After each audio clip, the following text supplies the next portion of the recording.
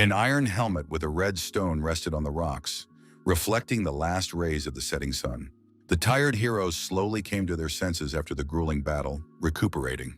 The comrades were talking peacefully with each other, sipping refreshing beverages from their mugs and sharing their impressions. Suddenly, a strange sound came from afar, causing all the birds to soar into the sky in panic and leave the area. People instantly noticed the unusual behavior of the feathered creatures and turned their heads worriedly in the direction of the noise. The boy watched, perplexed, not understanding the reason for the sudden flight of all the birds from the neighborhood. The brown-eyed young man decided to scrutinize the surroundings, trying to solve the mystery of the strange phenomenon. Hyun-sung noticed that the mug in his hand was beginning to shake treacherously from the incomprehensible vibrations of the ground. The hero looked around, trying to scout the situation and understand the true cause of the disturbance. Someone shouted desperately, warning everyone that a huge sea monster was approaching their camp. The girl loudly commanded the Windblade fighters to immediately prepare for the upcoming fight. One of the most ancient and legendary monsters known from ancient lore was approaching them. As the monster came closer, the ground beneath the people's feet began to shake from its heavy footsteps. The terrifying sea creature possessed incredibly sharp fangs and an intimidating appearance. The insanely aggressive monster let out deafening screams and growled menacingly at the terrified humans. After activating a special skill, a man approached the group and calmly advised everyone not to panic. He appealed to his comrades to prepare to give a worthy repulse to the approaching enemy. Through these encouraging words, the fear gradually dissipated and all the characters gained confidence.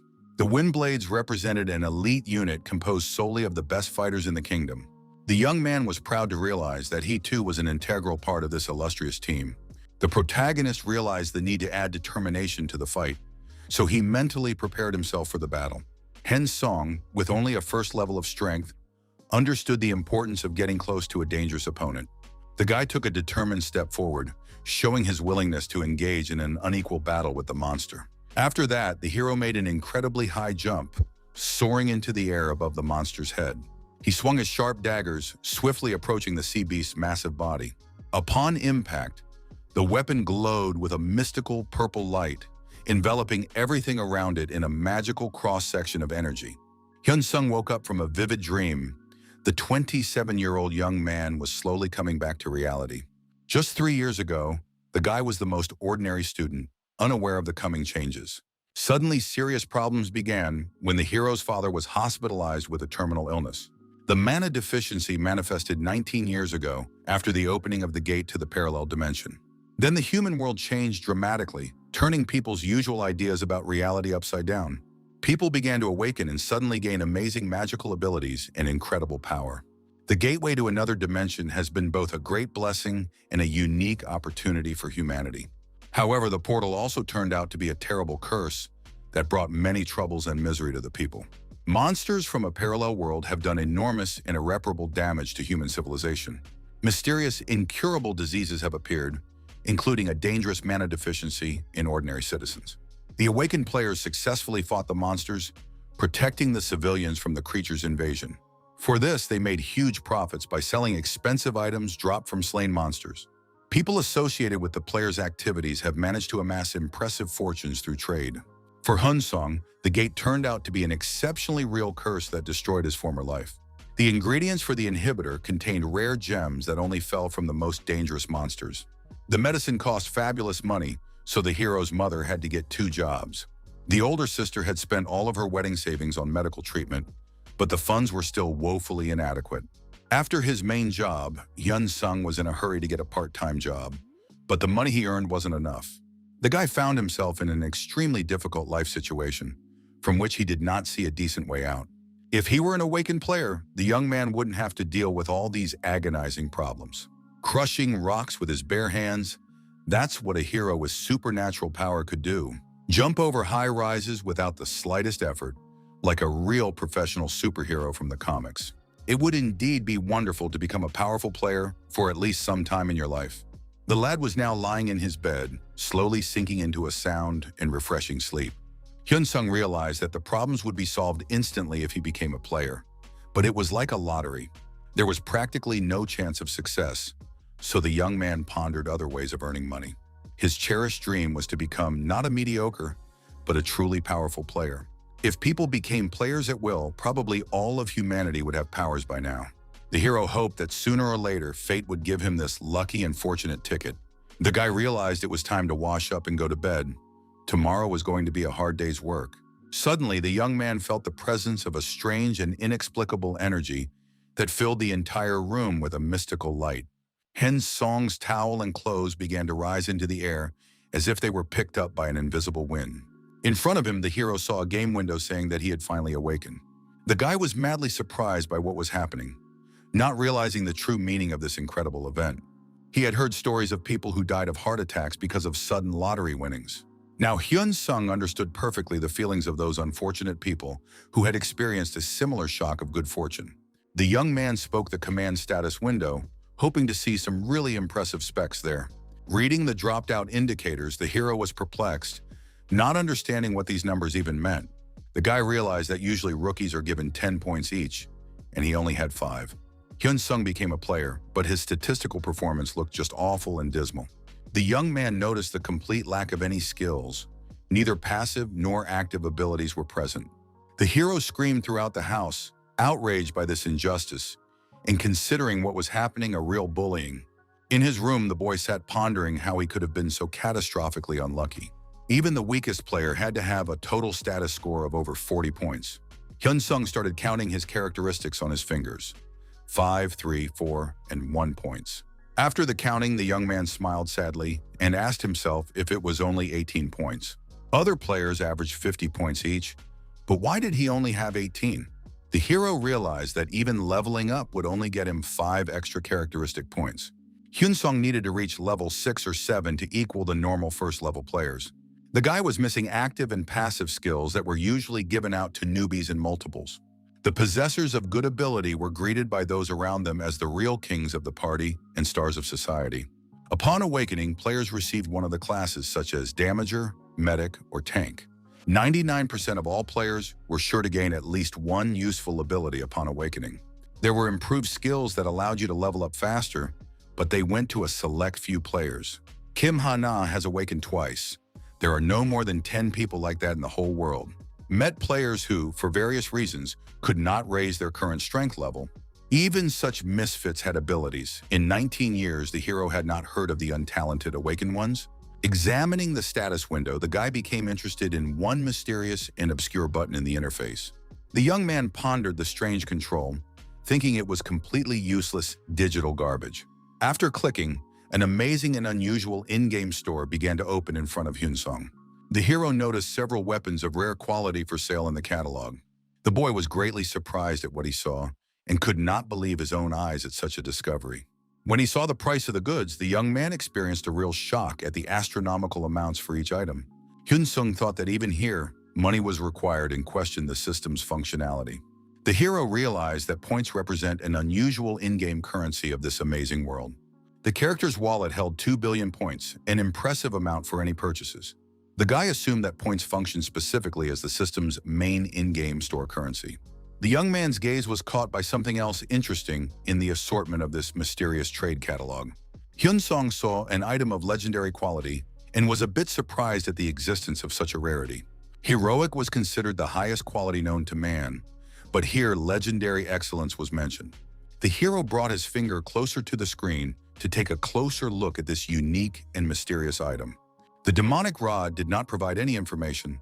All characteristics remained hidden from view. The guy couldn't buy the item due to insufficient level to make such expensive purchases. Over 10 billion points had to be accumulated to qualify for a rare quality. The young man spotted many other things of high quality and incredible rarity in the store. Hyun Sung wondered if there were medicines that could cure his father's serious illness. The hero began flipping through the store's catalog, trying to find exactly what he needed. The hero saw a growth elixir on sale that exceeded his wildest expectations. Usually what was called an elixir was the truest jewel among the in-game items. The guy reflected on the fact that if only he had the ability to afford the purchase. Now Hyun Sung realized that he had figured out the system. He should have gone into profitable trading. The merchant class was considered the richest and most prosperous of any player category in the world. The young man came to another important discovery while studying the range of the system's mystery store. The hero discovered goods for raising strength and marveled at the existence of such useful items. The guy thought about the possibility of buying the goods for the purpose of resale, but then discarded the idea. If he doesn't acquire skills and exclusive abilities, he will never achieve greatness. Hyun-sung had to carefully consider every decision to become a great and powerful player. In his hands, the hero held a small red ruby, shimmering in the daylight. Holding the stone, the young man wondered if it would be interesting to taste it. The boy decided to experiment right away and cautiously taste the mysterious object. Hyun-sung immediately began to feel a surge of strange and incredibly powerful forces within his body. It was as if his musculature had begun to increase, and a noticeable muscle mass was appearing all over his body. Literally in an instant, the young man began to transform into a real jock with an impressive physical form. The hero was sweating profusely from the intense sensations he had just experienced during the transformation. The guy thought that just 10,000 points gave the effect of several years of training.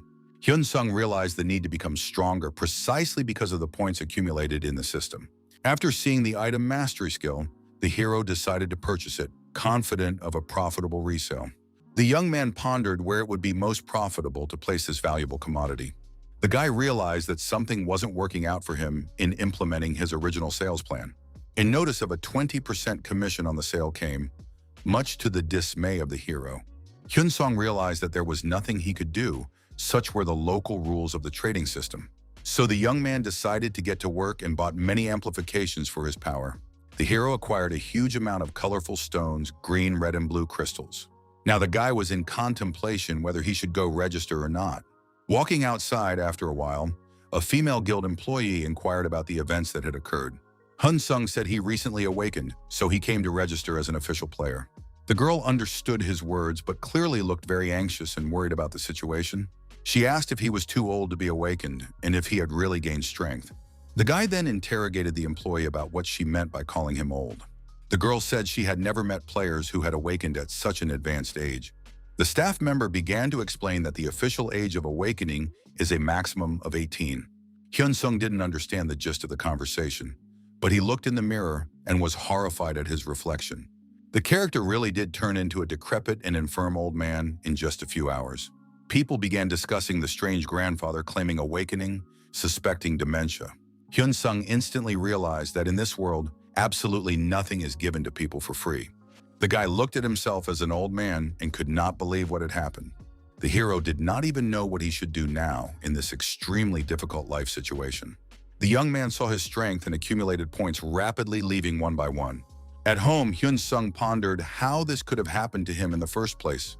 He has less than a year and a half to live. It is urgent to earn an extension of life. The hero looked at a few trinkets on the table and thought about the possibility of selling them. The portable console in his hands the guy thought was worthless and outdated junk. Having taken the device, the young man decided to check its functionality and made sure it was in working order. A notification came in about an opportunity to place an item for sale with a 20% system commission. Hyun-sung decided to try putting a handheld console in the system's game store window. It began automatically scanning the handheld console to determine its gaming performance and cost. The character was surprised that the system allowed real-life items to be put up for sale. At this point, the guy seriously considered the incredible earning opportunities that had opened up before him. In real life, you could get about 50 to 60,000 for the console. Therefore, Hyun-sung decided to put a much higher price, taking a risk for a big profit. The young man began to laugh, thinking about the 40 games bundled and the fairness of the assigned price. The item was successfully put up for sale, and the hero thought of other items. He began to study the window of a wealthy player with many different jewels in his collection. The buyer clenched his teeth and stated that the product offered was totally unsuitable for him. Another visitor to the showcase thought he already had everything he needed from the assortment. The girl player longed for something new to be uploaded since she had everything. The girl thought of dispelling the boredom and having real cockfights between the players. This could be the truest goldmine for making big money in the system. Suddenly, one of the customers noticed something strange and unusual in the store window. Gotta notice that there are some really new and interesting items for sale. She rushed to the screen and exclaimed that she absolutely had to buy it all up immediately. Hyun-sung noticed the successful sale of goods, and all of his wrinkles immediately smoothed out. The hero realized that his life expectancy really depends on the number of points in the game. The guy was pondering how he could recover all the system points he had lost. There was only one thing the young man could not understand in this whole confusing trading scheme. Who in their right mind would buy his junk for such astronomically large sums of money? When Hyun-sung put up a new item, another buyer instantly purchased the watch. The girl didn't even know the purpose of the clock, thinking about the strange object with changing numbers. Her eyes literally lit up with real excitement at the never-before-seen device and its functions. As she considered the purchase, she thought about what a cool and amazing item it was. Buying another piece of junk, the customer said that in the game, all sorts of things can be useful for development. The next thing she picked up to examine turned out to be a smartphone with a cracked screen. The device was so old and glitchy that it gave a network registration error. There were also severe internet connectivity issues and unstable apps. The girl was perplexed as to what it even was and what the device was for. She just loved holding the smartphone in her hands and poking at the different colorful icons. At that moment, her eyes lit up even more than they had before. The blonde accidentally opened the camera and was surprised to think the thing might be a mirror. She also went into the department of different effects for photos and started looking into them. The customer was interested in the filters and decided to try one on for an experiment. Seeing herself in the camera phone with the effect, the girl was pleasantly shocked by the result. She looked insanely cute and attractive in a digital white fluffy bunny mask. The customer couldn't tear herself away from this uncharted technological toy. The girl took selfies time after time, and she enjoyed the process a lot. She looked at herself and was downright embarrassed at how beautiful she looked. The buyer was even able to get accustomed to operating this mysterious smartphone in a short time. Although she didn't know what it was recently, she was getting good selfies. Now in the game, she was catching lucky lighting to get a nice quality shot. The other girl was pissed and thinking that she damn near didn't have time to buy any interesting new products. If she finds out who intercepted her toys, he'll definitely be in for some revenge. The girl with long black hair hoped she could still buy something new from this amazing assortment. Looking at the junk she bought from the guy, the customer thought that she hadn't been cheated out of quality after all. Her left eye begins to glow and light up with a bright blue light, radiating mystical energy throughout the room. The lady tries to use her magical eye to carefully analyze all these mysterious things and their purpose. But the girl can't even approximate what this strange junk might be intended for in reality. The girl even gets a little frustrated that she can't manage to solve this interesting mystery for herself personally. Here the shopper's look changes, as if an unexpected brilliant idea has suddenly come into her clever head. The girl noticed that there was no magical trace coming from the objects. How was that even possible in this world? For some reason, she was sweating profusely from the exertion and lack of understanding of what was happening with the things she bought at the moment. The Deviless turns out to have figured out how to use this handheld console and has now fully mastered the controls of the device. Now the girl is very much involved in one of the games on the console and can't tear herself away from the addictive gameplay. But unfortunately, nothing good came out for her in the end, and she lost the final level with a bang. Sitting on her majestic throne, the Deviless was very upset over an embarrassing defeat in a simple game. The Deviless screams about how terribly pissed off she is about this, so much so that the massive chandelier wobbles dangerously under the ceiling. Clenching her teeth with rage, her pupils disappear completely, leaving only the whites of her eyes in frenzy and anger. The girl screams throughout her dingy palace that some creature killed her at the very end of the game level. Hyun-sung has gone outside and is standing next to someone else's expensive car, thinking of new ways to make money. The hero tries to sell it and put it up for sale in his store, hoping to make a good profit for it.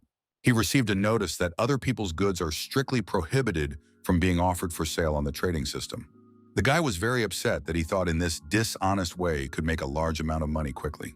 The young man decided to put up some more junk from his personal belongings to fill up his gaming account with points. One completely broken fan he happened to find on the street near a dumpster caught his eye. Since the fan itself was nobody's property and the hero picked it up, the device automatically became his property. After scanning, he was notified that he could not sell the broken item for more than 10 points. Hyun-sung realizes that this is what a real setup from the store's system and its rules really is. It's okay. He still managed to sell something, and it's already a small but pleasant success in trade. Now the guy realizes what a fool he was. He did a little bit wrong in the way he should have acted originally.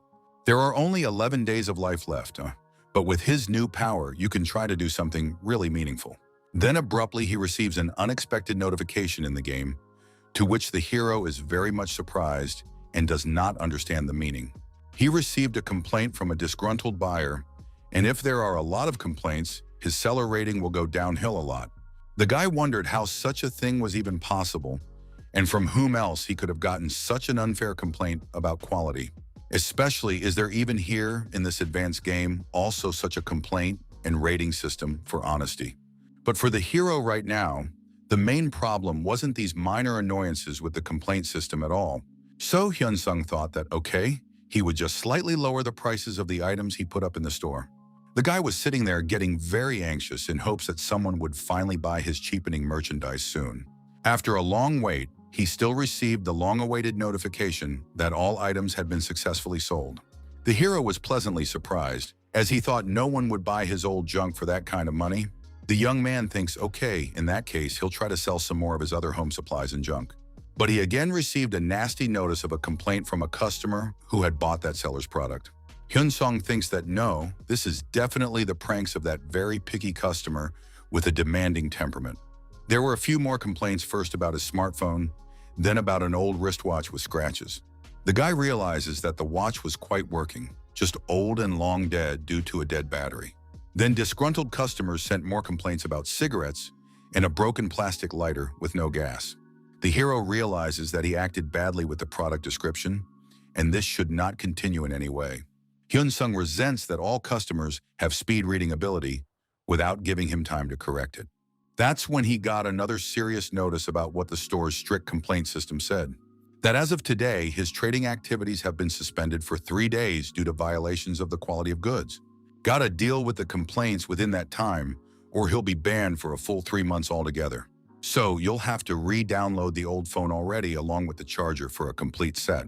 The customers seem to be just like him. They are players with different unique abilities and strange needs. Those who bought these electronic items are clearly not from our planet and do not understand earthly technology.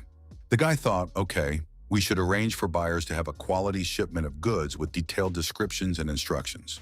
Hyun-sung went online and decided to visit the world of online shopping to research the market prices of goods. Starting to leaf through secondhand websites, the hero realized what really low prices for secondhand items are set there.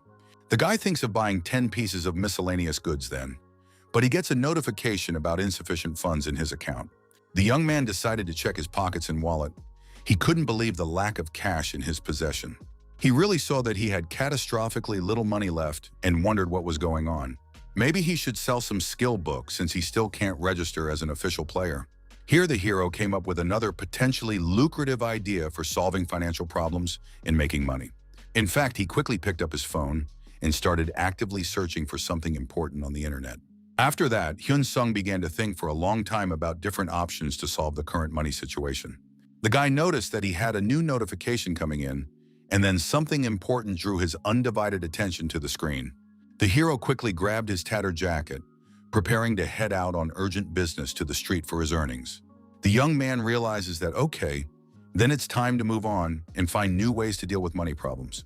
It was a new day at the construction site, where Hyun-sung was to work hard for pennies again. Hyun-sung came to his hard work as usual and picked up the huge sack with surprising ease. And not even one sack, but several pieces at once. It became incredibly easy for him to lift weights. Colleagues began to ask the guy in wonder when he had managed to become such an incredible strongman and where the strength came from. They curiously asked the hero where he had even worked and trained so hard before. Hyun-sung replied to his comrades that this was basically how he worked a little part-time everywhere and developed his physical fitness. It's been a full 3 days since I received a ban on the trading platform for substandard merchandise. With very little time left to unban on the platform, the hero was looking forward to trading again. The guy realizes it's time to actively make some money again to buy quality goods for resale. The young man thinks and starts planning to put all these new items for sale with detailed descriptions. Then suddenly the expression on his face changes abruptly from joyful anticipation to deep disappointment and horror. Hyun-sung has received another complaint from a disgruntled player and wonders how much longer these constant complaints can be tolerated. The character started to get very worried as he is afraid of being banned permanently and losing the ability to trade. The guy is sitting in a state where he's getting really sick from stress and nervous tension. 20 of the 20 items received complaints. All items were defective, so a 3-month lockout. Hyun-sung thinks in horror, how did 20 out of 20 turn out like that? And that they were absolutely all his goods. The hero tries to figure out what the problem is and reads a review for a game console about what he did wrong. The buyer wrote that the seller didn't think of batteries to this portable set-top box for proper functioning. The guy got another complaint about the glasses and a broken remote with no batteries. Hyun-sung is angry and thinks, why are they being so rude to him with these complaints? They should have waited a little longer. The young man feels like he's going crazy with the nonsense going on around him in this trading system. The hero thinks that if he doesn't sort out his problems in these 4 days, what will happen to him? The guy's completely frustrated and feels the sheer frustration of not being able to resolve this difficult issue. Hyun-sung is angry at the circumstances, which he can't influence by his actions and decisions. It's a new day, and he's making money again so he can buy quality stuff to resell later. While his supernatural power is active, the guy realizes that he needs to actively take advantage of these favorable moments. It's been a full 3 days since the last time I had trouble complaining about substandard merchandise in the store. Hyun-sung prepared carefully and bought some things again, but with more care and attention. The hero sits in front of this game window in deep thought about proper trading strategy and quality of goods. The guy thinks of a man who buys up all his merchandise, but is willing to slap complaints for literally nothing.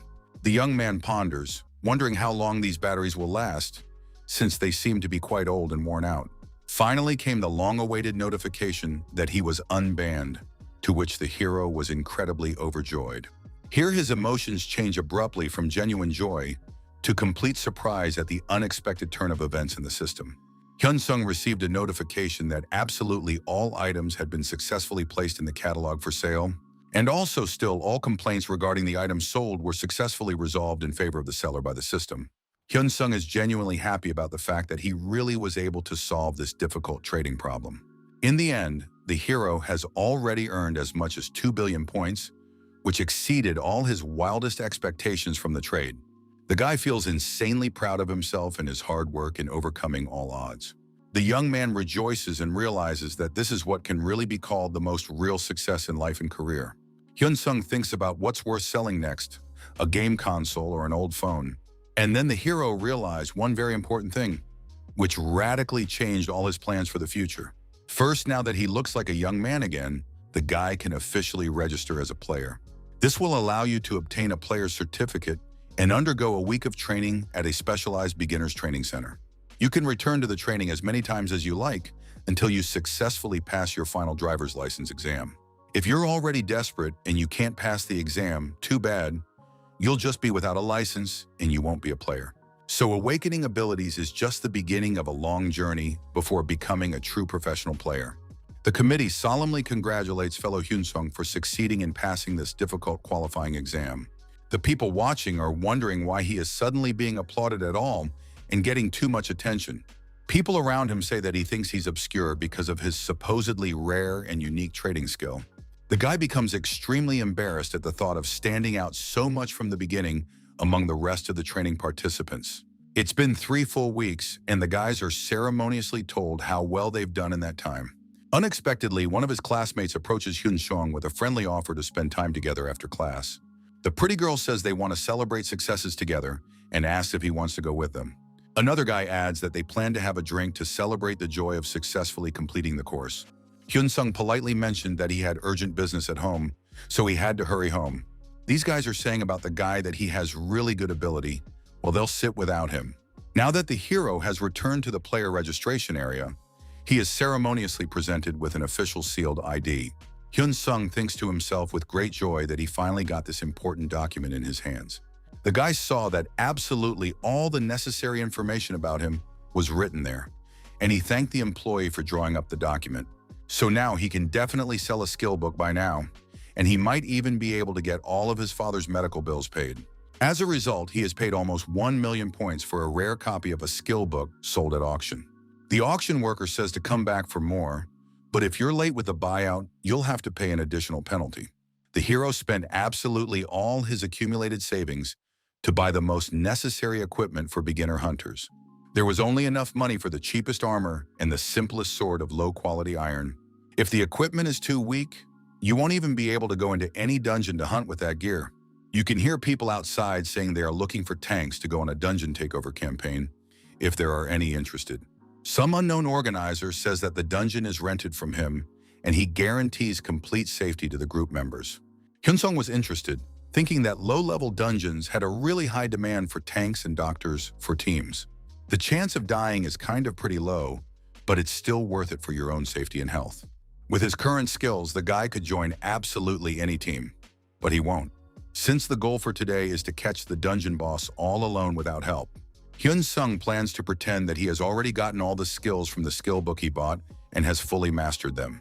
As the hero began to enter the dungeon, the worker at the entrance asked in surprise if he was going in without a partner. The confident guy on this calmly said that, as you can see, yes, no partner, and started to walk away inside the dungeon. Hyun-sung hears people say about him that he is a real daredevil who goes alone into a dangerous dungeon. Even people of high status and excellent characteristics rarely hunt alone. Usually everyone forms teams or pairs. You can't just risk your precious life for no good and important reason to do so. Because if you go alone into a dungeon, you can easily die or even become disabled for life. It is very important to find a reliable partner to rely on in critical situations and in case of danger. The employee responds that sometimes you have to let people do what they themselves want to do, despite the risks. Hyun-sung had entered this dark and dangerous dungeon completely on his own for his first ever prey quest. Since this is his very first time in a dungeon, it's understandable that the guy's very anxious and nervous. The hero has lit a bright torch to light the way and takes a determined step forward through the dark corridor of the dungeon.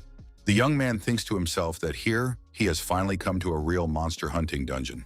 Hyun-sung walks down this dark and deep corridor, listening carefully to the sounds and rustles around him. As suddenly, all of a sudden, the lad heard some strange and disturbing sound coming from the depths of the dungeon ahead. The hero saw some wounded kid who was clearly dying from serious wounds and blood loss received in the battle. Ahead of them, they saw a huge evil mutant rabbit and several experienced warriors in armor desperately fighting it. Seeing this terrifying monster, the guy thinks that this is not a hare at all, but the most real ruthless predator killer.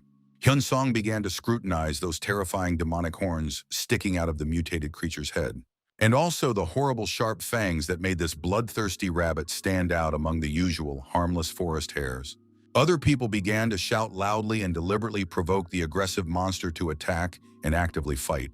The monster began to get very angry from this, which was done by the hunters quite specifically to provoke the creature's aggression. The huge mutant hare with its burning red eyes began to furiously attack the warrior closest to it. There was only one desire in his mad eyes: to kill and gnaw on all the people in the dungeon. The warrior realizes in his eyes that he is probably about to die from the fangs and claws of this terrifying monster. The shield that was protecting his body from attacks suddenly slipped from his hands that were trembling with fear. Hyun-sung, watching this chaos, can't understand what is even going on in this critical combat situation. The hero hears these players shouting to each other to act now and go on the active attack. The guy thinks they're newly awakened and have only had 3 weeks of basic training at the rookie training center. Before that, their lives were completely ordinary. Someone worked in a factory, someone went to university. The chances of a first-level team successfully traversing the dungeon are very slim, let alone his plans to act alone. But these guys are really trying their best, despite the monster's clear superiority in strength and experience. They carefully pick the right moments to strike tactically correct blows at this monster's vulnerabilities. This enthusiastic group realizes that now is the best time to launch a decisive attack on a weakened enemy. In front of his eyes, the guy stands in complete shock, thinking about how he used to think he could do it all. But now Hyun-sung realizes that you can't be so cocky and underestimate the dangers of dungeons for newcomers. The hero sees the team desperately trying to deal with this aggressive, mutant rabbit in every way possible. The huge monster swings its massive white furry paw around, trying to crush another armor-clad opponent. But still, with their combined efforts and many coordinated attacks, they manage to defeat the dangerous killer rabbit. The hero simply watches as the defeated monster falls heavily to the stone floor of the dungeon, letting out a final groan. Hyun-sung realized that they had been fighting the monster for much longer than he had originally imagined. It took 8 minutes for one rabbit. Everything needs to be done faster, or you won't survive the more difficult dungeons. The guy noticed a patch on one of the guys that said something like Guild Security Officer. Hyun-sung thought that with such an ally, it was unlikely to achieve anything serious. What was the point of trying then? To the hero, someone replies that it's not worth worrying about that and worrying about the competence of the team. For an experienced player like this man, such skills are enough, and he activates invisibility mode.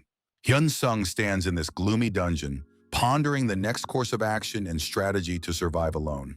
Players walk past him, talking to each other about how well they did today. Lee Soo-hee, the guild commander, and Kim Ji-soo, the guild doctor, talk about how well everyone did and did well.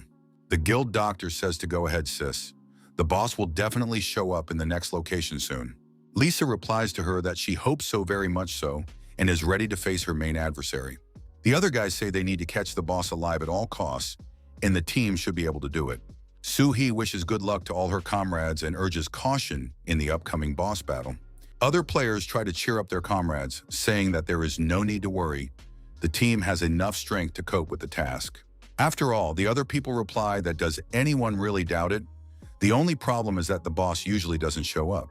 Those players immediately changed their tone and said they just didn't want to upset the team with bad news about the difficulty.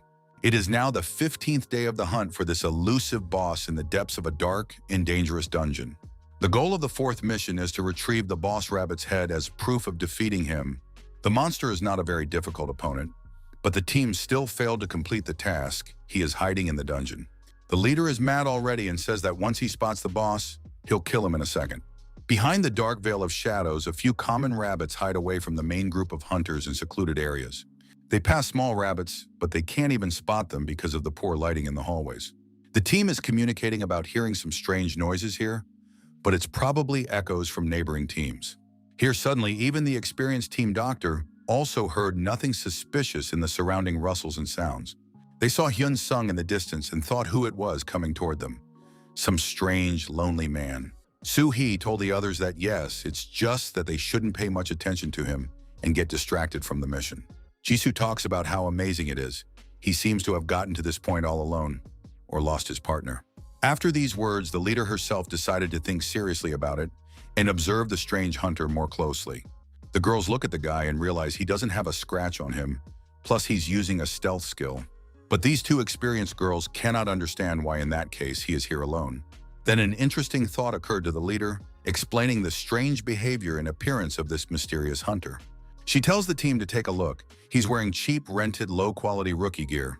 This kid is probably just an inexperienced rookie, but he certainly wouldn't have gone here alone willingly on his own.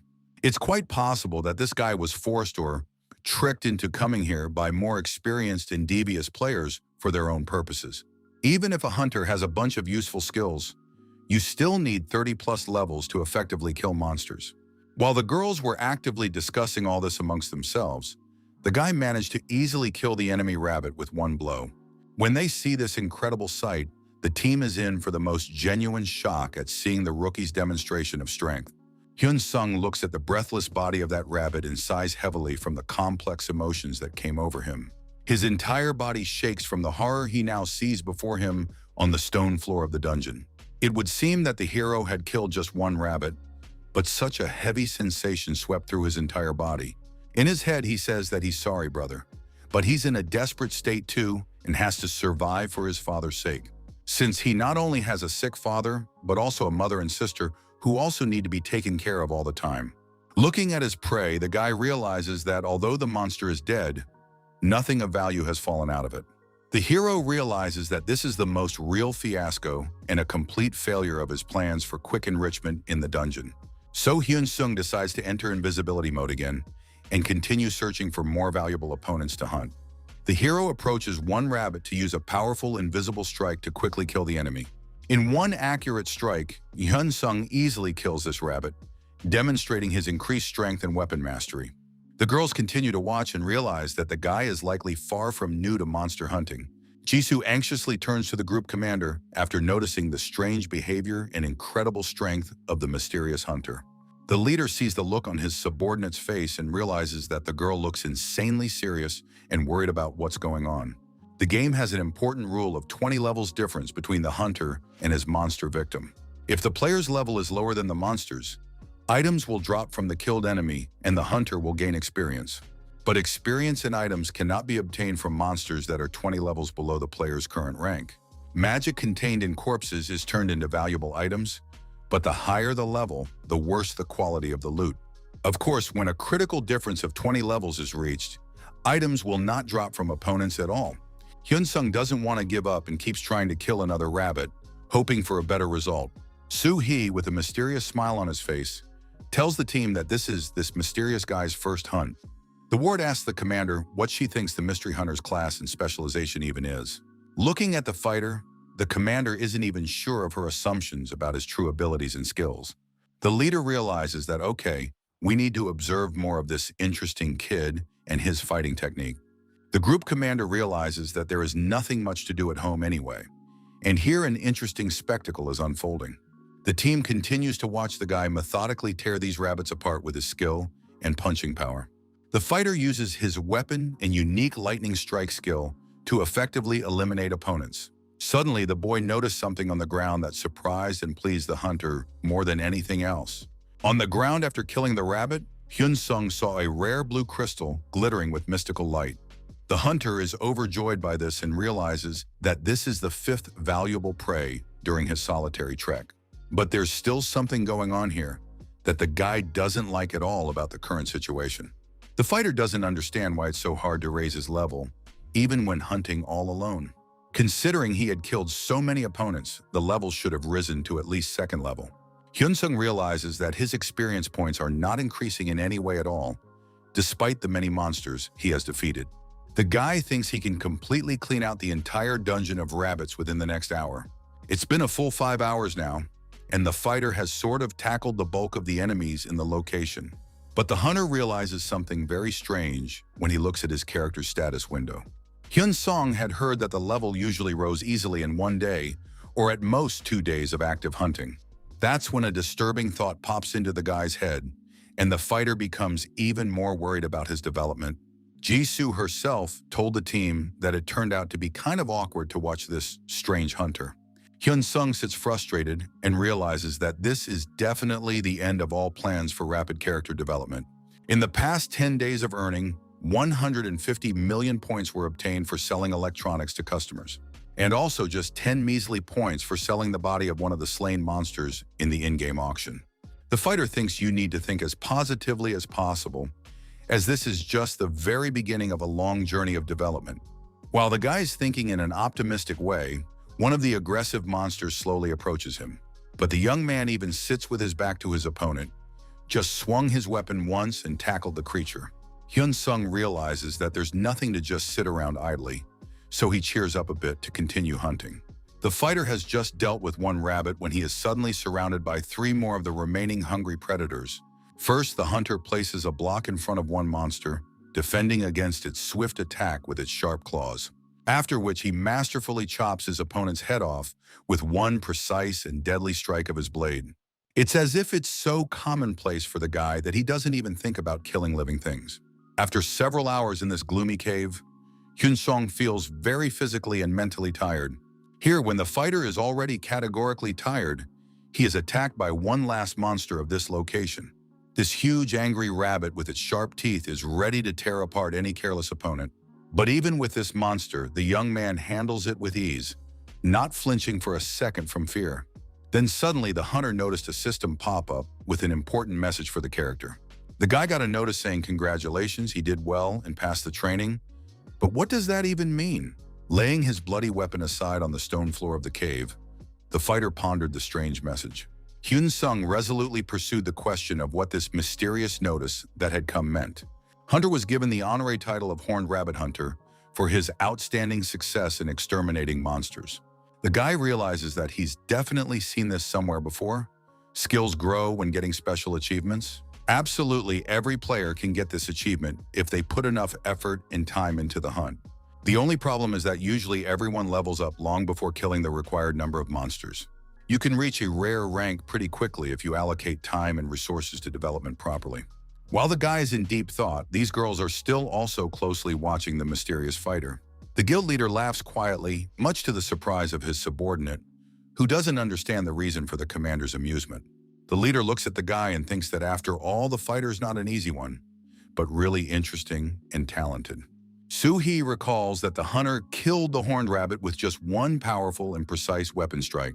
Repeat that once or twice, and the commander would call it the usual luck of the novice hunter. But absolutely not. The guy has done it many more times with enviable consistency and skill. The fighter did so without a single regret or hesitation, as if killing monsters had become an everyday occurrence for him. Not only that, the hunter would immediately blow the head off the monsters without wasting time on long duels and fights. For Hyun Sung, it was so easy and simple that he did it all at the same time effortlessly. Literally one stroke of his weapon fighter destroyed opponents, demonstrating an incredible mastery of the blade. The girl realizes that in such an unusual situation, she definitely needs to intervene and get to know the mysterious hunter. Hyun Sung holds the blue stone in his hand, scrutinizing this rare booty from the slain monster. The fighter ponders if maybe he should move further down the dungeon and seek out stronger opponents. Here the two girls decided to call out to the hunter after watching him closely from afar for a long time. The guy clearly didn't expect there was anyone else here besides him in the depths of this dangerous dungeon. Hyun Sung looks at the two girls and thinks that they have high-level equipment. Who are they? Jisoo tells the stranger that there's no need to be afraid. They're from dungeon security in the first place. Hunter thinks, so that's what this is all about, and says he thought all the employees were staying out front. The fighter adds that he didn't even notice the girls and they don't seem to have service member badges. Jisoo explains that they have just returned from a mission to protect other hunters from dangerous monsters. Probably didn't notice the team due to stealth skills, used the ability to avoid the attention of the horned rabbits. Hyun Sung thinks about hiding, but he couldn't even hear them breathing. What a masterful hiding presence this is. The young girl goes on to say that they happened to notice how the guy was skillfully hunting monsters by himself. The hunter's outstanding abilities attracted the attention of the experienced female security officers watching. So the girls ask the fighter if they can find out what his current level of development even is. But Hyun Sung is getting embarrassed. He's only level 1, but the skills add up to 270. The guy thinks it's no good that these two strangers have noticed him and are interested. The girls go on to explain that they just wanted to pass by the hunter, but really couldn't stay indifferent. Soo-hee says she's interested in something about battle technique, so she still wants to ask something. The commander said she represented the Sao Guild, one of the most powerful organizations in the country. The guy knows that there is a big company in Korea called Soo Group, and the guild is sponsored by that corporation. The leader says that if the hunter reveals his status, he will gladly help him join. Here the fighter realizes that the case is absolutely bad. You have to be careful with such powerful people, since these ladies are likely to be an obstacle to further development if they find out the truth about the abilities.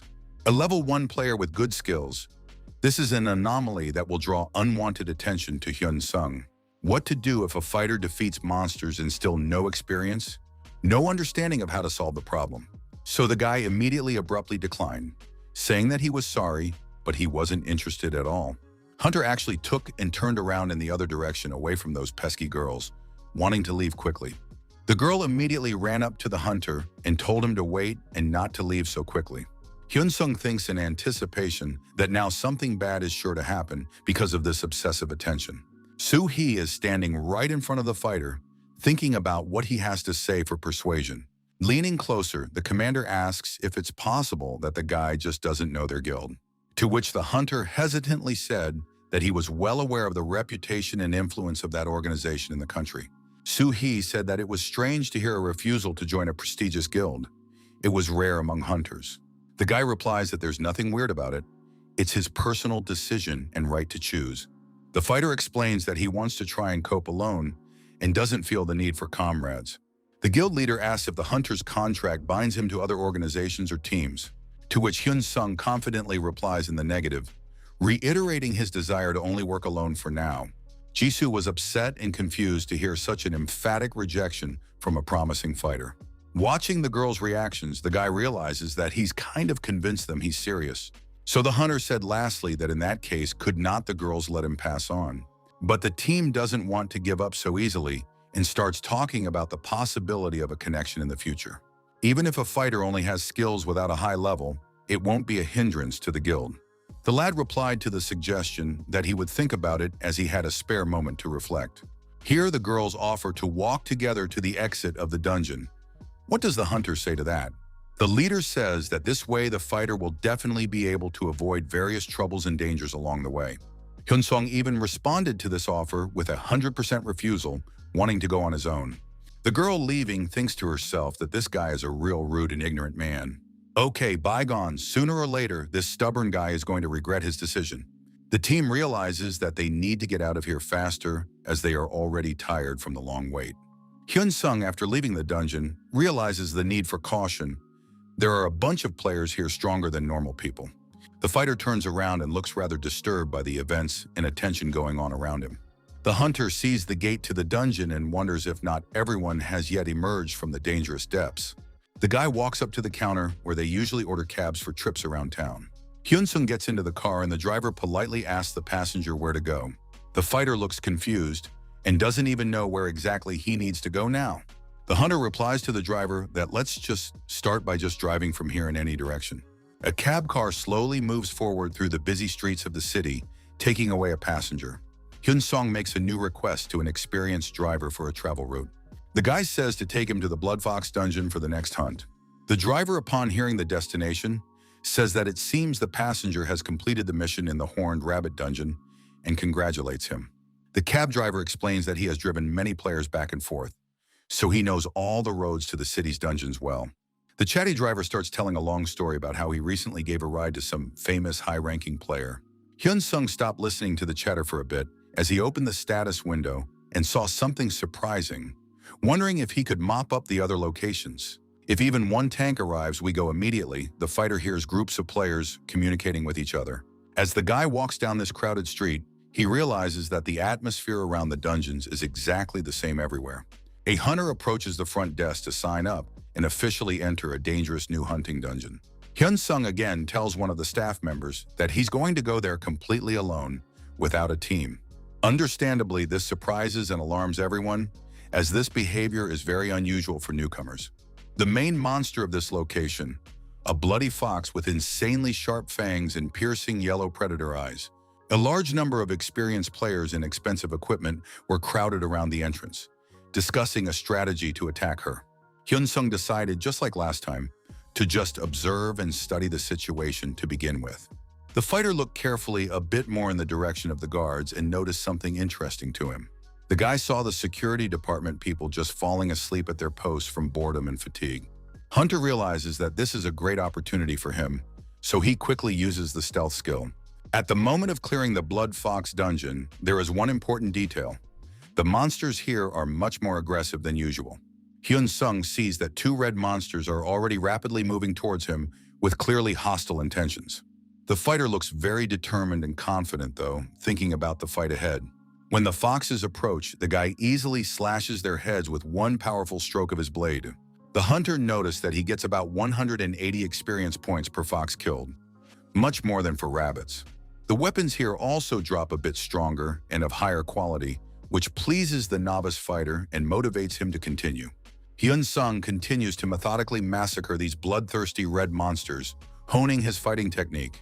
Stepping aside a bit after hitting another opponent with his weapon, the guy looks around at his surroundings. The fighter realizes that he has successfully dealt with the first wave of these dangerous monsters and is ready for further challenges. It was then that something else ahead caught the hunter's attention, a movement deep in the dark corridors of the dungeon. Hyun-sung saw a huge number of these blood foxes slowly crawling out of their lairs towards the uninvited guest. The predators came closer and closer to him, displaying sharp fangs and bloodthirsty eyes. But the guy realizes that in this case, it's time for him to start the most real, large-scale monster hunt. Already at 2 o'clock in the morning, the count of foxes killed was almost 300, an incredible result for a single hunter.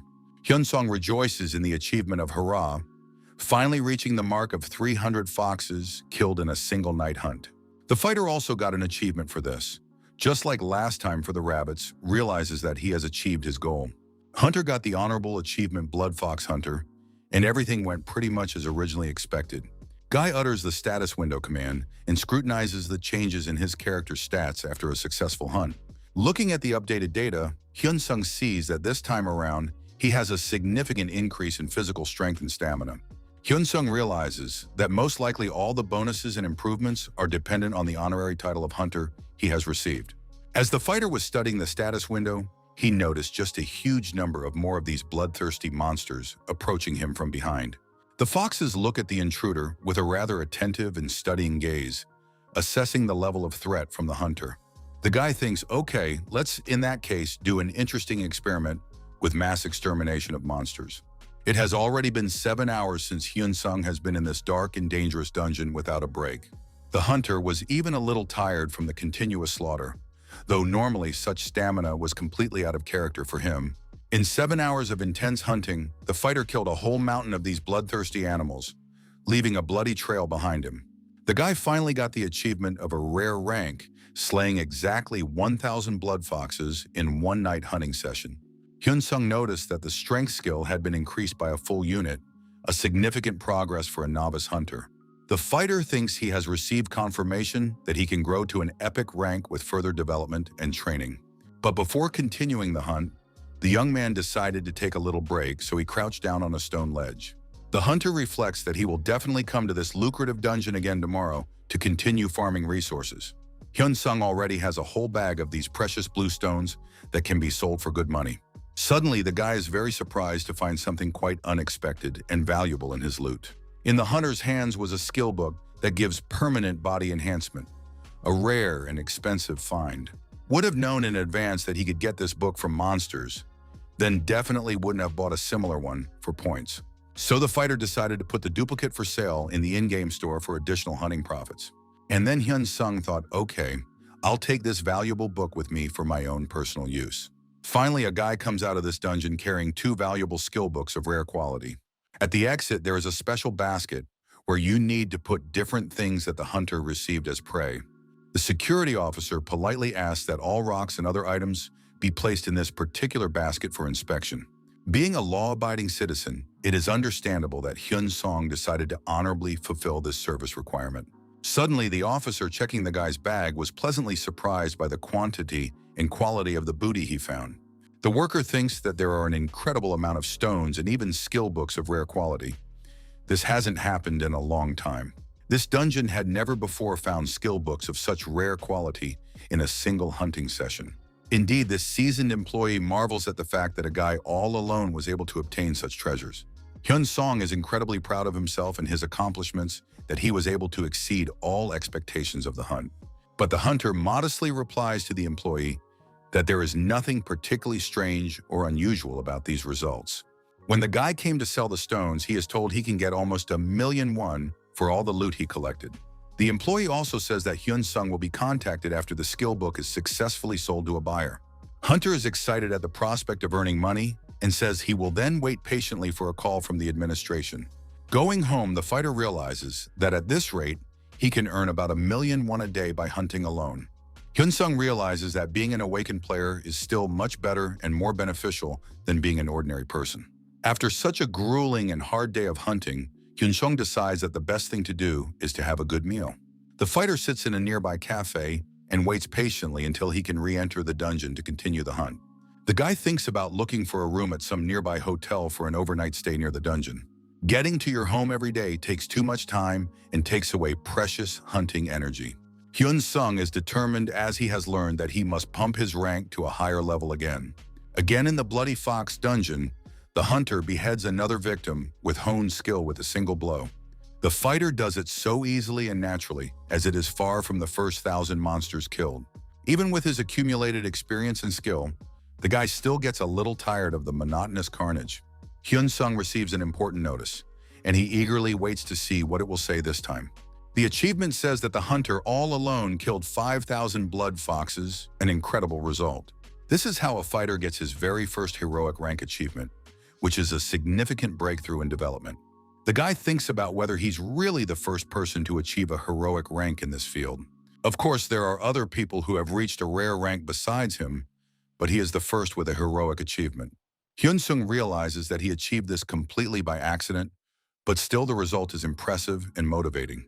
Hunter decides to call up the status window once again to take a close look at the new characterization changes. When the fighter saw what had been updated there, he was truly in deep shock at the magnitude of the improvements. In general, all character stats increased by a whole 100 units at once. Fantastic progress. Being first at something is really very cool and gives you a sense of uniqueness among all the players. Also, Hyun-sung received a notice of possible promotion to the next rank, which is also incredibly cool. But then, after reading more carefully, the guy thinks, stop! Something particularly interested him in this message. It turns out that this rank can be further increased when certain hunting goals are met.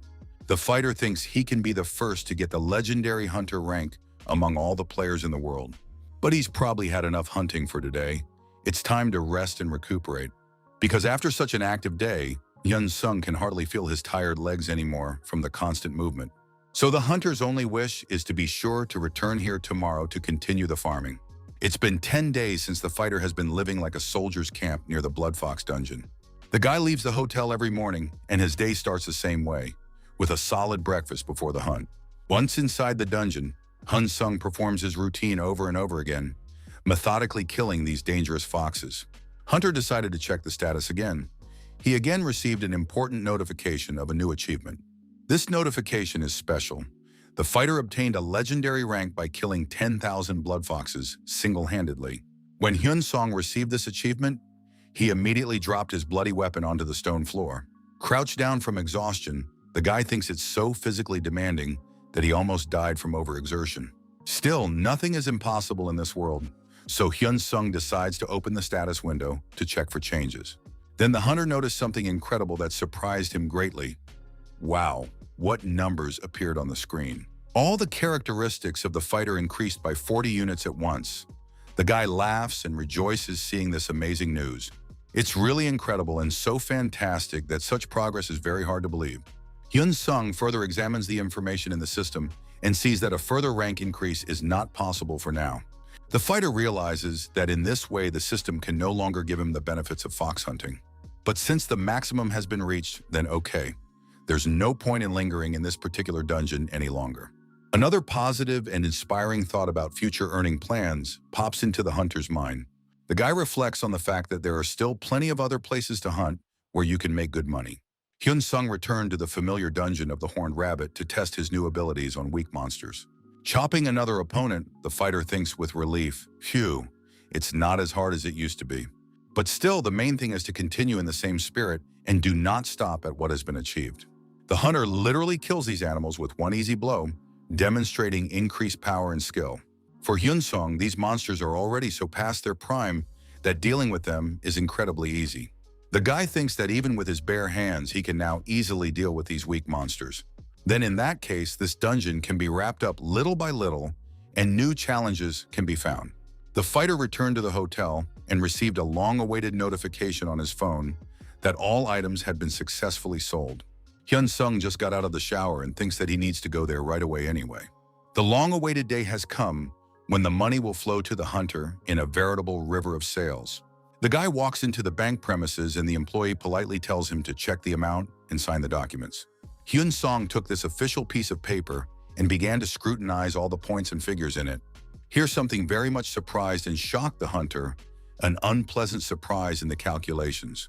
The fighter saw that there was a huge tax listed there to be paid, almost half of the whole amount.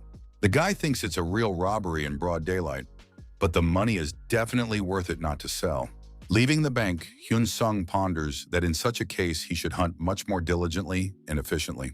In the low-ranked dungeons, the hunter earned 10 million using stones in less than 10 days. As a result, the fighter was able to earn 100 million won in this month, and the points are accumulating quite well too. At this impressive rate, Hyun Sung will be able to buy the elixir much sooner than he had originally planned for his father. The guy quickly ran to the public transportation stop, hurrying home with the good news. Hunter thinks if you look at it that way, he hasn't bought any new clothes since his father got sick. Hyun Sung couldn't afford new clothes, and his mother and sister were also saving money on everything.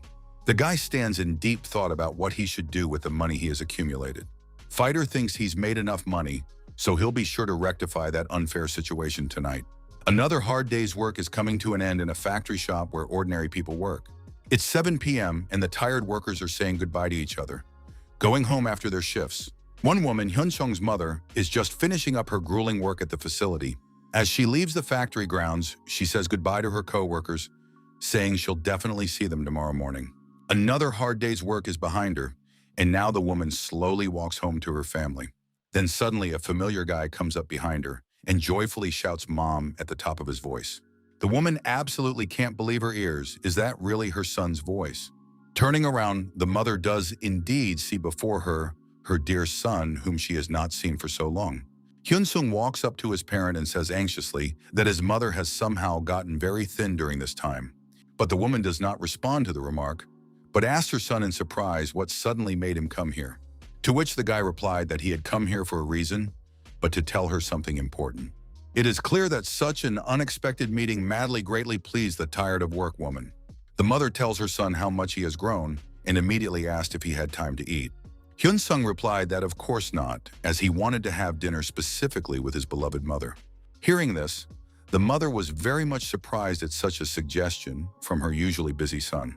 Afterward, the woman said she immediately had to rush to her second job at a local diner. The mother gives her son some money and tells him to go order some soup somewhere nearby. And tomorrow morning she would be sure to make him a delicious homemade breakfast, just like when he was a kid. The son replies that the mother hasn't had dinner yet. If both are hungry, let's go eat together. The woman explains that she can get a snack at her second job, so let her son go alone. But Hyun-sung still insists that he'll help his mother, so let's go out for dinner together. Guy doesn't want to let his mother go, realizing how hard she works for the family every day. But then the fighter says with a mysterious smile that he has some very important news for her. Hyun-sung explains that he came here specifically to tell his mother something serious. A big happy smile blossoms on Hunter's face from anticipation of his parents' reaction to the news. The boy happily informs his mother that he has awakened, which means he has become a real player. Upon hearing this unexpected statement, the woman was obviously very surprised and confused with shock. The mother interrogated her son about what he was even talking about, whether it was true or a joke. Reaching into his bag, Hyun-sung pulls out his official ID card to prove to his mother the honesty of his words. With a wide smile on his face, the guy triumphantly declares that he has indeed become a player. The fighter explains that this is why the mother can quit her job and stop busting her ass at the factory and the restaurant. But the woman, on hearing this, was clearly not happy about such a dangerous profession for her only son. The mother told her son with concern that he realizes the player's job is too life-threatening. Hyun-sung tries to reassure his parent by saying that there is no need for her to worry. He is always looking out for her safety. Therefore, the mother must leave work. But the woman responded to her son that there was no way she could do that.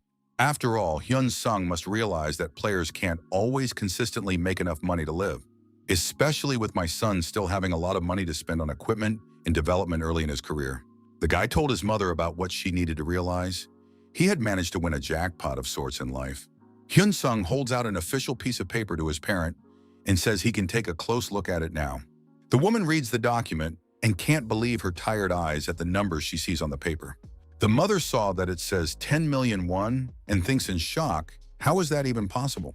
The son says he found a rare skill book while he was hunting in a dungeon and successfully sold it for a lot of money. The fighter explains that with this money, the family doesn't have to worry about anything else.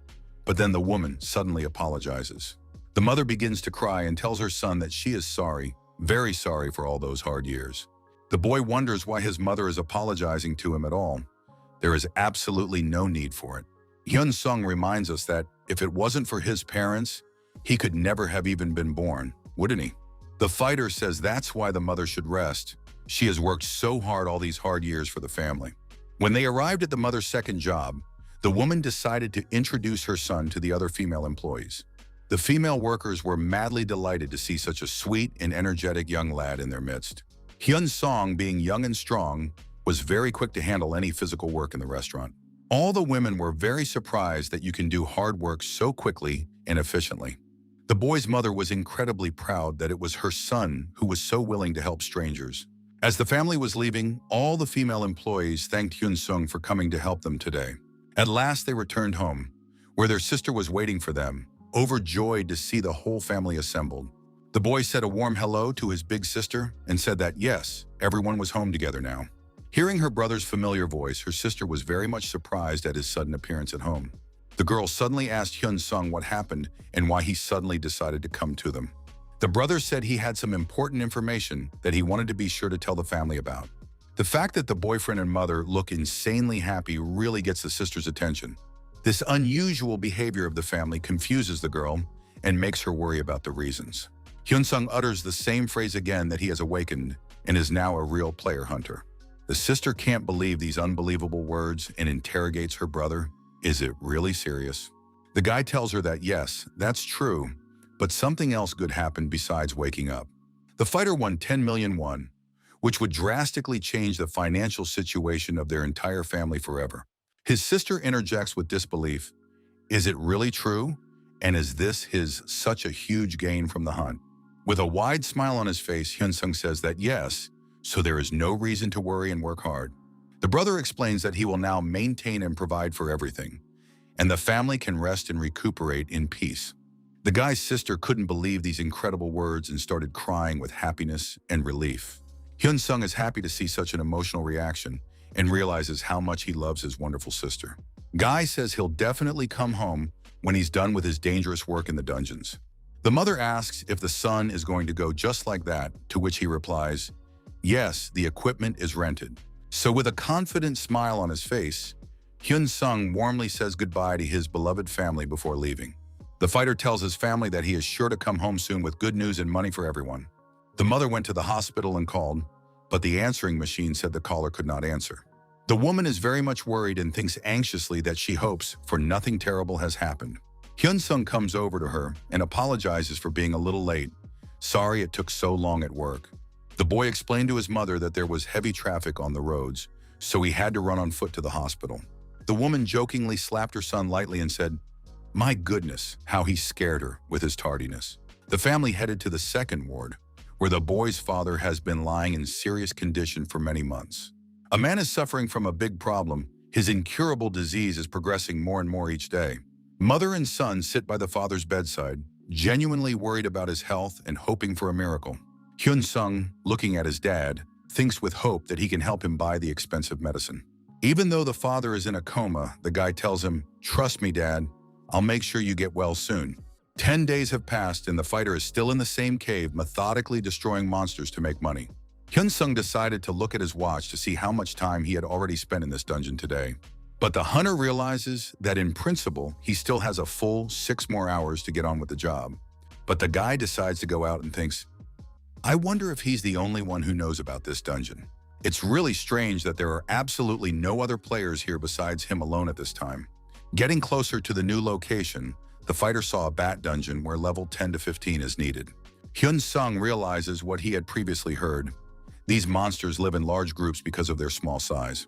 The hunter realizes that it will be incredibly difficult and dangerous without the help of a high-level team or guide. But Hyun-sung has one brilliant idea that only brings a wide smile to his face. Hunter decides that so-and-so will still go inside to explore this dangerous dungeon.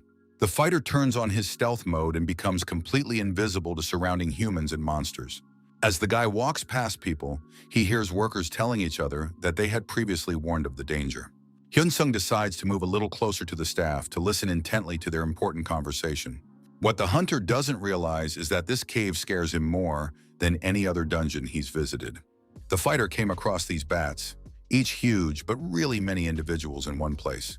The guy thinks with anticipation that, well, his biggest hunt is about to begin. Hyun-sung turns on the protective shield he has and turns off stealth mode to start the fight.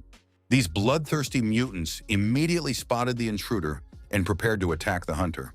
But the fighter knows another secret and pierces his finger to get fresh blood flowing for attraction. The bats instantly activated, their eyes glowing red when they smelled the scent of human blood. The monsters quickly started moving on the guy in a huge pack, as they all do in the wild.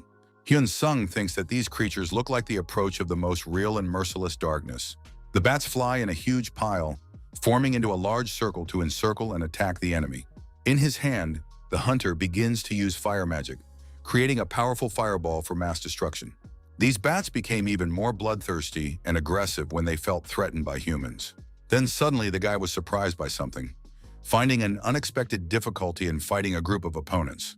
The fighter thinks it's too hard to use two powerful skills at the same time without losing concentration, especially in this dungeon, where a huge number of small but fast and aggressive monsters attack.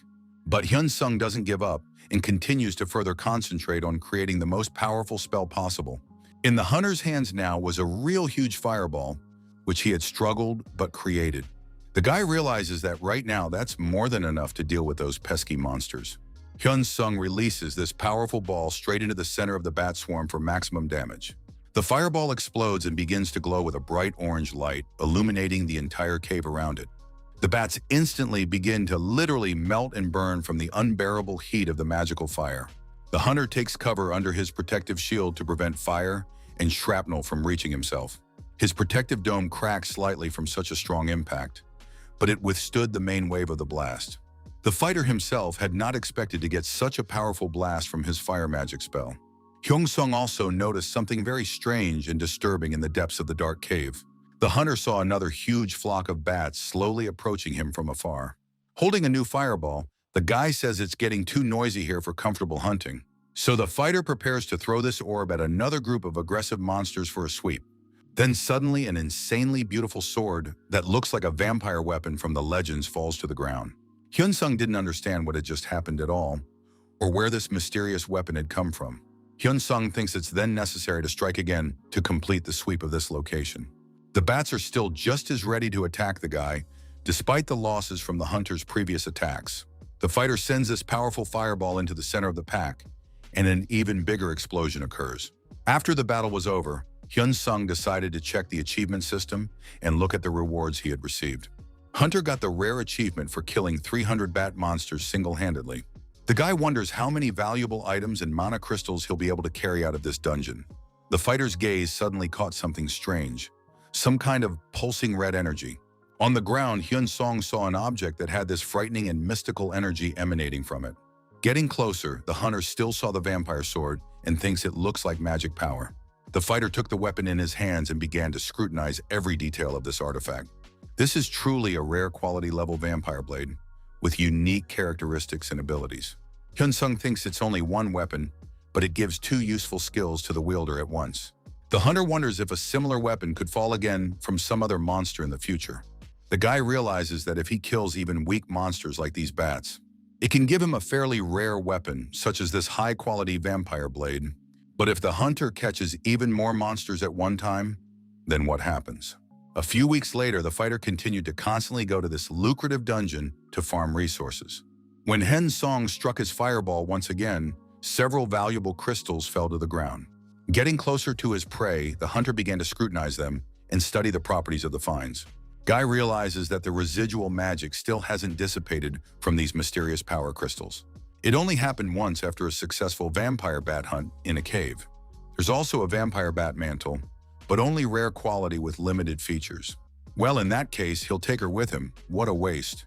Hyun-sung thinks, okay, he'll go somewhere else and earn his new title there. The hunter is about to leave and makes one last survey of the cave, looking around in different directions. A few days have passed, and the mother wonders to her son if his job is okay. The woman says if you spend such a huge sum to buy a house, you'll have to work again. Smiling, the son replied to his mother that he may not worry. He will not spend money until he provides for his family. Hyun-sung walked into the real estate office and said a polite hello to the agency staff. The realtor immediately told the guy that they had called him fairly recently about the deal. The employee said it was about apartment number 105 in a new apartment complex. Hyun-sung answered in the affirmative, and the realtor invited him to come in to inspect the documents and the apartment itself. The mother curiously asked her son why he needed such a large and expensive apartment for their small family. Hyun-sung patiently explained to his mother that it was perfectly fine. He sincerely believes that everyone should have their own private room. It's been a full week, and the whole family has finally walked into their spacious new apartment, all marveling at how incredibly big and beautiful it is. The guy with a smile asks his younger sister, well, what? Because now he will see such a huge apartment with quality repairs for the first time in his life. With genuine delight on her joyful face, the girl sincerely replied that yes, and she loved this apartment more than anything else in the world. The caring brother proudly tells his sister that later he is sure to buy the family an even much bigger and more luxurious home in a prestigious neighborhood. With a grateful and happy smile on her face, the girl replied warmly to her brother that, believe me, this splendid dwelling was quite enough for the complete happiness of the family. As she carefully watches her beloved children and their joy, a mother feels insanely proud of them and their amazing accomplishments in life. It's time for the traditional family dinner, and all family members sit down together around a large table to eat a delicious home-cooked meal together. The daughter enthusiastically suggests to her mother that tomorrow she should treat all the new neighbors to a freshly baked homemade pie as a sign of good acquaintance. The wise woman said approvingly that it was indeed a very good and right idea, so they would definitely do so tomorrow morning. Because after an important move to a new home, it is mandatory to politely greet all the neighbors and get to know them properly, according to tradition. Hyun-sung nods his head understandingly that, okay, so be it. Important family traditions are really important to maintain a good relationship. Next time, they'll be sure to do it ceremoniously and have a real large-scale introduction to all the neighbors in the apartment building. But the lad hopes with all his heart that by then they will have a fully healthy and recovered father of the family with them. A determined fighter packs up and heads to a brand new dungeon where you can go to continue to make lucrative money for your family.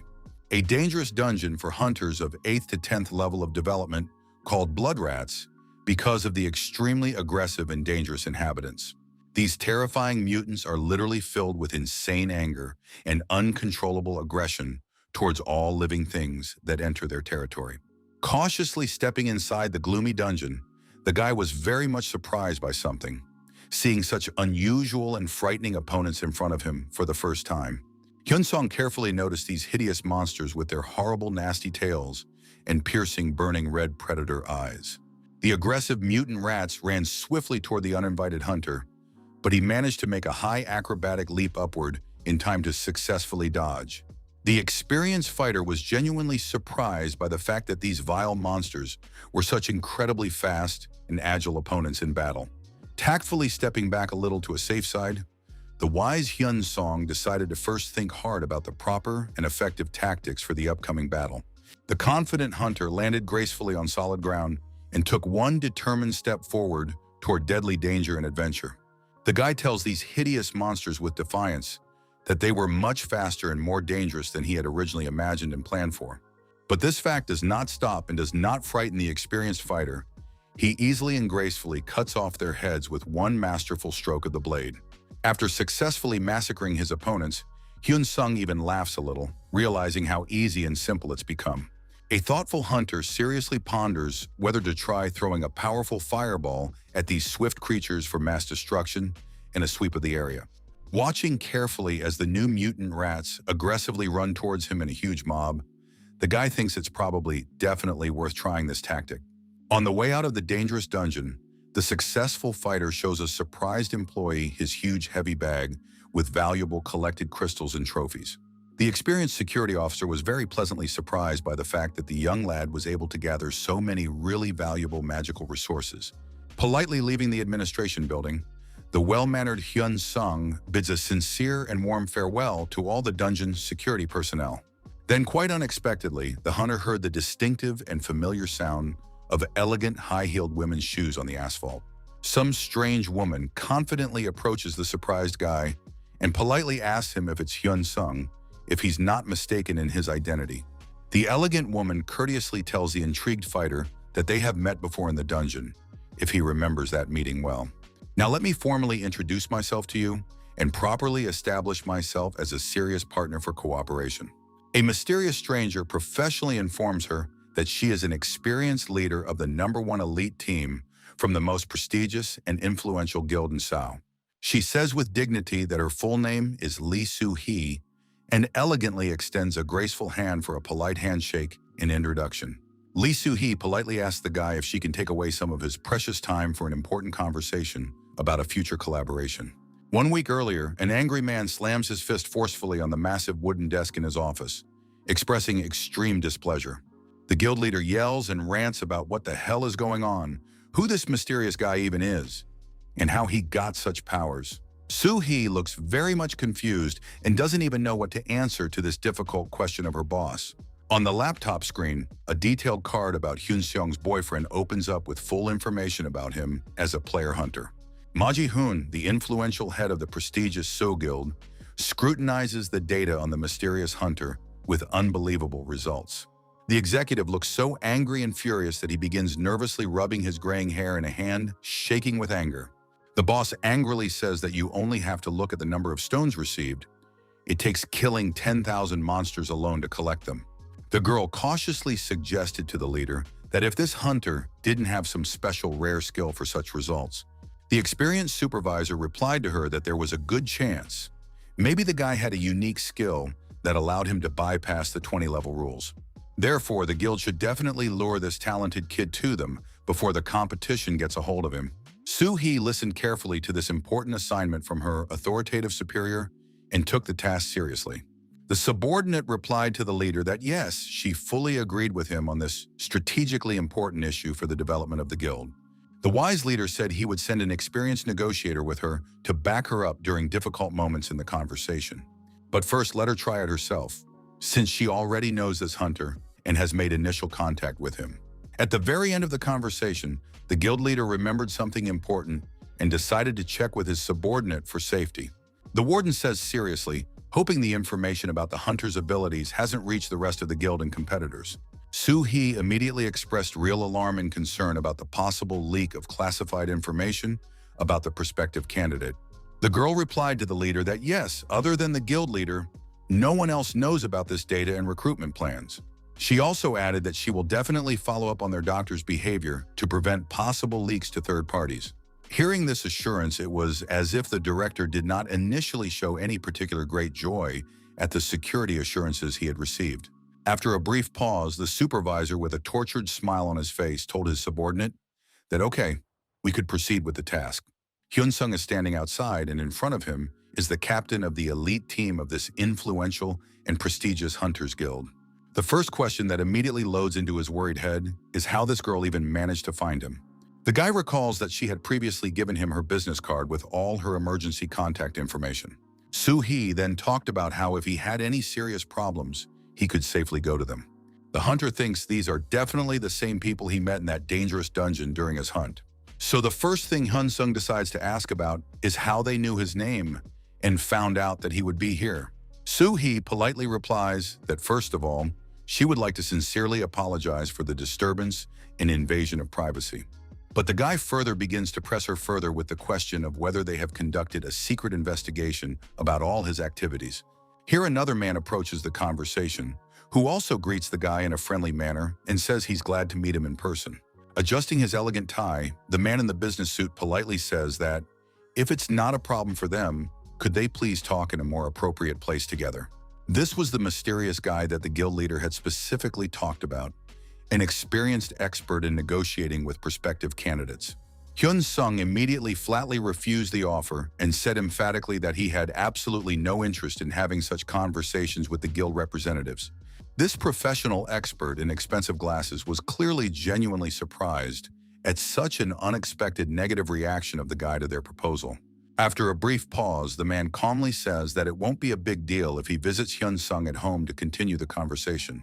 The hunter, having received such a blatantly threatening question about a visit home, was already obviously seriously tense and wary of such hints.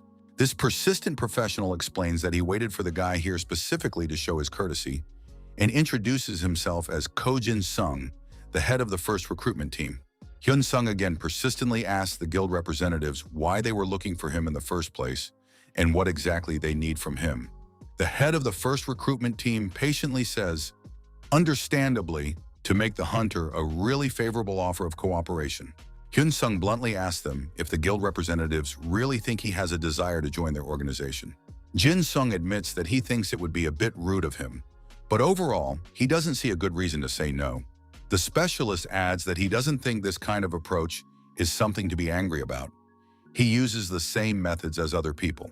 Hyun-sung rightly pointed out that the guild representatives' words were completely at odds with their intrusive and threatening actions towards him. The experienced man goes on to say convincingly that their guild is one of the oldest in all of Korea and one of the most powerful. Hyun-sung decided to interrupt his intrusive interlocutor, who clearly wanted to start a long, boastful monologue about how cool their organization was. The only thing the hunter was really interested in this conversation was specific money, so he bluntly asked how much he would get per year. He was diplomatically told that the exact amount would only be determined after he joined the guild, and they evaluated the skills, status, and level. After hearing such an evasive answer, the guy thinks that the bottom line is that he needs to reveal all his cards to them first. Jin-sung suddenly says he guarantees the hunter a deposit of at least 10 billion and a salary of $1 billion monthly. Hearing such astronomical numbers, the guy seriously tensed up and thought it looked rather strange and suspicious. No matter how high they rate his abilities, the amount offered is too much. It seems like they want to make him a guild representative. Even if it was some brilliant newcomer with potentially top-notch abilities, there's no guild that would take that kind of financial risk. Of course, except in the case of Kim Ha-na, who is the only booster in the country, you can take risks with people like that. Hyun-sung has absolutely no public proof of his abilities yet, nor does he have any officially recorded skills. Sure, the hunter has the unique skill of selling and buying, but it's not like he can openly tell outsiders about it. Even when Hyun-sung received his official player ID from the Hunters Association, only the base rank was written there without any details. All other important information about abilities and skills was completely blocked to outsiders by the security system. Hyun-sung, who had been carefully pondering over everything that was going on, suddenly seemed to realize something important about the guild members' behavior. The hunter's pupils narrowed sharply with realization, and he thinks anxiously, geez, what if his guesses turn out to be right? Jin-sung also carefully noticed that the guy had somehow suspiciously started acting strange and changed in his face from some thoughts. Yun-sung dares to ask a direct question to the guild representatives. This is all about my stones, isn't it? Jin-sung visibly tenses up, though he tries to pretend that he's completely not, and nervously asks what the guy's even talking about. Noticing the small nervous movements of this recruitment commander, Hyun-sung thinks he has hit the exact target with his suspicions. The guild captain was also acting suspiciously strange. This girl was clearly hiding something from him. Hyun-sung seriously tensed up, carefully watching all these eloquent reactions of the guild representatives to his direct questions. Hunter thinks, okay, the man seems to be completely unaware of his true abilities and source of wealth, and this mysterious girl is already clearly guessing what he can do and where he gets so many valuable resources from. There was no way that this powerful guild would just lay their eyes on his gems without a good reason. They probably think that Hyun-sung has a special rare skill, or that he has some secret information about dungeons. Jin-sung decided to cautiously ask the guy what he was thinking about so suddenly, abruptly, and deeply during their conversation. To which the hunter doesn't even know what exactly to reply to these annoying people, so as not to give himself away. A persistent guild worker says that from joining their organization, the guy clearly has nothing to lose, only to gain. But Hyun-sung is clearly not interested in this dubious offer of cooperation with obscure people and their ulterior motives. Hunter honestly replies to the representatives that he is not at all sure of the veracity of their promises and good intentions. Would a normal player show his status window to some strangers on the street without a good reason? Besides, nothing really concrete and guaranteed was promised to him by any of the guild representatives. The persistent worker asks Hyun-sung how then he will show them his status window for the ability assessment. Hyun-sung makes a tough condition. If it's true, pay him 10 billion in advance as a serious down payment. Only then, with peace of mind and full confidence, would he reveal his cards and join their guild. Jin-sung clearly didn't expect that negotiating with this guy would be so difficult, and he would turn out to be so principled. So the representative responded that in that case, they also needed something serious to start with regarding his abilities. Hyun-sung categorically stated that he had nothing more to talk about with a man who only offered favorable terms from his side. After such an unfortunate and tense conversation with the guild representatives, the guy is already calmly walking home on the evening street. Hunter clearly realizes that everything happened as he had previously assumed. It is best not to get involved in such matters unless absolutely necessary. Also, Hyun-sung should definitely be more careful about the amount of stones he sells so as not to attract unnecessary attention. If he sells too many valuable resources, he will stand out too much among the ordinary hunters with his results. Secret information about his abilities, as the guy had noticed, had already leaked quite a bit to interested parties in the industry. Suddenly, the guy noticed that he was getting a call from some completely unfamiliar number not recorded in his phone's contacts. Hyun-sung immediately thinks anxiously about who it could even be and why it's calling him at this hour. Jin-sung recalls through the phone that they recently chatted on the street near the dungeon about a collaboration proposal. But the guy is so uninterested in these conversations with annoying people that he immediately wanted to just hang up the annoying phone. Hunter was already starting to get angry and thinking about how brazen these guild representatives were in general. Already safely at home, Hyun-sung received a message on Messenger Kakao Talk from an unfamiliar contact. That same obsessive guild worker who can't get off the guy's back wrote him a private message. Jin-sung asked in the message that he wanted to apologize for saying the extra thing, if it's okay to meet again this week. Hyun-sung was genuinely surprised to receive such a persistent message from the guild representative, after their failed conversation. Hunter decides he's already tired of this constant imposition of cooperation, so he simply blocks the annoying caller on his phone. The next day, the fighter is in a familiar dingy cave to continue his lucrative hunting endeavor. Hyun-sung hunts in a dangerous dungeon with these wild blood rats that have become habitual adversaries for him. After another hard day's work, the hunter was returning home and unexpectedly met that very annoying guild worker. Here in front of Hyun-sung, the man bowed low, realizing the awkwardness of the circumstances between them. But the hunter didn't even pay any attention to the gesture and simply walked indifferently past the annoying man. The next day, the guy decided to go to a brand new dungeon for a change and to find more valuable resources. This location was home to aggressive blue lizards with sharp claws and poisonous teeth that posed a serious threat.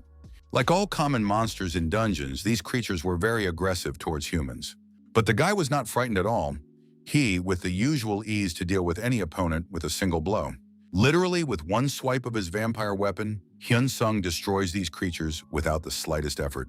Hunter has opened his status window and is carefully checking all up-to-date information about his character's development. The fighter noticed that he had already accumulated enough points in the system to make some serious purchases in the store. With such an impressive sum of money, he could obviously earn money very quickly for an expensive medicine to save his father. The next goal is a dungeon with dangerous red wolves, who are famous for their ferocity among hunters. Approaching the entrance to the new location, Hyun-sung had already noticed quite a large number of experienced players preparing for the hunt. These predatory animals seem more aggressive and dangerous than any previous monsters the hunter has met. Inside the dungeon, already some heroes are teaming up to defeat these ferocious, bloodthirsty creatures. Hyun-sung thinks for sure these wolves are much stronger than the harmless lizards he hunted recently. But the guy will still be able to easily defeat these creatures without any problems, thanks to his increased abilities. The hunter opens the status window to once again make sure he is ready for battle against stronger opponents. The fighter realizes that with his current skills, he can defeat level 6 to 7 monsters in a single lethal blow. Therefore, Hyun-sung decides to start today's massive hunt right now without wasting precious time. The hunter pulls out his powerful vampire weapon and feels fully prepared to face any challenge with steadfast determination. In the deeper part of the dungeon, there is a lot of blood everywhere and scattered weapons lying on the stone floor. A huge wolf monster with red eyes greedily devours the body of one of the unlucky players who didn't manage to escape. A character named Yang-soon watches in horror as a huge monster slowly devours a helpless man right before his eyes. This bloodthirsty monster is a huge two-headed vicious panther with burning red eyes and razor-sharp fangs. When a hunter sees this horrifying sight before his eyes, he immediately instinctively adopts a fighting stance for defense. But here, despite even his high level of development and experience, in just a second, the monster cuts off his arm. Hyun-sung thinks in shock, what even just happened and how is this even possible with such an experienced fighter? This bloodthirsty monster was too strong even for such a strong and experienced high-ranked player. The wounded hunter tries with his last strength to get up on trembling legs to continue resisting or try to escape. With his last remaining hand, the fighter tries to clench his fist, gathering his will for a final desperate strike against his opponent. Jong-sun thinks with despair that no, this monster is too strong and it's too late to do anything to save him. So the hunter decides that the only right thing to do in this critical situation is to immediately flee the dungeon. But when the wounded fighter began to run desperately toward the exit, this insidious animal prevented him from doing so and instantly appeared in front of him. Literally seconds after attempting to escape, the monster completely eats the head of the unfortunate hunter with a single bite of its powerful jaws. Chong-soon's decapitated corpse falls heavily onto the stone floor of the dungeon, and there is nothing that can be done about it. Players who have gathered near the entrance to the dungeon think the tragedy happened because it's a popular location among newcomers. Some hunters began to joke and laugh cynically among themselves on the sad subject of the death of a fellow hunter. Hyun-sung says that previously there was no one who went into this dangerous place completely alone without a team. So the guy is even a little frightened by this incident and forced to reconsider his tactics of single monster hunting. Because things changed drastically after the cataclysm, and the portal to the other world opened about 10 years ago. Since that fateful event, the number of hunter deaths has only continued to steadily increase each year. Players have begun to suffer more and more fatalities with each passing year, despite advances in technology.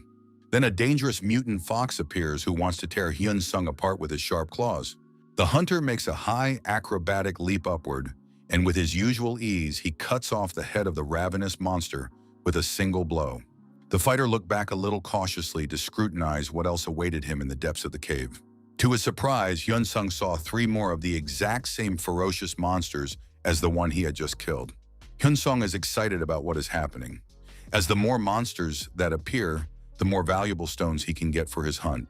Hunter decides to use his powerful fireball skill to massively defeat opponents with a single spell.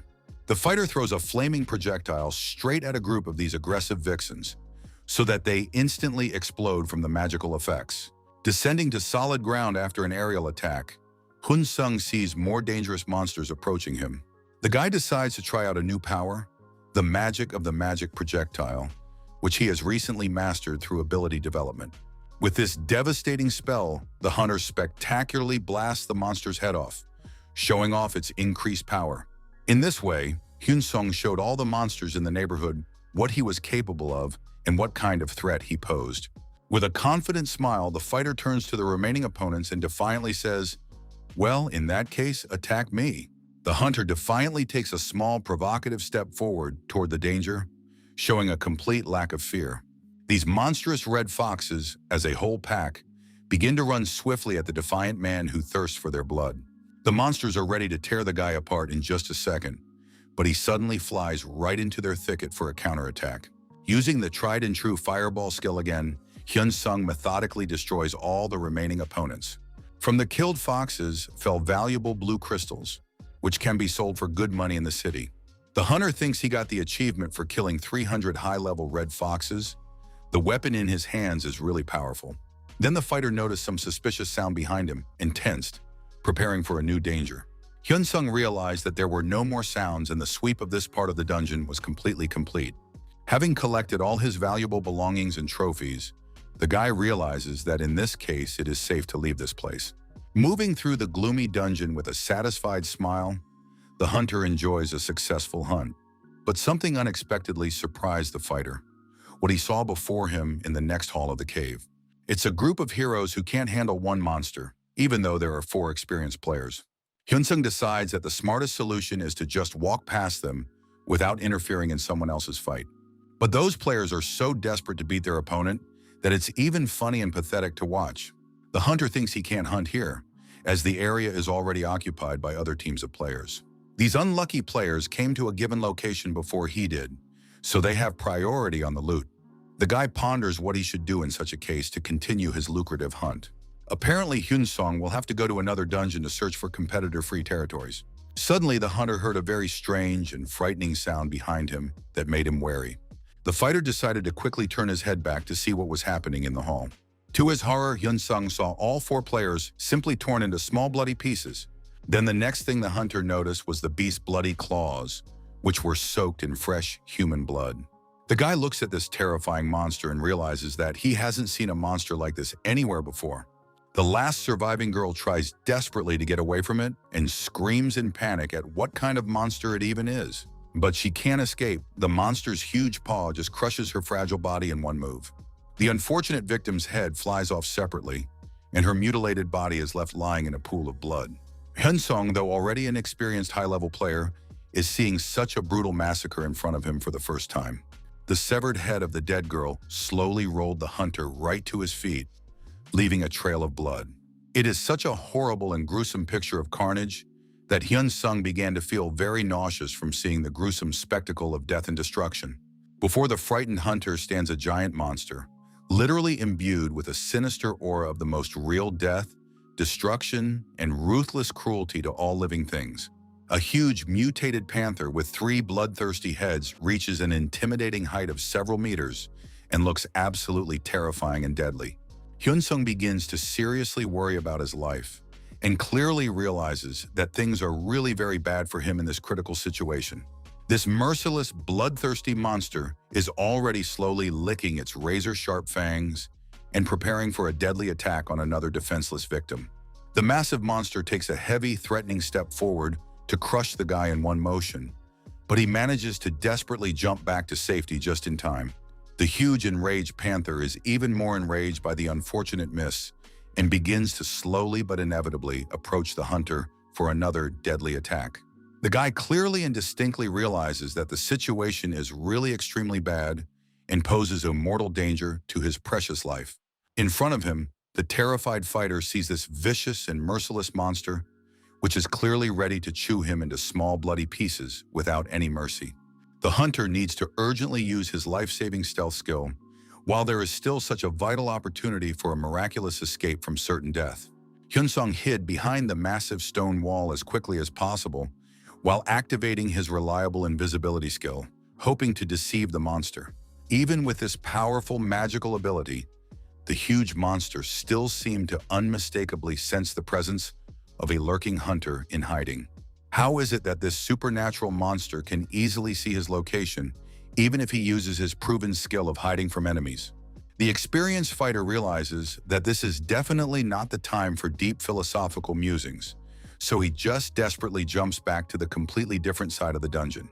To his incredible happiness and relief, he miraculously managed to save himself. But if he had been literally 1 second too late, he would surely have been crushed to death again. Sharp stone splinters from the incredibly powerful blow fly straight into the hunter's face, seriously obstructing his view and preventing him from orienting himself in space. Because of this unpleasantness, Hyun-sung is feverishly and desperately thinking about what he should urgently do now for basic survival in this situation. The guy is genuinely angry about the whole unbelievably critical situation, as he is in real mortal danger and could die. The determined hunter thinks, okay, it is categorically impossible to give in to paralyzing fear, so he boldly leaps at this terrifying monster for a counterattack. A brave fighter carefully prepares to utilize his trusty protective shield to effectively block the devastating attacks of a powerful foe. Hyun-sung swiftly flies forward at this bloodthirsty monster and skillfully uses his sturdy stone shield for vital defense against damage. The experienced hunter miraculously managed to hit this ferocious beast on one of the 3 vicious heads with his sharp weapon, causing some damage. But the lad noticed with dismay that things were not going well at all. This painful blow made the monster even more angry with the impertinent man. Having successfully landed on the hard stone ground, the exhausted fighter feverishly considers what to do next in this critical and dangerous situation. As his last reliable protective armor was completely shattered and destroyed from the powerful destructive attacks of the incredibly strong monster, Hyun-sung hopefully thinks that he still has one powerful magic skill: destructive fireballs for long-range enemy attack. Since the huge panther has as many as 3 dangerous heads, the focused hunter immediately maximizes his tension and uses a triple magic strike at the same time. This savage mutated panther begins to scream and howl in unbearable pain after a direct hit from all 3 powerful spells. Still, the plucky guy managed to do some serious damage to the monster, and he's relieved to think how good it was that he almost got into deadly trouble. The smart fighter begins retreating as quickly as possible to the exit of the dungeon, while there is still precious time to get away relatively safely. But it turns out that the mighty monster is still alive and dangerous. And not only that, the powerful attack has done him almost no harm at all. It is truly amazing and frightening how such a supernatural beast could be so incredibly strong and resistant to all magic and physical attacks. And where could this huge panther have come from? This was a level 15 dungeon for average hunters, not the lair of top-ranked bosses. Hyun-sung tensely thinks that, okay, we need to keep distracting this incredibly dangerous monster by any means available to prevent it from attacking. Hunter once again uses the same tried-and-true technique with devastating fireballs, hoping to seriously damage the monster and weaken its fighting potential. Since the fighter was less focused now due to stress and fatigue, he only managed to create 2 fireballs instead of the usual 3. The guy clearly understands that he needs to be sure to conserve his precious mana for a long fight, or else he will be left defenseless against the monster. Because at such a wasteful rate of spending magic energy, it would be completely used up very quickly, and then he would have to fight with his bare hands. This bloodthirsty monster begins to slowly but inevitably approach the hunter and has almost touched the frightened guy with its massive paw. Hyun-sung instinctively covered his eyes and jumped forward a little, certain that he was about to definitely be hit or crushed to death. Gritting his teeth from the exertion, the fighter is very nervous about the horrifying sight he sees right in front of him. The hunter just took and suddenly fell to the hard ground, which surprised this huge panther, who did not expect such a maneuver from the enemy. Trying to stand up a little on trembling legs, Hyun-sung is all moaning from pain and fatigue, but continues to resist. The guy is relieved to think about how good it is that he at least stayed alive now and didn't turn into a bloody mess. His robe of vampire bats was much denser and more reliable than the cheap rented armor he'd worn before. The massive paw of the huge beast strikes the ground with force, so that the entire dungeon begins to rumble and shake menacingly from the powerful vibrations. Hyun-sung anxiously thinks that he will definitely not be able to escape this far from this relentless pursuer on his own feet. The life force of this supernatural monster had clearly increased significantly, and it became an even more dangerous opponent for a single hunter. But now you have to act very quickly and decisively, otherwise procrastination will cost the guy his precious life in this dungeon. Fortunately, the fighter found a rare acceleration pill in his inventory that can be drunk to temporarily increase his movement speed. A full 20 minutes of intense running had already passed, and Hyun-sung was still running away from his relentless pursuer through the winding corridors. The hunter realizes with satisfaction that everything is going strictly according to a premeditated plan, and he has a real chance of winning. Since the acceleration effect has already ended, it is now safe to combine different skills for maximum effect in combat. In his trembling hand, the guy again begins to concentrate on conjuring a particularly powerful fireball, putting all of his remaining magical energy into it. With this devastating spell, Hyun-sung aptly throws a flaming projectile directly at one of the three heads of the hated monster. Half of the huge monster's head was completely burned by the magical fire, exuding a disgusting smell of burning flesh and blood throughout the dungeon. Hyun-sung looked at this result with a triumphant smile, thinking that this was it, truly remarkable and encouraging progress. Even if it took a whole 100 days to spend on this hunt, he would definitely catch and kill this monster at any cost. At this crucial moment, the fighter begins to use the next fireball, carefully aiming at the enemy's vulnerable spots, sending a magical projectile at the target. But here the nimble monster simply dodges to the side, avoiding a direct hit of the destructive spell. The panther is getting even angrier at the sneaky maneuver the guy tried to pull against her in this fight. This huge monster with its massive paw menacingly swings at the defiant lad, preparing to deliver a crushing blow. Hyun-sung doesn't give up in the face of danger and sends another powerful fireball towards the attacking enemy. This time he managed to get this wild cat, but only a minor part of its front paw, not seriously harming it. Hunter was still genuinely happy about his modest result, because even if it continued like this, he could definitely win. But then abruptly, the expression on the fighter's face changes dramatically from confidence to horror and utter bewilderment at what he sees.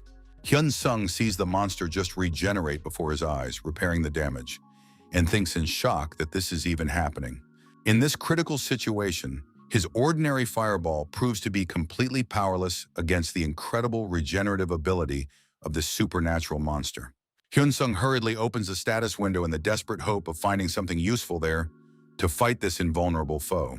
But the bloodthirsty monster doesn't let him focus so easily on exploring the interface, and starts growling menacingly at the frightened guy. The hunter now clearly realizes that the only thing he can do in this hopeless situation is to try to escape his pursuer. If the proven fireball is completely powerless in this critical situation, what could be more effective against regeneration? Hyun-sung has precious little time for deep thought as an enraged wildcat chases him relentlessly. Then quite suddenly, the guy seemed to have a brilliant saving idea for solving this problem. Opening the in-game store, the fighter scrutinizes the various items and thinks, damn, this is all pretty expensive for his budget. But there is no other way out of this situation, so the hunter will have to spend money and buy a powerful fire spear to attack. Since the most important task at the moment is to survive at all costs and defeat this invulnerable enemy, Hyun-sung confidently gets into a proven fighting stance, resting one foot on the ground for more stability when attacking. The guy looks as determined as possible, realizing that he should now basically be able to handle the monster with his new weapon. In his trembling hand, the hunter begins to use this new fire spear, which burns brightly with true magical flames. A huge monster looks at this cocky monster man and starts growling very loudly and threateningly at the cocky guy. Hyun-sung carefully swings this blazing weapon, trying to aim as accurately as possible at a vulnerable target on his opponent's body. In the mind of the desperate fighter, there is only one fervent prayer that this last chance will definitely work. Clenching his hands very tightly, the hunter prepares to hurl the spear with maximum force and accuracy at the enemy. The guy turns back a little determinedly, hoping to look confident in the face of mortal danger. Now Hyun-sung was tensely watching what was about to happen to that fire spear he had just launched. The weapon flies like a real flaming arrow that accurately hit the monster's massive body and embedded deeply. The hunter is genuinely happy about this hit and thinks with relief how good it is that he managed to hit the target. The guy did it. He literally tackled this monster with one of his apt punches and destroyed its one head. The wounded panther, understandably, doesn't want to forgive the offense so easily and becomes even more enraged at the impertinent man. Hyun-sung thinks with satisfaction that great, the tactic worked properly. We need to try the same technique again. So the fighter immediately throws another burning spear at the other head of the enraged monster for the kill. It happened exactly the same as last time. The second time, the monster just didn't have time to dodge the attack. The hunter carefully lowers his heavy bag of supplies to the hard ground for ease of further combat. The guy thinks that in this situation, he should aim much better and more accurately so as not to waste expensive spears. Now Hyun-sung is much more determined than ever before and thinks with a challenge, let's see who defeats who. Leaning his foot on a rock for stability, the fighter takes a confident step forward toward the danger. The hunter once again throws his spear at the enemy, but the agile panther manages to dodge to the side. Hyun-sung doesn't want to give up in the face of failure, so he immediately prepares to deliver the next decisive blow to the target. In another attempt, the guy throws his flaming spear with maximum force and concentration. With this precise throw, he manages to completely blow the head off that damn monster in one blow. The hunter smiles contentedly and thinks with certainty that, believe me, sooner or later he will surely catch and kill you. But there will be a real shock for the tired fighter, which will change his whole understanding of the situation. Hyun-sung quickly decides to open the status window to check his progress and remaining resources to continue the fight. Hyun-sung is dismayed to realize that he has a serious problem as his magical energy is almost running out. But luckily, at least his health is still relatively good for now. The hunter stares intently at the fact that this bloodthirsty monster has only one head left out of 3 and frantically thinks about what he should do next. If the guy can hold out until his magical energy is fully restored, then the long-awaited victory will definitely be his. Not far from the battle site, other players are still desperately fighting various monsters, trying to survive in this dangerous dungeon. In the neighboring team, things are going quite badly. One of the heroes was just mercilessly killed in front of his comrades. The security personnel are running through the corridors in panic and shouting to each other to evacuate the dungeon faster. Perplexed, the surviving heroes decided to urgently recruit reinforcements from among the more experienced hunters to deal with the threat. A rescue team approaches the scene of the tragedy and sees an incredibly large number of victims scattered throughout this gloomy cave. One surviving player who brought the worker to the massacre site points to a certain spot and says that this is where he was attacked. An experienced tracker on the team tells his comrades to look. There are wild tracks left here that may lead them to the monster's lair. The huge paw prints of the beast on the ground clearly indicated that it was definitely not a simple monster, as one might have originally thought. The security worker anxiously asks the team if they are sure they really need to go there to face the danger. The group leader indignantly replies that does she really think they should just sit back and do nothing? The rescuers couldn't get in touch with the security personnel who are supposed to guard that dangerous area, which means they too were hit by the monster. If anyone else has any other reasonable ideas on how the team can survive this situation and save people. The experienced guy replies that in any case they can't stay away from the tragedy, so let's thoroughly search the whole dungeon. He is told sarcastically that if he is so curious and brave, in that case, let him go there alone. The fighter earnestly replies that he does not want to die for nothing, but is obliged to fulfill his professional duty to his comrades. To which one of the workers anxiously asks, what about the players who are now inside there? Another cowardly employee nervously replies that he doesn't care at all about the fate of those reckless hunters in the dungeon. He adds that he is absolutely not here to risk his life fighting such an incredibly dangerous monster. The team leader gets angry at this stance and says indignantly, well, then what do we do next? Two sides of the conflict with completely different views of the situation and different approaches to solving the problem faced off in a dispute. Meanwhile, Hyun-sung realizes that his magical energy is slowly recovering, giving him hope to continue the battle. But no matter how much the hunter tries to wear down this supernatural beast, it doesn't get tired or weakened from the long fight. The Cougars also continue to try to attack him, even though they have already lost 2 of their 3 goals. The guy thinks anxiously that perhaps this is the same legendary monster from ancient myths, about which there are terrible legends. You should definitely try to defeat it before the monster has the desire or ability to regenerate lost heads. Therefore, with his trembling hands, Hyun-sung once again begins to materialize the last fire spear for a decisive attack. The exhausted hunter has only 1 shot at victory, and he can't afford to miss this time. Hyun-sung is as serious as possible about going all the way against this most terrifying monster despite the deadly risk. The monster only had 1 head left, meaning that the fighter was getting pretty close to finally winning the fight. A huge 3-headed panther slowly but inevitably approaches the exhausted guy closer and closer, preparing for the final attack on its victim. Hyun-sung clearly realizes that in any case, a prolonged battle of attrition is definitely not the right option for him in this situation. Therefore, clutching the last fiery spear tightly in his trembling hands, the hunter prepares to deliver a decisive death blow to his opponent.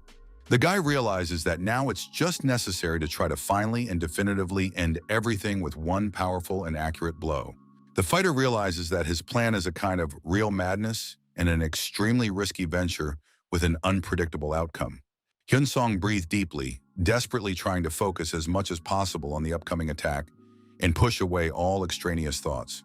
But this bloodthirsty beast looks just insanely scary and inspires paralyzing terror with its mere appearance. The hunter resolutely gets into his proven fighting stance and already begins to carefully aim his flaming spear at the vulnerable spot. Then, quite unexpectedly for all the participants of the fighter starts to hear some strange, extraneous sound from somewhere far away. The huge animal has also noticed this carefully and begins to look warily in different directions, trying to determine the source of the noise. Utterly bewildered by what's happening, Hyun-sung can't understand what's even going on in this dungeon right now. When such an unexpected moment of distraction comes along, the guy realizes it's time to strike a decisive blow. This time, the hunter decided not to throw his spear from afar, but to run closer and swing at the monster in close combat. The guy realizes he's being unreasonable, as this was his last hope of winning this fight.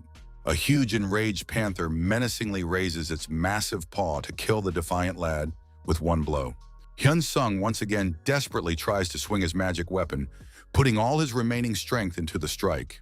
Even in such a critical situation, the hunter can't do anything good. He somehow dodges the monster's deadly blow. This ferocious panther with blazing red eyes begins to growl very loudly and threateningly at its opponent. The guy carefully notices this aggressive reaction of the monster and frantically thinks about what he should do now in this desperate situation.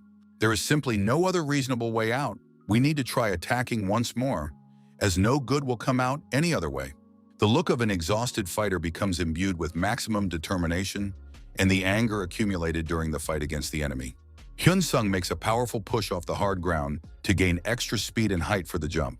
The hunter then manages to successfully jump onto a large broken rock for a tactical advantage. While in the air, the guy literally manages to swing his hot spear and strike from top to bottom. After performing this complex attack, Hyun-sung begins to breathe heavily from the incredible physical and emotional strain. But to the hunter's disappointment, the huge monster was still alive and unharmed with its last head. The only thing the guy managed to do with his attack was to leave a small scar on the monster's face. This minor injury makes the bloodthirsty monster even angrier at the defiant man. The exhausted guy is standing in front of this huge monster, which is comparable in height to a real multi-story building. With its giant sharp claws, the panther begins to close in on its prey so that the ground cracks under its weight. Hyun-sung is already finally tired from the long fight, as he realizes that this will be his very last hope for salvation. The hunter sees the monster's massive paw begin to swiftly approach him for the killing blow. But the fighter decided not to even try to move from his spot, as he plans to chop off the monster's claw with his spear this time. The huge 3-headed panther begins to roar deafeningly from this unbearable pain it feels after successfully hitting the hunter in a vulnerable spot. Hyun-sung is genuinely happy to have finally found such a painful and sensitive place for this seemingly invulnerable animal. The wounded monster immediately tries to desperately run away to the side after receiving such a serious and painful injury from the spear. But it's too late. The exhausted lad manages to deftly climb onto the monster's massive back, taking advantage of its confusion. The hunter quickly finds the vital point that is located on the monster's back and strikes it with a powerful weapon. Holding this blazing fiery spear in his trembling hands, the fighter jumps up slightly and carefully aims at the most vulnerable spot. Hyun-sung takes, and in one decisive move, deeply stabs the last head of that damn monster through and through. Everything around starts to glow brightly and burn intensely with real magical fire, illuminating the dark dungeon with a frightening light. But the hunter tries to introduce this deadly dagger further and further to inflict maximum damage to the enemy. After this final blow, the fighter pulls off the third and final head of the bloodthirsty monster with great effort. Hyun-sung heartily rejoices at the long-awaited victory that, yay, finally it really was the last monster's head at last. It was such an incredibly prolonged and grueling battle, the first time something like this had ever happened in a hunter's life.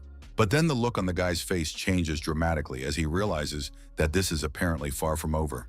The fighter barely manages to dodge some strange blow that came from the darkness. Hyun-sung is at a complete loss as to what is even going on in this damn dungeon with him right now. Looking at this dead panther, the hunter is horrified to see that it is already starting to recover right before his eyes. How could such a thing even be possible? And what should he do in such a hopeless situation to survive? Why this damn monster had proved such a tough nut to crack, and what the lad should do against him now. Realizing how little magical energy he has left, the hunter realizes that these are indeed his last reserves. The fighter stands with one last hope, thinking that at least he got something out of this fight after all. Hyun-sung's eyes are full of determination and accumulated anger towards this unkillable monster. Hunter desperately leaps forward to this recovering head that appears, looking to land a decisive blow. The exhausted fighter manages to get a takedown into range and hopes that it was indeed the final blow. Hyun-sung then delivers another powerful strike with his burning spear for guaranteed destruction. This time, the hunter manages to cut off the paw of the monster, which has reached out to strike back at him. The boy cautiously looks back to scrutinize what else is going to happen with the monster. The fighter throws his last spear before doing so, taking very good and careful aim at the vital point. The weapon hits its target, and a powerful and devastating explosion of magical energy occurs not far from the monster. Hyun-sung carefully descends to the solid ground after all that has happened from the back of the defeated animal. The hunter is relieved to see that at last the damn cat has been finally defeated and is no longer moving. This time, the guy sincerely hopes that it really was definitely the monster's last attempt at revival. The fighter's hands are all burned after holding that hot, fiery spear so tightly and for so long. Hyun-sung is still in a very real state of effect from the incredible stress he's experienced. Looking at this huge, motionless carcass, the hunter wonders in disbelief if he really did manage to win. Here the guy receives an important game notice, which he carefully begins to study with great interest. Hyun-sung got the impossible achievement for killing a high-level boss, a real dungeon mini-boss. The fighter continues to scrutinize the numerous notifications that continue to come to him in the game system. Hunter realizes with joy that he has earned another prestigious title for his incredible feat of soloing. A level 1 destroyer, Hyun-sung pensively ponders, wondering what this mysterious and impressive rank in the system even means. Of course, it's really good that the hunter got 2 prestigious titles at once, but those incredible efforts he put in for it almost cost a life. Then with his tired gaze, the fighter noticed something very strange and unusual happening right before his eyes. Hyun-sung watches in amazement as the body of that huge monster slowly disappears before his eyes, seemingly dissolving into thin air. After the monster completely disappears, only a beautiful book is left on the ground, and the guy wonders what it could be. It looks insanely beautiful and expensive, and the hunter thinks with admiration that it must be a very valuable item. Getting closer to the mysterious object, Hyun-sung is even afraid to take it in his trembling hands out of excitement.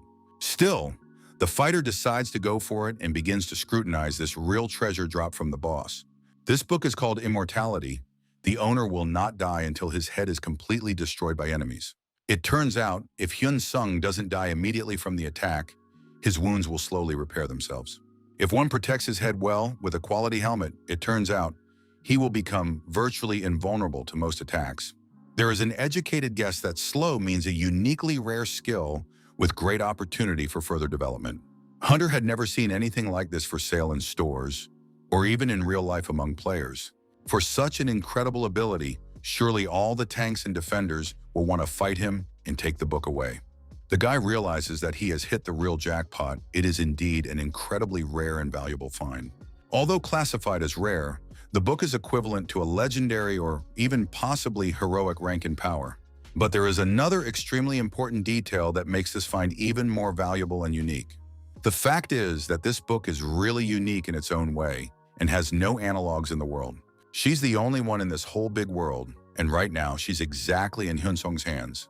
That's when the hunter received a system notification asking if he wanted to study this unique skill book. The fighter presses confirmation that of course he is extremely interested in learning this incredible ability. Immediately in his body, Hyunsung begins to feel the very real physical transformation and change. The hunter notices that indeed the wounds that were inflicted on him in battle are beginning to slowly heal. Even the serious burns he received during the long battle with the fire weapon are healing. But it becomes physically difficult for the guy at this point because of the activation of a new skill in his body, as this powerful skill requires and depletes his stamina to maintain regenerative effects. But fortunately, Hyunsung was lucky enough to have enough stamina accumulated to use the ability. So for the hunter, it will not become any serious problem in principle if used correctly. The fighter decides to check his new rank and sees that it increases each characteristic by 5 units. Hyunsung thinks, great, this is a normal rank of rank, and after all, there will be even more raises at a higher level. The hunter decides to check something else and notices that the rank of the one who single-handedly felled the monster increases stamina by 3, which is also pretty good for development. It turns out that this 3-headed monster was a really strong boss. After checking out all the new abilities he got for winning, the guy realizes that, okay, it's time to move on. After such an incredibly busy and exhausting day of hunting, it's definitely time for Hyunsung to return home to his family for some rest. At this very moment, the security players continue to quickly run through the dark corridors of the cave in search of survivors. It is a special team from the Player Association, an elite squad of monster killers for emergencies. One of the fighters in expensive silver armor reports over the radio that live players have been detected in the dungeon. So the team leader decides to stop for a second and assess the situation before further action. The girl commander loudly announces that they have come from the official Players Association for a rescue operation. And the other guys who were in that neighborhood are tensely thinking about what's going on around them. Thus, 2 different groups of players unexpectedly collided with each other in the depths of a dangerous dungeon. Shin Yuna, who is an experienced leader of the rescue team, talks about the fact that they were informed about the high-ranking monsters. It seriously appeals to casual players to leave this dungeon as soon as possible for safety's sake. As of now, it is already official that there are 2 dead players found in different parts of the cave. One of the young girls can't believe what she's heard and asks with horror if it's really true. The commander earnestly replies to her that yes, it's true. Why would they cheat in such a critical situation? The rescue team must decide where they need to go next to find and destroy the dangerous monster. If there are still monsters in this dungeon that are categorized as high-ranked, then the situation is critical. The blonde from the rescue team says no. There are only the usual low-threat level wolves left here. All team members rejoice in the fact that, yay, it's good to have the main threat eliminated. That's when one of the team's scouts reports that he spotted another live player in the depths. The team leader urgently asks what direction the survivor is in and how many are even there. After receiving the information, the commander says they won't believe it, it's just one man all alone. Hyunsung, incredibly proud of himself and his accomplishments, moves confidently towards the exit of the dungeon. The rescue team runs very quickly down the corridors towards the detected signal from the lone player. The hunter immediately took careful note of these strange sounds of approaching people and became alert with surprise. Hyunsung thinks with bewilderment, how can this even be? Who else is in the dungeon? The rescue team is surprised as they move through the cave, also wondering if they are definitely going in the right direction. The hunter is in tense anticipation, thinking that someone is about to attack him from the darkness as well. The fighter turns his head sharply and cautiously toward the source of the sounds to assess the threat. Seeing people approaching, Hyunsung thinks anxiously about what's going on and who these strangers even are. Hunter saw 4 players wearing insanely expensive and high-quality armor that cost a fortune. Looking at them closely, the guy realizes that something very strange and unusual is going on. Everyone in front of him right now are very high-ranked players with impressive accomplishments. Their armor and weapons look very ornate, expensive, and clearly made by top-notch craftsmen. This is the first time Hyunsung has seen such luxurious equipment in his life. Something like this costs millions. Shin Yuna politely asks the shabby-looking guy if his health is okay. The anxious hunter, not fully understanding the very situation with the appearance of the rescuers, replies that it is quite normal. These experienced players turn to him and tell him he looks pretty shabby after some serious fighting. The commander wonders if he's ever had an accidental encounter with that dangerous monster along the way. The worried guy cautiously interjects, "What kind of monster? What the rescuers are even talking about?" The girl leader earnestly replies that a monster has appeared in the dungeon that simply shouldn't have been here by classification. After hearing this important information, the guy clearly realizes that he has already killed the most dangerous monster with his own hands. I wonder if the official Players Association is aware that the panther was specifically three-headed and incredibly dangerous. Therefore, Hyun Sung cautiously thinks about what would be the right thing to say to these influential people in this delicate situation. The hunter decides that the surest and safest way would be to say that he has indeed encountered this horrible creature. Hearing this confession, the girl commander anxiously asks if the monster is somewhere nearby right now. Shin Yuna came so close to the guy that she directly stared intently into the hunter's eyes, studying his reaction. The commander waited patiently for Hyun Sung to answer her persistent and important question about her whereabouts.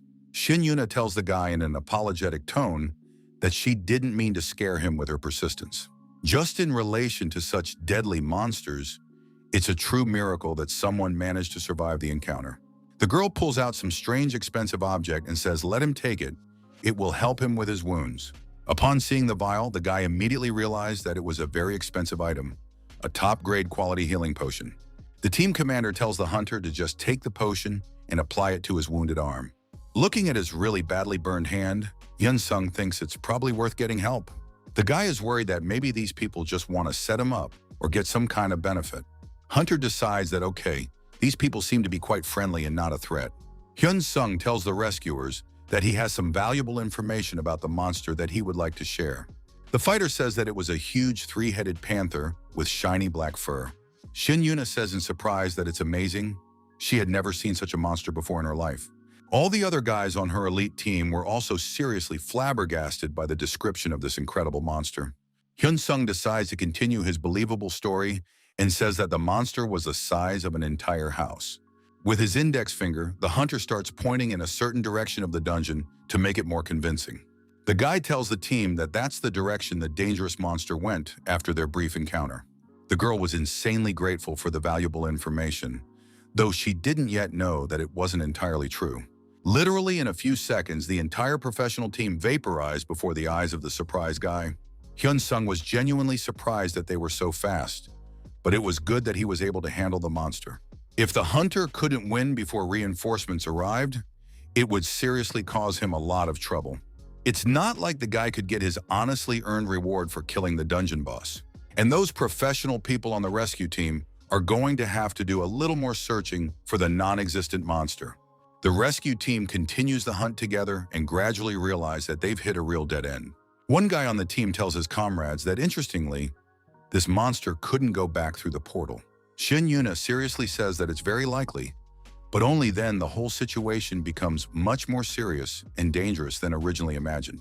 Since that bloodthirsty monster has previously tasted and experienced the taste of human blood, making it even more aggressive and dangerous.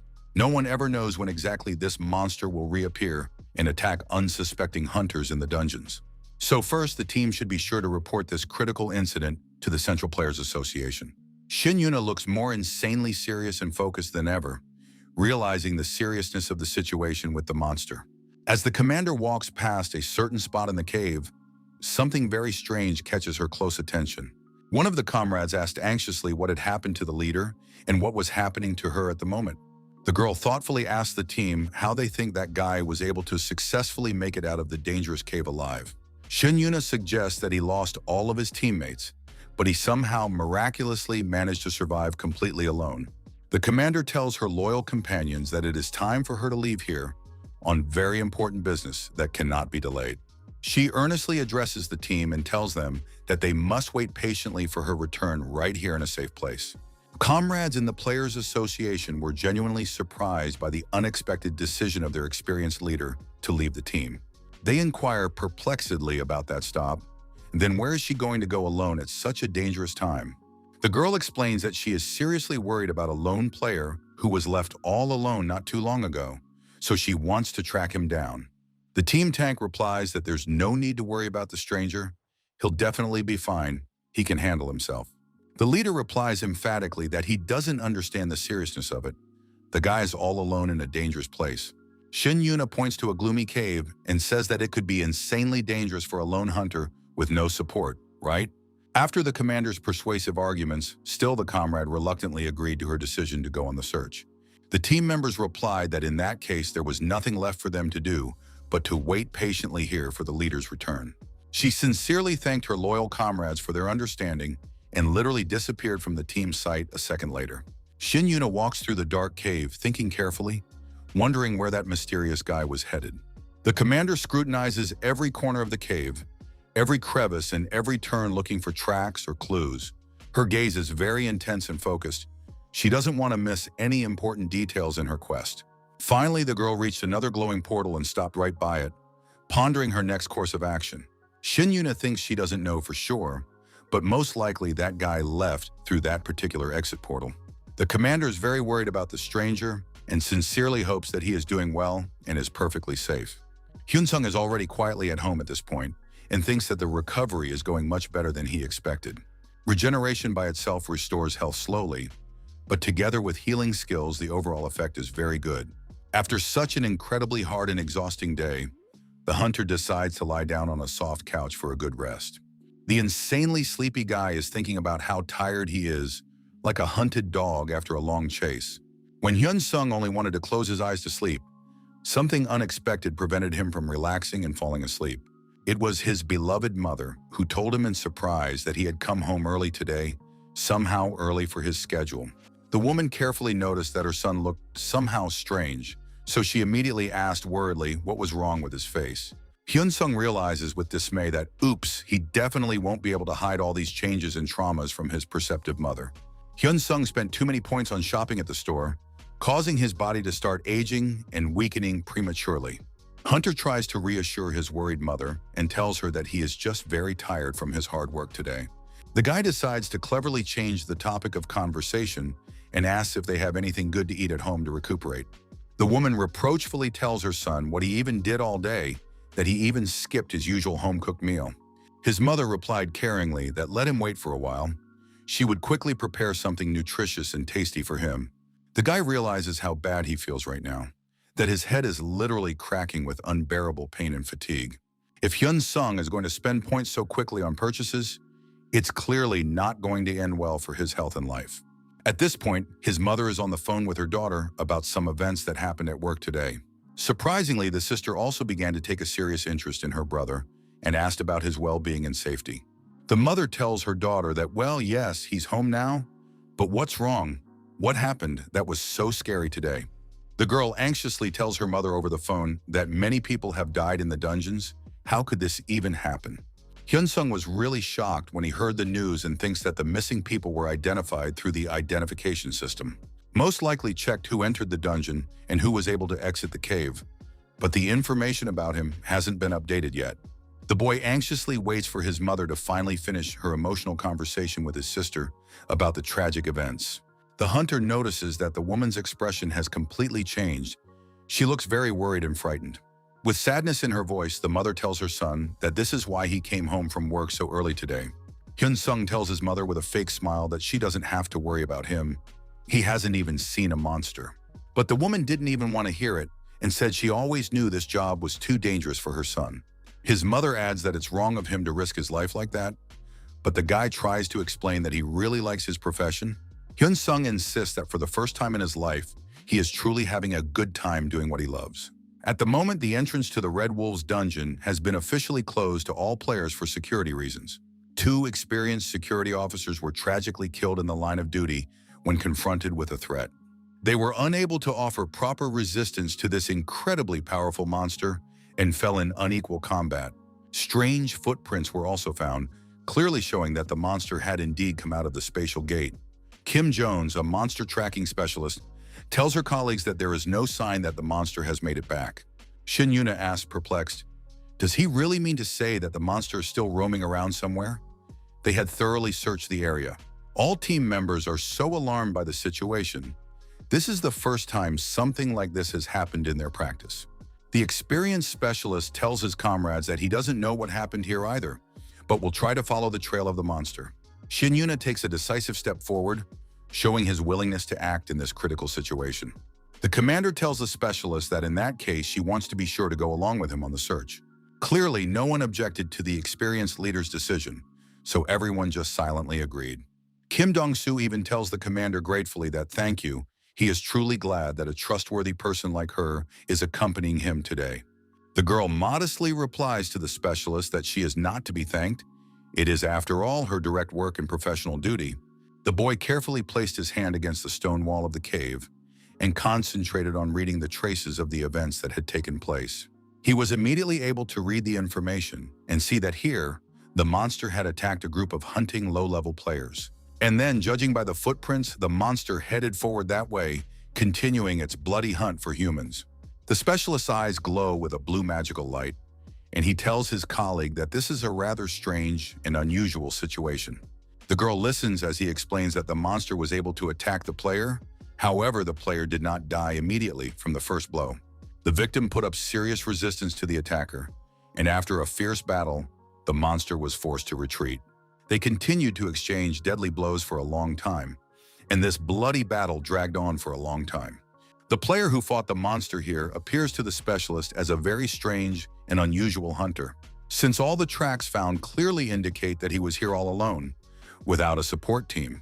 The specialist tells Shin Yuna that he can still feel powerful remnants of fire magic hovering in the air of the cave.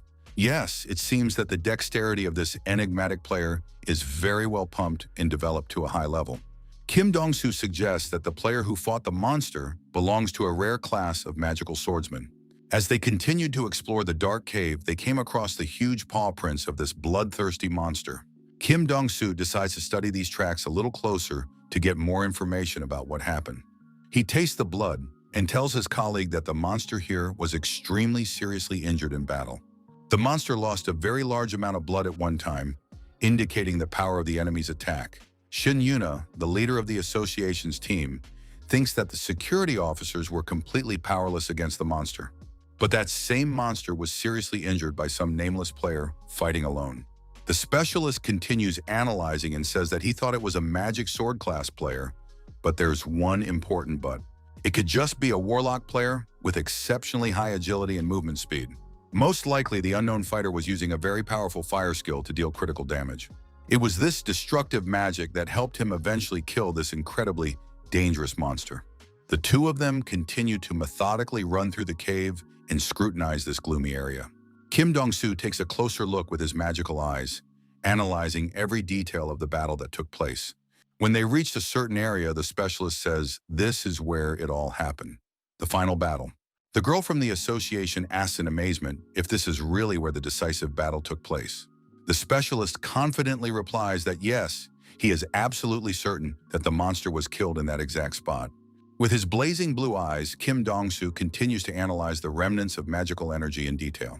He tells a co-worker that they seem to have some fierce melee going on here. And then an unknown player killed the monster with some incredibly powerful high-level magic skill. No, the expert is sure that it was definitely a magical swordsman, and he knows it for sure from the characteristic marks. Most likely, the residual magical energy of the slain monster had turned into a rare magic item, so they wouldn't be able to find its physical body. The girl, hearing all these details of the investigation, thinks about how unbelievable and amazing it sounds. Any player of the magic sword class, with the exception of some prominent individuals, can safely be called a versatile soldier. Because of this versatility, they cannot completely stick to any one narrow specialization in combat. And an unknown fighter fought a dangerous monster whose level was much higher than his own. An incredible feat. Shin Yuna thinks with bewilderment, then what even happened in the end in this mysterious fight? The specialist tells his colleague that judging from all the tracks, the player who fought here was about level 24. But something about this story doesn't add up, as he isn't even a member of the dungeon's security department. Those two guards who were on duty at the spatial gate were killed by the monster just instantly, without resistance. The security personnel who work on the border between the worlds on the Earth side are highly trained. They didn't even try to catch the monster on their own, waiting for the arrival of the special monster killing squad. Shin Yuna, upon hearing this information, already definitely realizes that that fighter was clearly not an ordinary player. Kim Dong-soo suggests that it can't be someone who hasn't yet renewed his player's license with the association. After all, a player's official document must necessarily be renewed every 2 years to confirm qualification. The girl tells the specialist that she does, but he realizes that it all looks very strange and suspicious, doesn't he?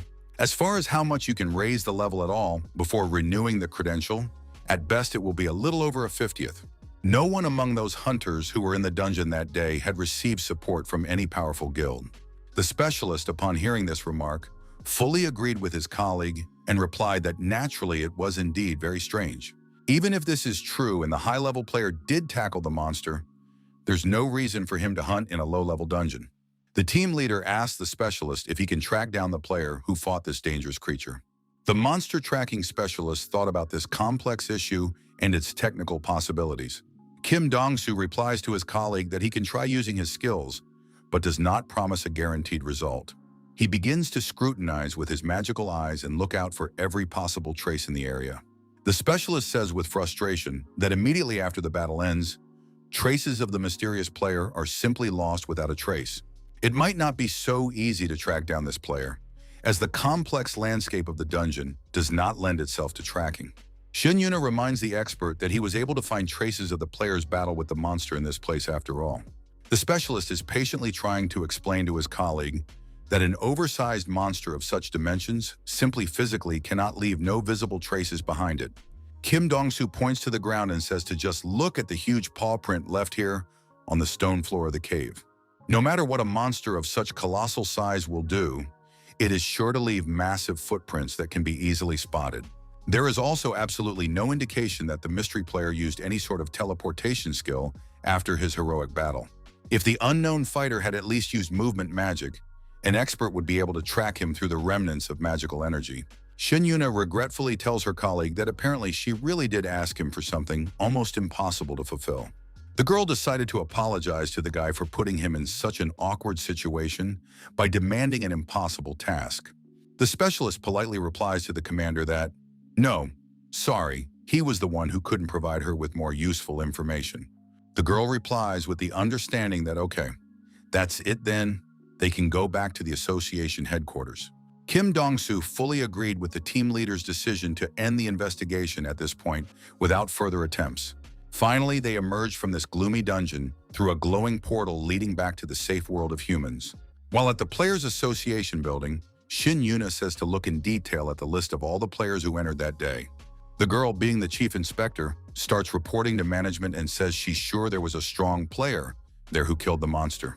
If there is such a talented fighter, he should definitely be in the association, and other guilds shouldn't be allowed to get him. The Players Association is fully controlled by the government and represents the official monster hunting interests of the country. On the other hand, the various guilds are private for-profit organizations pursuing their own profit.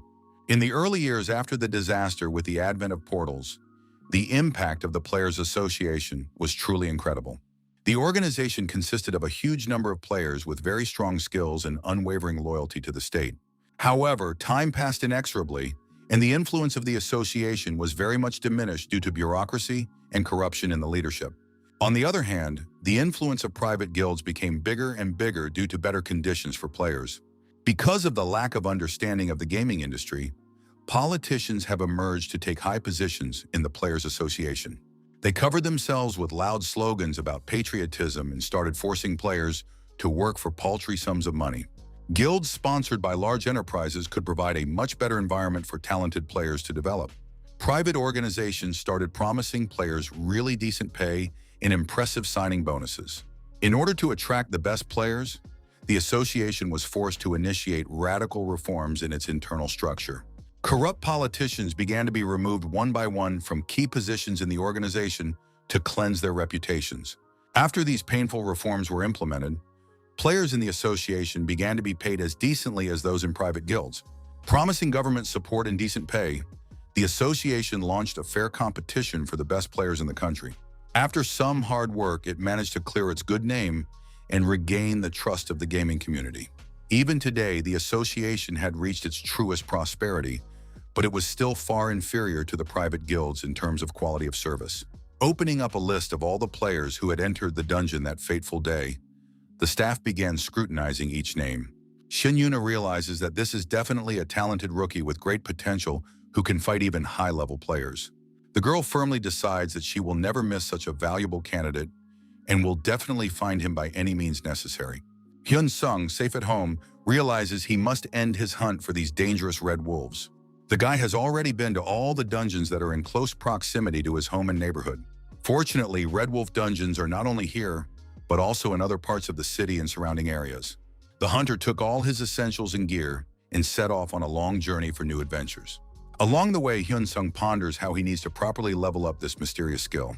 The skill from the Book of Immortality remains a mystery, as there is absolutely no useful information about this book on the internet. Does he just need to constantly use the ability to improve it? But it's a passive regeneration skill after all. Yes, basically, a guy can seriously harm himself and his health in such a reckless way. Checking into the hotel, the hunter thinks it's imperative to figure out a way to hide the number of stones he's gotten in the dungeon. Hyun-sung can no longer trust the association staff after recent events with the search for the mystery player. Now the guy has to avoid their stares and suspicious attention to his activities in every possible way. The official reason for checking personal belongings is to prevent dangerous items, such as monster eggs, from being taken out. While representatives say the inspections are necessary for this, there's actually a whole other hidden reason, which is to effectively prevent players from evading mandatory state taxes. So you have to do things exactly right, because obviously the association and the big guilds make up the cartel. They act solely in ways that benefit them, and in doing so, they themselves may avoid paying taxes. Leafing through the game menu looking for relevant information, the guy hopefully thinks that at least he should see something useful. Hyun-sung really sincerely hopes that he can find at least some more information about the skill. Suddenly, the hunter caught a glimpse of something familiar on the list. He seemed to have seen it somewhere before in the store. The look on the guy's face becomes very much surprised at the unexpected discovery in the game interface. Finally, Hyun-sung had found exactly what he had long been looking for to develop his unique immortality skill. Looking at the astronomical price of the item, the hunter was horrified at the amount he would have to pay for the purchase. The guy realizes that this is an insanely high price, but he simply has no other choice to progress. Therefore, Hyun-sung decides to purchase the active skill book because it is critical to his development. His thoughts are centered on the fact that he really needs this purchase badly to survive future battles. In the hunter's hands, this mysterious black book with ancient symbols on the cover materializes. The guy decides that this offer can't get any better than that, so he immediately begins to explore the contents of the book. After successfully learning, Hyun-sung immediately checks his hand to see the result of applying the new skill. After the hunter scrutinized the contents of the mysterious skill book, new knowledge and abilities appeared in his mind.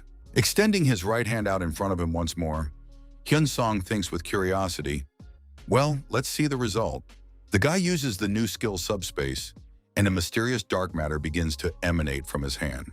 Watching this incredible phenomenon, the hunter thinks with admiration that this is really something awesome and powerful.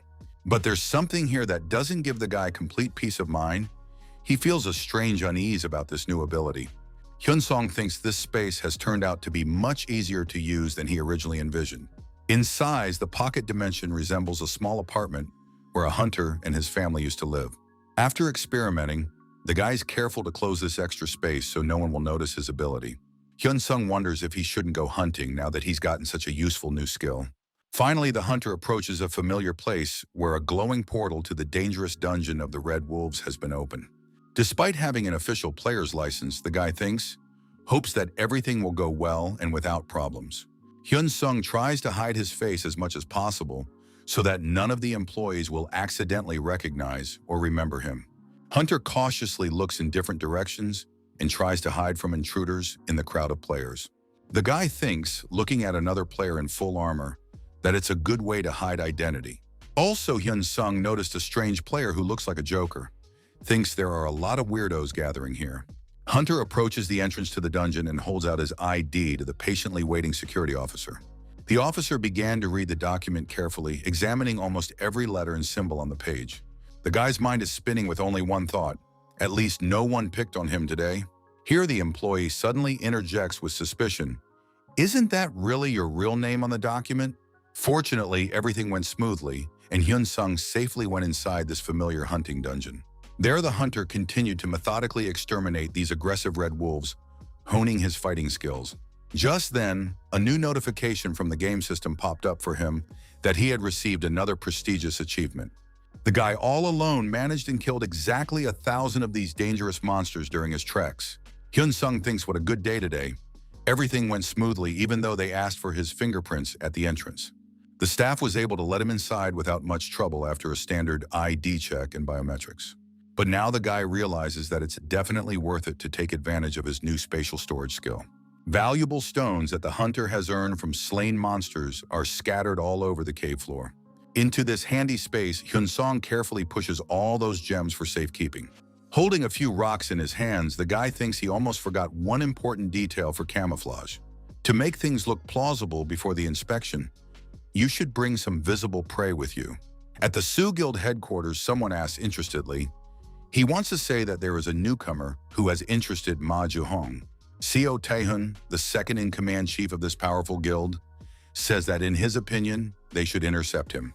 Upon hearing this intriguing information, the interlocutor immediately began to smile meaningfully with anticipation. Jung Seonu, who is the deputy guild leader, demands details. Tell everything you know about this player.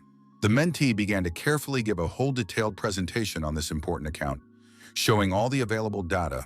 Seo Tae-hun narrates and visualizes the information so that exactly everything is clear to the guild leadership. The deputy says interestedly, wanting to clarify, this guy has been in dungeons of level 15 to 20 difficulty before. Even though it's only been a few months since he awakened, he's also hunting all alone. The second squad leader earnestly tells the leadership that, believe me, this is far from the most important and amazing thing. There's a player named Hyun-sung, and he somehow managed to bypass the sacred rule of 20 levels of difference. The deputy, when he heard this incredible information, could not believe his own ears with shock. Jung Seonu interjects with amazement, is it really true? He can't believe it's like that. His subordinate tells him honestly that he can't say for sure, but the likelihood is very high indeed. The deputy anxiously asks if the commander is sure that no one has poached this player yet. Seo Tae-hun replies that it's probably because the guy asked for too much fee for his services. The deputy wondered what this astronomical amount of money some newcomer was demanding. The commander reports that an unknown hunter wanted as much as 10 billion won as a deposit. Jung Seonu indignantly said that yes, this kid is completely crazy. Why is he asking for such a huge amount of money? A subordinate explains that 10 billion is the standard amount for hiring a high-level player. But still one must understand the main point. What if the rumors of his abilities are indeed true? Then it's absolutely not even about the sheer amount of money that will have to be paid for the contract. And the real problem in the negotiations is the irreconcilable positions of the two sides. Hyun-sung is only willing to open his status window after he is given the promised deposit. And the guild leader wants to thoroughly check and verify the real status of that player first. The deputy says with annoyance that their leader is still too stupid and indecisive in important matters. But really, people don't change that easily, especially when there is a lot of money and risk involved.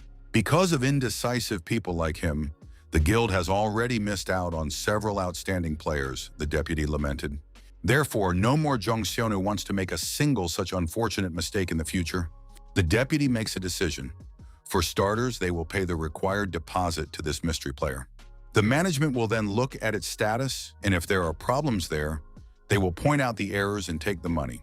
So Tae-hun should personally go to this guy, and as soon as he signs the piece of paper, immediately pay the money. The commander of the second group could not believe it and asked in surprise if we would really pay such a sum. Deputy explains if everything goes well with the contract, great, and if there are problems, they will refund the money. The deputy was left all alone in his spacious room, enjoying the silence and a chance to think over his plans.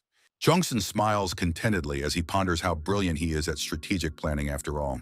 If he could successfully solve this case with the mysterious player, then he could definitely become the head of the guild then. Hyun-sung looks anxious, his face sweating a lot from nervous tension during another inspection. When the hunter came to the exit again, his bag as a regular player is scrutinized by the security staff. The security worker told his colleagues that everything had been checked and no irregularities were found. Hyun-sung was quietly released without anyone knowing that the real stones were hidden in another space. The guy's insanely happy and realizes that now he can really avoid unwanted interest from different people. Finally, a few more productive days passed, and the hunter was still methodically slaying the monsters in the dungeon as well. Hyun-sung finally finished the legendary achievement, realizing that he could call it a day and get things in order. The lad had also gotten another skill book, which he now held in his fatigue-shaking hands. Hunter realizes that he has had a similar book in his collection a long time ago, so this is a duplicate. Here, Hyun-sung noticed another interesting item that he had received as a reward for the achievement. Guy was interested when he saw that the new find was called Wind of Rebirth, a promising name. The passive skill book speeds up wound healing, a popular ability used not only by players, but also by regular people. This time around, the hunter didn't get anything particularly special except for his prestigious legendary achievement. When Hyun-sung was about to go home, he received a strange notification that he couldn't read the book Winds of Rebirth. The guy was madly surprised at this turn of events. How could this even be possible in principle? This unexpected message made the hunter's hair literally stand on end, so much so that he was surprised at what was happening. Hyun-sung tries to study the book again, but again receives the same notice of technical impossibility. The guy realizes that he had never heard of such a phenomenon from other players before in his life. Hunter frantically thinks about what could have happened to his abilities in the game system as a whole. His skill from the Immortality book suddenly activated and somehow evolved without his knowledge. Hyun-sung reads the description and realizes that it says it's a developing skill that can be improved.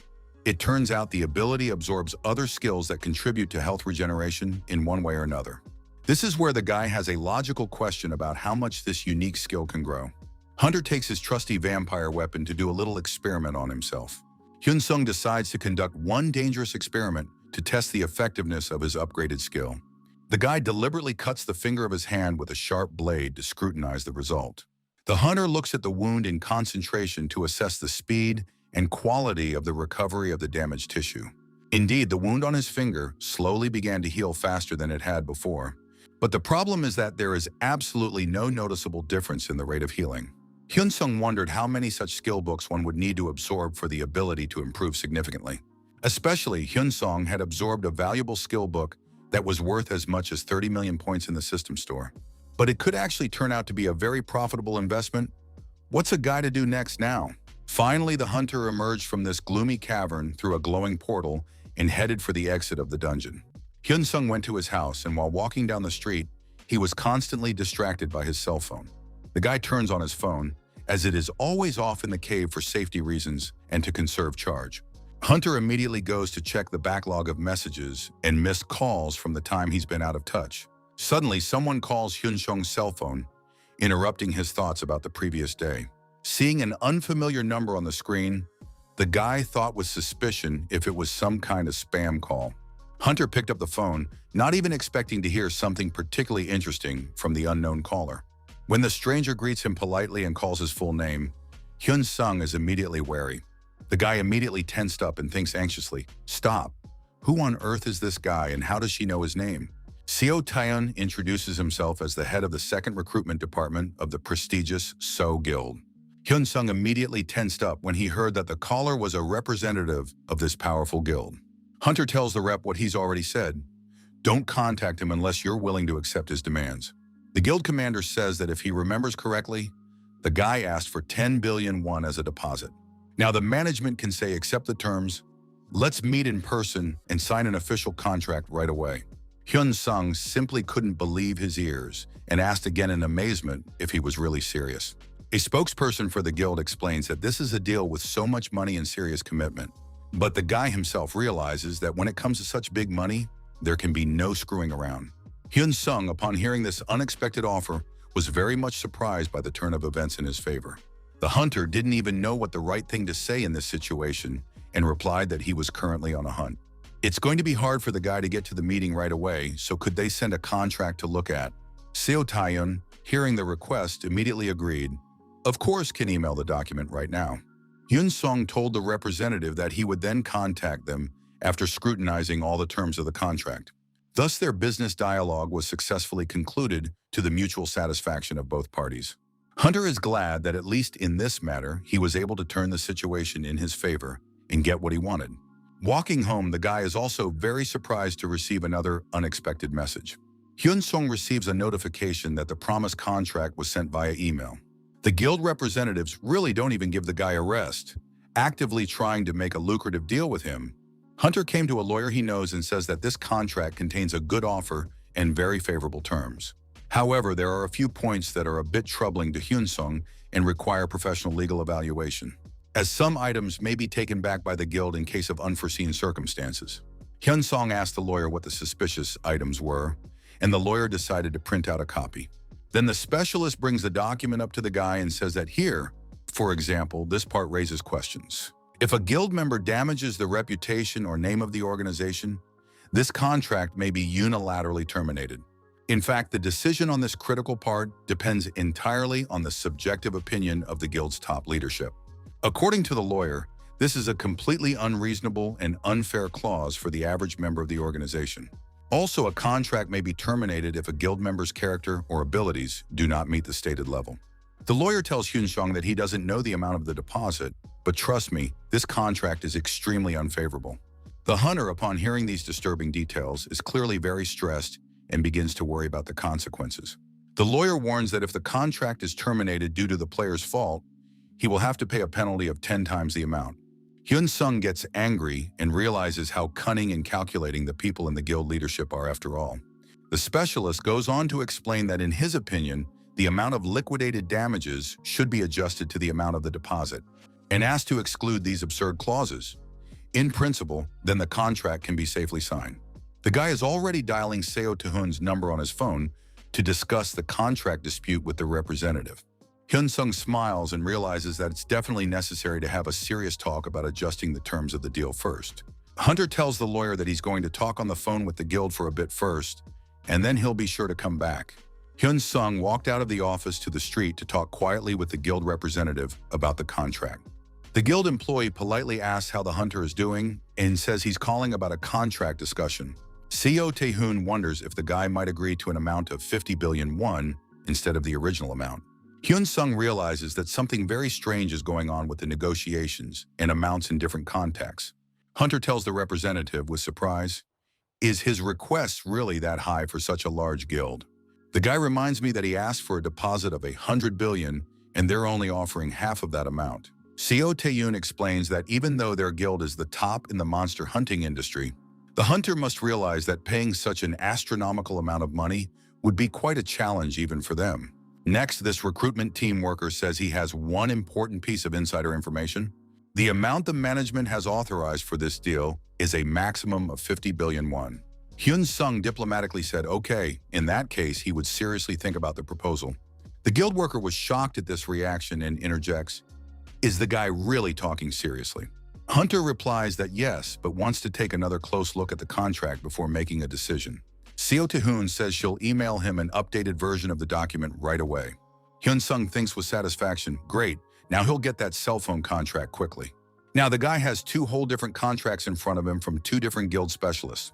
When the hunter walked back into the room, the lawyer immediately asked if everything went well.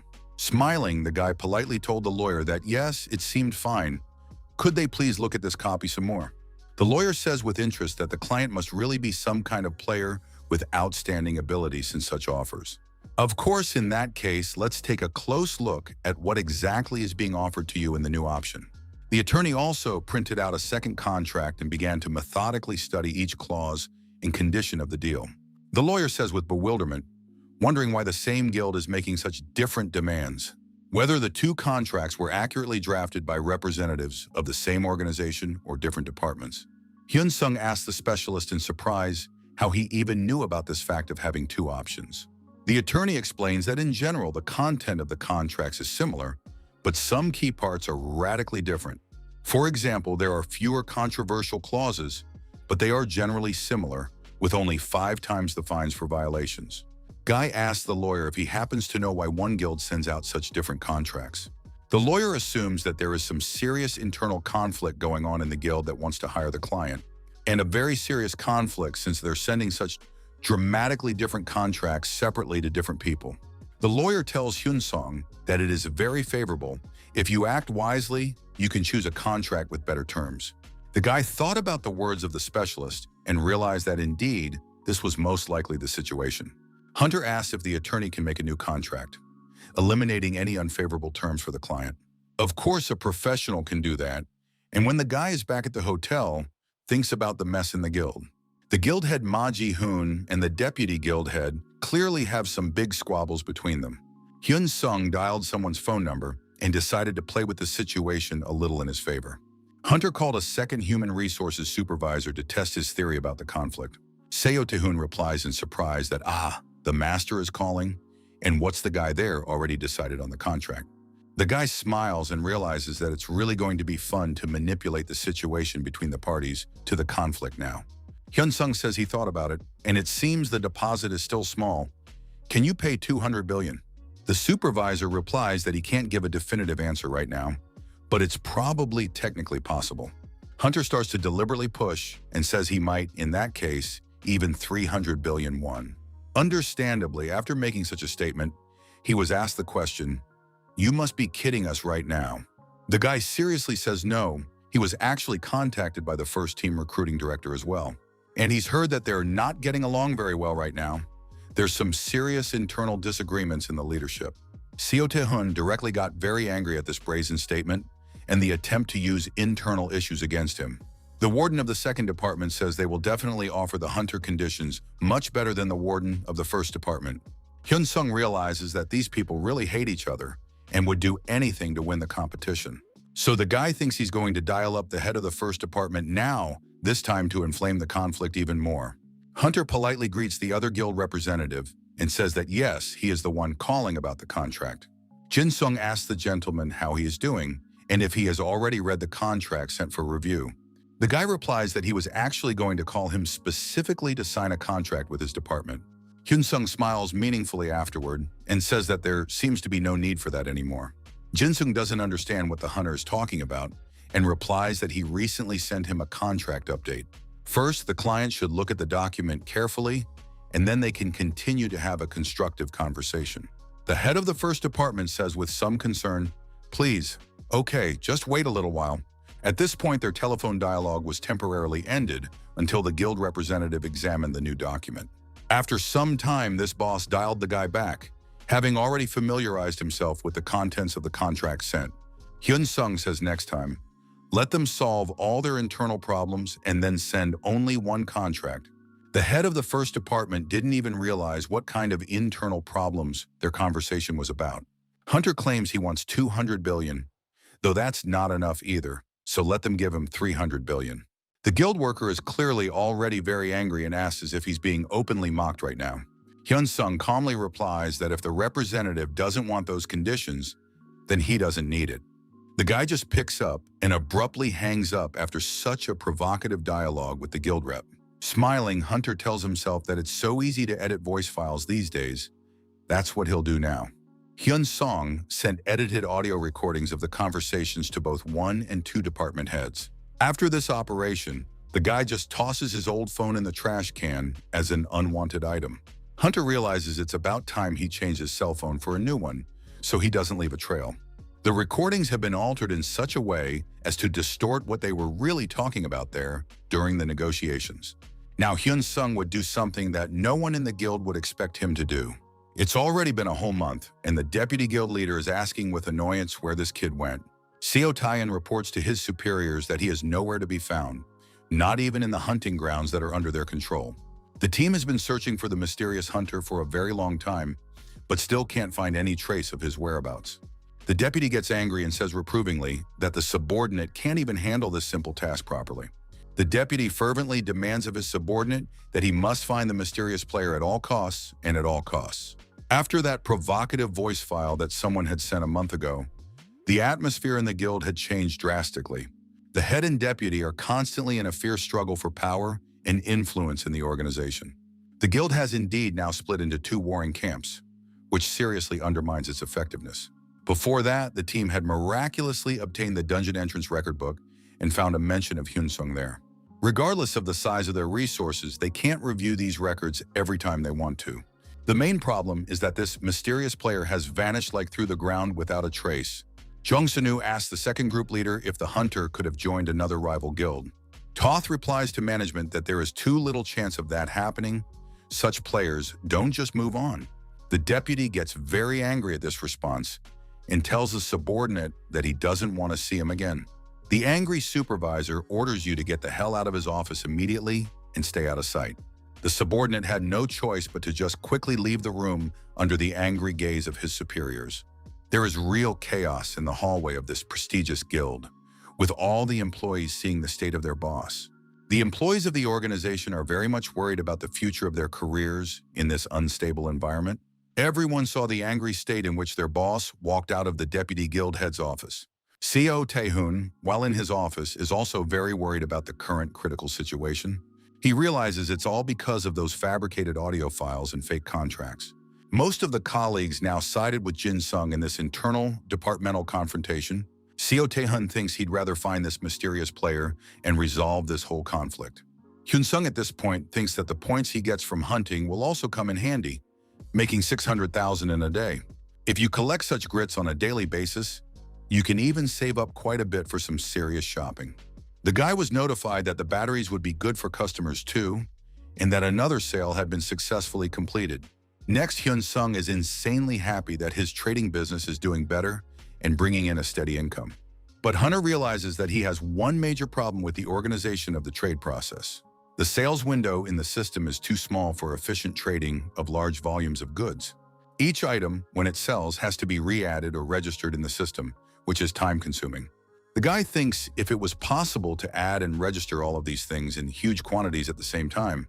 Hyun Sung continues to scrutinize this trade showcase, looking for ways to optimize the process. Hunter thinks he can't even remove those windows selling other electronics to make room. I wonder if he raises his personal trading skill level, if anything will change for the better. Guy had heard that other sellers could register hundreds of items, if not thousands at a time. This is especially true of the vendor Ricamos, which effectively sells its drugs in large batches. However, Hyun Sung needs to first accumulate 10 billion points to improve his trading skill. To increase his trade level, Hyun Sung now has a little more than half of the required number of points to improve. The guy clearly understands that he needs to hunt further and harder to get this hoarding problem over with as quickly as possible. Then suddenly the hunter is attacked by a huge mutant toad, jumping out of a swampy part of the dungeon with aggressive intentions. The huge, hideous creature poses a serious threat, but even still, the guy handles it with ease. A bright blue energy begins to emanate from the fighter's palms, concentrating into a powerful magic spell. It's a magic projectile that Hyun Sung uses to easily slice through the head of another approaching monster. Another opponent falls dead at the hands of this experienced fellow, demonstrating his increased skill. Hunter is rejoicing in the fact that this fight was actually quite easy for him. But these strange mutant toads are actually not as easy opponents as they may seem at first glance. Their venomous attacks can seriously poison a careless hunter and incapacitate them. Now Hyun Sung understands why other people hardly hunt here. It's too dangerous for regular players. A new group of these mutants very quickly tore from their positions, preparing for a coordinated attack on the lone enemy. They all synchronously jumped high up to deliver a fatal blow to the guy from above, with the whole group at the same time. Hyun Sung is not confused at the critical moment and immediately begins to use the destructive fire magic in his hand. The fighter uses a powerful fireball spell, after which everything around him explodes in bright flames and smoke. These poisonous creatures were hit by a powerful blast, but the result was not what the hunter expected. The guy thinks with wonder, how come they didn't die immediately from such a powerful explosion? Seeing these hardy creatures that continue to aggressively attack him despite taking damage. Hyun Sung thinks that in that case, he should try to slaughter them with his trusty cold weapon. Hunter takes a wide, determined step forward, preparing for a melee with the remaining opponents.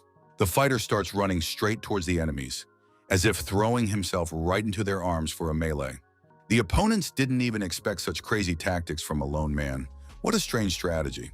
With his sharp vampire weapon, Hyun Sung slashes the head of the nearest monster in one motion.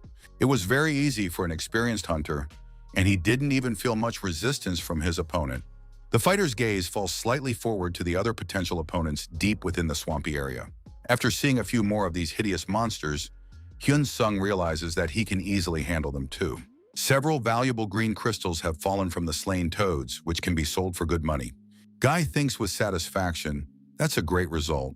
All it takes is just a few accurate strokes. Then the hunter gets an unexpected notice that someone has bought up all the batteries for sale. Hyun-sung thinks it's quite strange. Usually electronics sell slower than other goods. Again, he gets a complaint about his product, and the guy gets a very bad feeling about it. Hunter thinks it's a good idea to start by trying to challenge this unfair complaint through customer service. He then receives a message that this item must now be sold for half the original price. Checking all the complaints he received, Hyun-sung noticed one suspicious similarity. They were all exactly the same.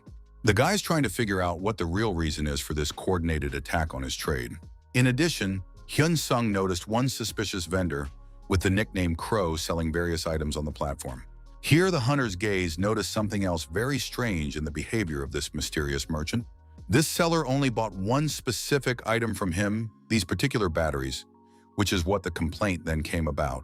If the customer were buying some electronic items that actually require power to operate, for example, Tamagotchis, Polaroid cameras, or something similar that requires batteries to function. But he only bought the batteries that Hyun-sung loaded each time, and in doing so, he wrote a complaint about the quality. And now the system says to sell the item at half price because of this customer's complaints. They also give the hunter some kind of strict time frame to fix the sales situation. The guy doesn't like the way these suspicious circumstances around his trade are shaping up at all. Hyun-sung thinks with indignation, why the hell should he even submit to these unfair demands? So the hunter decides to once again register the same item for sale to test his theory. Once registered, he is immediately notified that the registered item has been instantly sold. And then Hyun-sung receives another complaint from the same customer, Crow, about the quality of the purchased goods. The guy doesn't understand what's even going on with this weird trading system situation right now. What a mystery shopper who keeps taking batteries and complaining about them every time. But the hunter realized the true goal. This buyer is getting himself locked out of the system. Well, have it your way. But Hyun-sung isn't going to just give in to this provocateur. The guy says with determination, in which case they'll try something interesting in return. The huge amount of batteries that the dastardly scoundrel had bought up would now become his own problem. Crow thinks with interest how long this naive salesman can sustain such a bidding war. Does this rookie really think he can beat an experienced player in this game? For newcomers, the skill of selling and buying was something of a divine blessing at the beginning of the journey. With this unique skill, Crow quickly became much stronger and richer than the other players. As a result of the long game, he became the absolute ruler of the planet on which he now lives and thrives. Even if someone has special skills, not everyone will be able to achieve their high position and influence. Whoever fails to properly collect enough points is doomed to fail in this system. Resources will absolutely always be insufficient for full development and achieving high goals. Because the points are spent very easily and quite quickly on various needs and improvements of the character. At some point, newbies get too into the flavor of spending and start wasting resources. Although they are well aware that earning points is quite hard and requires a lot of time and effort. As a rule, newbies collect points from hunting and spend them on expensive medicines for healing. But sometimes you get some really funny creatures who try to play smart in the trade. They earn their points by selling special items that are only available on their home planet. No matter how monopolistic he is, trust me, he'll have nothing left to do but kneel before me. Crow pondered his strategy, realizing that for him, the trade had turned into a real race for points and power. The experienced player was constantly buying up quality goods that naive newbies were putting up for sale on the system. The crafty merchant would then immediately write complaints about the items purchased, using any possible pretext for complaint. This tactic worked without fail. He kept complaining until the hapless salesmen were permanently blocked. Newcomers were banned for 3 months, and when the restrictions were lifted, Crow would repeat his destructive scheme all over again. The guy realized that no matter how stubborn the opponent was, sooner or later anyone would give up under the onslaught of complaints. As a result, victims were left with nothing to do but sell goods at a fixed price at a certain time. In this insidious way, Crow planned to become an absolute monopoly on the trading platform and control the market. If this brash kid decides to rebel against the system, he's going to have a very tough time in the future. An experienced player will simply file a suspension complaint against Hyun-sung and achieve a temporary blocking. Looking into Crow's store, the young man realized that all the batteries were completely out and needed to be restocked. Hyun-sung was deep in thought about the situation and possible ways to counter the enemy. The hunter realized that the goods had been bought out completely, so there was an urgent need to replenish trade supplies to continue. The guy went to a local store and purchased a huge variety of items for resale. The young man thought the buyer was trying to intimidate him into suspending his trading activities permanently. Hyun-sung has been in sales for a long time, so he has accumulated enough experience and knowledge in this field. The hunter also had an interesting idea on how to effectively deal with this challenging situation and enemy. The guy knew that Crow was definitely not going to have it easy, so it was time to unload the new merchandise for sale. Hyun-sung mentally addressed his opponent, saying that it was time to start their exciting second round. Hunter stood near the trading system and methodically filled a virtual shopping cart with a variety of items for sale.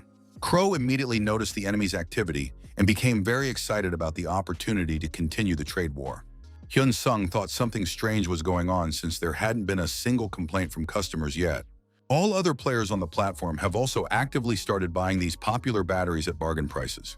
The young man realized that batteries would be bought even if he raised the price twice as much as the original cost. Crow was starting to get seriously worried, realizing that at this rate, the enemy would completely eat him up. Hunter decided not to stop there, but to continue to actively put items up for sale. The guy realized he'd get a complaint from Crow anyway, so he boldly tripled the price. Hyun-sung had accumulated 10 billion points, reached a rare rank, and was able to buy heroic items. At first, the hunter absolutely hated this grueling trade war with an experienced opponent on the platform. But now the young man is really grateful to fate for this battle, which helped him get rich quickly. The guy thought it was dangerous to raise the price of goods even more in the current market situation. The reason for caution was that the number of complaints almost equaled the initial number of successful sales. Hyun-sung pondered whether to gradually start adjusting the number of items in the assortment. Displaying the new merchandise, Hyun-sung thought with interest whether this sneaky rascal would continue to buy. Again, countless batteries were instantly bought up by the same mystery shopper on the platform. Crow hoped that this stubborn kid would finally give in, because who else could withstand so much complaining? The experienced player knew he needed to take a little break and recover from such a grueling trade war. It will take quite a lot of time and resources to turn the deficit into a surplus and stabilize the situation. As a result of fierce competition, the price of batteries has already quadrupled from the original price. Crow was angry because he had to pay for this war out of his own pocket, spending huge sums of money. If the standoff does continue in the same vein, the situation will become critically difficult for him. The guy could withstand a quadrupling of the price, but crazy, this opponent is on the limit too. Crow noticed something very interesting in the trading system that could change the course of the entire battle. The experienced player carefully leafed through the storefront, studying the new offerings from his opponent on the platform. A message appeared asking if he wanted to purchase a high-capacity battery for camping and hiking. The buyer was horrified to think that the guy had this kind of advanced technique for long-term trading. Hyun-sung has registered over 70 of these powerful overpriced camping batteries. If you buy up absolutely all of the items offered, you will come out to about 21 billion points. What if, even after this purchase, the enemy wants to load more of similar batteries? Is it worth spending such a colossal amount of points again to continue this grueling war? Confident of success, Crow could have invested revenues 100 times the current spending. No matter how you look at it, there is one serious problem. There is no telling how far this guy can go. The experienced player was no longer as ambitious and determined as he was at the start of the trade war. Crow thought it was probably time to end this confrontation and admit defeat in the battle. Hyun-sung received a happy notification that his registered product had been successfully sold to customers. The guy realized he didn't get a single more complaint from dissatisfied customers about quality. So this annoying customer most likely just gave up and stopped his provocative actions. It also seems that the high-capacity batteries were bought by those who had already purchased items from him before. Hyun-sung sees Crow put the items he previously bought on sale. It looked ridiculous. Hunter thought this guy was the reason he had to put Trump out much earlier than planned. Evening came, and the lad was walking down a dark alleyway, reflecting on the previous day and trading successes. The young man thought that, as usual, his goods were becoming more and more popular among the platform's customers. So the hunter needed to stock up on something else like this to expand the assortment in the store. The Deviless sat at her throne, also actively searching for interesting trade novelties. She saw a product in a catalog called a home arcade machine with an attractive description. The mystery shopper slightly averted her gaze away from the offer screen. Then the Deviless saw a portable console that had previously been purchased by just that vile Crow personality. She didn't even know how good the product was, or if she should try to purchase this for fun. Hyun Song, back at the hotel, thought with interest how different his skill was from the original level. Hunter had already accumulated almost 15 billion points, but 1,000 billion points were needed for the heroic rank. The guy was perplexed as to why so suddenly the difficulty level for development had jumped to unbelievable heights. The young man realized that his path to power was indeed very far and incredibly difficult to traverse. But first, the hunter had some other important things to do before further character development. It turned out to be exactly as he thought. Buying a heroic rank elixir wasn't that easy.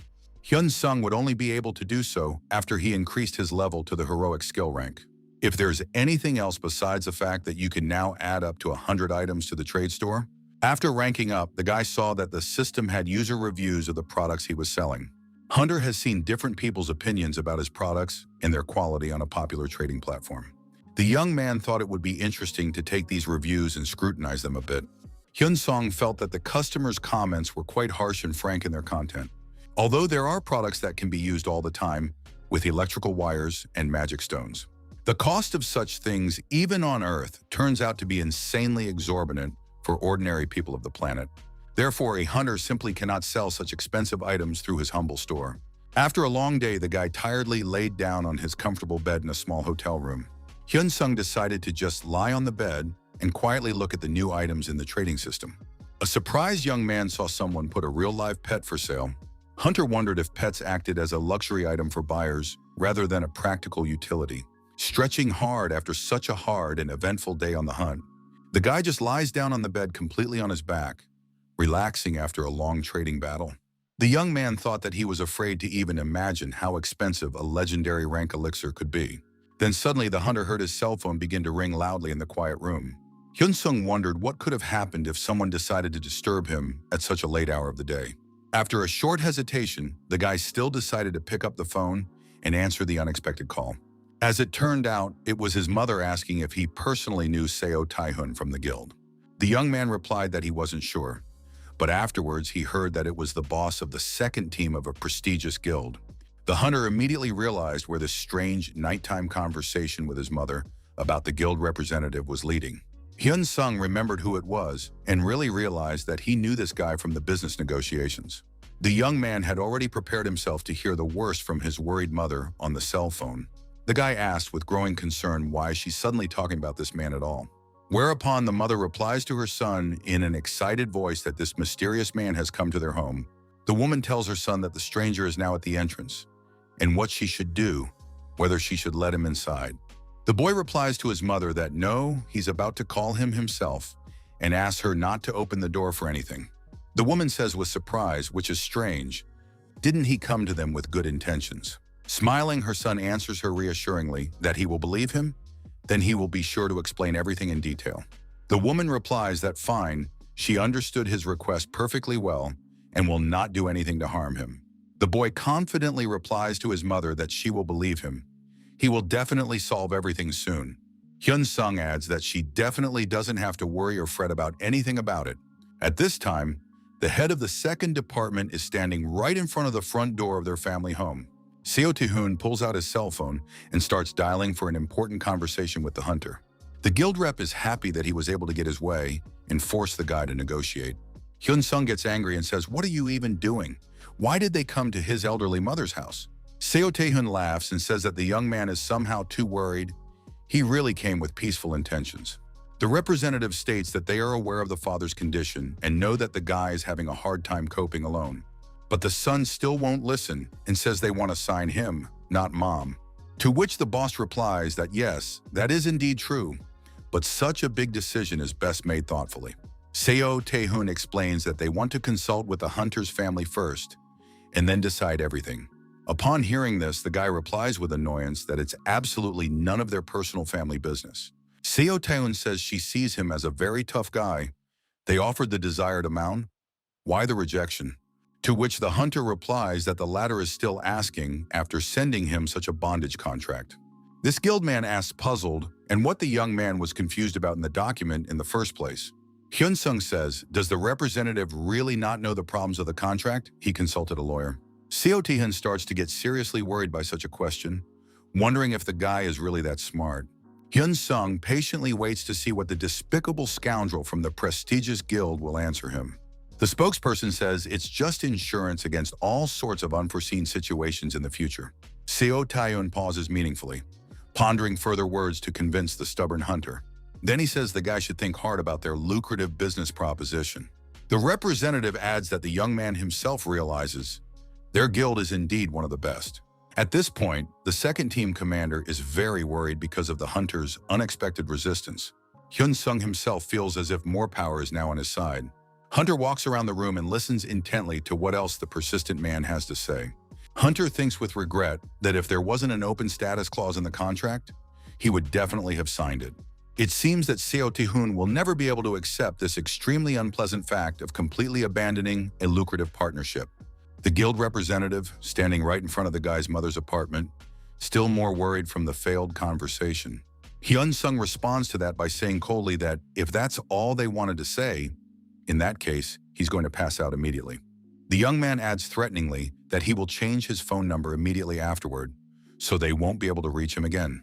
And if the reps disturb his elderly mother again, let them believe it, they certainly won't get away with it. After such an extremely tense dialogue, this guild man is very worried and angry at the hunter's stubbornness. Seo Tae-hoon is angry and straight up thinking about how much of an overconfident brat this brash and cocky kid turned out to be. The representative doesn't want to leave this important issue for nothing and seriously thinks something needs to be done immediately. He tucks his cell phone into his jacket pocket and begins to consider his next move against the stubborn hunter. Understandably, the first person he wanted to call on the matter was his immediate superior in the guild. Seo Tae-hoon asked the management hopefully if they could pinpoint the exact location of this elusive guy. Of course, they were able to do this without a problem, and so they immediately throw him all the hunter coordinates he needed. Surprisingly, this is actually the territory of the powerful Osun Guild, which complicates the whole situation considerably. They think long and hard about what to do, but the boss says to just contact this rival guild. Seo Tae-hoon smiles wickedly and thinks that, no, of course they won't physically kill him or hurt him. But if you strongly frighten an overconfident hunter, in that case he will come running to negotiate with them himself. Hyun Sung went to the familiar electronics store again the next day to replenish his shopping supplies. The guy looks closely at these used appliances in the department and seriously considers what's best to pick up. The hunter methodically filled his large basket with a considerable variety of goods for further trade. Here another very interesting and promising retail outlet in the center caught his eye. It turned out to be a prestigious store of expensive branded luxury clothing with a wide range of quality items. The young man came out of it with numerous heavy bags of various things and purchases for resale. Hyun Sung has bought up so many expensive items that all the store clerks respect him greatly and hold him in high esteem. When the hunter goes home leisurely, he sincerely hopes that this quantity of goods will be sufficient for the trade. It was already late evening, and another glowing portal to the dangerous dungeon was inaugurated for the hunters. The guy makes the last careful preparations and is about to go inside there to continue the lucrative hunt. The hunter is well aware that this is another time he needs to hunt. For him, it's a regular routine. Watching these aggressive mutant toads, he quietly thinks it's time to hunt successfully again. As soon as the hideous monster spotted him, they immediately began to quickly run towards him to attack. Hyun Sung confidently grabbed his sharp vampire weapon and held it firmly in his hands for the upcoming fight. With remarkable ease, the young man chops the head off these slimy, hideous creatures with one precise, deadly blow. So incredibly easy is it for him that an experienced hunter can do it even with his eyes completely closed. The hunter moves on to the next hideous creatures and easily slices their body simply into 2 equal parts with a sharp blade. After this successful strike, he decided to drastically change his battle strategy and attack with fire magic. Hyun Sung sends a powerful fireball toward his opponents, and everything around him explodes with bright, destructive flames. For 5 whole hours straight, the guy diligently hunted these slimy, disgusting creatures in the swampy dungeon. He received a joyous notification that he had killed 10,000 mutant toads and was awarded the prestigious, legendary title of Hunter. The young man is insanely happy about this accomplishment, as he finished the hunt much sooner than he had originally imagined. The hunter is now on his way out of this gloomy cavern and is walking leisurely towards the exit of the dungeon. The guy stares intently into his cell phone while some strange man stealthily appeared behind his back. While Hyun Sung hasn't noticed him, the young man thinks he'll still have time to enter the new goblin dungeon today. As the hunter quietly contemplates this prospect, he looks very happy and pleased with the result. But there are clearly unkind people in dark clothes already waiting near him who want to attack him suddenly. One of the green-robed bandits quietly interjects to his comrade and says that this is exactly their order, isn't it? The other dangerous bandit replies to his accomplice confidently that yes, this is exactly the man they are looking for. Their cunning plan is to quietly follow the hunter so as not to be heard by the prey. Hyun-sung walked into the dungeon he wanted to explore and was very much surprised by the incredibly beautiful scenery he saw. This is the first time the guy has ever seen a dungeon so beautiful, with stunning wildlife and vegetation. It was the hunter's first time in such a large wooded area to hunt various magical creatures. The young man thinks with admiration what a wonderfully interesting and scenic place to adventure. Smiling with anticipation, he seriously considers whether he should try to go deeper into the thicket there. Hyun-sung decides to use his useful stealth skill to stealthily get past the guards. The guards didn't even realize or notice anything that was happening in their dungeon at this moment. Hunter walked as quietly and discreetly as possible past those inattentive workers at the entrance to the dungeon. When he finally gets inside the forest, the guy realizes that he's definitely not going to be spotted by the guards here anymore. Therefore, this is the perfect place and time to quietly begin a successful hunt for numerous goblins. These vile green creatures were clearly happy to see new fresh blood in their cozy forest dungeon. Hyun-sung didn't let them smile evilly so calmly and immediately skillfully used a powerful magic projectile. The goblins have only seen how lightning fast their comrades were killed, but they only continue to smile. This strange behavior of the monsters even partially surprised the experienced guy, who was used to other reactions. After that, the hunter decided to use his next destructive skill called Fireball. The young man's gaze is full of unwavering determination. He wants to see what happens to these creatures. The small feet of numerous goblins move swiftly across the forest floor, preparing for a fierce battle. Understandably, the guy has heard them coming and is trying to quickly figure out which side they're going to attack him from. These green creatures with sharp spears in their hands run straight at him, preparing for a fierce attack. Watching them closely, the hunter thinks with amazement that it is amazing how smart and organized they are. After this observation, he continues to skillfully use his skills by launching fire projectiles and blowing up opponents. Some of the goblins fall dead from these attacks, but some simply continue to run at him persistently. After which, Hyun-sung used a powerful magic projectile and accurately blows the head off one of the green goblins. The hunter repeats this movement time after time, not intending to stop until the complete victory over the enemies. The young man sees unwavering determination in his confident movements and realizes that he is doing great. But then suddenly the goblin's sharp spear swiftly approaches the guy from the back right to his neck. Hyun-sung was able to notice this in time and stop it, turning at the right moment to defend against the blow. Turning his attentive gaze in the other direction, he realized that it wasn't as simple as it had originally seemed. Because on the opposite side, these dangerous monsters are also actively present and preparing to attack. Also immediately, sharp little arrows begin to swiftly fly at him from all sides at once. The arrows hit his sturdy protective cloak and did not hit the hunter at all, bouncing off to the sides. The young man takes a confident step forward with the thoughts that the cloak is indeed very sturdy and reliable. The hunter then slashes the heads of these creatures, who decided to attack him as a whole group at once. Hyun-sung decides to get a better position from above, so he deftly jumps onto a thick tree branch. The guy looks down at the battlefield and tries to quickly come up with an effective strategy to win. The hunter sees that the goblins are actively gathering in groups, and it is necessary to end this confrontation somehow urgently. The young man jumps straight up and stabs one goblin with his powerful palm right in the green face. When Hyun-sung grabbed one of them, he nailed his opponent to the hard ground with force. The rest of the frightened monsters started breathing heavily from fear and fatigue from such a show of strength. The guy continues to methodically slash these green creatures with his weapon, just through and through, leaving no chance. His sharp dagger that he has can deal with such weak monsters with remarkable ease. As always, after a successful battle with monsters, valuable glowing crystals of different sizes fall to the ground. As he looks at these trophies, the guy thinks with joy that, yay, finally another battle has been successfully completed. The hunter begins to use his useful technique called subspace to gather prey. But it wasn't that simple here. He suddenly heard someone's heavy footsteps amidst the silence of the forest. Those mysterious footsteps are coming closer and closer to him, disturbing the calm after the battle. Hyun-sung thinks with wariness which is strange. Is there really anyone else left here after the battle? Just then, a stranger approaches him and loudly tells him what kind of fool made a mess on their property. The hunter sees these suspicious bandits in front of him, who have been following him since the entrance. Hyun-sung was surprised by the fact that he suddenly saw some other dangerous players here. These strangers shout loudly to each other that yes, look closer, that seems to be the one. The guy doesn't understand at all what these strange people want from him and why they showed up here.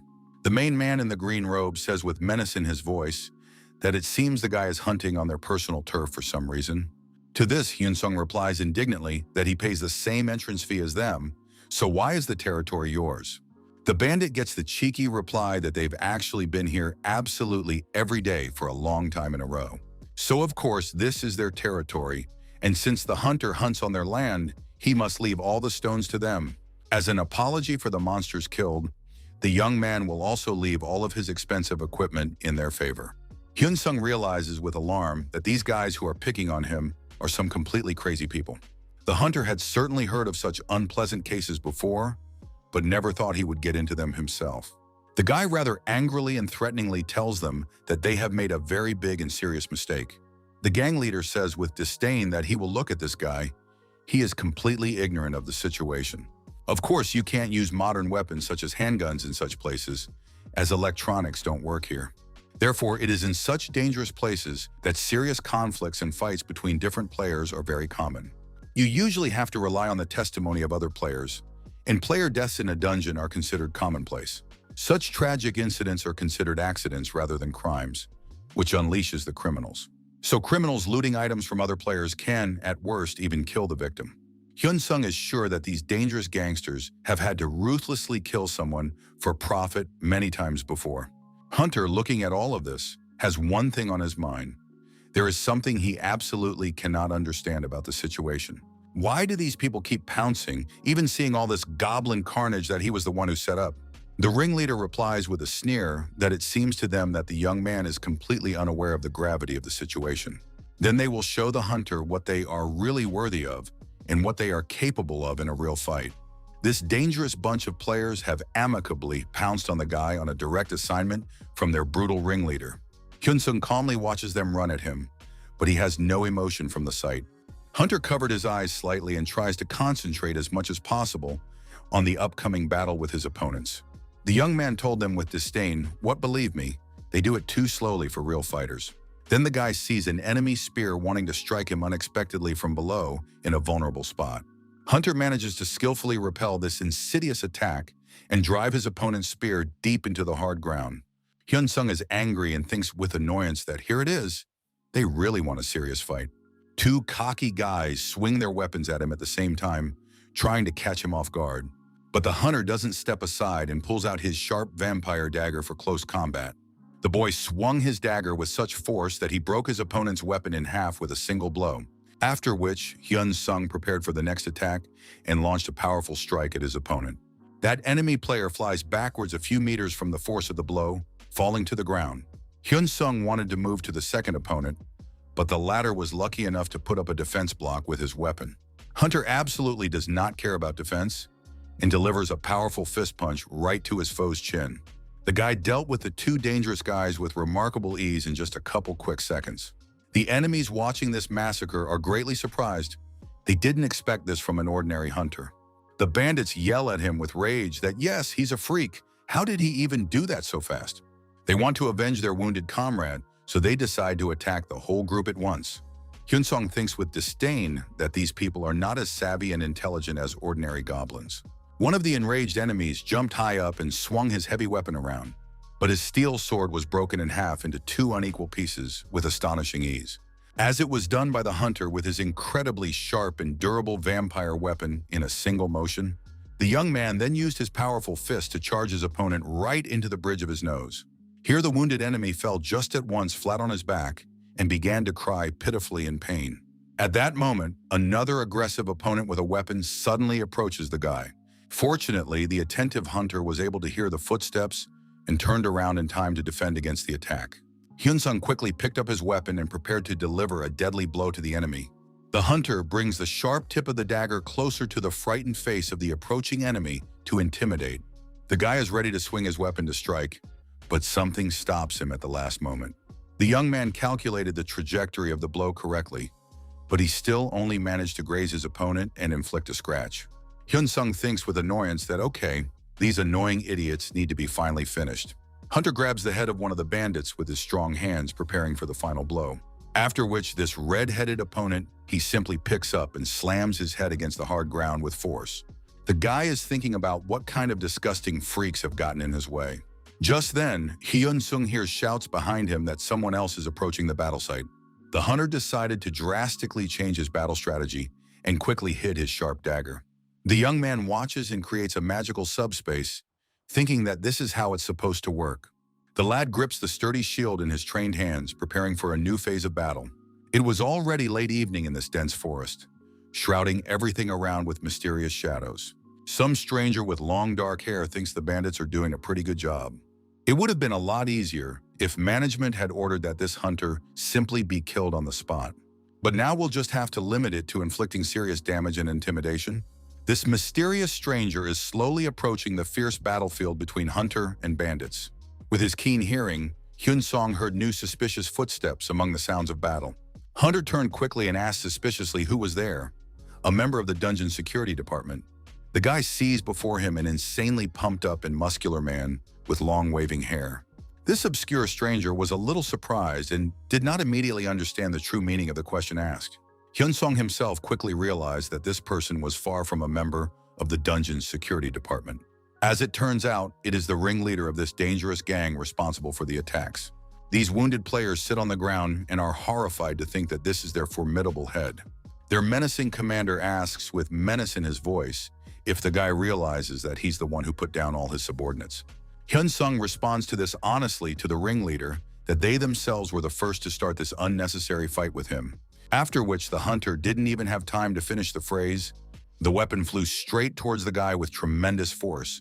Fortunately, the young man managed to place a sturdy shield in front of him in time to fend off his opponent's powerful attack. This dangerous commander looks at the resistance and wonders how he's going to have fun with his new victim now.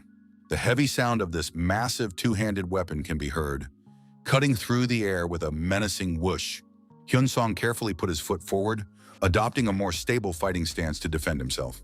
The hunter then gets into a defensive block to quickly think about what to do in the situation. This ringleader thinks with wonderment, how could such an inexperienced newcomer to the dungeon block his strike? After all, the guy isn't good enough for this dangerous dungeon, so what's he doing here in the first place? Suddenly, this big muscular guy starts laughing loudly and sinisterly at the situation. The leader said that although he had only seen the hunter for a short time, he had grown tired of his resistance. The leader was going to do everything as neatly as possible, but the young man himself won't let him do it quietly. So the enraged commander takes and threateningly swings his huge heavy weapon for the killing blow. Bandit talks about how it seems like one broken leg is definitely not going to be the end of the matter today.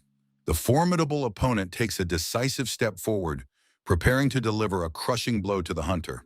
Hyun-sung is highly stressed as this is his first serious run-in with a truly dangerous opponent. The guy sees this ringleader leaping into the air, the opponent insanely massive and threatening. The gang leader is sure that now it's going to be the punch he's going to use to kill the pesky guy. But the hunter manages to put up a block with his trusty shield at the last critical moment. The young fighter then jumps back a bit, dodging the next possible attack from his opponent.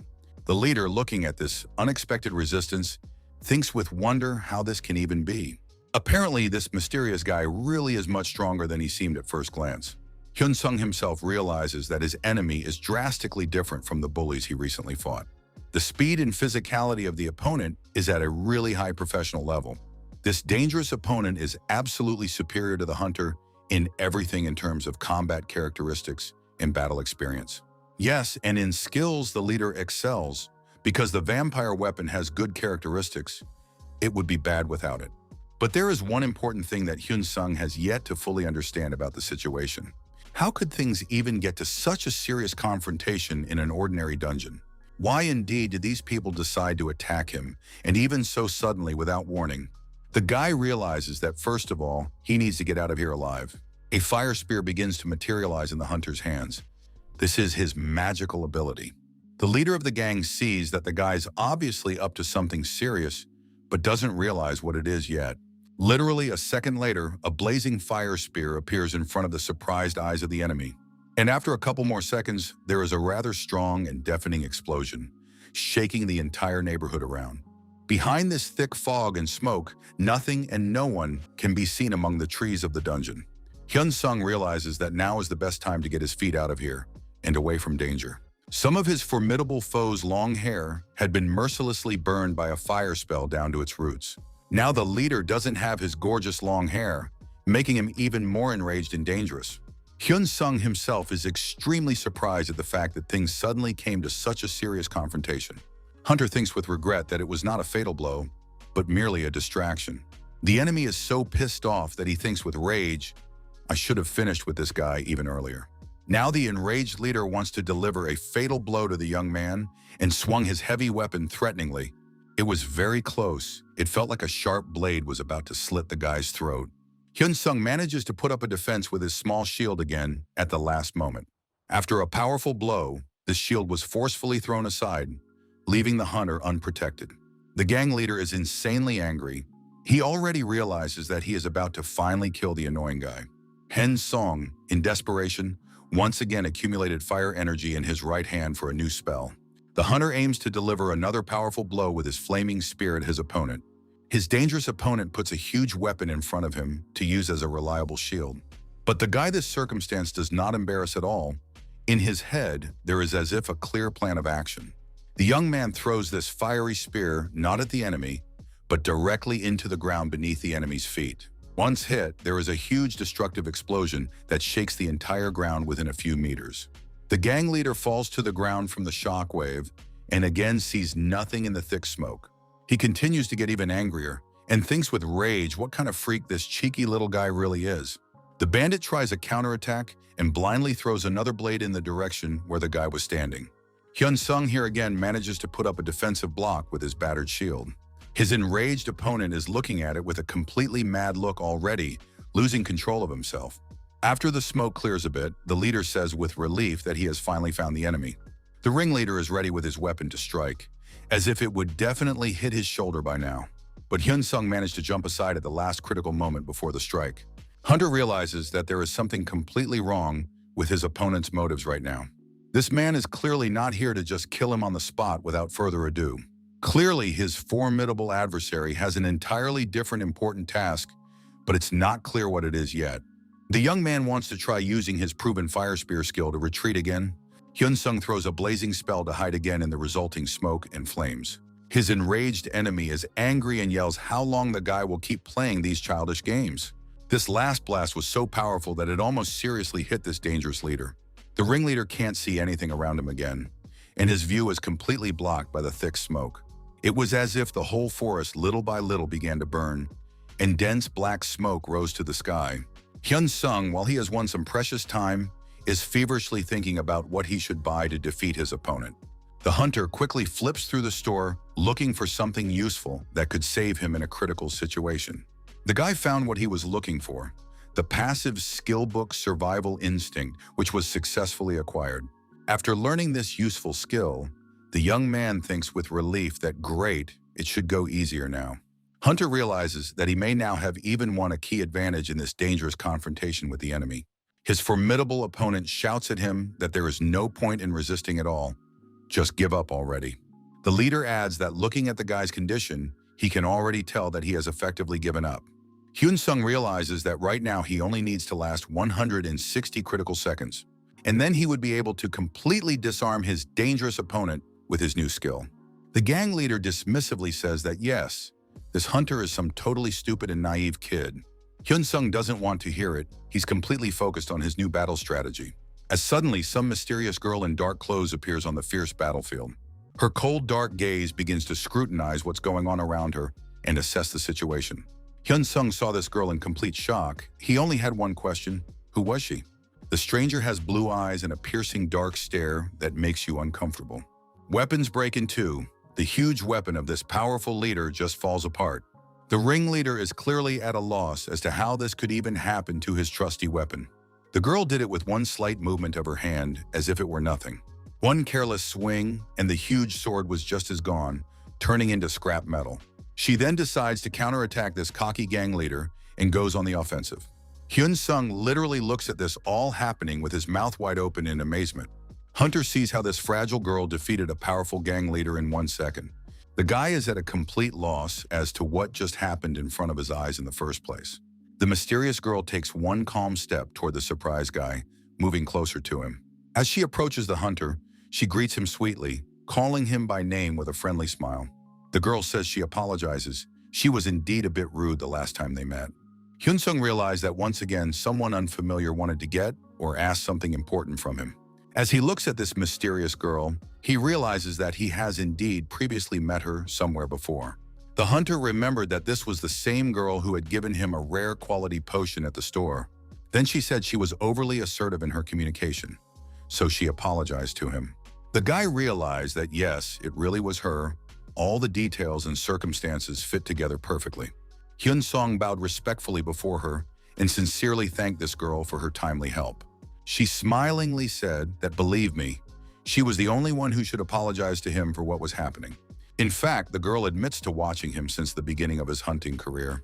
She says she's telling the truth, has been watching since her first assignment, and is sorry she didn't intervene sooner. Hyun-sung didn't understand what he meant by what other task and looked at the girl with a puzzled look. She replies seriously that these guys are actually the realest dangerous criminals, not just ordinary gamblers. Hunter was in complete shock upon hearing this revelation.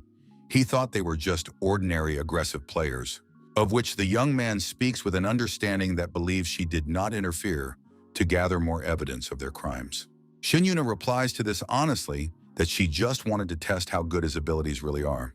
Upon hearing this confession, the guy was shocked that she was keeping an eye on his abilities. The girl replies formally that now let me introduce myself. She is Shin-Yuna, the chief inspector of the Players Association. And she didn't go after those guys, but only came here because of him, Mr. Hyun-sung. The guy didn't understand at all what this mysterious girl was talking about and what she wanted. Shin-Yuna says, let's get outside of the dungeon first and then we can talk quietly there. She adds that it is imperative to start by taking care of these injured guys on the ground. The boy dutifully said, of course, as she said, he would follow her instructions. But Hunter clarifies that she did say they were criminals, so what does that mean? Does that mean these people have committed similar, serious crimes against other players before? The inspector replies that yes, but the evidence in most of these places where player disappearances have occurred simply isn't there. These thugs were just merely suspects in various crimes, but without direct evidence. Also, authorities have yet to determine for sure whether these were indeed disappearances or perhaps even murders. Hyun-sung recalls nearly dying at the hands of these men in a fierce battle. But then he intuitively felt that something seemed off about their behavior. Because, after all, these guys weren't here to just kill him on the spot. So the hunter decided to tell the girl about this observation, that they had not come to kill him. The girl, on hearing this remark, says she has the same absolutely suspicions as to motives. They approach these wounded criminals who lie motionless on the cold ground. Hyun-sung asked the girl curiously, in which case, what the whole attack was for. Shin-Yuna was surprised that the guy didn't fully understand the seriousness of what was happening. So she said that now they needed to get everything as good and detailed as possible. Then in a second, the girl literally evaporated from the eyes of the astonished guy using magic. She instantly teleported to the leader of the criminals, who was lying motionless on the ground. The inspector tells him sternly that he knows perfectly well that he is conscious, so let him get up immediately. But the stubborn criminal still pretends to be completely out of it and hears nothing. She says warningly that she didn't want to go to extreme measures, but she'll probably have to use force. So Shin-Yuna starts poking him threateningly with his sharp spear, demanding him to stand up. The one immediately, understandably, woke up from such a painful and unpleasant exposure. Shin-Yuna says reproachfully that if he would have stood up nicely like she asked originally, it didn't happen. So Shin-Yuna asked this bandit with suspicion, why did they suddenly decide to attack the guy? This leader responds with the excuse that he was merely trying to protect the guild members who were attacked. The girl smiles sweetly, but it's clear that she doesn't believe these blatant lies and excuses at all. Bandit says indignantly that it is not permissible for the management of the association to attack innocent players like this. Plus, to attack those people who were completely unconscious and unable to defend themselves from the attack. He starts yelling and threateningly says he'll report it to the whole association and see what they do to her. The girl asked with a chuckle how he knew she was even a member of the association since he was lying unconscious. At that moment, this guy realized with horror that he had been completely caught by the hand and had given himself away. Shin Yuna, though she may seem like a nice girl, but that is far from the reality. She is the ultimate cold-blooded killer who can easily do it without too much emotion. The girl asks this guy with disdain if he doesn't realize if he's a fool or what. Don't you really understand your critical position and don't know where you are right now? It's a dangerous dungeon, and if she kills him, there will be no evidence of a crime at all. So she's just going to get absolutely nothing for it from management or law enforcement. The bandit doesn't think that Hyun-sung, who was attacked by the guy, will go to the police to complain. Hyun-sung felt awkward at being unexpectedly mentioned in this tense dialogue. Shin Yuna says threateningly, "Unless he wants this dungeon to be his grave forever, then of course in that case he'd better tell her everything without secrecy and lies.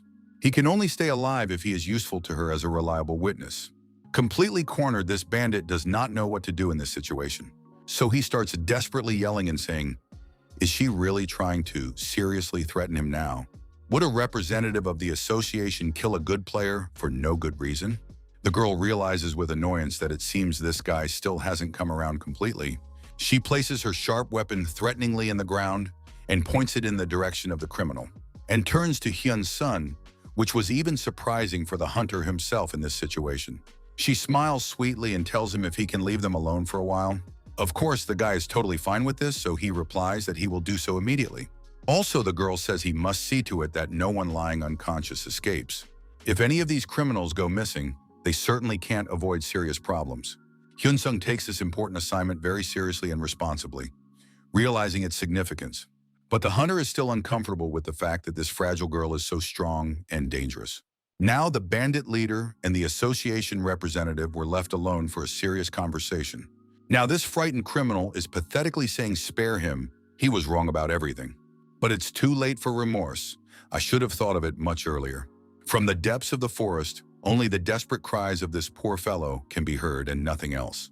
Hyun-sung firmly gripped his trusty vampire weapon in his hands for protection just in case. Hearing all these desperate cries from the forest, the hunter was even a little surprised at the ferocity of what was happening. The guy even continues to keep a close eye on all those connected criminals on the ground, and seriously thinking about what their true purpose in the offense actually was. There is no way they could know about his trading skills, as no one knows about this secret. And their leader, who fought him so fiercely, what a mysterious man he is in general. Perhaps it was all because of the Sioux Guild or that three-headed monster he defeated? And why that girl from the association had been following him so closely all this time? Guy, reflecting on it all, realizes with dismay that there are so many unanswered questions. What if it was all started by this strange and powerful guild for their own purposes in the first place? And what to say to Shin Yuna if she inquired about how he handled the three-headed monster? The guy clenches his teeth and realizes that the most important thing for him right now is to get a lot stronger, since that annoying guild Sue would definitely never give up on him so easily. Yes, and in principle, the Players Association also does not deserve his full trust and openness. And they are also too suspicious, even though they try to appear righteous and fair. Hyun-sung thought that if he became a player, he could solve absolutely all of life's problems. While the lad was in such deep thought, quiet footsteps approached him from behind. The hunter turns to see who it is approaching him. It's Shin Yuna, who says that this bandit received an order directly from the Sioux Guild. He was instructed to press the hunter. It seems they were trying to poach him by pretending innocence. Fortunately, this time it was possible to gather convincing evidence and find out their personal details. So now the association can deliver the final crushing blow to this corrupt organization. "First, let's get out of here together and discuss the details," says the girl calmly. They had already emerged from the glowing dungeon portal to the surface to the normal world. The representatives of the association have tied up the most important leader of the bandits and are leading him like a prisoner. They also put the remaining injured criminals immediately into a waiting police car. Bad luck for the bandits, as who knew the guy was under such serious surveillance? Just then, someone's quiet footsteps approached the place where Hyun-sung and Shin Yuna are standing. Some unfamiliar uniformed girl approached the surprised Hyun-sung with an official look. She kindly asked the hunter if he has a spare moment to talk. And of course, the guy politely replied to this that he had free time. They came to the main imposing Players Association building in the center of town. The guy is wondering in anticipation what these powerful people want from him now. Shin Yuna is seriously thinking about how to choose the right words for an important conversation. And she says cautiously that it's all about the situation with that mysterious three-headed monster. The guy talks anxiously about how they even knew he was in that dangerous dungeon. The girl said calmly that they just looked at the entrance records. They know who went in there and when. Upon hearing this revelation, the guy indignantly says, "Is this legal?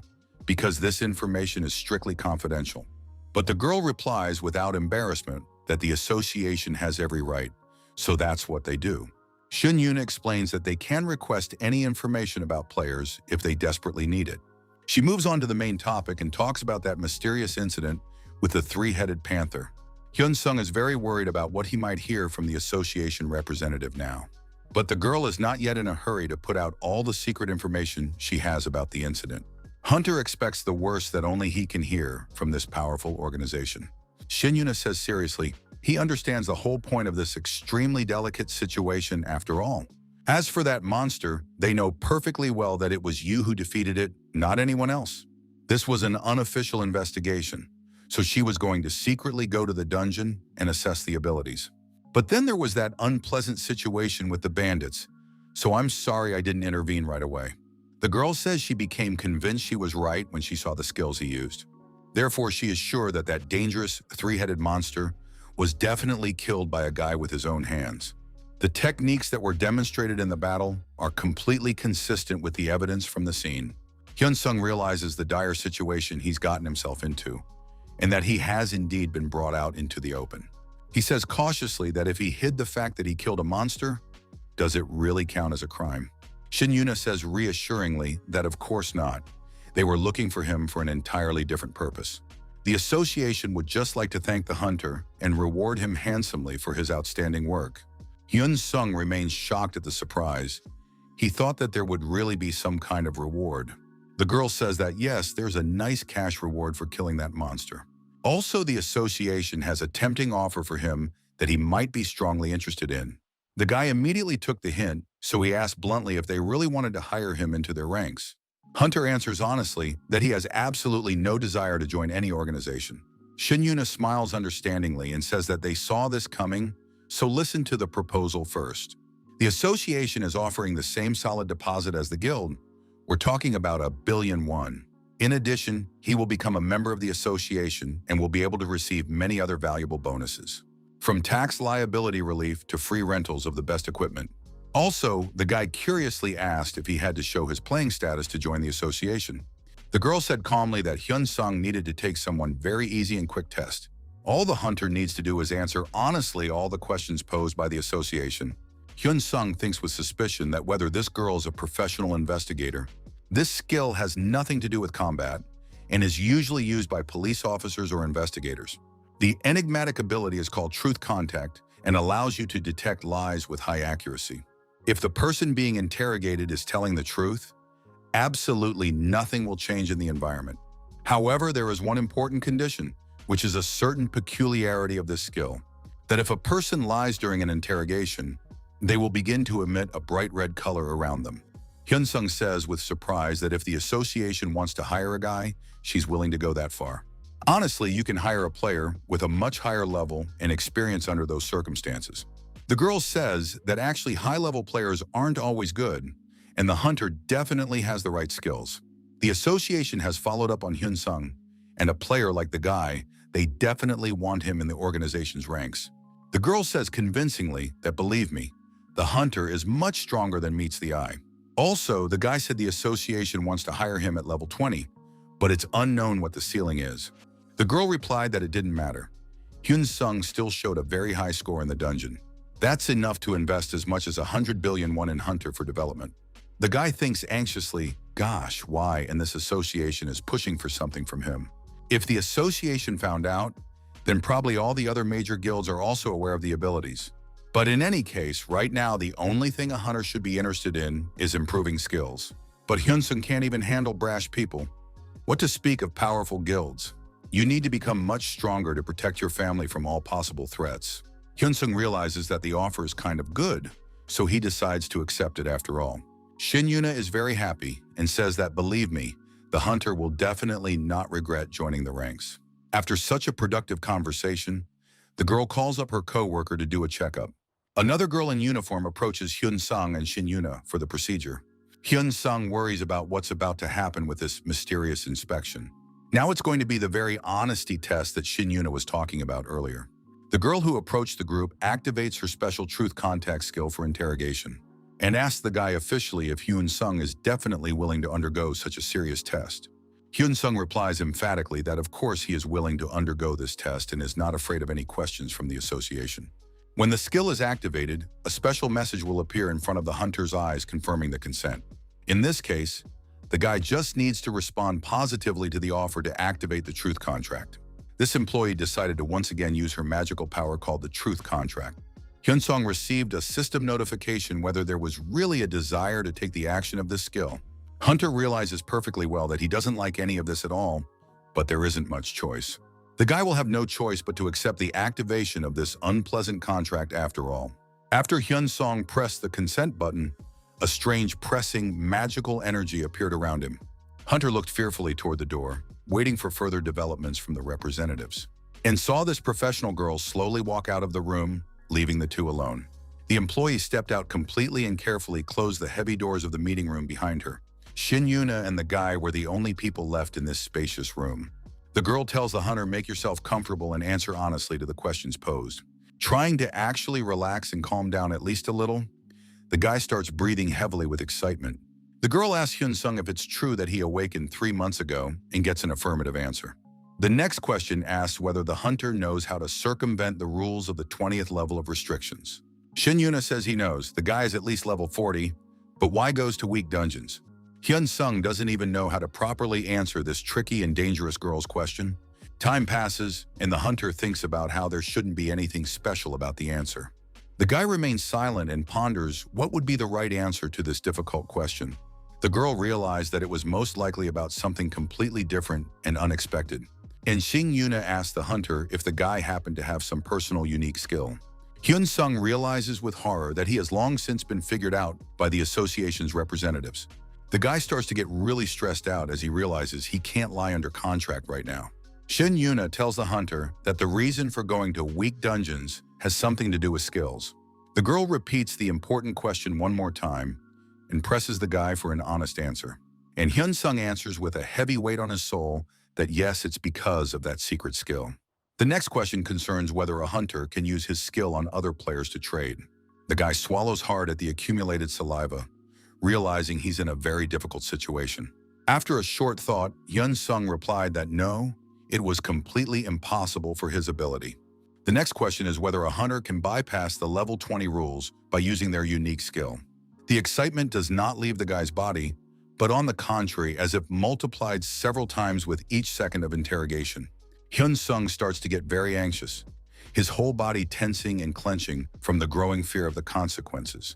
Hunter realizes with regret that he must have agreed in vain to take this insidious honesty test from the association. And being completely honest under the influence of the contract, the guy answers in the affirmative that this is indeed the case. Hyun-sung is upset about the unpleasant fact that he has essentially given away his most important and vital life secret. Shin-yuna, with a satisfied smile, says to the hunter calmly that here is the end of this unpleasant interrogation procedure. The guy asks the girl hopefully if there are any additional association questions that need to be answered. And of course, there was absolutely no need for that. Everyone understood and was satisfied with the honest answers. The girl tells the hunter calmly that to some extent, this was all expected by the leadership of the organization. But the truth is that Hyun-sung does have a very good personal skill for dealing. Hunter listens intently to what this mysterious girl from the influential Players Association has to say next. But here, the guy decided to interrupt Shin-yuna and ask his own interesting question about personal abilities. That maybe the girl also has some of her own personal unique skill set to work with. Shin-yuna replied in the affirmative that the hunter was right, but of course she couldn't say which skill. But let Hyun-sung be calm for his safety. Nothing bad will happen with this information. The hunter was glad to hear the admission that he was not the sole possessor of the ability in this important respect. The girl from the association says that personal skill is unique and unrepeatable for every single player in the world. And all players who have such rare abilities hold very high positions in large organizations. Hyun-sung, upon hearing this revelation, thinks with wonder, does everyone really hold high leadership positions? It turns out that this girl is just one of many. Of course, there are high-level developmental players in leadership. Shin Yuna tells the hunter that for ordinary people, information about these special players is very limited. Ordinary citizens don't know much even about the existence of such people in government and private organizations. Especially about players who have a personal skill, all information about such people is completely classified by the government. The guy says with growing concern that it's okay for the girl to tell him all this. Shin Yuna explains that it's only because the hunter has a personal skill, but it's not allowed to divulge the information. But let Hyun Sung believe it. There will be no problem with this secret information since it's one team now. Hunter replies indignantly to the girl that he didn't say anything about joining the association. What makes you jump to such conclusions? Shin Yuna says with regret that, geez, how come since the skill story the guy has no choice? Hyun Sung completely misunderstood the whole point of what was happening, what this mysterious association girl was talking about. But the girl said there was no need to make such an upset face. The guy would become a member of the state organization. At this tense moment, another man in an official black uniform walked into the spacious room to join the group. The stranger brought some suspicious papers and immediately placed the documents neatly on the wooden table. Hyun Sung initially didn't realize what it was that was placed in front of the guy on the wooden table of the meeting room. But the hunter quickly realized that it was an official contract from the association with many conditions and obligations. Guy thinks with wonder, are such unbelievable conditions possible at the state level of the organization? Yes, there are indeed few commitment points, but benefits and privileges abound for the member. Emergency wages are solid, even benefits are paid during military operations. Full rights to stones and items obtained while hunting in dungeons are also guaranteed. Shin Yuna turns to the guy with a smile and says, let him sign already faster without thinking. Hyun Sung thinks with suspicion that this is very strange. Everyone is given practically for free without any special conditions. But there was one small detail in the contract that the hunter noticed upon close examination of the document. It is a contract for life. Can't such a document be called a bondage in such a case? Hyun Sung asks with bewilderment that all the players in the association sign up for such harsh conditions as well. The girl smiles and says calmly that, of course. Otherwise, the association would have gone bankrupt from expenses long ago. The association provides such generous terms only because the hunter has a personal, unique skill. The guy was surprised at this explanation and wondered if he really was that valuable to the organization. And that's only because of the fact that Hyun Sung has the ability to bypass the rules of the 20th level. The girl tells the hunter that even when hunting low-level monsters, his level still increases. And the guy still gets to drop valuable stones, so it's a pretty lucrative partnership for the association too. The organization would be complete fools if they didn't want to take such a valuable player with them. Hyun Sung is puzzled as to who these powerful men think the ordinary hunter is. But such a mistake in assessing ability only plays into a guy's hands in negotiating with the association. Since there is some truth in the girl's words regarding the value of the skill to the government organization, with a smile on his face, the guy decided to try to shorten his contract with the association a bit. Shin Yuna was clearly troubled by such an unexpected question from the hunter about the timing of the cooperation. The girl asked, wondering if the terms of the contract didn't seem attractive enough to the guy. Hunter knows how many people in the entire world have any personal talent of this level at all. Can't say the exact figures, but right now the government thinks it's only 80 people. And before Hyun Sung came along, the girl in general was the only one in all of Korea with the skill. Hunter is surprised by the fact that it turns out such a special skill is quite rare among players. Now I can see why all organizations are so desperate to get the guy in their ranks at any cost. Shin Yuna says, with an understanding that he realizes, the guy can't help but be bothered by a lifetime contract term. But the association cannot allow a player with a special skill to be recruited by another guild or country. So have maximized the terms of the contract, but they can't change the term from lifetime categorically. If all of a sudden Hyun Sung wants something else, just let him just say so, because they are willing to give a lot. Hunter says emphatically that he would like to change the term of the contract from a lifetime contract to just 1 year. The girl is sweetly trying to convey to the guy that this is completely impossible for a government organization. Hyun Sung replies that in that case he is willing to reduce the amount of the deposit 40 times, $1 billion is enough. The girl replied firmly that even under such conditions the answer would be absolutely the same and unchanged. The guy tries to further get his way and asks Shin Yuna that at least the contract is for 2 years. The girl tries to take charge of the situation and says she'd better increase the deposit for a lifetime contract. There is the most genuine silence in the room. No one is happy with the current state of negotiations. The guy even continues to stubbornly demand a contract from the association for only 2 years of work, and a $20 billion deposit if the parties have no problems during those 2 years. The hunter would then have a contract with the association as a priority when choosing an organization to work with. If the reps refuse such an offer, in which case the guy doesn't want to sign anything. The girl asked suspiciously, wondering if Hyun-sung happened to be planning to immigrate to another country permanently. Hunter honestly said he didn't. He just didn't know much about the association and didn't like to comply. Shin-yuna reminds him that the guy has seen the terms and conditions after all. Aren't there more benefits than liabilities? Hyun-sung asked the girl ironically that did the association representative really think that way about the conditions. In Hunter's mind, the thoughts of the $20 billion deposit, now it's even hard to express. But a guy can't neglect his future and let that money completely constrain his freedom of action. What Hyun-sung needs now is a shelter to help protect his family and hide from enemies. Of course, if the association is not to his liking, in that case, we'll be able to leave the organization. So Hunter says he will definitely re-sign the contract on the same terms. The association will lose nothing. Maybe the reps will still consider a 2-year contract as an internship period before the primary. Shin-yuna sighs very heavily at the guy's stubbornness and realizes the difficulty of the situation for both sides. And the girl realizes that in all likelihood, she really will have to change this contract to a probationary internship. Shin-yuna answers honestly that there is one important condition: cannot make such a decision alone. First, be sure to report the proposal to the association's immediate management for authorization. So the girl asks the guy to wait a bit for a final decision from higher officials. Time passes slowly. While waiting, Hyun-sung stares at his cell phone, studying the news. Shin-yuna had already returned from the boss's office and replied that she had forwarded the proposal to the association's management.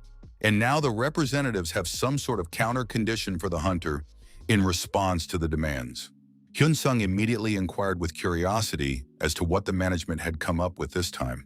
When a guy gets an offer from other guilds or foreign associations to cooperate on favorable terms, in such a case, the hunter will talk about the Korean Players Association's offerings to compare conditions. Also, if the association offers similar terms, Hyun-sung will have to sign and extend his contract. The guy realizes that this wording is much more to his liking, so he said he would. Hunter has signed this official 2-year contract with the Players Association. Hyun-sung noticed some strange, satisfied reaction from the girl after signing an important document. Shin-yuna extends her hand to the guy and says she hopes for a fruitful collaboration in the future. Shaking hands, the hunter replied confidently that he was absolutely certain of a successful partnership. After which, Hyun-sung adds that he expects a mutually beneficial cooperation during this time. The guy hears from the girl that there are some important things to do for work after the contract is signed. First, be sure to change some of the hunter's equipment items to better quality counterparts. Right now, all of Hyun-sung's equipment is what the guy rents for money. The hunter replied that the sword and mantle were of a high enough level and their quality was sufficient for hunting. The girl said with understanding, then changing all the outfit except for those 2 valuable items. The next morning, the association has an entire room with a variety of armor of the highest quality. When the guy went inside there, the hunter was amazed at this incredible variety of quality equipment. Looking at these shelves of items, Hyun-sung thinks admiringly, "What's not here for the players?" The hunter asked the association representatives if he can take anything from the range on display. Shin-yuna answered the guy honestly that in reality the possibilities weren't exactly limitless for everyone. Everyone may only rent equipment appropriate to their rank according to the established rules of the association. But the girl tells Hyun-sung that there's one nice exception to the general rules here. This exception applies to the hunter. The guy can take absolutely anything he wants from what is presented. Hyun-sung was pleased to know that the new member had such outstanding privileges. Hunter looks and considers a magical high-quality velour jacket and has taken an interest in the item. The guy realizes that it's kind of a little different than what he expected to see in the range anyway. You need to choose as carefully and thoughtfully as possible, as this will affect the outcome of future battles. When Hyun-sung walks into the cozy cafe, the girl says she can tell all about the association while the outfit is being fitted. Hunter still can't believe this is all happening to the guy in reality and not a dream. Shin-yuna says calmly, "Let's talk about where Mr. Hyun-sung was assigned to work." The lad was interested in the subject and asked with curiosity what and where he was sent to serve. The hunter gets the answer that he will be doing investigations where everything was planned to go to complete the tasks. Simply put, the job would be to regulate incidents in dungeons or conflicts between players. It's mainly about troubleshooting and problem solving, but also Hyun Song has to help the association's support team. The guy has to do it because sometimes the staff is understaffed to do all the tasks. Hunter immediately said that he didn't even know. It seems to be hard enough to ruin the situation with skills. The girl replies reassuringly that don't worry, Hyun Sung's current level of development will be taken into account. Since Shin Yuna is the boss, if there are any difficulties, immediately report the problems to the girl. Hyun Sung says with hope that in such a case, he can discuss one problem that came up earlier. The situation arose before the official contract with the Players Association was signed and needs attention. The guy says that information about the number of stones earned and sold has fallen into the hands of the Sioux Guild. Plus, the reps knew of every dungeon the hunter had ever visited to hunt. And as can be understood, this clearly poses a security threat to all parties to the conflict. Shin Yuna replied that she would try to find out more about the incident, and then she could nail the guild. But the guy noticed that the girl was not at all surprised by what was happening, since it was not the first time. The girl says she's ready to deal with the guild right now, but she's not strong enough to confront them yet. Hyun Sung, hearing all of this, wondered about the extent of the problems and corruption in the player system. The girl tells the hunter that, believe it or not, the association will also provide the guy with a place to stay. Hyun Sung said that everything is absolutely fine, leads a nomadic lifestyle, and housing is not needed.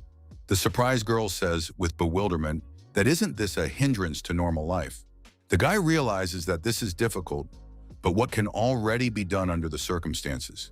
Hunter asks Shin Yuna, isn't this because of the association's emergency unscheduled work? The girl says that's right, labor is needed, so it might be a little difficult. So in such a case, asks Hyun Sung to report every time he moves around the country. Shin Yuna would then be able to provide jobs depending on the hunter's current location. The association also provides a special card in cash to cover a member's work expenses. Hyun Sung will be able to pay for temporary housing in different cities while on assignments for the association. The girl says she'll make sure the other members don't find out about it because it will start a fuss. Officially, it will simply be recorded as compensation for frequent changes of location due to business necessity. Hyun Sung had received so much from the association, so he decided to sincerely thank them for caring so much. The girl in charge said, believe me, it's the least you can do to keep the guy after 2 years. The hunter seemed to start to fall in love and was so embarrassed by these unexpectedly warm words. The guy's already getting ready and dressed in his new rugged armor he got from the Players Association. Hyun Sung is insanely happy and says admiringly that he can't believe it. It fits like a mold on his body. Shin Yuna holds out the card to the hunter and says, take this important document with you. It's a credential that proves a guy is a full member of the Players Association. And now Hyun Sung has official credentials as a member of the Rules Oversight Team. There shouldn't be any trouble with this document, as the hunter has had in the past. With a satisfied smile on his face, the guy asks if he can go do his business now. Shin Yuna says that, by the way, you should check the notifications from time to time as information appears there. But don't let him worry. Emergencies are almost non-existent, but sometimes they still happen. But if emergencies do occur, you need to respond immediately to the association's call. Also, the girl says that the deposit has already been transferred, as the contract comes into effect after the transfer. The girl picked up on the fact that the guy seemed in dire need of funds and replied about buying skill books. Shin Yuna supported the hunter in this and said that the association had its own store with books. So let's go to the merchandise section together and I'll show and tell you about all the products. The guy is only glad that Hyun Sung now has such a great opportunity for development. In the hunter's mind again, thoughts of the main goal now is to become much stronger. When the guy gets to the store, he realizes that there aren't as many of these books as he originally thought. Shin Yuna replied with regret that unfortunately the assortment is unfortunately not replenished as often as she would like. Also, demand exceeds supply, so if a good book comes along, it is quickly bought by members. They have fewer books in their association than the official auction house in the capital. While shopping, Hyun Sung is happy that he can now bypass taxes when purchasing goods. Shin Yuna tells the hunter that it's amazing they bought so many books, it doesn't seem to be very effective. Hyun Sung replied that even so, there would be a use for books someday, and bought a passive immortality skill book. Shin Yuna is already starting to say goodbye little by little and leave the association store on his official business. The girl tells the guy with a smile that she knows the work with the new employee was completely finished. The vehicle is insured and waiting for the hunter outside. Use the vehicle at your pleasure, sir. The guy went down to the first floor, got into the car, and said a warm goodbye to his new boss. In the office of the president of the Korean Players Association, the executive says that no matter how much he thought, 2 years is really a short time. Shin Yuna tells her superiors that she was very upset, not being able to sign a lifetime contract with the hunter. The president responds with the understanding that of course he's upset. The leadership should have seen this coming and done it. The frustrated girl responds with a rebuke that the executives were thinking much more about money than results. The president, a guy with red hair and a scar on his face, says they've also honestly improved conditions. The supervisor explains that since it's a lifetime contract, you can make it work for low pay for a long time. The girl replied to the supervisor that it was originally intended to be like this from the beginning. If Shin Yuna hadn't insisted, they wouldn't have provided better terms from the beginning of the negotiations. The warden says don't compare the hunter to yourself. The situation was completely new to management. If they didn't know the special skill existed, and the girl says that's why they should have treated it better. The president says that's what they did. Made concessions in the guy's contract, everything as she wanted it. If Shin Yuna hadn't intervened, only a lifetime contract with $1 billion deposit would have been offered. The girl says that if they did that, the information would leak out and the guilds would take the hunter away.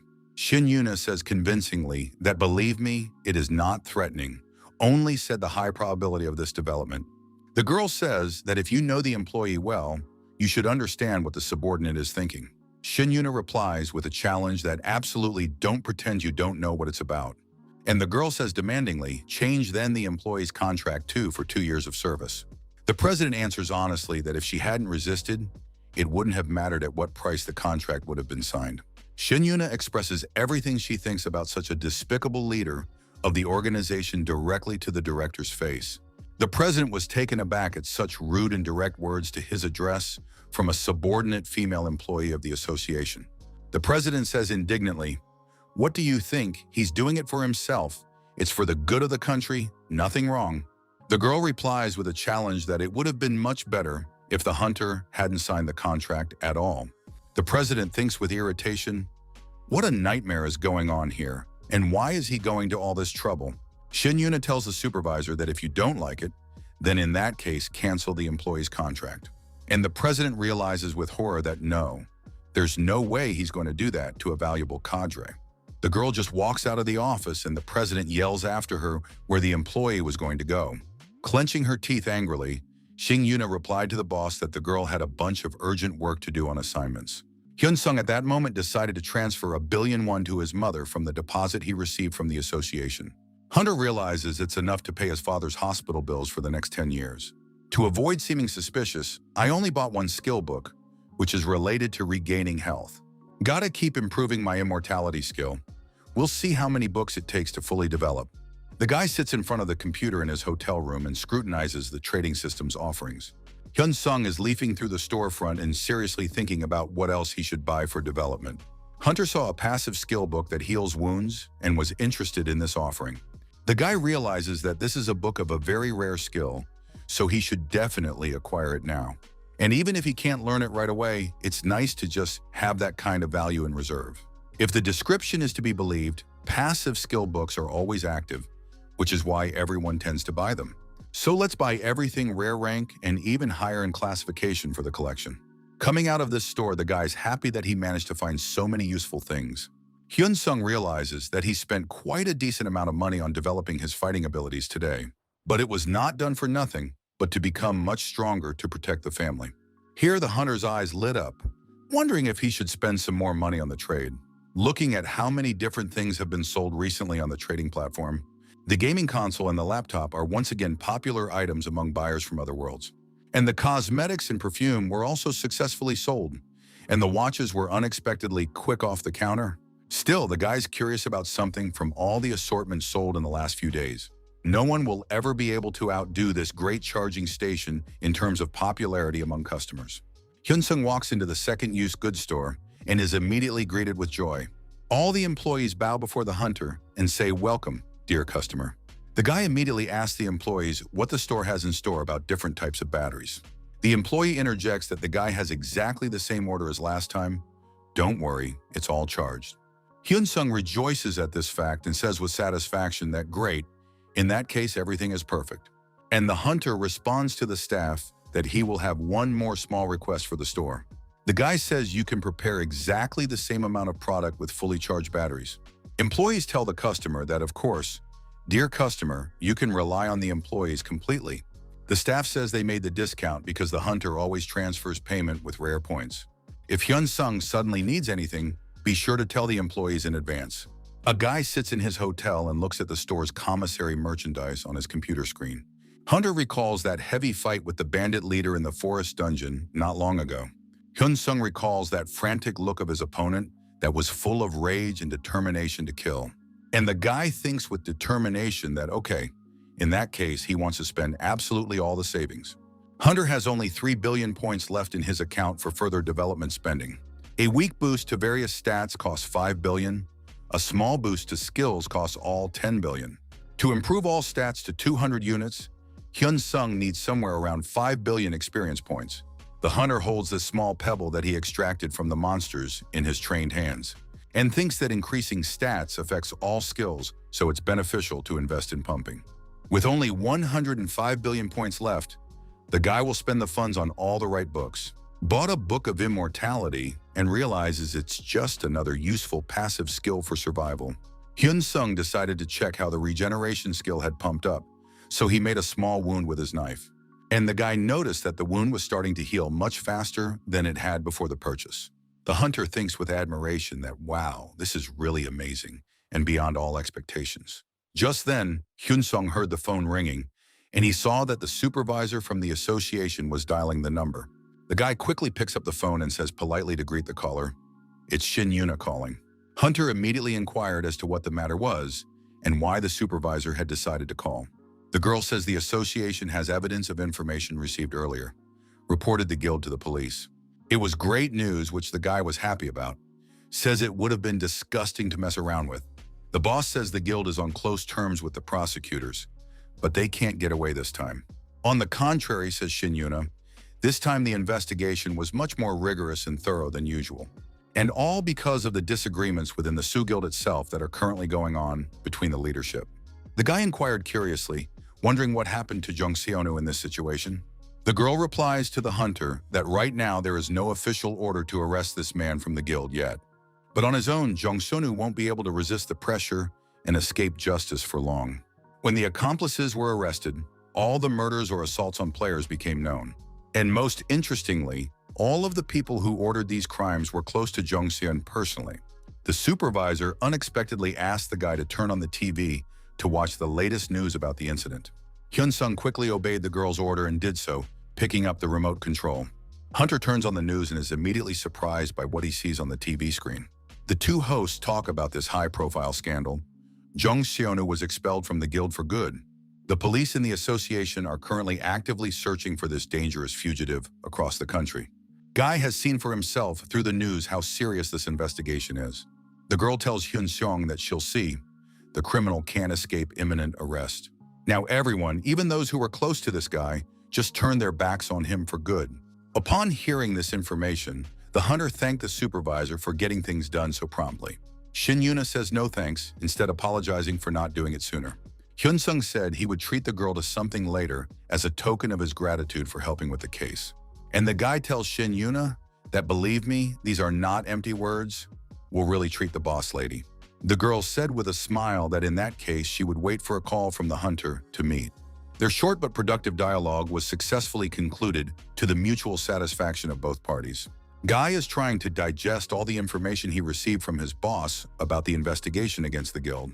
Hyun-sung thinks with annoyance that, geez, we need to find another skill book to develop. The guy in his hotel room is thinking and looking for where his improved abilities from shopping are. This is the last skill book the hunter has left to study out of the entire purchased assortment. Hyun-sung spent all the money and studied the available books, invested so much to develop the skill. Guy gets a notification that immortality has been upgraded to heroic level, rejoices at the achievement.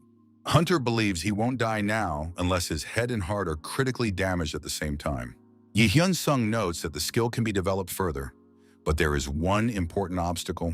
The guy has put so much into this skill for heroic level, it probably doesn't make sense to go up to legendary.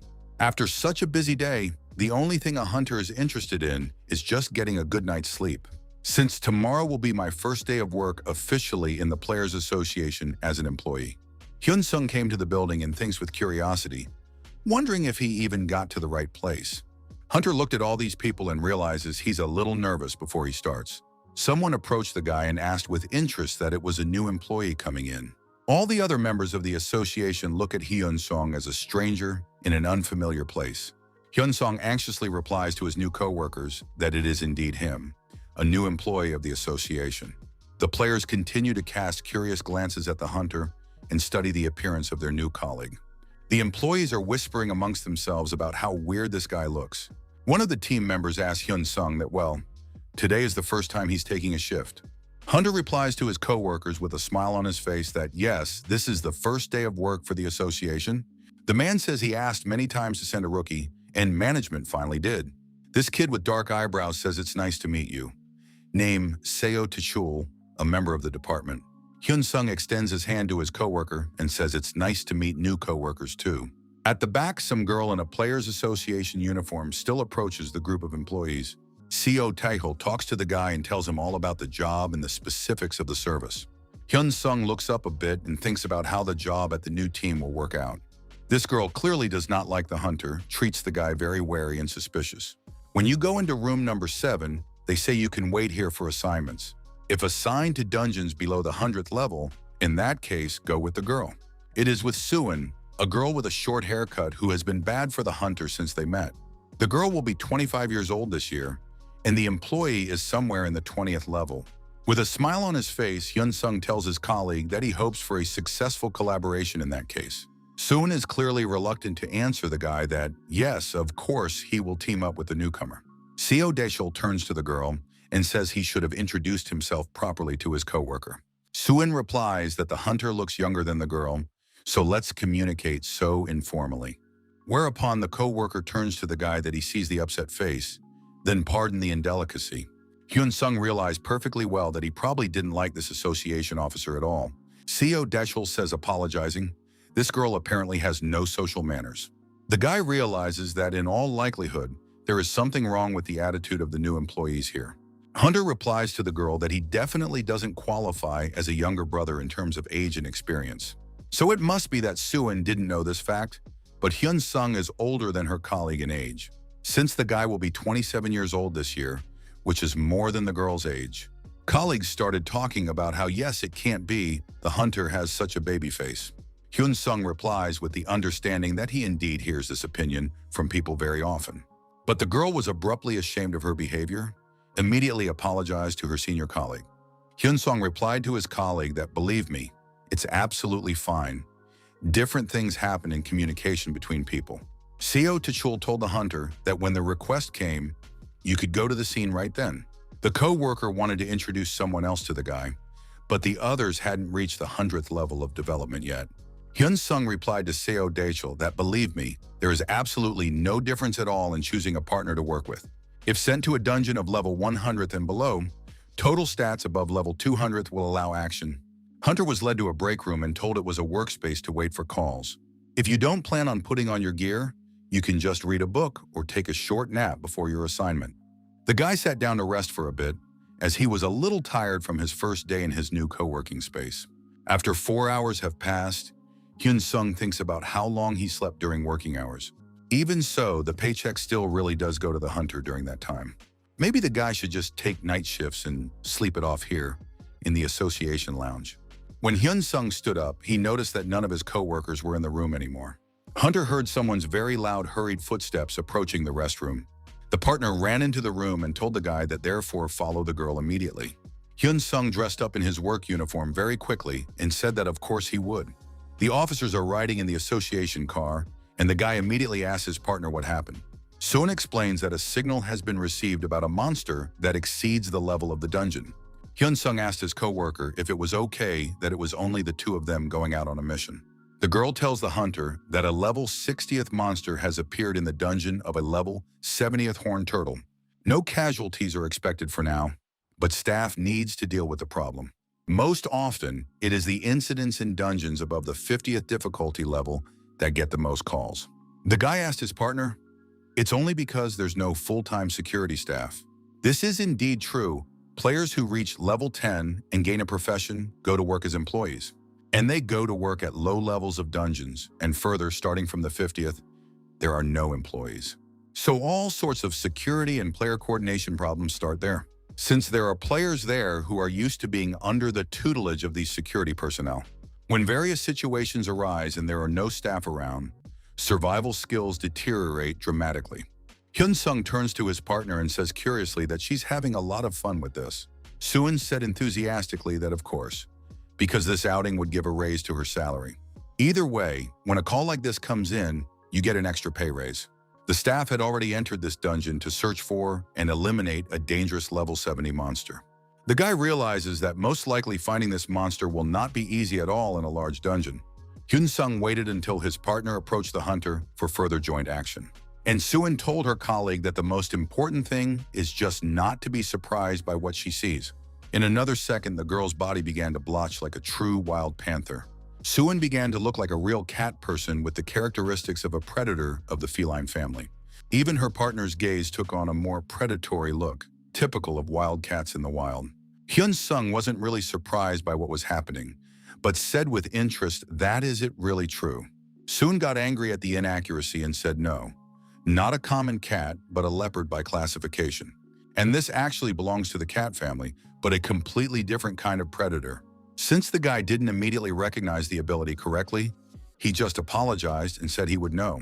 The partner turned on her ultrasonic sniffer to search for the monster in the dungeon, and told a co-worker that if we slow down, he will leave behind, so try to follow.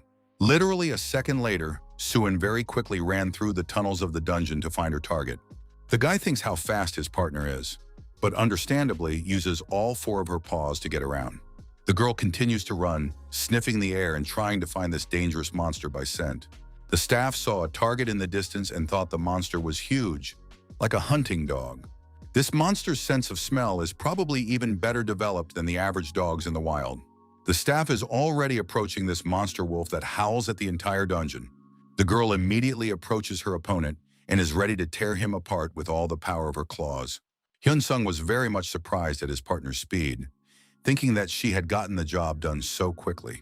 Indeed, in literally one move of her own, Suin killed the monster without much effort. The hunter turned to his colleague and said with admiration that his partner had very good fighting skills. Suin replied to the guy that it couldn't have been otherwise. But now we can go back to the association. Employees exit the cave, but still look carefully around for safety. Suin suddenly turned around to the guy and stares at her colleague's face anxiously. With her keen sense of smell, she smelled that such a monster was not alone in the dungeon. The guy said to his partner, puzzled as to what the girl was even talking about right now. But Suin tells the hunter that most likely that monster had time to call out to his pack before he died. Huge numbers of these dangerous monsters are looming toward the association staff from all sides. The huge paws of the predators cling to the ground, leaving deep footprints on the stone floor. These monsters, which look like wolves but only on their hind legs, are vicious against humans. Hyun-sung doesn't understand the situation and asks if this even happens often in dungeons. The partner replies to her coworker that no, it's not at all common, but it very much does happen. However, there is one interesting point about this situation that is worth considering when planning your actions. That when this happens, the name and level of that dungeon automatically changes according to the new conditions. Upon hearing this important information, the guy took it seriously and thought about the implications for the association. Suin tells his colleague, let's deal with the monsters first and then prepare a detailed report. The partner tells Hyun-sung that in the interest of the cause, she will go first to attack against the enemies. The guy didn't particularly mind the plan and pulled out his sharp dagger for close combat. These wild creatures pounce on employees, ready to tear apart every living thing in their path. But the bar's girl is very serious in battle, just sweeping away the head of one opponent in a second. The guy doesn't want to fall behind his partner either, so he's ready to kill all the attackers. Hyun-sung hears nearby, still howling those wild animals to the entire dungeon. The hunter hears paws nearby, clawing with force against the hard ground of the dungeon. The guy wonders who exactly it was and where those threatening attack sounds are coming from. The huge, massive monster growls very viciously, showing its aggression and willingness to fight. Hyun-sung looks at the creature and realizes that this is about to be a tough fight with a serious opponent, as it is an unusual creature and the truest high-level werewolf king. The hunter tells his partner that this monster is about level 100th, maybe even 100th. The guy asks Suin, since there won't be any serious problems with this dangerous monster, but the staff doesn't even have time to ponder. The other creatures immediately prepare to attack as a group. Fortunately, Hyun-sung reacted in a very timely manner, so he quickly counterattacked the attackers. The hunter was even partially surprised that he had handled his opponent so easily.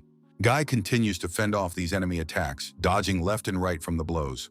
And Hyun-sung remarks that it seems likely that this battle will soon end in victory. Although there were still quite a few monsters of this species left alive to continue the fight, with magical power, the hunter pierces through the heart of one animal and it dissolves. Literally all enemies start falling to their knees. Monsters have blood everywhere on the ground. Hyun-sung goes through all these corpses, which he quickly handled effortlessly. The guy asks his partner, well, quickly they're already finished with the king. But the hunter sees his partner Bars continue to fight the werewolf king fiercely, and that this is truly a battle of the truest of leaders, worthy of each other's strength. Watching this wild fight, Hyun-sung wonders if he should help this girl in the fight. The guy decides that, okay, it's probably best to intervene in this dangerous battle process. Hunter starts running straight for this king to help his partner in a difficult situation. The werewolf goes crazy and starts screaming so loudly that it echoes throughout the dungeon.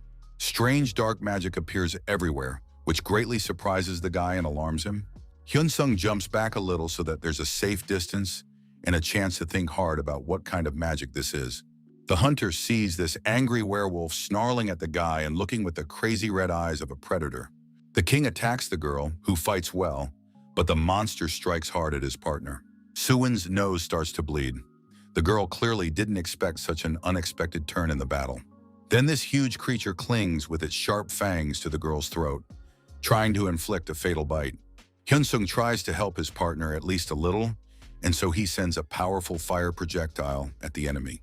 But the werewolf simply recoils with the girl in his teeth, dodging the hunter's magical attack. You can't see your partner's pupils at all anymore, just the whites of her eyes indicating critical condition. Hyun-sung realizes that there is absolutely no time to procrastinate, so he prepares to deliver a decisive blow from behind on the king. The hunter grabs this girl in his arms to keep his partner from falling to the hard ground of the dungeon. After the rescue maneuver, the guy lands gently on the ground with his injured colleague in his arms. With hope in his voice, Hyun-sung asks Suin if her partner's okay after the attack. Hunter realizes that while there is time, the girl definitely needs to be healed or the colleague could die. So the guy uses his recovery skills to make sure the girl doesn't die from her wounds. And Hyun-sung thinks with annoyance that, damn it, he's failing to cure his partner to the end. While the hunter is giving this process his full attention, the king approaches from the back for a surprise attack. The boy turns around sharply and slices the monster's sharp claws with his dagger, defending himself from the deadly attack, and says to the king with a challenge, "I'll see how much you take on yourself by attacking the defenseless. First, you take out the hunter's partner, and now you want to kill the guy yourself in a sneaky way." Hyun-sung points out to the monster that look around at what became of your brothers after the battle. But the king did it on purpose, just to stall for time and wait for reinforcements from the depths. This monster just simply laughed after the hunter's words, then wanted to deliver a fatal blow to the guy. Hyun-sung has no intention of tolerating such horrible behavior from some monster and is ready to fight back with dignity. So a fierce battle begins between the opponents. One attacks, the other defends, and so on in a circle. The combatants jumped away from each other to make a distance, while the fight is completely evenly matched. After which this sneaky monster simply disappears from the guy's sight, using some sort of invisibility magic. Hyun-sung tries to find his dangerous opponent with his eyes, scrutinizing everything around him in the dungeon. And the hunter sees that the monster wants to finish off the innocent girl who is lying helplessly on the stone ground. The guy intervenes in time and kicks the creature right in the face with his foot as hard as he can. It was so lucky that the werewolf was just thrown a few meters away from his partner. Hyun-sung himself didn't expect that he was so strong physically that he could handle such a huge and dangerous creature. Hyun Sung sees this stubborn ringleader won't give up and starts howling loudly, calling for reinforcements from the depths of the dungeon. A huge number of other werewolf creatures can be seen beginning to approach the battle site, surrounding the hunter on all sides. The guy realizes that the situation is not working out at all in his favor and becomes critical to his survival. Because not only are there so many enemies, but my partner is lying unconscious and dying of wounds. But on the other hand, it even stacks up much better for Hyun Sung in terms of showing his true abilities. Therefore, the hunter's plan is to act in a measured manner, step by step, using the full power of magical skills against the enemies. First, a magic projectile for stun, then an ice projectile for slowing, and finally a fire projectile for maximum damage. Such a well-thought-out attack sequence will give a much better result in combat against multiple opponents of different levels. After the basic attacks, there will be a powerful fireball and a piercing fire spear to finish off surviving monsters. After the guy carefully thought out his battle strategy, the hunter set out to execute the plan against the werewolves. To begin with, Hyun Sung used his powerful skill called energy release against a group of enemies. A bright white magic appears around these creatures and begins dealing damage to all nearby enemies. These creatures are all cast with powerful energy, a considerable distance away from the hunter and wounded partner. Next flew fire and ice projectiles of varying power, aimed precisely at targets to hit vital organs. Magical attacks begin to pierce the bodies of these horrible monsters, dealing critical damage and excruciating pain. The guy attacks literally simultaneously, with each hand firing multicolored projectiles at different groups of approaching opponents. And then Hyun Sung realizes that in this case, he wouldn't even need to use expensive healing potions. Hunter further concentrates as much as possible in preparation to once again deliver a decisive blow to the surviving enemies. After the guy has concentrated as much as possible, continues to apply multicolored projectiles non-stop in all directions. Hyun Sung hits these monsters clearly, so there's nothing left for them to do but die in agony. But the most important king manages to escape, deftly dodging the hunter's magical attacks in every way possible. The hunter realizes that the enemy has such good reflexes, but it still won't save the monster from its fate. Guy thinks, okay, now let's see if you can dodge a rare rank attack of unprecedented power. So Hyun Sung uses the ice wall. A huge cobble of ice appears and melts right in a second. This monster is puzzled as to what the guy's up to with this strange spell. The hunter takes a small, confident step forward, preparing for the final attack against the powerful werewolf king, after which he tells the creature calmly that that's it. The time has come. It's too late for any salvation. Behind Hyun Sung's back, a huge number of different spears made of pure, concentrated magical energy begin to materialize. The monster looks at this menacing sight and thinks with growing horror what really he should do now. These magical spears start flying at a tremendous speed straight at the king, leaving no chance of dodging. The king is angry at having been driven essentially into such a clever trap by an experienced and cunning hunter. The monster looks and sees these multicolored spears flying like the truest asteroids from heaven to earth. After all the spears hit, there is a huge explosion that shakes the entire dungeon to its rocky foundation. Hyun Sung successfully dealt with this powerful being, winning a convincing victory in the hardest battle against the king. Although there is no smile of satisfaction on Hyun Sung's face yet, the guy is seriously evaluating the results of the battle with the king. After the powerful monster died, several valuable stones and some strange object fell out of the body. The guy inquired curiously, thinking, well, now let's see exactly what items fell out of him after death. Getting closer to the corpse of the king, the hunter was very much surprised by the find, wondering what it was that was so unusual. In his hands, Hyun Sung literally held the very real heart of the slain werewolf king, still warm and throbbing. The guy thinks with interest that, okay, let's see then what this artifact even is and what it's for. This werewolf king's heart allows you to transform into the shape of a werewolf with the appropriate abilities for 60 minutes. The hunter thinks that compared to the increase in stats, the payback is much stronger. Their dexterity will decrease by 10%. And Hyun Sung thinks that they should probably just take all the valuables and get back from here soon. When they have already left the dungeon, the partner is lying on a hospital bed in the medical department of the Players Association. Seo Dachul went there to check on his coworkers and asked if the injured girl is okay now. Hyun Sung told the supervisor that yes, the external injuries had completely healed thanks to the recovery skills. But to make sure there are no internal injuries, I'm sure the partner needs to be taken to the hospital for evaluation. This leader says with gratitude that thanks to the hunter, if it wasn't for the help, there would have been a real disaster. The guy replies modestly that co-workers are also on the same team, and helping their comrades is the normal order of things. CO Detchel smiles and says that when he gets back to the office, he'll be sure to confront his superiors about what happened. Suin the next day is already bowing before the guy and sincerely thanking him for saving his life in the dungeon.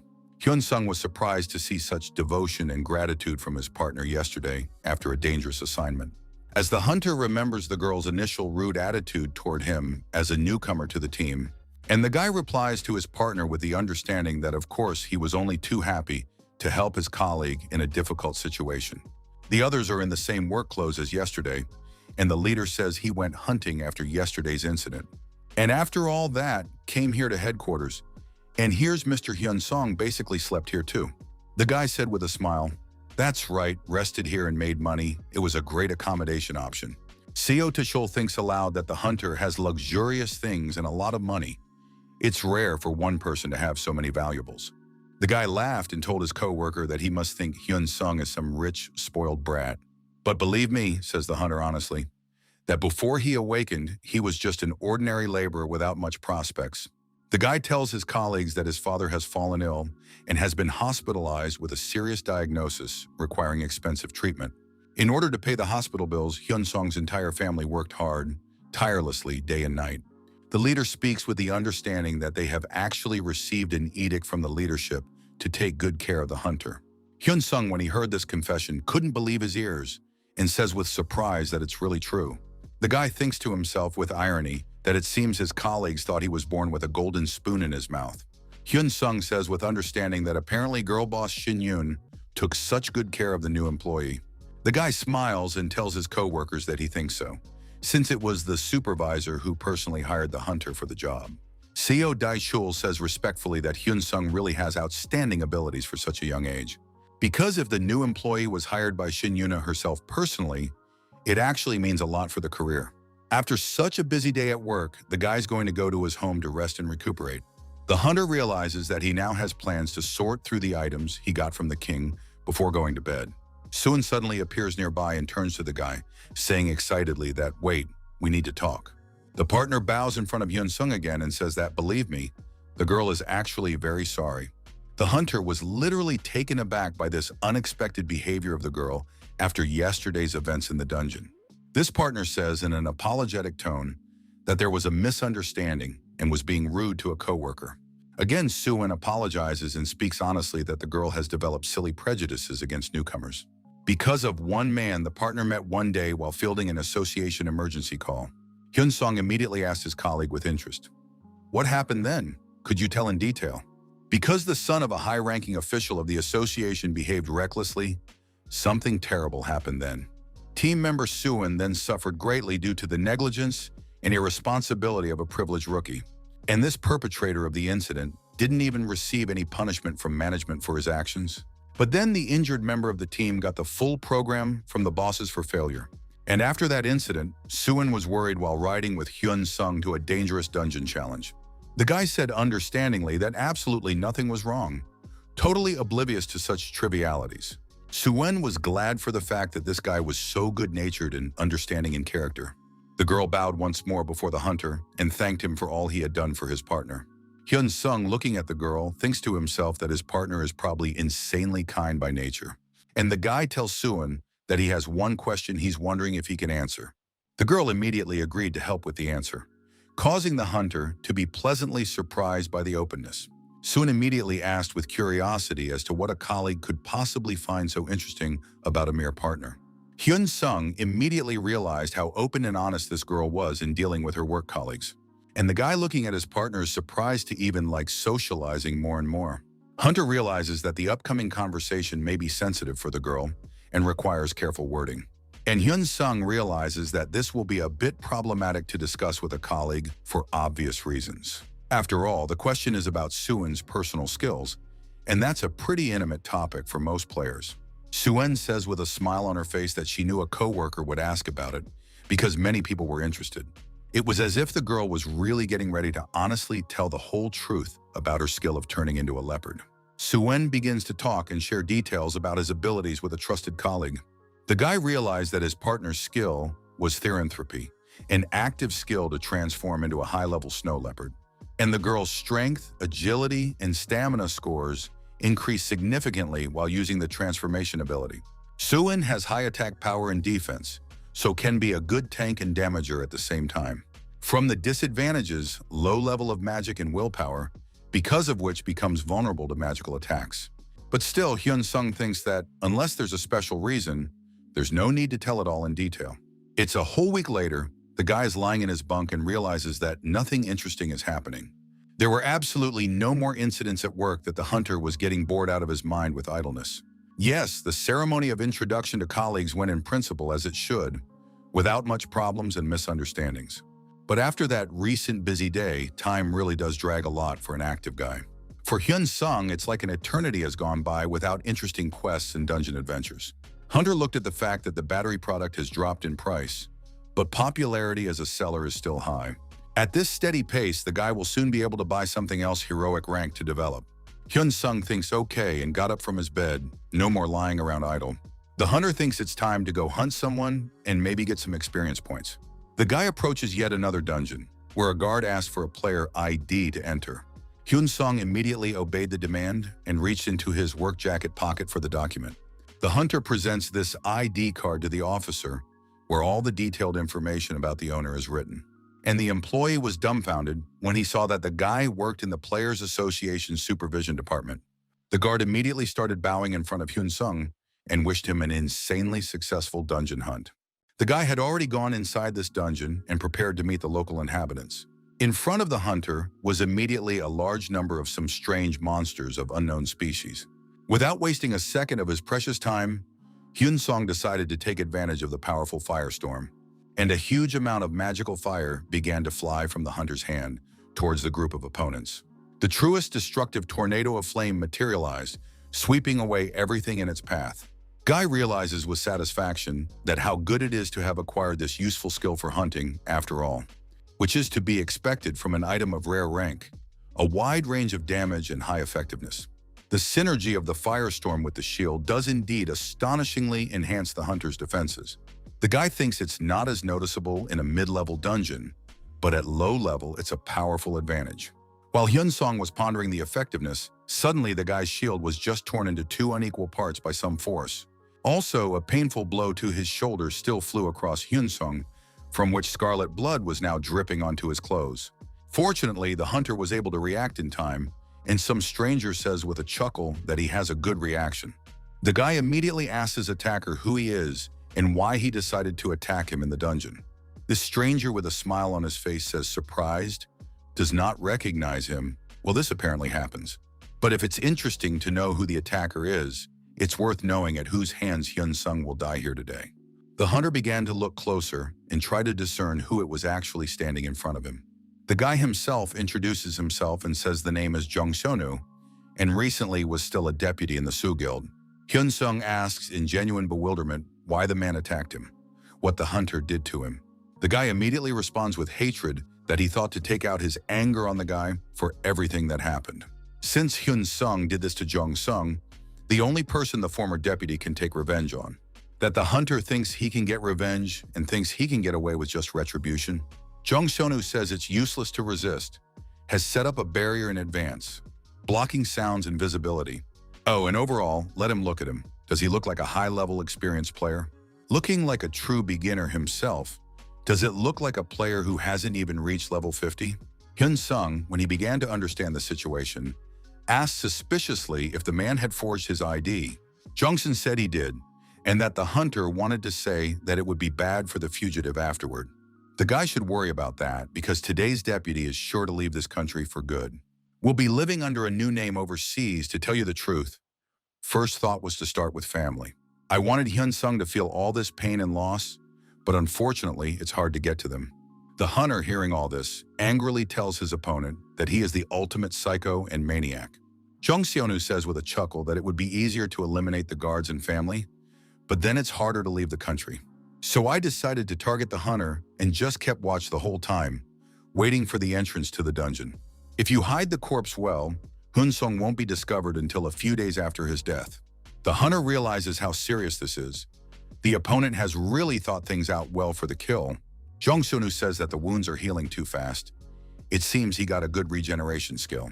The boy tensed up even more from these observations, realizing that the enemy had studied his abilities beforehand. The former deputy says with a smirk that he knew Hyun-sung was trying to buy time for treatment and distract the opponent with talk. But did the hunter really think he could defeat an experienced fighter, even if he fully recovered from his wounds? Jung Seon shows off his sword and skills, threateningly stating that he will definitely kill the cocky guy today. Hyun-sung himself was beginning to believe that today would truly be the end of him in this dungeon. The enemy began to attack immediately, but the guy somehow miraculously managed to fend off this first deadly attack. It was hard enough for the hunter, barely landing on the hard ground of the dungeon. The former deputy says was surprised that it's unbelievable. He didn't even think Hyun-sung would be able to block.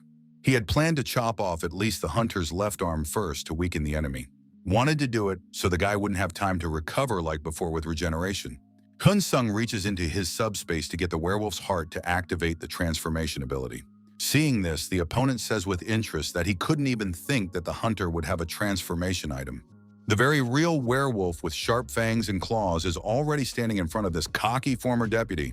Jung Sonu says with a smile on his face that he sees the guy has improved his fighting skills a lot. The werewolf's dexterity begins to decrease little by little due to the side effect of using the artifact. Hyun-sung decided that the best thing to do in this situation would be to try to run away from the dangerous opponent. Suddenly, the hunter jumps the other way, trying to create distance for the next maneuver, after which the guy flies through the air. A powerful fireball appears in his hand to attack, throws magic straight at his opponent, and there is a deafening explosion with bright sparks. Black smoke rises from everywhere, temporarily hiding the whereabouts of the fighting men in a thick veil. Jung Sunu suddenly appears behind the werewolf's back and is already ready to thrust his sharp weapon into the target. The deputy with a smile on his face says mockingly, "Do you really think you can get away with these childish tricks?" Hyun-sung realizes with horror that he has fallen into the very real trap of his own careless actions. The hunter is really sure that this is the end, and now he's going to be killed in this damn dungeon. At the very last moment, the guy manages to bounce back with the help of his werewolf form from the blow. Hyun-sung realizes that indeed this battle will be difficult, and a new fireball appears in his hand. Hunter doesn't want to give up without a fight, so he sends this fire projectile straight at his opponent. But Jung Sonu fends off the attack as easily as possible with his quality weaponry. The werewolf can't believe his eyes and lunges at the dangerous enemy in desperation. Hyun-sung clings straight to his opponent's sword with his sharp claws, trying to disarm. But the only thing the enemy does is laugh and mock these desperate attempts at resistance. Hyun-sung's only thought in his head is that he has to handle this situation at all costs. This former deputy wants to deliver another fatal blow to the guy to finally finish off his opponent. Swings his weapon a few times so that you can hear that crazy sound of the blade cleaving the air. The werewolf is just getting angry that such a humiliating defeat is happening to a hunter. Hyun-sung jumps back and lands with such force that the entire ground shakes from the impact of his powerful paws. Jung Sonu suddenly chuckles and says with admiration that the guy really is an incredibly tough opponent. The deputy was sure he could handle it with one swing of his weapon, but the hunter was still holding on and fighting back. But here, Jung Seon says with interest, "Listen, does the opponent even know his battle nickname?" After this question, the deputy's weapon begins to glow with bright lightning, creating an intimidating sight. And the former leader says probably not, but his name is a lightning sword and his body is covered in lightning. Jung Sunu pulls his arm slightly forward, which is completely covered in those deadly electric shocks, releases this insane energy charge that hits the werewolf and deals critical damage. Hyun-sung's body begins to smoke and is completely burned by the powerful high-voltage electrical discharge. While this was all happening with magic, the opponent lightning cut off the guy's arm with a sharp blade. With a sadistic smile, the deputy says, "What a pity. If I had listened then, it would have ended differently." And then wouldn't spare any more for the hunter than some 1 billion won deposit. Hyun-sung becomes very heavy from blood loss, barely able to keep up on his tucked legs. The guy totally didn't expect this turn of events, with levels of rage and despair rising in him. Jung Sonu delivers another powerful blow to the hunter, and the werewolf simply falls to the stone ground. All my legs are covered in huge abrasions and wounds that make it hard to move around the dungeon normally. The guy realizes that things are really bad. His werewolf guise doesn't help at all in battle. Opponent says with curiosity as to whether he wants to tell you how he got around the rules of level 20, or it would be nice to know how he was able to become so strong in such a short time of development. The werewolf screams and says angrily, "He's out. He won't tell this dastardly enemy anything." The former deputy says if he tells about it, in that case, he will think about it and let it live. Understandably, the guy doesn't want to fall for this obvious trap and doesn't believe his opponent. Jongsun says the right thing since he doesn't even trust himself, but he could have given an easy death. Because believe me, whatever awaits the hunter next is the truest agony and suffering. And the deputy pierces Hyun Sung once more with his lightning sword, causing critical damage to his vital organs. Blood spurts in all directions, but his opponent only smiles as he sees this bloody spectacle before him. Jong Sonu says sadistically that it seems regeneration isn't the best helper during torture and torment, and even more of a serious disadvantage, because the werewolf would feel endless pain from every blow. Especially, trust me, it won't be easy for Hyun Sung to die at the hands of an experienced assassin like the deputy. The hunter only thinks about one thing: how bad it is, can tell you about the existence of a special skill. The guy thinks about maybe acknowledging the existence of a special skill and asking for mercy. Hyun Sung just doesn't know what it takes to win this hopeless death match. And the hunter realizes what a horrible person this is. He has absolutely no need for a just revenge for defeat. The guy starts screaming and says desperately that yes, enough already, just kill it, won't say anything. Taking the weapon out of the werewolf's body, the sword is completely covered in the flowing scarlet blood of the victim. The deputy grabs the werewolf by the hair and says with a satisfaction that really does seem to be true, Hyun Sung would rather die than bring any benefit to the opponent, as he had already realized from the behavior. And Jongsun needs time to carefully dispose of the corpse and cover all traces of the crime. The deputy will do everything as cleanly and quickly as the dying hunter requested to alleviate the suffering. The werewolf's head was completely severed and flew off to the other side of the dungeon with a fountain of blood. The body lies motionless and understandably can do nothing. There is no head to control it. Jongsun tells himself that he should also gather the rest of the body parts to completely destroy the evidence. Suddenly, the deputy hears some strange noise behind him in the silence of the dungeon, and sees with horror as the werewolf's hand slams from his back through his body with sharp claws. Looking at the wound in bewilderment and thinking with horror, what is this even doing to the body? Hyun Sung, who has an insane heroic rank regeneration skill, can also act without his head. Hunter finally got his advantage, which helped him cope in this critical situation. The guy is literally putting his torn body back together, piece by piece, using the recovery skill. Hyun Sung went to raise his arm, which had recently been cut off by his opponent's sharp sword. The hunter then reached the severed head lying in a pool of blood on the stone floor. The body came together completely, as if nothing terrible had ever happened in the battle. Jong Sunu is clearly dying from such a strong, unexpected claw strike to his vital organs. The deputy doesn't understand what the hell is even going on here with the body of a dead opponent. The dying man sees before his eyes a werewolf who has fully assembled his body to continue the fight. Dying with a hole in his body, Jong Seonu thinks with horror that he doesn't believe this can happen. Hyun Sung returned to his usual human form after completing the use of the king's artifact. Hunter himself can't believe his eyes that he actually survived after what he experienced in battle. The body moved even after the opponent severed the head with a sharp lightning sword. But there is one important thing that Hyun Sung remembers very vaguely about the events that took place. Having dealt with his dangerous opponent, Hyun Sung realizes that Jong Sun is now lying dead on the ground. Hunter thinks it would be dangerous for even the Players Association to talk about everything that happened in the dungeon. Because who knows what'll happen if the guy tells the authorities exactly who he killed here today. The association may call into question the hunter's true level and actual fighting ability. So now all Hyun Sung has to do is to get rid of this body without a trace. A powerful fireball appeared in the hunter's hand, which he plans to use to destroy the evidence. The guy realizes that there is absolutely no need to reveal his secrets in front of anyone. The enemy's body was completely burned in the flames, and only pieces of his sturdy armor remained. The metal slowly continues to melt, and small pieces of molten iron are left on the ground. There was already absolutely nothing left of Jong Seon after such a powerful fire strike from the hunter. And then suddenly the guy noticed something on the stone ground of the dungeon near the battle site. Hyun Sung thinks with surprise, is there any other useful item for him to develop now? Hunter thinks about whether items drop not only from slain monsters, but also from players. The boy takes cautious small steps closer to the mysterious object on the ground. Hyun Sung sees that it's some book called Lightning Breath of rare quality that fell out. Of course, the hunter is interested in learning this skill that analyzes the enemy's body. It is indeed a very handy and powerful skill that can help in future battles. A huge cluster of electric lightning bolts now appear around the guy, enveloping his body. Hyun Sung decides to test another of his abilities called Magic Projectile with renewed vigor. The hunter sends this projectile forward, and there is a really strong explosion of pure lightning. Seeing the result, the guy thinks with admiration that this is so powerful it looks like cheating.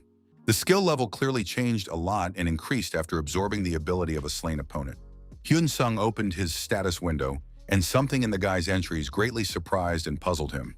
Hunter got the achievement First Rebel and thinks, do players get ranks for killing players too?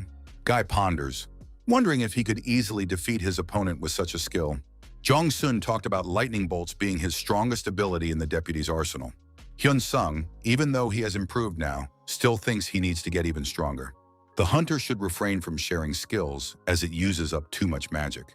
It's been a few days later, buyers are complaining that Hyun Sung has become overpriced.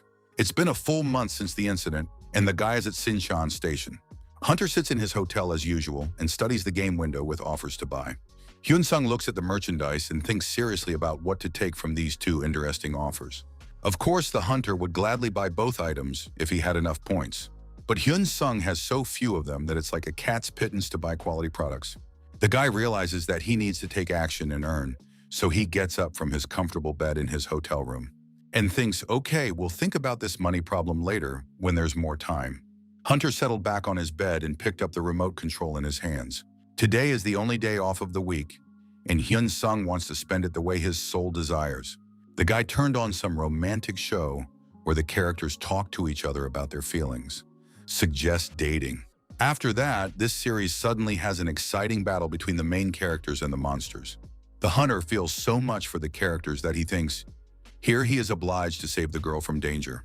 At the same time, Hyun Sung is still eating delicious chips, enjoying a relaxing day off. Guy thinks what an interesting drama they made for the 20th anniversary of the Cataclysm for the viewers. The creators seriously splurged on expensive outfits and special effects for a quality production. And in fact, on that terrible day, everyone suffered when the portal disaster happened. The whole world was expecting something to happen on the 10-year anniversary, but nothing major happened. Some journalists wrote fake news that the number of dungeons has decreased, but this is not true. Hyun Sung further continues to watch this love series that was filmed for the anniversary of the disaster. Hunter is downright absorbed in watching it, even though it seemed like a very silly and corny movie. At this point, the guy realizes that he is already starting to fall asleep little by little from fatigue and relaxation. And Hyun Sung's mind is filled with thoughts of what he can buy with the remaining points. And then suddenly there is a very strange sound, like a real big earthquake. Hunter didn't understand what had even happened to the city on this quiet weekend day. The guy quickly ran towards the hotel exit, thinking that is this really a real devastating earthquake. When Hyun Sung went outside, he saw that the most real huge portal in the air was forming. But something else caught my eye. There are evil monsters coming out of this portal into the real world. They look like huge evil gremlins with sharp fangs and claws to attack humans. This pack looks like orcs that have passed into the human world to kill the civilians of the city. Hyun Sung realizes that things are bad as even some hunters can't handle such monsters. But the hunter is right there, fire strike in hand as always, ready to strike at his enemies. A guy sees this huge green monster climbing up to an innocent girl for an attack. Fortunately, Hyun Sung was able to react in time and save the victim, killing this dangerous beast with fire. Hunter continues to protect the remaining civilians of the city and methodically kills these monsters. Hyun Sung swings his sharp weapon like a true professional, demonstrating a high mastery of the blade.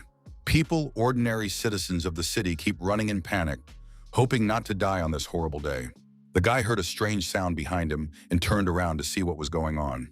The hunter saw that these monsters further continued to come out of the portal in huge numbers. Hyun Sung thinks that no, that doesn't fit, so he uses the powerful skill Firestorm. In just a second, a multitude of those vile creatures disappeared in the flames as if they didn't exist. The guy realizes that the situation is indeed very dire and requires immediate action. Because these orcs are mixed together with the regular citizens, making it difficult for the hunter. Hyun Sung thinks of a plan to kill the monsters without hurting the innocent people in the crowd. But worst of all, the enemies won't stop coming out of the portal in a continuous stream of attackers. What's a hunter to do? How to save these ordinary citizens from imminent death by monsters? Here comes another player who looks like a knight, determined to help people in trouble. And not just one, several other players have come forward to deal with this dangerous incident. The red-haired guy tells the other hunters that they're leaving the spatial gate on Hyun-sung. The hunter turns to his colleague and says gratefully, "Thank you very much for your help." The city's loudspeakers announce that martial law has been officially declared. People are freaking out, little kids don't know what to do, and citizens in general don't know the direction. Matters are so serious that the state has decided to back up its trained soldiers with an army. The president of the association tells his subordinates to notify all players within the country of the mobilization. The supervisor says that from this point forward, things are much more serious than they might have been originally. Because the president declares a general mobilization of players to defend the country from invasion, the city is crumbling before your eyes. Huge buildings falling from monster attacks and devastating spells. On the ground lay children's toys, in which the poor children, running away from danger, had left behind. Shin Yuna dialed the guy's number and asked Hyun-sung where the hunter was now. The guy told the supervisor near the Red Tarantula dungeon, not far from the subway station. The gate suddenly opened, and now he's fighting the orcs that have come out in droves. Fortunately, it seems the death rate is low, because other players have joined the sweep. There's a guy who's been temporarily put in charge of the operation, giving orders left and right. The commander says that once the area is cleared, please direct everyone to the next station. The gates have opened there too, but the military is woefully short of available hands for defense. The girl tells the guy on the phone that she can be completely unconcerned about the safety of the family. Shin Yuna reported to the hunter that the family, along with other residents, had been evacuated to the bomb shelter, so you can be calm. Hyun-sung is happy that the association is taking such good care of him, and the family is also being thought of. And so the guy realizes that it is necessary to hurry in order to have time to help everyone in this critical situation. The hunter has absolutely no time for any reflection. It is necessary to act quickly and decisively. So Hyun-sung quickly goes to the store, buys a passive skill book, and studies it right away. The guy realizes that great, will finish this faster and can move on with his tasks. Hunter quickly uses his new skill firewall against a group of approaching orcs. All these orcs are starting to burn from this insane flame with no chance of escape from the magic. And Hyun-sung just watches a huge wall of fire burning his enemies to the ground. Thinking, okay, now the hunter has a few more pressing things to accomplish. The guy has pulled out a megaphone and is ready to announce important information to people about the current situation in the city. Hyun-sung says loudly that he is a representative of the Players Association and acts on their behalf. So players assemble as per the emergency mobilization order. Hunter warns everyone gathered that what lies ahead will not be easy at all for all participants. A minimum of players remain here to defend the territory. The rest move to the next subway station.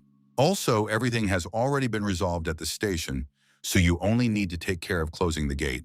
Suddenly, a player raises his hand, wanting to ask a question of his gathered colleagues. This guy says with excitement that he has one important question about the situation. This red-haired player asks the commander how many places the spatial gate has had time to open. Hyun-sung answers honestly that the exact number of portals is unknown to anyone at the moment, but it seems that the gates opened all over the country at the same time, which speaks to the scale of the disaster. The guy saw the reaction of the players and realized how unprepared everyone was for such a situation. And at that moment, the very real apocalypse with many victims happens at the next station. Creepy monsters climb out of portals and terrorize civilians, wreaking death and destruction. These creatures kill indiscriminately absolutely everyone, young and old alike, without exception. These creatures look like aliens, full of anger and hatred for all life on the planet. Just as suddenly, a powerful punch flies across one of these creatures, straight into its face. Some player decided to protect people and intervened in this horrible mass murder. The monster begins to bleed out in bewilderment at what has happened to his body. This huge male player further began to methodically kill the monsters one by one. The man was already exhausted and breathing heavily from the physical exertion of a long battle. Looking around, the fighter can't recognize his native place, so destroyed and changed is everything. But the worst thing about this situation is that the monsters further continue to come out of the portals. Other players who got there early are waiting for backup and asking when there will be reinforcements from the association already. Suddenly, powerful fire projectiles appear next to the two girls, attacking the monsters. The local fighters didn't realize it had even just happened and who did it to save them. But it is clear that just as the long-awaited reinforcements have arrived to protect the station from enemies, Hyun-sung uses his legendary firewall skill to block the monster's path to humans. Approaching these girls, the hunter asks them if their health is okay. The guy tells the victims they can worry about nothing, come to help them in their distress. And then Hyun-sung saw something that extremely surprised him and made him think about the situation. Hunter saw that there really weren't many other players here, but they defended everything well. Looking around, everyone realizes how serious the situation here is and how much work remains to be done. There aren't many dungeons in the area, so there are correspondingly few players to defend. Hyun-sung, addressing all these guys, says the task now, launch a counteroffensive. And then the guy suddenly heard some strange sound coming from somewhere in the depths of the station. Hunter looked a little ahead and saw that something incomprehensible was happening ahead of the group. Hyun-sung's eyes widened in horror. He wondered what he was even seeing in front of him right now. And ahead stands a huge mutant monster with spear and shield, ready for a serious battle. The guy realizes that in such a case, it is necessary to deal with this dangerous monster as soon as possible. And between the hunter and the boss began the most difficult fight of the entire monster invasion. Hyun-sung leaps up and is ready to swing his sharp weapon to deliver the killing blow. He manages to dodge the blow from this monster, but the monster also deftly dodges the attack. After analyzing the enemy's attack, the guy realizes that the enemy is actually not as strong as it seemed. So in this situation, the hunter has a realistic chance of ending this battle fairly quickly. What Hyun-sung did with ease, cutting off the monster's head with one precise blade strike. The guy heard someone's desperate screams behind him and realized that the fight wasn't over yet. Hunter turned around and thought anxiously, wondering what was even going on with the rest of the fighters. And Hyun-sung realized that it wasn't actually a boss, but a very ordinary mid-level monster. The guy immediately decided to use his powerful ability called Firestorm.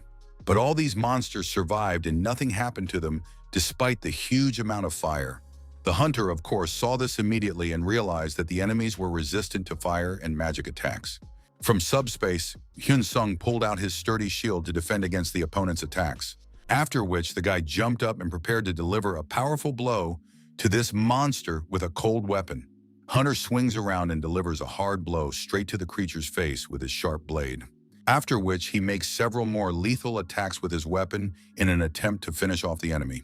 But then the look on the guy's face gives away the most common fear. Something has gone completely wrong. Hyun-sung sees some kind of spear flying towards him and thinks anxiously about what it even is. Then suddenly, just as the guy thought, a white monster appears right behind his back to attack. The monster grabs the hunter by his weapon and wants to pull the blade from his hands to disarm his opponent. Hyun-sung thinks with indignation, what a freak. Why does he have so much intelligence to coordinate attacks? And the guy sees these strange icy spears coming swiftly toward his face for defeat. After that, there is a powerful explosion, and thick smoke from magical attacks appears around the hunter. And Hyun-sung's shield is now in ice, completely frozen and unavailable for use. Hunter doesn't realize what else he even sees in front of him in this chaos of battle with monsters. Most likely just as he sees the ultimate boss, a huge monster as tall as a tall building. This monster is clearly ready to kill everyone present in just 1 second with a powerful attack.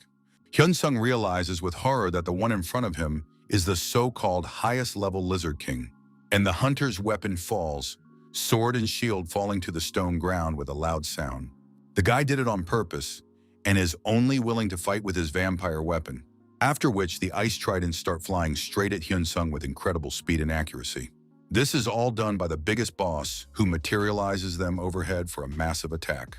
Tridents fly so fast that it is very hard to calculate their trajectory for evasion. Hyun-sung realizes that the best solution now would be to retreat a bit to regroup his forces. While running aside, other monsters want to also attack the hunter and finish him off. But the guy handles them with ease, literally cutting his opponents into several bloody pieces. Hyun-sung does this very simply and easily, demonstrating a high level of proficiency with the weapon. Realizing he couldn't get his shield out, the hunter decided to create a defense out of fire. And the guy's look of determination realizes that with these scoundrels must finally end.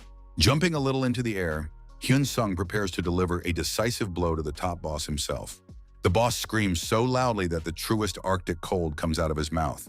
Guy thinks with apprehension that the monster's icy breath might get to him too.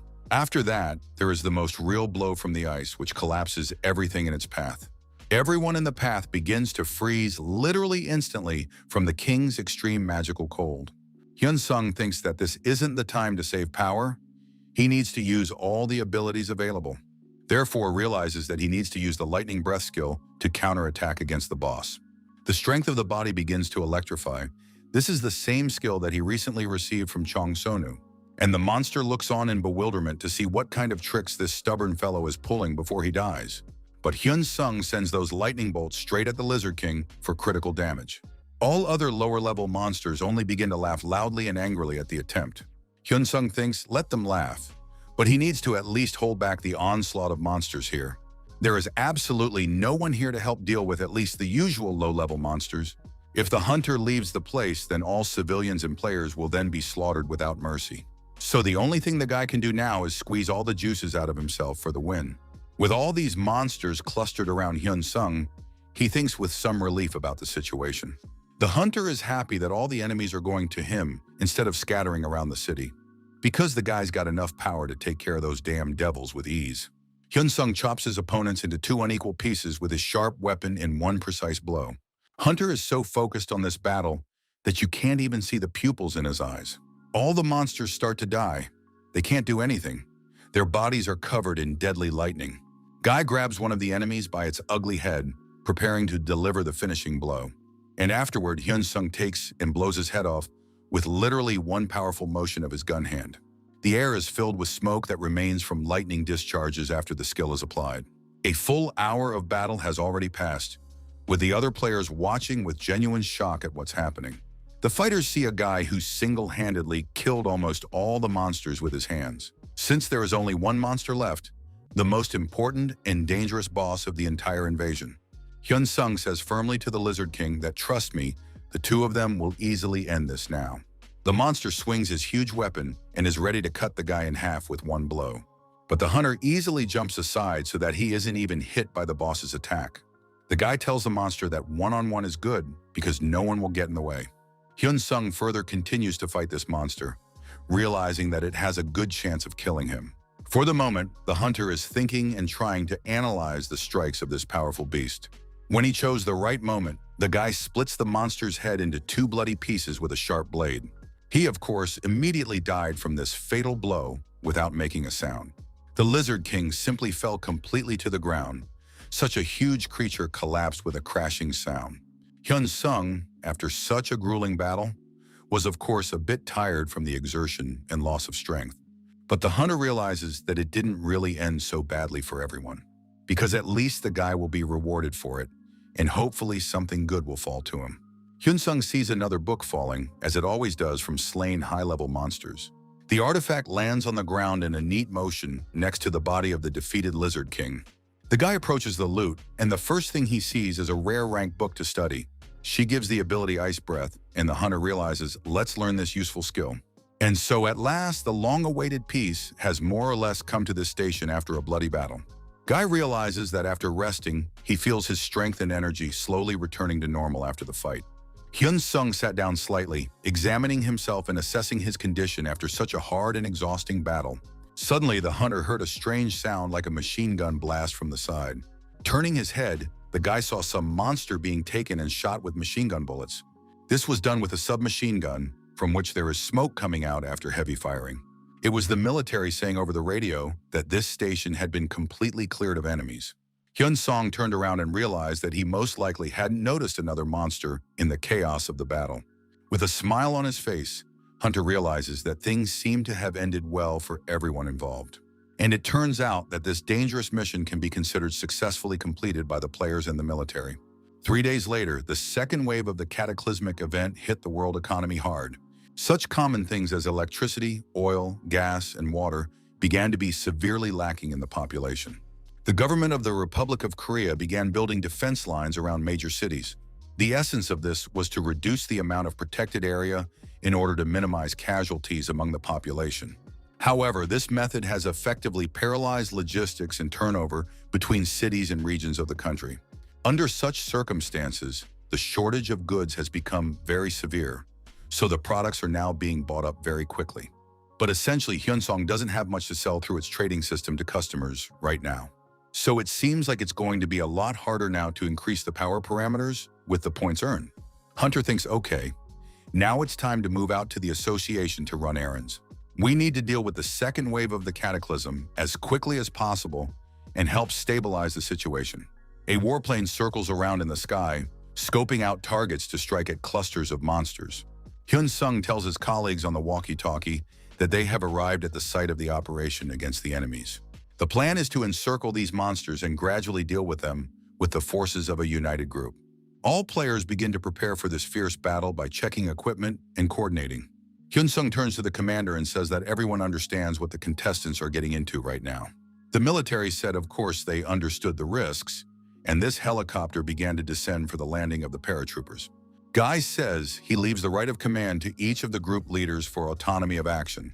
Since everyone understood the plan, if it was okay with his colleagues, the hunter would go first to attack.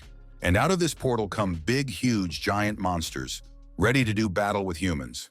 Hyun-sung jumps off the helicopter on his mission, preparing to use the full power of his abilities. The first thing the guy uses, as always, is his proven firewall skill against enemies. These huge monsters begin to be burned alive by powerful flames, dealing critical damage to enemies. Afterwards, some of the survivors continue to be killed by Hyun-sung with his sharp weapons. All opponents fall dead, as they are not strong enough to withstand such powerful blows from the hunter. Guy is as focused as possible on his important job, realizing how critical a mission this is to the country. Therefore, Hyun-sung chops these opponents left and right, leaving no chance of survival. The other players have joined the hunter in battle too, but they don't get it as easily as the guy. The most important thing is that there is at least someone to protect the peace of civilians from the invasion of monsters. Hyun-sung realizes that right now, fortunately, everything is going absolutely according to the operation's pre-designed plan. A huge giant runs across the ground with such force that everything around him shudders from his footsteps. The monster screams and howls in pain from being burned alive by powerful, magical flames. The guy is tired of listening to all these agonizing screams, so he quickly kills the enemy with a sharp weapon. Suddenly, the hunter noticed something strange in the behavior of the remaining enemies on the battlefield. Hyun-sung saw these monsters stop responding to fire and magic attacks. The monsters simply run out of the wall of fire and run on, ignoring the obstacle in their way. The guy realizes that this is quite strange, because up to this point, this behavior has never happened.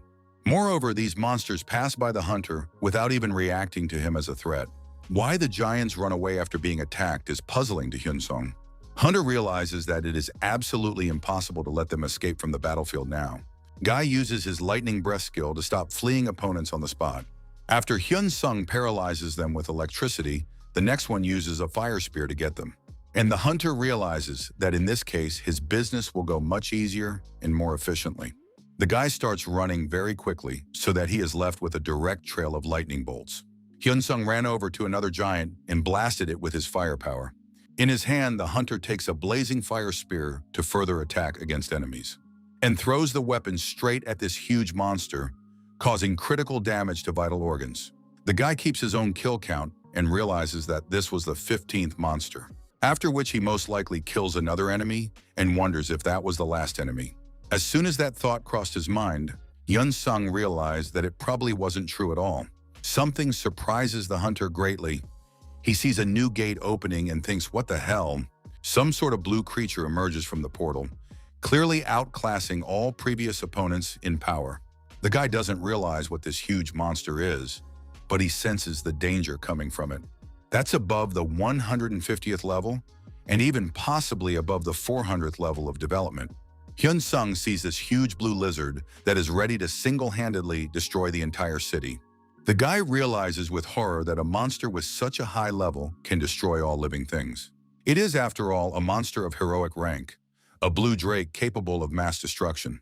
At this moment in the association's control center, Shin Yuna is sitting at his desk and working, telling his subordinates that he hopes the invasion is over. The number of active players from Korea has already reached the mark of as many as 100,000 people, which is an all-time high. Of them, about 5,000 of them are high-level players who have successfully completed the fourth stage of advancement and possess serious strength. There are also low and mid-level players who fight monsters under the coordination of the country's armed forces. But as the number of portals grows, there are more and more high-level monsters that are difficult to deal with using conventional methods. The association increasingly lacks the fighting force and experienced players to effectively counter the threat of invasion. Suddenly, one of the employees says that there is urgent, maximum critical news from the front. Subordinates report to the supervisor that a new dimensional gate has opened at the central station in the capital city of Seoul. The girl anxiously inquires about what kind of monsters appeared from the portal this time. The operator reports that a whole group of small but extremely dangerous wyverns capable of flight and magical attacks have emerged from there. Shin Yuna, upon hearing this message, grabs his head from realizing the magnitude of the new threat to the population. Since the girl is well aware that these are once again high-ranking monsters capable of causing great damage to the city. And this is Seoul Station, which is under the direct jurisdiction of this important region with a population of millions. Therefore, reinforcements from the most experienced and strongest players should be sent there as urgently as possible. A subordinate reports that the forces of the nearest guild are assembled mostly from tanks specializing in close combat. So the operator doesn't think they'll be effective in fighting these flying creatures. The boss asks her subordinates if some nearby guild with a suitable specialization can be involved there. For example, there's the Yuna Guild, which has mostly ranged mages who are already on standby at the station. Shin Yuna says, "Order the people from this guild to move immediately to the scene to eliminate the threat." But then a report comes in that a new dimensional gateway has opened at another location on the outskirts of the city. From there, a whole horde of Garrets emerge along with orcs, and even more dangerous berserk orcs have appeared. There is also a report that a blue drake has appeared from a gate in the area where the trolls are fighting the military. Shin Yuna can't digest all this terrible news. Such a huge number of diverse monsters at the same time. The girl says with excitement that she understands correctly. This is now the area where her subordinate Hyun Sung is. It was confirmed to her that the supervisor understood everything correctly. The situation is developing exactly as she suggests. But one of those who reported it is also anxiously looking under his feet, clearly hiding something important. The girl realizes that the situation is really critical and requires immediate drastic decisions. And Shin Yuna says that if that's the case, you should immediately relay the order for the players to leave that danger zone. The subordinate, hearing the girl's orders, said that so true everything would be accomplished in the shortest possible time. And so the boss is very much concerned about the safety of her subordinates, especially Hyun Sung at the epicenter of events. Hyun Sung runs very fast through the ruined streets at this critical moment, dodging the monster's attacks. The hunter has only one thought in his mind, constantly asking himself when the promised reinforcements will finally arrive. In his earphones, Hyun Sung is given critical information that command is halting all operations on the station right now. Guy thinks with bewilderment, why is it that all military operations suddenly stop in the middle of a battle? Over the earpieces, there is an insistent message asking all players to leave this extremely dangerous battleground as soon as possible. Hyun Sung, running away from pursuit, thinks that he completely disagrees with this decision of the command in this situation. Because right now, this is absolutely not a situation that you can just take and get out of safely alive. The blue horrible lizard is ready to deal with all living creatures in the area without exception. The boy jumps sharply to the side in time to save his life from the huge drake's deadly attack. Hunter realizes that he has absolutely no intention of leaving the place and abandoning the civilians to their fate. It's a huge lizard with its massive paw with sharp claws reaches out to the guy to grab the victim. The monster swings in with such force that there is literally a huge, devastating explosion immediately at that spot. Fortunately, Hyun Sung managed to move aside in time to avoid being directly hit by the deadly attack. The hunter climbs into the nearest building and hopes that this huge monster won't notice him among the ruins. Looking out the broken window, the guy thinks anxiously about why this thing is chasing him alone exclusively. But on Hyun Sung's face is the most genuine fear and misunderstanding from the critical situation with the drake. The hunter sees this blue creature peering out at him through the windows of this dilapidated building. The guy saw this huge paw that seemed to have found his hiding place and was reaching straight for him. The building and various structures are flying sideways. It seems quite impossible for a normal person to survive here. The monster lands and the city collapses all at once from the impact of its incredible mass and destructive power. A huge lizard, like a real King Kong, is ready to completely destroy this entire city to the ground. Hyun-sung chooses the right moment to retreat and now begins to quickly run away from the danger. Hunter decided to use his powerful firestorm ability to deal with this creature. A blazing fireball immediately appears in the guy's hands, which he now plans to use against the enemy. Since nothing much happened the first time, Hyun-sung thinks he should try it a second time. This magical fire then begins to rapidly approach the huge monster to deal damage.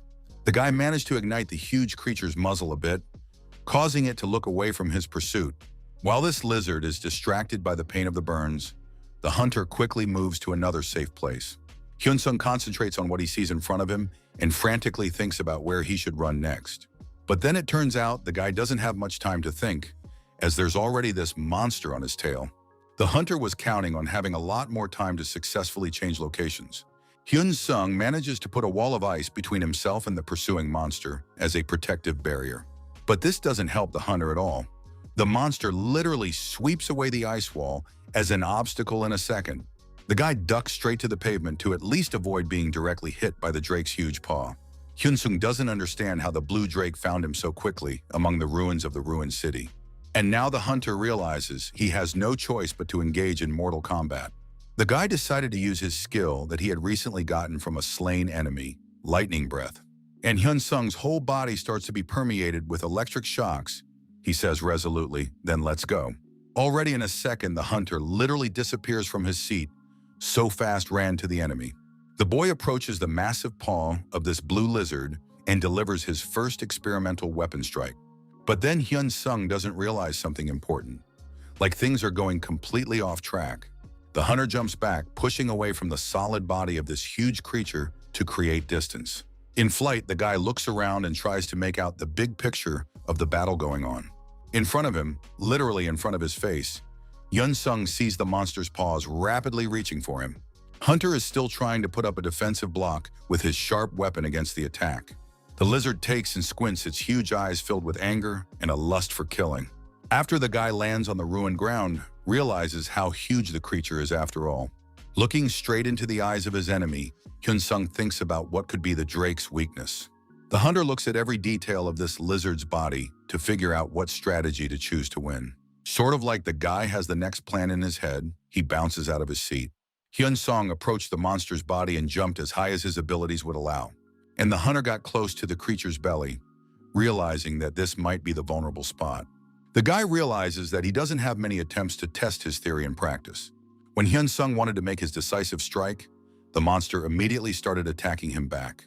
There was absolutely nothing left for the hunter but to leap aside to survive the onslaught of attacks. And then the guy noticed that there was absolutely no damage at all on the creature's belly from his attack. Not even a drop of blood appeared. Hyun-sung wondered how this could be. While the hunter is in these musings, the monster wastes no time and continues to destroy the city. Hyun-sung, fighting this powerful opponent, thinks that he has never met such strong enemies before. Here, something happens that surprises the guy very much. He can't believe his eyes. The monster stares at Hyun-sung with the truest evil eyes that he can only squeeze out of himself in a fit of rage. The guy realizes that he needs to try to use his lightning skill for one last attempt to save himself. The whole body starts to ache from this huge amount of electrical discharges penetrating every cell. Hyun-sung lands so hard on the ground that there is a massive explosion of lightning energy on impact. Hunter lies on the roof of a building, the cracked roof beneath him threatening to collapse at any moment from the damage. The guy looks up, not realizing that he has absolutely no energy left to continue fighting the drake. This huge lizard approaches the helpless hunter closer and closer with obvious predatory intentions. Hyun-sung can almost see the lizard's face right in front of him already, so close the monster has gotten. So the drake ate the guy. He's already inside this lizard's stomach, just his body. When the hunter is lying there in the acidic environment, it is very hard for him to breathe and move inside the monster. Hyun-sung realizes that he can't just pick up and die in the creature's stomach right now. Since the guy has a family to take care of and depends on his earnings, Hunter is the family's only hope for some kind of normal life and to pay for his father's treatment. So, though missing one leg, the guy grabs the weapon in his hand for one last attempt at survival. Hyun-sung tries to think about what he should do now in this critical situation. The hunter can't fall any lower, so he tries to latch onto something inside the monster's stomach. The guy inserts his sharp weapon right into the stomach wall of this huge animal from the inside. Does it in such a way that it at least catches on and doesn't fall into the acid at the bottom of the stomach. Hyun-sung now doesn't fully understand what's even going on around him in this darkness. Hunter sees a red-colored energy around him that begins to envelop his body in a strange way. And the guy feels like he's starting to recover little by little. The passive immortality skill has been boosted. Hyun-sung thinks about how hard it is for him to hold back on just his hands alone inside the monster. If this keeps going on like this, the hunter will definitely die from acid or lack of oxygen. The guy's trying to fight for his life, thinking about his family and his sick father in the hospital. So Hyun-sung decided to climb a little higher up the wall with his sharp weapon, grasp the soft wall of that monster's stomach with his teeth, thinking there was no way he was going to die like that. Shin Yuna received the tragic news that her subordinate Hyun-sung was killed in a battle with a drake. Her subordinates tell the supervisor that yes, they believe that is indeed exactly what happened. The girl says reproachfully, "What happened?" For she said everyone was supposed to retreat. The employee explains that this guy was busy on a critical assignment to close a dimensional gate, and Hyun-sung was the closest to that huge lizard when it appeared from the portal. After being ordered to retreat, Hunter had already attempted to move away from the front lines. But most likely the guy just couldn't escape the pursuit of such a fast monster. Shin Yuna tries to hold back her tears when she heard such tragic news about her subordinate. The girl is so sorry that this is what happened to her talented and dedicated subordinate. The warden asked the staff if the family of the deceased hunter had already been informed of the accident. She was told that they have not yet sent an official letter about Hunter's death, but a list of deceased players has already appeared online for the public to see. Most likely, these relatives themselves will soon learn all on their own about the tragedy from news reports or social media. Association leaders are grabbing their heads and thinking with horror at how catastrophic the current loss situation is. But they are completely unaware that this guy is actually still desperately fighting for his life inside the monster right now.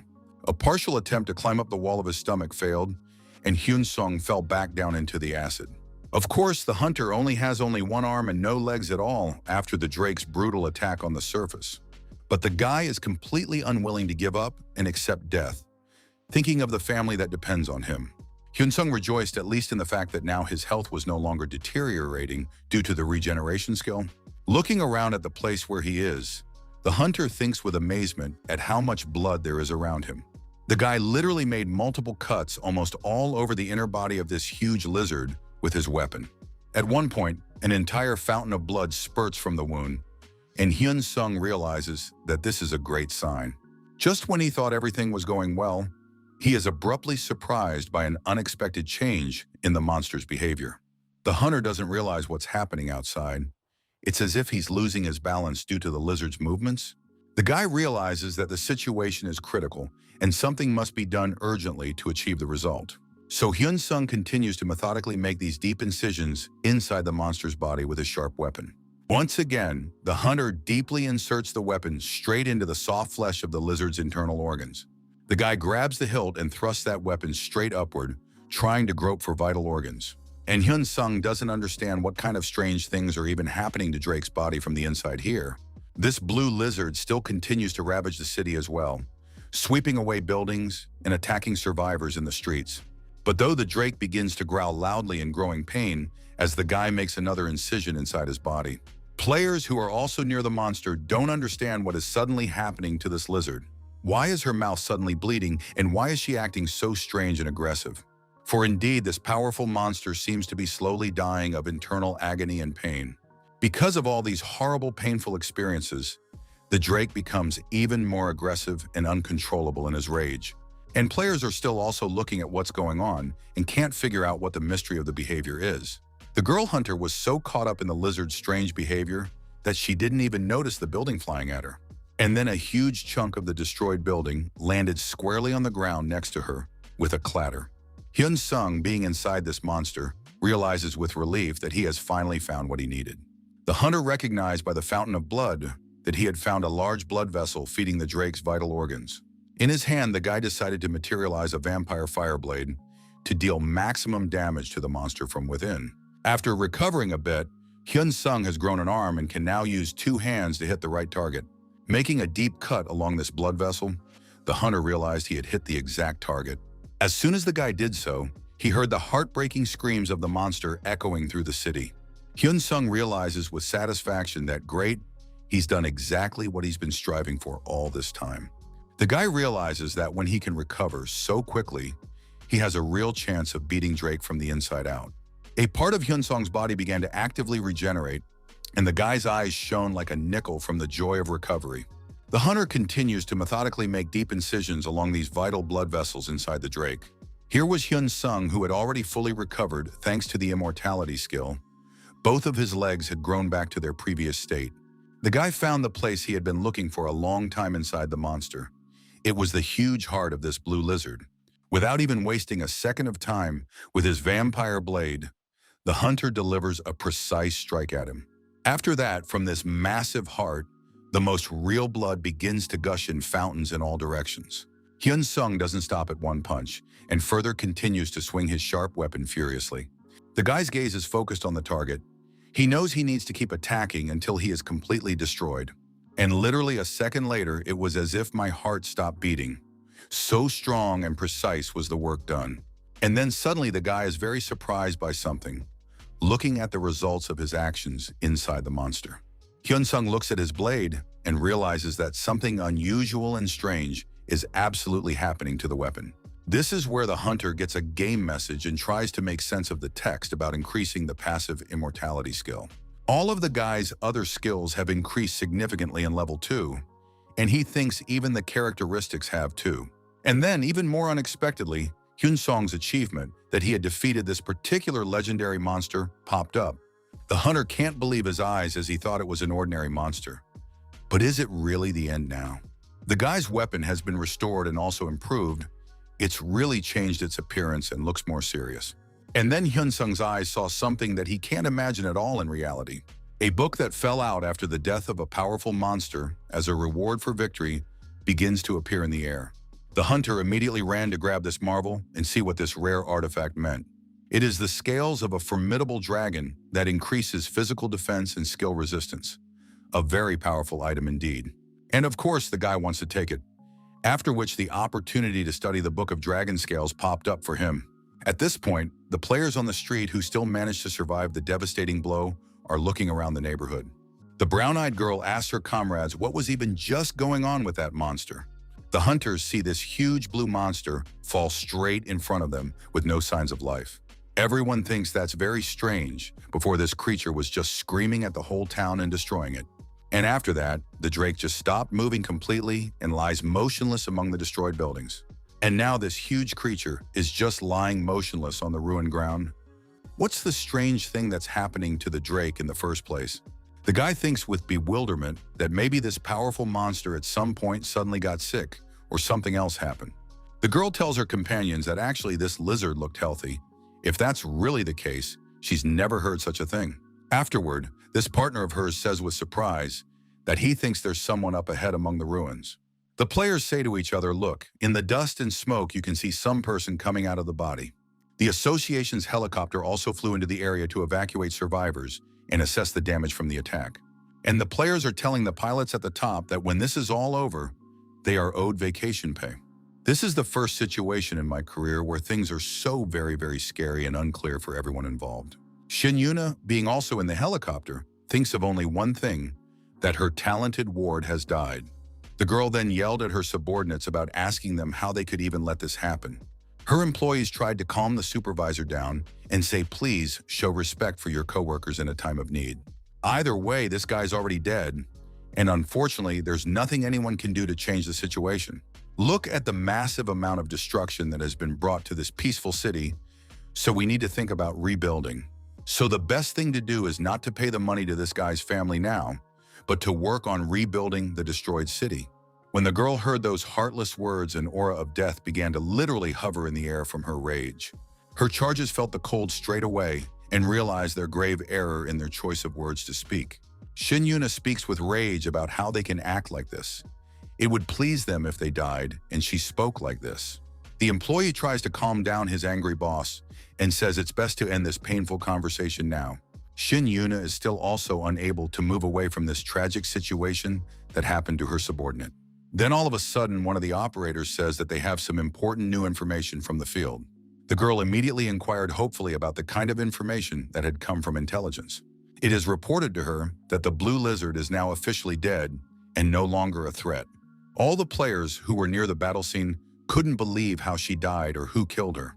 Fighters talk about how there are no players in the country that can handle this legendary monster, to which the operator replies that this player, who was eaten by the lizard, somehow managed to get out alive.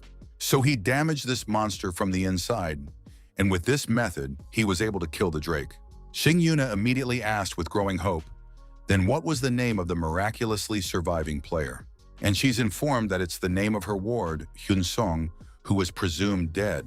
When the girl heard that native name, a slight smile of relief appeared on her worried face. Hyun Sung found himself on the ground after leaving the Drake's body and realized that the battle had really worn him out. Inspecting his own body, the lad was surprised to find a complete absence of any wounds or injuries. One of his fellow hunters approached him with his clothes, insistently offering to take the items as assistance. Hyun Sung tried to politely decline the offer, but the hunters continued to stubbornly insist on their decision. The young man turned to another player nearby, explaining that he had an extremely important request for him. The hunter asked to borrow a cell phone because he urgently needed to contact his family back home. No one present refused to help, and soon someone handed the guy his cell phone to call. The girl player handed the device to Hyun Sung, adding that he could use it for as long as he needed. The guy immediately picked up his phone and dialed the number of his relatives, wanting to talk to his loved ones as soon as possible. Amazingly, all the surrounding hunters were now showing genuine respect for the young man and his feat. Hyun Sung didn't care at all about the attitude of his co-workers. His only thought was to take care of his birth mother.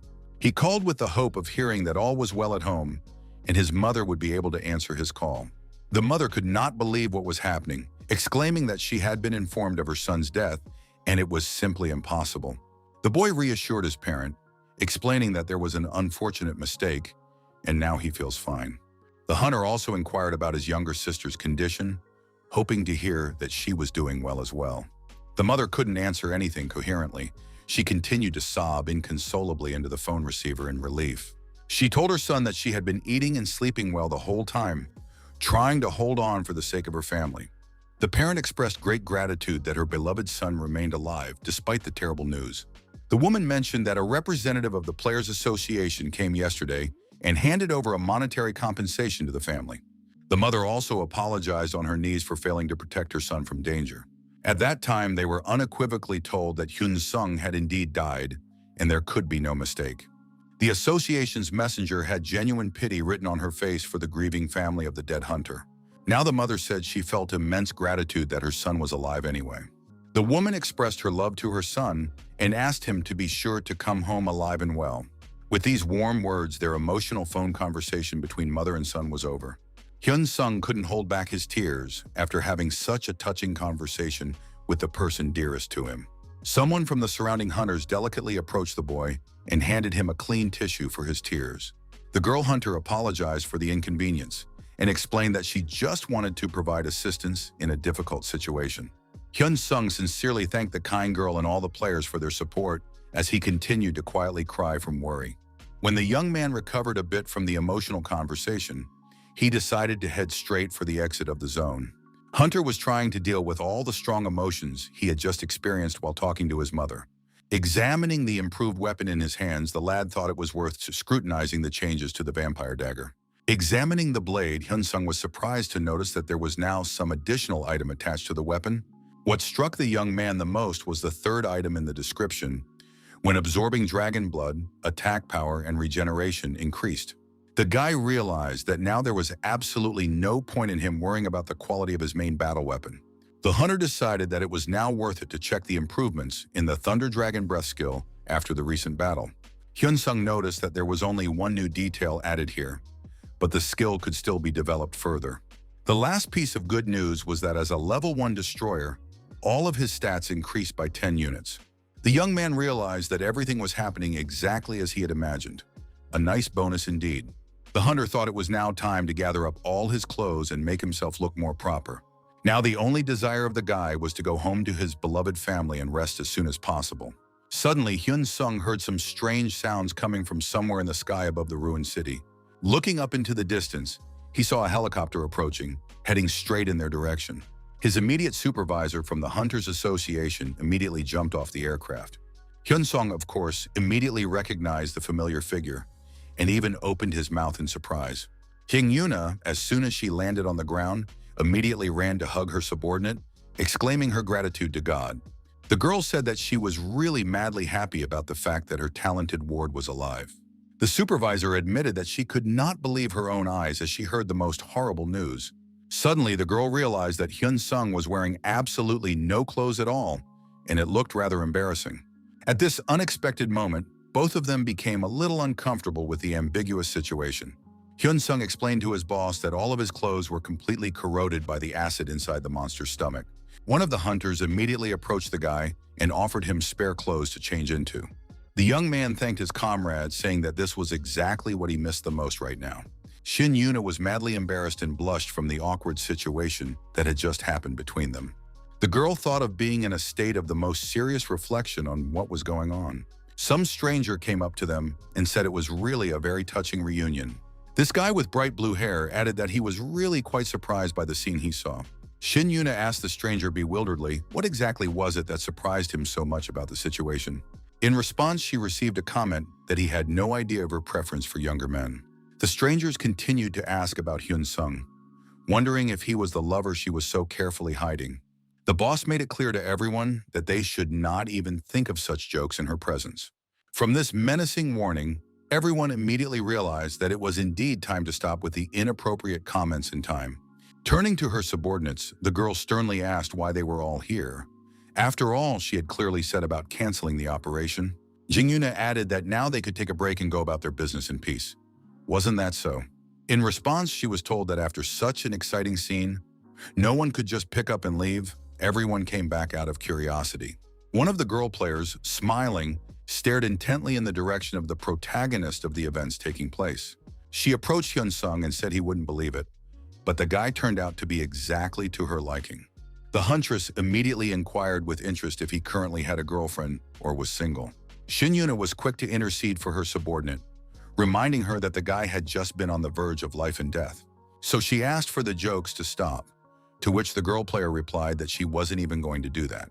The huntress then asked her superior why she was so angry over an innocent question. Shin Yuna explained that right now, this guy needed rest, and he should definitely go to the hospital for a checkup. Addressing the employees, she said that everyone was surely interested in how Hyun-sung defeated the Blue Lizard. The warden hoped that was really the only reason all these curious hunters were gathered here.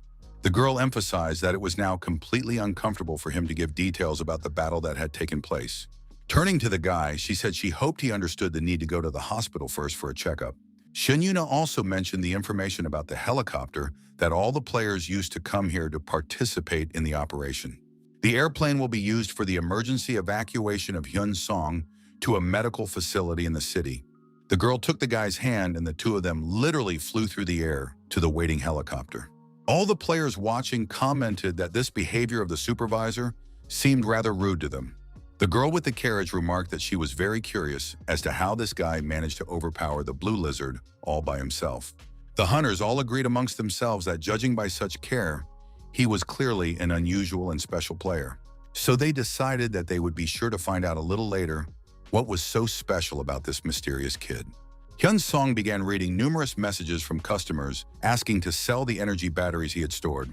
A whole dialogue ensued between the buyers with mutual recriminations that everyone should have stocked up beforehand, and now people are willing to buy batteries for huge sums of money.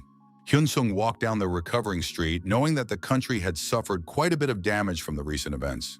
However, Korea suffered much less damage compared to other nations, so a second cataclysmic event was averted. The country has completely rebuilt all the destroyed infrastructure, thanks to the concerted work of the government and citizens. The authorities have begun active research using recently mined monster parts and magical power stones. Of course, in the aftermath of such upheavals, society is in a somewhat unstable state and going through difficulties. But in any case, life is slowly returning to normal, and people are adapting to the new realities. Hyun-sung arrived at some familiar place and was preparing to go inside to do some shopping. When the young man went inside the room, the boy put on a mask to hide his face from prying eyes. The hunter noticed that there were quite a few supplies in here, not as few as he had originally expected. The salesman replied that fortunately the store had not suffered much devastation during the cataclysm. Therefore, once the power plants were restored, all available batteries in stock were charged. The merchant did this specifically for the regular customer, as the latter is one of the most important customers. The guy replied that as always, he takes every penny of the merchandise and never does otherwise. After making the purchase, Hyun Sung came to his home in a small apartment for further work. As usual, the young man was busy registering items for sale and putting these large batteries on the sales floor. Hunter realized that supplies were scarce right now, so he could quietly raise the prices of the scarce commodity. Suddenly, the guy got a notification that the sale was successfully completed in a short time. Hyun Sung was surprised that the charging stations sold out even after the initial price was raised significantly. The young man decided to prepare and load the new stations for sale at an even higher cost. After the guy put the item on the site a second later, the sale was immediately finalized. Hunter thought, great. This way the prices of scarce energy devices could be greatly increased. A few days later, Hyun Sung returned to the same store again to restock. The guy asked how come the tradesman didn't have power tools, to which he got a reply about a recent order. The seller said he would then place an additional order specifically for the sake of a regular and important customer. Since it has become known that the factory has started operating in a completely normal mode, nothing will interfere with production. In the meantime, the merchant promised to immediately ship the available goods from another section of the store to the city. Hyun Sung says that since there's nothing to buy, in that case, he'll just leave and come back later. The salesperson attempted to stop the valued customer and offered to leave contact information for contact when the item arrived. The guy told the salesman that it was completely unnecessary, as he would definitely be back in the store tomorrow to pick up the goods.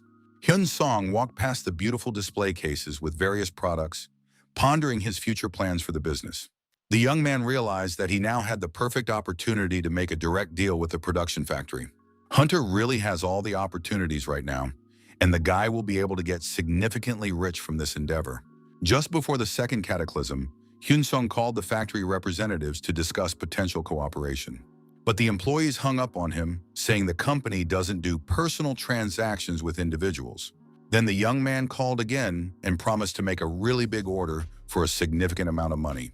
But factory representatives said they don't take orders at all unless the customer is an official corporation. The guy thought it might be worth registering as a sole proprietor and buying his own warehouse complex. But Hyun Sung has an idea that seems much better than the previous solution to the problem. Hunter thinks about the fact that it is then worthwhile to open your own electronics store in town. It's been a few days since the final decision was made to develop the vending business. The guy walked into his new store and scrutinized the surroundings around him, assessing the outcome. Hyun Sung thought that there weren't many people here right now, even though it was a day off. Suddenly, the young man noticed some girl who greeted the shopkeeper cheerfully and smiled. Hyun Sung said he thought so. It was indeed a good idea to leave trade management. The girl replied that she is the sister of the owner and works as a manager and the brother, the head of the whole organization. My sister knew it was going to be great, and she had also recently sent a new batch of batteries to the warehouse. Just now the goods were about to arrive, and the girl asked if her brother wanted to order something besides batteries. The guy, upon hearing the offer, replied that he didn't know for sure. It all depends on the specific market situation. The girl asked her brother to have lunch with the family since her mom should be home soon too. Hyun Sung agreed and suggested going to some really nice place for a family dinner with the whole group. After family time, the guy came to his own storage facility to check on things. Hunter thought that since things might be slowing down a little at a time now, the next steps of development should be planned. The frequency of sales did slow down so much that trading almost came to a complete halt for a while. But then all the next week, the merchandise started flying around like hotcakes among shoppers. Hyun Sung rejoiced at the success and thought that it might be worth using the accumulated points to improve again. The guy settled happily on the couch, thinking about how good it was that things were going so well. Since the young man is the boss of his own business, he can afford to put his feet up on the couch. Looking at the in-game storefront, Hyun Sung thought about what he needed to buy now to develop his abilities. At this point, the hunter has exactly 5 different heroic rank skills to use in combat. The only active skill Hyun Sung has remains Dragon Breath, which is the guy's only attacking skill. This long action skill deals damage every second, and the hunter needs the skill to use it without limit, or even the ability to teleport through space to quickly get out of the most dangerous combat situations. The young man thought deeply and contemplated what was far more important to develop now than anything else. After briefly thinking about it, the guy thought that in that case, it was worth buying these two useful skills. Compared to passive skills, active skills are much cheaper than normal skills in the in-game store. Still, the price of one particular skill greatly surprised the careful buyer when examined in detail. Hyun-sung thought that teleportation skills were really quite expensive compared to other abilities. But the high cost is understandable, as such skills can really help out in tough times. Hunter continued to peruse the in-game storefront in search of the most ideal skill to purchase. The guy thought that only when the skill reached heroic rank would it be possible to teleport another person. This skill has quite a few serious limitations, but you can still read reviews from other buyers. Hyun-sung looked at the reviews and saw that the comments were pretty good. The skill looked better compared to others. The price of the skill is certainly quite large, but the guy decided not to be greedy and buy himself this useful skill. After such a successful store purchase, Hyun-sung got up from his comfortable couch to test it out. Hunter scrutinized his huge warehouse complex, assessing the space to experiment with his new skill. The young man thought about how he could now safely test the skill he had acquired in real life right now. The guy noticed that the warehouse had a video surveillance system to monitor security and record what was going on. Hyun-sung thought that this arrangement of cameras was even much better for capturing the results of the experiment. The skill the hunter bought is called Flicker. The guy said the name and jumped into the air. Hyun-sung himself had not expected it to happen in such an unexpected and spectacular way. Hunter was happy to realize that he had spent the money he had accumulated with the most genuine success and developmental benefit. The guy thought it was now worth trying to test the longer-range teleportation capabilities. Hyun-sung sat down on the couch again and continued to look at the in-game storefront for his next purchases. The young man read the skill descriptions of fire, wind, ice, and other elemental attributes for combat use. Hunter couldn't find anything perfect.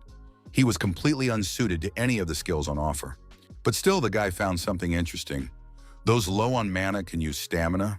Hyun-sung thought that in that case, he could try to buy another similar skill to experiment with.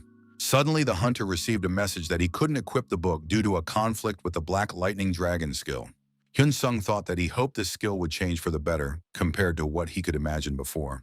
The boy read the detailed description of the new skill and rejoiced, realizing that this was indeed everything he had wanted for so long. Since even the defense membrane that used to activate automatically and absorb mana unchecked had now changed drastically. This useful ability can now be controlled at will, greatly expanding tactical options in combat. The hunter thought, great, now with such wonderful novelties, one could boldly go into a dangerous dungeon. Hyun-sung walked inside the dark dungeon, and the strange bats began to aggressively attack the young man immediately. The creepy monsters looked like a hybrid of some kind of lizard and bat at the same time, posing a serious threat to the hunter. Hyun-sung thrust his arm forward and prepared to deliver a powerful strike at the hostile creatures approaching him.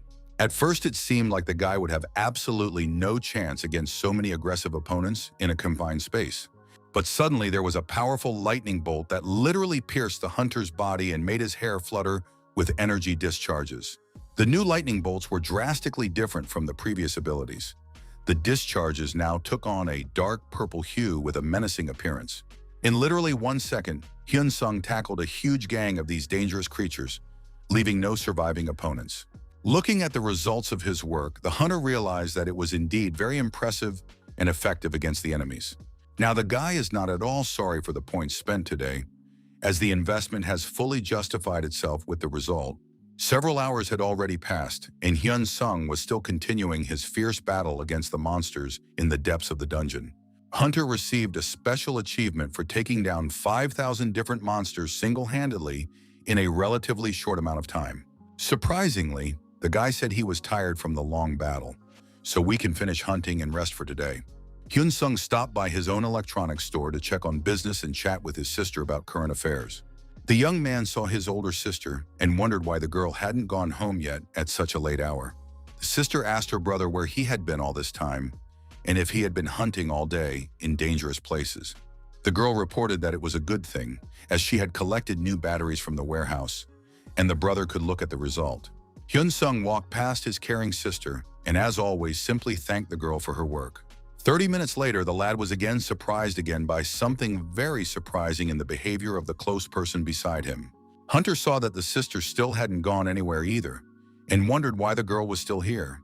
Hyun-sung thought for a moment and suggested that his sister go home together since it was late enough to work at the store. But the girl had a serious change of heart and asked her brother to sit down, as she had something very important to say. Here the guy realized everything and said that was why his sister had been waiting for him here all this long. Hyun-sung asked the girl what was so important that she wanted to tell him in such a serious tone. The sister replied that she wanted to talk about that terrible time when her brother was officially declared dead in battle. The girl said that when she learned of her brother's death, her mother fainted from shock and grief, unable to bear the terrible news. And even waking up a few days after losing consciousness, my mother cried nonstop with grief and despair. Hyun-sung himself did not expect that the consequences of his presumed death would be so serious for the entire family. The sister explained that the real problem came later, when the official paperwork began. As notices of loss of rental equipment and notices of contract default began to come one after another. The guy was truly shocked when he heard about it, exclaiming that this just couldn't happen. The girl replied that she protested as much as she could, but the officials said that everything was happening within the framework of the current law. Or in such a case, the family could execute a quitclaim deed. The representatives always answered the same thing. At that time, the sister consulted a lawyer, but the specialist said that there was no other way out but to renounce the inheritance. Officials said the family will have to give up the house, which was titled in the name of the alleged dead hunter. The representatives were even willing to take all the money Hyun-sung sent to the family as legitimate gifts. They invoked probate and inheritance laws, not wanting to get into the position of a grieving family.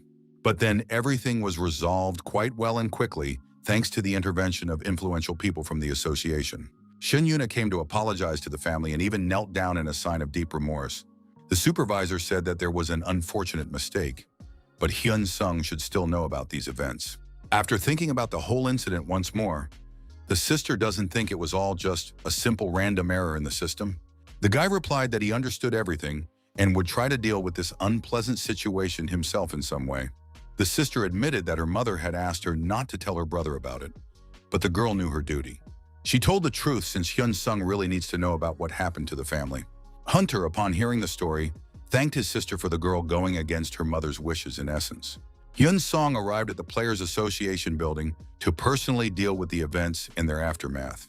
The lad was determined enough to find out all the circumstances of what had happened to his family. Hunter informed the receptionist that he had an appointment with his superiors for a serious conversation about the situation.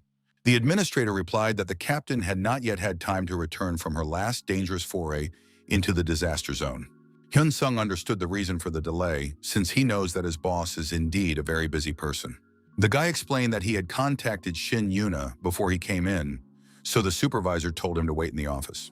The administrator offered to then escort the visitor to the correct office to await the appointment. The two employees began moving through the hallways of the association building, heading toward the team captain's office. On the way out, the admin girl politely asked if we should bring tea or some other beverages for the wait. Hyun-sung politely told the receptionist that, believe me, everything is absolutely fine and doesn't need anything. The guy sat in the spacious office and waited patiently for the door to finally open and his boss to come in. When Shin Yuna had yet to arrive after waiting for a long time, the hunter decided to take advantage of the opportune moment to explore. Hyun-sung used the psychometry skill, and the young man's eyes immediately began to shine brightly with a mysterious violet light. The guy activated the ability to search for information in this office to find out the truth about past events. Hunter decided to see what had happened then in the past when he was thought to have been killed in battle. Hyun-sung saw the subordinates coming to the supervisor's office at that time and reported that the guy had died at the scene. Shin Yuna then immediately reacted to this tragic information very emotionally without holding back her feelings. Hunter was surprised that the girl showed such sincere and deep emotion over his death. The supervisor then quickly started calling and asking why the officials had been so cruel to the family of the deceased. In response, she received a brief explanation that the association's representatives were simply following an established course of action. The girl couldn't believe such a real injustice to the family of the dead hunter. Shin Yuna said, "Please withdraw all these cruel orders immediately and stop the harassment." The boss was outraged at how the family of a player who lost his life fighting for the country could be treated like this. In response, the girl received a cold explanation that these were the rules of the association and no one could change anything. Shin Yuna began to scream and asked what would be done if she herself died in the battle. The association director coolly said that it would indeed be considered a breach of contract on their part. The boss tried to get justice, saying that absurd adherence to the terms of the contract would not be approved by the community. The official on the phone reminded the girl that she must understand her position within the association structure. The representative advised Shin Yuna to look at herself and realize how angry she was about the situation. Minister Lee Han-gu told the girl that he would contact her later to continue talking about the matter. Shin Yuna then continued to shout into the receiver after the call ended, calling the official a real freak. Watching this scene from the past, the guy realized that he had nothing left but gratitude for the girl. Hunter also got a clear picture of who Lee Han-gu, the secretary of the Measurement Management Department, was. Hyun-sung mentally turned to that heartless old man and promised that he would be finished soon. Jang Yuna was just at this moment already on her way to her office after finishing her work matters. When the supervisor entered the office, she immediately apologized to the guy for the long wait for the meeting. The guy just smiled and calmly told the boss that everything was fine. He was the one who came earlier than the appointed time. Shin Yuna wondered why Hyun-sung had asked for a meeting so suddenly, without even explaining the reason for his visit. The supervisor recalled that she repeatedly asked her subordinate on the phone what was wrong, but never got a coherent answer. The guy seriously said he apologized but felt it necessary to terminate their work contract for personal reasons. The warden, in genuine shock, asked the hunter what he even meant by such unexpected words. Hyun-sung replied that he had learned absolutely everything about what that vile secretary was planning against his family. The girl immediately responded that she was ready to apologize to her subordinate for the behavior of the department official. But the guy objected that the supervisor shouldn't apologize, since she was the reason things ended well. So it's only Hyun-sung alone who has to thank Shin Yuna for everything? The way the circumstances ended up. The girl had already asked, hopefully, if the subordinate could turn a blind eye to what had happened this time. The warden gave her word that she would definitely change the current rules and approach to working with hunter families. Hyun-sung agreed, but said that in that case he only had one binding condition. Hunter wants a personal apology from this heartless secretary for the suffering and humiliation caused to the family. Hearing such a demand, the girl even opened her mouth in surprise, not expecting such a turn of events. Lee Han-gu, upon hearing such bold demands from a mere hunter, simply angrily pounded his fist on the table. The official shouted that it was some insolent freak who dared to impose such conditions on a powerful man. The secretary resented that the guy was making a fool of himself just because he'd gotten some unique skill. Lee Han-gu asked his subordinates what he had done wrong, for he had acted strictly within the established regulations. The subordinate supported the boss, saying that apparently the young man does not yet fully understand how the world works. The officer added that the secretary was really just doing his duty, so no one should complain about the action. The old man agreed with his subordinate's opinion, confirming that everything was happening exactly as he had said earlier. Lee Han-gu insisted that he was just performing his duties according to regulations and doesn't understand why he should apologize. After all, the secretary did nothing illegal under applicable law and internal regulations. The subordinates only gave the boss a nod in this matter, saying that he had shown incredible generosity to the family. The staff therefore felt it necessary to teach this insolent young man a serious lesson for his insolence. The old man agreed with his subordinate's suggestion, believing that it was indeed necessary to show the hunter his place in the hierarchy. The secretary asked his staff how best to handle the defiant kid so that the lesson would be memorable.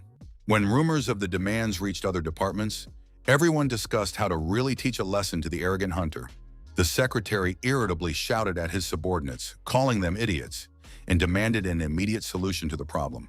The staff only apologized to the angry supervisor and offered to call the hunter to the secretary to talk. The old man agreed to the suggestion. After all, he wasn't the one who should go to some simple guy for an explanation. Therefore, Lee Han-gu decided that if the hunter wanted an apology, let him come to the influential official's office himself. The secretary was nervously telling his subordinates that he couldn't just openly go looking for this cocky guy around the building. Hyun-sung was already walking down the long corridor of the association, reflecting on the fact that the officials had shown up later than he had imagined. But the hunter realized that this was not a bad thing in principle for carrying out his own plans of revenge. The lad realized that this place was indeed a veritable viper's den with many dark secrets and intrigues. As the building is a veritable hotbed of corruption of major officials, guilds, and managers controlling access to the dungeons. A lot of the other employees of the association, They are just the most ordinary, honest people, not involved in dirty deeds. Hyun-sung was sure that this was the best approach to the situation to achieve justice. Suddenly, the hunter heard footsteps approaching. Someone was heading towards the guy. Judging by the sound, it was a woman's heels. The receptionist who approached politely said, "Please follow her," as the minister was already expecting a visitor in the office. Hyun-sung defiantly showed that he didn't see anything particularly enticing about the upcoming meeting with the high-ranking official. But still, in the end, the guy smiled and agreed, saying, "Okay, let's go to the minister's office."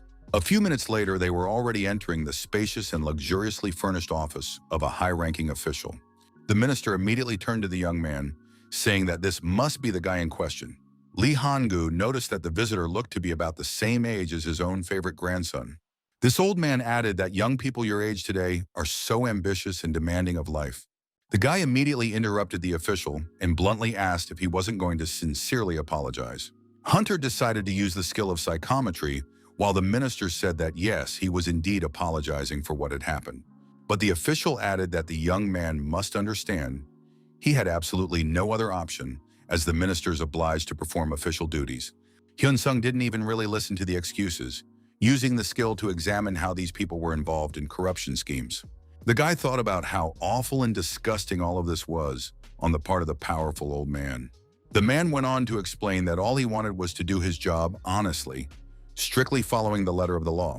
Hyun-sung listened to this and said that frankly, instead of acting according to the law, the official made some inappropriate demands. Lee Han-gu was shocked at such insolence and indignantly asked what a mere hunter even dared to talk to him about. The guy explained that the claim for damaged gear obviously relates to something that happened in the line of duty, plus a fine.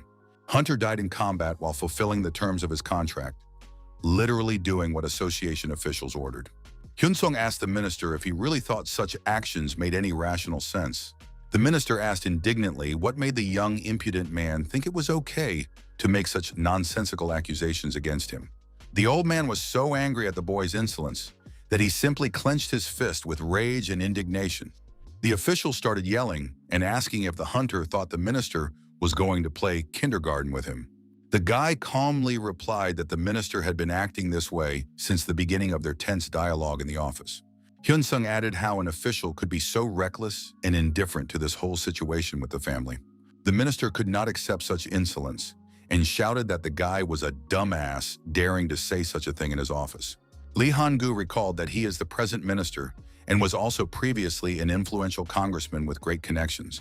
Hyun-sung thought to himself about how much he didn't care about this person's status and position at all. The hunter continued to quietly listen to all these shouts of the enraged old man, who was literally going mad with rage. The minister kept shouting at the guy incessantly and calling him a stupid, unintelligent youngster who didn't know his place. At some point, Hyun-sung got fed up with it all, so he wondered if it wouldn't be easier to just kill the minister. Hearing this threat, the official simply became numb with sudden fear and could not move out of terror. Lee Han-gu felt a truly formidable aura of death emanating from the young man in front of him in the office. After the words were spoken, the spacious office was completely silent for many seconds. Hyun-sung advised the minister to constantly look around and live with this awareness of possible life-threatening danger. Guy added that now, when an official opens his mouth, he should think carefully before saying anything. Pointing to the head, the hunter remarked that the brain is not just a decoration, and the minister should remember that. Hyun-sung said he recorded information about all the bribes the official had ever received from interested parties.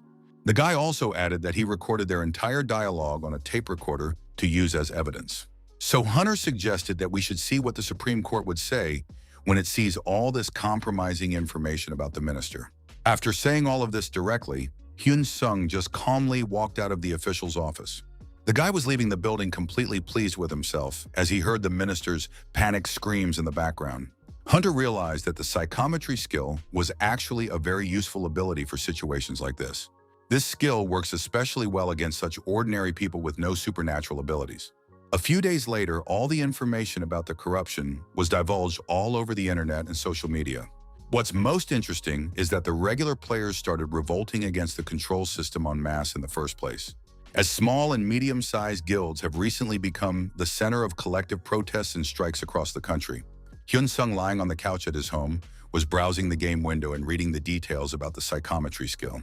Unexpectedly, Hyun-sung got a call from his immediate boss, which was a complete surprise for a guy at a time like this. Hunter wondered why Shin Yuna would suddenly bother him with a call. After all, the workday had long since ended.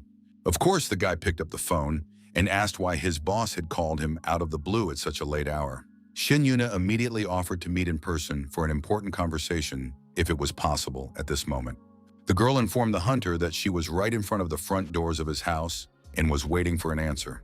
Hyun-sung didn't expect this turn of events, so he started yelling into the receiver for his boss to wait a second.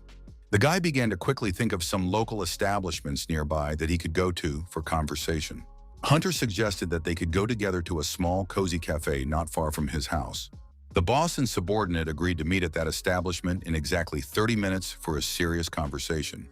When they were already sitting in the cafe, the girl said she wanted to talk to Hyun-sung honestly about the events. Shin Yuna asked about the minister and how Hunter was able to get such results in the corruption investigation. Hyun-sung asked why the supervisor thought he was involved at all, to which the girl replied about her suspicions. Shin Yuna added that she didn't know who else was capable of such actions against the powerful official. Therefore, the government is now very sensitive to the events that are happening, and Hyun-sung is under suspicion. The guy certainly realized that he was trying to act as cautiously as possible during his investigation. But the hunter asked what would happen if it was suddenly revealed that he was actually the one who had initiated it. The girl replied that in that case, Hyun-sung would be arrested for undermining state secrets. The boss added that if it does happen, the subordinate will have the support of many honest people. Hyun-sung rejoiced at this statement and realized that this was basically not the worst-case scenario. But the guy assured that he wasn't that stupid, so the supervisor could take it easy on everything that was going on. Shin Yuna still looked very serious and asked her subordinate to just be as careful as possible going forward. Because these people are not the kind of people who forgive such things and forget the insults inflicted on them. The girl explained that Hyun-sung should understand he had really messed up powerful people with his actions. And now not only the hunter himself is in danger, but also all his close relatives. The supervisor said, clutching the tube in her fingers, that she was very much concerned about the safety of the subordinate and his family. Shin Yun warned that from now on, Hyun-sung would have a lot of powerful and dangerous enemies, and all the subordinates of corrupt officials will also actively oppose the hunter in the future. So right now, the best thing a guy can do is to remain inconspicuous and sit quieter than the grass. Hyun-sung smiled and told his boss that, okay, but this story had absolutely nothing to do with him. Because no matter how it all happened, Hyun-sung still thought it was better to lay low, as the hunter did not want any unnecessary looks or suspicion from the authorities directed at him. The supervisor agreed that in any case, the best solution was to avoid unnecessary suspicion and attention to herself.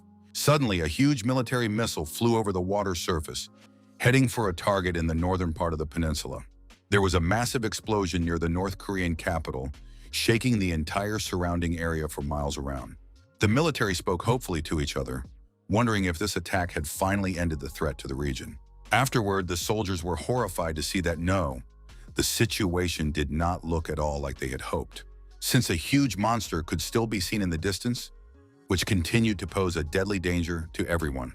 It was a sea serpent of incredible size that roared and looked extremely terrifying to human perception. The soldiers literally began to melt from the heat emitted by the monster, turning people into helpless victims. From this deadly impact, the soldiers' bodies, like wax figures, simply began to separate and lose their shape. In the city, there is absolutely nothing left of the former life, only one continuous devastation and desolation. The melted combat uniforms of dead soldiers were lying everywhere, testifying to the scale of the disaster for the army. The only hope the commanders had left were missiles capable of hitting targets from long distances. The huge lizard, meanwhile, continued to methodically destroy the remains of the city, meeting no serious resistance. Hyun-sung and Shin Yuna sat quietly in a cozy cafe, unaware of the unfolding tragedy. The guy looked quite concerned after a serious dialogue with his boss about safety and possible repercussions. The girl said that in that case, it was probably time to go home and end the meeting. But suddenly, Hyun-sung's facial expression changed drastically from the information he saw on the phone screen. The guy showed his boss some urgent information from his mobile device that needed immediate attention. There was an emergency message from the Korean Players Association, so Hunter suggested that the girl go together to the scene. They were quickly approaching their destination by automobile, discussing along the way the seriousness of the situation. Xing Yuna said she would call the association's head office first to fully understand what was going on. Hun Song at this moment kept flipping through the newsfeed on his phone, reading the summary of the catastrophic events. The guy told his boss that the information was already all over the news reports and social media. Pyongyang was completely destroyed by the monster, and the North Korean regime finally fell under the monster's onslaught. The hunter wondered about the likelihood of a highly ranked emoji monster reaching their country's territory. The situation turned out to be even more serious than the most pessimistic forecasts of experts could have suggested. At an emergency meeting of the Players Association, officials confirmed that the situation is indeed critically serious. North Korea's capital city was completely destroyed, and the country's government suffered a crushing defeat at the hands of the monster. All of North Korea's ranked and high-level players were wiped out during the heroic battle against this monster. There are also new waves of monsters emerging from open portals in the destroyed North Korea. Huge crowds of terrified refugees are now desperate to enter South Korean territory for rescue. Monsters of various species also follow the flow of people southward, posing an additional threat to the region. The president of the association announced that this is the completion of the official report on the current critical situation in the country. The reason why only ranked and high-level players from all over the country were summoned in this manner. Now the president told the assembled hunters that he would tell them everything they needed to know to be successful. The supervisor recognized that it is hard enough to ask for this, but everyone has their sacred responsibilities. All players must prepare to defend themselves against Emoji, who is heading straight for the borders of their homeland. And you also need to contain the onslaught of monsters that are moving en masse from North Korean territory to the south. After a few tense days, events unfolded in the Gyeonggi-do region, Paju City, near the border. The Green Orcs were already making battle cries in full swing, preparing for battle with the border defenders.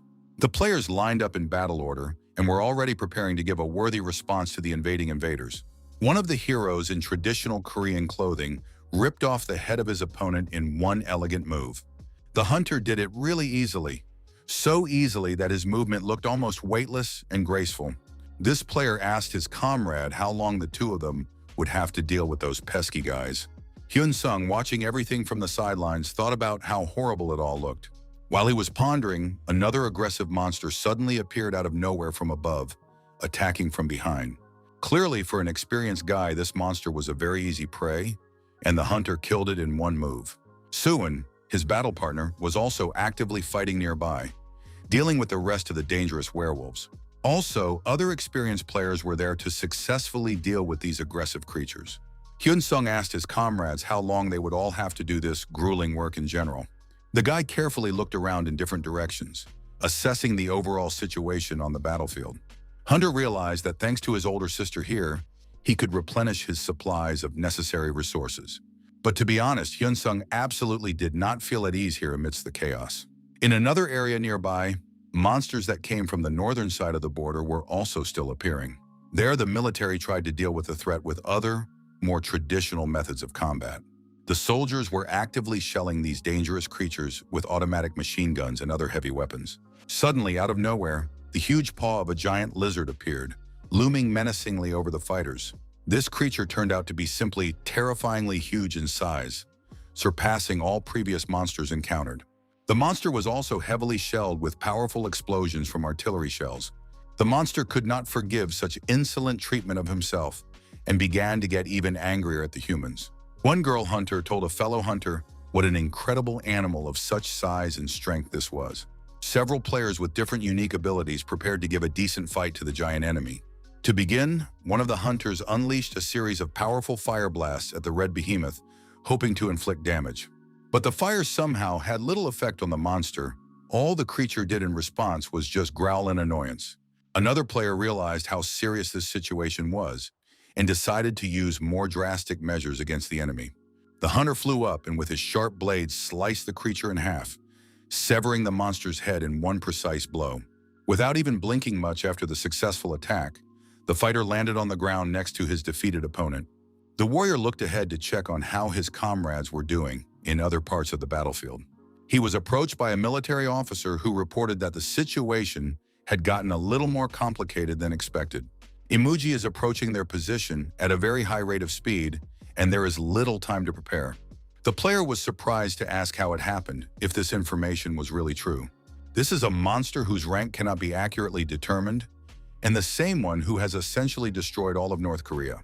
An expert who was sent to North Korea for reconnaissance was wrong in his initial assessment of the monster's level. But it seems that the specialist still managed to correctly analyze his true rank after more research. All the players were tensely waiting to hear the truth about what rank this terrifying monster had. Finally, the responsible information was announced. This legendary monster of the highest danger class. Military hardware was still preparing to launch coordinated strikes against the approaching threat from multiple directions. And the attacks were planned both from the air, with the help of aviation, and from below by ground units. The players realized how serious it was, but they also wanted to take part in the historic battle. The guy with the gray hair thought that if they pulled it off, they'd get the first achievement in history, and such a first-ever achievement will clearly greatly enhance the characteristics of all participants in the legendary battle. Therefore, the hunter was determined to take this unique achievement into his own hands at any cost. The number of ranked players stationed at the border for defense was only 81. And here were about 3,000 high-level players who were completing the fourth combat shift. Imuji, a huge snake of incredible size, was already getting closer and closer to the defenses. The gray-haired player exclaimed happily, saying that the legendary opponent had finally arrived. Hunter shouted and said that they would show the world the greatness and strength of their country. The player who resembled a European used his special ability, Burning Spirit Fire, to attack. The fighters tried to strike this monster down using all the powerful abilities available to them, but the huge serpent only grew angrier from the attacks, becoming even more aggressive and dangerous. No one was getting anywhere yet. The monster was just getting more and more uncontrollably fierce. A notification came to all participants in the battle that they had been subjected to the mental terror skill and were paralyzed by fear. Imuji simply grabbed one of the players who was paralyzed and mercilessly ate the unfortunate hunter. The huge serpent swung its massive tail to knock all the other players down with one blow. The rest of the fighters were scared and terrified as they were unable to move due to paralyzing fear. After that, the monster released a powerful sound wave from its ears, striking all the people in the vicinity. Hyun Song, watching the news of the events happening with this monster, realized how huge this creature was. News reports said that more than 1,000 Chinese players simply died in the battle with the monster. Hyun Song realized that everyone needed to be careful right now. Originally, the guy was going to buy a wild instinct skill. But the hunter changed his mind and decided to acquire the spirit attack resistance skill to defend against mental attacks. The guy couldn't turn down the opportunity to get his very first legendary achievement of his career. Therefore, it was the best choice at the moment. Besides, this ability had a heroic rank. Hyun Song realized that he still wanted to buy this skill since the skill had good reviews from other players. After the hunter learned the new ability, the guy immediately felt the extra strength in his body.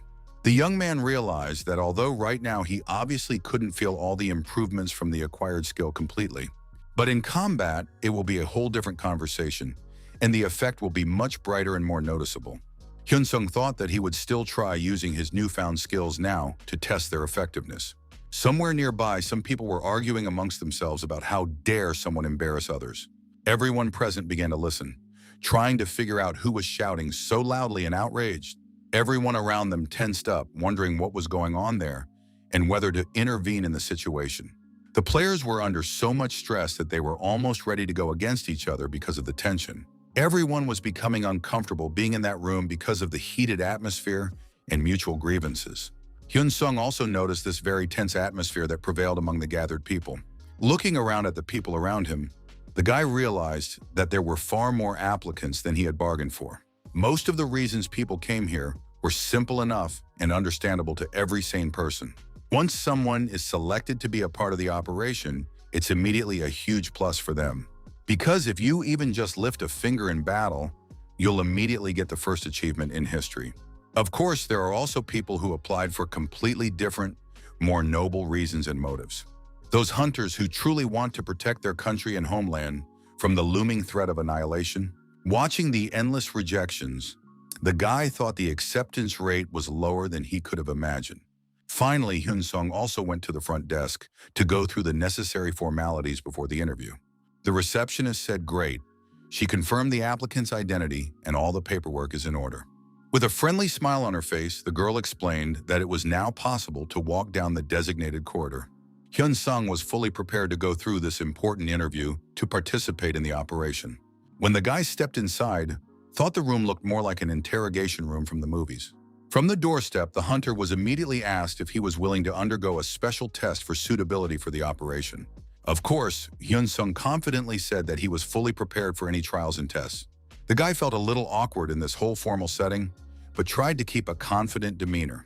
The examiner started asking all sorts of questions, such as asking to see the candidate's overall ability statistics. A spiritual coercion skill was used on Hyun-sung. The guy had to be put into confusion for 10 seconds. Basically, it had little or no effect on the hunter, so he passed the test. Basically, for Hyun-sung, everything worked out safely and fairly quickly, without much difficulty. The examiner said goodbye to the candidate and thanked him for coming to the interview for the surgery. Hyun-sung was coming out of the office and was told that he was some inscrutable guy with unique abilities. Shin Yuna herself was carefully observing this whole process of testing her subordinate from the hallway. A few days later, events unfolded near the demilitarized zone between the two Koreas. After much discussion with world leaders, the South Korean government decided to move north after all. The leadership decided to act in a variety of ways, including the use of military force against the monsters. The fighter pilot radioed that he was entering ceasefire line airspace. The military also used water rigs to launch missiles at clusters of monsters in enemy territory. The fighters continued to take down all sorts of different monsters, including the blue dragon that had previously been damaged. The creature was literally blown apart by a direct hit from the missile and died instantly. Hyun-sung, observing what was going on, realized that basically everything was going even very well so far. Ranked players and their new weapons were showing some pretty impressive results in battles. It would be difficult for a hunter to deal with all these monsters alone, so it's good to have plenty of allies. All sorts of different creatures appeared among the opponents, including dangerous werewolves of various species. They were easily dealt with by all players by literally swinging their sharpened weapons once. A week later, the action shifted to Beijing, the capital of China, where an emergency meeting was being held. There they discussed the fact that the emoji monster continues to attack positions alone. So now this monster still continues to destroy the Chinese side of the border nonstop. The command felt it was necessary to mobilize all ranking players in the Beijing area as soon as possible. One of the commanders was asked if he thought the decision was too hasty. What if another legendary monster of similar strength appeared in Beijing itself in the meantime? Wouldn't it be too difficult to fight the threats with just regular players without elite support? Command officials said that while it would be difficult, there was one important truth to realize: that if you use high-level players from each local government, it's definitely possible. In this way, Chinese forces may even be able to minimize the number of deaths from this terrifying monster. Because right now, all attempts by the command to counter the threat look rather hopeless and futile. Chinese people are killed in literally a couple seconds once they enter the battlefield against the monster. The fighters all fall and die before they can even deal even a little bit of damage to the legendary enemy. Chinese doctors and support players are working at full capacity, devoting all their energy to rebuilding their allies. But even with these efforts, medics are not able to treat all wounded fighters fast enough. Therefore, the monster easily kills even such half-dead players without giving them a chance to escape. Chinese tanks and defending players are trying to hold their defenses at all costs while covering their allies. While mages deal various magical damage to this monster with all available spells, but the only problem is that it does absolutely nothing to help in the battle against the enemy. Not a scratch is left on this legendary monster from all the attacks of the Chinese fighters.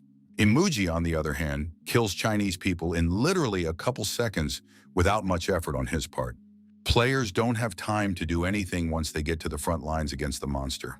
The fighters immediately become exhausted as they cannot effectively confront this monster. As the leader of the Chinese player group surveyed the battlefield and considered the surroundings around him, the commander realized that there were only 10 people conscious among all the survivors. So the only thing left for the surviving fighters is to act on their backup plan. The last defenders threw their heavy shields to the ground, preparing for the final attack. The archer began to draw the bowstring of his powerful bow to maximize damage to the enemy. The mages began to materialize all their remaining magical power for one last spell. All of these players realized that this was their last attempt to have any effect on the outcome of the battle. All the Chinese fighters have to do now is point this monster towards South Korea. Recent breaking news reports have indicated that Emoji is moving towards the Korean border. Hyun Song, upon seeing this news, thought that the monster had just crossed the Sino-Korean border. All the players in the camp were preoccupied with the fact that a legendary threat was closing in on them. The guy also noticed that everyone around him looked kind of disappointed and depressed about what was going on. Looking inside his mug, the hunter noticed the coffee starting to shake strangely from the vibrations. Hyun Sung wondered what was even so unusual right now in the surrounding space. Everyone immediately thought that it was some kind of strange earthquake of unknown origin. But the communications girl shouted that there were reports of a monster moving at high speed towards the army. Therefore, all fighters should immediately prepare for battle and take on the monster as best they can. But many wonder why Emoji appeared so suddenly. Does it mean there is a chance of catching him? Hyun Sung met the news of this monster's approach with the most genuine, joyful smile on his face. The guy talked about how it was definitely time to get his legendary achievement. Chinese players suffered a crushing defeat in a battle with a legendary monster on their territory. So few fighters managed to at least survive that terrible battle against superior enemy forces. The Chinese soldiers tried to lure this monster with a special formation to direct it in the right direction. Korean players were outraged that the Chinese had failed to deal with the threat and were now driving the monster towards them. Besides, isn't it a felony since they are taking a dangerous monster to another country? Shin Yuna, who came to the scene, said that everyone should calm down immediately. Now the only thing all fighters need to do is prepare for the upcoming battle with the enemy. Hyun Sung was happy to see his superior, much less in such a fighting mood. Suddenly, one man was approaching the camp very fast, running as fast as he could from pursuit. The fugitive had no arm and was screaming about the monster being almost here and closing in. All the fighters realized that Emoji could attack them at absolutely any moment without warning. The monster opened its huge maw and wanted to finish this poor wounded player in seconds, which the monster easily did. To him, the man was just like a tiny ant. After Emoji tackled this player, he didn't want to stop and moved on. With its huge eyes, the monster kept looking for a new victim among the Korean defenders. In front of him, the legendary serpent saw a group of players that he wanted to immediately eat alive. The monster began to emerge from the water, which spurted violently in all directions from its movements. Emoji was aggressive absolutely against anyone who dared to stand in his way. The monster used the mental skill of terror, and Hyun Sung was glad that it didn't affect him. The other players could do absolutely nothing to the monster, finding themselves paralyzed by fear. The legendary serpent was simply preparing to methodically kill them all, one by one without resistance. But some players continued their work and struck from absolutely every available angle. The fighters used a variety of powers, both physical weapons and magic spells against the enemy. The most important thing to do was to neutralize the flashes of flame around the monster's body. The monster continued to be attacked with huge lightning strikes, trying to break through its defenses at all costs. All of these attacks were carried out by Hyun Song, who used his pumped, powerful skill against the enemy. The guy himself recognized the fact that the enhancement of his abilities was quite noticeable. There were also, understandably, doctors and support players active on the battlefield. But the attacking players had no time to stop. They continued their assault on their opponent. Melee fighters and tanks fought very close to this dangerous monster. Therefore, Hyun Song had to join the mages who attack from a long distance. The first player tank had already been seriously injured in a direct collision with the monster. Some comrades began to run to him and ask if the wounded man was all right. Hyun Song, looking at what was happening, realized that just as he had thought earlier, this was a bit too much and he should try to collect the blood that had spilled onto the ground. The guy was trying to do this at the moment with his hand, carefully collecting the precious liquid for later use. But the hunter realized that nevertheless, this opponent posed a completely different level of danger compared to his previous foes. Watching the movements of this legendary monster, one really begins to realize the colossal difference between power levels. Since it's even very difficult to keep track of the monster's lightning-fast movements during furious attacks on players. Hyun Sung watched all these high-ranking heroes continue to methodically strike Emoji without giving up in the face of danger. The guy watching the actions of all these experienced players realized that getting the achievement must be a very cool experience. Obtaining a unique achievement remains his only way in which you can drastically improve your abilities. So the hunter was forced to pump his stats without elixirs until he had 1 trillion points to buy. The battle had already been going on for 30 minutes, and the fighters still continued to strike at the enemy in a variety of ways without stopping. Hyun Sung realized that the battle looked much simpler than he could have long imagined in theory before the fight began. Suddenly, the guy's gaze went straight upwards, where something suspicious was happening with the monster's behavior. The hunter saw the monster's saliva begin to flow profusely from its huge mouth, heralding another attack. One of the commanders shouted to the others that everyone should immediately prepare for another powerful enemy attack. The legendary monster, which had taken a huge amount of water into its mouth, began to release it under pressure. With this devastating water wave, the monster could easily paralyze any player on the battlefield. Everyone involved in the battle realized that things were now taking a really bad turn for their forces. Some players tried to quickly put up a protective shield to escape this deadly monster attack. Fortunately, the fighters were lucky, as only one top layer of the collective impact barrier shattered. The players asked their comrades not to stop, but to continue to build and strengthen this vital barrier. The mages themselves understood that it was imperative to do so, but creating a defense was not as easy as it might seem to the inexperienced observer. The tanks, as always, ran heroically forward to occupy the front ranks and take the brunt of the attack. The defenders put up their heavy shields to protect the other players from damage as much as possible. Suddenly, everyone noticed that the monster's attacks had temporarily stopped, and it was as if the monster was preparing for something new. Therefore, this was the best moment to launch a powerful counterattack against an enemy who had let his guard down. A wide variety of attacks flew towards the monster from all directions, followed by a huge destructive explosion. Hyun-sung told himself with great hope that he was sure this battle would all end with their victory soon. But when after another series of these attacks, the monster's gaze simply changed drastically, becoming insanely red with rage. Everyone involved in the battle realized that the monster had entered a new, more dangerous stage of its battle state. Hyun-sung thought that this new stage was a skill that reduced the monster's defense, but increased the attack power. No big deal, this didn't scare Hyun-sung at all, as this kind of behavior of the monster showed that the monster was starting to be afraid of their attacks. All the players on the battlefield realized that they only had a little bit left to hold out before finally defeating their opponent. Suddenly, one of the participants in the battle received a strange game notification that puzzled the experienced fighter. But as it turned out later, he was not the only one among all those present on the battlefield who received this message. The other players also popped up this same game window with cryptic information about the events taking place. All participants in the battle received a notification that the activation of their skills had failed for an unknown reason.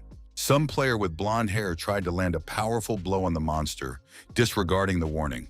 Looking back, the fighter checked to see if he had gotten anywhere against his legendary opponent. But the hunter didn't notice that he had failed to do absolutely no damage. Something was wrong here. All the other players were shouting at this character that he should take care of himself and not risk his life unnecessarily. But apparently it was too late for warnings.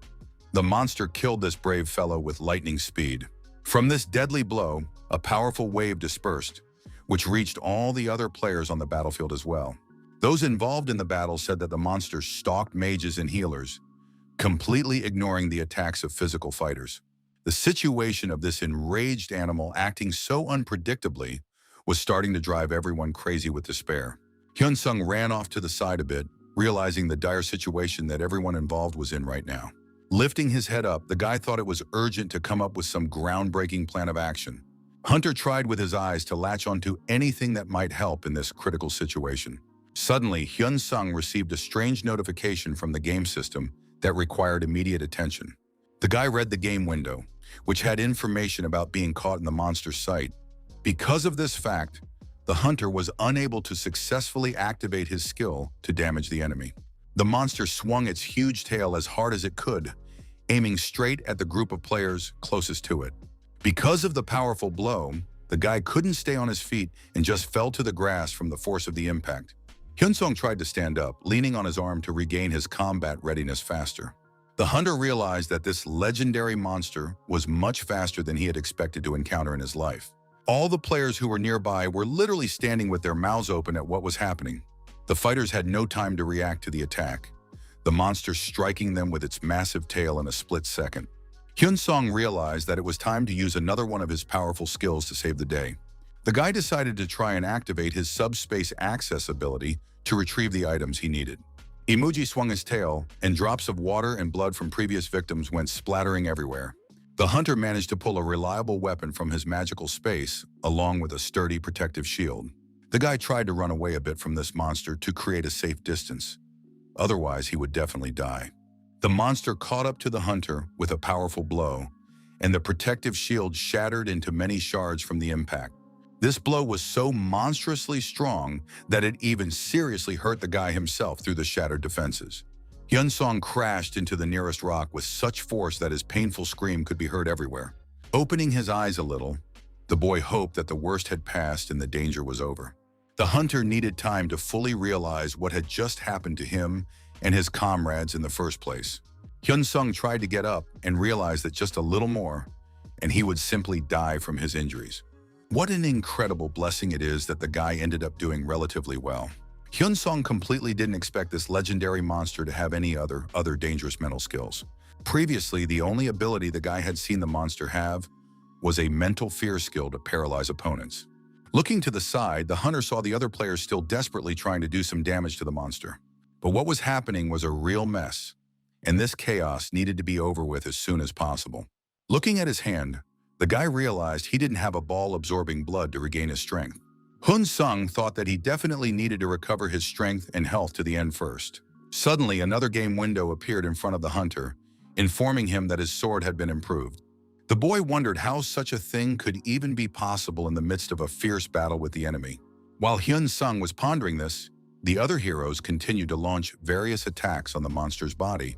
The monster simply swung its massive tail around, trying to fend off the attackers and do as much damage as possible. It turned out that the hunter's vampire blade was lodged deep in the monster's body and continued to do constant damage. The guy thought he would just have to summon the weapon to himself again with a magical connection. But Hyun-sung saw the blood of this monster get on the blade of his sharpened blade inside his body. Hunter realized that the winner of this epic battle was already determined due to the constant damage from the weapons. The notification came again that the sword had been improved once more by blood absorption. The guy thought it was so strange why these notifications kept coming up one after another. Perhaps it is because the weapon consumes the blood of a legendary rank monster for the first time. It's likely that this is indeed the case. Finally, players have managed to at least wound a legendary foe. The monster's exhaustion was already evident, but the players weren't going to dwell on the result. The fighters continued to deliver those countless blows all over the body of the weakening but still dangerous monster. The hunters thrust their blades and various weapons straight into the flesh of this huge beast without mercy. Imuji screamed in unbearable pain from the multiple wounds all over his body, but the legendary serpent also had no intention of giving up without a fight. Its eyes lit up with an even brighter red light. The monster's aggression level had risen to the highest possible level, making it even more unpredictable and dangerous. The monster once again used its mental skills to try and stop the heroes attacking it at all costs. The players tried to dodge the mental attacks and in parallel continued to strike at the creature's huge body. Shin Yuna, the team boss, also actively participated in this decisive battle against the legendary opponent. The girl was an insanely strong warrior who could fight this monster on equal footing. These brave players didn't even think of giving up. They endlessly dealt the monster blow after blow. And both melee and range worked cohesively together, coordinating their attacks for maximum effect. The fighters pelted the monster with a variety of attacks: lightning, fire, ice, and other elemental spells. It seemed that this legendary monster should already just fall from such a huge amount of accumulated damage. But looking at the defeated opponent, Hyun-sung saw that the monster seemed to not even be in a hurry to finally die from its wounds. King Yuna, after scrutinizing the monster's condition, after a second, had already flown high into the air for the final strike. With her small, feminine foot, the warden delivered a mighty kick right on the legendary monster's massive chin. The girl watched the monster's reaction carefully, ready to throw additional blows if necessary for a guaranteed victory. Imuji falls to the ground with a clatter, completely defeated, no longer a threat to the combatants. But all the players decided to finally finish off the enemy and began to insert their weapons into the body one by one. They took turns doing this, each hero approaching the defeated monster and inserting his blade to confirm victory. As the fighters completed the ritual, they themselves could not believe what was happening, got the incredible achievement of the first killers of the legendary monster. All participants rejoiced at the long-awaited victory as they acted together, and no one tried to get the glory alone. The hunters had indeed done the impossible, though it was hard enough for them to deal with such a powerful opponent. The dead monster's body began to gradually disappear, which meant something valuable should fall out as a reward for victory. All the people who had gathered around the battle site watched with their mouths open, waiting for a miracle. Everyone was wondering what was really going to fall there, and who would be able to take this valuable prize. On the tail of the disappearing monster, the participants noticed a vampire blade that belonged to Hyun Sung stuck in the flesh. The weapon flew into the air, and everyone could see that its appearance had undergone a drastic transformation.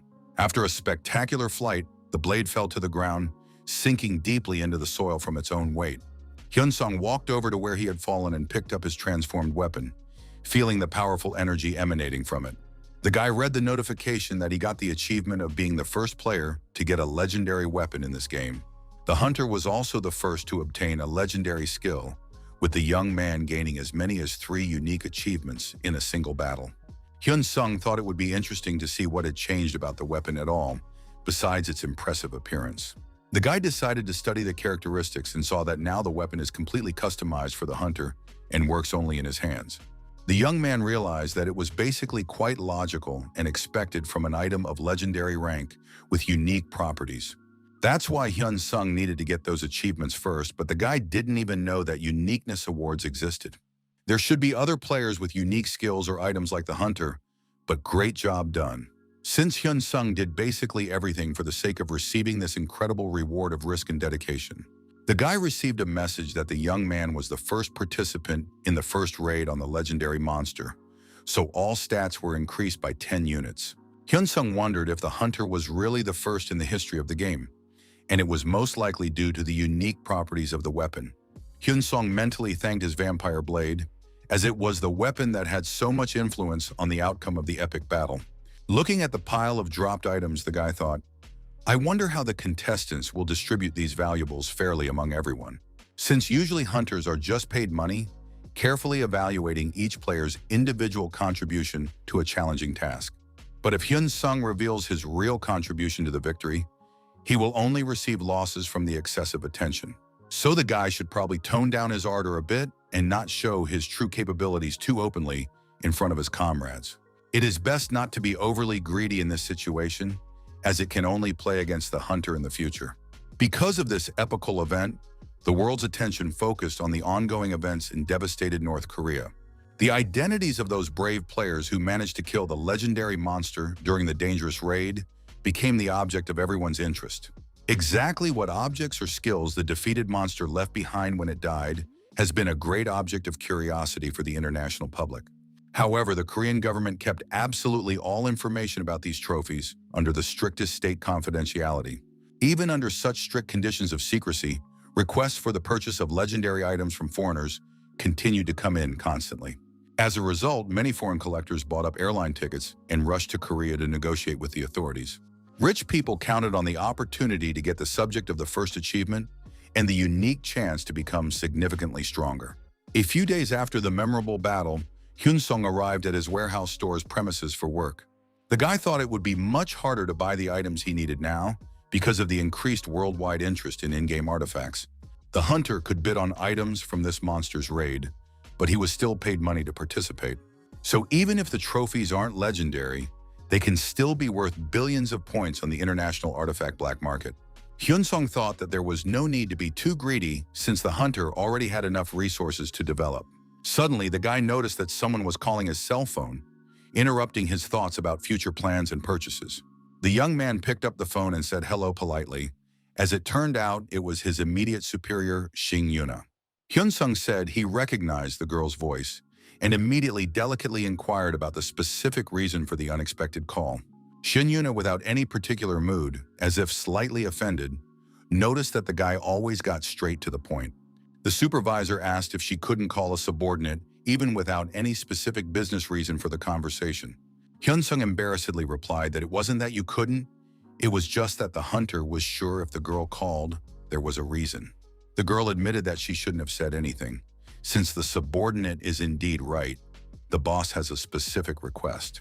The guy immediately politely told Shin Yuna that he was all ears and ready to listen to whatever she wanted to report or ask. The girl on the other end of the wire was thinking about which side would be the right one to approach in order to say it as delicately as possible. Finally, the supervisor asked Hyun Song if the guy was interested in obtaining any legendary item from the last successful raid. Hearing this suggestion, the guy's eyes shone like a nickel. Of course, Hyun Song was interested in such opportunities. Can there be players who are not interested in such a lucrative and rare offer from the bosses? Hearing this reaction, the girl smiled quite a bit as she realized that the guy was really interested in cooperating. Shin Yuna explained that she could help a subordinate buy one of the valuable items that were now being auctioned off. Hyun Sung immediately asked the supervisor suspiciously what condition was clearly behind such a generous offer. With a mysterious smile on her face, the girl replied that of course there were certain conditions. How could there be otherwise? The boss added that she was sure the subordinate had already guessed everything himself and understood the essence of the proposal. The guy replied that basically as he thought she was talking about signing a lifetime contract with the association. The girl confirmed his guess, marveling at how quickly Hyun Sung could think of all this. Shin Yuna explained that the government would try very hard to use its full power to retrieve the items dropped from the monster. The boss doubted that there were players who could surpass the financial might of the state in open competition. But only those hunters who have been on that raid directly are considered qualified to participate. Hyun Sung noticed that he and his boss were the only people from their association who were there. Shin Yuna honestly admitted that she had initially thought of monopolizing all the items from this raid exclusively for herself. But it so happened that one of the fallen skills of the girl does not fit the characteristics. The guy asked if he could first scrutinize the item he could buy through the supervisor. The girl replied that of course you can, but to do it right now, unfortunately, will not be possible. It was agreed that items would not be disclosed to all bidders until the day before the auction. For the sake of fairness, Hyun Sung also only learns the details about the artifacts the day before the auction. Shin Yuna explained that if the information is revealed too soon, other countries may try to eliminate the participants. Hunter replied that he was already sure. That's just how it goes in international situations like this. The guy said he would make a final decision and respond to the supervisor when he had studied the subject carefully. With a confident smile on her face, Shin Yuna replied that she believed the subordinate would definitely not regret the choice she made. A few days later, the raid participants started receiving the long-awaited information about the auction goods. The guy got the description and carefully read about the Black Dragon punishment of legendary rank legendary dragon with unique properties. Hyun Song understood that the skill was incredibly strong, with no meaningful restrictions to use the ability. It's basically technically just the ability to use powerful lightning, but you can activate the skill at any time. Hunter wondered if his current heroic rank skill could absorb this legendary skill for reinforcement. The guy asked his boss if the girl was sure she didn't want to acquire the ability herself. Jing Yuna replied that the attribute of her energy, it was divine energy, so the lightning skill was not suitable. Most of Shin Yuna's key skills only respond to this divine energy, so lightning doesn't fit categorically. But if Hyun Sung refuses the offer, maybe the boss will figure out something to do with the skill. Probably the girl will sell the skill to another range player, since the government is using this book as bait. Shin Yuna said that time is running out to make a decision, so we need to decide now. Hyun Song, reading the skill description and pondering the suggestion, honestly didn't even know what to choose. The guy replied that if the boss lady would fulfill his condition, in that case the hunter would agree to the deal. Young asked for permission to break the lifetime contract when he paid the same price as the down payment. The supervisor responded that this is not a comfortable condition for the association and her personally. The guy said if it was not possible, otherwise he would have to decline the offer. Shin Yuna proposed to apply the interest rate to the price until the day the contract is broken, all strictly according to the law. The guy immediately decided to inquire about the exact interest rate that would be applied to the amount. The girl said that the interest rate would be only 10% per year. Hyun Sung interrogated whether it was simple interest or compound interest. The difference in calculation was significant. Shin Yuna said she's making big concessions on this issue, and it's all for this guy. In the end, they basically agreed on something in common that suited both sides to cooperate. The supervisor said, "In that case, fine. Here's the official contract for the subordinate to sign." The girl added that she would then report all arrangements to the association's superiors. When the guy started to think, Shin Yuna said that there was nothing special or difficult about it. The supervisor added that you have to wait a little while. Now she will be back soon with the paperwork. At the auction, the host asked if there was anyone else who wanted to bid on this valuable item. The auctioneer announced that he would count to 5, giving one last chance to all those who wished to bid.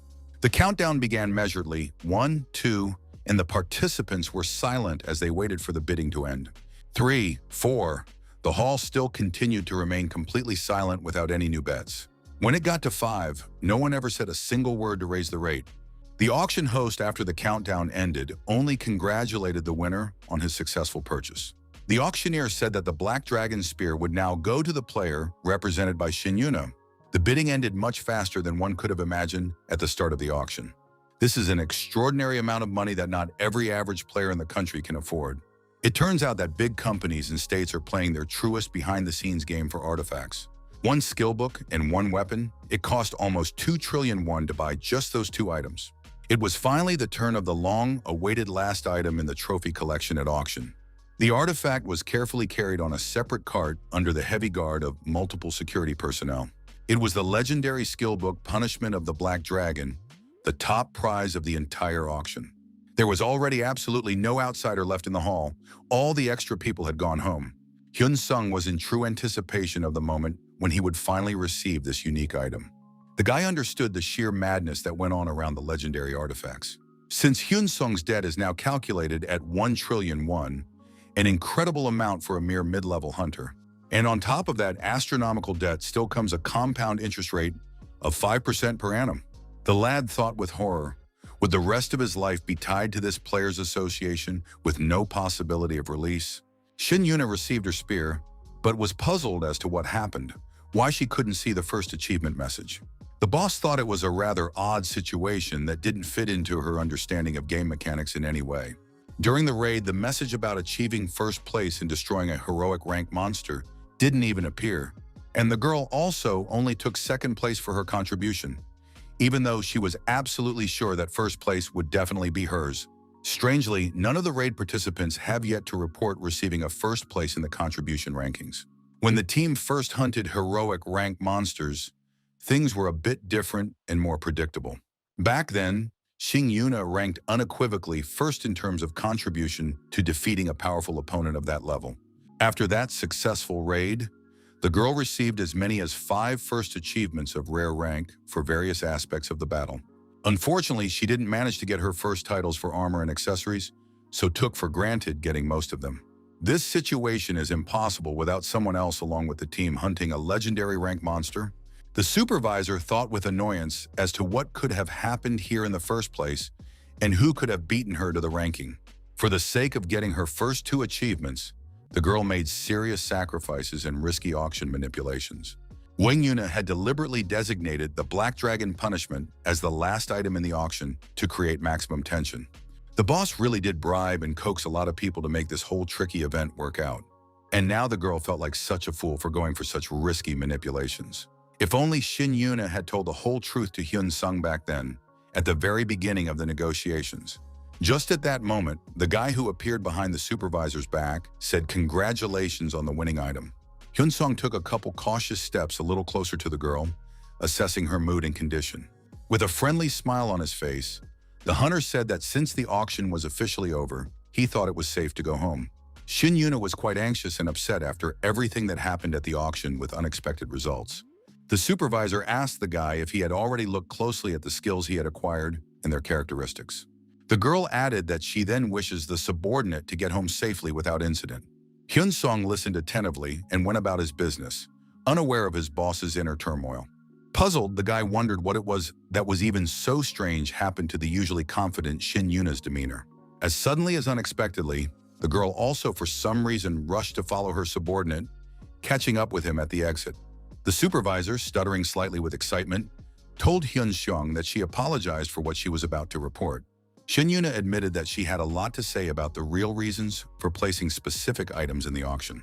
In fact, the government tried to force the girl to achieve world firsts at any cost for the prestige of the country, and the officials purposely displayed the items the boss was going to buy first, leaving the coveted artifacts for last. Hyun Sung, when he heard this confession from his boss, immediately thought deeply, wondering exactly what kind of first achievement in history she needed. When the guy thought about his own achievements that he had obtained after his epic battle with the legendary monster, he realized the essence of the situation. Hunter thought then it becomes clear, perhaps Shin Yuna already had some first achievement in the history of the game. And the government must have learned of this fact and tried to support its valuable employee in this cunning way. The guy couldn't let go of heavy thoughts about the whole complicated and confusing situation with the manipulations at the auction. After reflecting on what he had heard, Hyun-sung told his boss that basically everything had become clear and logical. Hunter added that it doesn't matter whose point of view, the girls or the government's, he understands everything perfectly well and doesn't judge. Therefore, Shin Yuna may not apologize to his subordinate for what happened today in this auction. The guy turned to leave again and said that in that case, he should be on his way home on his own business by now. The girl felt even more ashamed of her actions, looking at how kind and understanding this guy turned out to be. Looking at the back of the departing subordinate, the boss realized how Hyun-sung was actually not a greedy and noble person. To herself, Shin Yuna promised herself that she had to make sure she would never do anything like that again. When he got to his house, Hyun-sung thought about what an honest person his boss was, after all. The girl could just keep silent about this unpleasant moment and so say nothing to him about the behind-the-scenes games. Therefore, Hunter now felt some guilt towards Shin Yuna for what had happened with the distribution of achievements. Since essentially all of these valuable first achievements in history, the guy took exclusively for himself. Hyun-sung used the magic subspace and took out the skill book he had gotten from the expensive auction today. Examining this very real legendary artifact, the hunter wondered if he should study the contents of the book now. Since the guy didn't know for sure if the new skill would merge with the existing skill or if they would exist separately. In the end, Hyun-sung still decided to study the book of active skills and see if ability absorption would happen. By merging the two skills, the active skill, Breath of Thunder Dragon's unique legendary rank, was created. The guy realized that the abilities were not just absorbed, but fully merged, and he received the first achievement for the unique legendary skill. Participating in a dangerous raid on this huge serpent was indeed a great decision for character development, because with all the titles and achievements he had gained, the hunter was able to greatly improve his combat capabilities. Hyun-sung improved his base stats by a total of 450 points, an incredible increase in strength. And the guy also got a skill that is actually truly incredible and unique in its own right. Hyun-sung pondered with excitement. Was it really time to try the new legendary skill in action? The hunter's hand begins to gradually electrify, becoming covered in powerful discharges of purple energy, ready to attack. Focusing on the target, the guy unleashes a series of incredibly strong lightning charges toward the training targets. These green targets begin to literally melt under the destructive power of the legendary skill. Hyun-sung thought with admiration that he himself had not expected this skill to be so strong and effective. For a hunter, now absolutely any monster should not be a serious hindrance in battle. The guy wanted to keep going and continue to test his new capabilities. The next attack results in a huge purple lightning blast of incredible destructive power. But during this test, what surprised Hyun-sung was how quickly the targets were destroyed. The hunter thought that the monsters would vaporize rather quickly under the influence of the legendary skill with no resistance. The guy even regretted that he didn't have time to really observe the effect before his opponents immediately died. These chains of lightning instantly pierced the creatures, leaving them no chance of survival. Hyun-sung thought that he needed to find a bat dungeon or something similar for a full-fledged trial. But the hunter didn't know of any suitable places nearby where he could go for a serious aptitude test. At that moment, the guy got a message from his boss on his phone saying he needed to discuss an important case. Hyun-sung immediately thought with worry, did something serious happen in their region again? Hunter called Shin Yuna and said that he had already come out of the dungeon and was ready to talk. The boss asked what the guy thought of the idea of hunting in the dungeons of the northern region of the country. Initially, Hyun-sung didn't even realize what exactly the girl's proposal was about. Shin Yuna explained that the area of North Korea that is being rebuilt is very lacking in hunters for low and medium dungeons. Therefore, the authorities would be very grateful if the subordinate could help in this difficult situation. And the pay for the job will be double the normal rate because it is truly an emergency call. Hyun-sung smiled, knowing that the other players didn't get much benefit when hunting monsters a level below them. So the hunter replied with a smile on his face that, of course it would help, didn't he sign a lifetime contract? The supervisor just thanked the guy for agreeing and said she would get the helicopter ready for immediate dispatch. Hyun-sung realized that the situation was indeed urgent if such swiftness in action was required. Shin Yuna explained that dungeons keep appearing in the region and no way to stop without intervention. Not so much that we need to declare a state of emergency, but everyone needs to understand the need to address the problem quickly. Because otherwise, the situation with the emerging dungeons might just get out of control of the authorities and hunters. After 2 weeks of intensive work in North Korea, the helicopter with Hyun Song arrived at the next mission site. The guy received an important notification that his accumulated points had reached the sum of 300 billion, so the mercenary system was now available. Being in another dungeon, the hunter thought with surprise, what kind of system is there, if there is such a system in the game at all? But right now, Hyun Sung realized that he had to think first of the monsters that required immediate annihilation. There was a huge purple explosion. The guy once again used his legendary skill against a group of opponents. The hunter handled the monsters very quickly, his face determined and focused on the task at hand. Hyun Sung decided to open the status window to understand the new system in a little more detail and understand the principles of operation. The guy saw that there didn't seem to be anything new in the familiar status window compared to previous versions. The hunter thought it was worth considering his unique skills and seeing what the description would say. What Hyun Song saw as a result of his search specifically surprised him and exceeded his expectations of the system, as it opened up an extensive list of mercenaries where you could see all sorts of different information about each of them. The guy thought about how it looked like it was possible to recruit allies as far up to and including heroic rank. One of the most expensive mercenaries, the hunter decided to take a closer look and saw that the cost was as much as 600 billion points. Not only is the price astronomical, but it's only for a 2-hour job. Hyun Sung thought that in that case, he would just take a rare rank mercenary for his first experiment. Though when considering the offers from the rare mercenaries, the guy realized that they were by no means cheap by the standards of regular players either. As the hunter scrutinized this game offering window, he noticed something that surprised him greatly. Hyun Sung noticed one girl named Lucia, who was basically the cheapest of all the mercenaries. But this circumstance didn't bother the guy at all. He was ready to experiment with the mercenary system. Reading the skill descriptions, the hunter saw the warning that don't trust her, for she is a loser, and wondered what that could even mean. Hyun Sung pondered if the girl was good at canceling contracts, or what the warning was even about. The guy was in contemplation whether he should spend his accumulated money on such a suspicious mercenary girl. Hunter thought that all he needed to start with was to get a little information on how the system worked. Therefore, Hyun Sung decided to still hire this mercenary who literally materialized in front of his eyes a second later. Lucia immediately thanked her employer, saying gratefully that she was very glad he chose her. Boss? The girl turned to the boy with an assurance that she would fight alongside him with all her strength and ability. This girl with long white hair immediately asked in a businesslike manner where the enemy was and who she needed to deal with first. Hyun Sung replied to the mercenary with a friendly smile on his face that no, there really weren't any opponents here yet. Surprised, the mercenary girl asked her employer why, in that case, he had decided to hire her for the job in the first place. Lucia wondered if this was the guy's first time using such a complicated system of hiring combat allies. With an honest smile, Hyun Sung replied that yes, this ability had only recently activated for him to use. Lucia said understandingly that she understood the situation. The hire could ask anything she wanted, and she would try to be as helpful as possible. Since there were no enemies nearby to fight, the girl relaxed and dropped her weapon right on the ground. The first question the guy asked the intrigued mercenary was about who these mysterious mercenaries even were. The girl patiently explained that the mercenaries were players just like the boss himself, only from other worlds. Hyun Sung was surprised by this information and questioned whether they were really straightforward people like himself. Lucia confirmed that yes, they are players with the same unique skills and abilities as everyone else. Guy was genuinely surprised to hear this incredible information about the nature of the mercenary system. Lucia told me that she was just specializing in the skills of buying and selling various items and resources.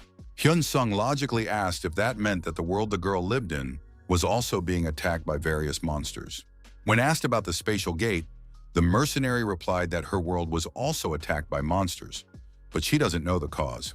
If the hirer is interested in the details, he will have to hire mercenaries above legendary rank to get the information, since even the heroic rank mercenaries Lucia met didn't know anything about it. Hyun Sung, upon hearing this information, revealed that in his world the gate had opened a little over 20 years ago. During this time, 2 devastating cataclysms managed to occur, but now the situation has more or less stabilized. Hunter asked if it was somehow possible to predict when the next cataclysmic event would occur in the future. Lucia replied that as far as she knew from experience, there were usually only 2 total cataclysms per world. The girl added that the third cataclysm probably wouldn't happen for at least another 20 years. But after this term, the mercenary cannot guarantee anything to her employer regarding the safety of the world. Because 40 years after the first cataclysmic event in history, her homeworld was completely destroyed and consumed by monsters. Hyun-sung, hearing such a grim prophecy, didn't even know what to say to the girl in response to such terrifying information. The boy hoped Lucia was just joking, or that his homeworld could somehow avoid a similar fate. But the mercenary earnestly said she was sure of what she said, because her employment history says she is a loser. Lucia inquired if she wanted to hire to find out why she was put in such unpleasant categories of employees. Hyun-sung mentally prepared herself to hear the worst possible scenario of what could happen to her world. The girl sadly revealed that she was a loser who had abandoned her homeworld and just shamefully ran away from responsibility. Initially, everything was perfect in their reality. People lived peacefully and enjoyed every day they lived without worries. The residents had everything like ordinary people: children, families, jobs, dreams for the future, and plans for life. But one terrible day, a huge black crack suddenly appeared in the clear sky, tearing through space.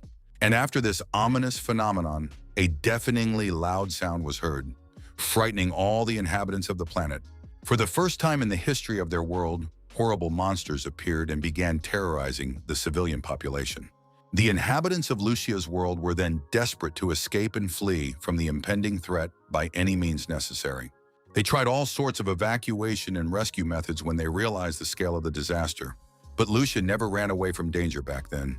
She bravely fought those monstrous monsters. These devilish creatures were ready to mercilessly kill absolutely anyone who got in their way. Lucia said she was absolutely not intimidated by it. She tried valiantly to defend her beloved homeland. There were all sorts of dangerous situations in which the girl was not supposed to survive at all. But the mercenary knew she had a sacred purpose: to completely cleanse her world of monsters.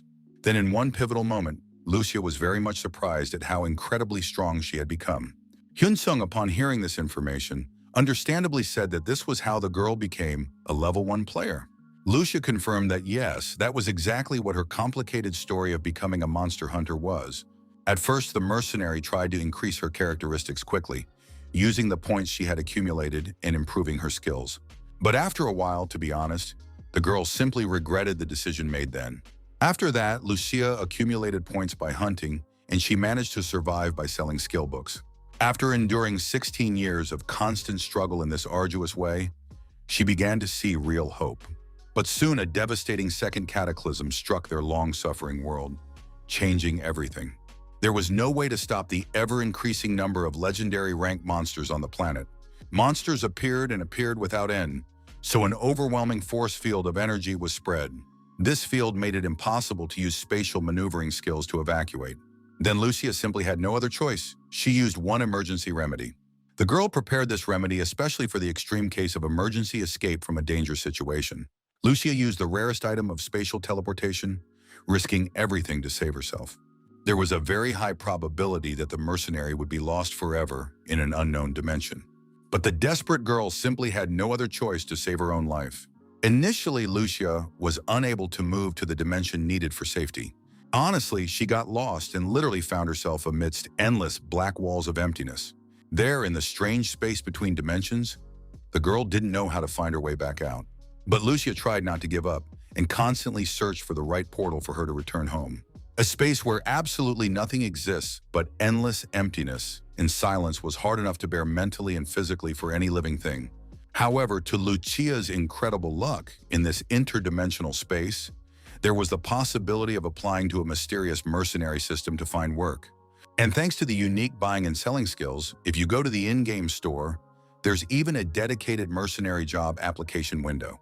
Hyun-sung, after listening to this amazing information, decided to thoroughly check for himself if such a possibility really existed there in his system. The guy saw that he could indeed apply on his own and become a mercenary for other players from parallel worlds and dimensions. Lucia said she registered as a mercenary and just started waiting patiently, but not many people hired her because of her reputation as a loser. A young woman once tried to significantly reduce the cost of her services to a potential employer to make the offer more attractive. and asked in return for such a concession to be allowed to live and work in her employer's world on a permanent basis instead of temporary contracts. But then Lucia was simply flatly refused. No one wanted to accept her on such terms into their world forever. The guy realized that the minimum pay for a rare rank mercenary was 1 million points per hour of work, not including extras. This amounts to 24 million points per day and about 700 million points per month, an astronomical amount for most players. Lucia told me that a greedy employer once wanted her to transfer 24 million points to him every day as payment. Hyun-sung even opened his mouth in surprise and asked in bewilderment how it was even possible to transfer his accumulated points to other players in the system. Mercenary explained that it's usually impossible to transfer points to other players or regular people through standard game mechanics. But it becomes possible to do this between players with the same unique skills thanks to special ability synchronization between users. The girl got up from her seat and walked much closer to the guy, clearly intending to demonstrate something important in practice. Lucia extended her hand to Hyun-sung for a handshake, not yet explaining exactly what this physical contact was for.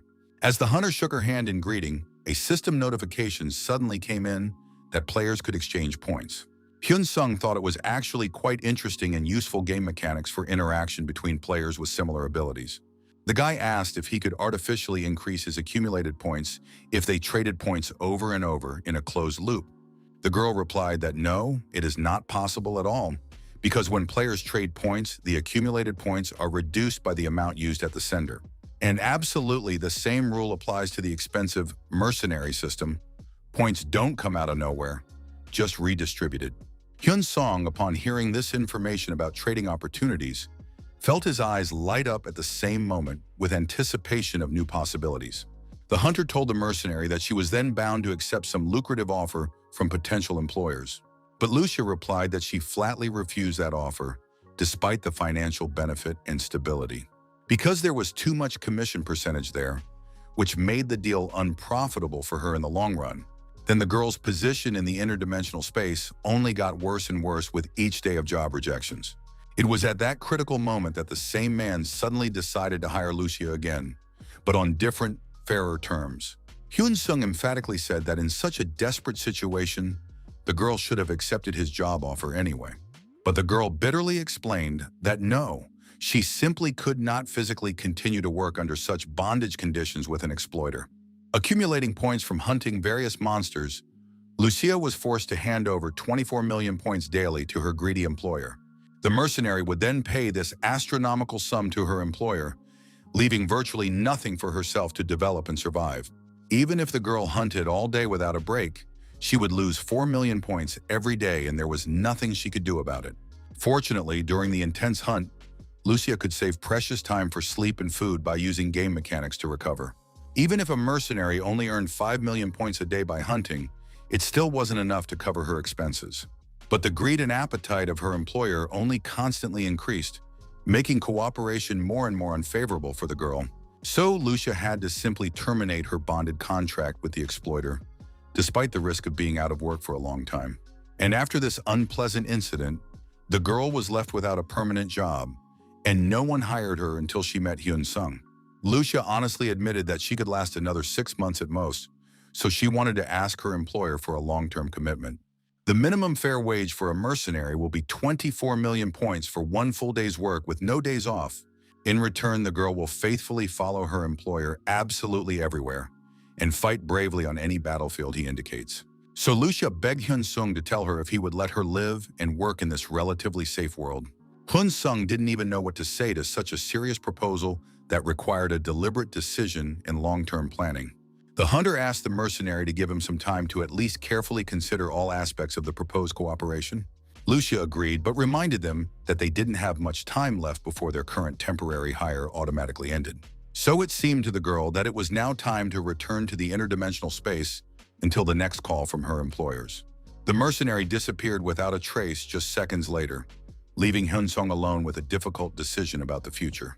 Hyun-sung was serious enough to think about the proposal and weigh all the possible consequences of such a decision. Once settled there in the cave of the dungeon, the guy sat down on a rock and began to reflect on how lucky he was in this situation. What should a hunter do in this difficult situation? It would be wise to actively utilize this unique mercenary system. But there is one significant but, which confuses the guy a bit and makes him doubt the correctness of the decision. The guy decided to go into his game profile and scrutinize all the available options and features of the mercenary system. Hyun-sung hired that girl again through the interface, and Lucia instantly appeared in front of him in the same place. With a happy smile on her face, the mercenary said she could see. Hiring her again chose her, so she made a wise decision for both parties. Hunter replied that he did, but first he would like to allow himself to clarify one important technical thing. Lucia said understandingly that she saw her employer's interest in her fighting abilities and was willing to demonstrate them. Hyun-sung directly asked the girl if she could show her status window with all the characteristics and skills first. The mercenary replied that if the employer was concerned about her level and combat performance, then of course she would show all the necessary information. Hyun-sung thought to himself that for a first-level player, the level number had almost no meaning in battle. Therefore, Lucia will only be able to show him her basic characteristics and available skills without indicating her exact level of development. The mercenary activated her status window, displaying all available stats and skills for the hirer's perusal. The guy immediately began to scrutinize the information presented in more detail, analyzing every metric and ability. Hyun-sung saw that Lucia's stats were quite high for a player of her level and experience with monster battles. The hunter was even genuinely surprised at such an impressive set of characteristics in a relatively inexpensive mercenary. The total sum of all her combat stats exceeded 3,500 units, an impressive result. A normal player can only have such high characteristics after reaching about the 700th level of development. Hyun-sung is 700 performance units behind her, but he thinks that overall he will catch up to her soon. The guy was sure that the mercenary had many legendary and high-ranked heroic skills. Hunter wondered how many of the strongest monsters could even exist in the various worlds. That even powerful people like Lucia are forced to work as mercenaries for other players for survival. The guy told the girl that yes, he was basically happy with her performance, but he would hire her temporarily for now. Hyun-sung explained that yes, he would temporarily summon her to one particular dungeon to go through together. Upon successful completion of this dungeon, the contract with the mercenary will reset to 0. He will pay for the job and that's it. No obligations. The girl clarified if the hire meant that she would be called upon every time she went hunting. In principle, she was quite satisfied with this option of cooperation. Lucia said that it was not a bad offer for her. The mercenary again just a second later vanished without a trace, as if she had never been here. In the dungeon, the girl is already actively fighting at full power, showing off all her combat skills. A strong enough player skillfully swings his weapon, cleaving opponents with precise and powerful blows. Strange little monsters begin to slowly surround Lucia, trying to attack her from every available angle. The girl uses her magic power, and 3 protective shields appear around her to repel attacks. The extra armor creates an energy dome that prevents enemies from getting through to the mercenary inside. Once the defense is activated, a powerful blast of purple lightning occurs, striking all surrounding monsters. These strange rabbits literally begin to melt and vaporize from such a devastating magical blow. Hyun-sung realizes how convenient it is to have such a strong ally to improve his position. Monsters are torn apart literally with one precise movement of a skilled mercenary's weapon. Lucia really tries her best to show her employer all her best fighting skills. Guy noticed that her style of combat was drastically different from his own behavior on the battlefield. The mercenary behaves much more aggressively and assertively in attack, giving opponents no time to maneuver. But the team is getting good teamwork that can lead to a great pass rush. With the help of his legendary superpower, Hyun-sung continues to methodically destroy these monsters one by one. The mercenary also keeps up the pace, and in one powerful move chops another monster into 2 equal pieces. The opponent immediately drops dead, and Lucia demonstrates that she really is that much stronger than anyone else. Hyun-sung turned to his ally and said that it looked like they had successfully completed the joint sweep of this dungeon. Lucia replied that she really liked the hunting spot that Hire today chose to go through together.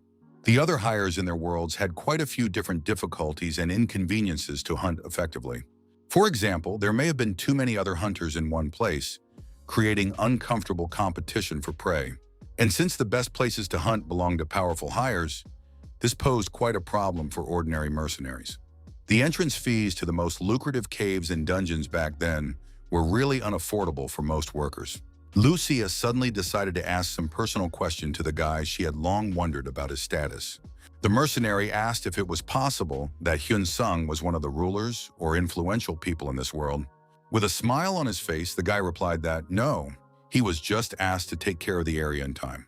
The hunter asked if the girl could continue to actively fight further, to which he received a positive response from the mercenary. Hyun Sung replied that was fine, in which case he would call on her a little later for her next assignment. Before leaving the area, Lucia said she would wait patiently for the next call from her employer. After a full week of intense work, the guy came to a new, more complex dungeon to explore. Hyun Sung realized that this way he would accumulate his gaming achievements and experience very quickly. Previously, a hunter would only earn 10 million points for a day of intense hunting alone, but now with the help of a mercenary, earns at least 3 times as much in the same period of time.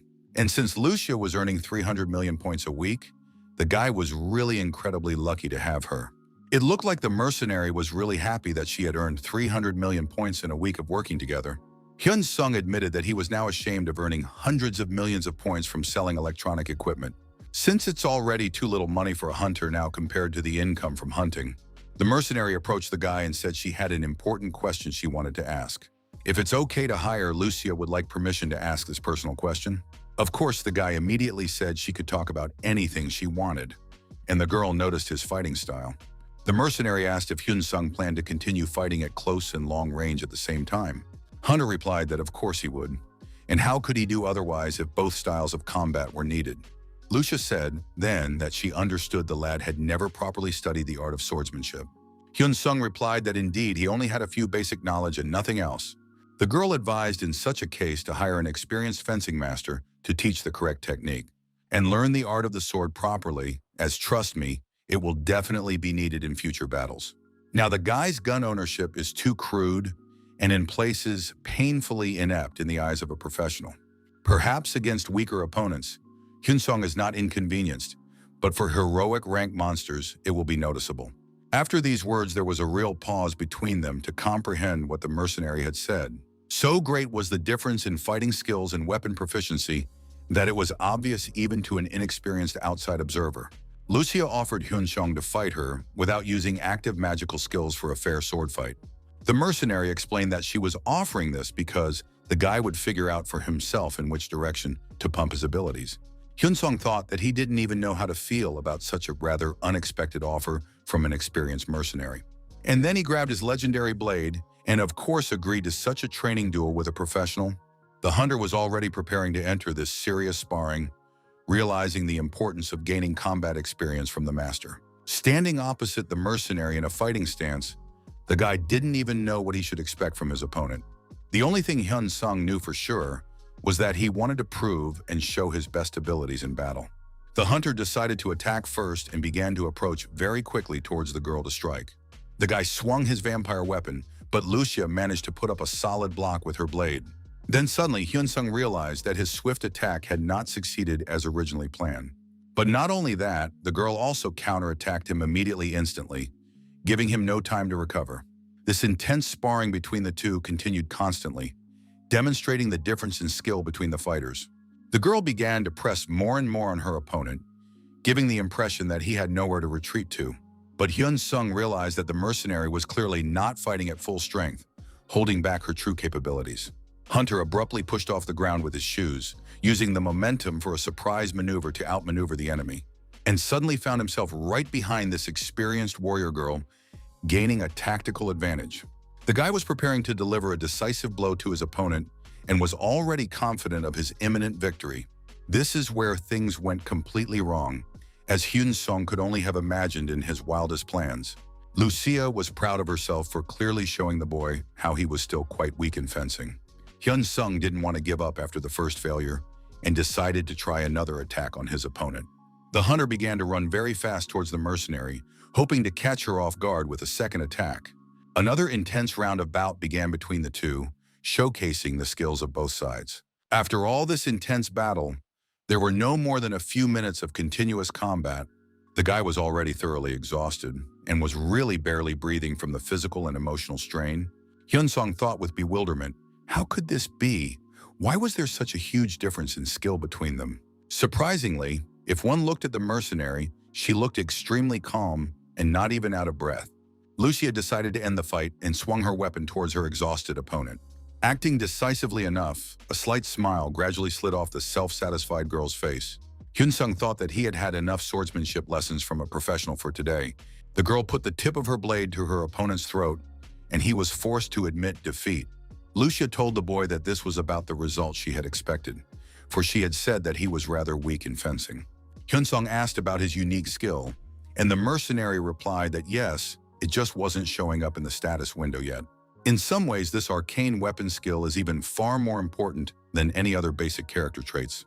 And whether it's passive or active abilities, from the player's perspective, it's all skills that are suddenly acquired through the system. That's not all, because it's not enough to just have a skill. You need to know how to use it correctly in practice. The guy countered that nevertheless, isn't the method of using these skills automatically laid into the players by the system. The mercenary replied that, believe me, even if that's how it happens, this basic understanding is clearly not enough for mastery. Lucia gave an example, the riding skill. Once you learn that skill, and yes, the guy will be able to ride a horse, then yes, you can stop and maneuver freely, but that's obviously not enough to say you've mastered the skill. Depending on skill level, combat power and its effectiveness vary widely between players. The same skill learned and practiced consistently will make it much stronger over time. Hyun-sung understood perfectly the concept of pumping skills through practice and continuous improvement of technique. Lucia added that this is not only a problem with passive skills, but even active skills such as spells. And in the case of a set of combat skills that you use as a major force in battles with opponents. Depending on your skill level, there will be a significant difference in the damage you can do to an enemy. The mercenary then gave an analogy, even if a casual and professional gamer play the same character. And even with the same set of skills and abilities available for use in combat situations. What a regular player or professional could do with such a character is the difference between heaven and earth. Hyun-sung realized that skill level really was insanely important, even if it wasn't displayed in the status window. Hunter was confident that this ability would prove to be of great value in real combat situations against strong opponents. So suddenly, the lad told the mercenary that he had one important request for her help. Hyun-sung asked if Lucia could help him improve his combat performance and skill. The mercenary readily said she could teach him absolutely anything he just wanted to learn for development. A few months later, thanks to the efforts of high-level players who were sent to North Korea to stabilize it, the dungeons, which had been in danger from the influx of monsters, slowly began to stabilize under the control of the hunters. However, on the flip side, the dissatisfaction of high-level players with the working conditions has grown quite a bit during this time. Players from giant guilds who joined for the purpose of business cooperation slowly began to get lazy and lose motivation. And if the order came to sweep the low-level dungeons, the elite hunters never liked it because of the low profit. The elite hunters were either deliberately slowing down on their assignments or openly expressing their dissatisfaction and insistence on an immediate return to South Korea. Due to this critical situation, mid- and low-level dungeons began to be shifted to other players who are directly affiliated with the State Hunter Association. And naturally, there was serious resentment even from these regular players who had to shoulder the extra workload without adequate compensation. Even if the rank-and-file hunters received double the emergency reserve allowance, it was still too much of a loss for them in the long run. Players could not gain enough experience for character development and level up while in dungeons unsuitable for their rank. They also couldn't effectively mine valuable items or magic stones, and even in their daily lives there were many serious inconveniences. Hunters had to sleep in uncomfortable field tents due to poor weather conditions and lack of proper accommodation in the region. The fighters even had to be limited to dry military rations or simple food, and under such harsh conditions the work continued for months on end. Even the dedicated players in the association began to gradually slacken and lose enthusiasm for the tasks at hand. But instead of being lazy and complaining along with the rest of the disgruntled, there were other players with a completely different approach to the situation, who focused solely on hunting and showed an increasingly genuine enthusiasm for their dangerous work in the region. Hyun-sung and his mercenary Lucia belonged to this category of motivated and determined hunters. They showed the most genuine professional enthusiasm in this difficult matter of restoring the region from monster invasion. The guy continued to actively pump up his fencing skills under the guidance of an experienced mentor in parallel with his main job. Hyun-sung had constant training sparring sessions with this talented girl who patiently taught him the finer points of martial arts. And in general, the two of them spent their free time with each other very well, finding common interests and topics for conversation. Even at one point, their working relationship had become much more warm and friendly than the usual employer-employee relationship. Lucia was surprised to note that this world had an amazingly well-developed civilization and social structure of society. Hyunsong explained that ordinary people still need an official ID card to do this kind of official business in the country. So that's why the guy can't summon her outside of the dungeons for exactly this important bureaucratic reason. Hunter explained that she was a top-notch player, and as for such players, their identities were strictly checked and controlled in every country. After the work they're doing now is finished, Hyun-sung will consider ways that will allow the mercenary to live legally in their country. First of all, it is important for Lucia to get an official identification document and register as a real player in the system. The mercenary said it would be great if they were able to do this. She was very happy with the current situation and the prospects for cooperation. Lucia had heard that the official photo for the documents would be an image of what she looked like at the present moment in time. The girl remarked that if this was all going to happen, it would be better if she looked a little younger than her current age. And the guy immediately realized what the mercenary was talking about, confirming that yes, indeed, it was a reasonable point regarding the documents. It's much better and more practical to have a younger photo on your official ID card for long-term use. Suddenly, the girl was surprised by something, her eyes sparkling with unexpected joy and gratitude for his generosity. Hyun-sung walked closer to the mercenary and extended his hand to hand over some of his accumulated points as a gift. Lucia suddenly decided after their important conversation was over to follow her boyfriend to discuss one more thing. The girl called out to Hyun-sung, and he turned to her to find out what was the matter and what was bothering her. The mercenary said she thought her employer had better take the glasses back, as she already looked noticeably younger thanks to his gift. Hyun-sung replied that he viewed this transfer of points simply as a fair payment for quality training and martial skills. The guy added that Lucia had taught him many useful things already, so he gave her those glasses as a well-deserved reward. The girl, hearing such warm words of gratitude, was once again embarrassed by the unexpected praise and recognition of her efforts. The mercenary promised, saying she would then do her best to assist her employer in furthering his training. Meanwhile, the players were still in the cold and harsh places of the northern part of Korea, continuing their important mission. The hunters talked among themselves about work matters and current tasks, discussing plans for the near future. As he passed by the group of co-workers, Hyun-sung also rejoiced at the fact that today was such a good and productive day. Nearby, one of the players called someone on a cell phone to contact loved ones or superiors. In the conversation, the hunter told the caller that yes, he was on an extended business trip in the northern region of the country. Some stranger in dark robes eavesdropping on the conversation said something about how fine this was their long-awaited chance for action. And just a second later, the mysterious figure vanished like smoke, as if it had never been there.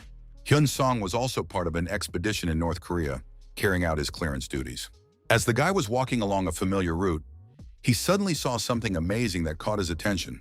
The hunter thought it strange as his heightened wild instincts warning of danger were suddenly activated. Hyun-sung wondered who was watching him then, since there was someone clearly watching beside him. The guy realized that his instincts were activated for a reason, meaning there were some hostile creatures or enemies somewhere nearby. But in that case, the hunter needed to do something to ensure his own safety first.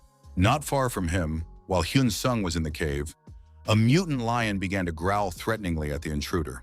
The hunter cautiously stepped closer to these fearsome creatures, assessing their strength and preparing for a possible battle. The guy thought he needed to deal with these dangerous predators first before looking for other threats. Hyun-sung pulled out his legendary vampire weapon, preparing to use it against the aggressive mutants. The hunter hid behind a large rock and patiently waited for the best moment for a sudden and effective attack. When the guy waited for the right moment, he struck a powerful blow with his purple lightning bolts at the group of opponents. Hyun-sung realized how strong and experienced he had become, and that he was no longer afraid of these monstrous creatures. When the mutants saw him, they immediately pounced on the hunter with insane aggression and bloodlust. But with his new improved skills and characteristics, Hyun-sung easily handled them in a short time. After finishing such an intense fight, the guy collected the magic crystals that fell from the defeated opponents. The hunter piled the trophies into his trekking bag, which was already overflowing with various valuable loot. Hyun-sung wasn't going to stop there and continued to engage in battle with the other monsters in the cave. After such a long and grueling battle, the guy decided to sit down on a rock for a while and rest. Sipping cool water to recover his strength, Hyun-sung read in the notifications that he had obtained the Horned Rabbit Killer skill for his recent victories. After such a short but necessary rest, the boy thought it was probably time to continue onward through the cave. Even though the hunter is tired from the continuous battles, but it is still necessary to continue his dangerous journey through the dungeon. Hyun-sung did this for a reason, as he continued to feel this murderous, hostile energy somewhere near him. Suddenly, a mutant lion appeared behind the hunter's back, preparing for a surprise attack on the careless victim. The guy slashed the throat of his next opponent with one swift swing of the legendary weapon, preventing him from attacking. That's when Hyun-sung takes a cautious glance back and realizes that the mysterious killer who's been watching him is still here. The hunter sensed a dark shadow approaching, slowly but inexorably coming closer and closer to him. The guy didn't intend to just tolerate it, so he started conjuring a powerful lightning bolt in his open palm beforehand. In the next second, an unknown opponent appeared in front of Hyun-sung, and the hunter immediately swung around to attack. After that, he struck a lightning strike so that there was a huge purple explosion that shook the walls of the cave around it. The enemy was hit in the face by an electric shock, and it slightly disfigured his appearance with a deep burn. The guy immediately began to analyze his mysterious opponent and realized that it was a high-class professional assassin. Hyun-sung moved even closer to the enemy again and prepared to deliver his next decisive weapon strike. But the opponent managed to put up a protective block with his blade in time to escape the hunter's deadly attack. The boy pushed himself sharply off the stone floor again, jumped high up and swung his vampire blade.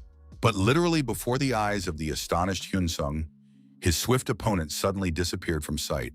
Hunter realized how incredibly fast his opponent was, that it was even surprising for an experienced fighter. This stranger with the assassin class began to run away from the battle site very quickly, using his speed skills. On the fugitive's face was a huge scar from the lightning strike the guy had just left. The assassin was perplexed and wanted to flee, thinking that this guy had somehow found out about the surveillance. The stranger was running away so fast that his silhouette became barely recognizable in the darkness of the cave. Hyun-sung was well aware that he was much stronger than this stranger, but that stranger was too fast for a direct pursuit. And this advantage in movement speed did give the enemy quite a few tactical opportunities. Suddenly, this fellow assassin suddenly appeared behind the hunter's back using his stealth skills. Hyun-sung swung his blade in response, but his opponent had time to react and deftly jumped up, avoiding the blow. The guy realized that the enemy had well-developed movement skills that allowed him to maneuver effectively. The enemy realized his speed advantage and rejoiced in that fact, planning to make the most of it. After which, there was suddenly a huge green explosion of poisonous gas that this dangerous opponent had conjured. Hyun-sung received a system notification that he was under the effects of poisoning and paralyzed for 10 seconds. Hyun-sung thought with bewilderment as to what had just happened in the first place and why the enemy was acting so fast and efficient. Powerful purple lightning bolts reappeared in the hunter's hand, ready to deliver a devastating blow to the enemy. The boy struck his legendary lightning strike again, trying to at least hurt the elusive opponent in the fight, but the assassin was too fast. He managed to deftly dodge this powerful blow, avoiding serious damage. Hyun-sung couldn't believe his eyes. How come the opponent was so fast and elusive? The hunter couldn't even hit the enemy. The skills wouldn't reach the target either, but a lot of energy was wasted. If this keeps up, the guy is simply going to lose this critical bout with the killer. Right now, Hyun-sung has only one chance to turn the tide of battle in his favor. And the most important thing for the hunter now is not to screw up at the crucial moment and use the opportunity as effectively as possible. This professional assassin continued to maneuver expertly, dodging all the guy's blows with enviable skill. The enemy began to retreat and realized that all his comrades had to get out of here immediately. The mission was a failure. They didn't expect the guy to be too fast and strong. What kind of a lightning strike of that power in the first place? It's hard to believe that this enigmatic guy woke up and became a player just about a year ago. When the enemy tried to run away from the battlefield, Hyun-sung resolutely rushed after him. The hunter approached the assassin a fair distance away and swung his sharp blade to strike. Even though the opponent managed to put up a protective block with his weapon, the strike was still quite strong. Hyun-sung thought with annoyance, does this coward really just want to run away from a fair fight?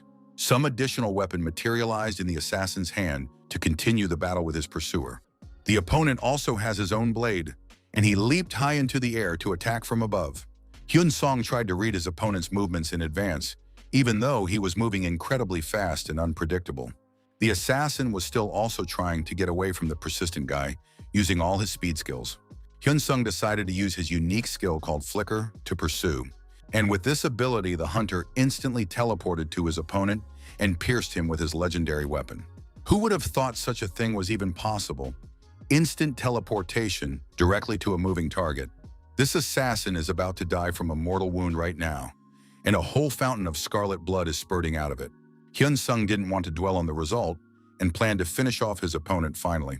So the guy wanted to swing his weapon once more for a killing blow, but the enemy just disappeared.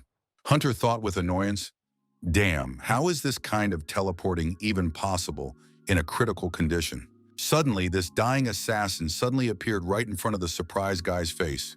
Hyun-sung saw his opponent's blade approaching, which was rapidly approaching his heart for a fatal blow. After that, there was a huge explosion of lightning that illuminated the entire cave with a bright purple light. Fortunately, the guy was able to react to the threat in time, and the enemy was completely paralyzed by the electrical discharges. Hyun-sung was already giving his last of his strength, realizing that this was his final chance to end the battle with a victory. The killer literally began to vaporize and disappear before Hyun-sung's eyes, as if his body hadn't even existed in reality to begin with.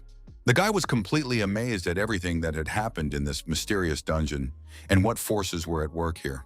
The hunter saw a magical skill book appear on the ground after the enemy died, containing the ability Hidden Form for disguise. And also, this book emitted powerful magical energy.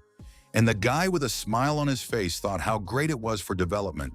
But that's not the only thing still left after the conclusion of this intense battle with a mysterious foe in the cave. As more of the assassin's weapons were left lying after him, a dark elf king's poisoned dagger of rare quality.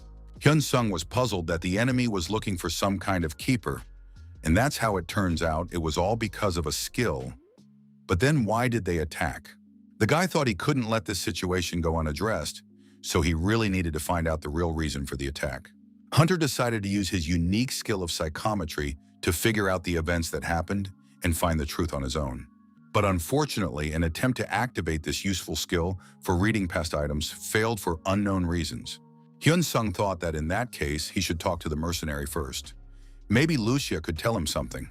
The girl materialized and said with surprise that it was strange why it was suddenly Hire called her later than the usual time. The guy didn't even know how to properly tell the mercenary about the shocking event that had just happened to him. Hyun-sung asked Lucia to sit down comfortably so he could calmly tell her everything that happened here in this cave. After hearing the whole story, the mercenary noticed that attacks by some players on others in this world is quite rare. Hyun-sung replied that indeed, he doesn't know of any serious disputes, but there are definitely no public conflicts between players. So the guy asked the experienced mercenary how she thought why suddenly unknown people decided to attack him specifically. Lucia speculated that perhaps the attackers had formed a team to follow an attack without Hyun-sung's own knowledge. Perhaps they sensed a potential threat, watching the guy get stronger and more influential, and probably tried to figure out the secret of how he manages to become so powerful in a relatively short time. Hyun-sung, hearing this version, asked the mercenary if she thought such an attack could happen again in the future. Lucia said that if the people who attacked the employer were part of a larger organization, it was possible. Mercenary thinks there's a pretty good chance that similar incidents could happen in the future tense. However, if one follows the established rules of this world, enemies cannot attack Hyun-sung publicly and openly. All that's left for a guy in this situation is to be as aware of his surroundings as possible, especially in dungeons. So please call immediately if he thinks he can't handle the enemy alone without help. If the hirer has a lot of accumulated points, you can hire another mercenary for additional support. Of course, the guy completely agreed with all the sensible words of this experienced girl and her safety advice. Hyun-sung had already exited the dangerous dungeon and headed a little closer to their temporary resting base. It turns out that some unknown girl had been secretly following the guy all this time, watching his actions from afar. She was genuinely surprised to see Hyun-sung here alive and unharmed after completing the task in the dungeon. The girl thought with bewilderment, aren't her comrades now supposed to be performing a secret operation against this hunter? The stranger decided she needed to scrutinize everything herself, so she went to the same dungeon to investigate. This mysterious girl with long black hair decided to use her unique power of the hunter's eye. Her right eye activated and began to glow brightly with an ominous red color, demonstrating the activation of a special ability. Thanks to her rare ability, the girl can see invisible traces of magical energy in combat. But not just the energy traces, but also the full story of the so-called battle that took place here. In the memories and traces she saw with her magical eye, the girl noticed something that surprised her very much. In one particular spot in the cave, the stranger saw a huge concentration of red battle energy from an intense battle. As she got closer, she placed her palm on the ground to find out more details about the events that had happened.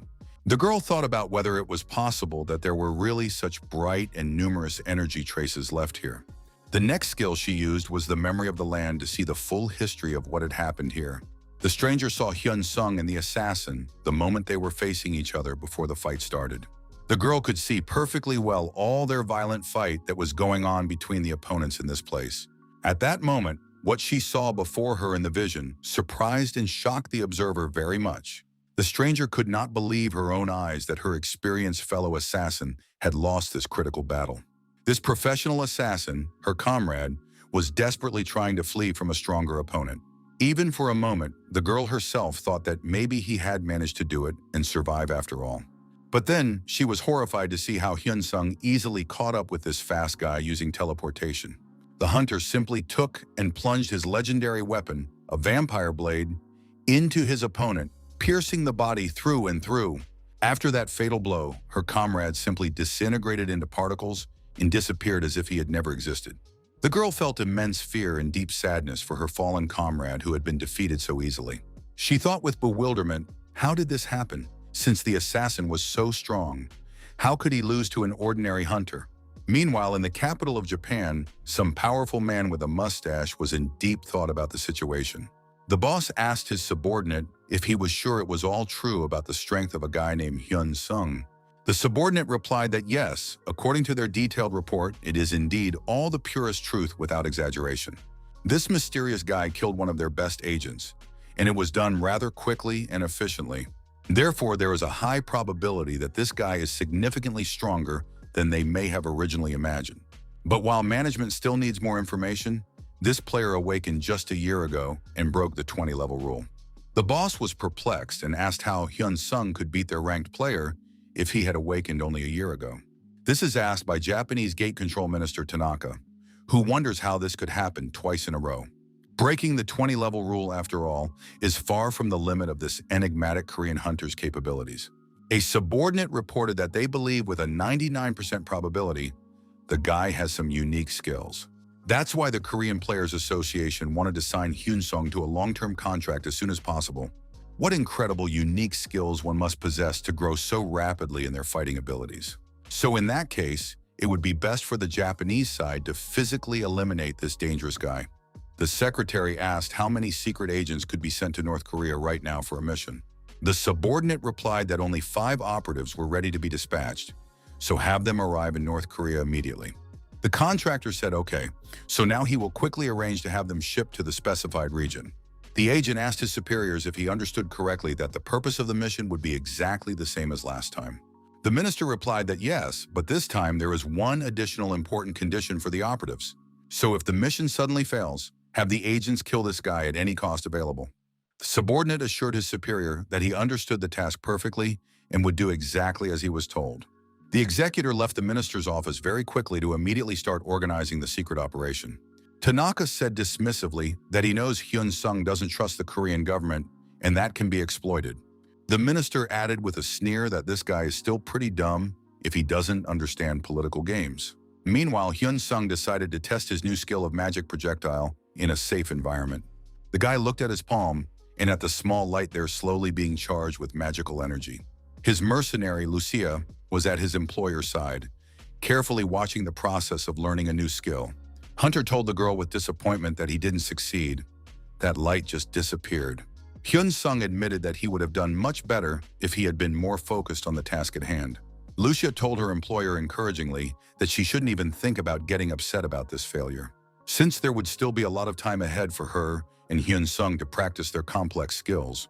The hunter, hearing the support, agreed with the mercenary, saying that yes, she was indeed right in her words. So now it was time to continue their martial arts training and practice together. Hyun Sung resolutely grabbed his legendary weapon and prepared for another sword training sparring session. The girl had been training Hyun Sung for quite some time, so she sincerely hoped to see good results from her efforts. The boy confidently told the mercenary to let today be his move first in their friendly sword fight. Lucia, hearing such a statement, was pleasantly surprised to hear such an assertive attitude from her student and employer. The fight began lightning fast, and only the sounds of the opponent's cold weapons clashing could be heard in the air.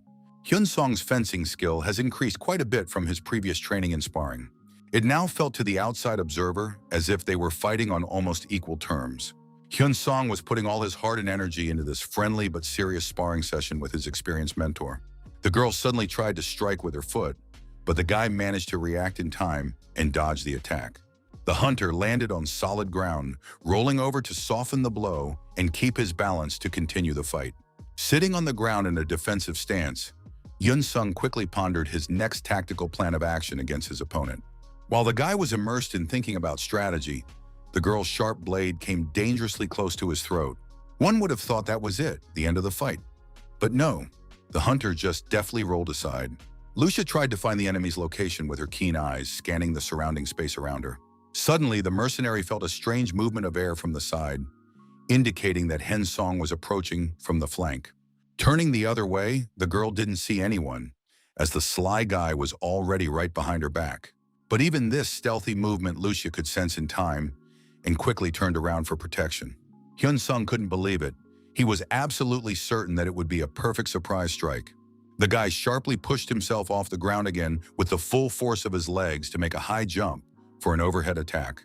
Lucia didn't stand idly by either and swung her sharp blade at her leaping opponent. Hyun Sung put up a defense block with his weapon and prepared to deliver a powerful retaliatory strike at his mentor. Lucia looked quite serious and focused, completely immersed in the process of a training bout with her apprentice. This intense sparring continued between them, and at one point the guy even pinned the girl in a defensive stance. The hunter delivered his crowning blow, and the girl barely managed to hold on to her protective shield under the onslaught of the attack. The guy realized his temporary advantage in the fight, so he wanted to finally finish his opponent with a decisive blow. But once again, in front of him, Hyun Sung saw the girl's sharp blade pointed straight at his unprotected head. This caused the hunter to jump aside at the last critical moment to avoid serious injury. After this exchange of blows, they just stood there looking at each other in silence, assessing the results of the bout. Lucia, after completing such an intense sparring session, suggested that the boy stop with the result for now. The mercenary felt it was best to move on to the practical application of skills in the next dungeon now. Hyun Sung hopefully told his mentor that he really hoped that he had already improved his swordsmanship skills. The girl replied that the student had become noticeably faster at dealing damage to a moving opponent during active combat. But when Hyun Sung dodges enemy attacks, he still makes too many unnecessary body movements. But to be honest, Lucia hadn't even expected her employer to be able to pump up her fighting skills so quickly. The boy replied to his mentor that this was how he would still like to learn how to handle his protective shield much better in combat. Lucia said that it doesn't suit him. If Hyun Sung wants to get better at the shield, he should just learn patience and endurance. The girl explained that since the hunter attacks the enemy as soon as he sees him, at that point the shield only hinders an active attack. The guy admitted that he's trying to be more patient in battle, but it's really not that easy for his impulsive nature. With a smile on her face, the girl said she knew that was exactly the main problem with the student.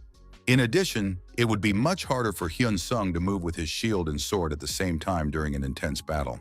The mercenary explained that it would be much easier for the hunter to move if he only had a sword in his hands, and a metal handcuff would be enough to protect his left arm. Hyun Sung already has this sturdy metal armor, so it was better to focus on improving his other combat skills. With a satisfied smile on her face, the girl announced that their training was over for the day and they could rest. Hyun Sung thanked Lucia, saying that in that case, I'll see you tomorrow. Dear mentor and swordsmanship teacher. Lucia, when she disappeared at the last moment, said with a smile, "Come on, what kind of mentor is she to him? They are just friends." A second after these words, the mercenary had already disappeared, as always, without a trace, vanishing into thin air. Hyun Sung was already heading towards the exit to leave this dangerous dungeon after completing all the day's training. The hunter was quite tired after today, Such an active and busy day full of battles and training. The guy thought that means it turns out he has to go to the next dungeon to continue the mopping up job. But then again, with his keen animal sense, Hyun-sung sensed something in the surrounding space. Up ahead, the hunter saw a pair of red eyes staring intently straight at him from the darkness of the cave. Hyung-sung, hearing someone's approaching footsteps, realized that somehow it was a coincidence that he wasn't alone in the dungeon. Someone's heavy footsteps methodically approached the boy closer and closer, echoing off the walls of the cave. A stranger with bright red hair addressed him in Japanese, saying he could see the mysterious target had been found. Hyun-sung immediately asked the uninvited guest suspiciously, "Why is he by any chance from Japan?" This mysterious stranger calmly replied that yes, that was correct, he had indeed come from the land of the rising sun. And it's better for the Korean hunter not to resist, but just quietly follow the Japanese agent to talk. Hyun-sung reasonably inquired as to why he should even go anywhere with a stranger. To this, the red-haired guy replied that he couldn't reveal the details, but the Korean had a choice between cooperation or coercion.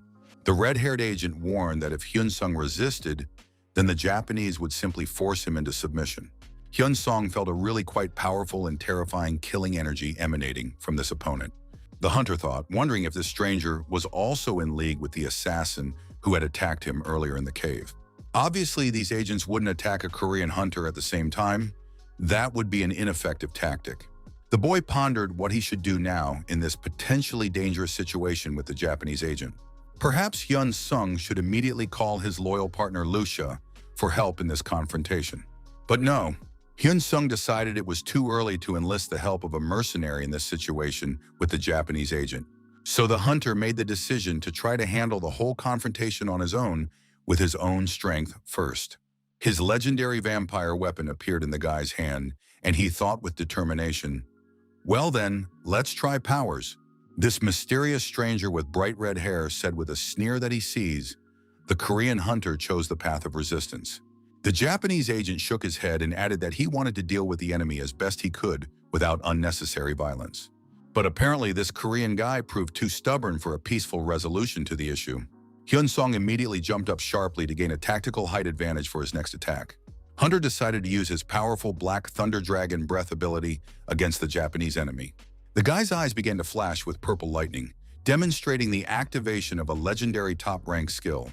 As a sudden surprise, this Japanese agent instantly appeared right behind the surprised Korean hunter's back. Hyun-sung was surprised to think that this was clearly not ordinary speed, but some kind of space travel or teleportation. Fortunately, the guy managed to jump aside in time and also attack the enemy with his devastating lightning bolts. Hunter realized that this battle would be quite difficult and long, so he should try to conserve his strength. First and foremost, Hyun-sung needs to work on using up his stamina and magical energy sparingly. Since this battle will obviously be a long one, the hunter should try to spend all available resources wisely. The guy delivered another powerful lightning chain strike at the Japanese agent, trying to do as much damage as possible. Hyun-sung pulled out his main legendary melee weapon, preparing for a serious sword fight. Hunter tensed with all his might, concentrating all his energy and skill for the upcoming confrontation. Their sharp blades made contact with each other with a clang, and both fighters jumped back to assess the situation.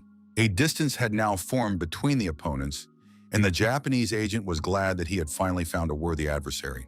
The Japanese admitted that he sees the Korean hunter as having really quite fast reactions and good reflexes.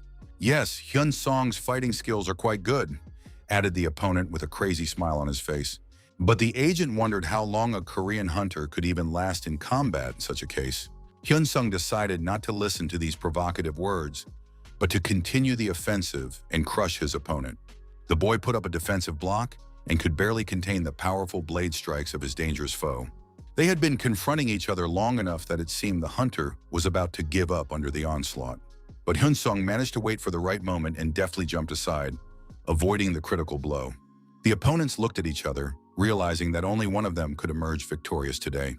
A fierce battle continued between the fighters, and it was not clear which of them would eventually win the fight.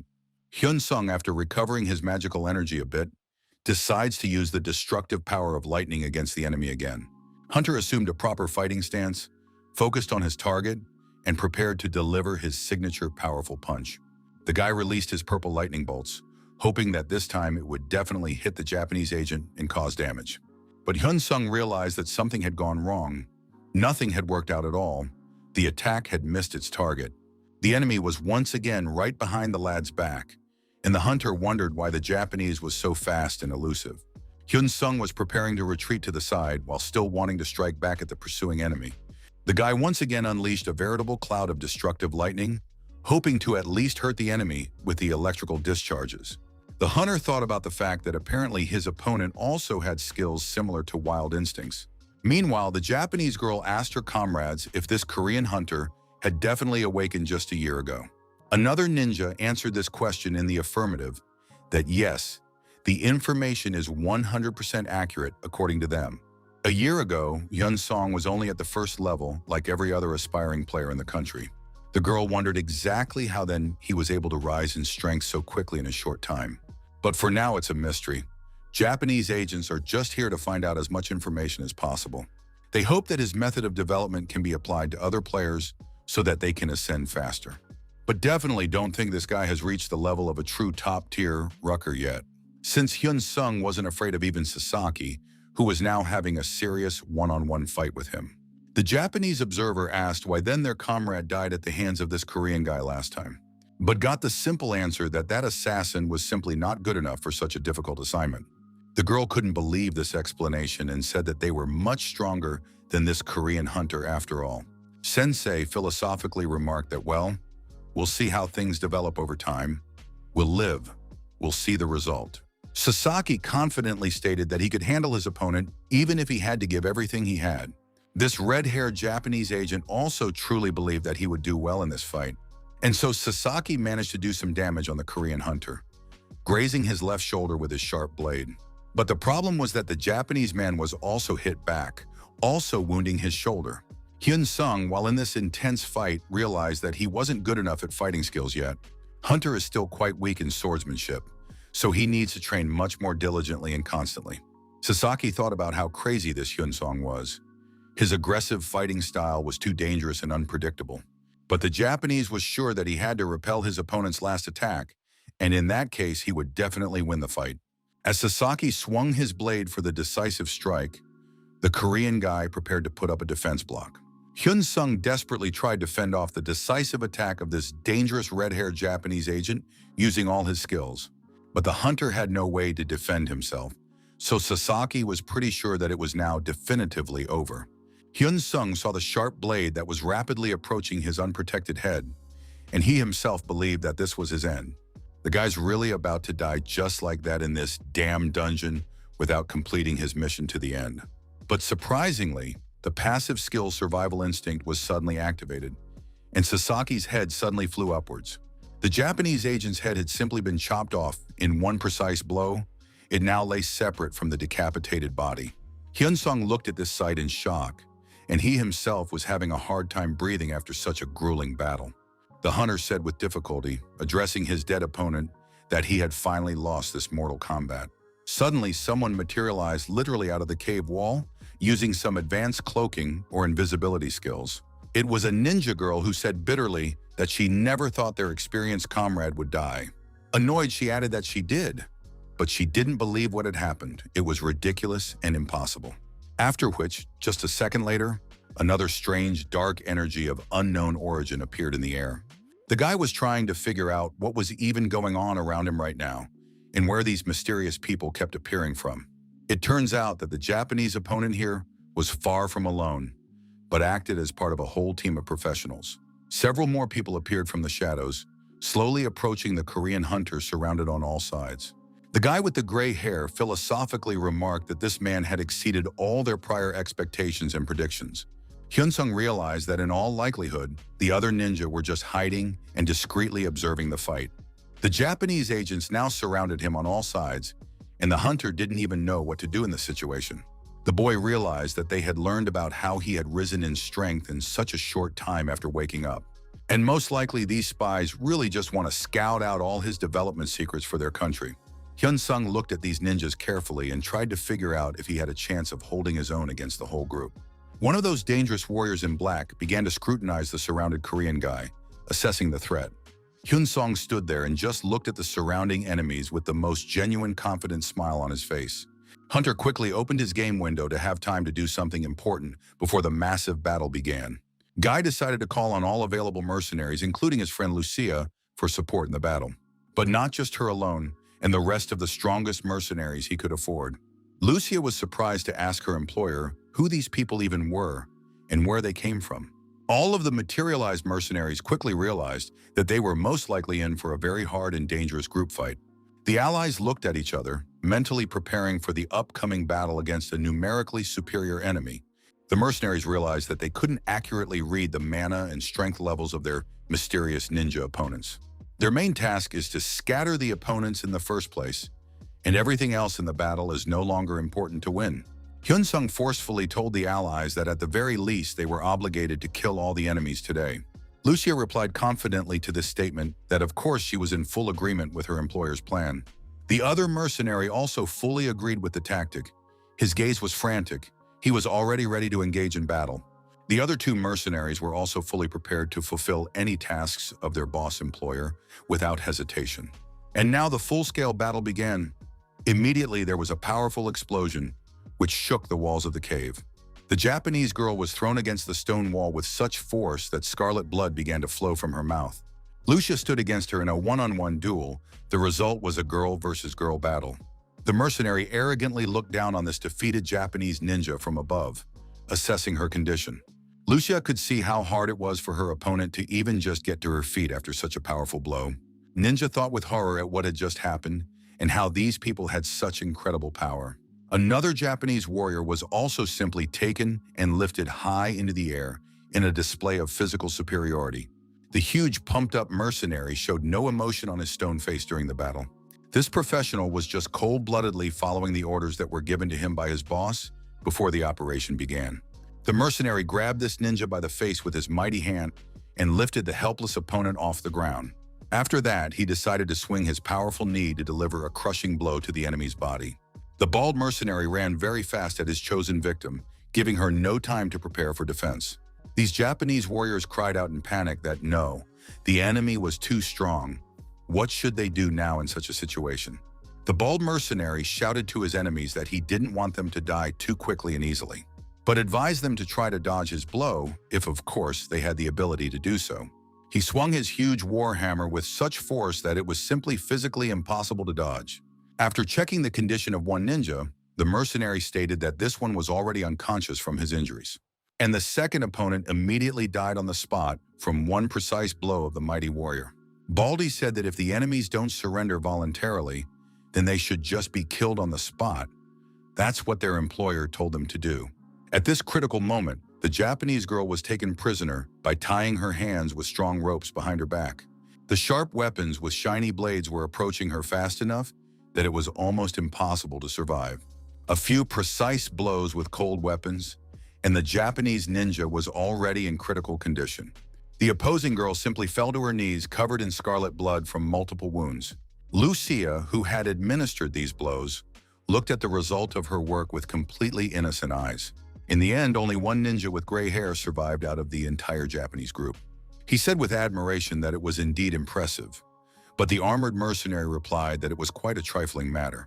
Since this professional mercenary was easy enough to deal with these worthless rascals without much effort, Hyun-sung turned to his allies and exclaimed with admiration, drawing their attention to them. The guy didn't even lift a finger in combat and told the mercenaries that they really are incredibly tough fighters. Hunter praised them for dealing with all those dangerous Japanese guys very quickly. The armor-clad mercenary said in a business-like manner that their main mission was done. Was there anything else he wanted to hire? Hyun-sung thought deeply after this practical question from his subordinate on how to proceed. Hunter replied to follow up with the survivors until the end of their hiring contract time. All the mercenaries looked at this decision with surprised eyes, not expecting such a development. But the professionals decided to follow orders and keep a close watch on these captured Japanese agents until the contract was completed. Hyun-sung walked up to the captured Japanese agents and bluntly asked them why they were specifically targeting him. The Japanese ninjas did not want to give absolutely no secret information about their mission, so they stubbornly remained silent. All the captives didn't even want to raise their gaze to the interrogator. Knowing they couldn't give away government information, the guy quickly realized that it looked like these professionals weren't going to answer any of the questions asked. The bald mercenary menacingly told the captives that they had better vividly answer his boss all the questions posed. Swinging his mighty leg around, he added that their employer had set them such a task for a reason. The mercenary still raised his heavy sledgehammer to psychologically scare these stubborn Japanese spies. But since no one answered anything sensible anyway, he forcefully pressed part of one ninja's leg. The victim began to scream and yell loudly in unbearable pain from such a brutally painful blow. The other prisoners watched the scene with unconcealed horror, realizing that they too might be in for similar torture. They looked fearfully at the huge bloody sledgehammer that was covered in blood after the recent brutal battle. With a cruel smile on his face, the mercenary asked if there was anyone else here who didn't want to answer the boss's questions. Turning to one of the Japanese, he inquired if the latter might have no desire to cooperate with them. To which the gray-haired ninja, with fear in his voice, hastily replied that absolutely not. He was ready to talk. The mercenaries decided to give the captives one last chance and began slowly counting to 3 to create tension. This bald professional executioner was already at a critical count of 2 and was preparing for action. On the count of 3, he raised his huge, bloody sledgehammer threateningly high into the air. The ninja girl started screaming in panic and confessed that they were here on behalf of the Japanese Dimension Gate Department. Her comrade also joined in the confession, saying they were ordered to capture Hyun Song and bring him to Japan, because the Korean hunter had broken the sacred rules of the 20th level and rose in strength too quickly. The Japanese agents needed to find out all possible reasons for this incredible increase in ability. Hyun Sung, hearing this candid information, thought that this was all really interesting and logical. But it's possible the captives are still deceiving under torture. So you have to be thoroughly convinced of the veracity of the words first. The lad turned to one of them and demanded that the Japanese should then show their inventory. Understandably, the prisoners had nothing to do but listen to this categorical order from the victors. The ninjas gave the guy access to their belongings so he could accurately verify the truth of what he said. After checking the first one, Hyun Sung moved on to the next captive to thoroughly check his personal inventory. Hunter examined this Japanese girl's inventory quite carefully and in detail, looking for clues. And there was also still one last one left to check. This ninja with gray hair and frightened eyes. Without missing a beat, Hyun Sung also took a close look at what the last ninja had in his inventory. The hunter noticed something suspicious among the things, and so he asked the captive directly why he was hiding it from them. The Japanese man had a real tremor in his voice, and he couldn't even say anything intelligible out of fear of the mercenaries. The ninja saw that formidable mercenary again, with the heavy sledgehammer in his mighty hands, ready for action. And with a sledgehammer for lying and trying to deceive, a painful blow was struck at the Japanese. The boy seriously asked if any of their other allies were outside of this dangerous dungeon. The Japanese girl replied that yes, there were, but she knew little about them due to the secrecy of the operation. She assumed that these agents were roughly at the 200th level of development of their abilities. Being completely in a pool of her own blood, she got the next question about where exactly these people were. The captives replied that the allies had left the dungeon, so they really don't know the exact location. Hyun Sung didn't really trust that answer, since why would professionals suddenly leave the scene of an operation? Hunter looked straight into the eyes of this bloodied girl, hoping she would reveal all the information she had. After the interrogation, the guy turned to his subordinate mercenaries and said he would be back to them soon. Hyun Sung ordered them not to even think about letting these dangerous spies out of their sight for even a second. None of the prisoners are to escape from here until the hireling returns from verifying the information.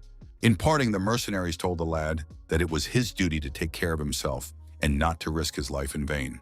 Hyun Sung walked out of the cave and began to actively search for these elusive opponents in the surroundings. Hunter thought, wondering where these professional Japanese spies could have been headed in the first place.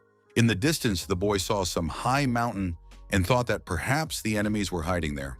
Hyun Sung quickly teleported from his current location using magic abilities. Using his proven flicker skill, he had indeed found one of those elusive spies.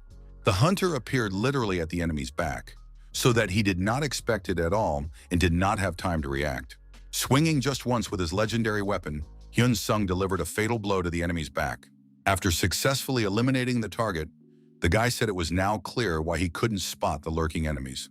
After this successful operation, the hunter decided to immediately return to the dungeon to his allies. Hyun-sung was immediately approached by his loyal mercenaries who were awaiting the return of their employer. That bald professional informed him that it was time for him to return to his dimension at the end of his contract. Or perhaps the hire wants to extend the time they are hired to perform additional tasks.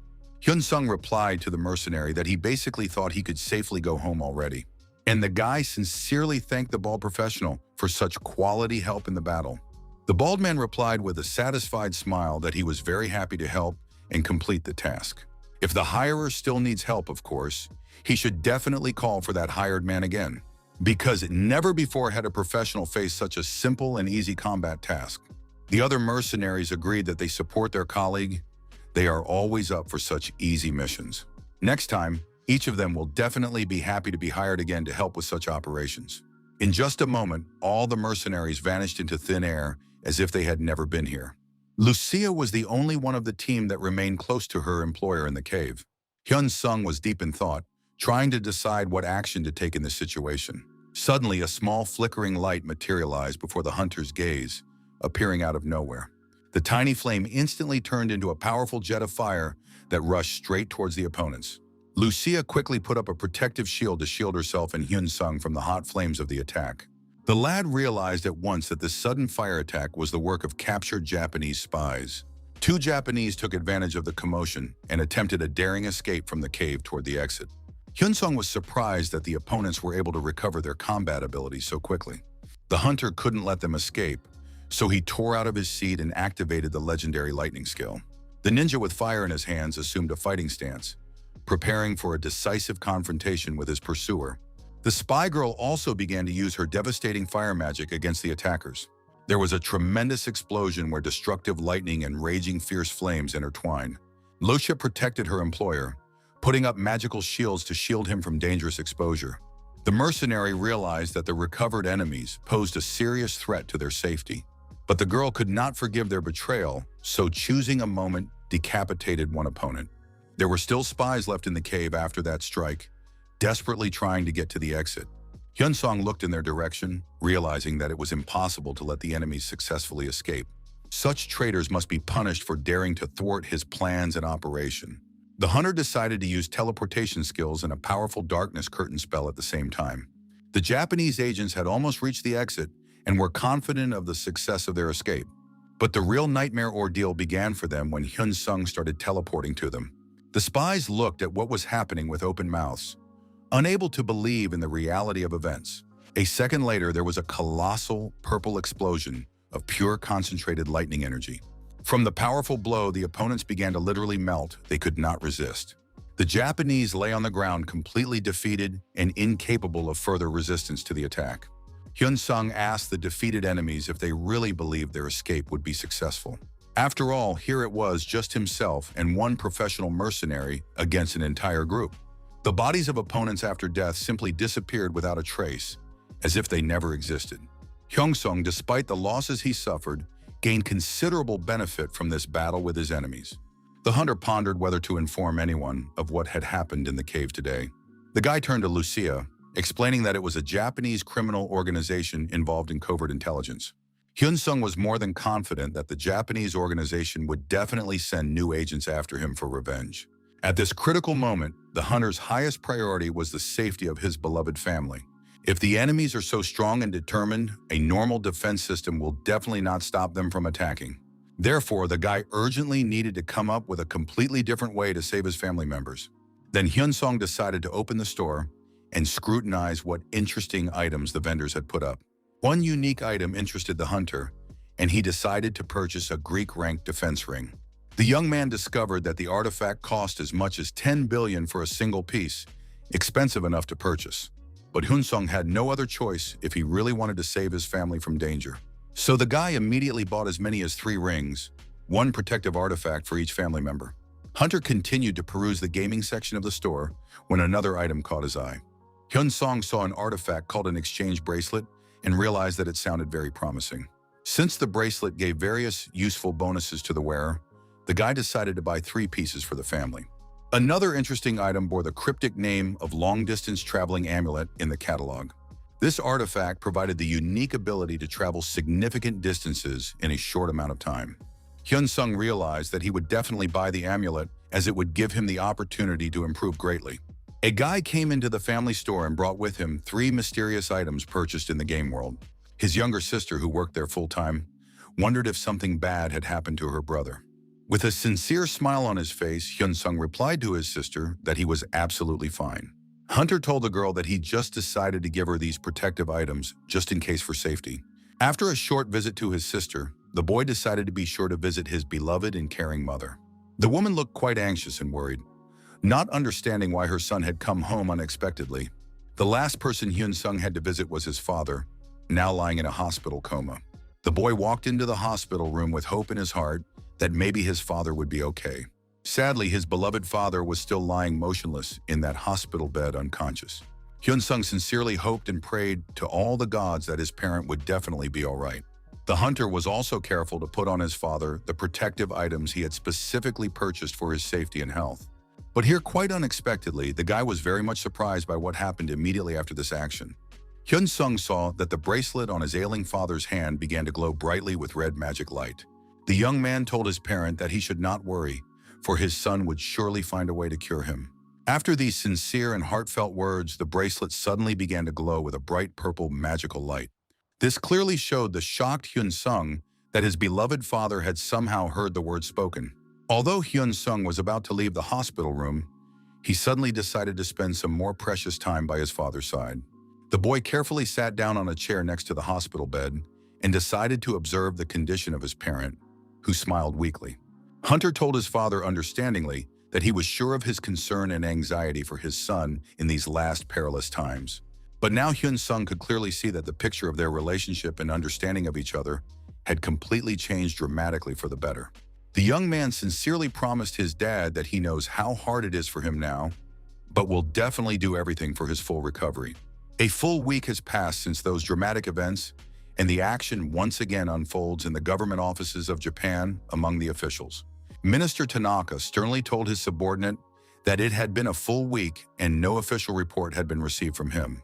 The subordinate of this influential minister looked guiltily at the floor and did not even dare to lift his bashful gaze upward at his superior.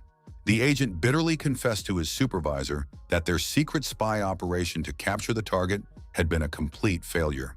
The minister coldly replied to his subordinate whether the latter thought he cared much if his men had just betrayed the country and the mission. The agent hesitantly replied that the probability of betrayal was rather low, but still one could not completely exclude this unpleasant option. The minister asked his subordinate with interest if there were any other secret agents who could be sent on such a dangerous assignment. The main problem was that the right highly qualified people for such a mission simply did not yet exist. Suddenly, another panting young ministry official rushed into their secret meeting room with important news. Minister Tanaka immediately sternly asked the entrant what had happened and why such an unreasonable rush in a government building. His agitated employee reported that the operation to protect the Dimension Gate in Fukuoka City had completely and utterly failed. The minister asked perplexedly, wasn't the protective circle heavily guarded by the forces of their best government guild of hunters? The young official confirmed that yes, the area was indeed heavily protected by an elite unit of their best fighters. But the minister must learn another horrifying fact. The head of the guild was brutally murdered along with all the other members. Tanaka anxiously asked the employee if he was sure of the exact rank classification of those monsters that had suddenly appeared there. It was officially reported to him that it had been reliably established. The monsters belonged to the dangerous heroic rank of the highest threat class. Also found among the enemy creatures is an unknown humanoid monster that is codenamed Chojo in the secret documents. The exact power level of this creature has not yet been established by experts. It is the first such monster to appear on Earth. The dangerous creature moves easily and gracefully thanks to its powerful wings, making it an extremely maneuverable opponent. The monster is fast enough to move on the ground while flying perfectly in the airspace above the city. Minister Tanaka took all critical information received to a sufficiently serious consideration and immediate response to the threat. The official started shouting and ordered the immediate dispatch of all combat-ready elite players to that affected county for elimination. The events in the Japanese city of Fukuoka turned the area into a veritable hell, with the bodies of slain civilians and defenders lying everywhere. The arriving military soldiers were scared witless, realizing that they were most likely walking towards their imminent deaths in battle today. This terrifying humanoid monster mercilessly devours defenseless humans with its huge, sharp fangs, tearing the flesh of its victims. The Army Command reports in panic that there is simply nothing they can effectively do against such monstrous killers. Anthropomorphic purple creatures possess the most intimidating size possible and incredibly huge, deadly fangs for hunting. The commander desperately shouts to the soldiers to attack from all available sides, using every available opportunity to win. Just a second later, these terrifying flying monsters soared into the air and flew with incredible speed towards new victims. The experienced player hunters gathered there are shouting to each other that it is now necessary to act decisively and in a coordinated manner against the enemy. Fighters attempt to blast these flying creatures into the air, using their fire magic spells and explosive artifacts. But these damned humanoids move too fast, so they easily manage to dodge the defenders' directed attacks. Not only do the monsters successfully dodge blows, they are also great at launching deadly counterattacks against humans. Suddenly, several blue lightning bolts unexpectedly struck these dangerous humanoids right in the heart area, causing critical damage. Of the large flock of flying raptors, only a few individuals were electrocuted. The rest remained unharmed. The injured monsters begin to growl viciously and make horrifying sounds of rage, showing their aggression and pain from their wounds. Military soldiers and warriors watch the battle in progress, but their faces are completely devoid of any expression from horror. The defenders begin to tremble with fear and desperately pray to all the gods in the hope that everything will end safely for them. Just a second later, the pack of these bloodthirsty monsters became even bigger, increasing in size by literally several times. The frightened soldiers stand in a fighting stance and prepare to attack these monsters. Even though they are insanely scared to fight, these terrifying winged monsters flying through the air have a huge tactical advantage over grounded opponents. Players prepare to use all their magical power, look up and realize that they need to hit their targets with precision. The command gave strict orders to all fighters to hold defensive positions at all costs and not to retreat a single step. If the defenders continue to fight in the same vein, then victory may be on their side after all. In a ruined city, the truest bloody battle begins between desperate humans and these terrifying mutant killers. One of the monsters is noticeably different from the rest and has a completely different coloring, yellow-green instead of the standard coloring. Since absolutely all of its congeners have the characteristic dark purple coloration of the body and wings as a distinguishing feature, when this apparent pack leader let out a loud battle cry, all the other monsters immediately turned to face him. Players are also wary and bewildered, expecting the worst from such a strange reaction. The mighty wings of the monster leader majestically spread out and displayed all of its impressive power and scope in front of the opponents. But surprisingly, for some reason, these aggressive humanoids quite suddenly begin to retreat from the battlefield in an organized manner. This is extremely odd, as it is unclear why they would suddenly retreat when the tactical advantage was practically on their side. The Japanese military realized perfectly well that the monsters' retreat meant only one thing. They were heading for the next defenseless city. Humanoids must be stopped at any cost. So the command decided to use all available military equipment against the enemy. The flying humanoids cover each other with remarkable ease and skillfully dodge blows aimed at them.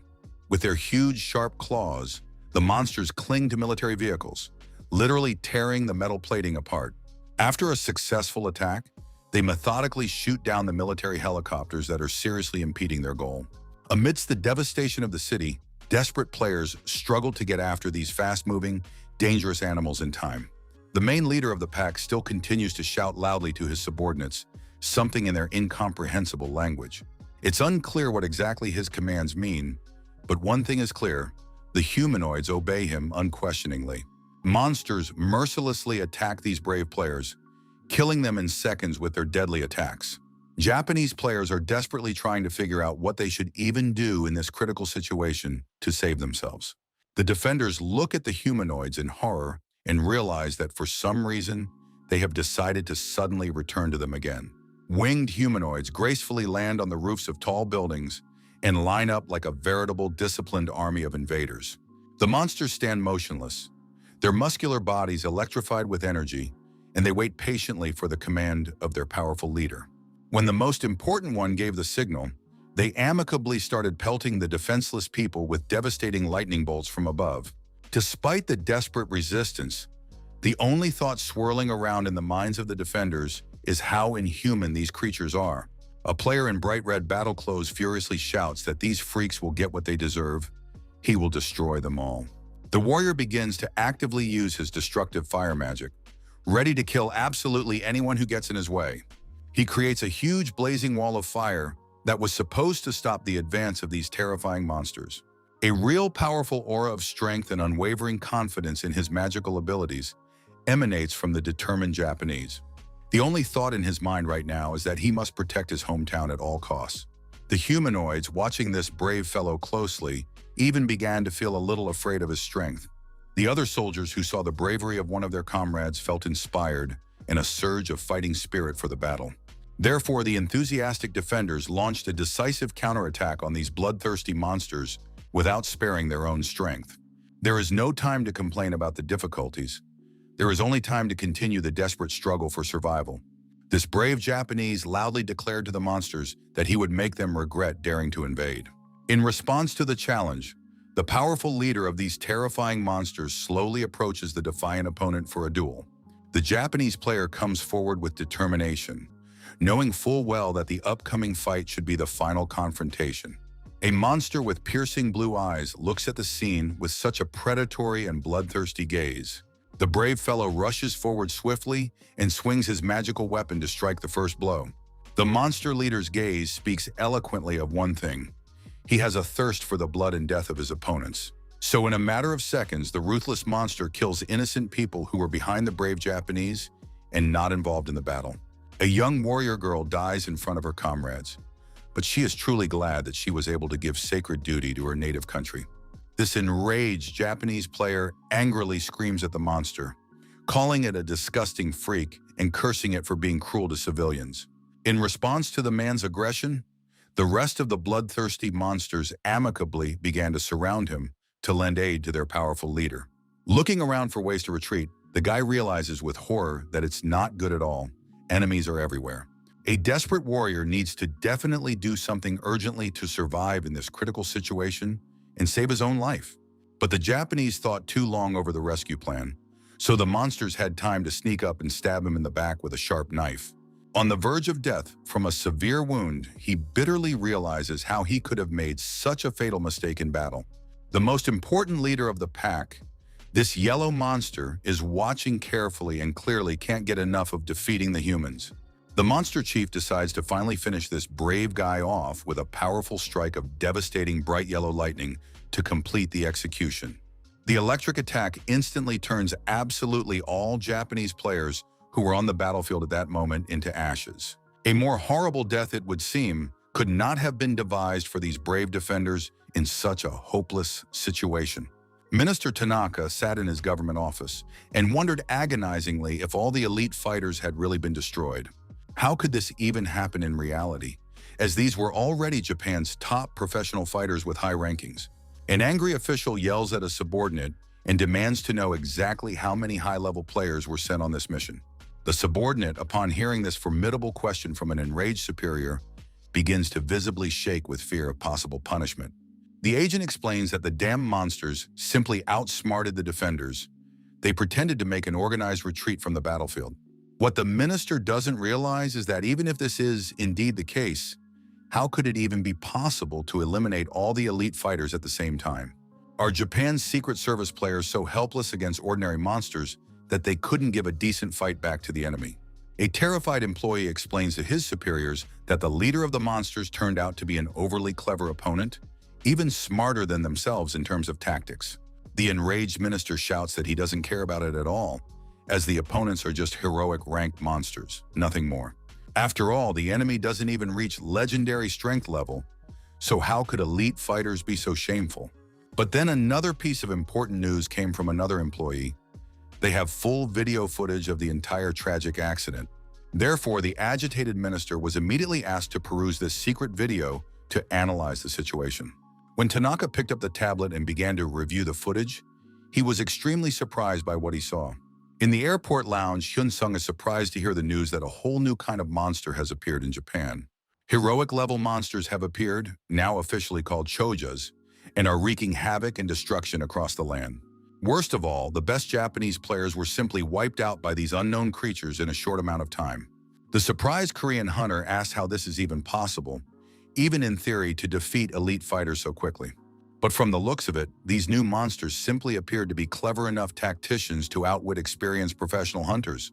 As a result, the desperate Japanese government was forced to publicly appeal to the international community for help against the new threat. Hyun-sung says doubtfully that in our selfish times, there is hardly a country that will allow itself to selflessly help others. But of course, the hunter is well aware that completely altruistic countries hardly exist in the modern world anymore. Hyun-sung made the decision to immediately return to the dungeon as he had very urgent questions for the mercenary. The guy turned to Lucia and said he wanted to ask her something important before proposing. The hunter inquired if the girl had ever heard of the monsters called by the mysterious name Chojami in various worlds. Lucia absolutely did not expect to hear such an unexpected question from her employer. Her eyes became the size of a 5-kopeck coin. The mercenary asked Hyun-sung with horror in her voice, "Did those damn things really attack his homeworld?" The girl replied that in her homeworld, a horde of these bloodthirsty monsters had wiped out an entire prosperous kingdom in just one day. Lucia warned that if they didn't intervene immediately, the Chojami could destroy absolutely the entire world without exception. The mercenary added that her employer should take her word for it. A lot of bad things can really happen in such a critical situation. The Chojo is a rather intelligent and incredibly agile monster, capable of complex tactical decisions in combat. And worst of all, these monsters always live in organized packs and move in exceptionally large coordinated groups. You can get very badly hurt if you treat them as the most common monsters without brains and underestimate the threat. Guy, after hearing this information, says that nevertheless, the neighboring state has not yet done anything constructive to help. And if the pack leader is really as smart as they say he is, then dealing with him will be hard enough. But if it is at all theoretically possible, it would be worth it for all countries to unite and actually act together against the threat. Hyun-sung says doubtfully that he doesn't even know if other countries can find the strength to unite. And standing on the sidelines and inaction may be even worse in this critical situation for all of humanity. Since these dangerous monsters have the potential to grow to a legendary rank of strength, which would be a disaster for the world. Hyun-sung, hearing the shocking information from the mercenary, wonders if this is even possible in principle. Lucia replied that of course it was possible, but the Chojami also had a certain growth limit, just like any creature. They are similar to novice players and actively pump themselves up by constantly hunting weaker targets to gain experience. Their power level had increased significantly after winning such a large-scale battle, so they had obtained many magic stones and skills. The guy is surprised to say that not only skill books, but also magic stones can really have that much influence. The girl explained that these monsters hunt other monsters as well as players, earning experience points and valuable magic stones. This is especially true for rare magical stones that help Chojas overcome the limitations of their personal development and power growth. Hyun-sung curiously asked if players could also absorb magic stones to grow fast and increase strength. Lucia replied to her employer that as far as she knew from experience on different worlds, this was simply absolutely impossible for humans. Although many powerful empires and wealthy kingdoms have invested huge amounts of money in various experiments, they have all failed. The guy, after hearing this important information, realizes that things are really bad if even other worlds have conducted similar experiments. The surprising fact was that in Hyun-sung's homeworld, similar research had also failed without any success. Suddenly, the guy was seriously thinking about something, and his face took on a concerned expression from his new thoughts and plans.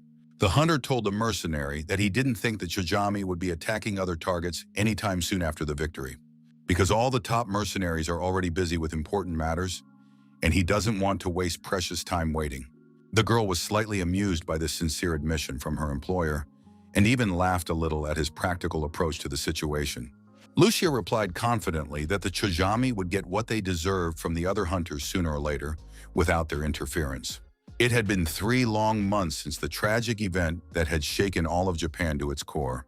But the Japanese government is still unsuccessful in dealing with the invasion of these horrible monsters on its territory. The bloodthirsty Chojami have taken over the city of Fukuoka absolutely completely, and the once prosperous city has fallen under their brutal rule. A desperate Japan tried hopelessly to beg for military and humanitarian aid from the rest of the international community. South Korea was fully focused on repairing the severe damage that occurred due to the devastating second cataclysm. Large-scale reconstruction efforts in North Korea have also reached a more advanced level during this time. After the major work was completed, the South Korean government officially allowed all players to freely visit North Korean territory. Overjoyed players cheered, and whole organized crowds went there to explore new dungeons and features. Hyun-sung tried his best and worked tirelessly, but he still couldn't handle all the dungeons. Since absolutely all players were constantly staying in droves and going there for loot and experience, the guy decided to return to his home, to his native and familiar South Korea, to his family. When he got home, his favorite sister was already waiting for him there, and she rebuked him for not even looking at her. The first thing the boy asked when he arrived at his folks' house was where his beloved mother was now. It had been so long since Hyun-sung had seen them that he even felt a little guilty for being away from home for such a long time. Hunter told his family that yes, he had finally come home after all that he had endured in his dangerous travels. A caring mother asked her son if he was hungry after being away from home with his family for so long. Hyun-sung admitted that yes, he skipped lunch because he specifically wanted to eat already at home with the whole family. After a warm reunion with his family, the lad came to the familiar Players Association building to deal with work matters. Hyun-sung stands in the long hallway and nostalgically reflects on how long it's been since he's been here. Hunter takes a determined step forward and walks confidently down the familiar corridors to the right office for the meeting. Afterward, the guy thinks everything looks nice and calm, looking around carefully for changes. Hyun-sung raises his hand up to bring up the familiar game window with the interface and available features. After activating the system, the hunter decides to summon his loyal mercenary, Lucia, to consult on important matters. Hyun-sung warmly greets the mercenary with the words, "Welcome to my world, Lucia," wondering how the girl is doing after a long separation. The girl totally did not expect that the guy would actually keep his promise and summon her to the ordinary human world to get acquainted. It had been so long since Lucia had seen the real human world, as she had only ever been summoned to the grim dungeons for battles. Cars, ordinary people, and all the rest of everyday life is something that very much surprises and amazes the mercenary's imagination. The delighted girl curiously tells Hyun-sung that she now realizes what an amazing and advanced world he lives in. The guy explains to the mercenary that first she definitely needs to get an official ID to stay legally. To avoid a lot of serious trouble with the law, Lucia needs to do exactly what Hyun-sung will tell her to do. Lucia, of course, listens attentively to the lad and readily says that how else could she act in an unfamiliar world. At this point, the guy even felt a little awkward. He felt like some overly formidable and authoritarian commander. They went to the passport center to draw up all the documents strictly to the letter of the law and avoid problems with the authorities. The guy reflects on the fact that people like this mysterious girl never existed in this ordinary world. In that case, how do you even get an ID for her, unless it's through an influential players association? All countries in the world, even including isolated North Korea, have one important thing in common in their migration policies. Each state provides a range of benefits to attract talented players, and one of them, guaranteed citizenship. In this changed world where there are more players than the normal population, it seems to be the most common and natural phenomenon. And the powerful association tries to make all the players its property, pursuing solely its own selfish, personal goals and interests. Even if people were illegal immigrants or smugglers, from the moment the ability awakens, they can easily gain citizenship. Of course, but this only applies if the new citizens strictly adhere to all the conditions set by the state. For example, you cannot join foreign guilds within the first 5 years of citizenship in the country. And it is also strictly forbidden to leave the territory of the country in exactly the same 5-year period of time without a special permit. So these strict rules must not be broken under absolutely any pretext, or serious legal consequences will follow. But Lucia has not yet received her official citizenship and is in the process of completing all the necessary paperwork. Though the mercenary thinks the whole process should be easy and simple for someone with her abilities. But as with everything in the modern world, things are very tight and complicated now in general with all such matters. As all countries are now still dealing with the serious consequences of the devastating second cataclysm and its impact on society. Lucia returned to Hyun-sung after successfully completing all the necessary bureaucratic procedures at the government offices.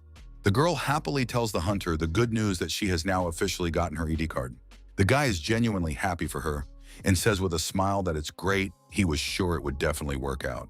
The happy girl rejoices in her success and gratefully tells Hyun-sung that all of this was made possible solely because of his help. Hyun-sung tells the mercenary with an enigmatic smile that in that case, he has one very interesting offer for her. Guy adds that the proposal will be mutually beneficial and will benefit them both in the long run for collaboration.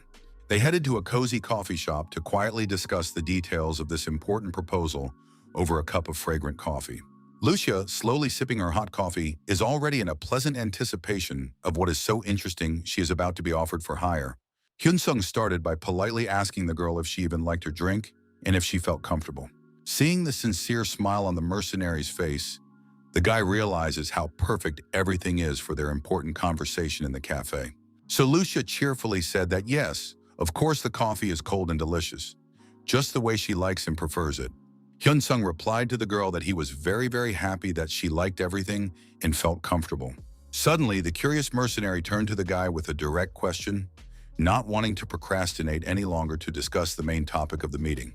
She inquired about that tempting offer he had told her about earlier in the dungeon and promised to elaborate.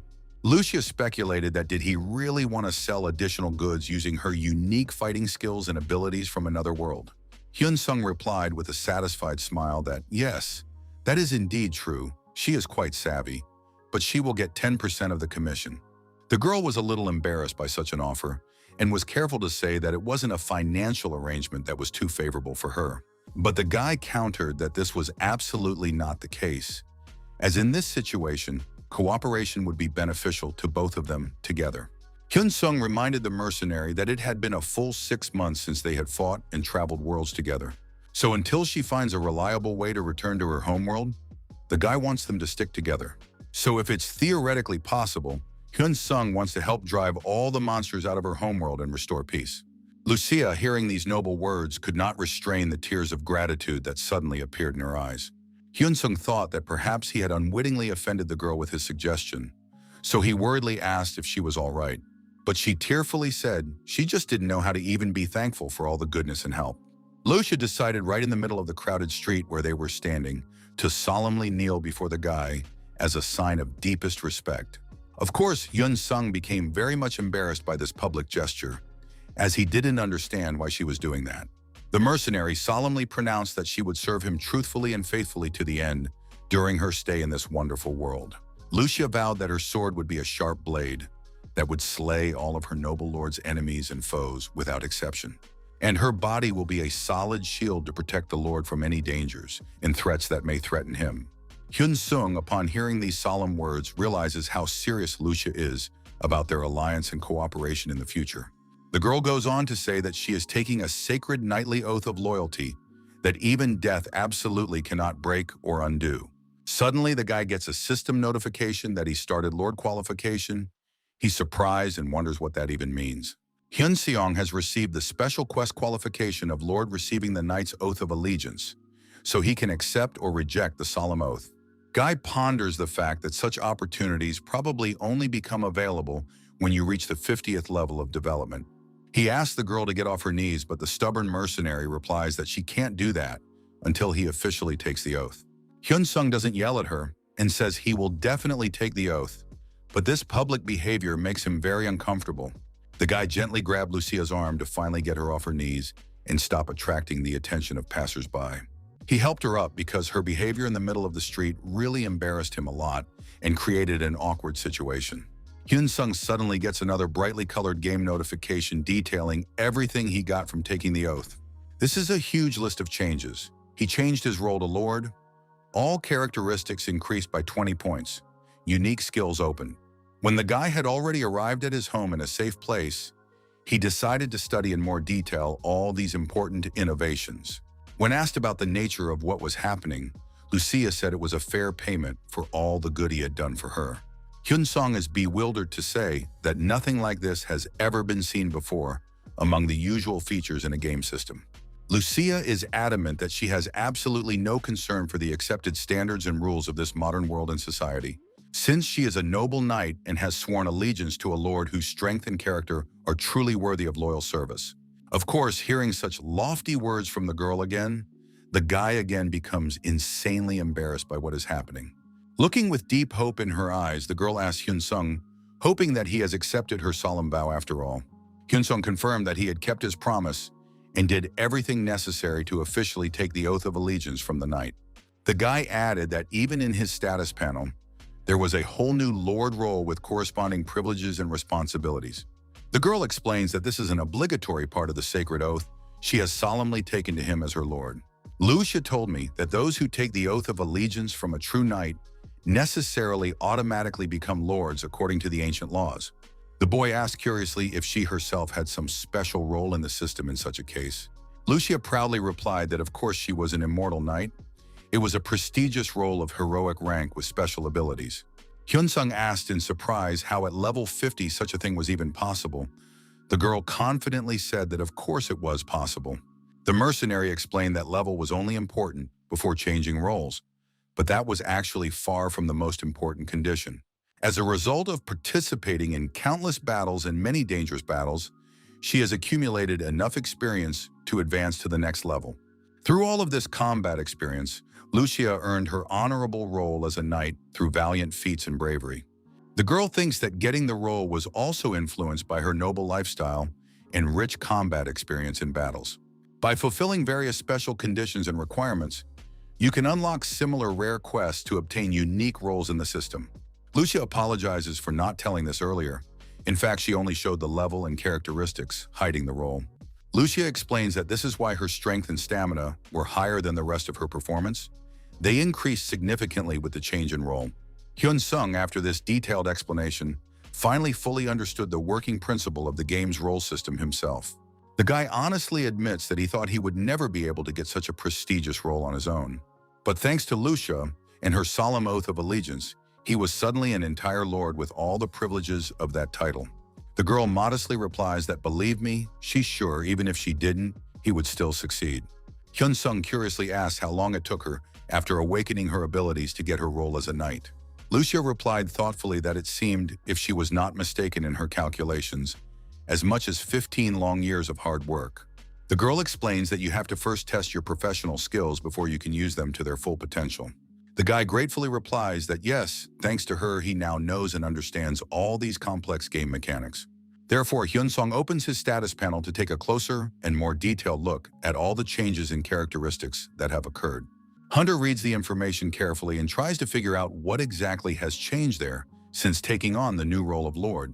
The first thing he notices in the updated interface is the appearance of brand new so-called role-playing skills in the ability list. The system explains that as the player's role is elevated, the number of available role skills can become much larger and more varied.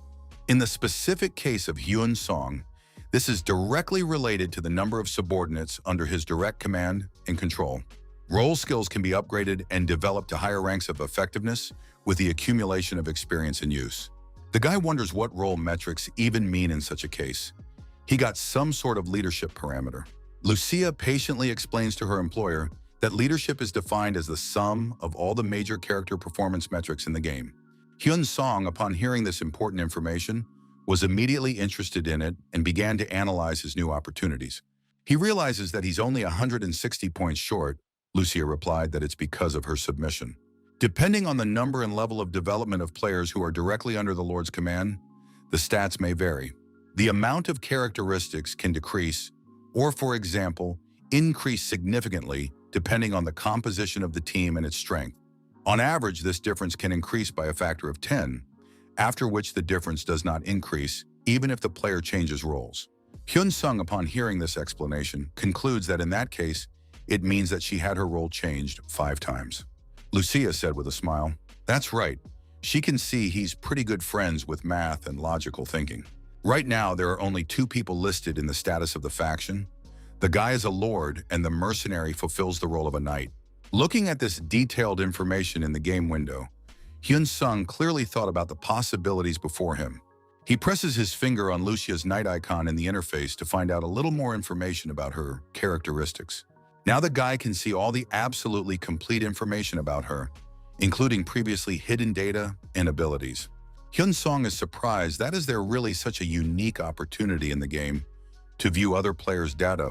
Lucia patiently explains that this is her basic ability as a knight, because a guy will be able to effectively command his subordinates. But only if there is a good understanding of their unique abilities, strengths, and limitations in combat situations. Hyun-sung notices an exclusive class skill on the list, realizing that it's completely useless to him at the moment due to his lack of experience. The guy also saw the disturbing information that the penalty from expelling a subordinate from the faction is quite large and painful. The girl explains with a serious look that for the ward knight, the penalty from breaking the bond with the lord will also be considerable. The amount of punishment depended on how long they had time to serve their lord and how deep their bond was. And if the banished knight can't find a new worthy lord, the guy thinks the fine becomes permanent. But the girl did not stop at this point, but continued to elaborate on all the consequences of breaking the Pledge of Allegiance. Lucia explained that their level and all characteristics in the case of exile are simply greatly reduced without the ability to recover quickly. She added that yes, but it's only temporary. They can get everything back by leveling up and using skill books. The guy anxiously asks if she has accurate information on how much of a drop in performance occurs with expulsion. Lucia sadly replies that all the characteristics and skills they gained while under the Lord's protection are just gone forever. Hearing this shocking information about the seriousness of the consequences, Hyun-sung was just completely shocked by the facts revealed. And what happens in the event that he himself, of his own free will, wants to dissolve the connection and leave? Knight explains that it's entirely possible in theory, but in that case they'll both also face a painful penalty from the system. Hyun-sung wonders how many people are needed for the Lord's banner to finally work. At the very least, it should be 10 people. It will also take a certain amount of time before the banner activates. The guy says he never thought of using it at all. The girl confidently says that you shouldn't reason that way, as she is absolutely certain that he is worthy of greatness in this. Lucia predicts that he must lead not hundreds, but actually thousands of loyal knights to victory. At this very moment, bloodthirsty humanoid monsters are still attacking the civilians of Japanese cities as ruthlessly as ever. The Chojami have completely taken control of an entire district of Japan, establishing their brutal rule and terrorist regime there. They are no longer alone there. The area has also been infested by even more primitive, but no less dangerous green goblins. These horrible green creatures are imbued with malice and a thirst for destruction, creating havoc with the main invaders. The powerful leaders of these Chojo are watching their new goblin allies closely, assessing their combat potential for future operations. All these various humanoids regularly gather for meetings on the rooftops of tall buildings, planning further attacks on humans. Anyone can even watch a live online broadcast of the horror that is taking place in this monster-taken city. The Minister for Measurement reports to the government that there are already concrete results from their active cooperation with the influential UN. The subordinate official replies to his superiors that yes, virtually all the necessary preparations for the international operation are ready to be realized, including America, Europe, and even some influential Asian countries. All insist that these monsters must be captured. If we are the first in this operation, we can choose our county as a priority target for liberation. Minister Tanaka becomes furiously angry upon hearing the report and angrily states that they have already spent colossal amounts of public money on the operation. An angry official shouts to his subordinates whether international allies are still not going to seriously intervene in their critical case. The aide cautiously replies to the boss that the main thing now is to hold out a little longer, and then everything will really end well for the country. Even if the Chojami want to aggressively move further inland, it is better to tactically retreat and avoid direct, bloody conflict. The minister says with desperation in his voice that the subordinate understands, in their critical situation, things should rather end in victory. At this tense moment in the captured district, crowds of hungry goblins begin to run very fast and chaotically through the streets. The green creatures run madly greedy at the scent of fresh blood, hoping to find easy prey among the ruins of the ruined city. But the serious problem is that these flying humanoid Chojami also actively hunt other monsters for sustenance. Therefore, it was in their predatory interest to immediately kill and devour these primitive goblins for magical energy. It would seem amazing to watch a monster go at a monster mercilessly, but these evolved mutants are really just that in nature. The Chojami take sadistic pleasure in tearing apart with their sharp teeth absolutely anyone who can help them develop and improve their magical skills. The winged predators simply devour defenseless goblins with frightening ease, as if it were a normal, everyday meal for them. Their powerful leader watches the carnage with unconcealed admiration, reflecting on how strong his loyal subordinates are. The yellow-green leader dreams of a bright future, imagining himself triumphantly conquering absolutely the entire human world with his army. The monster is anticipating the moment when, very soon, he will finally be able to evolve and rise to the prestigious, legendary power rank. Suddenly, the leader decides to thoroughly scout his surroundings, so he promptly flies very high into the sky above the city. Chojo flies majestically over this ruined city, scrutinizing what interesting things are still up for grabs. Suddenly, he felt some unfamiliar and powerful magical aura, which he strongly disliked and caused alarm. The alarmed leader begins to emit a very loud and shrill battle cry to urgently summon his loyal companions. This powerful sound shockwave spreads incredibly far, reaching literally already the territory of the neighboring peaceful city and scaring the inhabitants. Even his loyal subordinates, sharply raising their heads to the sky, look at what is happening with the most genuine shock and bewilderment. When the faithful warriors heard the alarming battle cry of their leader, they immediately flew swiftly to his summons. The gathered pack of monsters begins to act very quickly and decisively, having received secret instructions from the leader about a new important target. An organized group of Chojami flies, swiftly and purposefully, straight to a well-guarded government vault of valuable magical stones. Hyun-song walked out of yet another difficult dungeon in his homeland, with a tired gait, feeling physically and emotionally exhausted. The tired guy bitterly realizes that today also did not turn out to be quite a good day for pumping and obtaining valuable resources. Lucia gently tells him that there is no need to rush into things, my lord, for you can grow stronger gradually, a little bit each day. With a tired smile on his exhausted face, the guy said that was wise, but he was woefully short on time. Suddenly, Hyun-sung apologizes to the girl, asking her to wait for 1 minute as someone urgently calls him on his cell phone. He was unexpectedly dialed by a stern boss from the association, and he wondered curiously what interesting thing she wanted this time. Picking up the phone, Hyun-sung heard the familiar voice of the supervisor, who immediately asked about his exit from the dungeon. The suggestion to go to Japan came from Shin Yuna, as an important case suitable for him had appeared there. The guy frankly admitted that if we are honest, he has no special desire to go there at all. Gently, the supervisor explained that she thought this would be a great opportunity for growth, which is why she called.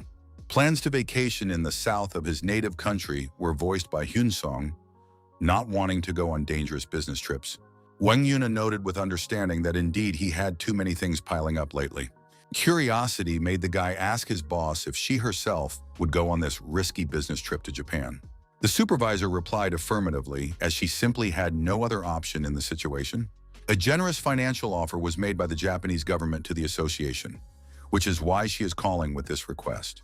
It was a shame to miss such a lucrative opportunity, but the lad firmly stated that safety came first. Shin Yuna couldn't believe that her best hunter had flatly refused the prestigious assignment. Suddenly, she remembered an important point and asked when he was going to fulfill his conditions. Reminded her boss that he had promised to treat her to a nice restaurant as a thank you for her help. The hope expressed by the girl was that he had not forgotten those solemn words after the successful operation. Mentally, Hyun-sung recalled that picture of events and realized that, yes, there was indeed such an episode. Shin Yuna asked reproachfully, were his words back then just an empty formality for a checkmark? The hunter hastened to assure his boss that when she returned from Japan, he would treat her very generously. Satisfied, the girl said, which was good, and hoped that she and he would definitely see each other again. Hyun-sung was sincerely glad that their difficult phone conversation ended on a positive note. With curiosity, Lucia wondered if it was the Players Association that was calling with the proposal. Confirmed the guy that yes, they were wondering if he could go on a business trip to trouble Japan. The mercenary guessed that was why he had refused, as he reasonably wasn't going to go into the enemy's lair. Unexpectedly, Lucia replied that it seemed to her an excellent opportunity if security could be assured. Extremely surprised was Hyun-sung at such words from the cautious girl who usually warned against taking risks. Wisely, the knight explained that a tiger can only be caught by bravely entering its dangerous lair with preparation. Therefore, if its security was guaranteed by professionals, it would be a great development option. Assumed Lucia that he could fly to Japan and personally deal with those who had previously targeted him. Use can even be made of her, Lucia assured her. Should the need arise, she could easily dispose of the Lord's enemies. asked the guy exactly how she wanted to utilize the mercenary system to accomplish tasks. The girl replied that she was aware of the inability to leave Korean territory due to citizenship restrictions. Hyun-sung apologized, but he doesn't think it's the right and reasonable thing to do in that case. There is no hurry to get rid of them right now, so you can wait for the right time. As the Lord wishes, the girl agreed, though she felt it necessary to get rid of the threat immediately.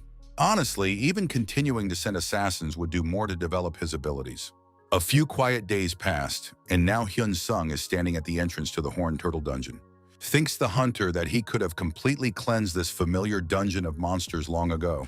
Long enough, this dungeon has been here for quite some time, and many hunters have already explored it. Who only did not meet already on his rich experience guy in various dungeons of the world. Most likely, there is absolutely nothing of value and no more left to be mined in this dungeon. Hopes deep down that Lucia is quietly in her language classes right now. He did find a couple of rare turtles wandering among the stone labyrinths in this dungeon though. The hunter handled them easily, but then something interesting caught his attention. In the distance, I could see another creature of the same kind moving slowly between the rocks. Realizes the guy that with his eyes he is looking for the next opponents to continue his dungeon hunt. Reflects on the fact that finding monsters is much harder than killing them later in battle. So many rocks here, and it's very easy to mistake the turtles for regular boulders. He heard some suspicious sound, which immediately interested the experienced hunter. Saw a few other players struggling to fight these slow monsters. A whole team has gathered there, and even a personal physician accompanies them on the dangerous trek. Their battle looks strange, Hyun-sung thinks. If they don't even have proper equipment, they seem to lack the level of development to hunt effectively in this place. Barely could these inexperienced players deal with the unfortunate turtles after a long battle. The hunters discuss among themselves how long it will take to fully heal a wounded comrade. The girl doctor replied that it would only take about 3 minutes for each injured fighter. Doesn't even know what to do since she's already spent half of her magical energy on healing. The comrades are worried about why their healer has such poor health regeneration skills. Stop fighting, the other team members say. They have a more important common task now. At least change the class of this tank, one player resents, but if he didn't make the class change, the guy would have no use at all. It's still worth assuming it was the easiest luck of the class change, but his ability is still woefully lacking for the team. When going to the next dungeon, it is mandatory to look for a new reliable tank to hunt monsters effectively. Upon hearing talk of a new tank, the guy immediately objected strongly and said firmly that no, he would stay with the team. A teammate sarcastically tells the tank that he's at least thankful to be included in this group of hunters at all. Their tank stubbornly declares that he doesn't care at all. He will continue to hunt with the team. A serious altercation starts where they yell at him and tell him he can't hunt with them. Look how talentless the guy is. The stubborn tank further tries to prove his usefulness and persistently says he doesn't care. We'll keep fighting. Then the team leader talks about at least seriously pumping your basic survival skills in such a case. Look at yourself critically, resents the comrade, still completely failed to increase your vital characteristics for the tank. You need to continue to pump your fortitude and still your stamina hard to become a useful member of the hunter combat team. The leader of the group says irritably that okay, he's not so smart anymore since he tried to negotiate with their stupid tank. He'd definitely be stronger if he had normal characterization stats, but why doesn't he still have them? It's like this tank guy is stuck. He stubbornly repeats the same phrase that he will hunt with a team. Hyun-sung, watching this humiliating scene, wonders if they made him take off his gear to avoid paying for repairs. How these players are the truest human trash. The hunter ponders with a growing anger in his soul at the injustice. The guy can't just let it all go down and stay on the sidelines, so he resolutely steps forward. Hyun-sung decided to use his unique Veil of Darkness skill to discreetly observe their future actions. Indeed, they made the unfortunate tank fight without any protective armor, just bare hands with the dangerous turtles. Of course, the rest of the guys in full armor stand safely off to the side and finish off the wounded turtle from afar. Suddenly, their self-assured leader begins to sense some strange and ominous presence right behind him in the shadows. Hyun-sung materialized right behind him and appeared before the team with a rather embittered expression on his face. Hunter raises his 2 fingers to activate one of his most devastating combat skills against offenders. The guy blows up absolutely everything around him with his powerful electric lightning bolts, showing the true power of a high-level player. The other team members can't understand or realize that this even just happened to their comrades in front of their eyes. Hyun-sung approaches the surviving players with slow and threatening steps, instilling real terror in them. The guy smiles wickedly as he knows exactly what he is about to do to these violent people for their actions. But suddenly their humiliated tank gets to his feet and speaks with surprise that for some reason a stranger has come to them. Their leader turned to him indignantly and asked why the stranger was stealing their rightful spoils after the battle. With real killing intent in his voice, Hyun-sung coldly suggested that he try repeating those words again. The leader insists that the alien has just stolen their loot and repeats the accusation, thinking the man has not understood. One of the team's girls noticed among the trophies a rare skill book lying next to a defeated monster. Not only does this book look unusual, it also has a rarity that makes it incredibly valuable. The team members can't believe their eyes that such luck could have fallen to them in an ordinary dungeon. Hyun-sung realizes that the law of meanness seems to be at work. The book never fell out when he was looking for it on purpose. Claims the team leader that the book fell out of the monster they finished off together in a hard fight.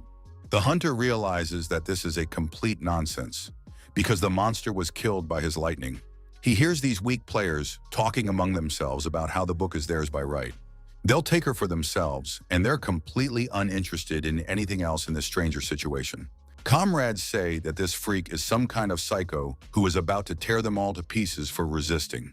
Hyun-sung approached their tank, and the first question he asked was if the guy's body hurt. The hunter wondered why the tank didn't use armor or shield when fighting dangerous monsters. Asked the guy if it's okay for him to at least be paid to participate in a hunt with his team. Is it even possible to find out what amount of money they give a tank for his risky dungeon work? Again, the leader intervenes and says that first the alien took their prey, and now it's knocking off one of the fighters.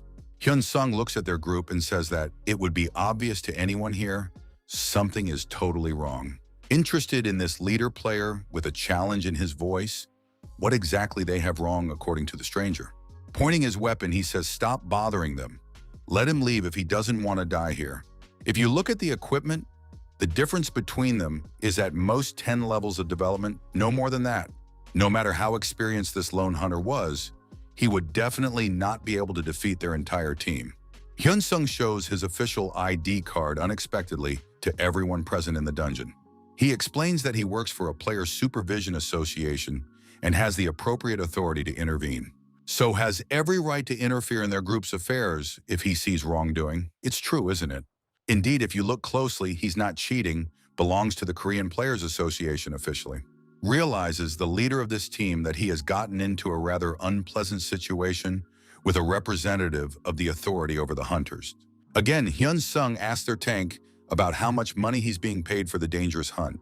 He gets a simple enough answer from the guy that the team is paying him supposedly a lot to participate. Replied Hyun-sung to the tank that he didn't believe his words to be true as he answered the direct question about the hunting salary. Their team leader is growing increasingly nervous about the presence of a representative of the Players Association in the dungeon. Hyun-sung decides to use his unique skill of psychometry to find out the truth about what's going on in this team.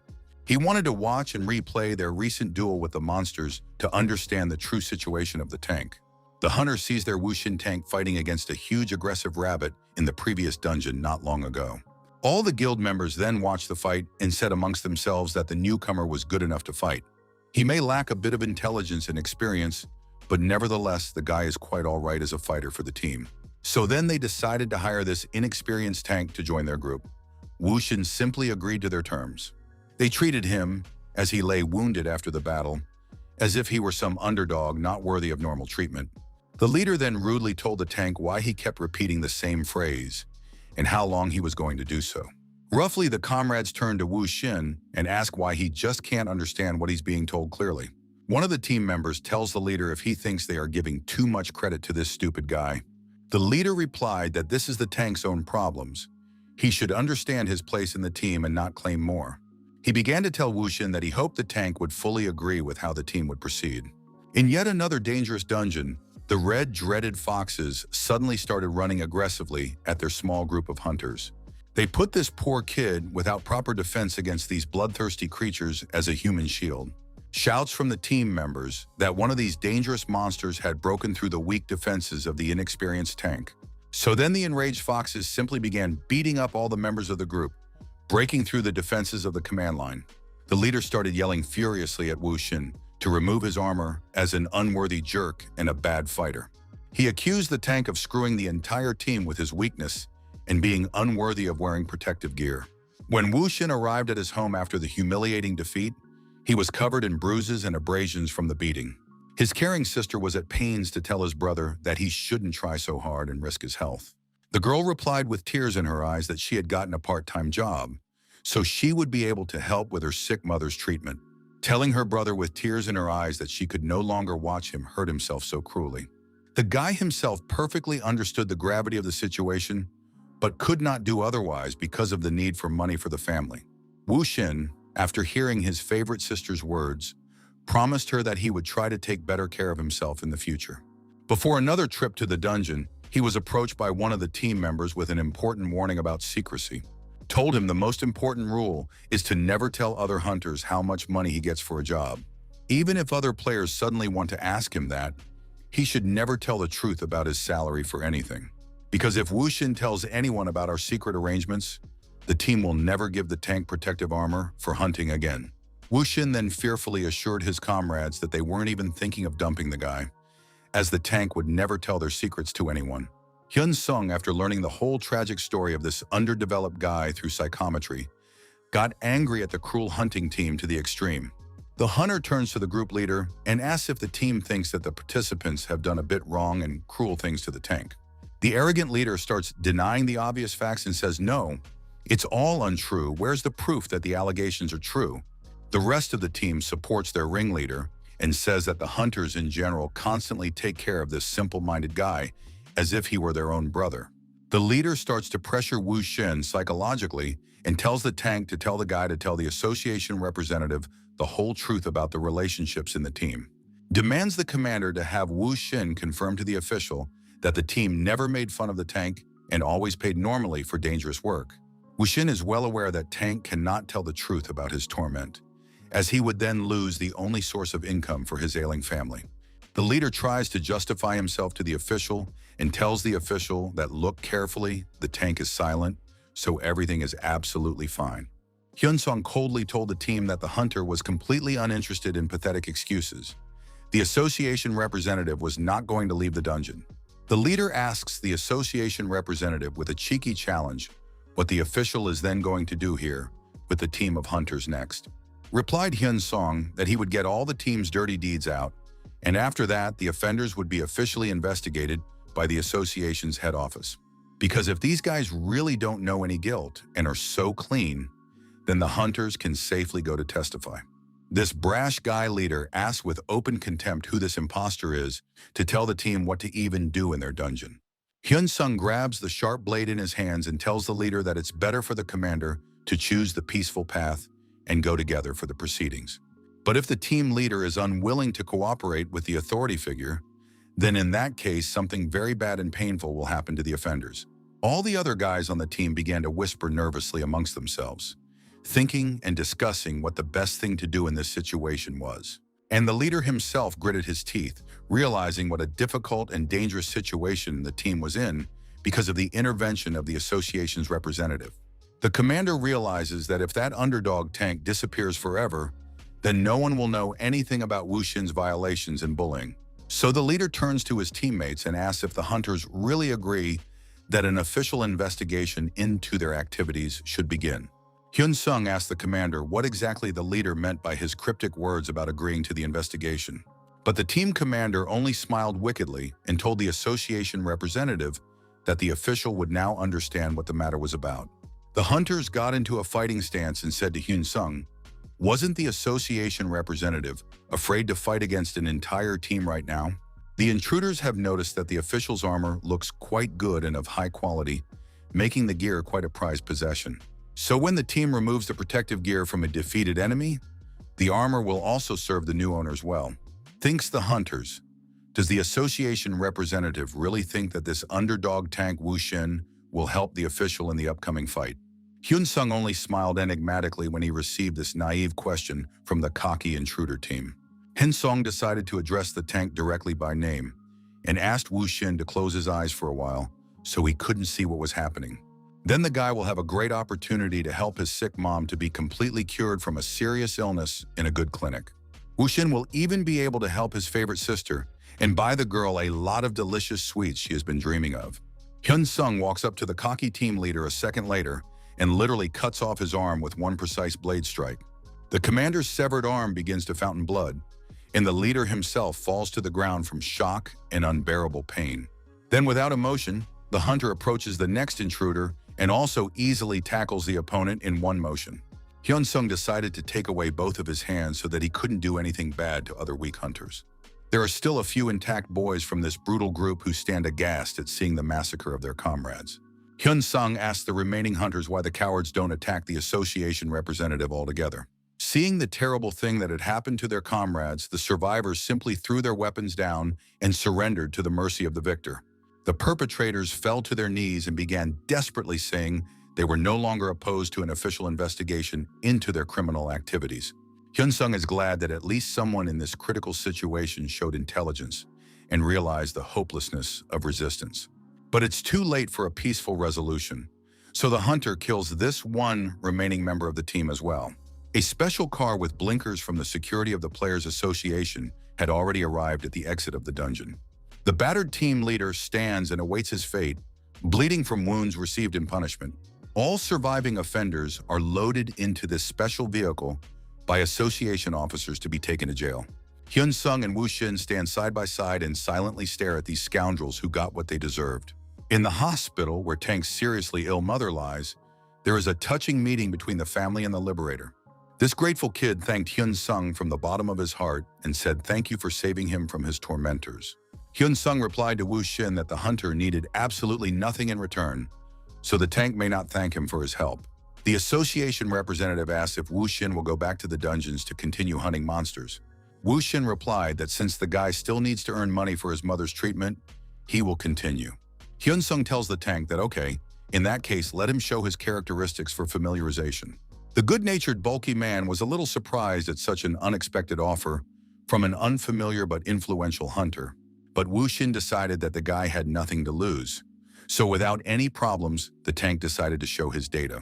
Hyun-sung read through the specifications, and one point interested the hunter the most from the information presented. Lucia, who also looks closely at these characteristics, realizes how amazing the abilities of a simple guy are. The mercenary replied that Wuxin's characteristics were enough to make the tank a true knight and not just a shield bearer. Therefore, if left to Lucia's boyfriend to train, the girl would make Wuxin an excellent knight worthy of the title. The girl turned to this humble Hulk and said that the tank's characteristics were truly amazing, and the skills were unique for a beginner. Especially the skill Indestructible Body is really very useful and is on par with high-rank heroic abilities. If you develop this talent properly, then Wuxin can definitely become one of the best tanks out there. Wuxin, hearing such encouraging words about his abilities, was bursting with enthusiasm and opened his mouth in surprise. But Lucia immediately warned the guy that without the necessary pumped characteristics, the tank will not be able to properly develop as a fighter. After this grave warning from the mercenary, this simple-minded lad thought deeply about his prospects and possibilities. The girl knight turned to Wuxin and said that if a guy had a wish for her to help her become a better tank. Lucia explained that then in that case, Wuxin would definitely have to become a loyal subject of her powerful lord. Wuxin realizes how big of a life step this is and isn't sure if the guy should agree to such a drastic change. Hyun-sung began to wonder to the mercenary why it was suddenly everyone was talking about submission and loyalty oaths. Lucia told her employer that, believe me, it would be good for absolutely everyone in their small but close-knit group. Wuxin will only grow stronger as a player, gaining bonuses from belonging to the Lord's faction. And Hyun-sung will get a loyal ally he can definitely trust in the most dangerous situations and battles. After hearing the mercenary's reasonable arguments, Hyun-sung thought that it really might be worth it to try such an alliance after all. Wuxin himself has been honest about how the guy genuinely wants to become a much better tank and defender. Hyun-sung asked the tank if he would then be willing to become a loyal subject of the hunter and serve him. Suggested the hunter to the guy to become a subject, and Wuxin something immediately said enthusiastically that yes, I agree. The tank accepted the invitation to the faction, and this action spent 20 leadership points from Hyun-sung's stockpile. Hyun-sung thinks that all the basic characteristics of a new subordinate should be seriously pumped up to start training. The Lord gives Wuxin a special enhancement pill and says that the guy should eat this artifact immediately. Wushin immediately felt a tremendous surge of magical energy spilling over the tank's entire body in waves of power. Afterward, Hyun Sung gives his new subordinate some valuable skill books and talks about studying their contents. Looking at the characteristics window, everyone saw that this tank was now hundreds of times stronger than the previous level. Wushin asks if it will be more useful to hunt alone now, using his powerful new abilities. The girl replied that actually yes, but the guy was still too low right now to hunt on his own. Tank would be able to get several important achievements with ease, and sooner or later Wushin would get them all. It's best to invest in endurance development now, but there's more to do before the hike. First, the combat abilities of the new knight must be tested, so the group went to the small, bat-level dungeon. There began the very real training battle between the experienced girl mentor and this inexperienced tank. Lucia tells Wushin that the guy's fighting stance is totally wrong and needs serious adjustment. Wushin tries his best to do his best, listening carefully to the instructions of his experienced mentor. But it's still hard enough to resist sparring against such a skilled and fast warrior girl. Lucia told the newcomer to follow the trajectory of her kick and then try to repeat the motion exactly. Wushin immediately replied to the mentor that okay, the guy will try to do it exactly as the teacher shows. The tank watched the demonstration carefully, then tries to repeat the technique and starts to learn very quickly. Suddenly, Wushin rested his face directly on the girl's shield before he could react to his mentor's protective stance. The tank's shield flies into the air from the powerful blow, and the guy has lost another practice sparring session against an experienced opponent. A full 2 hours of intense training had already passed, and all participants were quite exhausted from the continuous exercise. Lucia talks about how this kid is fun enough to train. Wushin has great muscle memory for fighting skills. Therefore, the tank quite easily memorizes everything and quickly learns new techniques of fighting with different opponents. With a little more practice, Wushin would be able to fight in really real battles against real monsters in dungeons. With a smile, Lucia says that the guy's class change will be just around the corner, but will try to train the tank in knightly skills. Hyun Sung asked the mercenary with surprise, did the process of changing class really happen so easily and quickly? The girl explains that changing class only depends on the style of battle. If done correctly, it is possible to achieve the goal. As the tired tank rested after the training session, a caring mentor approached Wushin for further instructions. The girl tells the guy that for a while the tank should take a good rest to regain its spent strength. Wushin's stamina should have recovered nicely during all that rest time between practice rounds. Therefore, the tank should already be getting up from its resting place so that the group can continue the important combat skills training. Meanwhile, the events are developing already in chaos-ridden Japan, where the confrontation with monsters continues. A large number of experienced players have been drafted by the government to continue fighting against the invaders in the territory. Those humanoid, man-eating monsters that have been terrorizing civilians in Japanese cities for months now. Players who have been summoned for the operation realize that the battle will be hard enough against such dangerous opponents. One of the hunters even decided to try and kill one Chojo in a risky attack, getting as close to the target as possible. The fighter got as close to the monster as possible and swung his enchanted weapon to deliver the killing blow. The player began to smile, thinking that he would definitely succeed and managed to hit the dangerous target dead on. Some strange red energy appeared around the battle site, enveloping the space with a mystical light of destruction. Powerful fiery explosions suddenly appeared in all the surrounding areas, shaking the ground and buildings from the shockwave. The players rejoice and talk amongst themselves that their unplanned surprise attack was quite successful against the enemy.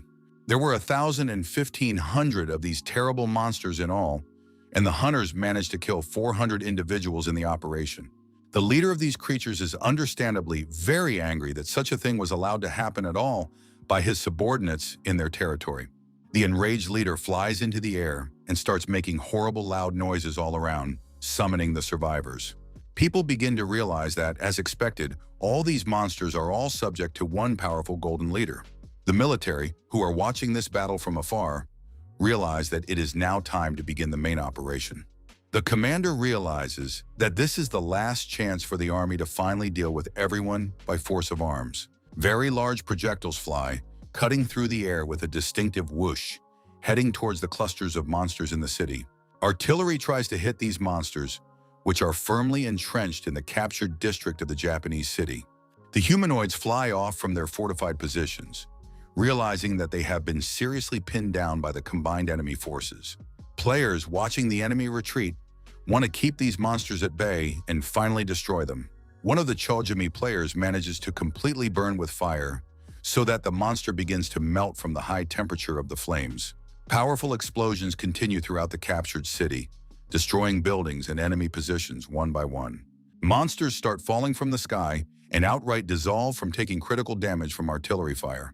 This golden leader is not at all happy with the ongoing beating of his loyal subordinates by the forces of the United Coalition. The leader flies very high in the air to get a better look and assessment of what's going on out there on the battlefield. Chojo sees his loyal fighters simply massacred by missile strikes and magical attacks from players. The enraged leader decides to call upon all the other surviving creatures to organize a counterattack against the humans. Meanwhile, another warhead was sent by the military to target clusters of these dangerous monsters in the city.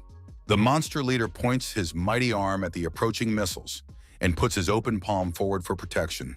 The entire muscular body of the leader begins to become intensely electrified with a bright yellow glow of high-level magical energy. Once the force is concentrated, huge electrical explosions occur in the air, destroying approaching projectiles in flight. Players who watch this incredible spectacle can't believe their eyes. Can't missiles really help? At this critical moment, the military headquarters said that heroic-level monsters wouldn't be able to defend themselves so effectively. Command must raise the gold leader's classification from heroic to legendary to jeopardize the operation. The enemy went beyond the encirclement, so the costly military operation completely failed with heavy losses. Heroic-class monsters couldn't withstand such a powerful missile attack without taking serious damage. Therefore, the commanders need to accept the painful fact that the operation was a definitive failure due to underestimation of the enemy. The UN joint force is simply evacuating the territory at this critical moment, leaving Japan to fend for itself.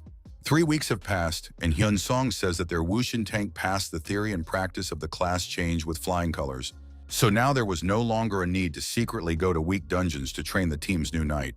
The guy holds only one thought in his mind. It's been a whole year and a half since his adventures began. As he walked closer to the group of people, Hyun Sung heard a conversation about how if Lucia joined the guild, she would be supported. Lucia tells the representative that she is not interested at all, so the girl flatly refuses the offer. Some guy with bright red hair says threateningly that the mercenary will regret that decision a lot later. Lucia replies that even if she regrets it, she will still refuse. Wouldn't someone do an unpleasant job? Hyun Sung saw this tense scene, came a little closer, and decided to wonder what was even going on here. This strange guild guy is angry that the girl is adamantly unwilling to sign a lucrative contract with their organization. Hyun Sung intervenes in the unpleasant conversation and says, "What's incomprehensible? The man has clearly stated his unwillingness to cooperate." This brash guy with red hair aggressively asks the hunter why he's meddling in other people's business at all.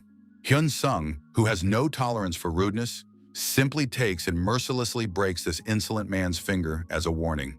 The hunter asks Lucia what kind of unpleasant man he is in general and what his grievances are with the mercenary. Replied Lucia, "The stranger is a scout from the infamous Dark Guild's forced recruitment efforts." Hyun Sung asked if the mercenary was doing anything that could attract attention, but the girl answered in the negative, keeping the results of a low-level player. The guy thinks, wondering then how the guild representatives could find out about the girl's abilities. This aggressive scout starts yelling at the hunter and asks why he's prying and wants to die. The guild representative is indignant, wondering if Hyun Sung knows who is standing in front of him and how dare he act in such a manner. Hyun Sung asks the scout with a mocking smile if he even knows who the hunter himself is. This kid boastfully says he represents the Dark Guild and inquires about his interlocutor's affiliation with the organizations. With a smile on his face, the hunter says he works on the Player Association Oversight Team and asks about guild status. This guy, when he heard about the Players Association, couldn't believe such an unexpected coincidence. Hyun Sung sternly tells the scout not to torture the man who doesn't want to join the guild and just leave. The two companions turned around and went about their business, leaving the confused Dark Guild representative behind. This guild guy follows up by threateningly telling the hunter that he will definitely regret his interference. Hyun Sung tells Lucia not to think about the threats and not to listen to Scout. There's nothing to regret in this situation. The guild rep starts to get really angry and realizes that the guy failed in his important task. The scout was told to make this talented girl become a member of their guild by any means necessary. Hyun-sung, as always, heads to yet another dungeon to pump up skills and get resources. The hunter tells his comrades that then now is the time to start serious monster hunting already. With his eyes, the guy decided to look around carefully to make sure no outsiders were eavesdropping on the conversation. The group came to a dangerous dungeon with heroic-grade crocodiles to test out new abilities. Lucia, turning to her lord, speaks of coming quickly. It's time for them to start hunting. Guy asks his mentor if she hopes the team's new tank will be okay.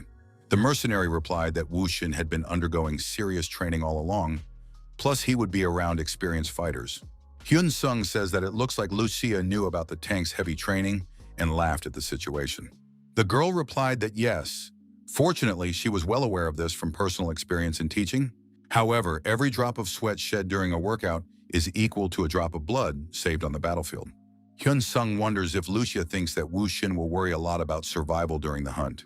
When the group entered the dungeon, the hunter asks if the tank can upgrade skills. It's difficult now, but possible later. The guy asks the mercenary, doesn't the tank's performance slowly change for the better after taking the drug the Lord provided for enhancement? Says Hyun-sung that he's curious to see what would happen if he invested all the unallocated points solely into Wuxin's spirit power. The girl replied to the hunter that perhaps among all the tanks that now existed in the world, this would indeed be the strongest defender. Hyun-sung was understandably interested in this prospect, but there was something suspicious about the guy ahead along the dungeon corridor. The hunter told his comrades that he sensed with his magical abilities. Ahead, there was definitely a dangerous enemy preparing to attack. The group sees these massive hero-class crocodiles slowly climb out of the dark water of the underground lake to attack.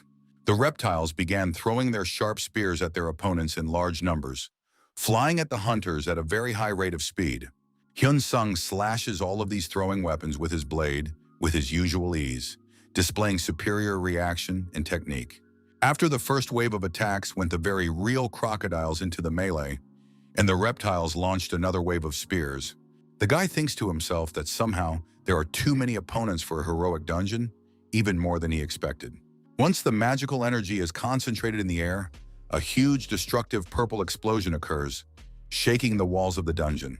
The girl knight quickly protected her lord with a magical shield, reflecting the shockwave away from the group.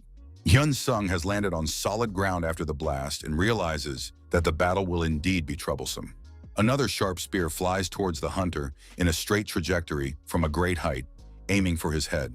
Hyun-sung deftly reacted, and the guy managed to catch the flying weapon right in the air with his bare hands. The captured weapon is taken by the hunter and thrown back, killing this brazen crocodile that was hiding in the murky water. In the distance, Hyun-sung heard some more suspicious sounds and splashes that made him very wary. The guy saw several more of these massive creatures climbing out of the water and heading straight for the group. The hunter thinks, well, since the reptiles are out of the water, it's much better for him anyway. Hyun-sung's body begins to become intensely electrified with bright purple lightning, and his gaze becomes very determined and focused. The guy used his most powerful skills, and there was a huge, devastating purple explosion in the dungeon. After this attack, the crocodiles, though of heroic strength level, simply plainly die instantly from the damage they take. The monsters scream in agony, spending the last seconds of their lives in such agony from the electrical burns. Lucia tells the Lord that things don't look so bad, the guy replies. They were the weakest characters. Since who Hyun-sung had faced before was the strongest among this class, has the lizard head in mind. The girl replied to her lord that, believe me, this is only the very beginning of the ordeal, my dear lord. Because the fact that the hunters themselves have become much stronger over time also plays an important role here. Although the dungeon with heroic class crocodiles is quite difficult, but for practicing passive skills like wild instinct, there is no better place. The hunter realized that this was indeed a good opportunity to develop abilities and gain valuable combat experience in battles. The guy told the mercenary girl that in that case, let's continue exploring this dangerous dungeon with you. Meanwhile, the Dark Guild representative tells a subordinate that if the subordinate can't even handle a simple job like character recruitment, the warden plans that if Scout keeps up the same lackluster behavior, he'll just fly out of here as incapable. This subordinate's excuse is that some unknown guy from the Players Association oversight team interfered with the negotiation process.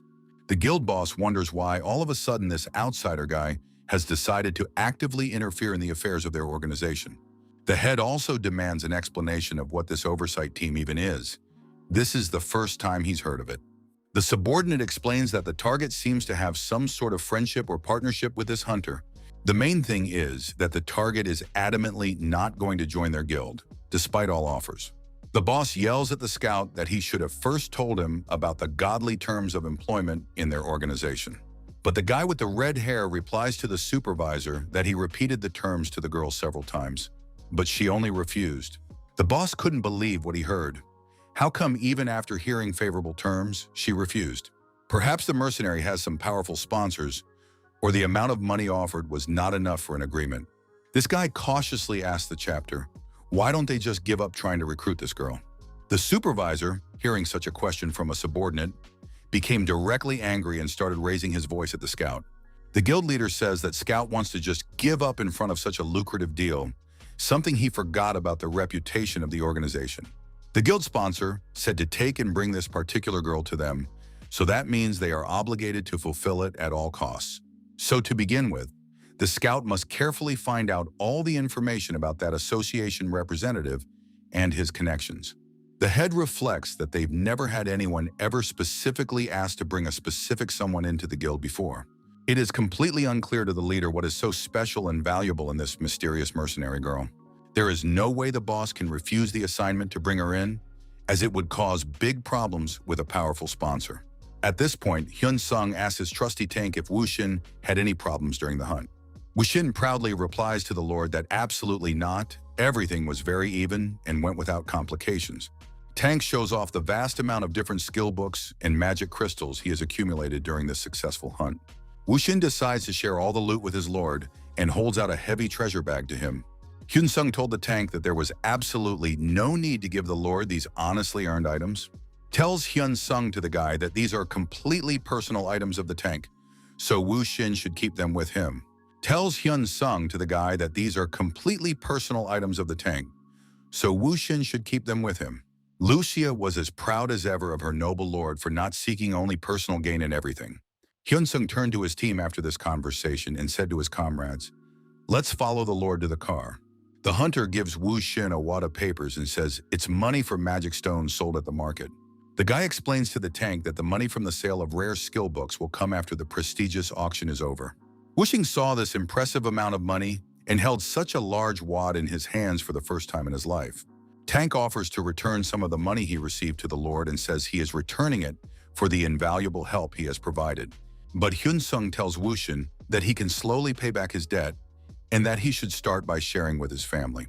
This huge fellow only bowed respectfully to the Lord and said that he sincerely thanked his Lord for his kindness. Hyun-sung asked the tank how he liked his new apartment, if it was similar to their place, if it was comfortable. The big man with a wide smile on his face told the Lord that, believe me, he liked the new accommodation immensely. Lucia added that it was indeed a wise choice, as this apartment complex is well prepared for the unexpected. Hyun-sung tells the team that it's true, you always have to be prepared because there's no telling how long the Japanese will remain silent. After looking around, the hunter tells his comrades that the group has more business to complete today.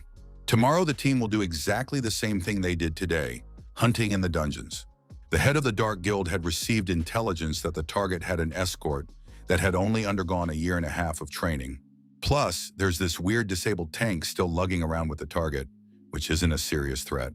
A subordinate with red hair tells his boss that it looks like he can get rid of them in just one go.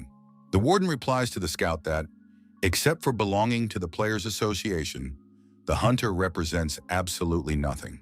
Judging by the fact that the guy keeps changing hunting grounds, his fighting skills seem pretty mediocre. Good, then right now we need to start working in earnest on preparing tomorrow's secret mission. The next day, and Hyun-sung's team is traditionally on their way to another dangerous dungeon. Hyun-sung heard some strange, suspicious sounds coming from the side of the road behind their vehicle. Hunter saw a black car with tinted windows slowly approaching their group on the highway. The car immediately aroused the guy's share of serious suspicion, he thinks. Where did she come from? For now, Hyun-sung didn't say anything to his comrades about the suspicions, and the team just got into their usual car. This strange black car with unknown passengers is still persistently following the group of hunters. Said Hyun-sung to his friends about looking closely, someone is definitely following the team on the road. Lucia wondered if this was really happening and decided to cautiously look out the back window of the car. The mercenary questioned her lord about whether he was talking about that suspicious, black-tinted car. Confirmed Hyun-sung to the girl that yes, and it looks like there are some unknown players riding in the pursuing car. Asked the girl anxiously to the gentleman if it could be Japanese agents hunting for them. Replied the lad to the mercenary that although such surveillance looks inept to the Japanese, they usually operate on the sly. So let's first calmly drive up to the dungeon where the team tank will be hunting, and there we'll figure it out. The group approached a familiar dungeon where they usually deal with monsters for experience and resources. Hyun-sun heard some suspicious sounds of approaching footsteps coming from the direction of the dungeon entrance. Some unknown people were clearly approaching the team and were pacing heavily on the stony ground near the entrance. Apparently, now there will be an inevitable clash between the group and some uninvited guests who have come with bad intentions. Says the hunter to his comrades that let us now take and pass further inside the dungeon for safety. The team moves quickly deep into the dungeon, trying to get away from potential danger and take a favorable position. Says Lucia to the lord that the pursuers came much later than she thought, judging by the sounds. The enemies appear already at the entrance with evil grins on their faces, clearly set on conflict with the team. Opponents are quite a lot. They are a variety of players with different combat abilities and specializations. Says Hyun-sung to his comrades that yes, the attacker's equipment and gear is of sufficient quality.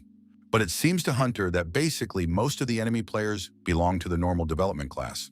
The guy turned to the strangers and bluntly asked what they were even doing here in this place. Daringly, one of the attacking guys replied to Hyun-sung that he was somehow asking too much for a weakling. Says the enemy to the hunter that he doesn't realize the desperate situation his team is now in. With surprise, Hyun-sung realizes that these are not Japanese enemies as expected, but someone else entirely. The head of the enemy guild is angry and tells his subordinates that, look, the hunter is also bullying them. At what point does the commander even look Japanese if he is a pure-blooded Korean by nationality? Inquires the guy with curiosity at his opponents, in which case why they are suddenly doing this. The head of the Dark Guild begins to get even angrier, clenching his teeth with increasing rage. The commander says he was going to bring the hunter's body back in one piece, but now he fears he won't be able to.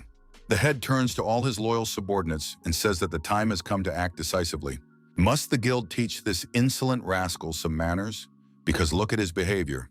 The task of the attacking team is to chop the insolent hunter's face in half with their sharp blades. Said all the hostile guys to the head that they understood the order perfectly and began to attack very quickly. Lucia prepared to immediately defend her lord from the multiple attacks of the enemy players. Hyun-sung thinks in surprise at what's happening. Why is it that all of a sudden the strangers decided to pounce on the team if the hunter doesn't even know them? Woo-shin begins to shout a battle cry very strongly, and a red murderous aura of destruction and rage emanates from the enraged tank. Hyun-sung himself didn't expect to see such an aggressive and uncontrolled reaction from this usually calm and poised guy. The Lord sees the tank resolutely get right in front of the team and without hesitation goes into a furious attack on the opponents.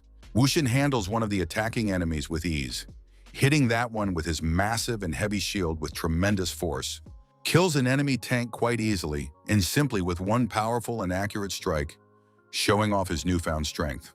Woo-shin entered into the sheer combat excitement and rage at the destruction he was creating on the battlefield. Says Lucia to the Lord that there seems to be no need to worry about the safety of their loyal friend. The team watches in amazement as the big guy swiftly runs further toward the rest of the enemies, not stopping at the result. The guy asks the mercenary if they explained the tactical rules of engagement to the tank earlier in the car on the road. But most likely this simple-minded kid was just having a bit of a hard time understanding and memorizing the team's complex tactical instructions. Says the girl that Woo-shin only thinks about the sacred duty that he has to guard and protect the team at all costs. Even despite this deviation from the plan, it seems like this battle will be a pretty good and effective workout for the tank. Responds to Hyun-sung's comment that it's good that the level of hostile opponents is quite low. If it were higher, it would be dangerous. Replies the girl with an apology that's sorry, as it is solely her fault. A knight who doesn't understand the Lord's orders is useless. In any future combat situation, Lucia will of course only use her Lord's clear orders to coordinate actions. Will train the mercenary even harder and more disciplined to never again upset the Lord with her unauthorized actions. There were still a few enemy players from this hostile guild left on the battlefield, ready to continue the desperate battle. The head yells to his subordinates about what mindless idiots they are, how long they're going to just watch their comrades get beaten up, orders the commander to immediately go into a decisive attack and give his brave heart for the honor and reputation of the guild. The observant guild leader can't understand and realize why this unremarkable kid has such incredible strength. Clutching the sharp weapon in his trembling hands, the ringleader realizes that there is nothing else to do in such a situation. The most important thing the commander needs to do is capture that mysterious blonde girl and her powerful friend at any cost. But first, one must be sure to take care of that valuable girl that the guild must deliver to the powerful sponsor alive. The leader sneaks up on Lucia from behind and swings his sharp weapon for a sudden and insidious attack from behind. But just seconds later, the ringleader is taken with tremendous force and sealed into the hard stone wall of the dungeon. Can Lucia stand up for herself with stunning ease, as the seasoned mercenary has a wealth of combat experience? The guild leader is on trembling knees near the ruined wall, and the beaten commander's mouth is bleeding scarlet blood. Says the girl to the defeated enemy that if he had remained standing still, he would have been good training material for an apprentice. But because the leader decided to boldly snark and attack the team, he got his painful death on merit for that foolish decision. The other members of the hostile guild saw the commander's demise and began desperately shouting that no, their big brother was defeated forever. The subordinates are already in deep shock and don't realize that if their powerful elder is defeated, what should they do now? Hyun Sung can't forgive the attackers for what they forgot here, so he decides to immediately teach the survivors a painful lesson. The bald hunter struck one of the enemies right in the ugly face with his powerful fist with great destructive force. After a vicious strike, slashed his opponent by the heel with his sharp weapon, denying him the ability to move quickly through the dungeon. After all these painful actions, Hyun Sung moved on to treat the other surviving members of the enemy guild.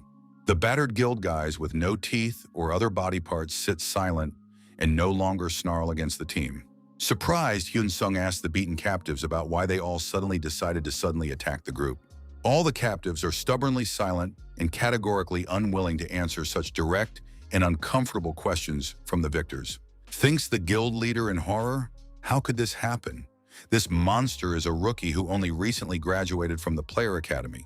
The commander's level reaches 200th level, and subordinates have approximately 180th level of ability and characteristic development. Formidably, Lucia says to the captives that do they not hear the important question her powerful lord has asked. The subordinates replied that they were simply obeying a direct order from their guild leader and had no right to disobey the commander. The guild boss was in deep shock when he heard the frank confessions of his loyal subordinates about the motives behind the attack. Since the guild leader ordered to attack the group, the subordinates simply followed the order as there was no other option. Hyun Sung decided to look through the system to see if there was a possibility of trading captured players in this dangerous game. You can use spatial skills to transport prisoners, for example, to special prisons for offending players. The hunter says to the defeated that since they have committed a serious crime, shouldn't they be justly punished? The offending players were frightened when they heard these words, realizing what a fatal mistake they had made in attacking the association's representative. The Japanese minister is sitting in his government office at this critical moment and realizes that he is sick of being here.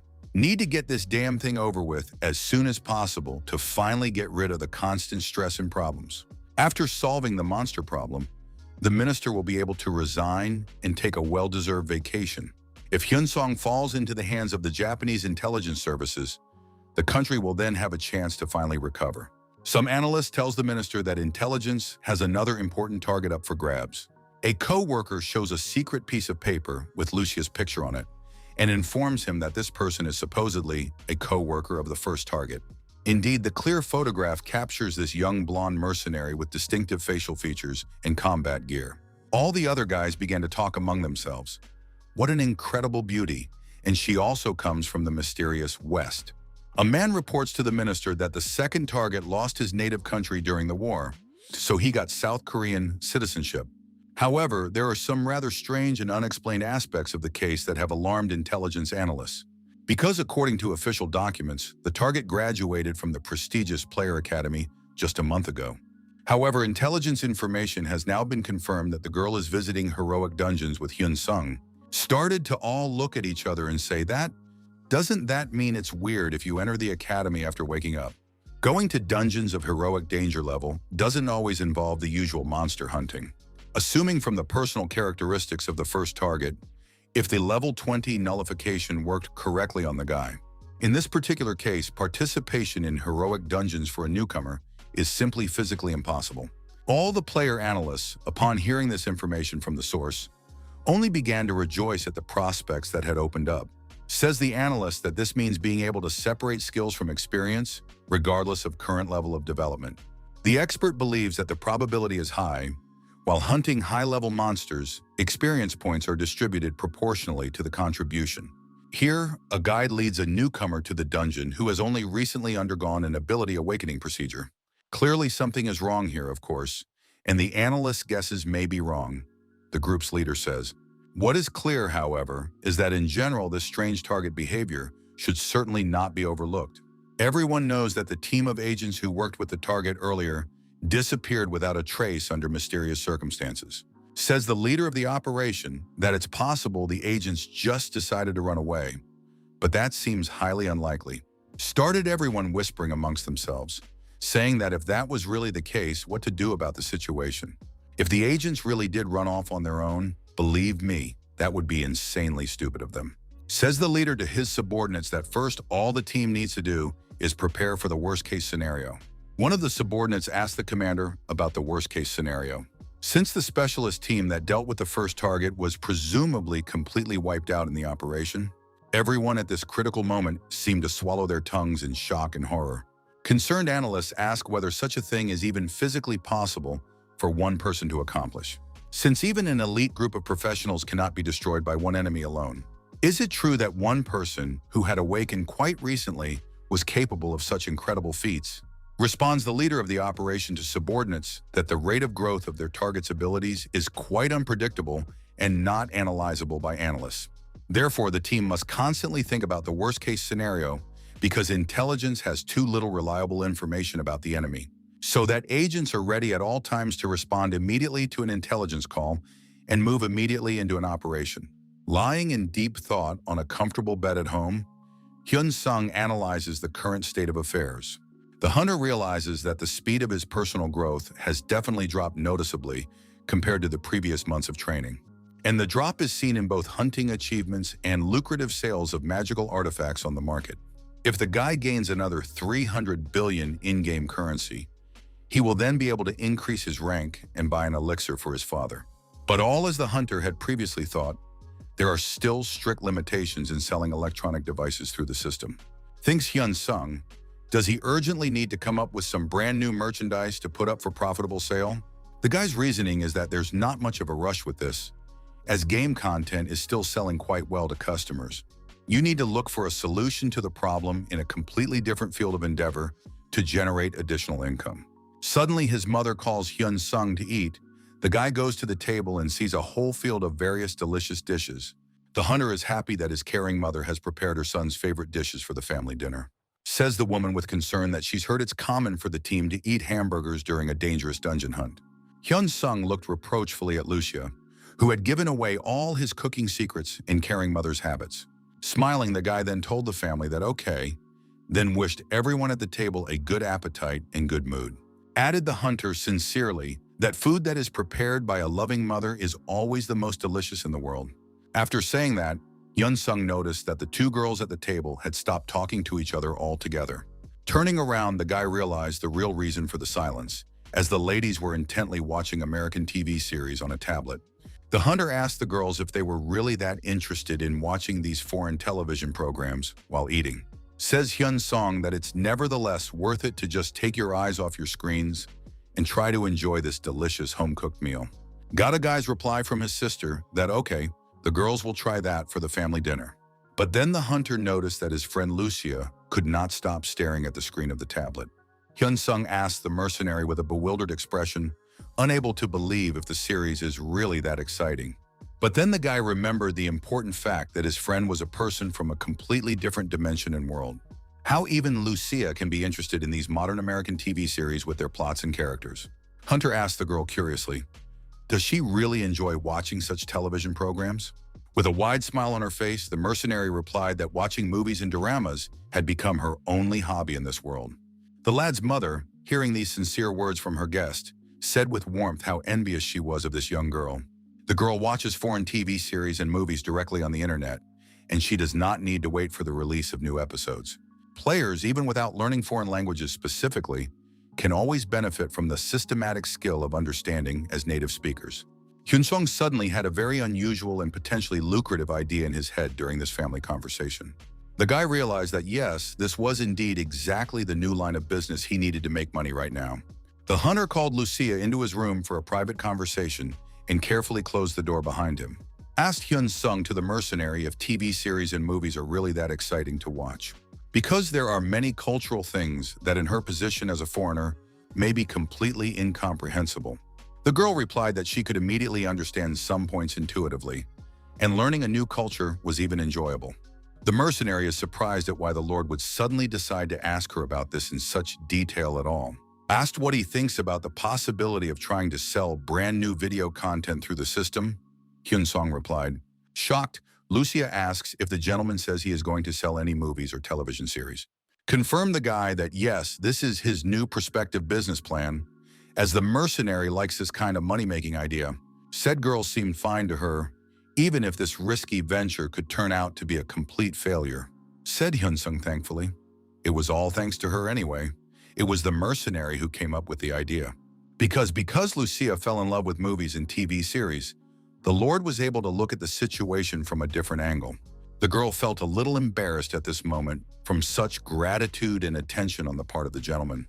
The luxurious palace, which clearly belongs to a very wealthy owner, is surrounded by beautiful nature and gardens. The girl received a system notification that a new item had been registered.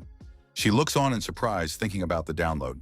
The buyer decided to see what it was, wondering if it was just another useless item for sale. The girl decided to give it a try, bought a TV and a DVD player, and connected all the equipment to her home power plant. The buyer prepared herself for disappointment, thinking that it would obviously be another unnecessary and useless nonsense. A rich girl turned on some TV series, and immediately on the screen appeared incredible shots of the action taking place.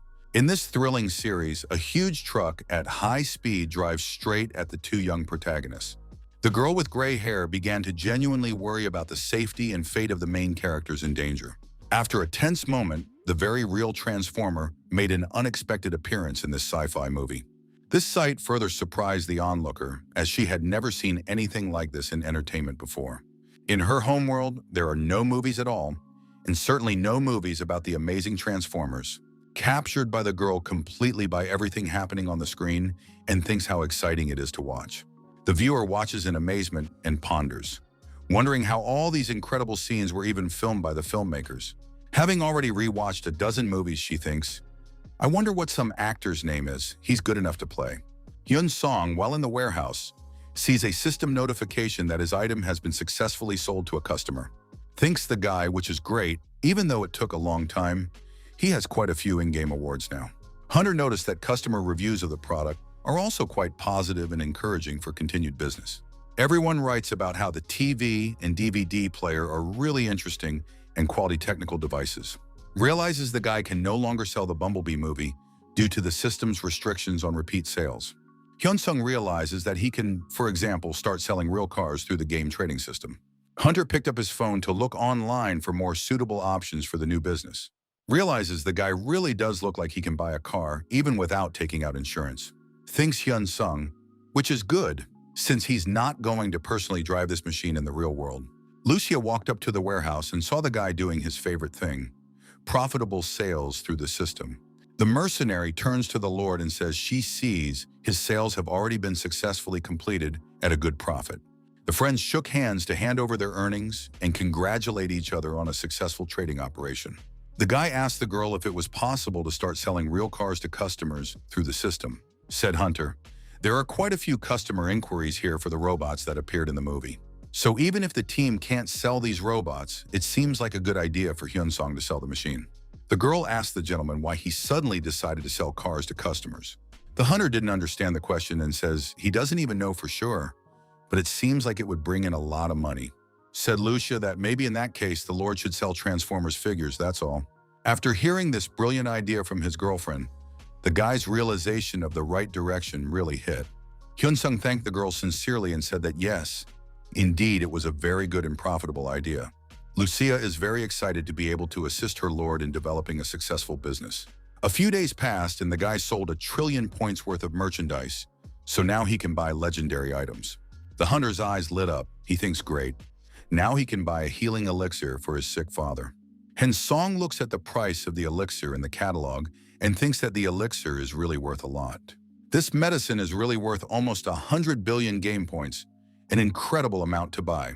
Hyun-sung has no choice but to buy this expensive healing elixir to save his father. A huge glass bottle with a magical liquid appears in the guy's hands. He sincerely hopes it will help his sick father. Lucia heartily congratulates her lord on the successful purchase and says she sincerely congratulates him on his acquisition.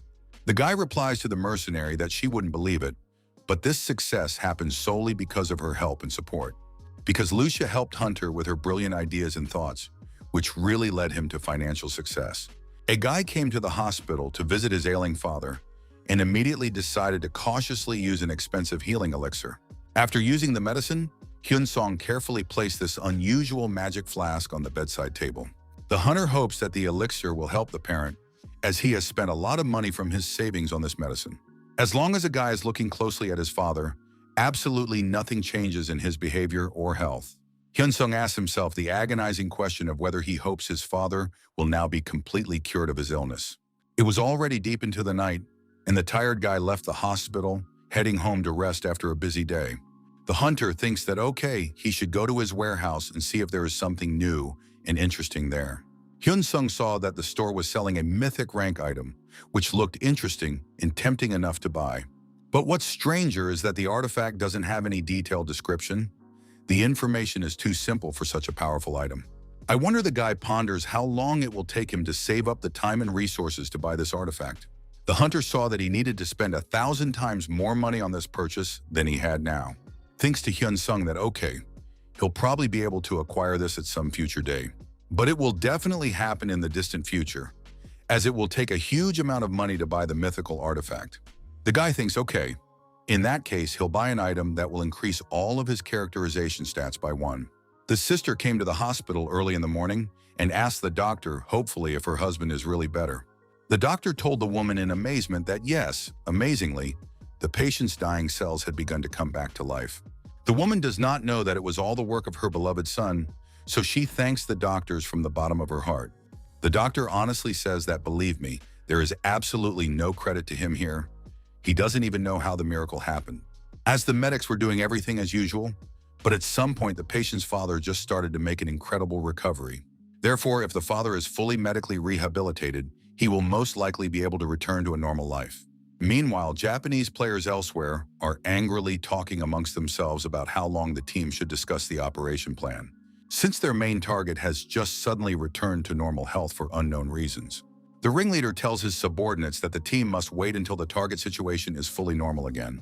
The subordinates are wondering to the commander why they can't just take the hunter and attack him when he's in the dungeon. Explains the leader that, as said earlier, the group should move with the worst-case scenario in mind. The subordinates say that the team is actually made up of Japanese elite forces, but the commander is overly strict with the fighters. It looks as if the commander doesn't trust the group's ability to perform truly complex combat missions. Agents say there is one player named Hiro Osaki, don't know why, but good man working with the team. The fighters ask what this hero did then, and get the answer that they heard about molestation of a minor. Others add that they heard a completely different version. It was a serial killing of several people in a row. Someone's huge hand in massive battle armor strikes the hard ground of the dungeon with force. After the powerful impact, there is a huge destructive explosion of bright purple color shaking the walls of the cave. Lucia, on a combat mission, rapidly leaps forward towards the approaching monsters to attack. A dungeon mercenary slashes through a crowd of monsters with one powerful swing of her legendary weapon. Literally a second later, the opponents are gone, and the girl realizes how effective the legendary equipment is. Thanks, Lucia. Thanks the guy for helping her buy this incredibly powerful legendary battle armor. Talking to Hyun-sung about how about buying more legendary weapons for the mercenary as well. The girl thanks for the idea. The hunter replies that there aren't enough points due to the purchase of an expensive elixir, and here the guy looks worried for some reason. Surprisingly, the team again found themselves surrounded by unknown adversaries ready to attack the group. Asked by Lucia if perhaps these were the same Japanese, it was quite likely that they were. The fighters look into the depths of the cave and see a huge number of glowing eyes, realizing that there are a lot of enemies. Says the girl if the opponents could have used the services of mercenaries, gets the answer that it's too much. Before the group is completely surrounded by enemies, let's try to take out the attackers, says the guy. Suggests the hunter first deal with those opponents who are 100 meters to the right of the team. After this successful battle, the group will move to the left and methodically destroy all other attackers. Said Lucia is a great tactical plan, and the mercenary is fully prepared for decisive combat. Ran the girl immediately into the attack, not even giving the guy a second to think about team coordination. Hyun-sung uses his unique teleportation skill, thanks to which he can instantly move around the battlefield. The hunter teleports directly behind the back of one of his unsuspecting enemies for a surprise attack. It was completely unexpected. The guy swings his sharp weapon and kills his opponent in one precise strike. The other spy looks at the death of a comrade and realizes with horror that, damn it, their location has been picked up. Hyun-sung heard that frightened voice and realized where he needed to direct his combat actions next. This Japanese agent uses the Ice Storm magic skill and unleashes many small ice projectiles. Hyun-sung is not at all deterred by this icy attack, bursting through the barrier and rushing forward. The Japanese agent looks at this incredible resilience with genuine surprise and shock on his frightened face. Easily and simply, the hunter slashes his next opponent with one powerful stroke of his enchanted blade. Lucia doesn't stand aside from the battle and tackles the rest of the villains who have decided to surround the team. One of the Japanese agents immediately recognized the girl from that secret photo in the intelligence file. Thinks the spy with wonder, could such a beautiful girl be such a strong and dangerous warrior? But Lucia immediately swings her sharp weapon and in one motion slits her opponent's throat. The head of this whole spy gang looks on at the carnage taking place in sheer shock and horror. The commander shouts to his subordinates that everyone must immediately assemble in battle order for defense. Everyone prepares for the worst-case scenario and adopts a protective fighting stance. The agents realize that Hyun-sung is quite strong and dangerous, so the upcoming battle will be incredibly hard. Running forward Lucia with her shield at the ready to protect her lord from enemy attacks. The mercenary swiftly runs at their tank, the most protected person in the enemy group. Some of the agents are already getting seriously worried as they fear the determination and rage of the approaching girl. Shouts the ringleader to all subordinates about getting ready. The dangerous girl is quickly approaching the positions. Hyun-sung at this critical moment uses his movement skill again and appears behind the enemy's back. But this time the hunter was spotted before the lad could do anything against his opponent. The guy is not at all embarrassed by this, so swings his magical weapon to strike. After concentrating the energy, uses the skill, and there is a huge destructive explosion of lightning. Opponents literally begin to melt before your eyes from the incredible temperature and power of the electrical attack. Lucia at this point runs at the rest of the enemies who were distracted by that blinding explosion. The mercenary realizes that now is the perfect time to deliver a decisive blow to her stunned opponents. The opponents realize that the matter is not good at all, as the girl turned out to be much stronger than they expected. The agents see what powerful skills Lucia possesses. Her shield and weapons make them truly fearful. The mercenary jumps off the ground and deals one of the enemies a deadly blow with her weapon, killing instantly. Shouts the chief of these spies to his subordinates that everyone must immediately retreat from the battlefield. Shouts the commander to his agents to try and spread out and get away from here as fast as possible. This is the main task for survival right now. As soon as one of the Japanese spies began to run swiftly away from the battlefield, he was immediately hit with a sharp weapon right in the back. The rest of the terrified kids start being mercilessly struck by destructive lightning bolts by an enraged guy with electrical powers. The head of the group, despite all the beating going on, says with bewilderment that he can't believe it. There is clearly something wrong here. Since the Japanese team had a significant advantage in the number of fighters, how could they not handle two opponents? Hyun-sung raises his arm in a new legendary armor that fully protects the hunter from all enemy attacks and spells. After concentrating magical energy, he sends all of his lightning power into the leader, who is thrown into the air, and his body begins to convulsively flutter. The commander was completely fried by the electricity so badly that you couldn't even see the pupils in his charred and smoking eyes. Said Hyun-sung, he would definitely need to acquire a new legendary rank armor to further develop. Lucia tells the Lord that the mercenary has gathered all the few surviving Japanese agents in one place for interrogation. The guy asked the girl if she could additionally collect more personal items of defeated opponents to study. All that was left of the slain agents was a Japanese passport, an expensive wristwatch, and a gold chain from their necks. Hyun-sung scrutinizes the system's game menu and finds something really interesting there that interests him greatly. Realized the hunter with triumph that he knew it was so. It was the brazen Japanese who had been hunting and chasing him all along. The guy raises his hand and slowly approaches the head of one of the bound and helpless opponents. Says Hyun-sung to the captives threateningly that if they want to stay alive, then they better cooperate honestly with the victor. The hunter's eyes light up with an ominous red glow, and the guy suggests the Japanese make a magical pact of truth for interrogation. The leader of this broken gang of Japanese spies feels the very real chilling sensation of impending death. Hyun-sung asks the commander how many combat-ready personnel the Japanese intelligence still has left for operations. Answer the Japanese after much hesitation that the commander is not exactly sure of the numbers, but approximately can say. Adds the ringleader after thinking that about somewhere around 20 or 30 well-trained men were left in reserve. The subordinate agents immediately begin indignantly shouting at the commander, how dare he give away classified information to the enemy. Lucia did not allow such disrespectful treatment of the Lord, so she immediately slapped the one who was outraged painfully. Said the mercenary in a stern warning tone that this agent wasn't being asked at all, so it was best to just keep quiet for now. Hyun-sung asked the next important question. How many people in the Japanese government know of its existence at all? Here the commander just replies that Minister Tanaka of the Measurement Department knows of the hunter's existence, and so do his cronies. This influential minister does not report any unnecessary information to his superiors, keeping everything in the strictest secrecy. If it is indeed true, the official reports upstairs in the hope that sooner or later he will be promoted. Hyun-sung was genuinely pleased to hear quite valuable and detailed information about the Japanese side's plans against him.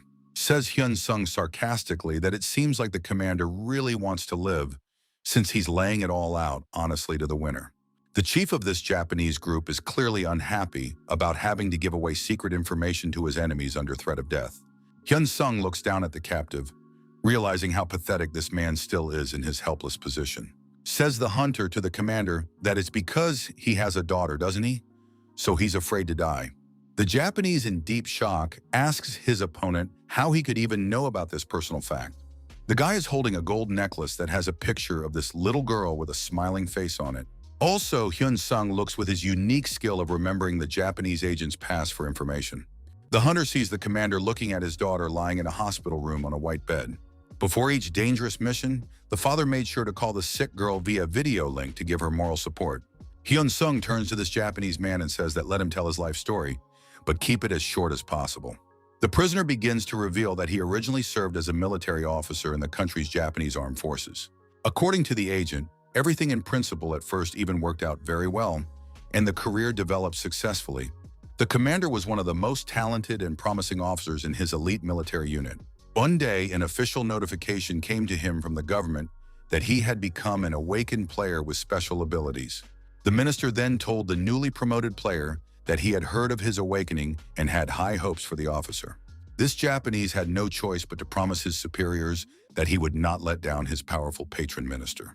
It's been a full 5 years of service as a defensive player in the big city of Osaka. Then once again, tragedy struck when the peaceful city was attacked by horrible gate creatures. The commander has been sent on an urgent mission to deal with the monsters and protect the civilians of the city. Nothing interested the agent except how to be as successful as possible and show high performance to his superiors. Therefore, the Japanese chopped these dangerous creatures left and right, sparing neither strength nor time for rest. In front of the officer's eyes was the main thought: he must surely cope with the task at any cost. The commander was doing quite well, handling all those bloodthirsty critters with ease. The other heroes watched the fighting Japanese with admiration and marveled at his incredible fighting strength. Even the most enormous and dangerous high-ranked monsters fell from his powerful attacks one after another. Then the commander defeated a huge, ferocious orc that seriously threatened the safety of the entire densely populated city. None of the other heroes could do it but him. Only the Japanese had enough strength. So then a wide variety of newspapers and news outlets across the country began writing about the hero. The press named him the Osaka hero for his outstanding service to the nation. The doctor then gave the father the terrible news that it seems his daughter has a rare magical syndrome. In the case of a girl, it is fatal 100% of the time without proper treatment and medical intervention. Therefore, the child needs constant, expensive treatment and special medications to keep him alive. Otherwise, the little girl's life will simply be impossible to sustain, and she will inevitably die. The father was constantly visiting his daughter in the hospital, even though she didn't even realize initially what the problem with her health was. But for the father, the most important thing was trying to cheer up his sick daughter at least a little during the rare visits to the hospital. The commander received a message from the bank, began to borrow a lot of money on credit to pay for expensive treatment of the child. The minister then went all out about the dire financial situation his subordinate was in due to medical expenses. Said the official knows of enough loans and still all sorts of unpaid bills from the hospital. Too bad about the hero's daughter. But if he works for the minister faithfully, he doesn't have to worry about these problems. Therefore, this famous Osaka hero had no choice but to agree to the patron's offer. The commander began to serve this powerful minister even more faithfully, carrying out any orders without question. Hyun-sung, after listening to the captive's tragic story, realizes that this is actually quite a difficult life situation. Said the hunter of what seems to be some interesting idea in his head for a solution to the problem. This rare magic syndrome is familiar to Hyun-sung, as his own father also suffered from a similar disease. At an item store, the guy saw something interesting that could theoretically help cure the girl of the syndrome. But the value of this miraculous artifact is as much as 10 million game points, a huge sum. So Hyun-sung turns to this Japanese commander and says, let him listen carefully to the proposal. The hunter asks if the Japanese can kill those people who have any secret information about him. The prisoner replies that it is quite possible to accomplish this, but there are serious pitfalls in such an operation. Hyun-sung, hearing the positive answer, gets excited about the idea and says he'll show the status window in that case. The hunter sees that the Japanese man has high enough combat stats for such dangerous assignments. Collectively, the commander has more than all stats pumped up by 1,000 units. Impressive numbers. The Japanese is a typical assassin and in principle can be quite successful in covert operations. The commander says with desperation that tell you what to do will definitely do everything to save his daughter. Says Hyun-sung that, well, will keep the Japanese alive if he completes the assignment he gets. Hunter explains that the contract is more exclusive than even the most expensive treatments in the world, so offers to take and sign the magical document here on the spot without much thought. It is confirmed by Hyun-sung that it is indeed possible to cure magic syndrome with a special artifact. Other subordinates of the commander see their leader simply betraying the team and surrendering to the enemy for personal interests. Understandably, the agents absolutely hate the whole humiliating surrender situation. But the father of this seriously ill girl simply signs the contract without thinking about the consequences. The commander is completely uninterested in anything except the health of his favorite daughter and the possibility of saving her. Magically, this enchanted contract is divided into two equal parts once signed by both parties. One of the parts, once signed, automatically goes to Hyun-sung as a guarantee that the terms will be fulfilled. The other half of the contract remains with the Osaka hero as proof of his commitment to his employer. The subordinates started indignantly shouting to the commander that he had signed a traitorous contract. Yes, he is a real rat. Said Hyun-sung to the agents that they were jealous of their commander, but the hunter wasn't interested in their opinion at all. Tells Hyun-sung to the agents coldly that they are too weak to serve him as subordinates. So most likely the hunter will have to finally say goodbye to these guys today for good. Perfectly knows Hyun-sung their dark past and how the agents abused innocent, defenseless girls. That the Japanese beat women and threaten them is horrible behavior unworthy of real warriors and men. Grabbing his sharp weapon in his hands, Hyun-sung thinks he really wants to kill these scoundrels for their crimes. In literally one powerful move, Hunter cuts off the Japanese agents' heads, executing them on the spot. The very healing elixir that can help save the commander's sick daughter appears in Hyun-sung's hands. The guy hands the bottle to the Japanese man and says, let him take the medicine for his child. Tells Hyun-sung to the commander that he must first return to Japan and report to his superiors that the operation has failed. Explains to the hunter that all the agents have been killed and the Japanese man must kill absolutely everyone who knows information about Hyun-sung. Adds the guy that, believe me, From now on, the commander must show real loyalty to the new master. The Japanese are rather surprised at this unexpected turn of events and the offer of cooperation with a former enemy. Says Hyun-sung that so to begin with, he should help his new ally a bit in developing abilities. Guy offers the commander a formal offer to join his faction as a subordinate. Hunter explains that first, the Japanese must accept this offer to join the team. And after the decision is made, Hyun-sung will explain to the new ally what will happen next in the plan. The Japanese commander goes already to his home, and first thing he does is to call his superior, informing him that everything has failed.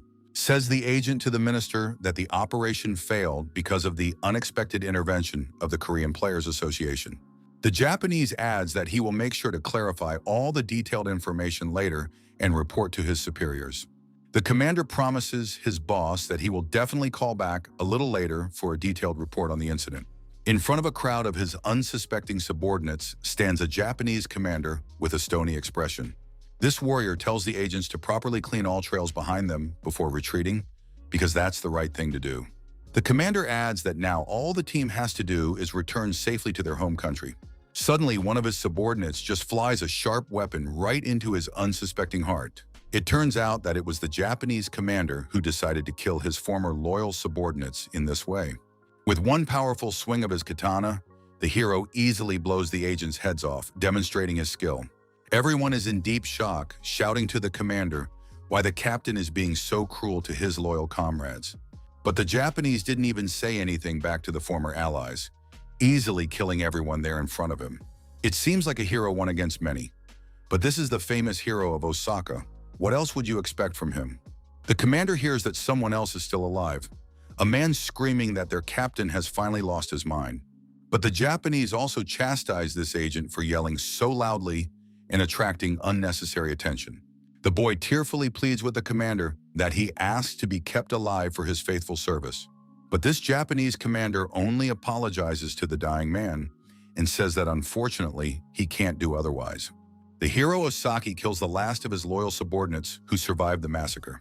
A few days passed, and there was the mysterious suicide of influential Minister Tanaka in his office. Hyun-sung, seeing this news on TV, thinks great, good for the Japanese to do things the right way. Lucia asked the Lord how he was going to use this Japanese defector in future plans. The lad himself thought deeply about this important question of what he should do with his new ally. The hunter replied that the Japanese was simply good at gathering information, as he could feign his own among his enemies. Said the lad to the mercenary, "Let's leave these serious matters for later, and now let's go hunting." Suddenly, Hyun-sung noticed that someone was calling his cell phone at unexpected times. It was his caring mother, who usually tries not to bother her son with unnecessary calls on weekdays. The woman excitedly said that the boy should quickly go to the hospital to see his sick father. As the parent finally woke up after a long and agonizing life coma that lasted for months, Hyun-sung asks his father if he can hear the voices of his family and understand what is going on around him. But it's still hard enough for a parent to speak and move after the ordeal they've been through. The doctor told the family that the disease had completely receded due to some unknown medical intervention or miracle. So the only thing left for the father to do now is to just get back to normal, little by little. After such a long time of immobility, my father struggled to lift his finger, which was trembling all over. The parent points his trembling finger at his son and struggles to say that it was the boy who saved him. The mother looks at her husband and says he probably wants to thank her son for something important. Hyun-sung is in complete shock at the unbelievable thing he sees before him in the hospital room. The father asks in wonder if the son has some magic power to heal. Since the doctors explicitly told the family that it was Hyun-sung who somehow completely cured the parent, everyone present, when they heard this statement, could not believe what it could even mean. Says Lucia that perhaps her father, after waking up from his coma, suddenly became a player with powers. No one can believe in the reality of what is happening, if this has ever happened anywhere else in the world.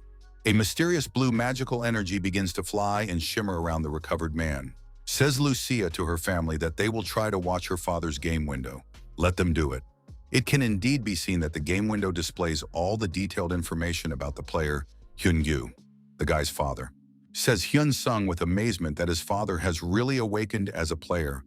But how is that possible? The mother cries with happiness and says that most likely the illness was so serious that the convalescence caused the awakening. Add sis that even experienced doctors have never before encountered such an incredible situation in practice. The son looks at his father intently and thinks deeply about how such an incredible transformation could have happened to his parent in the first place. Hyun-sung ponders what was the most basic reason for this amazing awakening of ability in his father. Perhaps it was the expensive elixir that the guy gave to his parent that had such powerful healing and transforming magic power. It's been a full week later, and my father is still lying still in the hospital being treated and monitored by doctors. Hyun-sung came to visit his recovering father, who is currently undergoing intensive medical rehabilitation. Hyun-gyu is insanely happy to see his favorite son, who took the time to come to his hospital room.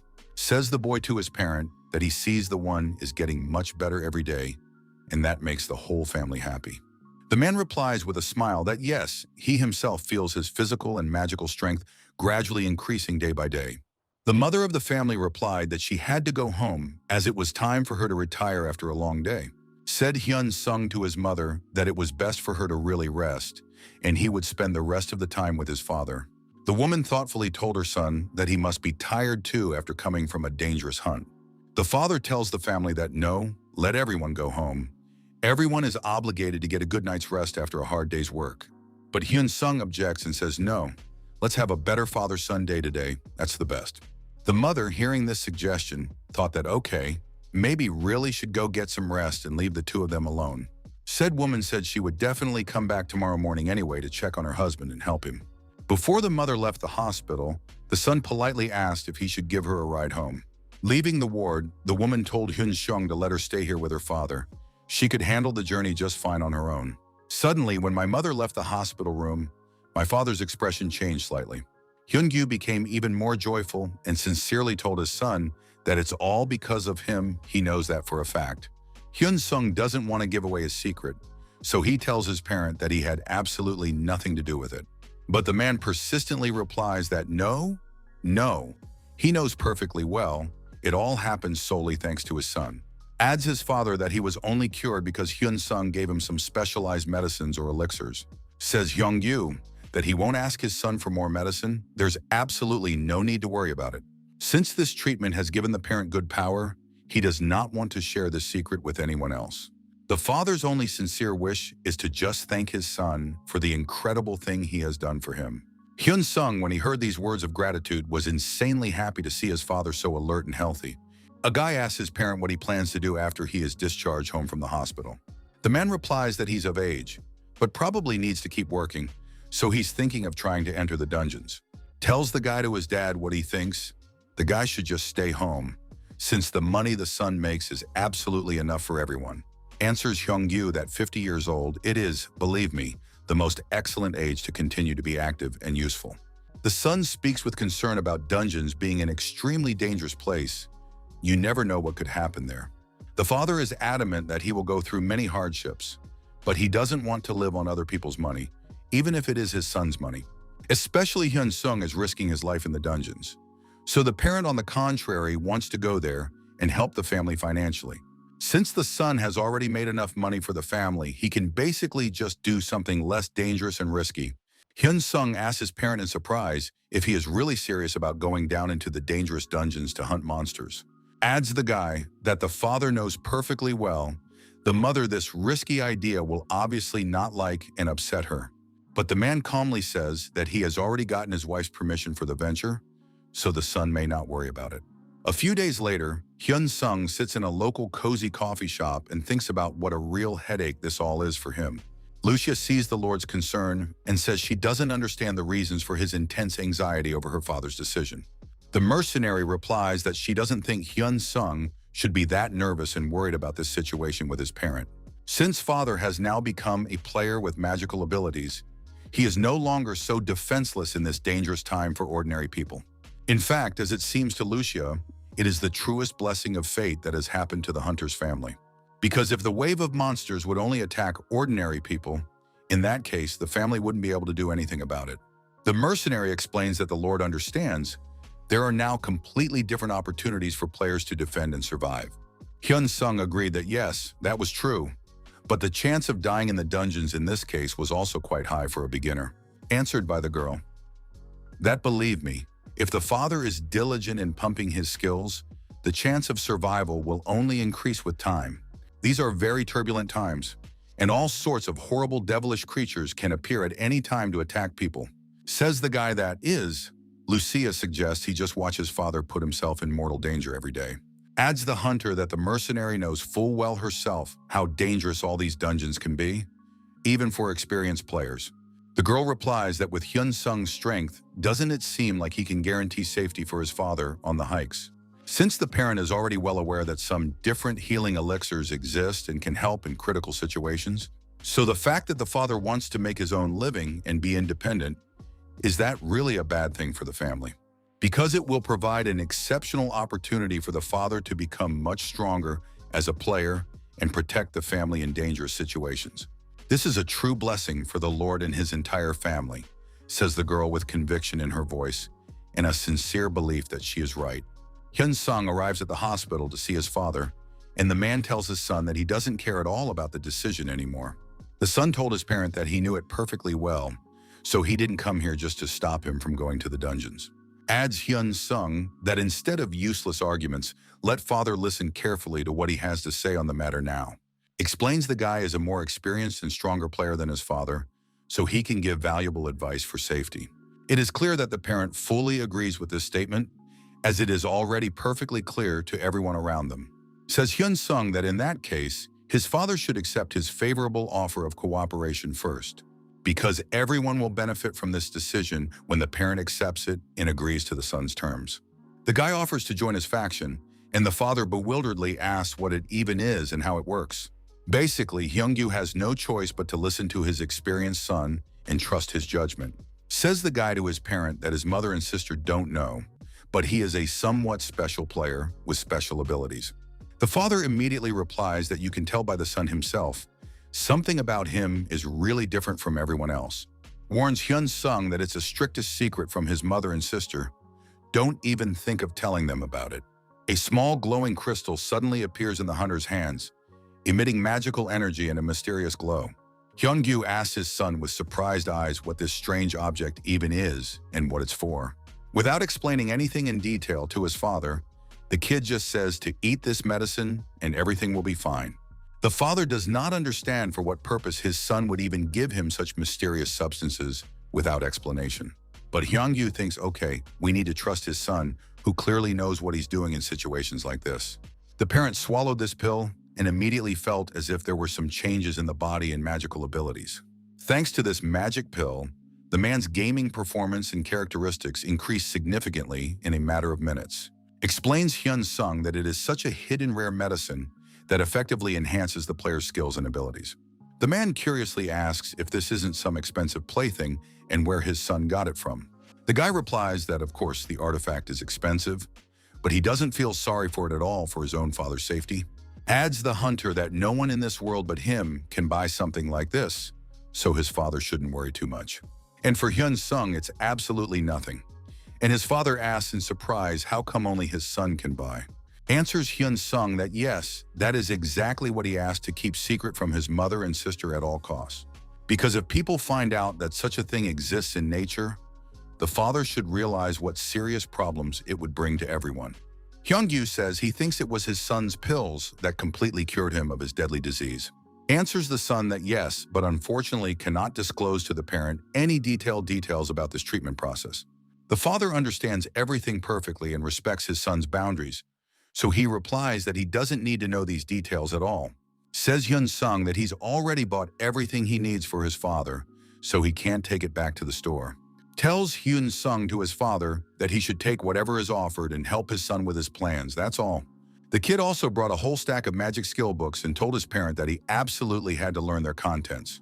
Father says with understanding that it turns out he will attack opponents at a distance using magical abilities. Explains to the son that his father originally fell into this particular fighting position of a long-range mage. Yes, that's right. Adds Hyun Sung that a parent can enter the dungeon, and he will guide the parent and ensure safety. Also, the hunter can give the man who will be in this dangerous dungeon with his father for support. Says the guy there is still a reliable tank that will absolutely always protect the parent from enemy attacks. Asks his father curiously, Can't these magical substances be taken by normal people without player abilities? Answers Hyun-sung honestly that he hasn't tested this theory in practice, so he doesn't even know the exact answer to the question. Adds Hunter about how it is absolutely impossible to conduct such experiments rashly and risk people's lives. Says Hyun-gyu that perhaps if ordinary people also study skill books, they can safely eat the pills. Wonders the son to his father if he wants to give these dangerous artifacts to their mother for experimentation. Explains to the parent that it feels like being 30 years younger after the appointment, so it would be interesting to give to mom. Warns Hyun-sung that he shouldn't do this if his father hadn't found out about the elixir in dungeon trekking. That Hunter wouldn't even share the information with his parent that such artifacts existed in nature. Asks his father, in that case, when he can go to his first dungeon for experience. Replies the guy that first the parent needs to get out of the hospital tomorrow and fully recover. After that, Hyun-gyu must still complete the mandatory training courses at the prestigious Player Academy. Meanwhile, an important national security meeting is taking place in the office of the Prime Minister of Japan. There they read the news about Minister Tanaka and conclude that this is most likely the work of a player with the invisibility skill. The Prime Minister asked if they had been able to find out who did it, to which the subordinate said they had not been able to identify the person. A man wonders how many Japanese heroes with heroic rank are now at the disposal of the government. The worker replies that it's hard to count yet. Some players don't reveal their abilities, so it's hard to say for sure. The Prime Minister once again persistently asks his aides how many such strong players there are in the country. The official said that in such a case, the guards of the state's top officials should be tripled for security. The man thinks to himself that this could be the work of some opposition parties against the ruling regime. Or, for example, it could be the work of different factions within the ruling party, although it is not known exactly who is behind the assassination. The Prime Minister has slammed his fist on the table and is thinking about the fact that it is clearly someone from political opponents. There are no other options. The minister realizes that the customers will not stop at this crime and will continue to eliminate undesirable officials. So asks aides how many covert agents the government now has for special defense operations. The Prime Minister interjected, "This is the guy who is now being handled and controlled by Osaka's famous hero after all." Said official said that he had an important proposal for the Japanese agent, so it was necessary to call him to a meeting. Unexpectedly, Hyun-sung receives an early morning call from the hero Osaka with important information about a new assignment from the Japanese government. Hunter, who had just gotten out of the shower after his morning treatments, clearly hadn't expected such an early call from an ally. Inukuso respectfully says into the receiver that, "Master, hello, he is the one bothering the master on an important matter." Adds the Japanese about meeting with the Japanese Prime Minister for a new secret assignment. Now the agent will tell Hyun-sung in detail what the powerful politician wants from him and what mission he is assigned to fulfill. Hyun-sung listened intently to everything the Osaka hero reported to him over the phone about his meeting with the Prime Minister. Hunter's eyes squint, and he says it's a mission to fabricate corruption charges against the opposition party. It turns out that this assignment was made specifically to discredit the Prime Minister's political opponents. The Japanese reports that the Prime Minister eventually plans to cover up all the crimes by disguising them as suicides. Says Hyun-sung that apparently the Prime Minister relies on the agent a lot. Let him follow the instructions and trustworthy. If the Japanese man succeeds in the task, you need to strengthen your influence in the Players Association and the measurement department. The hunter wonders how the Osaka hero's trip to America to treat his daughter with a healing elixir went. The Japanese replied that everything had gone very well, and his favorite daughter had fully recovered from the deadly disease.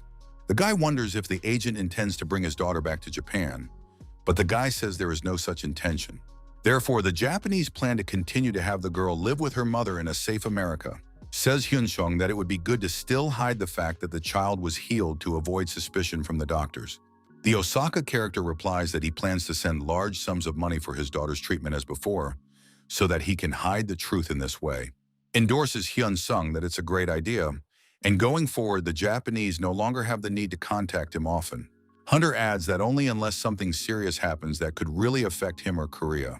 After these final words, their secret conversation was over and communication broke down between the allies. Thinks Hyun-sung suggests he doesn't have to care about these Japanese matters as much as he used to.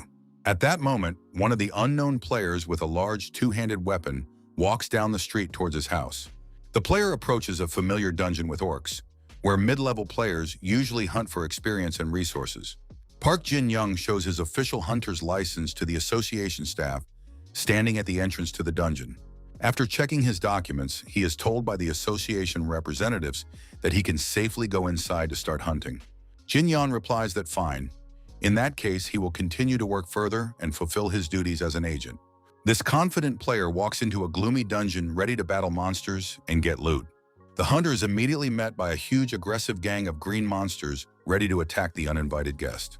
Says the guy to himself that it will be good training if he can pull this operation off successfully. This fearsome creature begins to growl and scream loudly in an attempt to intimidate its potential victim with frightening sounds. Jin-in places his 2 fingers on the blade of the weapon, and the sword begins to blaze with bright magical fire. Once the ability is activated, all of his weapons begin to burn with flames, and the hunter summons these creatures to fight. Orcs are not afraid of anything in principle, so they immediately wanted to pounce on this cocky guy with the whole crowd. Monsters screaming and roaring, huge green scary creatures showing their aggression and bloodlust. But this experienced guy can easily deal with opponents with his powerful fire weapon, showing off his skill. After a successful attack, he kicks again, showing the monsters who really owns the place. The hunter got close to the largest and most dangerous of the orcs, preparing to fight the main opponent. But even the impressive size of this monster does not frighten a confident, inexperienced fighter at all. With his blazing fire weapon, Jin-en simply slices the huge orc into exactly 2 bloody pieces. Looking around at the battlefield, the guy realizes that it was a fairly easy battle for his level. Says Jin-young that he was allowed to hunt here while he works as a security agent for the association. But suddenly, this cocky little guy noticed something interesting in the depths of the dark dungeon. From the new portal, even stronger green creatures began to appear, surpassing normal orcs in power. Thinks the hunter, why all of a sudden higher-level monsters started appearing in this simple dungeon. Ponders the guy that, okay, that doesn't scare him at all, since he considers himself an insanely strong player. Suddenly, a heavy axe flies, traveling very fast through the air towards the unsuspecting hunter. This deadly axe goes straight to the hero's heart area, dealing critical damage to the vital organ. Jin-un dies, not realizing how this could even happen, considering he had easily handled his enemies before. The people of the association talk amongst themselves in shock as to why an experienced agent just died suddenly in a simple dungeon. The staff look at these creatures and wonder where such strong and dangerous monsters even came from. The reinforced orcs attack these men from the association, showing their aggression and superiority in battle. The monsters cut the heads of these people with their sharp axes, leaving the association staff with no chance of escape. There is still only one secret agent left, who watches in horror at the whole bloodbath in progress. The survivor engaged in a desperate battle with this horrible green creature, hoping to stay alive. The huge monster swung his heavy axe with all the strength he had in his muscular body. The chief kills the last guy who was a secret agent for the Players Association and was trying to escape. Monsters are rejoicing from another victory. For them, it is an important step on the way to complete domination over humans. Their chief orc realizes that this marks the beginning of a new era and life for the entire tribe of green creatures. All the other subordinates bow before the leader, having seen his incredible strength and destructive power in battle. Thinks the players watching nearby, puzzled as to what these strange orcs are all about. This was a mistake, as the witnesses should have simply run away from there as fast and as far away as possible. The leader of the green creatures approached and with only one hand killed these people without much effort. The rest of the subordinates also joined the battle and began methodically destroying people left and right. The poor people try to save themselves by running away from the monsters, but they fail because of the superiority of the enemies. Runs away the girl player with tears in her eyes, hoping that maybe she can at least have something to salvage. At that moment, ordinary people on the street were going about their daily business, unaware of the danger. They suddenly heard a strange and frightening sound, which frightened and alarmed them very much. The townspeople see a horde of green creatures coming out of a magical portal right into the town square. Orcs immediately started attacking innocent people who were just peacefully living their normal lives. The monsters continued to damage civilians and kill one by one indiscriminately and without mercy. Enjoyed the leader of these monsters a moment of triumph, taking pleasure in the destruction and chaos taking place. Glad was the chief that he was finally feeling the full majesty and true power of his abilities. Hyun-song read with concern one disturbing news on the internet about an incident in the city. Noticed Hunter missed a call from the Players Association that may have been related to an emergency. Realizes the guy obviously needs to call the association back to find out what's seriously wrong. The problem is that the person Hyun Sung is trying to call is currently unreachable. Thinks the Hunter that this is bad enough, then what should he do in the situation? Says Lucia that there seems to be some kind of new wave of monster attack on the city right now. Shows the mercenary lord the breaking news on TV that aggressive monsters have reappeared on the station. After reading the message, Hyun Sung thinks, why has no one dealt with this threat effectively until now? Replies the girl that she hasn't said this before, but maybe the monsters are evolving and getting stronger. Asks Hyun Sung if the mercenary has in mind that it also applies to those green monsters. Answered Lucia that orcs, the monsters that most resemble humans, but fighting orcs are more dangerous than the normal level. Explains Lucia that those orcs who can fight professionally are of the rare level, but there are higher ranks. Adds the mercenary that among those who can fight, there is bound to be a leader, and they are precisely the heroic rank of the force. The girl also mentions that there are very rare specimens that even reach the legendary rank of might. Asks the hunter anxiously, maybe one of the attacking monsters is really of legendary level. Replied Lucia that it was quite possible, judging by the scale of destruction and the number of casualties. Basically, the mercenary admits she herself has encountered similar dangerous creatures in her homeworld before. Nothing else is left for the authorities to do but engage regular military forces to defend the city. A large number of tanks and specialized military vehicles move through the ruined streets towards the battle site. Seeing the approaching army, the orcs only get angrier. Someone dared to enter their conquered territory. Shouts the soldier to his comrades that they must immediately begin their rescue mission to liberate the city.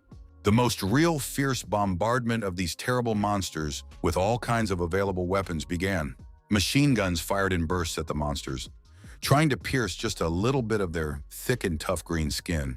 Automatic rifles fire non-stop every second, creating a continuous curtain of fire against approaching enemies. It is the sacred duty of soldiers to protect the homeland and the nation, doing so as best and efficiently as possible. Players appeared on the battlefield, wondering what kind of incredible strength these monsters could have. All three mages get in a row and send their ice spells straight at the clusters of green monsters. The green creatures panic at the sudden attack, so they begin to run away chaotically in different directions. Some of the orcs have absolutely no escape and are still caught up and killed by their pursuers. Already a dozen corpses of these horrible creatures lie on the bloody ground throughout the ruined city. But the players battling it out there aren't going to stop at this small success. The fighters realize that this plague must be ended now, before the monsters multiply even more. Therefore, they continue to furiously attack the green creatures, sparing no effort and magical energy. When half of these monsters die from their wounds, their bodies slowly begin to mysteriously disappear. Unexpectedly, Hyun Sung also approaches the scene of a fierce battle, attracted by the sounds of battle and destruction. Looking around, the hunter thinks why he is so worried, although in principle, as if there is no good reason. In the distance, the lad saw several brave warriors being cornered by superior enemy forces. Taking advantage of the remnants of their strength, the surrounded try to somehow fight off the endless attacks of bloodthirsty monsters. The doomed fighters are slowly approached by their leader, a huge orc chieftain with an intimidating appearance. As he watches the tragedy unfold, Hyun Sung wonders if he should warn the warriors of this deadly danger. The green monster leader approaches his victims closer and closer. He is much smarter and more cunning than his kin. A horrible blood-red aura of destruction emanates from the huge orc, and it screams so loud and shrill that it drives everyone present insane. The players are desperately trying to steady themselves on their trembling legs from that demonic scream because the system information of paralysis has come to them. Hyun Sung, who also received an alarming debuff notice, realizes that this is the worst thing that can happen in battle. All players are scared to death and shaking with fear as they can't move even a finger under the spell. These green monsters start to go even more insane when they see the defenselessness of their victims and the possibility of easy retribution. The orcs go on a mass attack and begin methodically killing defenseless humans unable to resist or escape. People who can't do anything because of magical paralysis just accept their inevitable death with terror in their eyes. The green creatures do this quite ruthlessly and in cold blood, taking sadistic pleasure in the helplessness of their victims. One girl player with long black hair is still unable to move and sees the shadow of the creature approaching. She is shaking madly and afraid of the horrible thing that is about to happen to her in the next few seconds. The girl hopes that perhaps one of her comrades can save her from imminent death at the last moment. But unfortunately, everyone else is in the same dire situation and can't help each other. One of the brave players is still fighting against the monsters and can at least do something to defend himself. But after a second, the orc leader simply crushes the hero with force with his huge foot, crushing him like an insect. Although the chief has already killed the man, he decides to swing his massive battle axe some more for good measure. An orc cuts this defenseless girl in half with an axe, a sight so horrific it's impossible to watch. But suddenly one of the players tries to fix the disastrous situation by rushing to the aid of his comrades very quickly. The leader of these green creatures, of course, immediately spotted the approaching daredevil and prepared for another fight. The chief sees the kid running up to him with his weapon at the ready and puts up his defense block. The player gets angry, thinking that no, it was after all the perfect moment to strike the monster suddenly and fatally. There is also an assassination attempt on the green creature from above. Someone jumps right off the roof of a building to attack. The hunters begin to surround the orc from different sides to work together to deal with this terrible and powerful monster. This most enormous green creature swings its massive two-handed axes menacingly, preparing for a decisive attack. The leader's heavy breathing is so vicious and intimidating that it becomes frightening to hear those demonic sounds. All the players out there are completely exhausted, thinking with despair as to why this orc is so incredibly strong. One of the fighters says bitterly that he'll probably just die here today, and that will be the end of it for good. After saying that, they see that huge orc being pierced by a powerful purple magic of unknown origin. Hyun-sung decided to decisively intervene in this critical situation, comes behind his back, and swings his enchanted weapon. The hunter strikes the air with his blade so unexpectedly that it was completely out of the blue to everyone present. Unfortunately, the guy can't get anything going through the defense, and he thinks with frustration how bad things have gotten.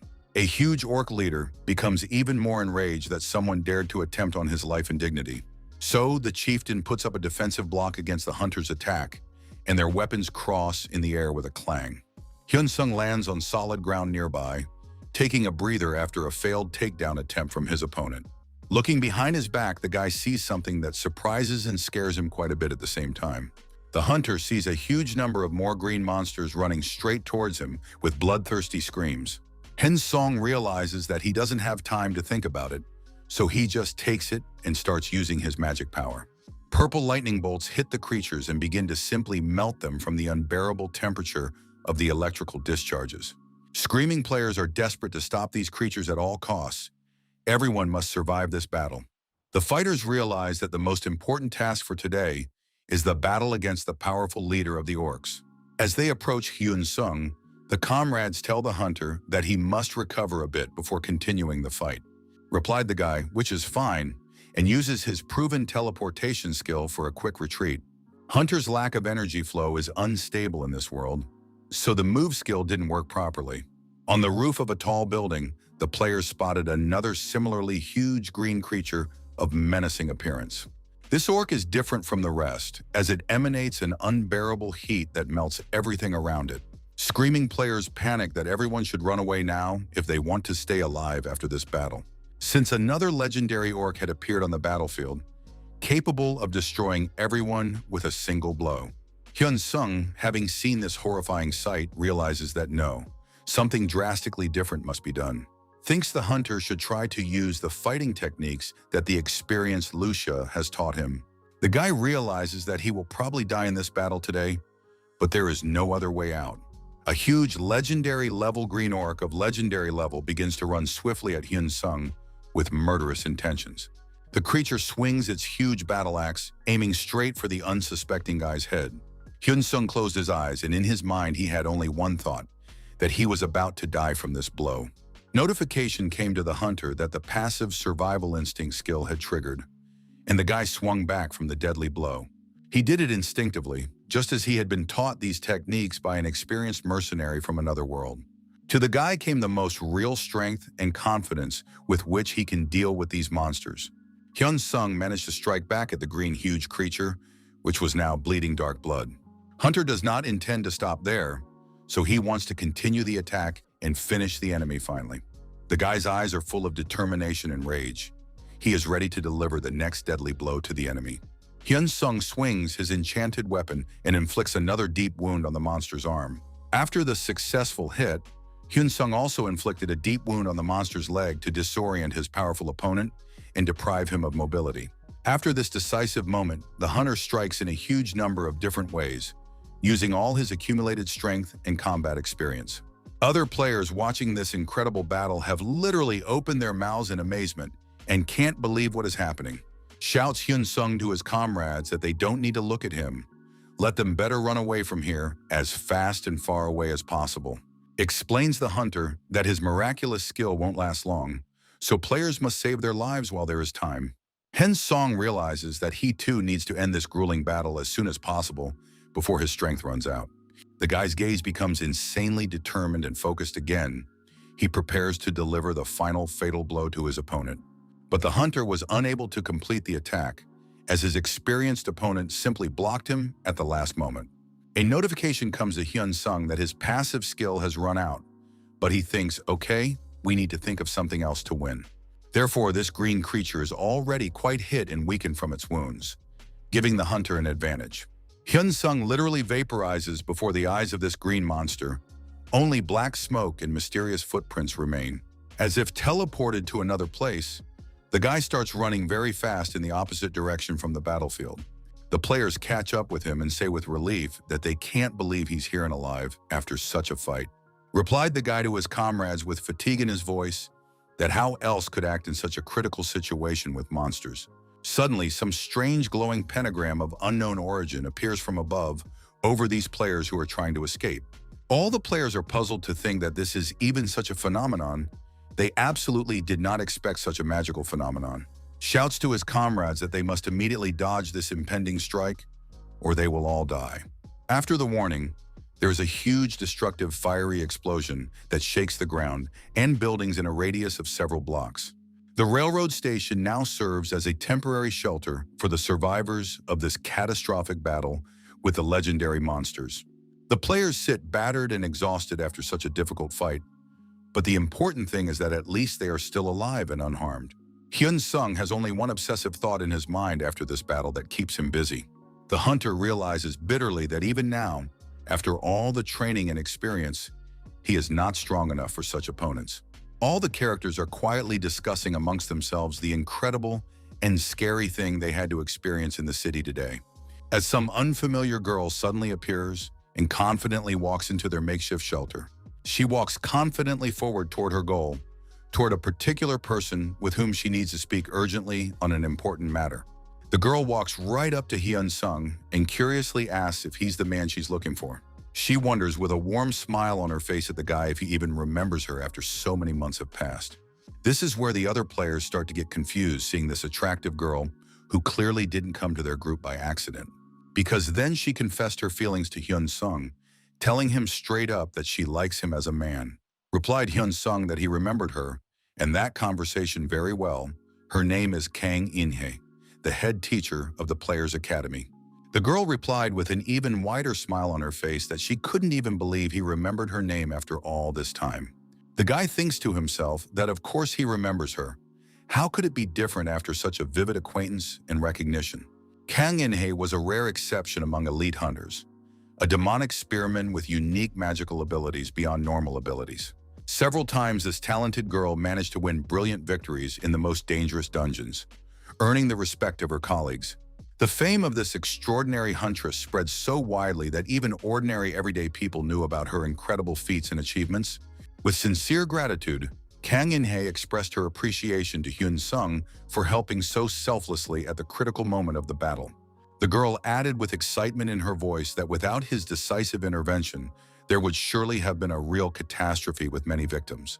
An unfamiliar guy approached their small group and mentioned that they had all once served together in the same elite punitive unit. This young man, with a friendly smile on his face, admitted that he wasn't quite sure if Hyun-sung remembered him, but was very happy about the unexpected meeting. It turned out that in front of them stood the same legendary fighter who had miraculously survived a brutal battle with a powerful dragon. Nowadays, this experienced hunter has become an unofficial member of a secret assassination team specializing in particularly dangerous missions. Another man approached the gathered group and greeted Hyun Seong with obvious pleasure, showing familiarity with the guy. This person turned out to be the influential representative of the Players Association, Kang Seong-yoon, who shook the hunter's hand in a friendly greeting. The man respectfully commented that it was a pleasure to personally meet the very president of their esteemed association at such a challenging time. He also added with concern that these are really tough and extremely dangerous times for their home country now with monsters. When the entire group arrived at the spacious Players Association building, the chairman reported that he had received extensive information about Hyun Song's activities. That was probably why, despite their first face-to-face meeting, this young hunter seemed quite familiar and understandable to him. Hyun Song frankly replied that perhaps that was indeed the case, but he himself knew little about the chairman and could not say the same. The president of the association, hearing such a straightforward and honest answer from the hunter, visibly tensed at the guy's unexpected candor. The man diplomatically remarked that since this was their first official meeting, it was only natural to feel like strangers to each other. However, shouldn't they try to build strong friendships among themselves in the near future, for the common good and security? Hyun Sung asked blandly what specific reason the chairman had for seeking him out among the many other experienced hunters in the city in the first place. The president explained at length that they had finally figured out the orc chieftain possessed a legendary level of strength, so they planned to assemble a special unit to fight. Hyun Song thoughtfully remarked that compared to the previous raid against that powerful dragon, this upcoming battle would prove to be much more difficult. The chairman agreed with the hunter's assessment and added anxiously that there was an even more serious problem that needed to be addressed immediately. The case was that cunning orcs had taken a large number of civilians hostage and were constantly threatening their safety. Hyun Song wondered with obvious surprise if these primitive monsters were really capable of such complex tactical maneuvers and devious actions. The chairman grimly explained that smart orcs saw defenseless humans as a reliable insurance policy in case the operation didn't go according to plan.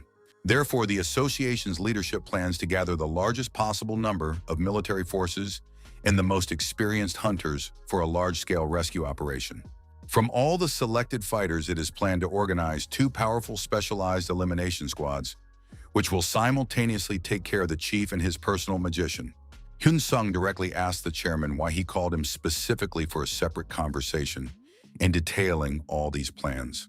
The president of the association frankly admitted that he did not want to drag on with explanations for a long time and preferred to speak without unnecessary ceremonies, straight to the point. The man seriously stated that he was mulling over the possibility of appointing Hyun Sung as the commander of one of the special squads to eliminate legendary monsters. Hyun Sung asked the chairman with obvious surprise why he had been chosen for such a demanding and dangerous task. Song Yun patiently explained to the hunter that the reason was because he had fought a powerful orc chieftain alone, albeit briefly. The representative of the association politely asked if Hyun Sung could talk about the unique skills he used in the critical battle with the monster. This guy was well aware that he had absolutely no interest in revealing absolutely all of his closely guarded battle secrets. So the hunter was careful to answer that he could not tell all the details of his abilities and tactics in battle. However, Hyun Song is willing to share information about the activation conditions, time of use, and the nature of the attacking abilities of his skills. The chairman replied understandingly that if the hunter would tell them at least these basic aspects, that would be enough. Here the boy curiously asked if he could find out why the representatives of the association were so keenly interested in his abilities in the first place. The man frankly admitted that he wasn't sure if it was possible to defeat these creatures, even with a powerful enhancement like Kim Ha-na's ability. The point, the chairman explained, was that the duration of such combat skills and enhancements was too short for victory. The president of the association cryptically said that he had one special item in store, especially for Hyun Sung to use. Taking the mysterious artifact out of his pocket and placing it on the table, the man offered the hunter a closer look and evaluation. The guy took the item in his hands and was amazed to think what kind of strange artifact was in front of him. He had seen the inscription, Heart of an Orc, of heroic level. Hyun Song realized to himself with astonishment that this was the improved heart of a werewolf king, a truly amazing and extremely rare artifact. Hunter incredulously asked the chairman if he meant to say that this was the item that should be used to try and defeat the orc chieftain. The chairman confidently replied that he was absolutely convinced. With the help of this powerful artifact, Hyun Song would definitely be able to defeat the powerful opponent. The man added that if you also use Kim Ha-na's abilities, especially when she activates her destructive rage, then the president is more than confident that the hunter will definitely have a decisive victory over the legendary monster in the upcoming battle. But only on the condition that Hyun-sung officially accepts the association's offer and agrees to lead one of the elimination assault squads. Then all the accumulated debts for buying expensive legendary-level skill books would be completely deducted from his personal account. And also, after the hunter successfully completes both challenging raids, he will be able to get any one item from the treasure trove for free. Hyun-sung listened carefully to all the terms of the deal and realized that the offer sounded very tempting. 10% of the lost skills were worth 3.5 billion points. But it's a good thing the chairman doesn't know that. So the guy slyly offered to give him for free 2 whole items that he himself would choose from the treasury. Hearing such an impudent demand, the chairman came to a real shock, as he had already offered the hunter quite favorable terms of cooperation. Also, Hyun-sung added that, in addition to that, he wants to receive a fair share of the proceeds from the sale of items that corresponds to his personal contribution. The chairman, after listening carefully to all the additional terms of the deal, silently extended his hand for a handshake as a sign of final agreement. Hyun-sung responded by earnestly asking to take care of his safety during the mission, as he absolutely does not want to die on the mission. At last, the man with sincere gratitude told the hunter, "Thank you very much for agreeing to such a difficult and responsible decision." The guy also added that he has another small request to the association's leadership that he would like to discuss right now. The director of the association diplomatically replied that if it was indeed within his authority, he would certainly help with the matter. Hyun-sung explicitly stated that he would like to be promoted in the association to the title of team head with corresponding privileges and responsibilities, and also that a new special team be created, which he would lead and which would report directly to him. In principle, the chairman was completely satisfied with this proposal, so the man did not hesitate to say that this option was feasible and affordable. Hunter admitted that he was actually very worried that the association leadership might deny him this important request. The man confidently replied that people with outstanding skills and strong character like Hyun-sung's achieve whatever they want. Therefore, the hunter has every right to take the place of the head of the team and can be absolutely sure of it without any doubts. At that moment, they were brought exquisite and insanely beautiful desserts that looked truly appetizing and tempting on expensive plates. The guy, who was pretty tired from all the tense negotiations, decided to pounce on the sweet treats with gusto. Song-yeon thoughtfully remarked that the skill activation conditions that Hyun-sung had described did indeed seem quite serious and complicated. Then suddenly the guy uttered such a phrase, "Let them send just him alone to meet the mighty orc chieftain in a decisive battle." Then the chairman, hearing this bold proposal, was extremely surprised at such an unexpected and risky statement from a young hunter. Hyun-sung explained that if one did just that, the chances of his decisive skill activating successfully would definitely increase significantly. The chairman worriedly objected that it could be extremely dangerous, and they could not risk the life of such a valuable fighter. The man thought to himself, he was sure, this guy's an egotist who cares solely for his own benefit and safety. But apparently he was wrong in his assumptions, so the chairman ends up accepting a risky offer from the hunter. The first squad, which was sent to decisively fight the legendary orcs, suffered a crushing defeat in an unequal battle. The news of this catastrophe instantly spread throughout the city, and absolutely all anxious citizens learned of the terrible defeat. The main reason for their crushing defeat was an unexpected discovery. It turned out that there were 2 legendary-level orcs, not just one. All citizens, after receiving this terrible news, went into a state of real panic, thinking about who would now protect them. People living in the capital Seoul, in panic, began to leave their homes en masse and go as far away from the epicenter of danger as possible. The government urgently requested military assistance from those countries that were members of the UN and had experience fighting monsters, and called for players from all over the world. At the same time, the government sought the support of the UN peacekeeping force itself, and the fact that a second unit would come forward to fight was widely publicized. The head of the UN peacekeeping troops, Jason, is serious about finding a way to stop the devastating psychological attack the orcs are using. He emphasized that if they could not neutralize it, there was a high probability that the new squad would then also suffer a crushing defeat.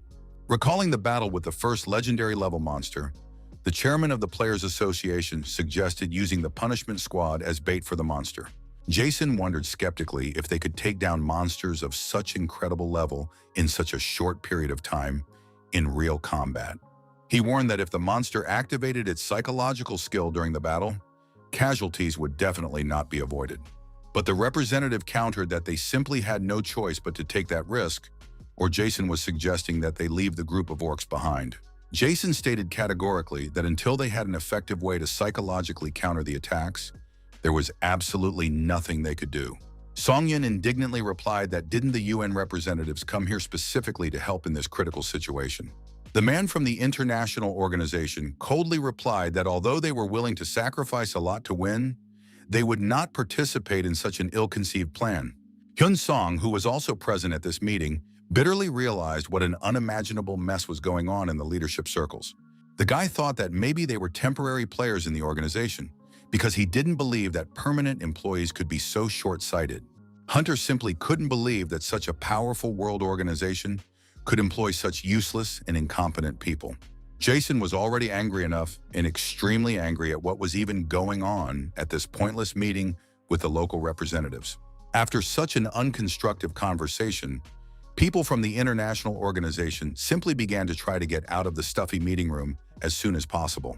The association representatives were screaming about how the damn man just hates the players, so they fundamentally don't want to help them. They realized that all the UN representatives were doing was purposely stalling precious time, while the situation was only getting worse by the hour. The local players realized that the internationals were acting deliberately so that the number of casualties among defenseless civilians would only increase. One girl staff member of the association anxiously remarked that she now realized the upcoming battle would indeed be insanely difficult and dangerous for everyone. The other fighters grimly replied that there was absolutely no guarantee that the cunning orcs would just sit quietly in one place. But there is nothing left for them but to have their first decisive meeting with the legendary monsters as early as tomorrow morning, despite all the risks. It had been an incredibly long and exhausting day for all involved, and the chairman tiredly wished his subordinates a good rest before the fight. So now the only thing everyone here can do is to go home quietly and get some proper rest before tomorrow's hard day. Hyunsong anxiously realized how incredibly difficult and dangerous tomorrow would be for everyone involved in the upcoming operation. Then suddenly some unfamiliar girl stopped him decisively at the exit and turned to the guy with a serious look. It turned out to be Shin Yuna, whom the hunter hadn't seen in a long time, and meeting her was a complete surprise to him. Shin Yuna politely asked Hyun Sung if he could spare her some of his precious time for an important conversation. The girl offered the guy to drink coffee together, but he politely declined the offer, citing fatigue after a long day. She frankly confessed to the hunter that she had perfectly well heard all the serious talk that was going on at the private meeting of the management. Shin Yuna noted that Hyun Sung had made a really great and meaningful contribution to that first tough battle with the legendary monsters. The girl thought that the guy had joined the second raid solely for quick development, but now sees that this is not the case at all. She bluntly asked the hunter why he had been so careful to hide his true fighting skills and abilities from others all along. Hyun Sung honestly answered the girl that if that was the case, he would have been killed by that powerful blue dragon long ago. Shin Yuna pointed out insistently that since then, his skills had grown and intensified insanely after all, and it was quite obvious to everyone. The guy at this point felt a little uncomfortable at such a direct and frank question from the perceptive girl. She added that she had heard that this time he would be the one to take the most damage in the upcoming battle with the orcs. Hyun Sung confirmed this information, explaining to the girl that such a plan of action would be quite favorable for him personally. The girl objected that it didn't matter at all, for any reward would be meaningless if he died in this dangerous fight. Therefore, Shin Yuna sincerely thanked the hunter for making such a difficult and responsible decision to save people. If he suddenly changes his mind about participating in the operation, he can absolutely announce it at any time, and everyone will understand his decision. The guy calmly replied that there was no need to worry, as he had already decided everything for himself definitively a long time ago. Shin Yuna saw the surprising ease in his words and was struck by such equanimity in the face of mortal danger. The girl thought to herself that the guy expects to write off over $1 trillion in debt and get 2 legendary items. So be that as it may, there is still no way he can refuse such a lucrative offer of association. Shin Yuna apologized for possible rudeness, but admitted that she had a personal question that she was very much interested in. Hyun-sung asked the girl in surprise, "Then what was it that bothered her so much about this difficult situation?" Shin Yuna honestly admitted that she wanted to know his real contribution to that memorable raid against the mighty Amuga. The boy was perplexed as to why she was suddenly interested in this, since it had already been so long since those dramatic events. The girl explained that she came second in that raid on her contribution, so she was eager to find out who came first. She polled absolutely everyone in that raid about their final place in the overall rankings, but the results surprised her. But none of the hunters interviewed turned out to be the first, so now the girl thinks it could only be Hyun-sung. Though the girl remained silent in answer to his question, her reaction and look gave an absolutely clear answer to all doubts. She looked straight into the hunter's eyes and sincerely hoped that he would finally tell her the whole truth about this secret. Hyun-sung lowered his eyes to the floor, and for almost the first time in his life, he felt this kind of embarrassment and awkwardness. Hunter realized he had nowhere to run from the truth, so with a heavy sigh, he admitted to the girl that it was indeed true. Shin Yuna sincerely thanked the guy for his honesty and remarked that their Players Association had made a truly fatal mistake in distributing the awards. Management gave the player who contributed the most to the victory the smallest and most unfair reward of all the raid participants. The girl promised to be sure to talk to the chairman of the association so that Hyun-sung would be given his well-deserved reward once again in a fair manner. Hyun-sung replied with a grateful smile on his face that if she really did, he would be incredibly grateful for her help. Shin Yuna shrewdly remarked that it seems like he's actually understating a lot of things and hiding something else very interesting. The guy replied thoughtfully that that was probably true, but for now he didn't even know if he should tell anyone about it.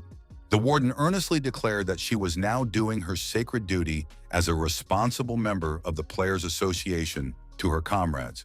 The hunter calmly replied that this was exactly what he had intended to do from the beginning of their conversation.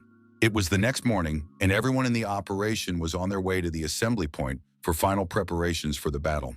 In the morning, management gathered everyone for an emergency morning call to discuss the final details of the dangerous operation ahead. The chairman looked rather grim and angry as he could no longer contain his accumulated emotions and irritation. The United Nations representative continued to persist, unwilling to make concessions to the local authorities. Hyun-sung bitterly thought that today's tense conversation would probably end up being nothing useful for everyone. Suddenly, there was a very real sepulchral silence in the conference room for a few seconds, which alarmed everyone. The surprised chairman asked the audience with concern in his voice what was going on here and why everyone was silent. As it turned out, a group of legendary orcs began to rapidly move towards the Hongdae area, which drastically changed the entire situation. Upon hearing this disturbing news, the chairman immediately ordered to gather all available armed forces to repel the monster's surprise attack. The director asked with hope in his voice if the United Nations forces would support them in this critical situation. But Jason was just silent for now, and not even in a hurry to answer this vital question about international aid.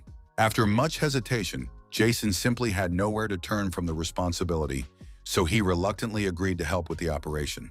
The UN spokesman cynically stated that they should pretend like they were really in a battle and then just retreat afterward.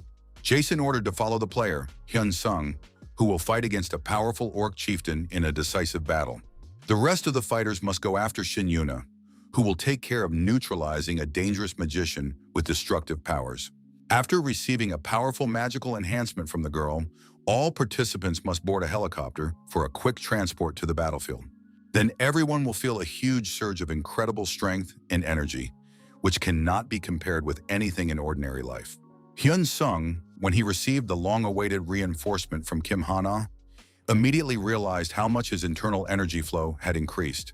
The guy thought that the reinforcement skill book never came out, and he still hadn't seen such a powerful ability.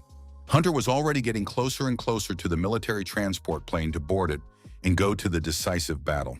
Hunter thought about how great it would be if he had a few extra skills similar to the survival instinct. No matter how much the guy pondered it, using expensive consumables would be quite unprofitable in the upcoming battle. If it's not a battle against legendary-level monsters, then maybe he can get by with spending and not using it at all.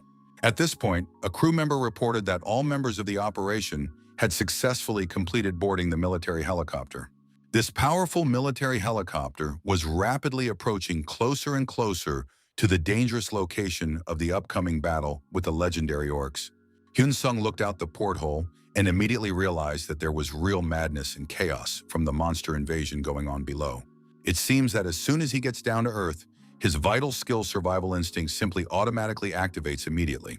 As expected, the guy was already determined to be the first to leave the helicopter hovering over the battlefield.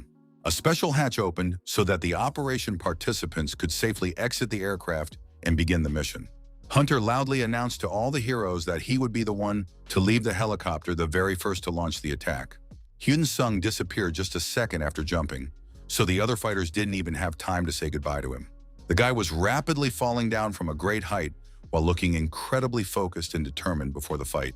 Hunter thought that it was necessary to start the battle nicely, so he immediately activated his powerful lightning attack skill.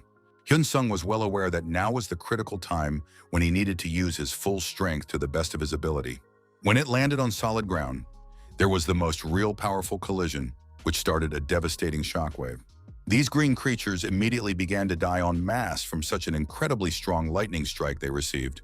Hyun-sung thought with satisfaction that excellent, in fact a large portion of the monsters had been destroyed right from the first attack. The hunter looked around carefully to determine where else these vile and dangerous green creatures might be lurking. At this moment, the roar of their powerful leader, a huge warrior of legendary strength level, could already be clearly heard. The lad looked determinedly at his approaching opponent, realizing that now he had to do everything upscale and beautifully. When the huge green creature began to scream very loudly, making the very real sounds of the pre-underworld and demonic hell, the moment the guy stood firmly on the ground, his muscular body completely began to electrify from the accumulated magical energy. Hyun-sung was already fully prepared to deliver deadly blows in all directions against the enemies approaching him. The huge orc leader wasn't going to stand idly by either. This green giant waved his massive battle weapon menacingly. His bloodthirsty brethren ran madly viciously to attack and were also ready to kill anyone who got in their way. Hyun-sung jumped high into the air to deftly avoid a direct collision with these enraged green monsters. With his keen eyes, the hunter quickly searched for a suitable target to attack, analyzing the positioning of his opponents on the battlefield. The guy saw the very monster that was shouting loudly and swiftly flying at him. It was their powerful leader chief. Hyun-sung received a system notification that his passive skill survival instinct was ready to activate, so now was the time to act. Hunter immediately used the very rare magic item that the association chairman had previously given him for this mission. After activating the artifact, there was a grand explosion of incredible power, and everything around exploded with dazzling discharges of purple lightning. The orc leader had clearly not expected such a powerful impact, and was now barely able to stay on his massive trembling legs. Hyun-sung watched from the side with satisfaction at this most powerful destructive explosion he had managed to produce against the enemy. The hunter's mind was spinning with only self-assured thoughts that he was absolutely certain of his impending victory. The boy seriously wondered if he would be able to completely overpower this huge legendary creature in a fair fight. At this critical moment, the huge green creature leaped straight at the unsuspecting hunter with a roar. After landing, the monster swung its massive battle axe menacingly, aiming to strike with maximum force. The leader growled angrily and once more tried to deliver the killing blow as the boy somehow managed to dodge. Hyun-sung adopted his fighting stance and was well aware that the most serious test of his abilities was about to begin.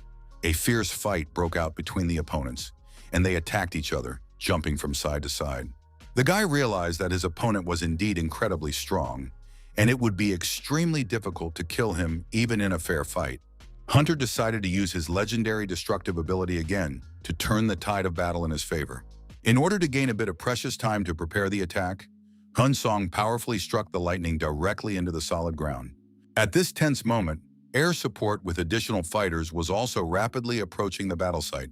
There was a large, deafening explosion, and the entire street lit up with a blinding yellow glow from the magical discharges. The rest of the experienced players also came to the rescue and were ready to put their efforts into the overall victory. Among the fighters who arrived were also specially trained doctors who were ready to provide medical assistance to the wounded. Hyun-sung was relieved to realize that so it was the right time to start the decisive second round of this battle. The arriving players were already preparing to surround the powerful orc leader in a tight ring for a coordinated attack from all sides. A variety of magical powers, fire, ice, and lightning simultaneously rushed towards this legendary monster from different directions. The huge orc was puzzled, not understanding where all these people had suddenly come from, and he found it hard to fend off so many attacks.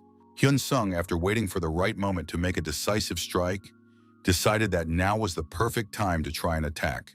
Hunter swiftly approached his opponent, and the other experienced players followed suit to attack together. Guy managed to land the first serious blows on this powerful creature, breaking through its legendary defenses. The fighters struck coordinated blows simultaneously from different directions so that their attack would be as effective as possible against the monster. The monster's eyes began to glow an ominous bright yellow color from the accumulated rage and pain from his wounds.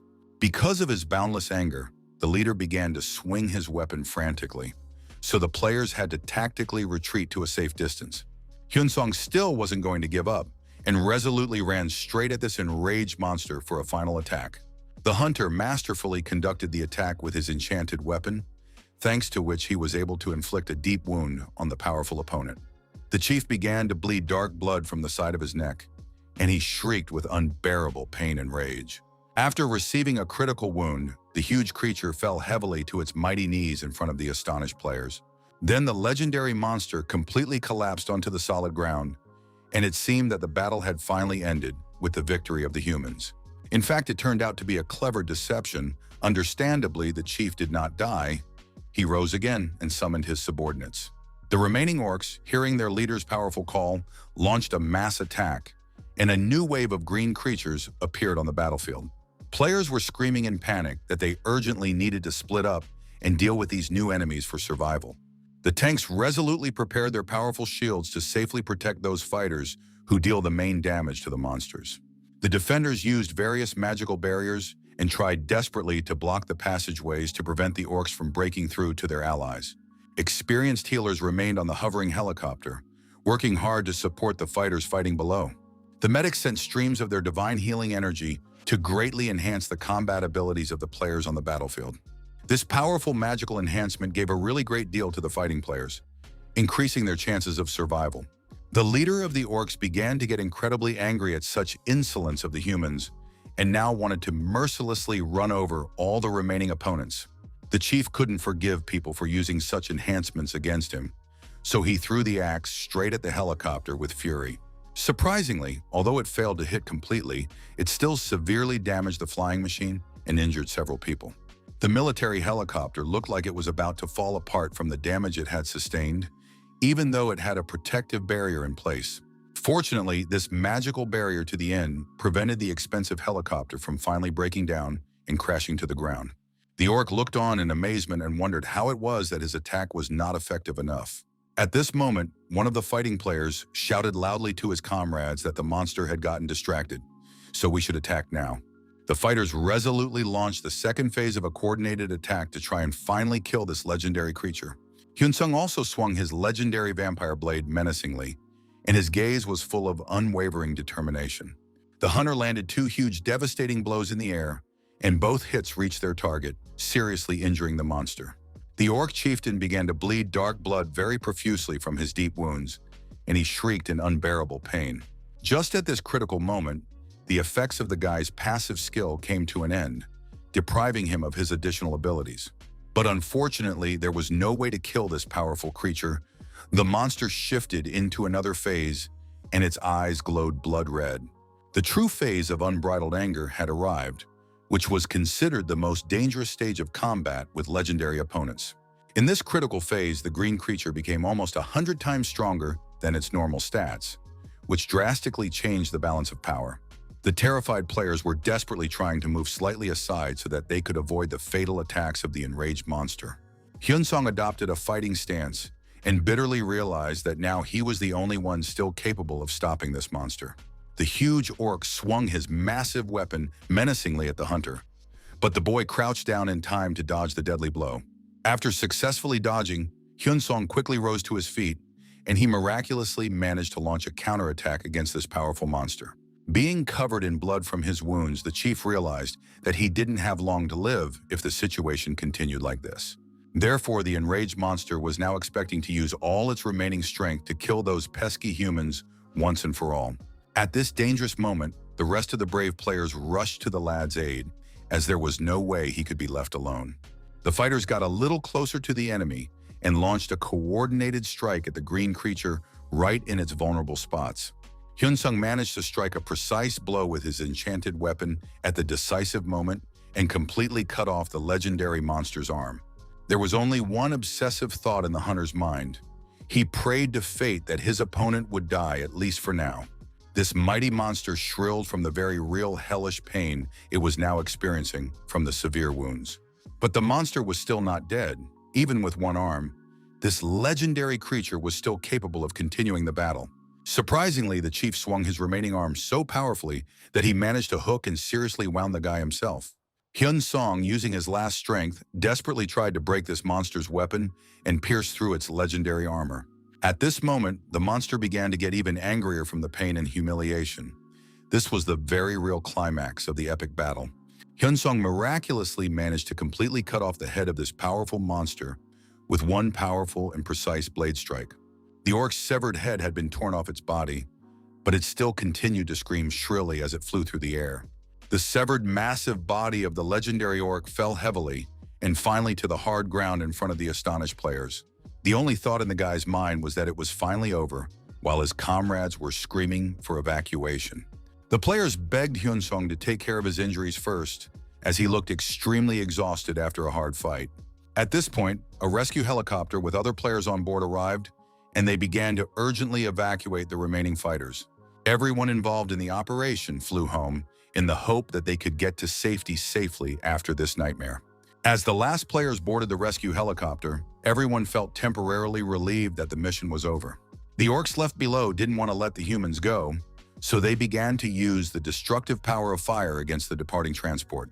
One of the players was desperately trying to put up a magic block so that the fire attacks couldn't penetrate the helicopter's defenses. But it proved hard enough for the exhausted fighter, and there was absolutely nothing to be done against such a powerful attack. These bloodthirsty monsters, insanely aggressive from losing their leader, began frantically running straight at the retreating players. One of the participants in the operation was terrified and clearly did not expect such an unexpected and dangerous turn of events. The order was given to fight back at all costs, but it didn't work. One of the fighters was just mercilessly killed by the monsters. The injured player desperately pleaded for help, but none of his comrades could come to his aid at the critical moment. Unfortunately, he was simply left to die, as the lives of the rest of the operation were far more important than one man. When the last player came aboard, he was relieved to report that all survivors were now safe. The rescue helicopter finally flew away from the battlefield, leaving behind the destruction and bodies of those killed in this bloody battle. After such an incredibly hard and grueling mission, it seemed that survival was nearly impossible for most of the participants. As all the surviving fighters sat inside the helicopter, an extremely heavy and depressed mood could be felt in the air. Hyun-sung himself was experiencing a deep sense of depression and devastation after everything he had experienced in this hell on earth. The guy was plagued by anxious thoughts about Shin Yuna, wondering if she had managed to pull off her part of the operation. Hunter walked determinedly over to the intelligence officer to get an update on the progress of the second part of the operation. Hyun-sung tensely asked the military man how the parallel raid against the powerful orc mage was going right now. The scout captain immediately wilted his face and didn't even know what to say to this painful question of the hunter.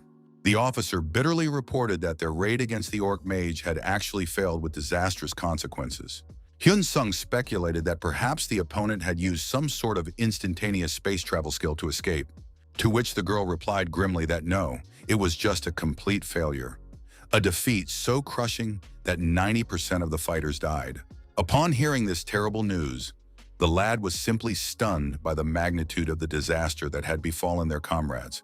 Hunter anxiously began to think about what had happened to Shin Yuna during this bloodbath.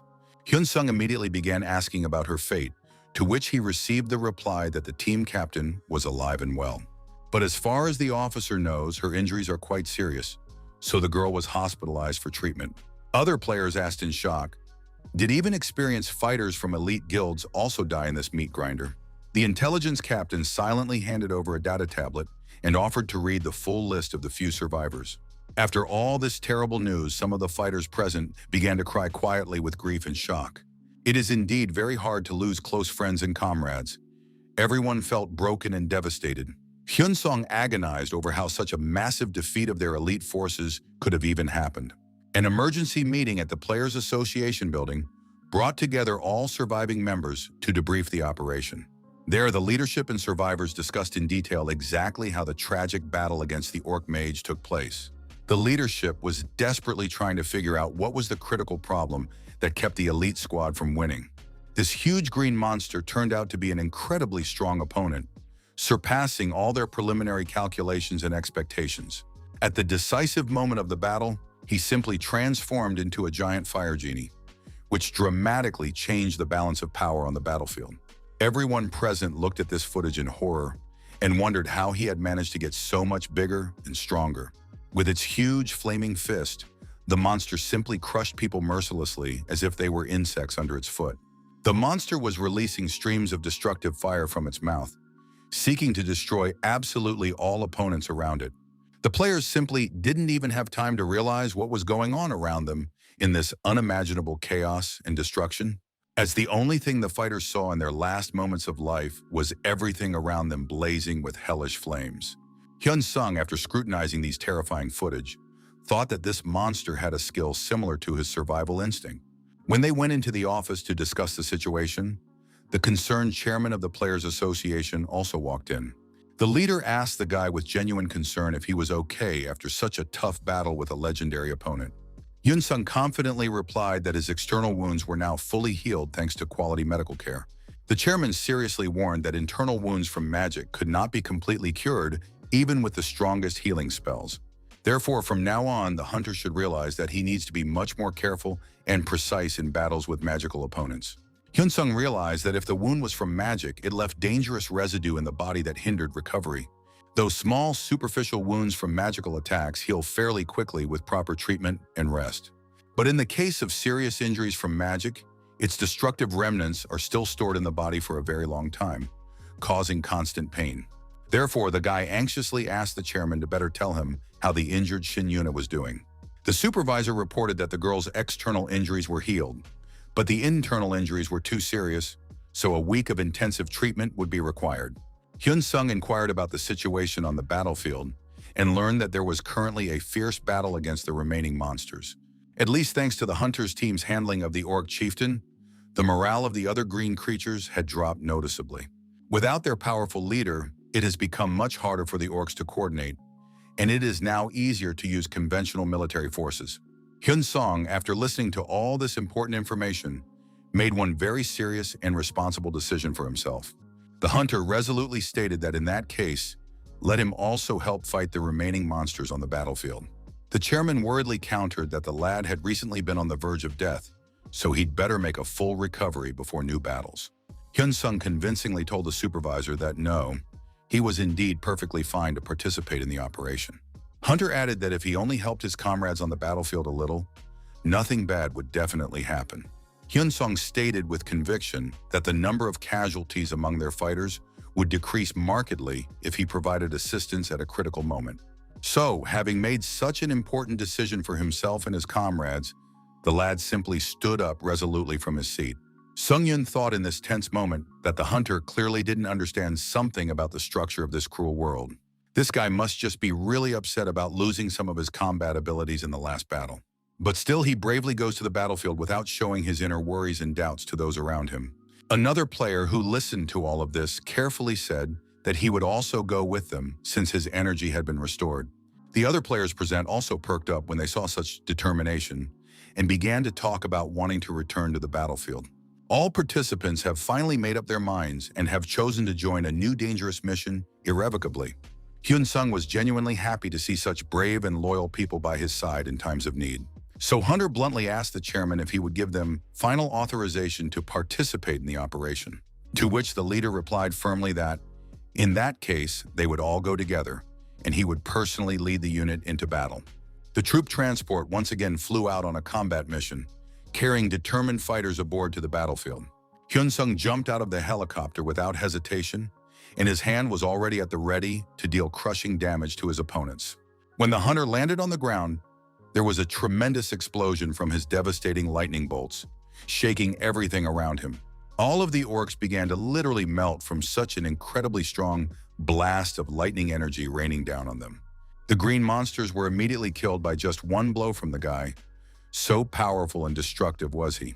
Some of these creatures were literally cut into two bloody pieces by the lightning from the unbearable temperature of the electrical discharges. Hyun-sung thought that hunting non-heroic level orcs was actually turning out to be a fairly simple task. So the other experienced players also enthusiastically joined the guy and started attacking the remaining creatures en masse. Song-yeon, the chairman of the association, didn't stand aside either. A huge blazing fireball of incredible strength appeared in his hand. All these monsters looked at what was happening as if they were mesmerized and simply couldn't believe in the reality of this magical phenomenon. This destructive fireball was rapidly expanding to the enormous size of an entire building, threatening all life around it. All those horrible green creatures began to agonizingly burn alive from the unbearable heat of this powerful spell. The chairman had no intention of stopping there, and his hands continued to release one fiery strike after another. In his hand, the leader had a very real flaming sword in his hand, with which he easily and gracefully dealt with monsters. Hyun-sung, watching the association chairman fight, thought about how good he really was. This man's destructive power was simply astonishing. It was hard to believe that such a thing was even possible for an ordinary player. At that moment, the orc mage leader began to shriek and scream all over the place with rage and despair. This powerful warlock absolutely hated the fact that his loyal subordinates were being killed so quickly and brutally by humans. All the surviving subordinates immediately turned their attention to the call of their angry main leader. The green creatures began to hurriedly flee the battlefield after that piercing cry of their mighty lord. The players watched in amazement. Were the monsters really running away from them in panic and fear? The chairman strongly ordered not to let them do so. The fighters must catch up and destroy absolutely every one of them. These truly terrifying monsters were already rapidly approaching the portal itself to leave this world forever through the magical passage. Hyun-sung thought indignantly how brazen they were. Really going to just leave after all the chaos in the city? The hunter quickly teleported using his instantaneous movement skill and found himself right in front of the faces of the fleeing monsters. These creatures, after everything they had seen on the battlefield today, looked extremely frightened and demoralized. But the guy ruthlessly used his legendary power, Black Dragon Breath, against the enemies crowded in front of him. Hyun-sung literally burned all those horrible monsters to the ground with his destructive dragon flames of incredible temperature. The only thing left of the mighty orcs were the small charred bits of their bodies scattered on the ground. The guy now realized that the situation was shaping up much better for them than in the previous failed battle with the legendary opponents. But then the hunter's calm face changed dramatically as he sensed the approach of a new and much more serious danger. Suddenly, there was a huge destructive explosion that shook the ground and made everyone present wary. Hyun-sung realized that things were going very badly since it was the same powerful orc warlock who had arranged all of this. The guy looked at this huge shaman carefully and wondered whether or not he resembled his previous opponent. Several energy circles appeared above the hunter's head, clearly aimed at destroying him. Hyun-sung warily looked up and tried to figure out what he should expect from this magical attack right now. The shaman laughed wickedly and realized with sadistic pleasure that the lad should now expect only an agonizing death. This was followed by huge fiery blows, which the hunter desperately tried to dodge to avoid being hit by the flames. Hyun-sung resolutely stated that he was completely unsure about the others, but he would never let that monster come back. The guy tried using his instantaneous movement skill again, but something went completely wrong.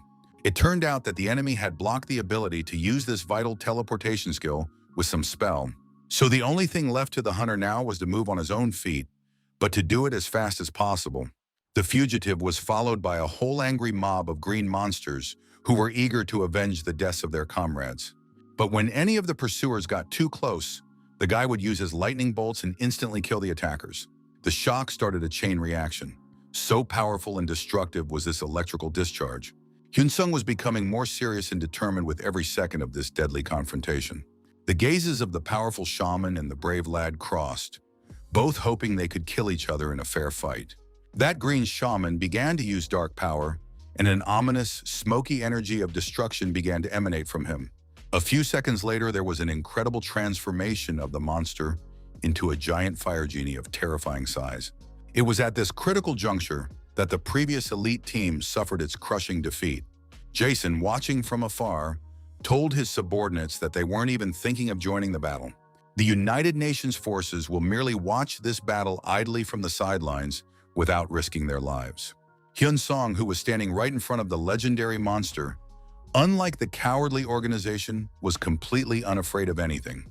Hunter resolutely ran with his energy-filled weapon straight towards the huge opponent for a decisive attack.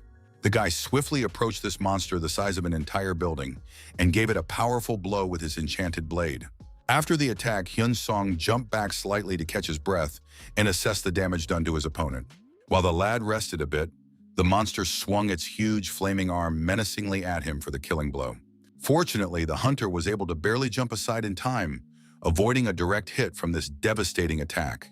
The other players who were watching this epic fight were shouting loudly that they needed to urgently go on a general attack. The fighters stated that they should definitely help their comrade and use a powerful combo attack against this creature. A wide variety of mages of all elements, fire, water, ice, and many other magical schools joined the battle. Also, some warriors who possessed purely physical strength resolutely moved closer to this terrifying monster.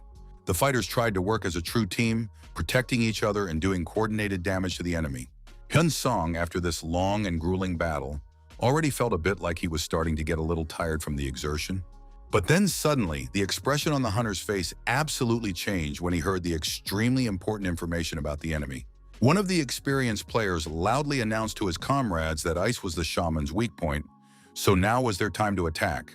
The orc shaman became quite angry when he heard this, realizing that his carefully hidden weakness had been brought out into the open. The monster could not allow anyone to use the knowledge of his vulnerabilities against him to win. Hyun-song suddenly appeared right behind his opponent's back, holding a huge glittering ball of lightning in his hands. The hunter landed directly on the monster's back and struck his powerful electric ball directly into the center of the creature. The other mages were also actively helping the guy, directing their spells at the weakened enemy. The most different kinds of magic power and energy were simultaneously used by the fighters in this critical situation.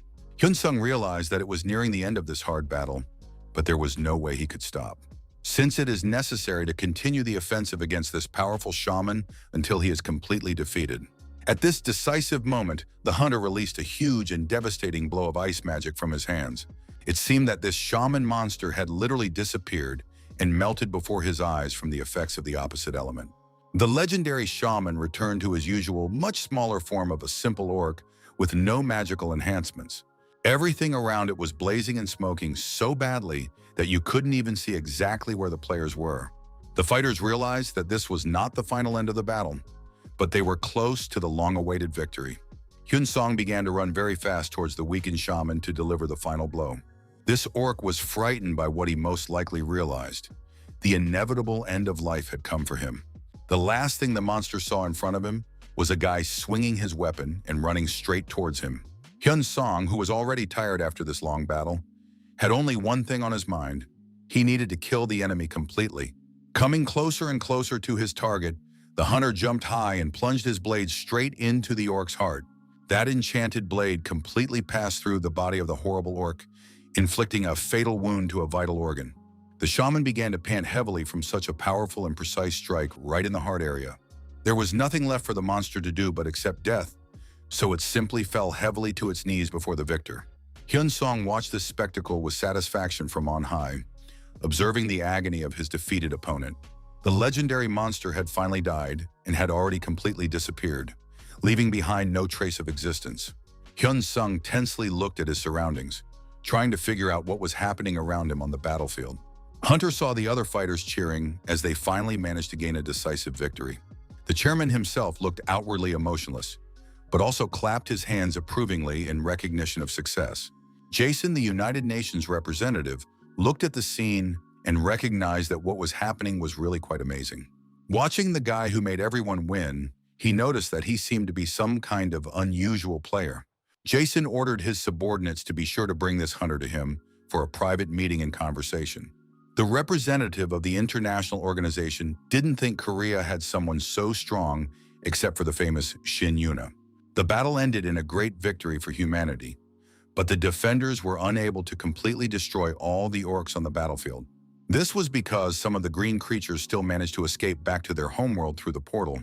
The Korean government solemnly announced the brilliant victory of the second raid against the legendary monsters in front of the entire nation. After the success of the first raid against the legendary Amuga, the victory over the legendary level orcs was widely publicized around the world. Although outwardly Korea looked quite strong in the eyes of the international community, there were serious problems inside. Since many high-level players have tragically died after such bloody battles with powerful opponents, the government had the most real anxiety because it was unknown when the next legendary level monster would appear. Shin Yuna slowly woke up in her hospital bed in one of the best clinics in the capital after being severely injured. Suddenly, someone knocked gently on the door of her room, not wanting to disturb the recovering patient. Understandably, the girl allowed entry as she was expecting visitors after such a serious incident. It turned out to be Hyun Sung, who decided to visit the girl and find out how she was feeling after her ordeal. The girl was very much surprised to see the guy in the doorway of her room, as she had not expected his visit. Hyun Sung asked with genuine concern how she was feeling after all the horror she'd been through. She honestly said that her external wounds have already healed, but she doesn't use magic on purpose, so she'll be completely back to normal in a couple days. Hyun Sung seriously told the girl that she shouldn't blame herself after that terrible defeat that happened to the team. Hunter emphasized that she herself understood perfectly well. In that critical situation, nothing could be done about the superior enemy forces. The girl objected that no, it was her personal mistake, and she should become stronger so that she wouldn't have that kind of feeling. Hyun Sung could only guess at the terrible heartache the girl felt after losing her comrades. Jing Yuna resolutely declared that if she met an orc shaman the next time, she would never give him mercy and would take revenge. Hyun Sung, seeing the girl's fighting mood, realized that there was no need to worry much about her future then. She's definitely not the kind of person who would be broken by something like this, even such a serious tragedy. The girl thanked the hunter profusely for avenging her and all her fallen teammates. She recognized that it was true. Hyun Sung had always made a huge contribution to victories, and without him, they could have lost. Therefore, worried about him, Shin Yuna asked how the guy was feeling after 2 hard fights in a row. Hyun Sung calmly replied to the girl that he seemed to be perfectly fine, so there wasn't much to worry about. The girl noticed that even though he had gained 2 legendary level skills, he must have lost a lot of physical stats. The guy philosophically replied that he just had to try even harder to raise his level. That's all the solution to the problem. Hyun Sung added that he hopes the girl will help him in this difficult endeavor of developing and improving his abilities. For defeating the Orc Chieftain and Shaman Mage, he received as many as 7 valuable items as a well-deserved reward. All of these trophies were of legendary level, and among them was the very axe used by the mighty Orc Chieftain. One item the Orcs managed to take with them as they fled, and the other valuable artifact was left behind in the human world. Also, some other items received may not be suitable for Hyun Sung personally due to class or characteristic limitations. Especially since the hunter already collects a certain set of equipment, so many items are completely unnecessary for him to develop. If we excluded those 4 unnecessary items, there were still 3 skill books left. Plus, he had been promised free artifacts.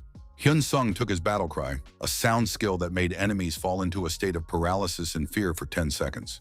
This is the first item that affects mental influence skills, so it will also be crucial to pump it thoroughly. The auction host solemnly announced that this was the first mental attack skill of such a high level, so the bidding was officially open. Understandably, absolutely every player present wanted to purchase it, so the bids quickly flew up. The price went as high as 6 billion for this unique item, so much so that everyone liked it and buyers were interested in it. Hyun Sung thought that the representatives of the biggest guilds had gathered here, so it would be hard for him to outbid them. Then he heard someone offering 8 billion in general, and the guy was already sitting pretty upset about what was going on. But the chairman of the association, who made a surprise appearance at the auction, offered a whole trillion for this legendary artifact. Understandably, it will be extremely hard for anyone to outbid anyone for such an amount, but there were buyers willing to give up 1,005 billion. Then came a bid of 1,007 billion from another serious elite bidder. The hostess tensely announced that this was the final price, and if anyone could offer more, let them claim it now. Jason of the United Nations coughed loudly on purpose, drawing attention to his presence at the auction. Someone decisively raised the plate with the number 21, showing that they were willing to make a higher bid.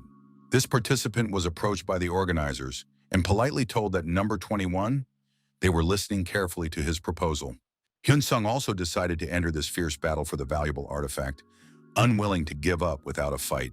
Hunter raised his plaque and confidently declared that he was willing to give 2 trillion for this unique combat skill. People among themselves began to whisper in surprise, wondering how such a huge sum was even possible for a private person. A legitimate question arose as to whether anyone could offer more than this astronomical amount, but the answer is most likely no.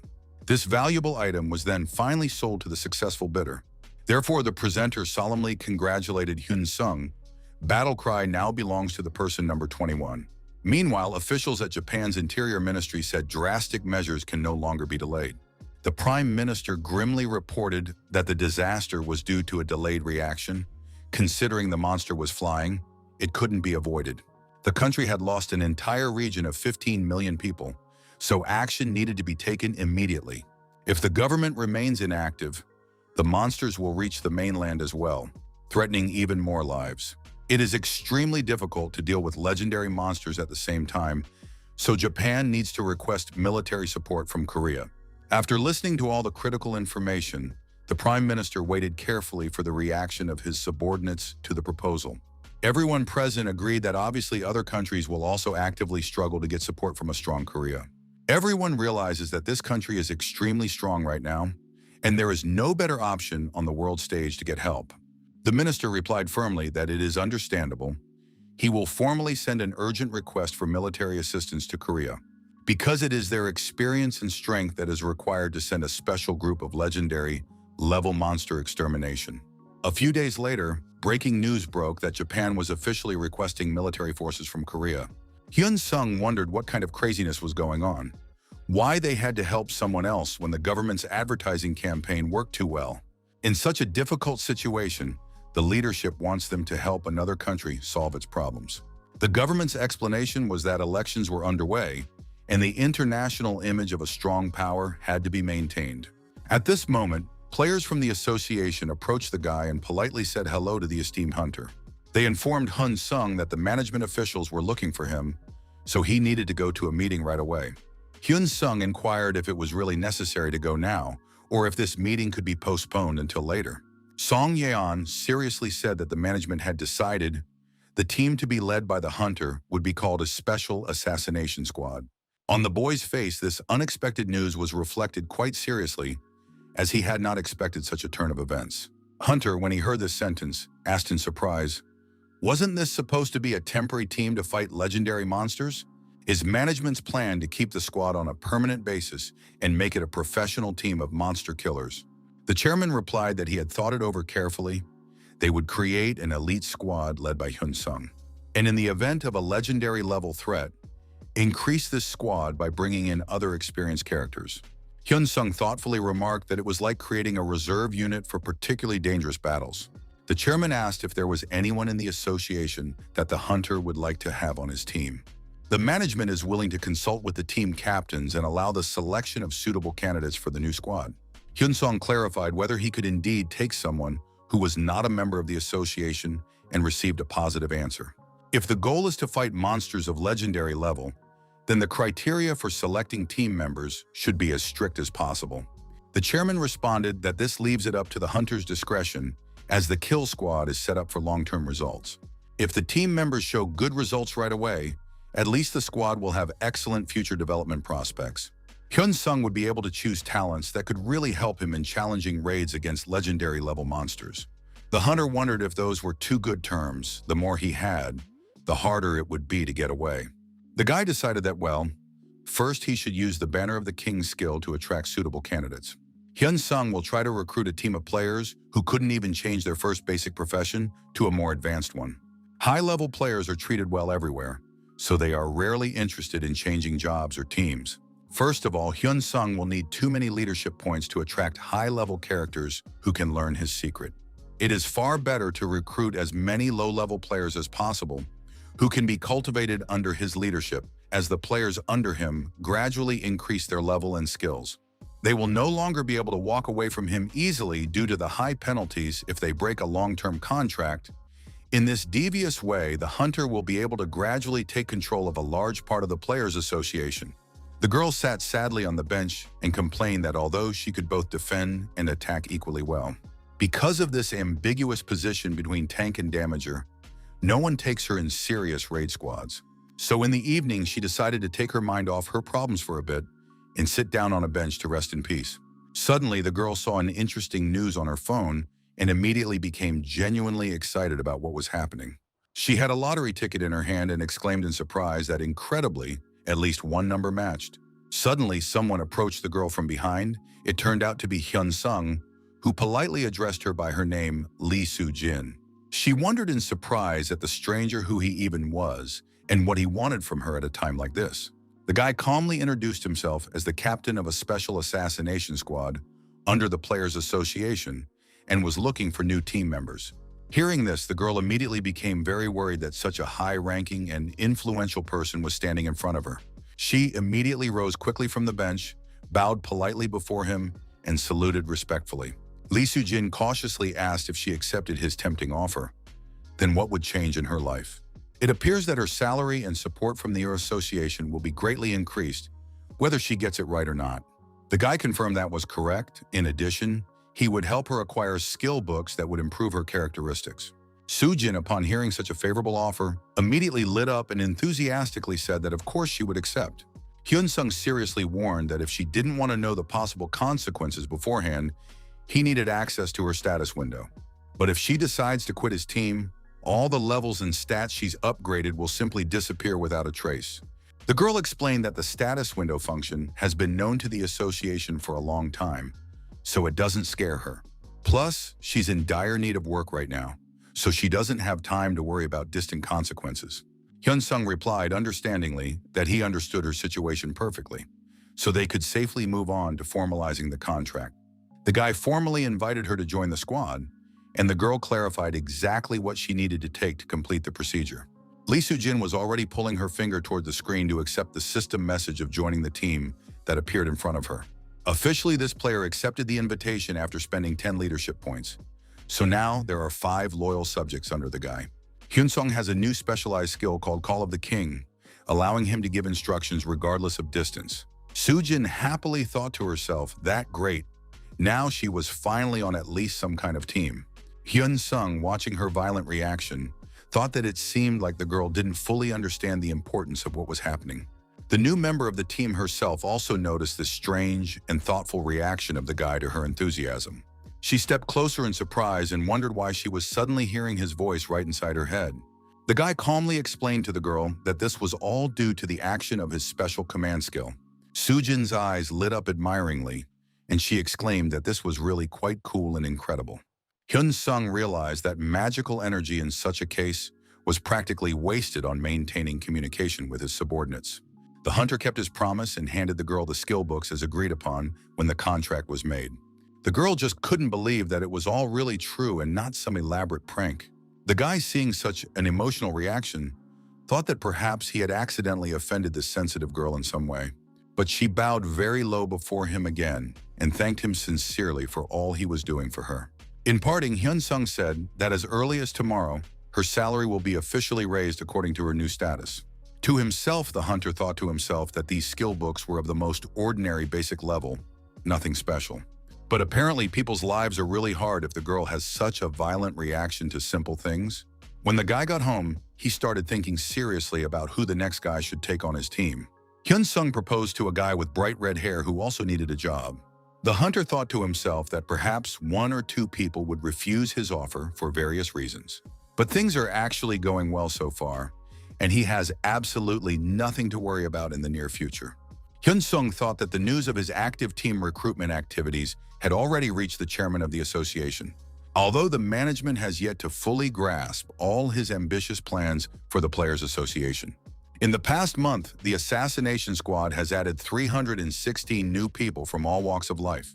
The chairman was surprised to think that none of the recruits had previously had anything to do with Hyun-sung.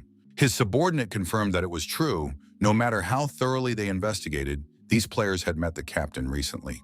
Until the hunter accepted them into the team, they weren't even familiar with each other. It was quite hard for Sung-yoon to believe it, as he was well aware of how cunning and calculating this guy was. But after hearing all this detailed information from the intelligence, the chairman replied that in that case the investigation could be closed. The leader thought, 316 people who haven't even passed the first change of occupation? What is this guy up to?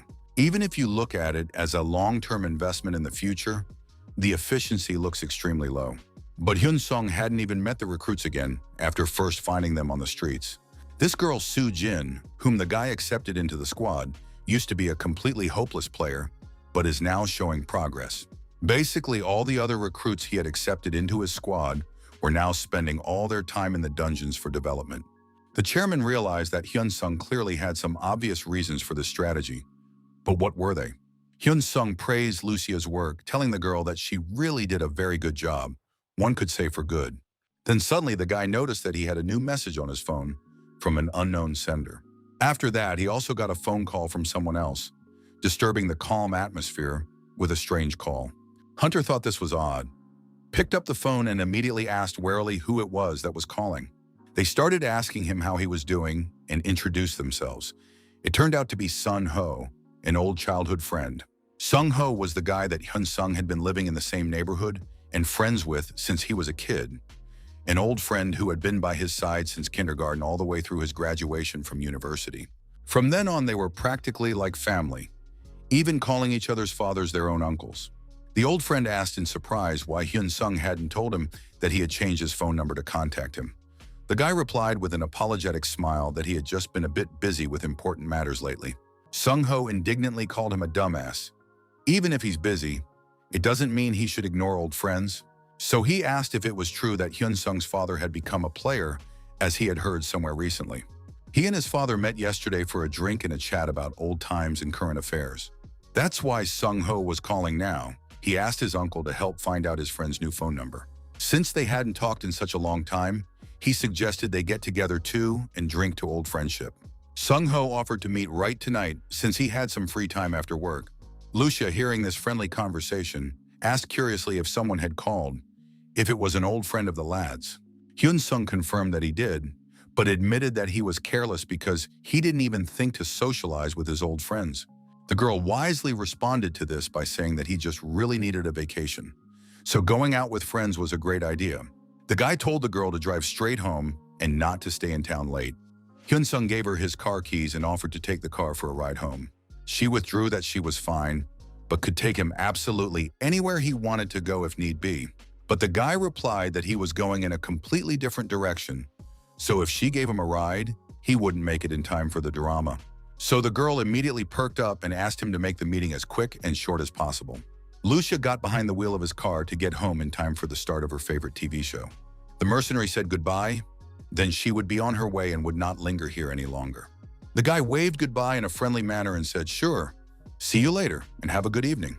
Hyun-sung wondered to himself if she was really that interested in these Korean dramas and series. When they met in a cozy restaurant, a casual conversation ensued between the friends about how good the hunter was looking lately. The old comrade, scrutinizing his old friend, admiringly noticed that his shoulders had even become so broad, a real handsome man. The guy modestly replied that it was all the result of his hard work to build muscle mass and constant training in the gym. A friend offered to drink some alcohol, saying it was good when they could drink to old times and mix drinks in a friendly way. The comrades mixed traditional soju with beer and began to enjoy this classic Korean cocktail in the pleasant company of old times.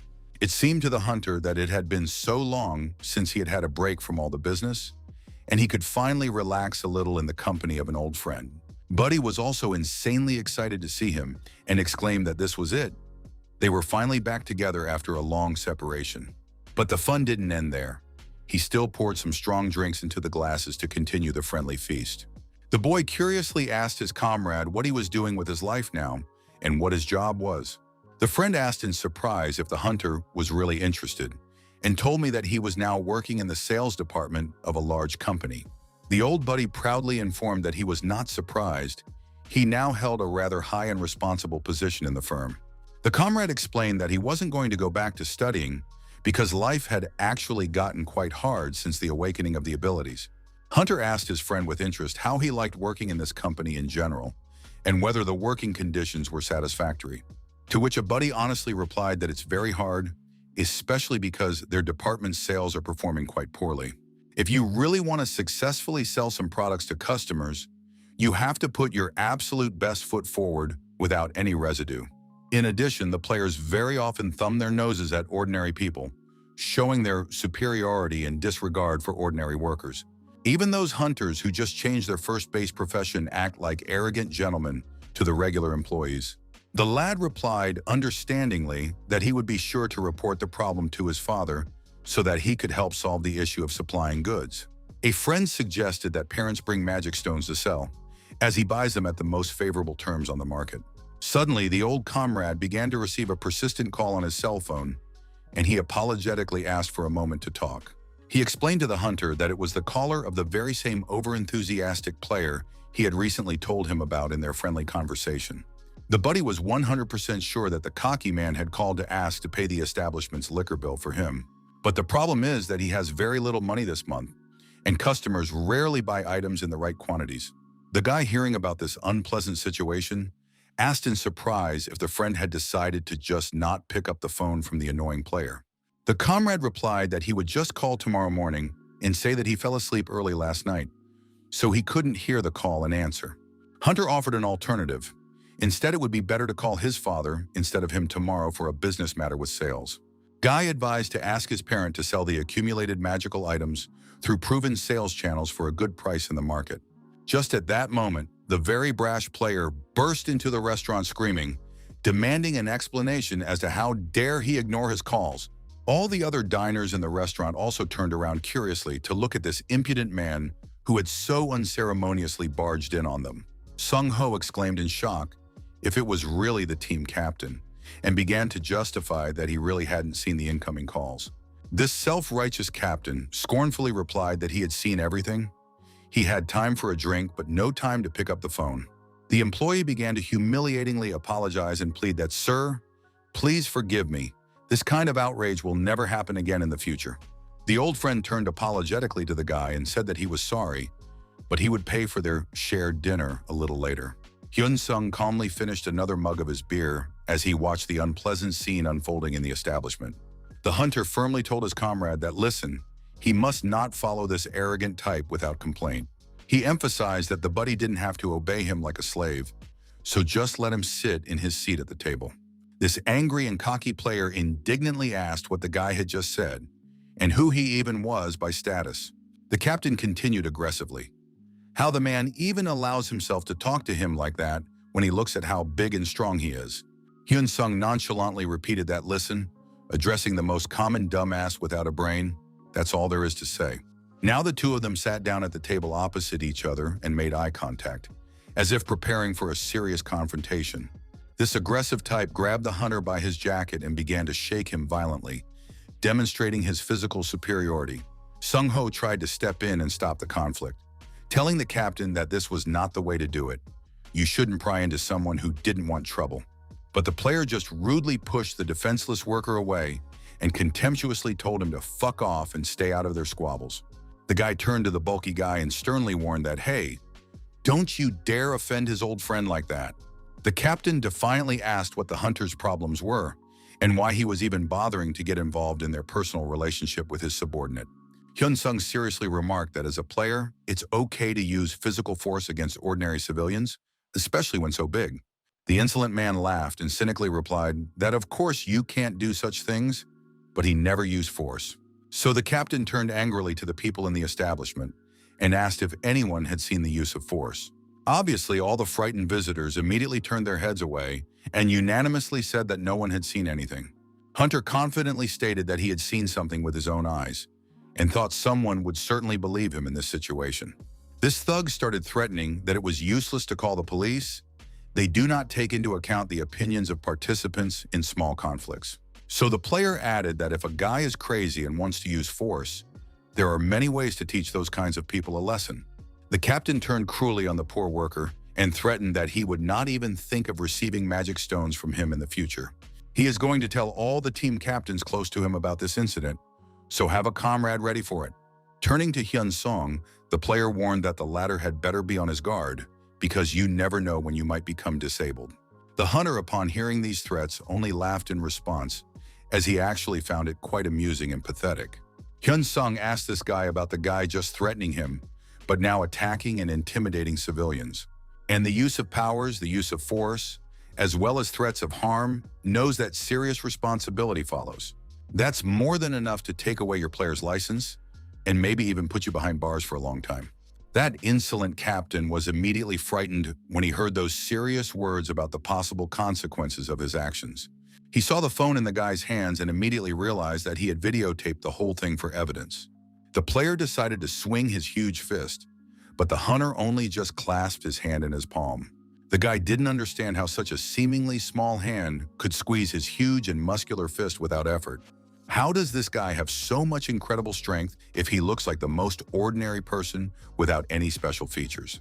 The big man began to shake with fear and said that if it was a player like himself, Hyun-sung calmly inquired if something had changed drastically because he had found out about his status as a player. Hyun-wook laughed nervously and said, "Ha ha ha ha ha ha. He and he work in the same field. Why didn't they talk about it before?" The captain said he would sign a sales contract with Seong-ho and also talk to the captains close to him and ask him to give him the stones. Hunter replied that what good is a player who is about to go to jail for his crimes anyway?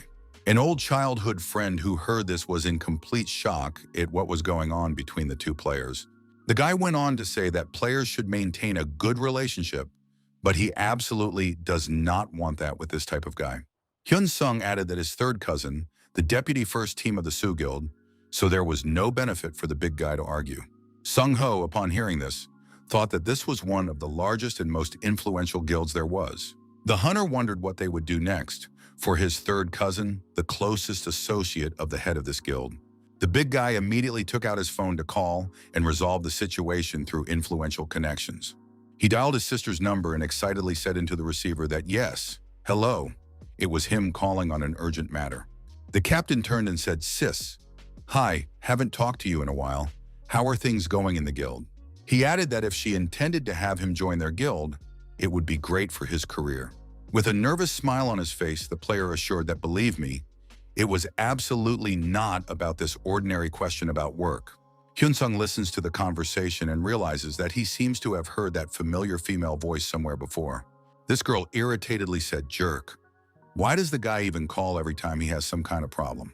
The guy realizes that yes, he 100% heard this girl's voice somewhere before, but he can't remember where. Hyun-wook said that this person doesn't put their guild in anything and only makes fun of them. And when he told him about the guild, he said he wasn't afraid of their influence and threats at all. Now that their guild is weakened after their losses, some bugs are completely ignoring her, and the girl agreed to talk. The big guy obeyed his sister and handed the receiver of his phone to the guy to explain himself to the powerful girl. Hyun-sung thought that for sure, he remembered perfectly whose familiar voice it was sounding in the telephone receiver. This was the same girl they had previously seen during his very first official dungeon hunt. Then she kindly offered him to join their influential guild and showed him the best of herself. She put her phone on speaker and could be heard yelling that, "Hey, idiot, did he really say that?" Soo-hee continued to indignantly ask why he wasn't answering her persistent and important questions. The girl inquired if her brother had even handed the phone to that person or not, as she had requested. Hyun-sung politely replied that it had been a long time since he had seen her, madam, and it was good to hear her voice again. The girl asked in surprise who this man was who suddenly knew her voice and addressed her so formally. The hunter introduced himself as the new captain of the Players Association team named Hyun-sung. Hearing this loud name, the girl came to a complete shock at the unexpectedness of such a turn of events. This bulky, healthy man was also wondering why no one had informed him of this important fact earlier. Even his childhood friend was surprised, as they had yet to talk about this important topic for the evening. Hyun-sung turned to the girl and asked her to listen to him carefully as the situation was serious. Soo-hee assured with an open mouth that she was at full attention and listened to his every word carefully. The boyfriend reported that her younger brother had just assaulted and threatened an innocent civilian in front of him. The captain has used his powers and skills outside of the dungeon that can seriously harm ordinary people, and also attempted to commit theft, but seems to have committed these acts thinking that the guild could intercede on his behalf. So if the guild deputy's cousin is so arrogant, the guild members probably behave exactly the same. Hunter added that he thought he would consult with the chairman of the association and make a special inspection of the guild. Sister hastily stated that this boy had nothing to do with their guild and was just using her name. Hyun-sung asked if she would file a lawsuit against her brother for the defamation he committed. The girl started to justify herself, but the guy immediately started to push her even more psychologically in the conversation. Soo-hee screamed that of course she would file a report because there was nothing to slander and embarrass her. The girl promised that tomorrow morning she would go to the police and write an official report against her brother. After the whole incident, the big guy was handcuffed and led away from the restaurant under escort. Now it seems that this cocky guy's life is going to change dramatically and take a completely different path. Sung-ho had a lot of respect for the guy for his brave act that he did for justice. Hyun-sung turned to his comrade and remarked that he already seemed sobered up after all these events, so he suggested going for a second round of drinks as it would be good for their companionship. But the old friend was still worried about the question of whether the latter was also a player and still working in the association. His buddy asked him why he had not told him anything about this important fact earlier. The guy replied with a smile on his face that he was going to tell you, but the brat intervened and ruined everything. So Hyun-sung suggested going for another drink, and just then he would tell his comrade all the details of his work. Sung-ho was glad to have such a trustworthy friend, so he was only too happy to agree to continue the meeting. Meanwhile, the results of simulating the damage bases of the legendary monsters that are known to date were presented to the management. U.S. President Wilson scrutinized a detailed map of the states with potential danger zones marked. Analysts reported that even if only one legendary-level monster appeared, the loss of life and damage would be enormous. But Korea handled the 3 legendary-level monsters at the same time with surprising ease. There was basically no great damage due to the fact that they were able to deal with the threat quickly and swiftly. Korea can gather all the high-level players faster than other countries. To match them, the U.S. would need at least 6 hours. In addition, Korea had successfully dealt with 3 legendary-level monsters, which the speaker reminded the audience of once again. Jason noted that the sacrifices of high-level players during these battles were especially high. The president suggested it was because of the mental skill that affects the psyche of people over a wide area. It's all really true. Moreover, monsters like Orc Chieftain and Shaman live in organized groups, along with a lot of heroic-level monsters, making it much harder to take them down. Therefore, it was much more difficult to deal with them than monsters that acted alone without support. The president asked more precisely how many serious problems all this was causing them in the long run. The United Nations representative said that most high-level players wouldn't be of much use in raids against legendary monsters. That's why they need exactly the best players from all the players who even exist in the world at the moment. This can be seen quite well from the situation in China. Besides, judging from the battle diagram against the legendary orc, they absolutely need someone incredibly strong to successfully execute such operations. Someone whose abilities would go far beyond the usual top players known to the international community. The president recalled that there were earlier reports of a player named Hyun-sung with outstanding abilities. Agents said he was unusually strong and essentially single-handedly pulled off this most difficult assignment. According to some experts, his level may even be above the 500th, which seems incredible.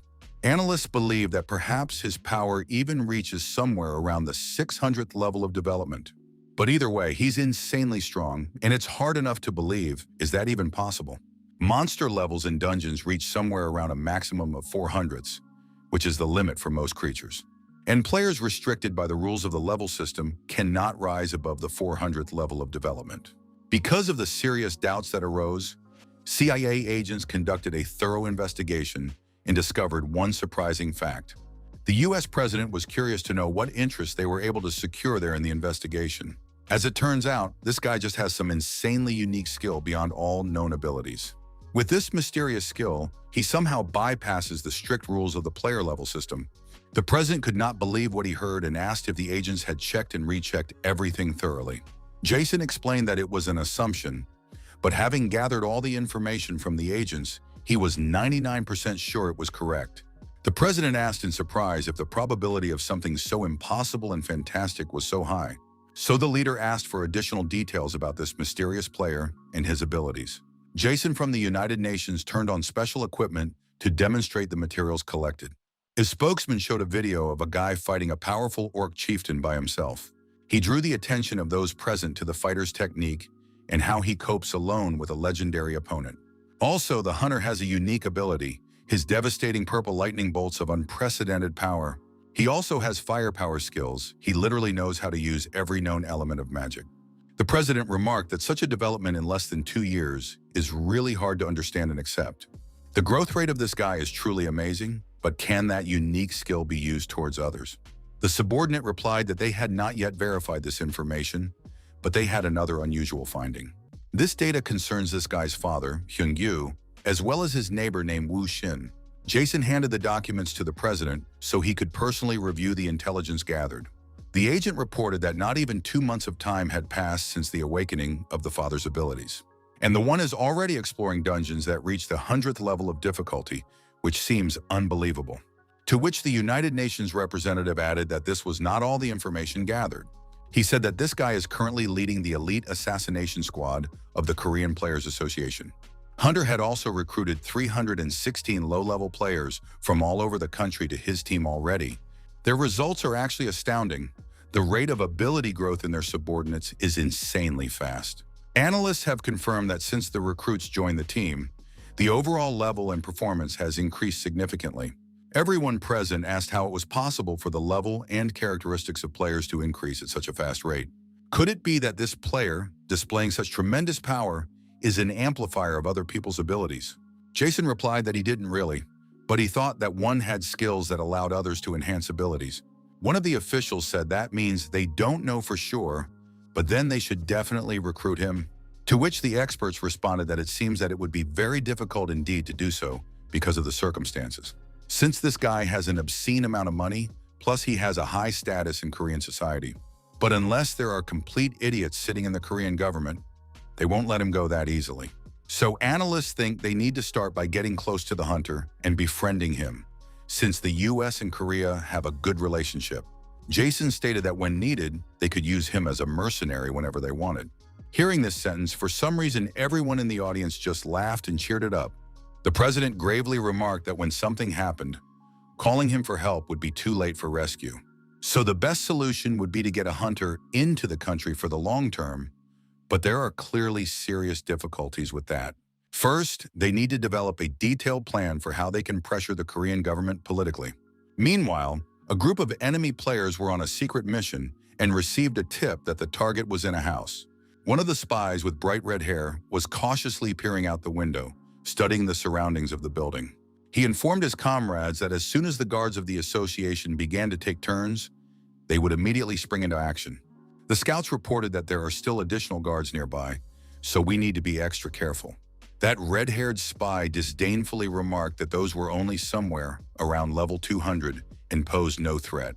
It was reported that the guards were beginning to shift on schedule, so the team was signaled to begin the operation. These spies jumped out of the car and started running very fast, methodically killing guards on their way. One of the most serious spies used his unique subspace power to move stealthily. They easily knocked out all those guards, and to leave no trace, they covered up the evidence right away. To avoid any unnecessary questions from the authorities, the saboteurs were just throwing bodies into this magical space. Hyun-sung was now in his home and heard his mother talking about the dish she had prepared this time. It was radishes sautéed in sesame oil, which she seasoned with hot peppers instead of the usual spices. The boy's mother was happy that she could finally eat a home-cooked meal in peace with her family. Here, all this time, this dangerous red-haired spy appeared behind her back, ready to attack. The bandit was already mentally imagining killing this guy's mother to fulfill his secret mission. This spy's hand began to simply resonate from the accumulated magical energy to attack. The saboteur tried to strike, but realized he couldn't get through the defense as he felt a strange block. He was perplexed as to how this was possible and where this magical obstacle could have come from in an ordinary house. The mother began to feel intense pain and was startled by the strange sound she heard behind her. From the spy trying to pass through the barrier by force, there was a sudden magical explosion in the room. The rest of the saboteur team stood at the entrance to the house, waiting for a signal from their comrade inside. As it became apparent, the mother had a protective item, a magic ring that prevented the attack. So the most important thing the team needs to do is change the target. They need to kidnap the woman alive. But one of the saboteurs perplexedly asked his comrades why the damn defense ring wasn't breaking. After much persistent effort, the saboteurs still managed to get the defense ring to start slowly cracking. The spy realized that great, with this breakthrough now, he could definitely steal this woman to accomplish the mission. Hyun-sung appeared just in time, seemingly materializing out of thin air right at the critical moment. Hunter immediately began using his devastating superpowers of purple lightning against his enemies. The guy's eyes glowed an angry red glow that no one had ever seen on him before. He literally burned to the ground these scoundrels who dared to try to hurt his own mother. The rest of the saboteurs behind him began to run away, hoping they could somehow escape the fury. They were in a panic thinking, what the hell? Where the hell did this guy come from when they almost succeeded in stealing his mother? Hyun-sung couldn't forgive the fact that they had encroached on his family, so he decided to make sure to stop them. Hunter used his mental skill battle cry, causing all the enemies to stop moving out of fear. First, he decided to deal with the red-haired spy and attacked him from the back with a powerful punch. And the rest of the team froze, literally in midair, and couldn't move from the paralyzing effect. Hyun-sung asked menacingly with his strength, did they really think he would let them go so easily? The guy used his double arrow skill, which started flying at an incredible speed straight into the opponents. The saboteurs shouted to each other that their only mission was to destroy these arrows, or else they wouldn't survive. One of the spies managed to cut one arrow with his sharp katana at the last moment before it hit. But something strange happened. Inside this arrow was sealed with extra lightning power for the second attack. With horror, the enemies looked at what was happening and thought, God, what is about to happen to them?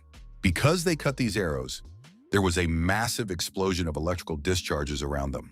Luckily, the guy managed to protect and save his mother, despite all this confrontation with his enemies. Hyun-sung looked at the communication bracelet and saw that it was glowing with a disturbing blue light. The hunter turned to the mercenary and commanded that she must safely protect his dear mother from any threats. Lucia immediately appeared in front of him as she heard his call through the magical connection between them. The girl accepted the order and solemnly assured that she would definitely protect her lord's family at all costs. The lad replied that in that case, he could fully count on her in this dangerous situation. After which, Hyun-sung quickly teleported with his skill to another location where there was a threat. Hunter moved to his warehouse, where the enemies were already trying to steal his little sister. The saboteurs shouted at him not to even think of approaching or making any movements. Hyun-sung realized that things were a bit bad. He had come later than he should have for the rescue. These spies, holding a knife to his sister's throat, threateningly warned the lad of the consequences of disobedience. Hunter realized that he didn't want to risk his relative's life, so he only took a cautious step forward. He became angry and told his enemies with hatred that they were simply Chinese freaks and scum. In his mind, the boy had only thoughts of what to do now to save his sister.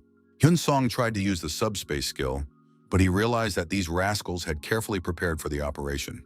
The enemies turned to the guy and warned him not to use this skill against them. If he doesn't want to see his loved ones die right in front of his eyes, it's better to give up. Hyun-sung replied to his enemies that okay, he would only go with them on the condition that no one hurt his sister. If any of them dare to do that, believe me, all of them without exception will just die an agonizing death.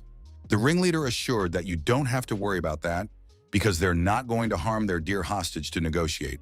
The rest of the bandits, who heard their leader's words, began to smile at each other a little strangely and ominously. Thoth went on to explain the conditions, that if the hunter entered subspace quietly, his sister would follow unharmed. Hyun-sung, after listening to the proposal, thought that it was really hard to trust such dangerous bandits and their promises. But the guy understood everything perfectly well in the situation, so he was forced to accept their ultimatum for the sake of saving his relative. The hunter went into the indicated place, where there was only total darkness without a single source of light. The boy wondered, perplexed, if this was what the enemies called their secret subspace for captives. In his pocket, Hyun-sung found another pre-prepared piece of paper with an emergency spell. The hunter thought how good it was that he had prepared it in advance, and hoped that his cunning plan would surely work. The boy tore the magical paper with the hope that he could use it to instantly teleport to his sister. At this critical moment, the vicious bandits began to threaten the girl, demanding that she quickly accept their terms if she didn't want to die. The guy's sister began to cry with fear and despair as she realized she was in a completely hopeless situation. The girl looked at her small purse and wondered what she should do in this dangerous situation with the kidnappers. But this insolent thug again started aggressively threatening the girl and yelling that she couldn't hear him and had to take it fast. Just like that, suddenly, This rascal's arm was simply cut off with one precise and lightning-fast strike of an invisible blade. Saboteur didn't understand what had happened or where the attack had come from in literally just 1 second of time.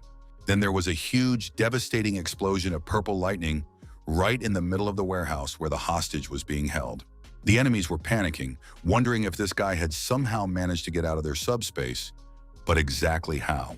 Hyun-sung had indeed appeared right before the eyes of the astonished opponents, seemingly materializing out of thin air.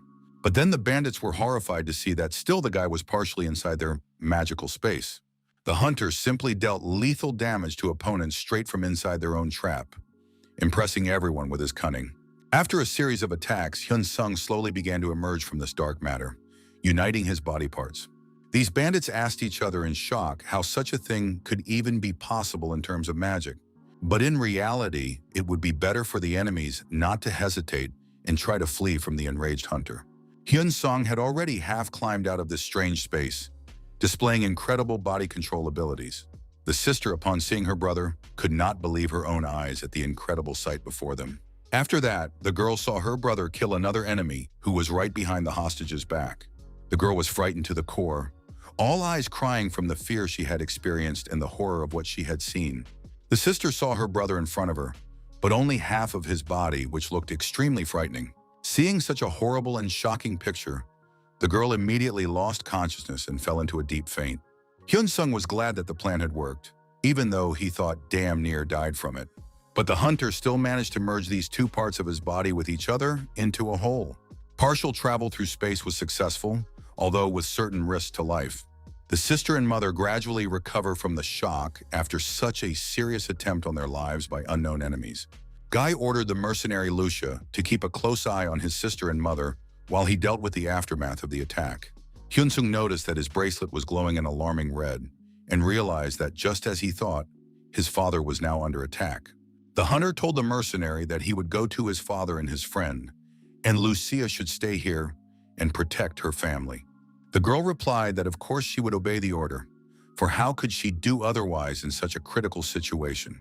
Meanwhile, in the dungeon, the very real bloody battlefield between players and saboteurs was unfolding. These mysterious spies actually attacked the boy's father as well, continuing their coordinated operation throughout the city.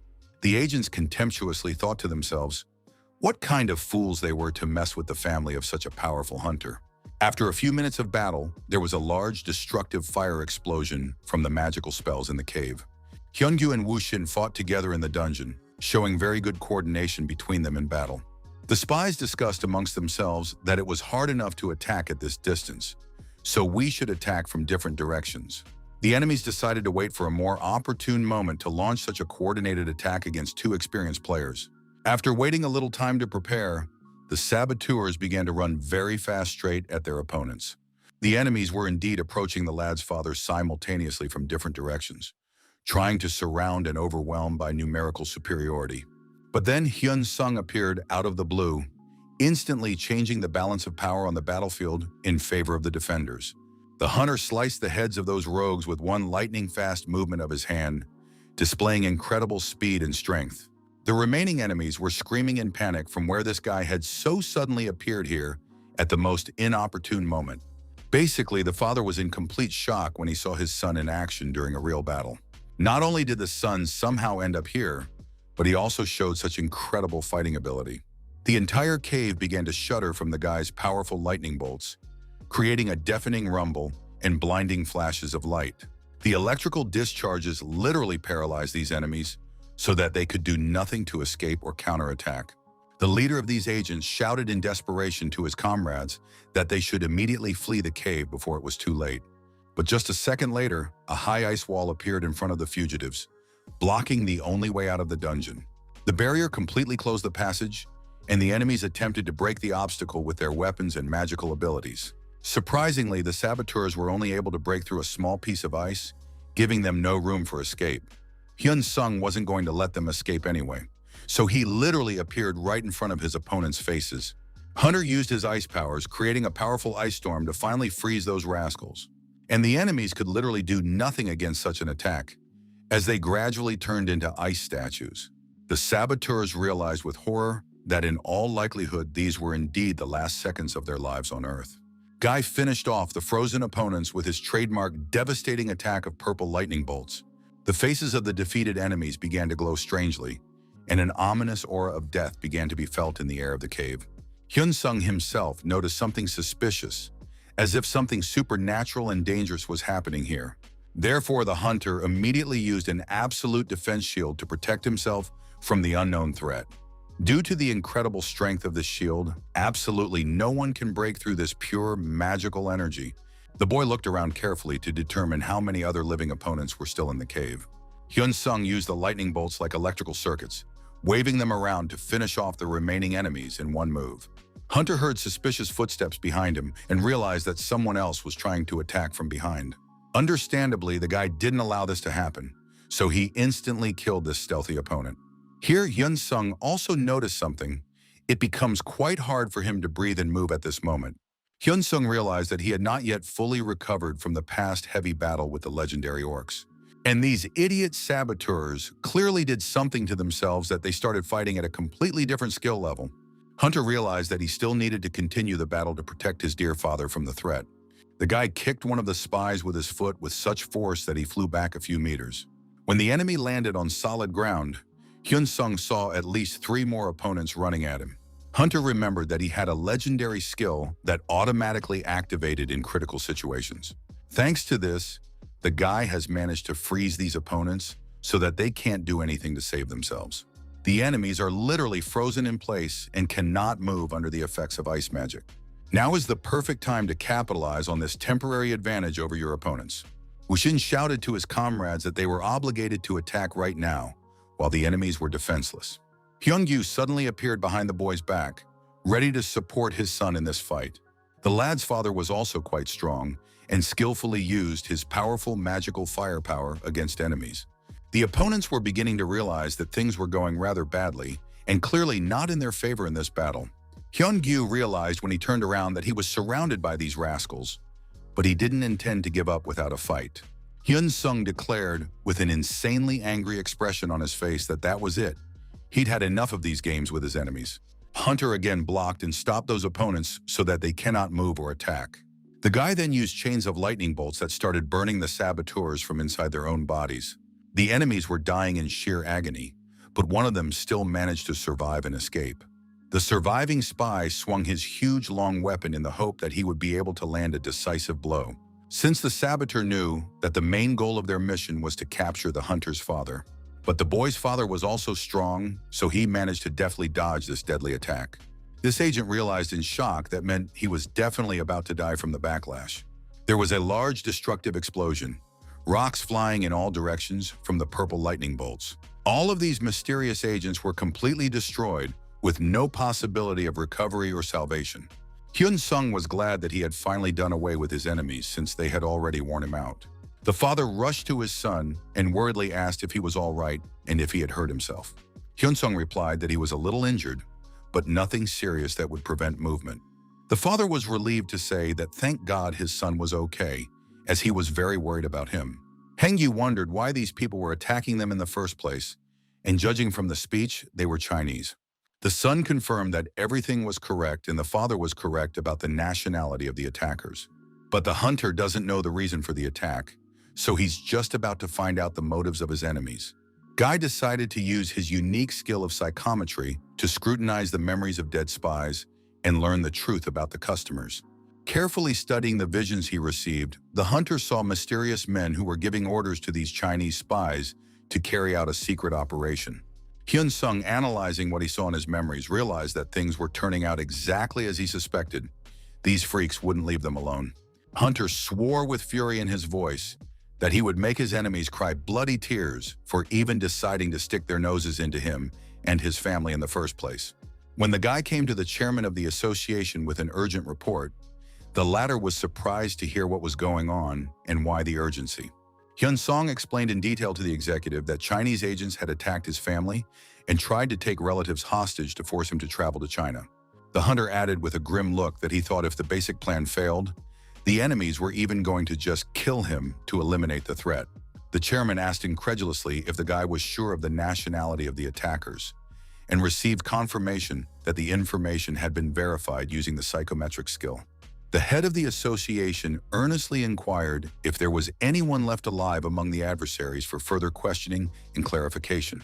When Hyun Sung reported that he had killed all the enemies, but there were quite a few, about 100 well-trained men, the chairman was shocked. The guy honestly answered that the battle was brutal and he had to use absolutely all his skills, so he just sizzled his opponents without mercy. Hearing this shocking report on the extent of what had happened, the chairman of the association realized the gravity of the situation and the possible consequences. Song Yeon thought to himself, how did this guy cope all alone with 100 such well-trained and experienced fighters? The manager realized that there was no way they could allow such a valuable player to be taken away by hostile forces from another country. The chairman suggested that for security reasons, why doesn't Hyun Song stay with his family at the association's secure headquarters until the circumstances are clarified? Hearing this reasonable suggestion from the management, the guy tensed up a bit at first as he didn't like restrictions on his freedom of movement. Still, thinking of the safety of his family, the hunter accepted the offer and thanked the chairman for showing concern for his family. The chairman replied sincerely that he was sorry that Hyun Sung had to face such a dangerous situation at all because of his abilities. The executive promised to further provide the hunter's family with full protection from higher-level players around the clock. Hyun Sung thanked the chief heartily for being so attentive to the safety of his loved ones and willing to provide security. Later, the guy sat at home in a quiet atmosphere with his faithful mercenary Lucia, thinking over further actions against the enemies. Hunter gravely asked the girl how she thought he should finally get rid of those pesky Chinese agents. Although Hyun Sung has a powerful veil of darkness skill, he doubted that he would be able to completely conceal his identity in enemy territory.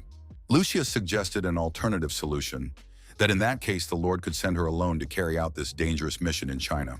Upon hearing such a risky proposal from the girl, the guy flatly refused and said that there was no way he would let her do such a thing.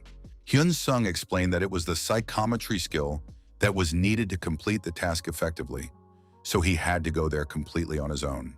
The mercenary emphatically replied that in that case, let her just go along with him to provide cover and support. The boy thanked Lucia profusely for her willingness to support him on his dangerous mission, but asked to stay with his family for their protection. Hyun Sung earnestly explained to the mercenary that he wasn't sure of anyone else but her who could adequately protect his dear family from possible threats. Lucia responded understandingly to this statement that, well, in that case she fully understood her lord's will and would follow orders. The guy thought to himself that the answer to the disguise problem would definitely be found in the special magic item purchase window. The hunter looked at one interesting item and saw its considerable cost. Puzzled as to why the skill of transforming into a rat sucker cost so much, Hyun Sung pondered, truly wondering why such a seemingly simple transformation skill was so fabulously expensive. The guy then looked into other options and saw that you could also turn into a goblin. Basically, there were many different transformation options, but just the cheapest of the available options of transformation turned out to be a rat solid, which was very helpful. The hunter noticed that the seller's name, Mecca, and thought that he seemed to have heard that familiar name somewhere before. And that's right. Hyun Song remembered that this merchant used to be his regular customer when selling various items from the dungeons. The guy realized that sometimes he had to sell valuable things to such dubious people to get the profit he needed. As it stands, the chances of him being recognized in his new look are practically nil, an expensive service, but apparently we'll have to pay for it. After a few tense weeks, breaking news broke that the government had officially reported an assassination attempt by Chinese secret agents. That said, all of these agents were killed on the scene by the defenders, and it became known that the Chinese saboteurs were high-level players. According to the government's official position on disclosure, certain details about these people are not to be released for security reasons. The chairman of the association was carefully reading this alarming news when a subordinate approached him with an important report. A subordinate reported that Captain Hyun Song had relayed that he was suspending hunting in the dungeons for some unspecified time. And then intelligence reported that the hunter had taken all his belongings from his temporary residence in the association and moved with his family to a separate house. The chairman clarified that the area is mostly populated by high-level players and their families, is it not? It was further reported to him in detail that the new dwelling was close to the major guild and association buildings, as well as the entrances to the high-level dungeons. Song Yeon judiciously remarked that it was indeed relatively safe in such an expensive and prestigious neighborhood, and given the circumstances, the decision was understandable. At the same moment in China, in the remote province of Jinliang, a very different kind of revenge event was unfolding. Some blonde guy with blonde hair cautiously approached the strange secret location labeled as Facility C08. The stranger muttered quietly that in that case he thought rightly that it was better to return here under cover of night darkness. In the Chinese hotel, Hyun-sung reflected to himself that Inukuso was proving to be a useful enough contact for the secret mission.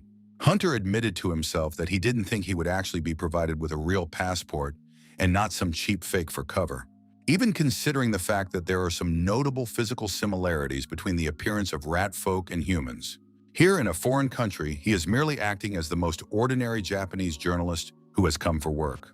The guy used his instant teleportation magic paper to finally change his appearance, and thought it was now safe to begin the operation. Hyun-song's body began to transform into a strange monster, little by little under the influence of the transformation magic skill. His human body began to gradually grow thick white fur, completely changing the hunter's appearance. The guy was now a huge rat of impressive size, while retaining his human mind and fighting skills. Studying his new reflection carefully, the hunter thought that yes, this was indeed the perfect disguise for infiltrating enemy territory. Looking at his paw, Hyun-song noticed that even his legendary weapon had changed its appearance to match the new form. With a mad gleam in his beastly eyes, the guy muttered that, in that case, it was time to embark on the dangerous journey of revenge. Hunter realized that here, in this secret room C08, the environment was more reminiscent of some abandoned military bunker. The rat folk realized that things here were far more decrepit and neglected than he had originally imagined. There was a whole group of some serious players in the room, and it was clear from the look of them that they were insanely strong professionals. These special agents seemed to act even against their own citizens of their own country for the sake of carrying out covert operations. Hyun-song, in the guise of a rat folk, cautiously observed the opponents from above, studying their positioning and weaponry. Counting all the enemies in the room, the hunter determined that there were as many as 27 well-trained fighters. Some of the Chinese agents were players who even had very strong and good combat skills. But the guy realized he wanted to kill them all in one powerful blow after what they had all allowed themselves to do to his family. Then suddenly one of these Chinese agents heard a suspicious, strange sound from above and became alert. The enemies immediately turned toward the noise and shouted throughout the warehouse, demanding answers as to who was here. In utter shock, the saboteurs stared at the ceiling and wondered where this huge rat had come from. Literally seconds after their question, a guy in the form of this animal rushed up from the ceiling to attack. The enemies didn't even have time to do anything to defend themselves before they instantly knew what an agonizing death from the claws of the beast was. The guy in the form of this ferocious monster got into the most real combat excitement, methodically destroying opponents. The head of the enemy squad shouted in panic to his subordinates to immediately kill this monster by any means available. But immediately after these words, the commander was instantly cut into two bloody pieces by the powerful claws of the rat folk. The warlocks were desperately trying to do something, using their magical power and protective pentagrams against the beast. They sent ice magic missiles towards the monster to do something to stop the enraged guy. But it was too late for salvation, as the rat folk also ruthlessly cut them to pieces with their claws. Hyun-sung looked admiringly at his transformed weapon, which had changed shape perfectly to match his new appearance. After massacring the mages, the hunter heard that there were still other agents in the warehouse and went to kill them. From the windows of this gloomy building, one could only see huge flashes from the magical attacks and the destruction inside. The guy's opponents were literally being burned alive in the very real magical fire, with no chance of escape. Looking around after the carnage, the hunter realized that he had sort of dealt with all the enemies in the room already. But no, some of the agents outside heard strange sounds of fighting and decided to check the situation. These people cautiously entered the storage room, unaware of the nightmare that awaited them inside. When the Chinese agents went inside the bunker, they literally opened their mouths from the shock of the horror they saw, as absolutely every single one of their comrades lay dead, cut in two all over the room. All the arriving agents realized that this was 100% the work of some very powerful player and not a random attack.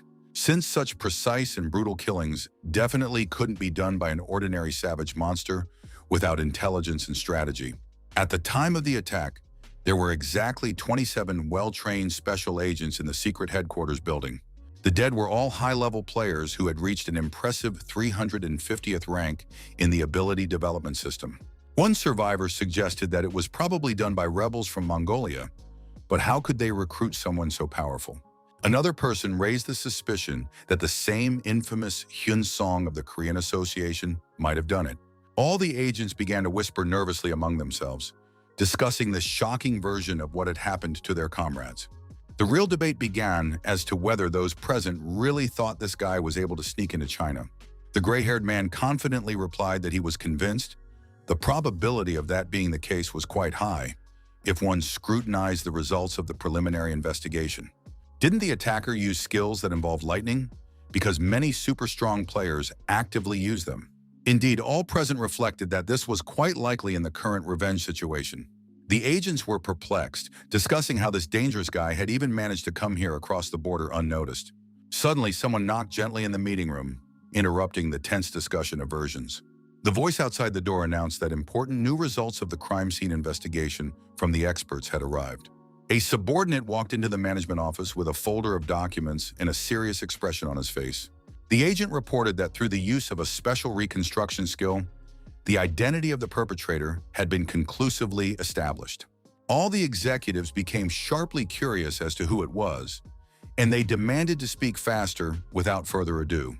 One of the people present nervously asked if Hyun Sung was by any chance the mysterious assailant they were talking about. To which the Chinese expert replied that the main culprit of this bloody affair is clearly a guy from the Korean Players Association. But the subordinate suddenly objected that the culprit was not a human at all, but a very ordinary monster of unknown origin. Everyone sharply interjected with bewilderment. How could this be? Was it really a rat sucker attacking the base?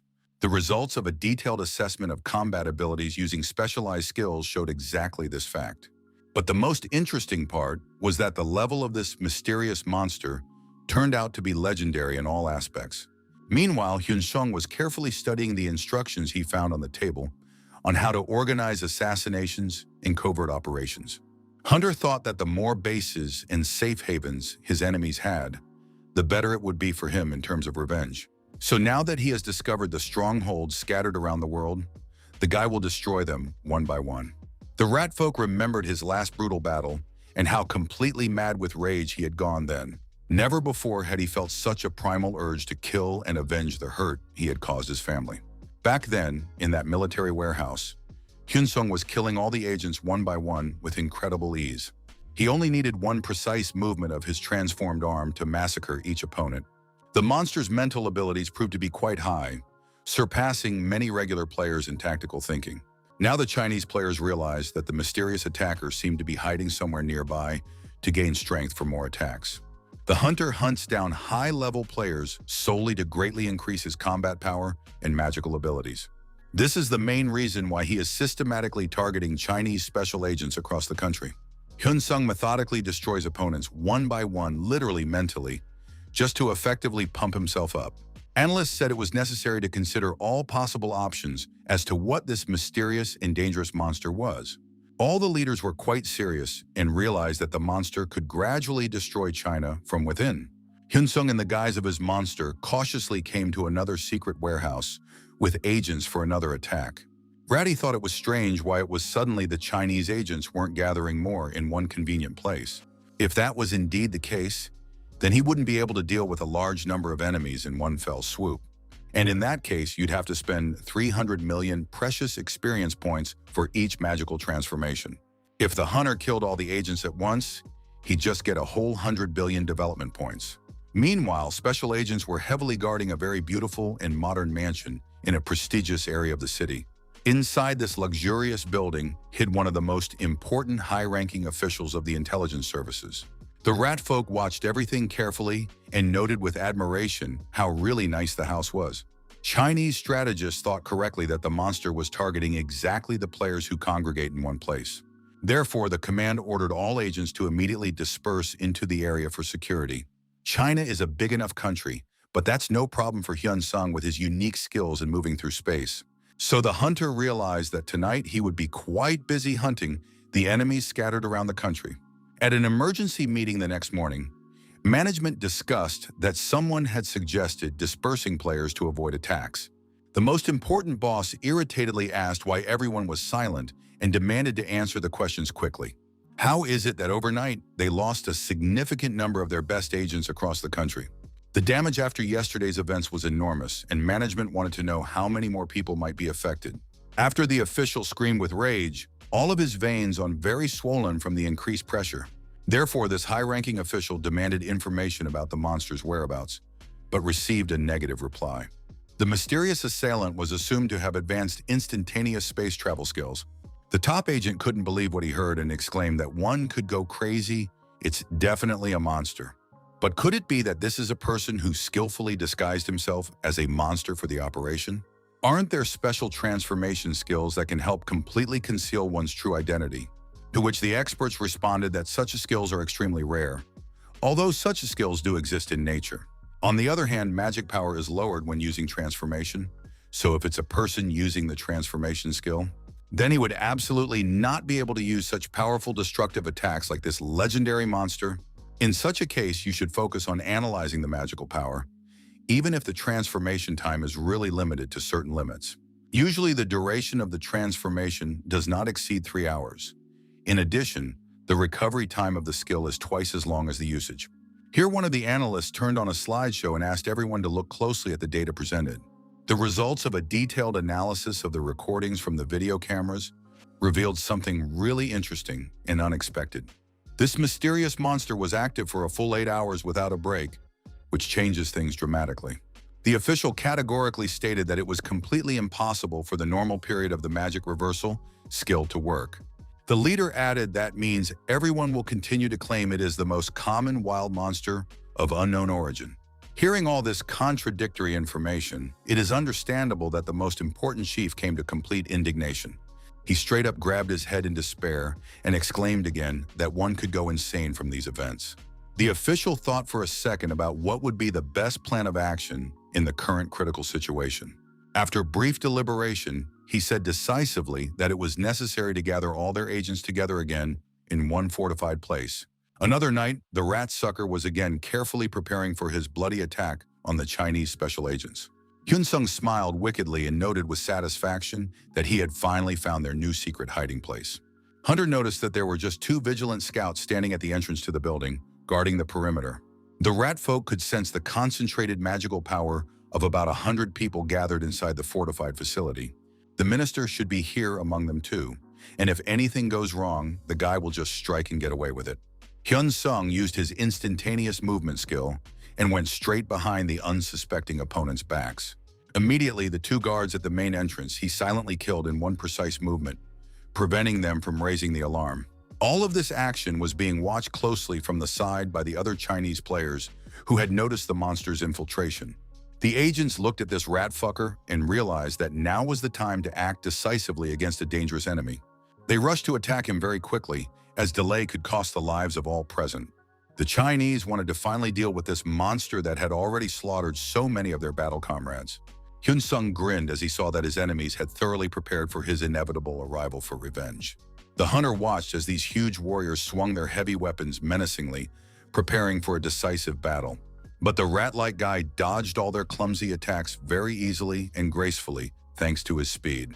After which, the rat folk would immediately strike the opponent's back with their devastating purple lightning bolts. Hyun-sung knew no mercy. In a furious fight, he severed his opponent's head with one swift blow.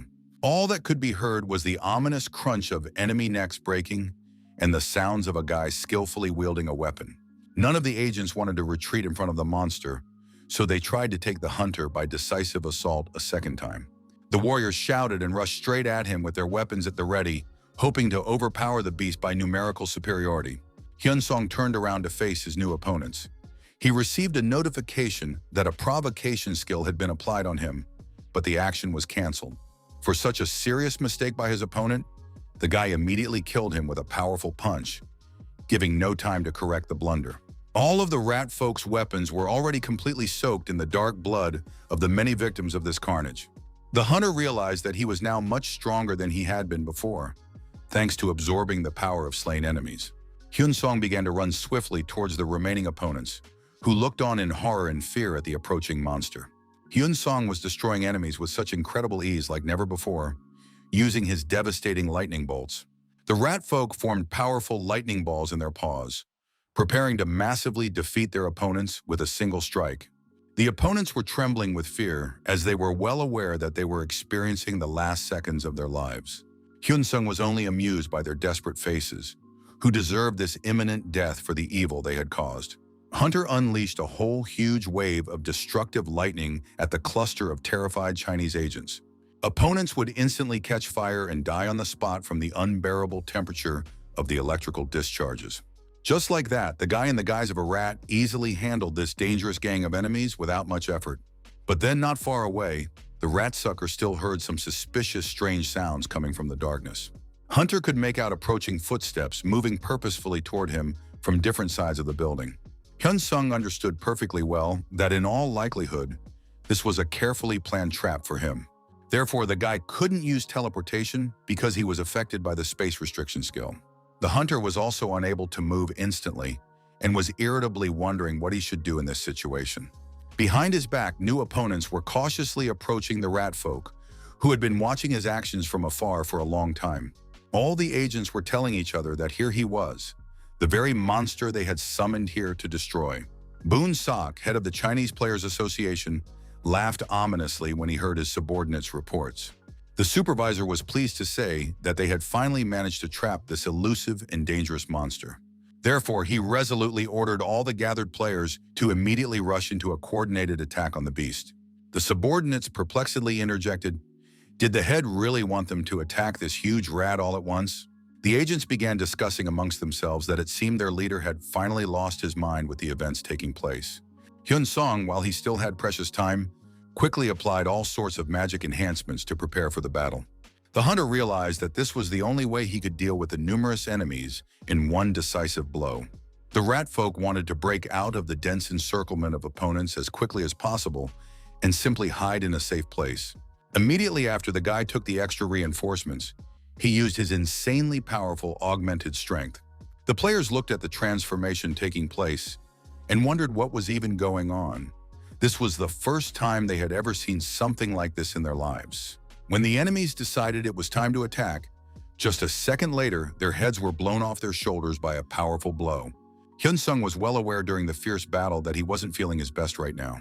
But the hunter had no other way out of the current critical situation with numerous enemies. Since the guy couldn't die here, he had to take a huge dose of stimulant drugs to increase his strength. The rest of the agents, who had still by some miracle survived the first attack, were trying to regroup. But the rat folks still methodically burned and sizzled their opponents, declaring that this was a true war without mercy.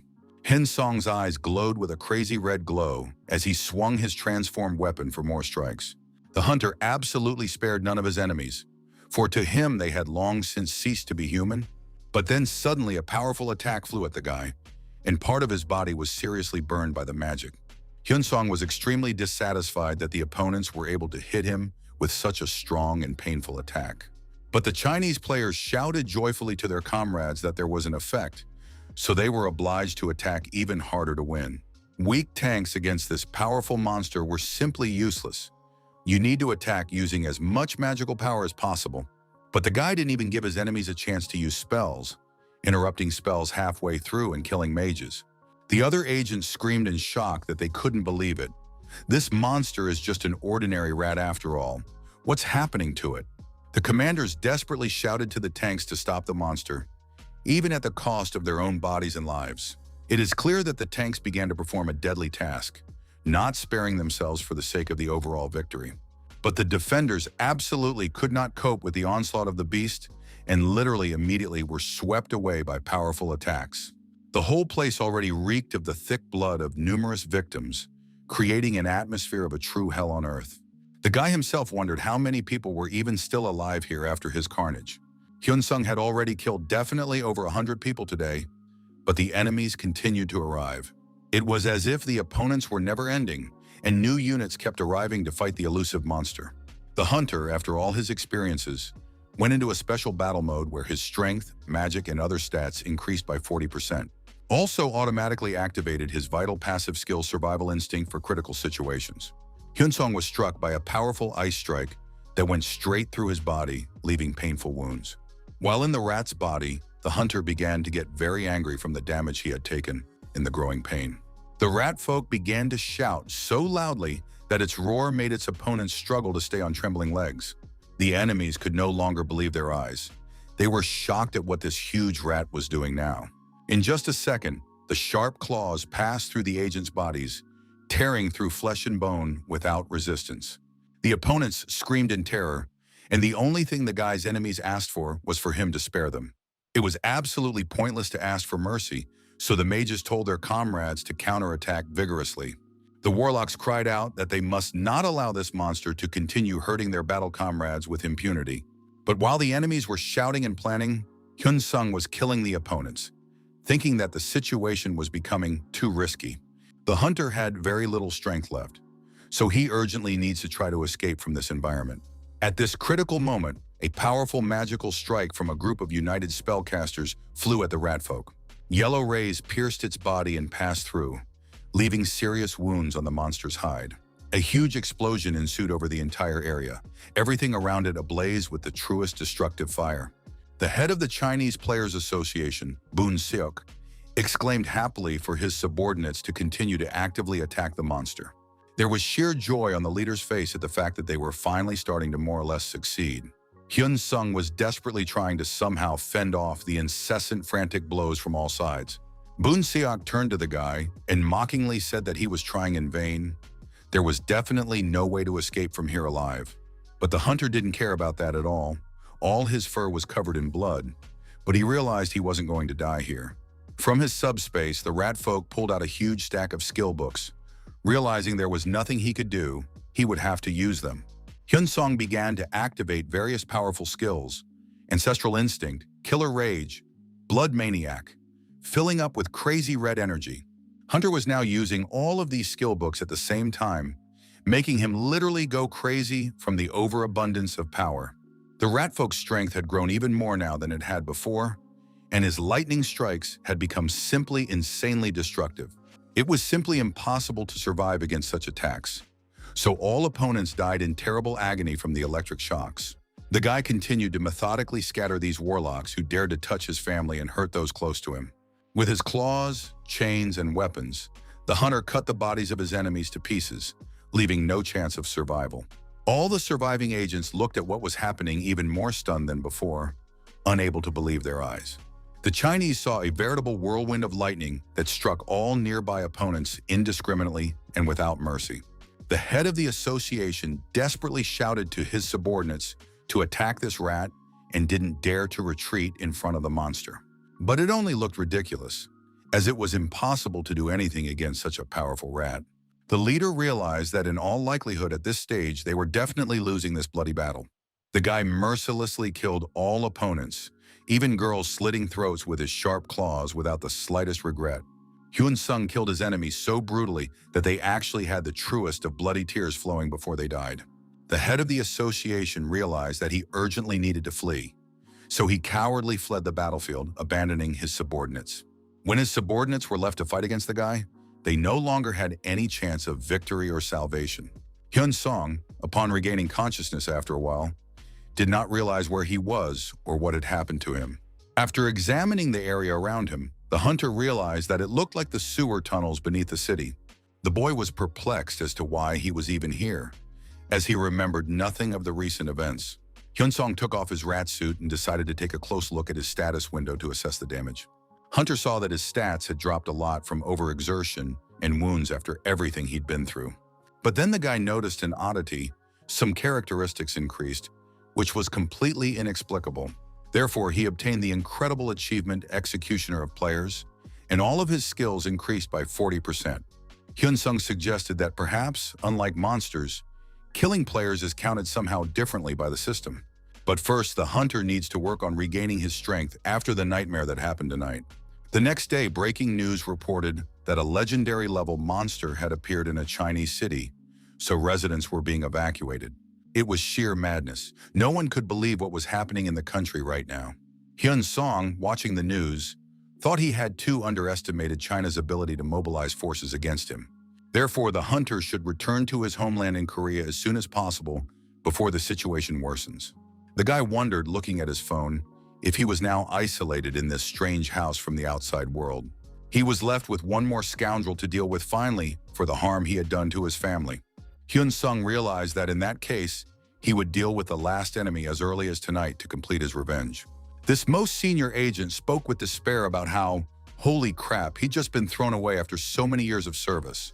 Jin Wang was killing himself for being treated so cruelly and unfairly in his job. Abandoned at a critical moment with no support. Suddenly, the silhouettes of two huge muscular bodies in black clothes appeared behind the back of the upset minister. The unidentified men decided to kidnap him, so they immediately placed a chemical-soaked rag over his face to sedate him.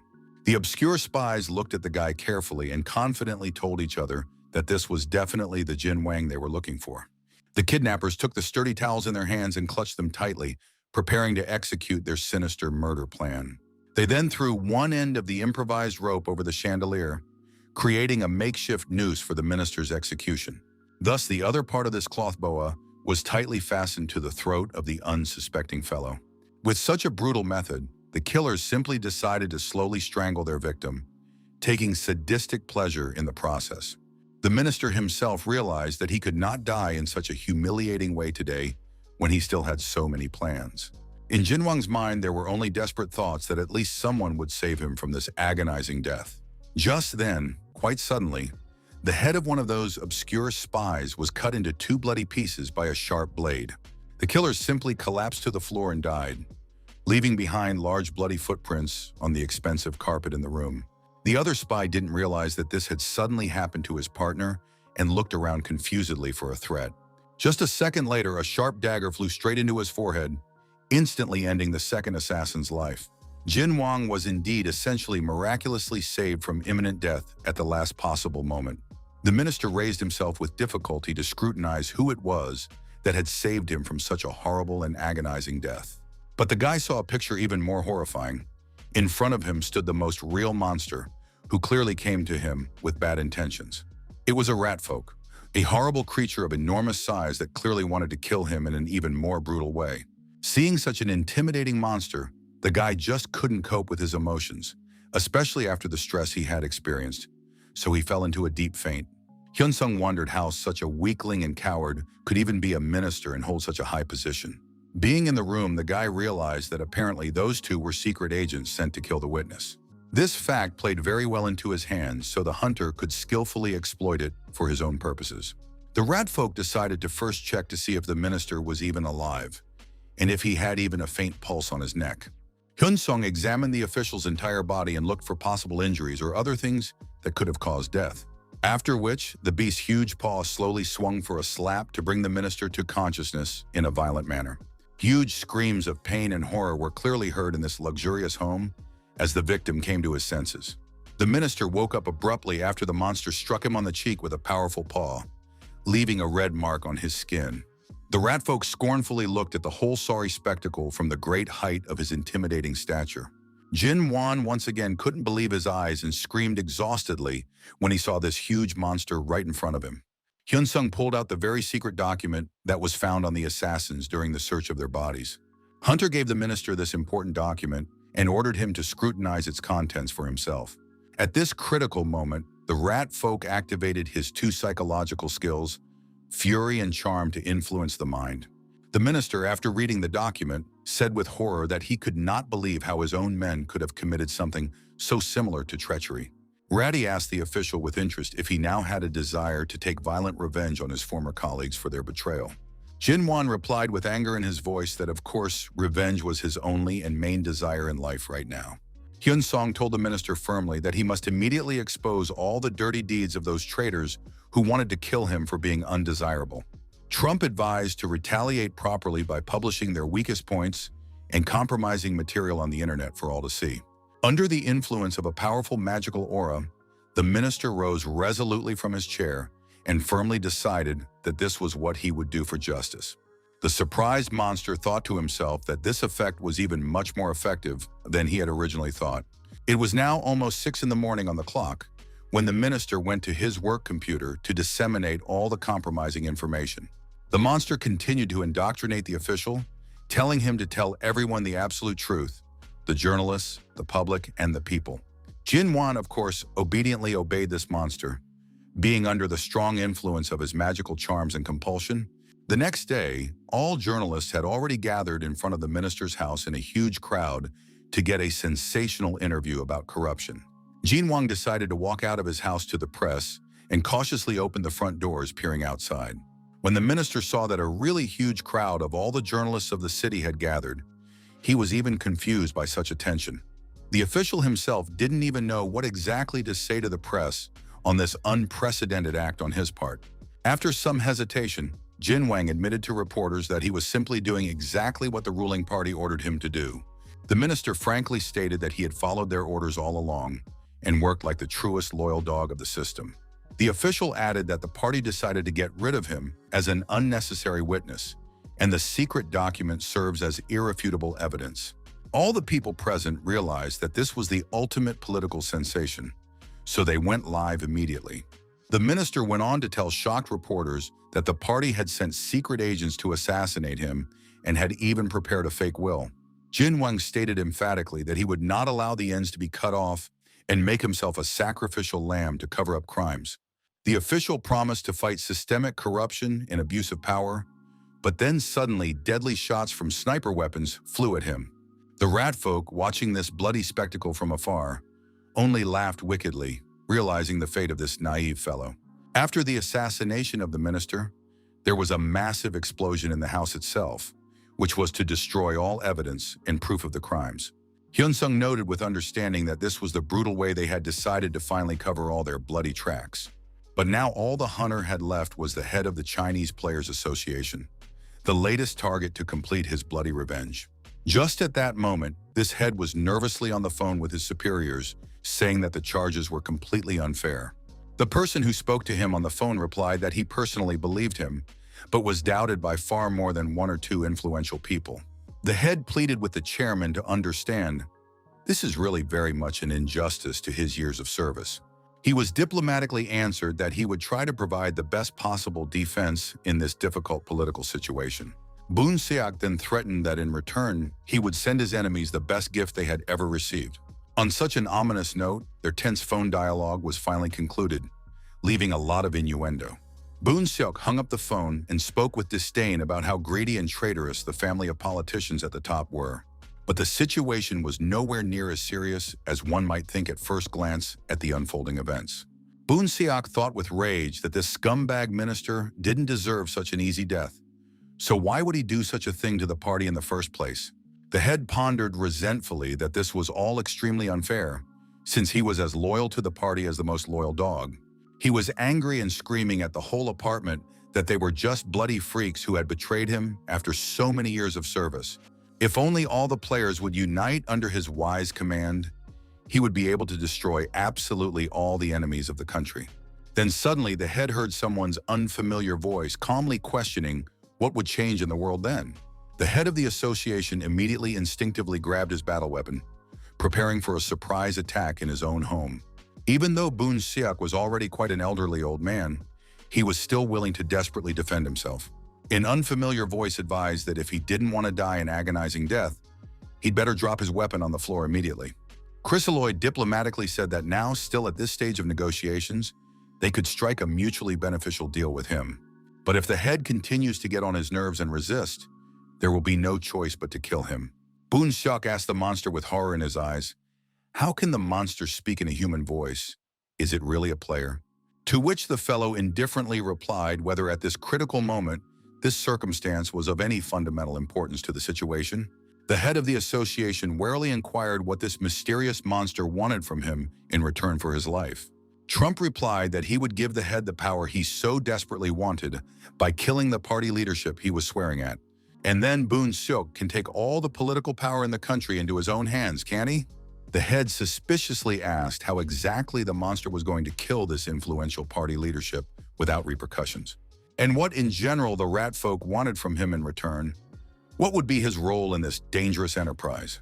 The guy pulled out a finished contract and slipped it to the head, ordering him to sign this document right here and now.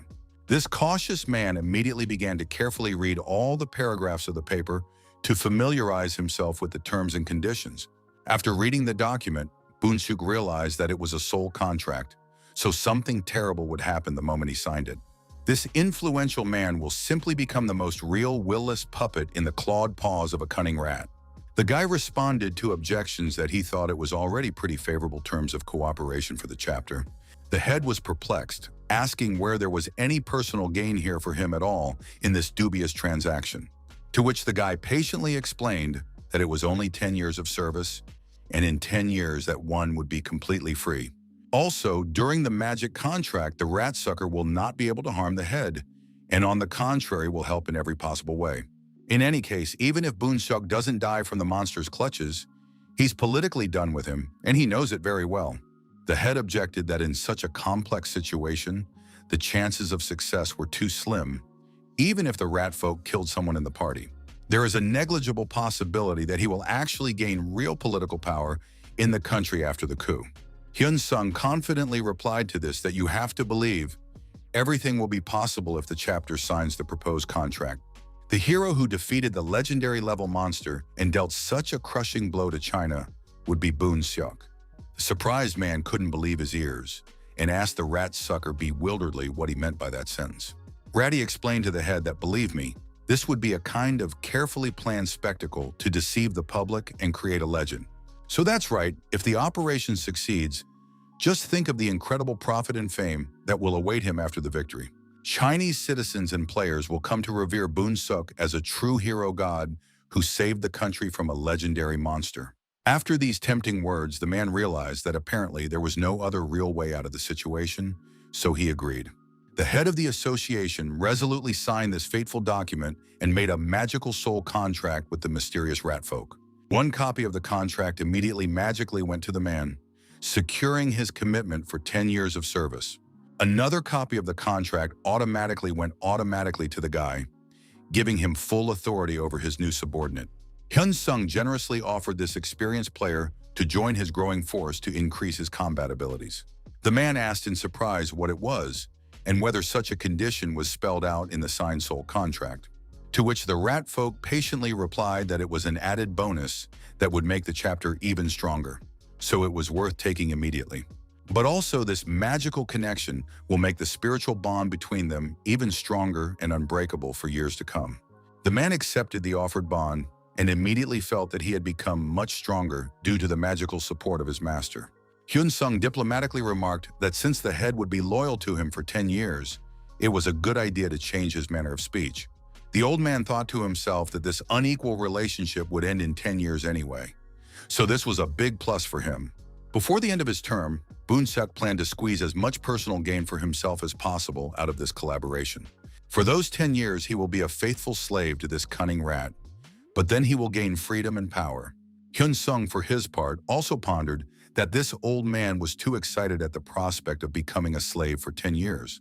It is actually a contract of submission between a ruler and a loyal subordinate. Whether Boon-suk will be able to give up the level of all the characteristics and skills he will acquire during this time of service.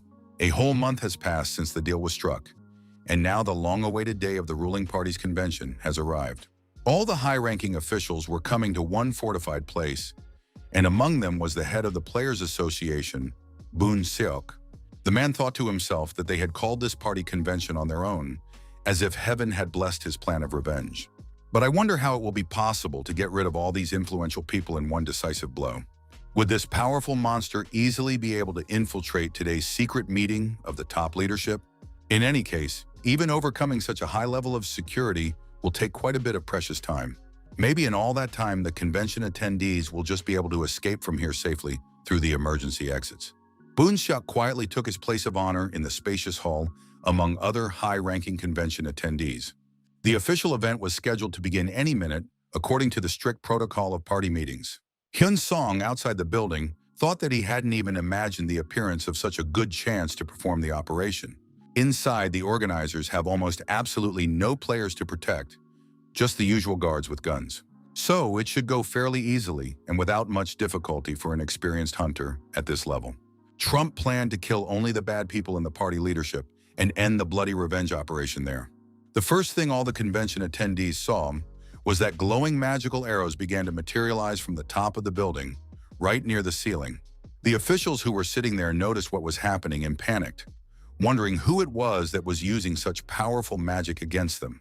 Literally seconds after their bewildered exclamations, the heads of the convention attendees began exploding from direct hits.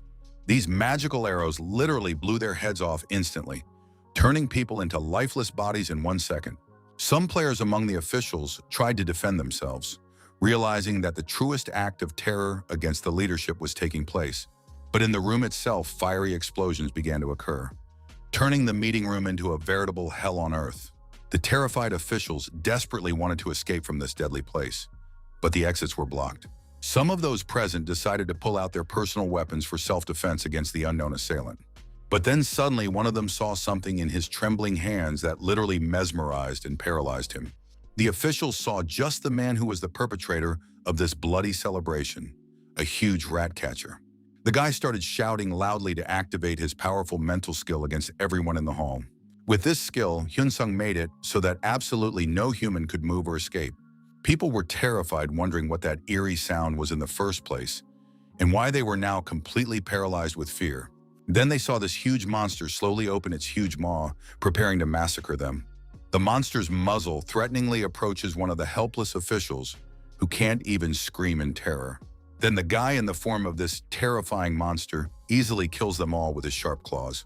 Some of the people there realized that things were bad since they didn't have any magical protection items with them. Hyun-sung was just counting on this circumstance. It was part of his brilliant plan to destroy the leadership. So the hunter approaches the next victim and uses his weapon to pierce the one in the heart area through and through. The other surviving conventioneers still wanted to try to escape through the building's emergency exits. Hyun-sung realized that he needed to get rid of these witnesses right now before they raised the alarm. The head of the Players Association theatrically shouted to those present how long they were going to cowardly run away from danger. Boon Seok urged his comrades, saying that if they didn't deal with the monster here and now, what would happen to their country? He masterfully played the role of hero and talked about protecting defenseless civilians from this monster. The head stated that they must fight even at the cost of their own lives, stopping evil at all costs. Even if one has to die here, one must fight, not surrender in the face of a mortal threat to the nation. This is the only way they can protect their people, which is the primary goal of any true patriot and defender. Boon Seok raised his magic staff, which immediately began to shine brightly with powerful blue energy. Hyun-sung, as a monster, was fully prepared to play along with this spectacle, which was only to his advantage. The man took a very quick step forward, showing his determination to engage in battle with the legendary beast. After which, there was an insanely violent explosion in the room, the black and purple energies colliding in midair. Now the real epic battle between the male hero and the scary guy in the guise of a rat-faced man was beginning. Everyone watching looked at what was happening and wondered if they thought the rat was moving a little slower. They thought hopefully that now they should help the head of the association, and together they could defeat this rat. Hyun-sung thought to himself contentedly that everything was now happening exactly as he had planned in detail beforehand. Explosions occurred one after another, lightning constantly flashing in the air, creating an impressive spectacle for observers. The head of the association realized that now was the best moment for the final act of their play before the public. Hyun-sung also realized that yes, everything was going as they had agreed earlier, and the crucial part of the plan needed to begin. This magic was so strong and widespread that the destruction spilled over as far as the street in front of the building. The courtyard of the government building also began to explode under the impact of powerful spells, creating chaos and panic.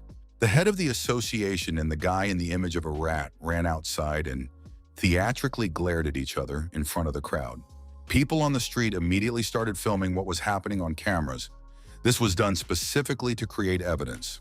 The head of the association started shouting with all his might, showing heroism and determination in the face of the terrifying monster.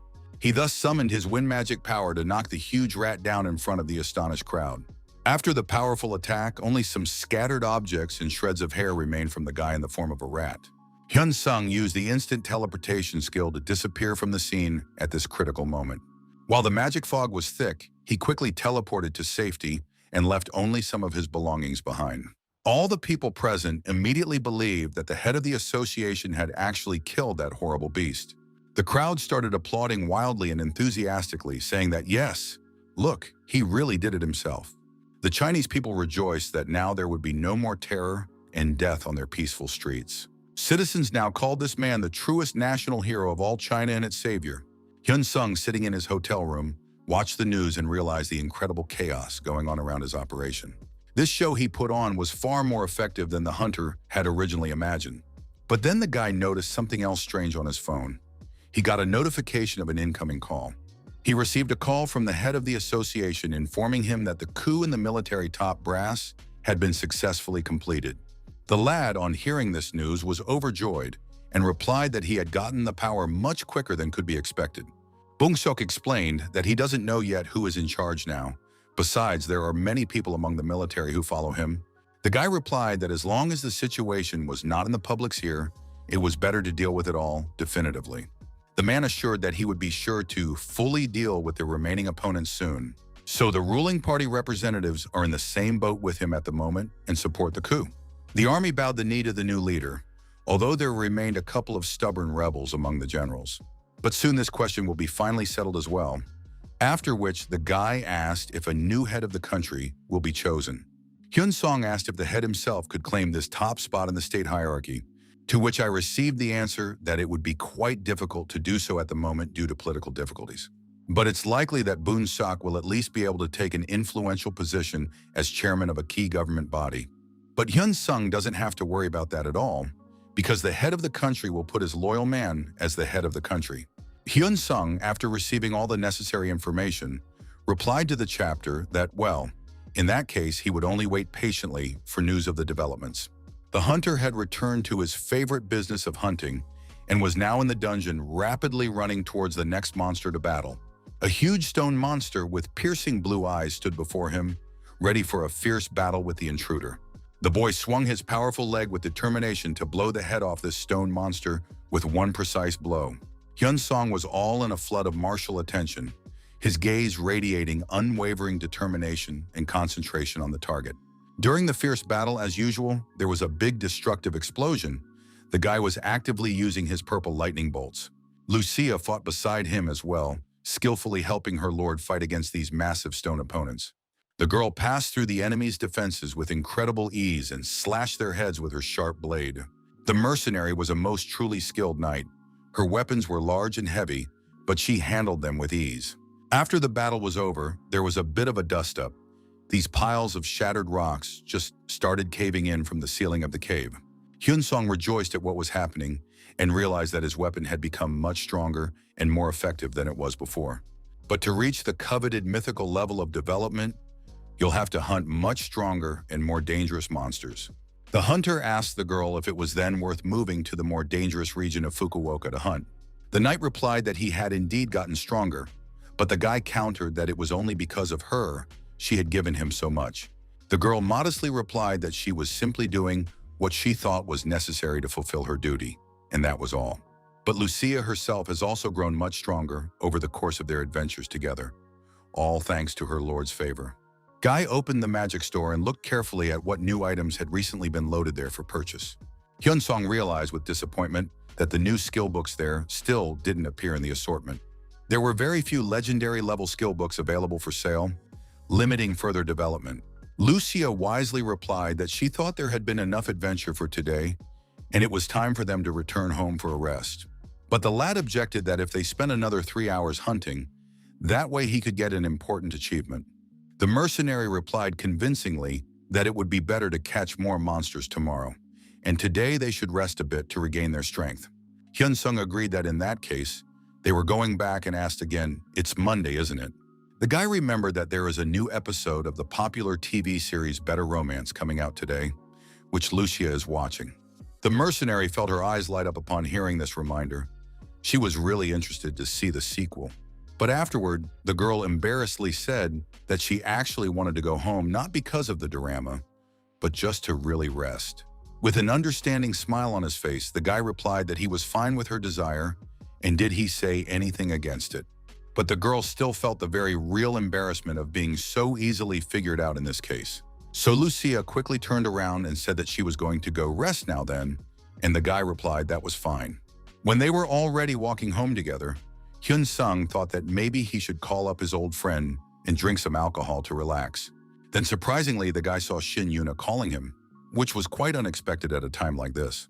The girl in the message was asking about, wondering when he was finally going to treat her like he had promised earlier. The guy realized that unfortunately he had forgotten to do that because of all the recent events, and decided to call her back immediately. Hyun-sung told the girl that he saw her message and that she had also called him before, but he didn't answer. The hunter explained to Shin Yuna that he wasn't ignoring her intentionally, but was just in the dungeon, so that's why it happened. The guy added that he didn't think that after all the events in China, that country could cause them any serious problems. So now Hyun-sung asked the girl when he could go and treat her as he had promised long ago. Shin Yuna replied that she was basically completely free right now and could meet at any convenient time. The guy didn't expect it, that things would come together so abruptly, but of course he happily agreed to the meeting. Lucia wondered curiously if this was the same girl from the Players Association he'd told her about. Hyun-sung confirmed that yes, and honestly admitted that at first he thought something serious had happened again. Shin Yuna and the hunter met at a luxurious restaurant in the city center for a nice dinner and conversation. They chatted warmly amongst themselves about how long it had been since they had seen each other in person. The girl wondered at the guy with interest. He must be crazy busy with all the chores and responsibilities right now. Shin Yun also asked if his family members had recovered a bit from that stressful kidnapping experience. Hyun-sung replied that yes, because they have undergone extensive rehabilitation and are feeling much better now. They were brought an insanely beautiful and expensive meal, which they happily began to eat in pleasant company. The girl smiled genuinely, for it had been a long time since she'd had such fine company for a heart-to-heart conversation. When they were about to finish their main courses, the waiters brought them exquisite drinks to complete their dinner. Shin Yuna slightly changed her tone of conversation and suddenly turned serious to the guy with an important news. The girl said he wouldn't believe what happened in the world today. There was another monster crisis. Today, a 6th legendary level monster has appeared, creating a new threat to humanity. Hyun-sung immediately asked what country this happened in and was told that it was in the United States of America. Hunter wondered why, in that case, Shin Yuna had decided to contact him specifically about it. The girl explained that it was simple. The US wanted him to come specifically to them to solve the problem. After this revelation, there was a very real sepulchral silence between them as the information was digested. Hyun-sung asked in surprise why the Americans suddenly wanted him to be the one to visit them. Shin Yuna replied to this that this country has actually been wanting to recruit him to join them for quite some time. The Americans contacted the Korean government through the United Nations for negotiations. The girl added that it's pretty much the same as if the US had just approached them directly. Hyun-sung asked the girl to talk about it all a little more in detail to understand the full picture of what was going on. Shin Yuna couldn't even immediately find the right words to explain the complexity of the political situation. And although this might, of course, have seemed implausible, Shin Yuna explained what had actually happened and mentioned that representatives had come to her office in person. They showed a photo of the player and pointed specifically to him, intending to work exclusively with this young man. Hyun-sung was very surprised by the fact that they had specifically requested him directly from the US. It certainly seemed strange that they had asked for a specific person. Shin Yuna confirmed once again that this was indeed the case, and moreover, she admitted that it was very difficult to formally refuse, because allied obligations and the Korea-US Mutual Defense Treaty required cooperation. The young man tried to object, arguing that he was a civilian and that the laws applicable to the military should not apply to him. The long-haired, blue-eyed beauty confirmed that this was precisely why she had been tasked with arranging this meeting, to properly convince Hyun-sung and strictly ensure that he did not succumb to the Americans' persuasion. The association was in a very delicate situation, and Hyun-sung understood this perfectly well, but that didn't mean he was obligated to comply with the association's request. Besides, the task, to battle a legendary monster, was extremely dangerous, and Shin Yuna emphasized this fact, saying that the association had prepared a decent compensation. To start with, the association decided to change the distribution of income from magic stones and give them entirely to the hunter.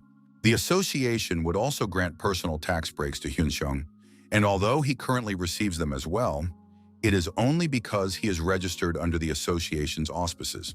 As soon as Henson leaves the association, all benefits will disappear.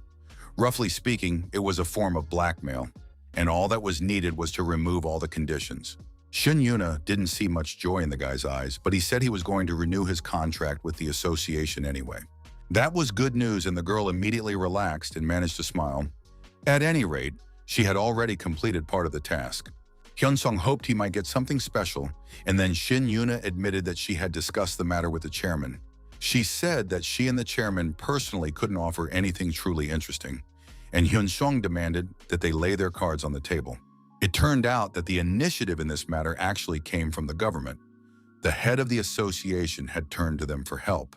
And then the government decided to show unprecedented generosity and offer the title deed to the dungeon. That was a whole different story. Everyone had always dreamed of owning an underground facility because they usually belonged to the state. And until recently, no organization or private individual could privatize an underground. Even the country's largest corporations were no exception. They merely circumvented the law to use the underground as their own. Shin Yuna admitted that the government had decided to transfer full ownership of one dungeon of his choice to the young man. Hangsung would be able to hunt there alone or open the entrance to other players and collect a fee for it. The government would not interfere in these matters. The young man was practically satisfied with this offer, but said that one dungeon wasn't enough for him. He would like to own at least 3 dungeons. Shin Yuna understood that the young man was bargaining and explained that the government had barely agreed to allocate even one, because the annual profit from dungeon entrance tickets exceeds the annual revenue of an average company. Heng Song wouldn't give up and asked that the dungeon he would receive be hero rank and the other 2 be rare rank.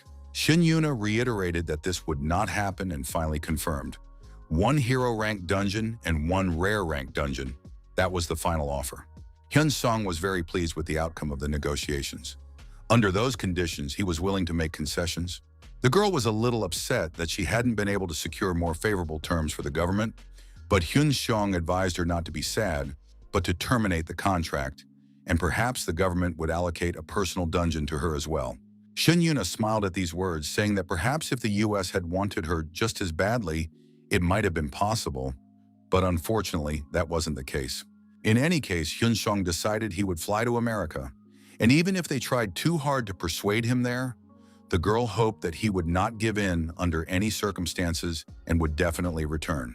Hyun Song confirmed that of course that would be the case, because once he obtained the dungeon, he wouldn't be able to move to the US. Then the young man remembered that he hadn't found any information about the legendary monster anywhere. Shin Yuna said that nothing had been written about it online yet, but people were saying it was a hydra, a 9-headed one at that. Judging by its classification, it turned out that it belonged to the serpent type. There were also rumors that, fortunately for the country, the area where the spatial portal had opened was not located within city limits, but in some remote wasteland. That's why there were no casualties, and right now the very fact that this monster exists hasn't become public knowledge yet. The Hydra is behaving relatively quietly for now. It appears to be surveying the surroundings but isn't acting aggressively. The more Hen-sun listened, the more he liked the whole thing. Not only could he make money off this Hydra, but he'd also get the dungeons as his own property. He needed to leave right away. The helicopter was already waiting on the pad. A short while later, the young man was there. He had set foot on US soil and was ready for new victories. The young man was greeted very formally, with thanks for responding to the US government's request and coming to help. The man introduced himself, saying his name was Dave and that he would be accompanying Hen-sun while he was in America. The men got acquainted, and Dave led the Korean guest to the Hydra Task Force headquarters. Hyun-sun looked around with interest. There were many players of varying skill levels. They say this is the world's most powerful country for raids, and it seems those aren't just empty words. William was the head of the Hydra Task Force. He greeted Hen-sun and said they were very pleased to meet a legendary ranked monster hunter. William noted with regret that, until recently, there had been no raids against legendary ranked monsters in the US. That's why they had been forced to call on Hen-sun for help and planned to operate under his leadership. The hunter confirmed that he would do everything possible and try his best, and the men were confident that the Hydra raid would go smoothly and without incident. Hen-sun wanted to know when the raid was scheduled to begin and what information the government had. William explained that the raid would begin the next day at noon with an artillery barrage from the army. If the Hydra suddenly changed its route, events might begin earlier than planned. The chief of staff gave his guest a tour and said that the young man would be assigned to the First Strike Force. According to William, this was a team assembled from the top-ranked soldiers in the U.S. After finishing the tour and explaining all the available information, the chief of staff said it was already late and wished his guest a good night's rest. In the morning, he would be able to meet the rest of the team. Han Song was genuinely surprised when he realized he wouldn't be working with the team beforehand. But William explained that in the first squad, everyone had a flexible role and could act in battle as they saw fit. After that, the guest was taken to a luxurious hotel and given a beautiful room. Once he was alone, Hyun Song immediately logged into his profile because he knew there was little time left before the mission began, and he had to get it all done that night. The young man felt that his superior had overpraised this famous Korean hunter. William said that it was an order from higher-ups, not his own initiative. Besides, the guy really was worthy of such praise and was a unique ranker. The man in the blue suit believed that if things were left as they were, people would think that Hen Song had single-handedly defeated all the legendary orcs. The chief of staff said there was no need to overthink it, because their job was to make the best possible impression on the guest, so they should set aside their doubts and simply carry out the mission as required. Soon, the commander of the First Strike Force came into William's office and asked what the chief had to say about this Korean hunter. William was already starting to get annoyed. He was simply doing everything to make Hen Sun feel comfortable. That was the order from above. The commander of the First Strike Force was impatient. He wanted to know how well the guest would perform in battle the next day. In fact, the commander was already on edge. He believed that if the legendary orcs had appeared in the US, they would have been destroyed on the first try, unlike in Korea, where they had attacked twice. William didn't argue with this statement, saying only that they would find out tomorrow. In general, it would be good if the squad commander didn't be rude to the guest and tried to behave normally. Besides, the commander should remember not to call Hen Sun a brat, and it would be better to review the instructions again so as not to cause problems for everyone. But the very next moment, William began yelling at those present. His subordinates were to immediately go on full combat alert. 5 minutes before this conversation took place, Hen Sun had entered the dungeon and was examining the sleeping dragon. He was satisfied with everything. The young man left a doppelganger in the room using the item Doppelganger's Requiem. The doppelganger was supposed to sleep peacefully, thus diverting suspicion away from Hen Sun. As for Hen Sun himself, he had transformed into a goblin, and now he had the perfect alibi. All he had to do was capture the dragon as soon as possible. Without wasting a second, Hen Sun rushed at breakneck speed to attack the dragon. The young man plunged his knife into the monster's body, which immediately howled in pain and rage and began to scream piercingly throughout the dungeon. The goblin activated his skills and prepared to strike. This time, it had to be the dragon's blood. Moreover, the blade stuck in the dragon began to level up. It became a unique legendary rank blade, and the blood and steel skill also leveled up, and now the goblin felt power in his fingers. In addition, very fast regeneration had been activated, and all of this combined contributed to the successful conclusion of the battle. The goblin soared high into the air and attacked his opponent from there. The dragon was far too slow and hadn't posed a problem yet. Finally, the dragon attacked with fire, filling the entire area with a bright blaze. After this attack, it seemed that the dragon would finally show its true power. But unexpectedly, it began to seem as though the dragon couldn't attack properly, which was strange for a legendary rank monster. Hen Sun surmised that the dragon had used powerful consumables with harsh side effects before the battle, and although he had prepared stimulants, he wasn't ready for this fight. Furthermore, one must not forget that the blade continued to drain his strength and mana, so the goblin, not giving the dragon a chance to recover, attacked him again. After that, a barrage of attacks rained down, which proved to be the dragon's final and fatal blows. And now the monster's head had been severed from its body and its neck split in two. It was an incredible achievement. Hen Song single-handedly defeated a top-tier monster that was more than 400 levels stronger than him. As a reward, he received a title. After checking the information, the player confirmed that this monster was of legendary rank. Perhaps it was simply not in top form, or had become very tired the previous day while wreaking havoc in the area. After completing the mission, Hen Sun returned to his hotel room, where his clone was waiting for him. Everything there was fine as well, so he could safely deactivate and dismiss his clone and go to rest with a sense of accomplishment. Hyun-sung was very pleased. He saw that he had earned 2 achievements and 4 legendary items. The nighttime raid had yielded a good haul. Haeng-sung appeared at the meeting point and watched as various players fooled around or trained. It wasn't yet clear exactly what they were doing. The chief of staff for the Hydra campaign was very agitated. He said another monster had appeared, presumably of legendary rank. This monster had killed the Hydra during the night. Hyun-sung even broke out in a sweat from the tension. The hunter made sure the military was watching everything closely from afar and was glad he'd chosen to disguise himself as a goblin. Hen-sun confirmed the assumption, saying that if the monster had killed the Hydra, it must be at least of legendary rank.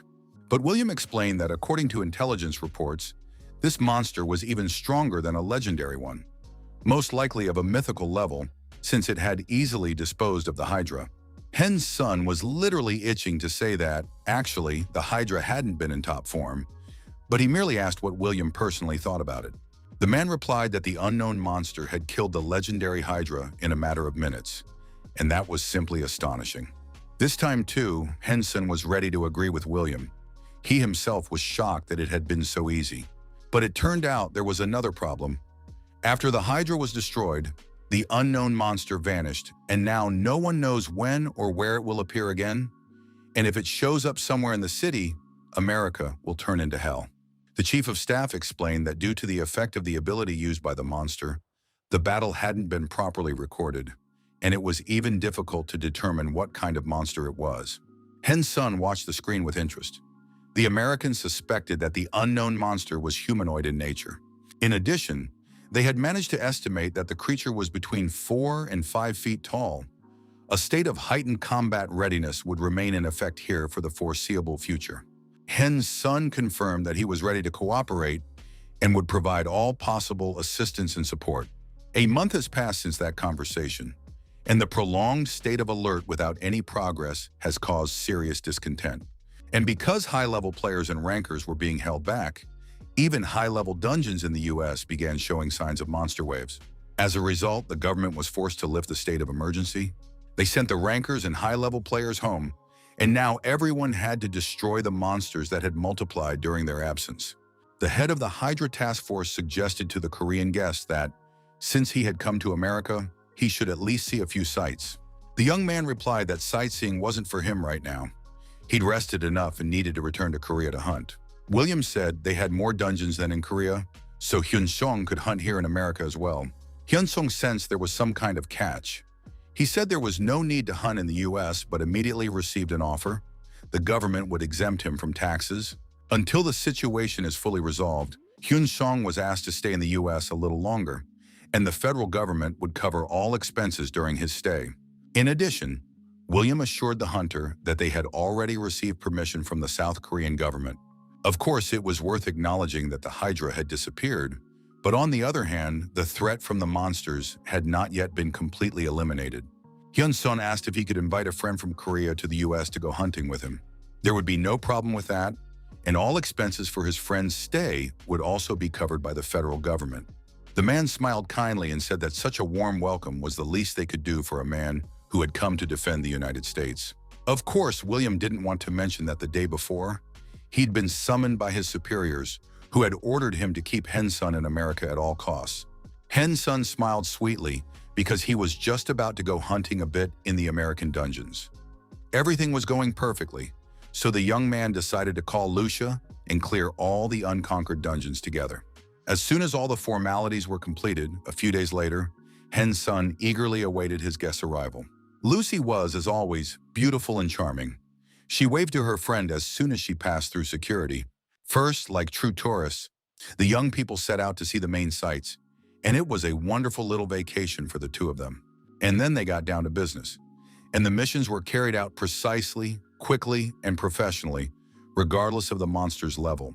Kang Seung-yeon was very unhappy. He didn't understand why Hyun-sung hadn't returned, since he'd already been in America for more than 3 months. Shin Yuna was called in for a talk and now didn't know how to answer such a question. She really didn't know why Hyun-sung was still there. The man said that, out of the entire association, Shin Yuna was the one who had been closest to the player. So if she didn't know, then who on earth could know? Kang Seongyeon wanted to know if the girl had called the hunter and what answers he had given her when he would return to Korea. According to Shin Yuna, since the hunter was already in the US, he was taking his time sightseeing and would return later. Hyun Seong had asked her not to worry about him. The man couldn't understand how long one could possibly vacation or what could possibly be interesting in the United States of America. The beauty said again that she didn't know, and the tone of her voice suggested that she was very angry. The boss had a hunch. Perhaps Shin Yuna had feelings for the young man and was therefore angry and nervous, not knowing where he was or what he was doing. Kang Song-yeon decided he was right, and that the girl was acting so irritably because of jealousy. The beauty tried to explain that there was absolutely no jealousy involved, that she had known Hyun Seong for many years, and that there was nothing between them. But the director knew better. He said that the heart isn't so easy to control because the head and the heart have always lived their own lives. Now he was almost certain he understood why Shin Yuna had been so prickly. Her head says, "Don't do that," but her heart acts differently. But since they had already figured out the truth, Mr. Kang could solve this problem. Shin Yuna resisted for a while longer, repeating that it wasn't like that at all, but then decided not to fight it and asked how the problem could be solved. Kang Seong-yeon said there was no problem at all. The girl just needed to go to America herself, and then she wouldn't be jealous because she would meet Mr. Hyun Seong there. Shin Yuna couldn't believe her ears, and it seemed to her that the manager was just making fun of her. But the man said she needed to come and stay close to Hyun Seong the whole time, under no circumstances show that she was jealous, and make sure the Americans didn't poach him. Shin Yuna understood what she needed to do. She just wanted to know exactly what the association expected of her once she arrived in the US, met up with Hyun Seong there, and stayed by his side. It turned out to be simple. She needed to have a proper rest with Mr. Hen-sun and then bring him back. There was no need to worry about the expenses. The Korean Association could afford such expenses, but it was best not to mention any of this to Mr. Hen-sun. Besides, Shin Yuna needed to let go of her resentment. The head of the association believed that Shin Yuna had taken offense when she was unable to get something from the US for free. And perhaps the girl had even thought, was it all for nothing that I suffered a loss by remaining loyal to Korea? And now the association was sending her on vacation at its own expense and covering all costs without limit. Shin Yuna listened to all this and realized she needed to take advantage of the situation so that people would treat her differently. She remained silent, refusing to agree to the trip. In the end, Kang Seong-yeon promised that he would get down on his knees in front of the VIPs and secure unofficial ownership of the basement for the beauty. In addition, he promised to pay her the same rate he pays Mr. Hyun Seong. Shin Yuna listened to all the proposals, and then, still furious over the accusations of jealousy, she landed a powerful right hook with all her might, saying she was a fool for trusting such a man. The man clutched his ear and finally realized that Shin Yuna seemed to be very hurt, and that he probably should have treated her better earlier. Well, as they say, there was no point in turning down such a fabulous offer, and although Shin Yuna still hadn't calmed down about Mr. Kang, she decided to give him another good smack when she got back. Shin Yuna couldn't understand what kind of woman could put up with that dimwit and utterly insensitive blockhead. Hyun Seong and Lucha were leaving the basement when he received a message on his phone. He read that Ms. Yuna was coming to the US. Lucy realized that the Korean Association was acting quite aggressively. Apparently, they were worried about Hyun Seong's prolonged absence. Hyun Seong realized that if Miss Yuna was coming, he should return to Korea.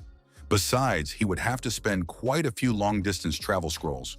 Hyun Seong, of course, could afford such expenses, since he was currently spending them on trips to and from Korea. Hyun Sun suggested going to the airport the next morning after breakfast to meet Shin Yuna. Shin Yuna had arrived safely and was walking through the airport when she spotted Hyun Seong in the distance. She hadn't expected him to come meet her. Her mood was dampened by the fact that the young man wasn't alone, but was with Lucia. Shin Yuna didn't understand why they had come to meet her. Everyone greeted each other, and Shin Yun honestly explained the reason for her visit. She was in the US to find out when Hyun Seong would return to Korea. The young man clutched his head, saying he didn't know, because life in the US was just too comfortable. Shin Yun replied that this was wonderful, and that the young man could stay here as long as he wanted. Until he returned to Korea, Shin Yun would also be living in America. Hyun Seong couldn't hide his expression and looked surprised and a little upset. But of course, there was no reason why Shin Yun couldn't be here with him. That wasn't the issue at all. Shin Yuna added that since there were absolutely no problems between them, she had come on vacation, and now they could properly explore America together. She said she had already booked a room at the same hotel where Mr. Hyun-song was staying, since it would be very convenient for the whole group. Hyun-song was about to pick up the luggage, but at that moment, Lucia pushed his hand away and said she would take care of it. Sparks flew between the ladies so fiercely that they could have lit up and burned down the entire airport. Hyun-song, of course, would have carried the suitcases himself, but no one asked for his opinion. Passions were running high, and in the end, Hyun-song suggested they go see the city and its sights instead. Upon arriving at the hotel, Lucia said she was going to her room to rest. Hyun-song also chose to go to his room to think over their plans. Shin Yuna was genuinely surprised when she realized the young people were staying in separate rooms. Heng Song admitted that the US government was covering all the expenses, so there was no need to scrimp and share a room. But even if that weren't the case, the young people had their own personal funds to pay for separate accommodations. Shin Yuna's mood improved significantly when she realized that her jealousy and suspicions were completely unfounded. The young people decided to rest until lunchtime and then meet up to go sightseeing. Of course, the American curators immediately found out that Shin Yuna had arrived in the US and that Hyun-song had met her at the airport. The young people settled into neighboring rooms at the same hotel, and it is likely that they will work together going forward. One of the leaders came up with the idea of luring Ms. Yoon over to the US side, but William said that the young woman has a strong sense of patriotism, and all past attempts to lure her away have failed. It is unlikely she will give in this time. William added that they aren't setting that as a goal right now. For starters, they just need to get Hen Sun back to Korea. At this stage, the American Association has no reason to keep the player in their country.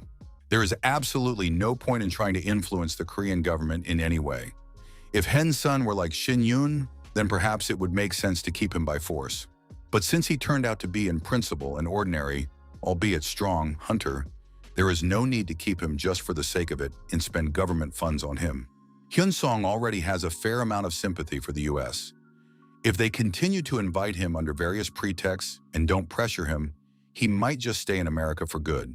William was certain there was no need to resort to harsh methods or instill negative feelings toward America in him. He instructed his subordinate to ensure the comfort not only of Hen Sun, but also of Shin Yoon. Recruitment was unlikely to succeed, but establishing good relations with them certainly wouldn't hurt. At that moment, the office door flew open and a subordinate rushed in, reporting that a serious problem had arisen. The man, looking terrified, reported that a creature of presumably legendary rank had appeared in the dimensional rift where the Hydra had emerged. It was unexpected, but a huge dragon had appeared out of nowhere and was now instilling fear and dread. The authorities fired rockets and firearms at it. However, the dragon merely responded by spewing fire, showing no fear and suffering no damage from the attacks. It looked as though the rockets couldn't harm it. They exploded, but didn't stop it from moving and attacking people. Unfortunately, the monster made its way into the city, and people were terrified when they saw the beast in the streets. Panic broke out. Terrified people tried to hide, fleeing in all directions. But many fell victim to the monster or its fiery attacks. According to intelligence reports, the Red Dragon was heading toward Seattle. Along the way, it burned every city it flew over. The U.S. Army's countermeasures had absolutely no effect. The military could not inflict any significant damage on the Red Dragon. All the key players had already been assembled, and everything was proceeding quite swiftly. The players in the military had to be ready before the Red Dragon arrived. Fortunately for the people, the Red Dragon's flight speed wasn't too high. The association immediately turned to Hen Sun for help, and the young man was already on his way to the scene in a fighter jet. In addition, Shin Yuna joined him. The girl went with him as well, and all that remained was to hope that everything would go smoothly. Hyun-sung had never before reached a monster battle site in a military fighter jet. It was clear that the Americans had everything well organized. Heng-sung wondered who had turned the Hydra into such a monster, and hoped that this monster wasn't of the divine rank. The players were informed that the Red Dragon's rank had finally been determined. It was of the legendary tier, and the players stood no chance in aerial combat. The military planned to focus their attack on its wings and bring the battle to the ground. If that failed, the players would have to lure the Red Dragon to the ground and attack it there. Everyone hoped that provocation skills would work and the monster would descend. But so far, the situation was rather grim. because none of the attacks were dealing any damage to the red dragon. All ranged damage dealers were ordered to prepare for battle and attack. All sorts of projectiles were fired at the red dragon from all sides. But this creature was very strong and was in a completely different league from the orc chieftain. Instead of dying or taking damage, the monster was, on the contrary, ready to fight the players. It soon became clear that defensive skills needed to be activated immediately. The players tried with all their might to damage the red dragon's wings and bring it down lower, but as soon as the monster sensed it might take damage, it attacked the players with fire, preventing them from getting close to its wings. Fortunately, all the players were still alive, though their health was not looking good. Moreover, the red dragon wasn't going to just sit there as a target. It launched an attack on the players. Everyone present, the country's top-ranked players, tried to weaken the monster in any way they could. The commander-in-chief tried to direct the battle. He ordered the players to attack simultaneously, preventing the monster from flying away. But the enemy was too strong. A single swipe of its tail was enough to inflict massive damage on the hunters. Soon the hunters realized that this monster possessed incredible durability that was impossible to penetrate. They had never faced anything of this caliber before. Hen's son channeled his strength and abilities into his sword and charged at the red dragon, trying to break through its defenses. Soon the young man realized that his attacks were ineffective. 9 hours later, the red dragon was still alert and strong. Its tail swipes were enough to defend itself against the hunters. It all looked very grim. The bodies of bloodied players lay scattered everywhere, moaning and on the brink of death. William didn't know how else to approach this battle. The only silver lining was that the evacuation of Seattle and the surrounding area had been completed. The players were given permission to leave the battlefield because further losses were completely pointless. As sad and painful as it may sound, the hunters were ordered to retreat, even though the red dragon was alert, healthy, and unharmed. The authorities issued a statement to the residents. They declared a national state of emergency. Fortunately, however, the authorities managed to determine that all the immense magical power the red dragon had used was employed solely for defense. The battle was analyzed, and it became clear that fire breathing was the only means of long-range attack. It turns out that the danger isn't actually as serious as expected. Of course, the red dragon is dangerous to ordinary people, but not to high-level players. As for the red dragon's offensive abilities, they are roughly on par with a rare rank monster. At the same time, however, it must be noted that the red dragon's physical abilities are quite threatening, and it turns out that the immense power emanating from its gigantic body is its primary weapon. On the other hand, the speed the red dragon displayed is on par with a heroic rank monster. This is dangerous for tanks who have maxed out their health stats. A melee DPS with high agility is quite capable of dodging the red dragon's attacks. Hensung listened carefully to the expert's report. He realized that this monster posed a strategic threat. The chief of staff now realized that he could assemble a squad of players who specialize in melee combat. This would reduce casualties among the players. Hen's son surmised that firepower would then be significantly reduced, and he came up with the idea of having melee dealers fight while keeping ranged dealers in their rear. And when the ranged dealers ran out of mana, the melee dealers would be able to attack. Of course, it was a great idea, but doubts remained. Would the hunters be able to break through the red dragon's defenses? Sin Yuna, recalling their battle with the red dragon, said that she had encountered many monsters with high defense, but this was the first time she had ever faced something like this. Everyone understood that they needed to somehow remove the red aura, and then they would be able to deal damage, but how to do that seemed impossible. When the meeting ended, Shin Yuna asked if they could return to Korea now. It seemed that the raid on the red dragon wouldn't be worth their while. Hyunsung suggested staying a little longer to study the strategy, and if it really seemed impossible, they would calmly return to Korea. Shin Yuna was very pleased with this answer. She said she would inform the Korean Hunters Association that they would be returning soon. The young people said their goodbyes in the hotel lobby, and each went to their own room. Although Hyunsung lay down to rest, he couldn't fall asleep. He was thinking about the legendary rank monster of medium difficulty. If they missed it now, there was no telling when it would appear again. Hyunsung logged into his profile and discovered that there was dragon-resistant armor, created using magic specifically for hunting dragon-class monsters. Hyunsung examined the shop even more closely. He'd thought it only sold monster drops, but it turned out they even had snacks. The young man bought himself some rare-grade dragon armor as well as a snack to satisfy his hunger. It was simply enormous. Hen's son decided to test it out on a dragon. He headed to the battlefield, where the military was still trying to hold back the red dragon with rockets. In any case, their actions prevented the beast from moving or changing its position, which was convenient in the current situation. Hen's son laid out the snack, which gave off a pleasant aroma, and soon the red dragon, like a true predator, caught the scent. Despite the fact that everything around was engulfed in fire and the smell of gunpowder, the monster sensed the aroma of meat and approached it. So far, everything was going according to plan. The red dragon's sense of smell hadn't failed him, and he ended up exactly where the player needed him to be. Hen Song decided to carry out his plan. He bought another large meat snack. The young man thrust his dagger into the piece of meat, which went in with ease. Then Hen Song bought a few more snacks, stacking them on top of each other. In the end, it was a single, enormous meatball, resembling a meatloaf or a cutlet. Its size was staggering. This meat bait was as big as a one-story house, but the red dragon would likely devour it in a couple of bites. Meanwhile, the monster, unaware of anything, slept peacefully, taking advantage of the fact that the military had stopped shooting at it and the hunters hadn't arrived yet.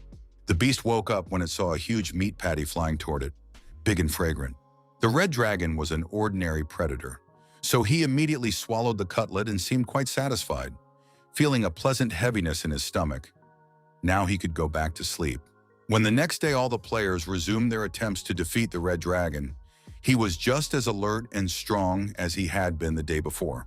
Hen's son looked at the monster and noted that everything was going according to plan, and he could safely join the attack group.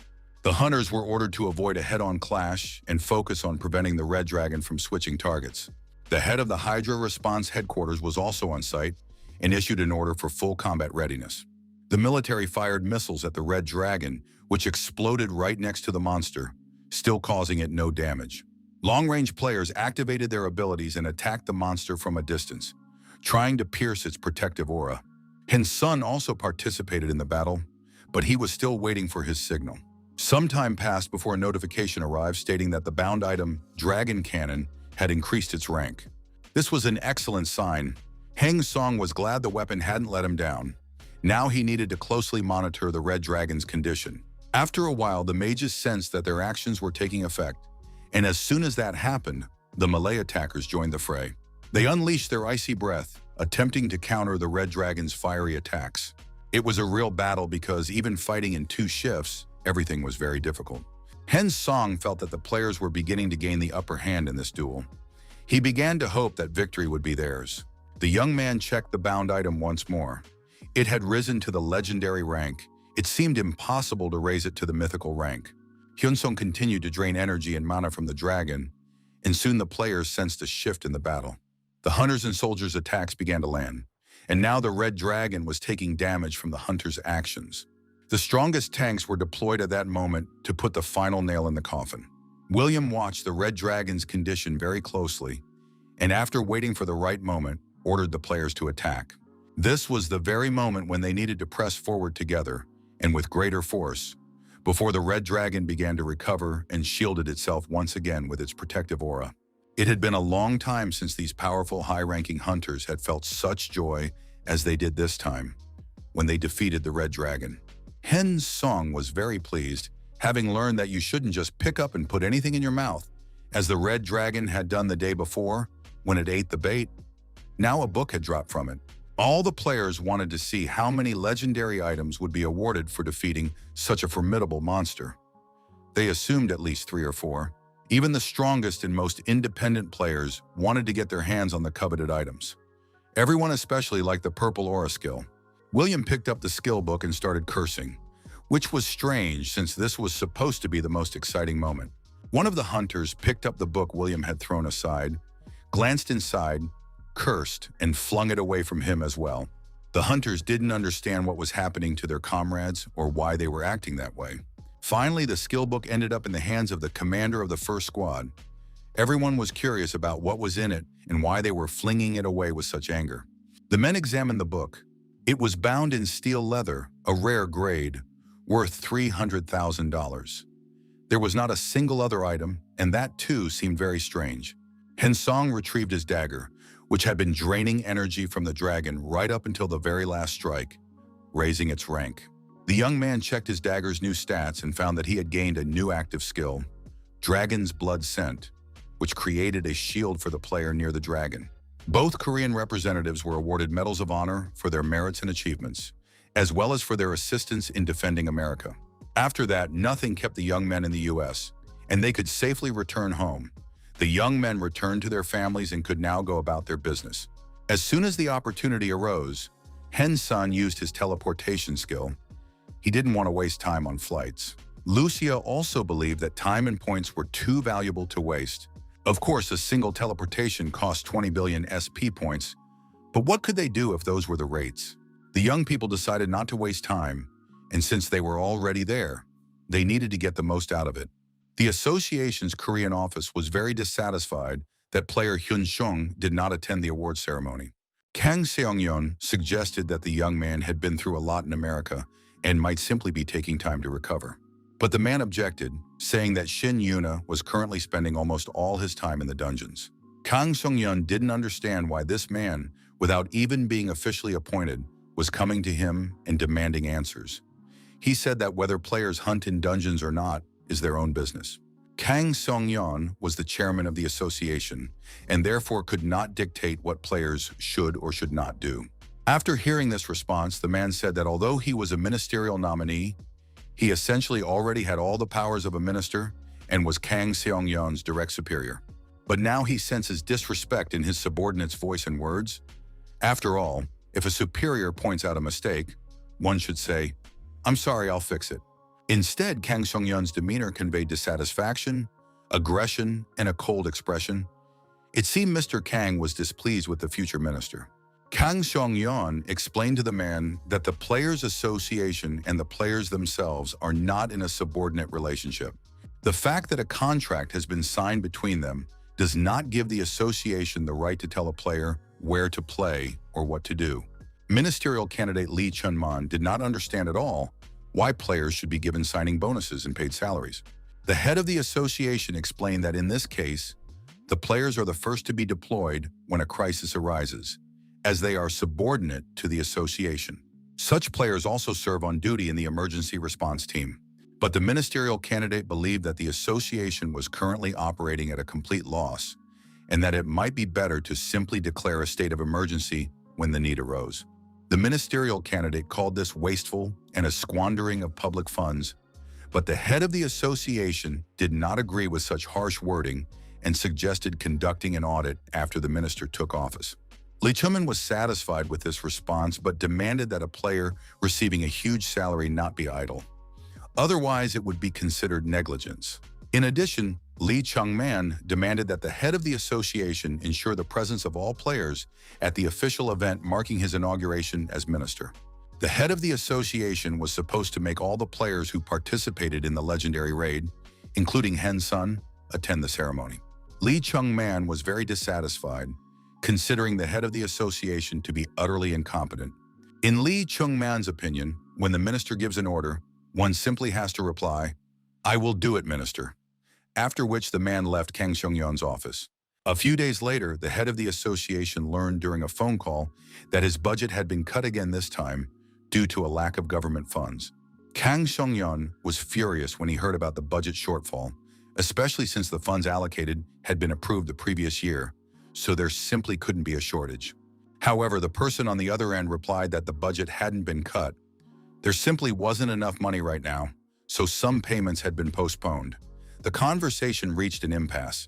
Soon, the secretary came to the association chairman and said that he needed to look at some documents and video files. They would be of great interest to him. Huge monsters with heads resembling ants lay defeated in the dungeon. Hen's son was clearing the area with Lucia. He said that in a little while they would move to Canada. But their conversation was interrupted by a huge monster. This monster decided to attack the players, opening its massive, toothy maw.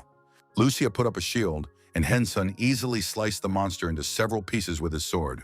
After that, rising high into the air, he circled around to the monster's rear and was ready to attack them by surprise. Soon, the available legendary rank achievement was completed. Heng Song informed his partner of this. By this time, the girl had also finished her mission. Hyun-sung read the message that had come to his phone. He was very alarmed to learn that representatives from the Red Cross were asking if it was possible to terminate the contract with the Players Association. Lucia suggested that this had happened because they hadn't paid attention and had ignored the Red Cross's requests. But in reality, that was exactly the case. The hunters had been operating independently, though there was likely some other hidden reason behind it. Hyun-sung realized he needed to return to Korea to sort everything out on the ground. Upon arriving home, Hyun-sung was unpleasantly surprised to learn that funding had been delayed for over a month. Of course, he had been absorbed in clearing dungeons and leveling up, and only now realized that his salary from the association hadn't been paid for 2 months. The young man knew there was one person who could shed light on this confusing situation, so he called Shin Yuna. The girl was glad to hear from Hyun-sung, and of course, the lack of a salary over the past 2 months was no surprise to her. Shin Yuna told him that some unpleasant events had occurred, but it was awkward to discuss them over the phone. The young people agreed to meet and discuss all the news and details in person. Hyun-sung was very happy to see the beautiful woman he hadn't seen in a long time.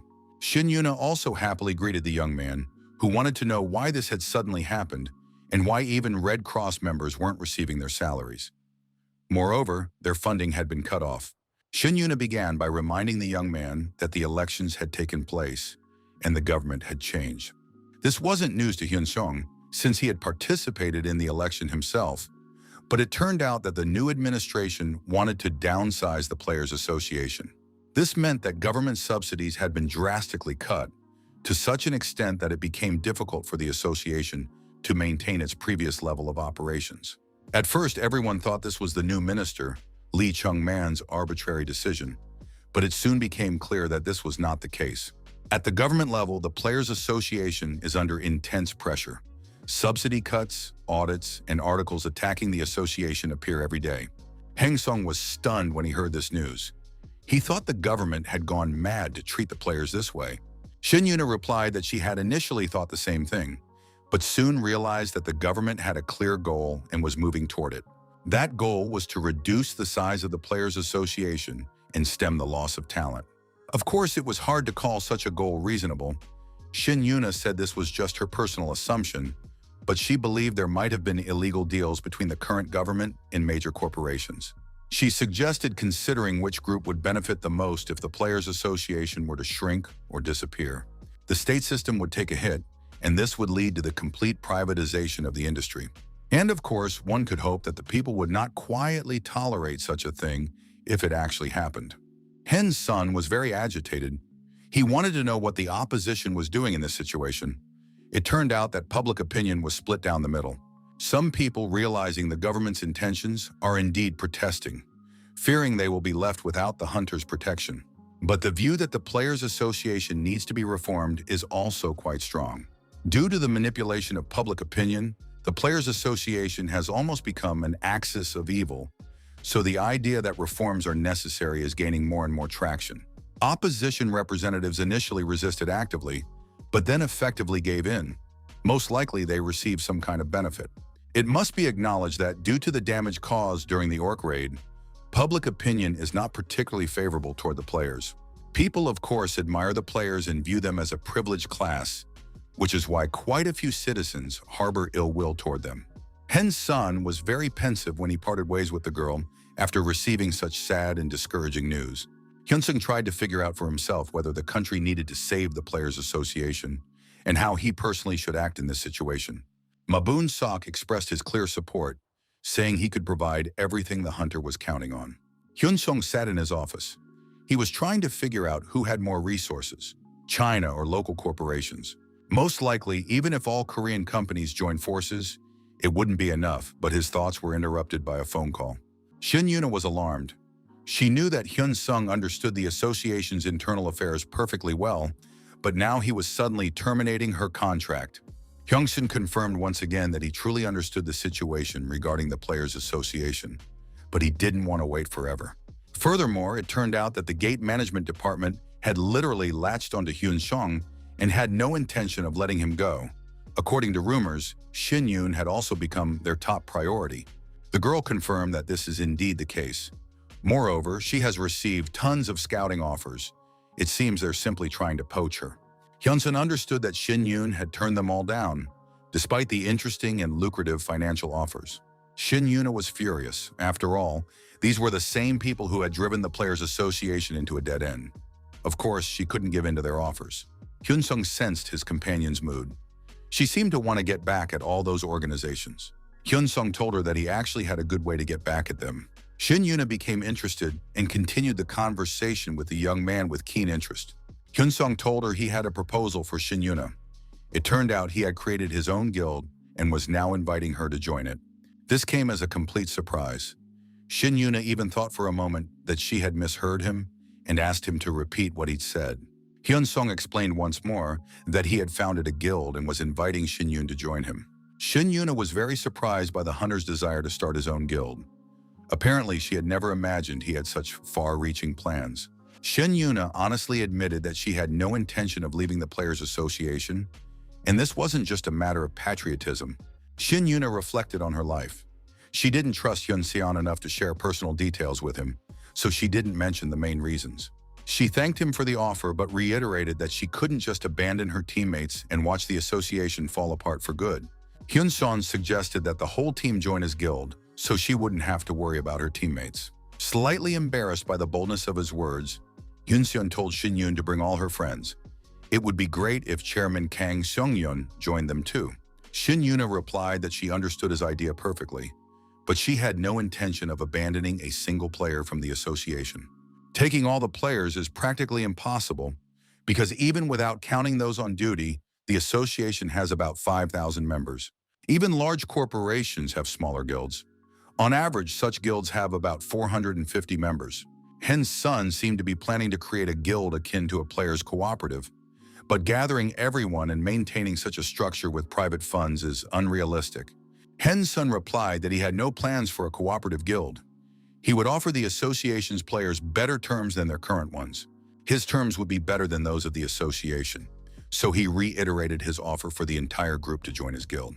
A short while later, a meeting took place at a nearby cafe, attended by the current head of the Players Association along with Shin Yoon to hear Hyun-seong's terms. The men greeted each other. Kang Seong-yeon was very serious, as there had been almost no pleasant moments in his life lately. Kang Seong-yeon didn't beat around the bush and asked directly how Hyun-seong planned to put the government and corporations in their place, as well as what to do with former minister Lee Han-gu. Seeing his counterpart's nervous state, Hyun-seong surmised that it was difficult for him to come to terms with the possible loss of the association. The head of the association acknowledged this, but expressed hope that if they could change public opinion, the association might survive in its current form. And if that happens, Hyun-seon won't have to intervene. There will be no need to create a new guild and try to save everyone. Kang Seong-yeon stated that the young man should at least consider the country's prestige. Hyun-seon could help his country only once, and now Kang Seong-yeon was pinning his hopes on that help. Hyun-seon felt confused. He didn't want the chairman to ask him for anything, but wanted him to listen to the proposal first. Hyun-seong explained that, according to the information he had gathered, it was almost identical to what everyone already knew.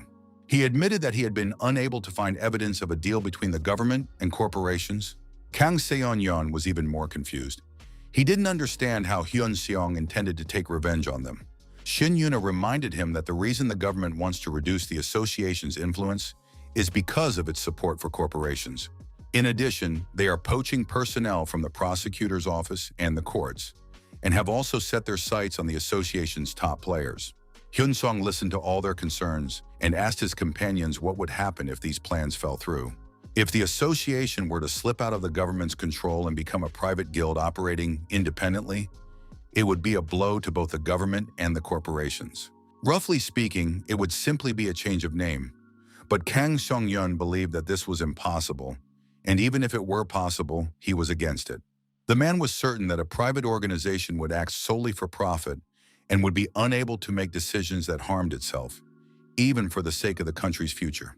But Hyun-seong believed that any organization, even a government one, operates exactly the same way. The Gate Control Department is a veritable cesspool where corruption flourishes everywhere, especially in the subordinate structures responsible for managing the dungeons and the players. Kang Seong-yeon didn't argue with this, but believed that the benefits of a state organization outweighed the drawbacks, and that corruption needed to be fought step by step. Hyun Sung, on the other hand, believed that fighting corruption was an illusion, because it only grows and cannot be completely eradicated. Hyun Sung turned to the chairman and said that if he joined the guild the young man was establishing, Hyun Sung would hand over the position of guildmaster to him, and Ms. Shin Yuna would receive the position of deputy. Hyun Seong knew that the players' trust in the chairman and Shin Yuna was very high, and if they decided to refuse, he might back down himself. The young man reiterated that the management of the guild would be entirely in the hands of his companions. If they wished, they could form reserve units or support novice players to train talent for the country. Hyun Song said he wouldn't interfere at all. Kang Song-yeon was very surprised.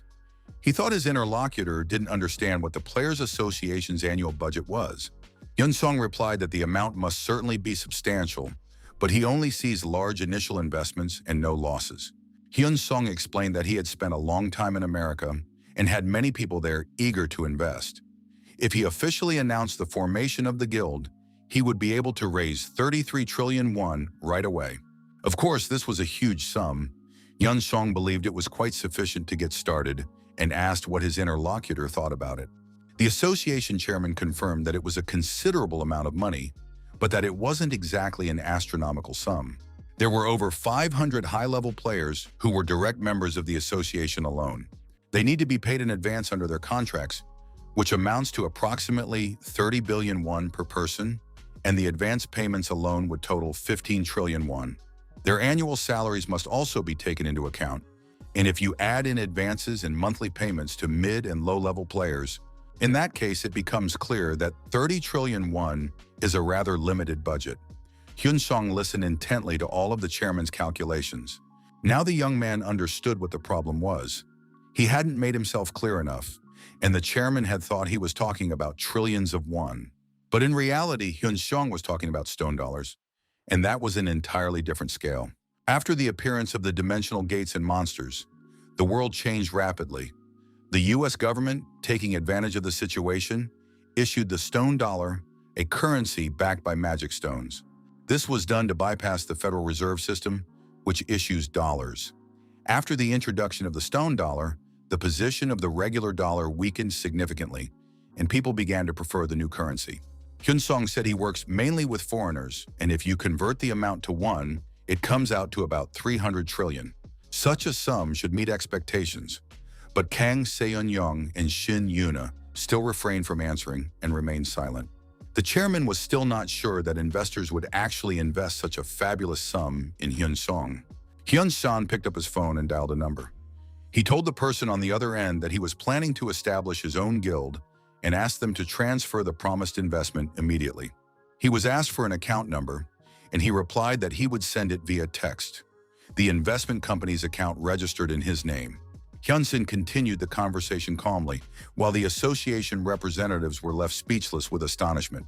And when, a few moments later, about 30 trillion stone dollars were deposited into the account, the chairman could no longer remain calm.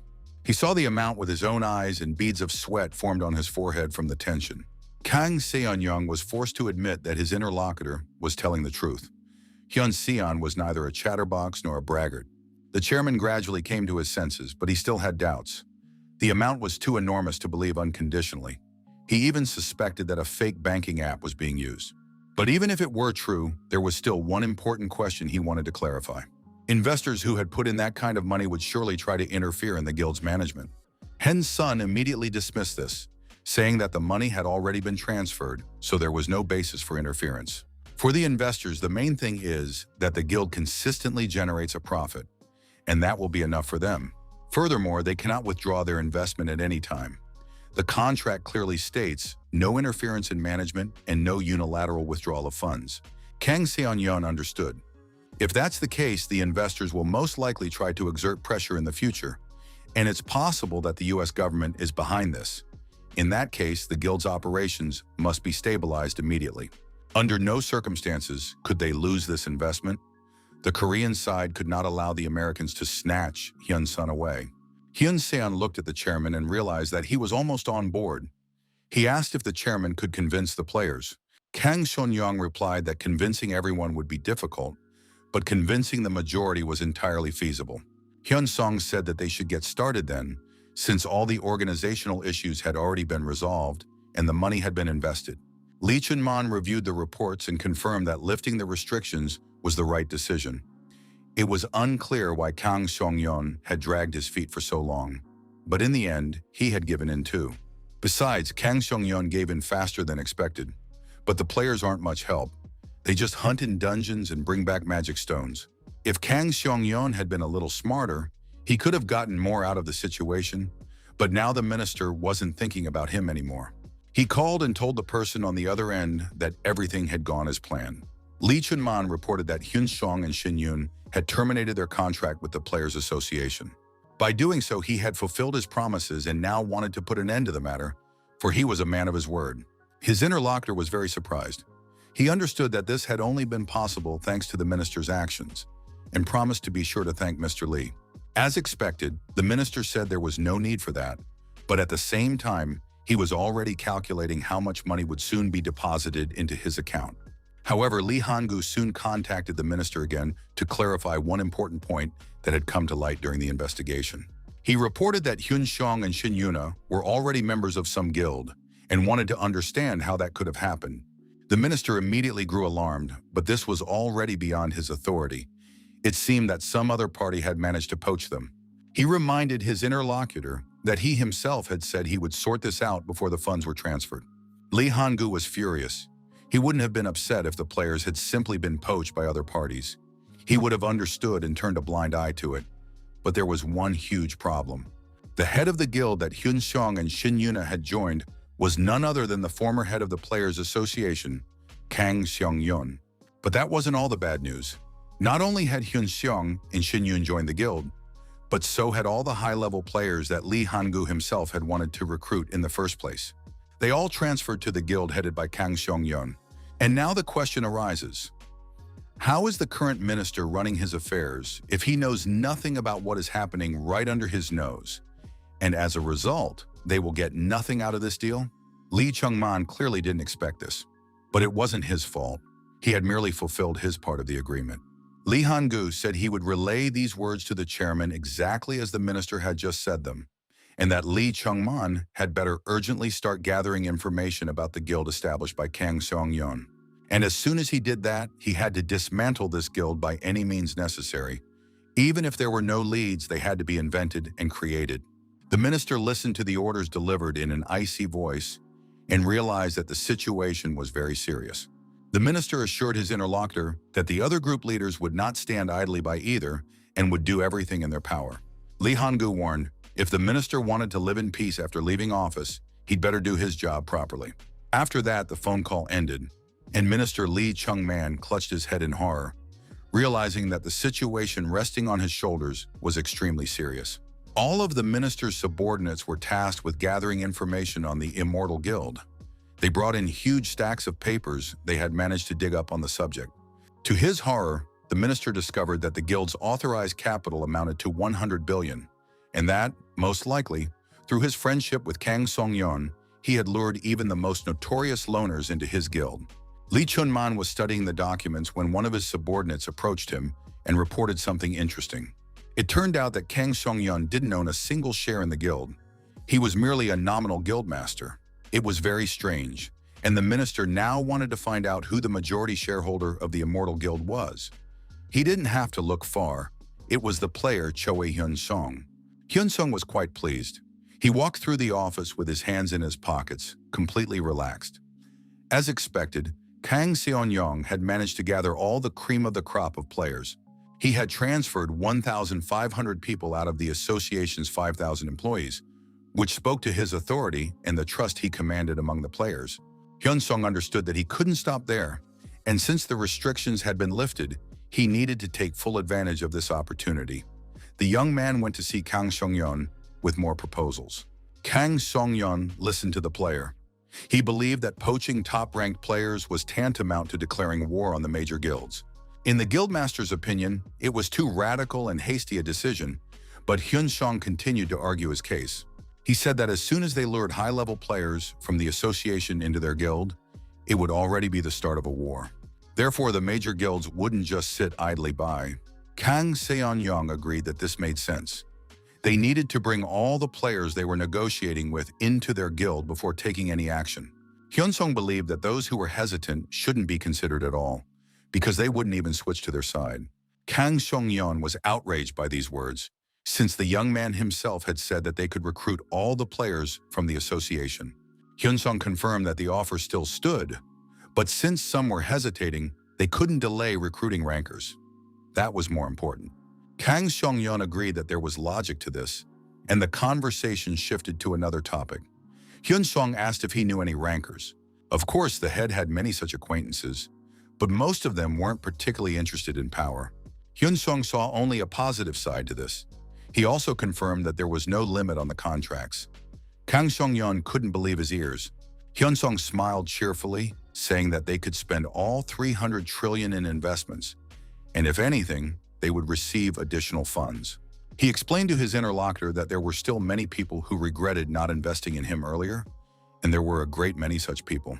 Kang Seong-yeon concluded that in this case, the price of rankers could skyrocket, but that wasn't a problem for Hyun-sung. He believed that prices for local rankers had already been driven up by large corporations, but their level was still below international standards. So, Hyun-sung suggested raising the bid to the maximum right away, so that the big corporations would be stunned and wouldn't even try to compete with them. Lee Han-gu was furious. He yelled at his subordinates, calling them idiots for letting this situation happen. The men apologized to their boss. They hadn't anticipated that Immortal would start poaching their hunters. Lee Han-gu had hoped that compensation would be enough, but now he wanted to know what the minister was doing and what steps he had already taken. He dialed the minister's number and, without mincing words, reminded his interlocutor that he had tasked him with resolving the issue with the Immortal Guild. Hearing the minister's apologies, Lee Han-gu grew even more furious. Did his interlocutor really think the Osun Group was a laughingstock? Lee Chun-man tried to justify himself, saying there was nothing to latch on to. The guild had only just been formed, hadn't made a name for itself anywhere yet, and hadn't created any ambiguous situations. But the leader of the Osun Group wouldn't listen to a word. He demanded that the minister fabricate evidence and revoke the registration of Hyun-sun's guild. The entire conversation took place in the presence of Hyun-sun, who happened to be in the minister's office. The young man took the phone from the minister's hands and continued the conversation. Hyun-sun told his interlocutor that he had always known that large corporations were scary, but he hadn't expected them to be this bad. Lee Han-gu couldn't figure out who he was talking to now, but Hyun-sun introduced himself as the chairman of the advisory board of the Immortal Guild. In addition, the young man mentioned that the entire conversation had just been recorded. The head of the Osun Group immediately hung up and began cursing furiously. Hyun-sung was surprised, deciding that his interlocutor was a real bore if he had hung up in the middle of the conversation. The young man handed the phone to the minister and said that, by all accounts, Lee Chung-man was already dead. The minister immediately realized that he should have been keeping tabs on the man who had once ousted Lee Han-gu from his post, and now it was clear who that was. But now Hyun-sung was already mocking his interlocutor, saying that Lee Chung-man was in deep trouble, especially once it came out that he had secretly siphoned off black money right under the president's nose. Add to that the scandal involving the corporation, and it's unclear how the man intends to survive in this country. But Hyun-sung was certain that Lee Chung-man wasn't a complete idiot and would surely be able to find something among the president's documents that would send him to prison in an instant. These must be papers that neither the prosecutor's office nor the media would be able to sweep under the rug. Lee Chung-man tried very hard to remember, but nothing came to mind. Hyun-sung believed there had to be something, since Mr. Lee was one of the president's closest confidants. Lee Chung-man already understood that this was his only way out. He tried to run through all the possibilities in his mind, thinking of compromising material on the president, excluding slush funds or accounts under front men. It had to be something that other people in the president's inner circle might know about, so that Lee Chung-man wouldn't be suspected at all. Suddenly, Lee Chung-man let out a cry of joy. He remembered a situation from when the president was a member of parliament. He had killed a man while driving drunk and then tried to secretly bury the body. Now Hyun-sung's mouth dropped open in surprise when he heard how the man had driven the body to the mountains to bury it, but had fallen asleep there while drunk. After that, the incident was staged to look like a routine accident, and the blame was placed on the driver, who wasn't even there in the first place. The driver was subsequently paid off and forced to keep quiet. He has since emigrated to the Philippines and completely disappeared from the radar of the police and the media. Of course, this was a serious incident. Hensong asked if there was any evidence of this accident. Lee Chun-man said he had black box footage from the scene of the accident that the president was unaware of. The minister showed the video, saying that it was enough to bring down the president. All the evidence was there in full. But you can be sure that the press will stay silent, and the prosecutor's office will pretend not to see anything. So it's better to just upload this video to YouTube and make it public. The president summoned Lee Chun-man to a meeting and began berating him for his incompetence in handling affairs. It seems the president needs to start looking for a replacement for the Minister of the Gate of Measurements right now. The minister tried to apologize, saying he didn't think he wouldn't be able to handle it, but the matter turned out to be quite complicated, and it was difficult to pin anything on him. President Park Ki-man demanded that his subordinate report in full detail exactly what had happened. Lee Chun-man explained that, unfortunately, Hyun Sung had discovered his weakness and used that information for blackmail. At the president's request, the minister began to explain the essence of the situation and noted that this weakness was not his own, but the president's. Lee Chung-man explained that Hyun Sung had somehow obtained the black box footage from the Lee Yunmi case. The president couldn't recall who she was, and the minister had to remind him that it was the incident where Park Ki-man, while serving as a lawmaker, had been involved in a car accident. Finally, the president understood the situation and realized the full horror of what was happening. He wanted to know how the black box footage had ended up in Hyun Sung's possession. Lee Chung-man confirmed that he had destroyed the video on the president's orders, but it seems the driver had made a copy for himself to use as a backup. The president was furious upon learning what a scoundrel the driver turned out to be, but he still couldn't understand how Hyun Sung had managed to get the video, since the driver had disappeared in the Philippines. Lee Chung-man honestly admitted to the president that he himself knew nothing about it and was just as upset as the president. After that, he showed Park Ki-man the black box video on his phone, which Hyun Sung had allegedly used to threaten him. It turns out that the minister had been covering for the president all along, but now he is forced to report that Hyun Sung is demanding a personal meeting with the president. Park Ki-man didn't even want to hear about it, but the minister began to persuade him, saying that this might calm the blackmailer down. Lee Chun-man advised the president to listen to Hyun Sung's terms and deal with him after the video had been completely destroyed. The president doubted that this would work, but the minister assured him that he would do everything possible and handle the fallout. Eventually, Hyun Sung arrived for the meeting with the president. First, the security guards checked him before allowing him into the reception. Hyun Sung was completely calm and relaxed. He sat in a chair with his legs crossed, showing no respect for the president. This greatly offended Park Ki-man, who was used to seeing people fawning over him. He accused the player of a lack of decorum. The young man replied that the president still hadn't understood who was the boss here and who was the subordinate. Park Ki-man jumped to his feet in a rage, but Hyun Sung advised him to calm down and avoid getting worked up. The young man immediately began discussing business and demanded that the president not interfere in the affairs of the Immortal Guild. The president was furious. This scoundrel had found just one piece of compromising evidence against him and already fancied himself the master of the situation.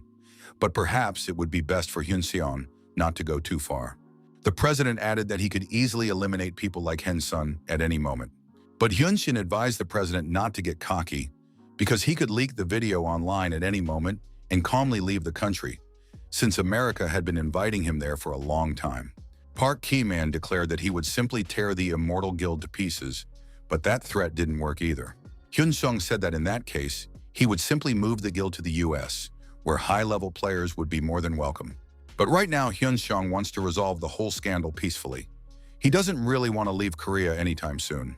On the contrary, Hyun Sung intends to firmly establish himself in Korea, for example, by taking on the responsibilities of the Players Association regarding oversight and the formation of reserve units. In addition, he would like to oversee tasks related to maintaining public order, which the president had intended to assign to major corporate guilds. Therefore, Hyun Sung is now voluntarily requesting that these tasks be transferred to his guild. In other words, the president must give Hyun Seon everything he had intended to give to the major guilds. Park Ki-man was willing to agree to these terms. He said the guy could leak the video if he wanted, but in turn, Hyun Seon had better be prepared as well. Because from this moment on, the president would make sure he couldn't live peacefully in this country. Hyun-sun said he was very sorry because he had expected to pay a much larger sum than what the major corporations had offered. He told the president that he had about 30 trillion in investments in stone dollars in his accounts. And if the president behaved correctly and did everything as advised, Hyun-sung could give him about 1 trillion stone dollars for his efforts. It would be a shame, of course, if they couldn't come to an agreement. Hyun-sun was confident that the president knew how much money he had already spent just on recruiting rankers, so financial matters were not an issue for him. The president must prepare lawmakers from all parties so that they transfer authority to the Immortal Guild. The young man understood perfectly well that the most the president could expect from the Koreans was 1 or 2 trillion won. Hyun-sung handed the man a card with a secret account at a Swiss bank and suggested he check the balance himself. If the deal goes smoothly and Hyun-sung gets everything he demands, this bank account and passbook will remain with the president. Once the deal is finalized, Hyun-sung will reveal the password. For now, the president can verify the authenticity of the passbook and the existence of the Swiss bank account. After that, Hyun-sung stood up and said he was done for the day and that he would be waiting for information from the president in a few days. In any case, Park Ki-man had better think carefully about whose side would be more advantageous to take. As soon as the door closed behind the young man, the president jumped up from his chair and demanded that the minister immediately call in an expert to verify the authenticity of the bank book. The day before, while talking with Lee Chun-man, Hyun-sung had offered the man a share of 100 billion stone dollars if everything worked out. Now the Minister of Measurement was very keen to convince the president at any cost to fulfill Hyun-sun's conditions. The very next morning, Hyun-sun received a phone call from the presidential secretariat. It was clear that they were eager to speed up the process. When he arrived at the presidential residence, the secretary greeted him warmly and offered to show the distinguished guest in. President Park Ki-man himself looked like the happiest man on the planet. He smiled warmly and greeted the long-awaited guest. Hyun-seon assumed that his counterpart had made the right choice, and the answer was obvious. Park Ki-man said that the president of any country is obligated to make decisions for the sake of his nation's happy future. As soon as the formalities were over and the men sat down at the negotiating table, the president confirmed that the savings book was genuine. Hyun-sung knew this and had no doubts. There was no reason for him to give the president a fake. He would reveal the password when everything was over and the job was done in the best possible way. But the president believed that things weren't that simple. To convince the members of parliament, he needed a small advance. Hyun-sung understood what a greedy pig was sitting across from him, but told the president that Park Ki-man would have to figure this out on his own, since he had already given the man 1 trillion won. Of course, the president can't access that money right now because he doesn't know the password. Hyun-sung said that if the man showed a passbook with such a balance, the members of parliament would switch to his side on their own. Park Ki-man replied that such matters required complete confidentiality. Everyone understood that he simply didn't want to share with anyone. Hyun-sung understood that the president wanted to keep it all for himself. The young man said that the money no longer belonged to him, and he couldn't help in any way. Park Ki-man agreed to resolve the matter on his own, but reminded him once again that the password must be given to him immediately after the case was closed. Hyun-sung confirmed that this would indeed be the case, because the money would simply remain dead weight if he didn't reveal the password. In the end, the president summed things up by saying he was counting on their fruitful cooperation. Left alone, Park Ki-man began to think about the prospects that awaited him with the money he would receive as a result of the deal. His heart rejoiced at the thought that a pile of money and a Swiss bank account were waiting for him in a safe deposit box, and all it would take was a little effort. But to achieve this, he would need to invest his own money in the deal. The president summoned the minister to find out how much money was in his shell accounts. Lee Chun-man replied that as far as he personally knew, the total was just under 100 billion. The president privately informed the minister that this money would have to be spent in parliament, so it needed to be cashed out immediately. Lee Chung-man called it a wise decision and set out to carry out the president's orders. Very little time had passed, but the head of the Osun group was furious again, not understanding what was going on here and why the Immortal Guild had received a private contract. His subordinates reported that the president's administration had apparently received promises of a generous reward from this guild. Lee Han-gu had a rough idea that the president would be bribed, but his managers should have found out about this in advance and cut off everyone's oxygen. It was unclear what these slackers had been doing while they were busy making deals among themselves. Lee Han-gu demanded that his aides contact the press immediately. Hyun-sung checked the news and realized that all his competitors were already going crazy. The news was dominated by discussions of the scandal involving the illegal private contract and the privileges of the Immortal Guild. Hyun-sung was about to launch a counterattack, but an emergency alert came in that a wave of monsters had emerged from a high-level dungeon. He donned his armor, unable to fathom how the monsters could have reacted so quickly and caused such chaos. The young man suspected that a legendary rank monster might have appeared. Hyun-sung rushed to the portal and called Shin-yoon at the same time. The girl had already heard the news. She got ready and, along with her team, was heading to the scene, realizing that the players might not have reacted in time. Hyun-sung guessed the reasons why everyone had remained silent and why the situation had spiraled out of control. But in any case, in a few minutes, the players would be on the scene and deal with the monsters so that ordinary citizens wouldn't get hurt. But once the guild signed an official contract as an authorized organization, the situation would certainly change. And in that case, they would be working with government funds and would no longer be able to squander them. After a while, a ceremony was held to sign the agreement, transferring authority to Immortal. Minister Lee Chu-man shook hands with Kan Sun-yeon and said he was looking forward to a fruitful collaboration. Hen's son watched the recording of the signing and thought that the minister's term wouldn't expire for another year, yet he was already preparing to bail. Hen's son was increasingly amazed at how obsessed these people were with money. He now had a separate savings account ready for each of them. But if they loved money so much, wouldn't it be better for them to go into business instead of politics? As soon as the contract was signed, the minister went to meet with the president, thinking that very soon he would become the owner of a fortune worth 1 trillion won. President Park Ki-man greeted the minister like a long-lost relative, smiling cheerfully and stepping forward to meet him. Lee Chun-man informed his boss that the contract had been successfully signed. The president confirmed that he had seen it all on TV, and just as the contract was being signed, a message arrived on Lee Gyeonson's phone. The minister was surprised that it had all happened so quickly. The president assumed that Hen's son had also been watching the live broadcast. The minister thought that Hen's son would contact him soon. He bowed deeply to the president and congratulated him on the completion of the deal. Park Ki-man noted the minister's enormous contribution and merit in carrying out this event and asked him to check what was in the messages. But before Chun-man could check the messages, the door to the president's office burst open and his secretary ran in shouting, "Trouble!" The man explained that the list of secret funds used to mobilize allied organizations during the presidential election had been leaked online. Park Ki-man was horrified and couldn't believe his ears. But it turned out that wasn't all. Information about the slush fund the president had received while serving as a member of parliament had also been published online. The president immediately ordered his secretary to cut off all sources of information and block the data at any cost. Park Ki-man was furious. He gritted his teeth and wanted to know who dared to do such a thing. It must be those bastards from the big corporations. A wave of hate immediately swept across the internet, and people took to the streets demanding President Park Ki-man's resignation.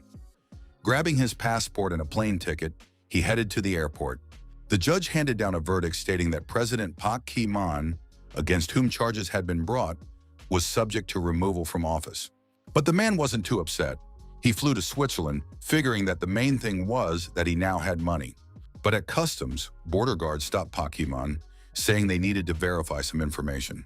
Soon, local police officers appeared before him and arrested the president for forging private documents. Park Ki-man couldn't understand which documents he had forged or what the police were even talking about. But the police informed him that, of course, the savings book had been forged very skillfully, but they wouldn't be fooled by that, and now the man had been caught red-handed. Park Ki-man immediately realized that this was the work of Hen's son, who had simply set him up. The president began to insult the police officers, who probably didn't know who he was, but they simply gave him a couple of sobering blows and told him that Park Ki-man was being charged with obstruction of official duties. Of course, the man has the right to consult a lawyer and to remain silent during questioning. The next day, media outlets around the world reported that President Park Ki-man had been arrested in Switzerland for document forgery and resisting arrest. Hyun-sung was very pleased. Large corporations had always gotten away with it, thanks to their money and schemes, but now he would make them pay back everything in full. Oh-sun, the group's chairman, was furious once again when he learned of the leaked information about the collusion between corporations and the government. A debate program featuring the presidential candidates was broadcast on television, as another presidential race was about to begin. Lee Chun-man promised his voters that if he became president, he would arrest and bring to justice everyone involved. Hen's son watched these events, shaking the country with pleasure. Now he realized that for a while, he could focus on hunting. The phone rang. Hen's son and Inukuso were informed that they were being asked for help. The people's demands were so strong that it seemed politicians would have to take active measures. Hen's son was very surprised. Could the Japanese government really be intervening at the official level? But the caller confirmed the information. He explained that the Minister of Foreign Affairs and the Minister of Spatial Gates personally planned to visit Korea in the near future. Inukuso was also to travel to Korea as an accompanying official. Hen's son understood that the Korean government currently lacked the capacity for such negotiations. First, there will be a formal meeting with the Prime Minister, who is acting as president. The Japanese representatives will ask for assistance and then head directly to the Immortal Guild to specifically request help from the players. Hen's son listened to the proposal and asked, "What are the terms of compensation?" The young man replied that if the Kyushu region were liberated, ownership of part of the dungeons in that region would be transferred to the players. Hen's son really liked this reward. He was always happy to receive ownership of a dungeon. After some time had passed, Hen's son thought through all the details and then met with the head of his guild. He approached Kang Sun-yo and asked him to trust him and leave the matter entirely up to Hen's son's discretion. Kang Sun-yo, of course, did not object. At the same time, he knew that even if the guild leader made a decision, if the chairman of the advisory committee refused, that would be the end of it. Hen's son reassured the head, saying he had no intention of backing out. He simply wanted to handle the deal himself. The young man, dressed casually as always in jeans and a sweatshirt, headed to the meeting. But once the guild signs an official contract as an authorized organization, the situation will, of course, change. And in that case, they'll be working with public funds and won't be able to squander them anymore. Sometime later, a ceremony was held to sign the agreement, transferring authority to Immortal. Minister Lee Chu-man shook hands with Kang Seong-yeon and said he looked forward to a fruitful collaboration.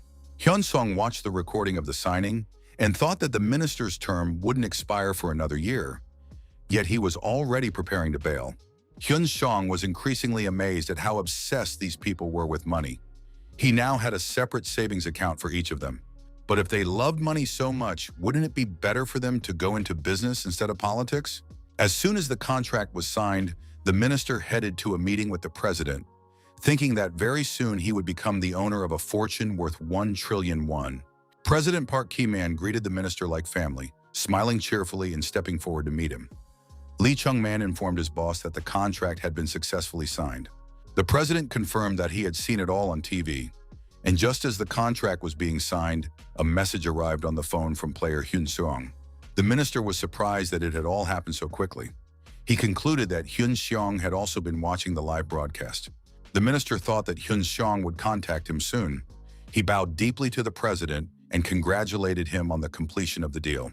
Park Ki-man noted the minister's enormous contribution and merit in making this event happen and asked him to check what was in the messages. But before Lee Chung-man could check the messages, the door to the president's office burst open and his secretary ran in shouting, "Trouble!" The man explained that a list of secret funds used to mobilize allied organizations during the presidential election had been leaked online. Park Ki-man was horrified and couldn't believe his ears. But it turned out that wasn't all. Information about the slush fund the president had received while serving as a member of parliament had also been published online. The president immediately ordered his secretary to cut off all sources of information and block the data at any cost. Park Ki-man was furious. He gritted his teeth and wanted to know who dared to do such a thing. It must be those bastards from the big corporations. A wave of hate immediately swept across the internet, and people took to the streets demanding the president's resignation. Park Ki-man grabbed his passport and plane ticket and headed to the airport. The judge handed down a verdict stating that President Park Ki-man, against whom charges had been brought, was to be removed from office. But the man wasn't too upset. He flew to Switzerland believing that the main thing was that he now had money. But at customs, border guards stopped Park Ki-man, saying they needed to verify some information. Soon, local police officers appeared before him. They arrested the president for forging private documents. Park Ki-man couldn't understand which documents he had forged or what the police were even talking about. But the police informed him that while the savings book was certainly very skillfully forged, they weren't fooled by it, and now the man had been caught red-handed. Park Kim-an immediately realized that this was the work of Hen's son, who had simply set him up. The president began to insult the police officers, who probably didn't know who he was. But they simply gave him a couple of sobering blows and told him that Park Kim-an was now facing an additional charge of obstructing official duties. Of course, the man has the right to consult a lawyer and to remain silent during questioning. The next day, media outlets around the world reported that President Park Kim-an had been arrested in Switzerland for document forgery and resisting arrest. Heng's son was very pleased. Large corporations had always gotten away with it, thanks to their money and schemes, but now he would make them pay in full. Oh Song, the group's chairman, was furious once again when he learned of the leaked information regarding the collusion between corporations and the government. A debate between the presidential candidates was being broadcast on television as another presidential race was about to begin. Lee Chung-man promised his voters, if he became president, he would arrest and bring to justice everyone involved. Heng Sung watched these events, which were shaking the country, with satisfaction. Now he realized that for a while, he could focus on hunting. Henson's phone rang, and Inukuso informed him that he was being asked for help. The people's demands were so strong that politicians would likely have to take active measures. Hyun Sung was very surprised. Could the Japanese government really be intervening at the official level? But the caller confirmed the information. He explained that the Minister of Foreign Affairs and the Minister of Spatial Gates were personally planning to visit Korea in the near future. Inukuso would also travel to Korea as an accompanying official. Hen Sun understood that the Korean government currently lacked the capacity for such negotiations. First, there will be a formal meeting with the Prime Minister, who is acting as president. The Japanese representatives will ask for assistance and then head directly to the Immortal Guild to specifically request help from the players. Hyun Song listened to the proposal and asked about the terms of compensation. The young man replied that if the Kyushu region were liberated, ownership of part of the dungeons in that region would be transferred to the players. Hyun-sun really liked this reward. He was always happy to gain ownership of a dungeon. Some time passed. Hen-sun thought through all the details and then met with the head of his guild. He approached Kang Seong-yeon and asked him to trust him and leave the matter entirely up to Hyun Seong's discretion. Kang Seong-yeon, of course, did not object. At the same time, he knew that even if the guild leader made a decision and the chairman of the advisory committee refused, that would be the end of it. Hyun Sung reassured him, saying he had no intention of refusing. He simply wanted to handle the deal himself. The young man, dressed as always in a relaxed style, jeans and a sweatshirt, headed to the meeting. When all the participants had arrived, they gathered in the office to discuss the details. It couldn't be said that the meeting participants were particularly pleased to see Hyun Seong as the chairman of the Immortal Guild's advisory committee. The men bowed their heads in respect and said it was a great honor for them to meet the player Choi Hen's son. Unexpectedly, one of them fell to his knees and began begging for help for Japan. He pleaded with all his sincerity. Hyun Sung looked at the man in surprise, but he himself believed that these negotiators were trying to play on his pity to get a free ride. Hyun Sung said he would help them and asked the man to stand up. The man then thanked the young man once more and stood up, calling him an angel sent from heaven. The Japanese representative said that Hyun Seong would be called the hero of Kyushu. All of this was, of course, very nice, but there was one small but. Hyun Seon told the Japanese representatives that he couldn't go to Japan right away. So the hunters suggested scheduling the trip for 3 months from now. The Japanese representatives were very upset. They understood they couldn't pressure him and began asking to at least move the schedule up a little, because the people of Japan want to reclaim the island of Kyushu as soon as possible. The Japanese representative asked him to understand the plight of the desperate Japanese citizens, but Hen's son understood that this had nothing to do with the citizens. These people had dragged things out until the very last moment, and now they were trying to play on his pity. Hyun Sung repeated once more that he truly had a very important matter to attend to, but the man was very persistent and wanted to know exactly what that matter was. Hyun Sung reiterated that the matter was very significant and required a resolution, but that he would have everything settled in 3 months, so there was no need to worry. The Japanese representative also said, if it's a matter of money, there's no need to worry. They would compensate the hunter for any losses he incurred while helping Japan. Hyun Sung was surprised because it was a very substantial sum, but the representative of the island nation said that the amount was unlimited. Hyun Sung wondered what his interlocutors would say if they had to hand over all the dungeons in the Kyushu region to him. The man couldn't believe his ears and didn't understand what was going on here if such a huge compensation was required. Hyun-sun replied that he couldn't answer that question.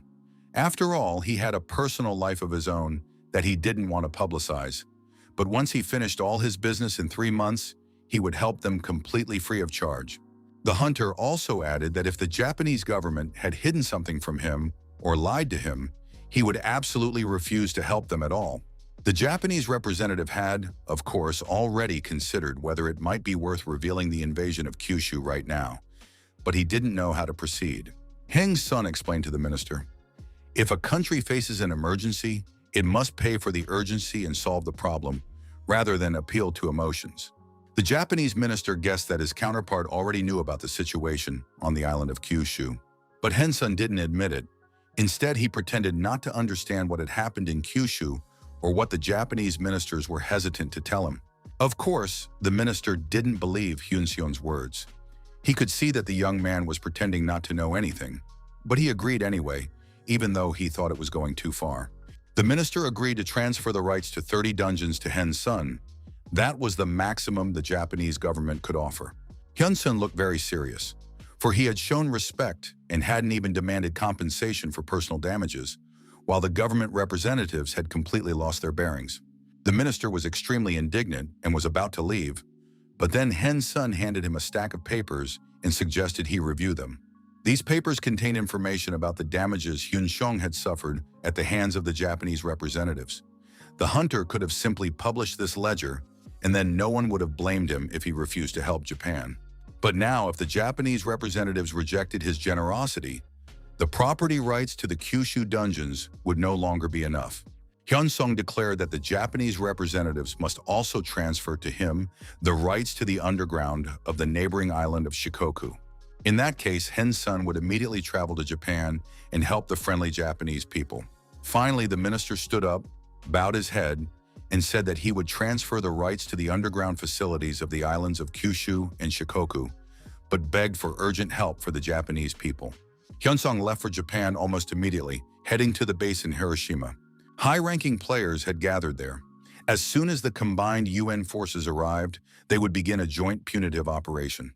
The president of the Japan Players Association believed that all of this would take about 3 days, so the players needed to wait it out at the base for now. Hen's son was somewhat unpleasantly surprised. Why should he sit around for 3 days at some obscure base? But the association president confirmed that about 100,000 high-level players would be involved in this operation. So there was a slight delay while everyone gathered. Huge winged monsters were flying calmly around the area at that moment. They were enormous griffins, a combination of dragons and birds. Hen's son woke up unexpectedly in the middle of the night. He heard some noise. It turned out that someone was knocking on his door. The hunter, along with his escorts, was summoned to a meeting with the head of the Inoue Association. The man reported that, according to intelligence, the Golden Eagle had gathered all the bird people tribes and was moving toward Hiroshima. Hen's son wanted to know, first and foremost, what the situation was regarding the evacuation of civilians. The head of the association stammered that an order to retreat had been issued because with their current forces, they couldn't stop the bird people anyway. Therefore, the command had ordered a rapid retreat. Soon, everyone was gathering, boarding the helicopters, and leaving the danger zone. Inukuso reported to the player that everyone had already been evacuated and only the 2 of them remained. Hen's son turned to the guy. Didn't he want to take this chance and try to become a hero of Japan? Hen's son explained that the title Hero of Osaka had already lost its significance, so Inukuso could try to earn the title Hero Who Saved the Japanese Archipelago. Inukuso loved and trusted Hen's son, so he immediately agreed to participate in this dangerous operation and was now waiting for orders from Mr. Hen's son. Hyun-sun joked that, in order to better understand his instructions, Inukuso would need to be at least a minister of Spatial Gate Administration. But now they would go together and stop the flock of the Bird People tribe. They would do it entirely on their own. To start with, Hen's son suggested luring the monsters to another area and then escaping using the spatial teleportation skill. Heng-sung handed the young man a cloak of shadows, saying that it would definitely come in handy in the future. Inukuso bowed deeply and thanked him for the great favor, a manga that increased skill power, reduced mana consumption, and allowed free movement through the shadows. Hen's son asked if there was anyone among Inukuso's subordinates whose sense of justice ran wild. In other words, some desperate fool. Of course, there was one. He had defied the command's order to retreat, so he had been forcibly locked in an underground bunker. Hyun-sung demanded that Inukuso pull this desperate warrior out of the dungeon. He too had a special and important mission. Hyun-sung noted that the live broadcast last time had been a great help in raising their profile, so now they would go fight the monsters, while the desperate soldier would handle the filming. He would record and broadcast everything live using a camera. Henson also advised his partner not to hide his face, but to keep it visible so that every resident of Japan could see the hero. Otherwise, how would he gain popularity? Inukuso explained to the soldier that his main task would be filming, not fighting or participating in battles. The player wasn't happy with this arrangement. As a healer, he still wanted to participate in the battle, not just film a video. Inukuso said the guy could film and heal at the same time. And if he didn't like something, he could be sent right back to the bunker immediately. The player was definitely not happy with this turn of events, so he grabbed a camera and immediately began preparing to stream the event live. A great deal depended on this video. Now the three of them would show the entire Japanese people the immorality of the Japanese government. Heng's son had already assessed how serious the situation was. More than 10,000 hero-rank monsters had descended on Hiroshima. Inukuso told his Japanese comrade that he and the player Hen's son would distract the monsters and lead them in another direction. The man was in awe of the heroes. Their determination to sacrifice their lives to protect the Japanese people was simply amazing, and he immediately began filming to capture it all. The video broadcast was meant to show that the Japanese government had abandoned the city of Hiroshima and that a lone Korean player had not turned a blind eye to this shameful situation. One Japanese player joined him in this unequal battle, and now all the viewers saw it with their own eyes. I would very much like to wish both heroes a safe return, and now the people of Japan must pray for these desperate daredevils. The bird people had already spotted the two hunters who had volunteered to fight them, and were now watching their actions with interest. The fire attack was a success. The exploding fireball dealt damage to some of the monsters. The player filming this battle was absolutely thrilled by what he saw. He thought it was simply incredible. Hen's son also looked quite satisfied. Everything had turned out even better than he'd expected. The thing was, the fire spread through Mana, and it happened instantly. The hunter single-handedly killed 5,000 high-level monsters of the bird people tribe. A few of the strongest monsters had special defenses, and the fire didn't damage them. Fortunately, there weren't too many such opponents. Hen's Song noticed that the monster leader seemed to have become enraged, as very dangerous energy pulses were emanating from him. It seemed as though his entire body was regularly pierced by lightning, and he was literally showering it in all directions, evading the player's attacks. Hyun-sung tried the same tactic again, but soon realized it wasn't working here. He had to try something else. Hyun-sung decided to use his fire skill one last time. But the tribe's leader was very powerful and aggressive, and in turn also launched attacks against the hunter. Hyun-sung felt lightning pierce his body, and despite his defense, the young man took damage. The leader was very strong. He reached the player and continued his attack, inflicting a wound. Blood spurted from the hunter's body. The massive leader of the bird people, with a long spear on his shoulder, towered over the players. Something powerful had to be used to stop all these attacks. A massive explosion rang out, and everything was bathed in a purple glow. The hunter with the camera was very alarmed. He had never seen anything like this before. The live stream viewers couldn't figure out what was happening either, because the speed was unreal. Everyone thought that a human couldn't possibly be fighting this huge monster, because such a feat is usually beyond human capability. But then the picture became clear. A monster was flying right past the camera, and they had to kill it immediately by chopping off its head to prevent the cameraman from getting hurt. The cameraman wasn't hurt, but he clearly wet his pants. He was constantly looking into the camera and only noticed at the last moment that the monster was bearing down on him. However, the man was most thrilled when he realized that his rescuers were Inukuso, their new Japanese hero. This hunter refused to follow the command's evacuation order and stayed here practically alone. And now through his actions, he is proving that Japanese players are also worthy of respect and admiration. And no one will ever doubt again who the true Japanese hero is, because live footage doesn't lie. Everyone can see with their own eyes that Inakuso defended Japan's honor. In another part of the map, the battle between the Korean hunter Hyun-sun and the monster leader continued. The Japanese prime minister was shocked when he saw this battle, because he had been told that the player Hyun-sun had evacuated along with everyone else. The prime minister's secretary reported that they had received such a report, but he didn't know how they could verify it. And now, live on air, the secretary could clearly see that the Korean player was in the midst of battle. The whole world would now consider the Japanese government a bunch of fools, because the battle scene was being broadcast live to the entire world. The prime minister ordered an urgent call to Chairman Inoue to issue an order to destroy the Bird People tribe. The prime minister also wanted to know what position Inakuso currently held.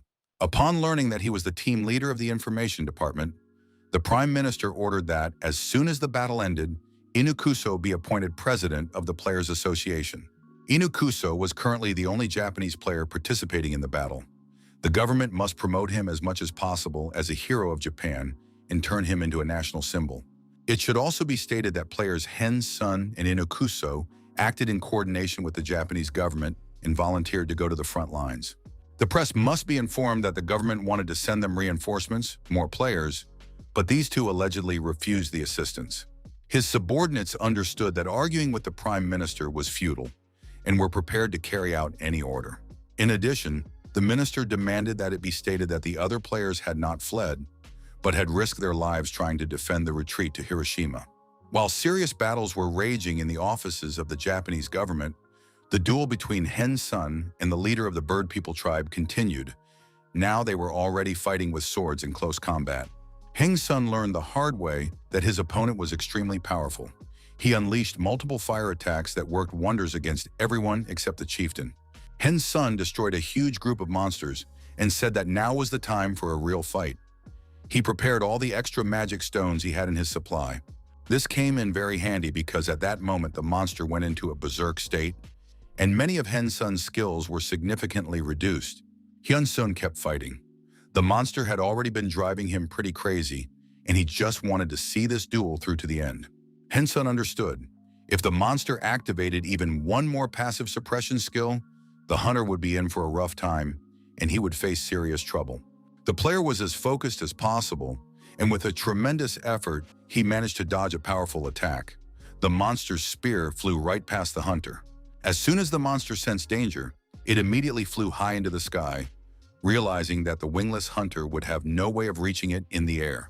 All of this happened thanks to the leader's high intelligence. He assessed the situation very quickly. But still, Hen-sun had no intention of letting his opponent escape and was determined to see the duel through to the end. The young man gathered speed and leaped high into the air.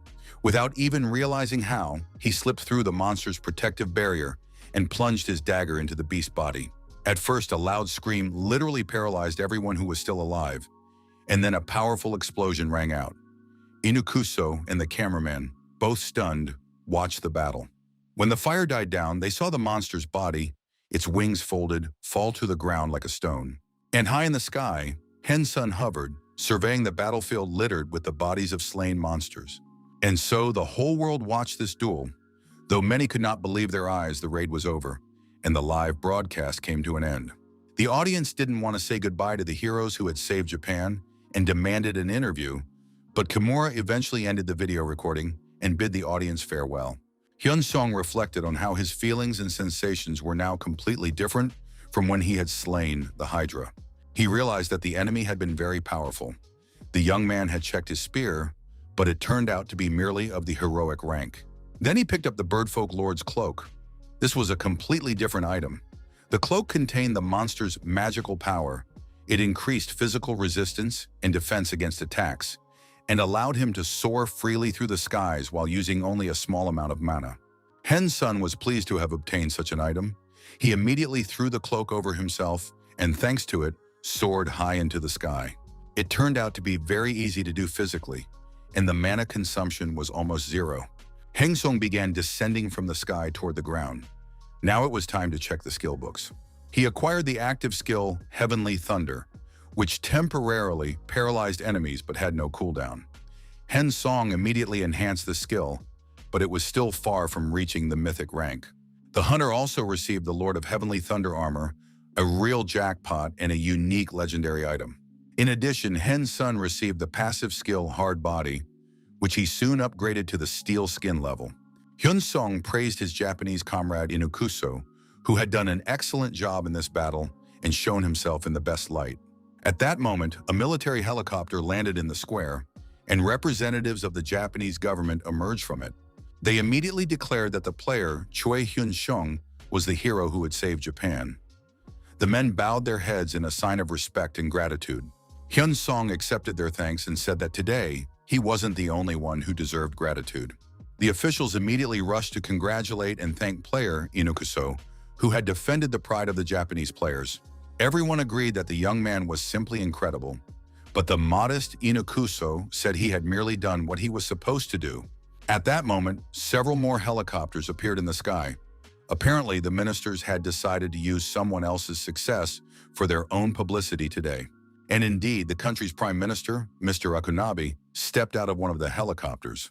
Accompanying him was a film crew, which immediately set up their equipment and began filming a touching report.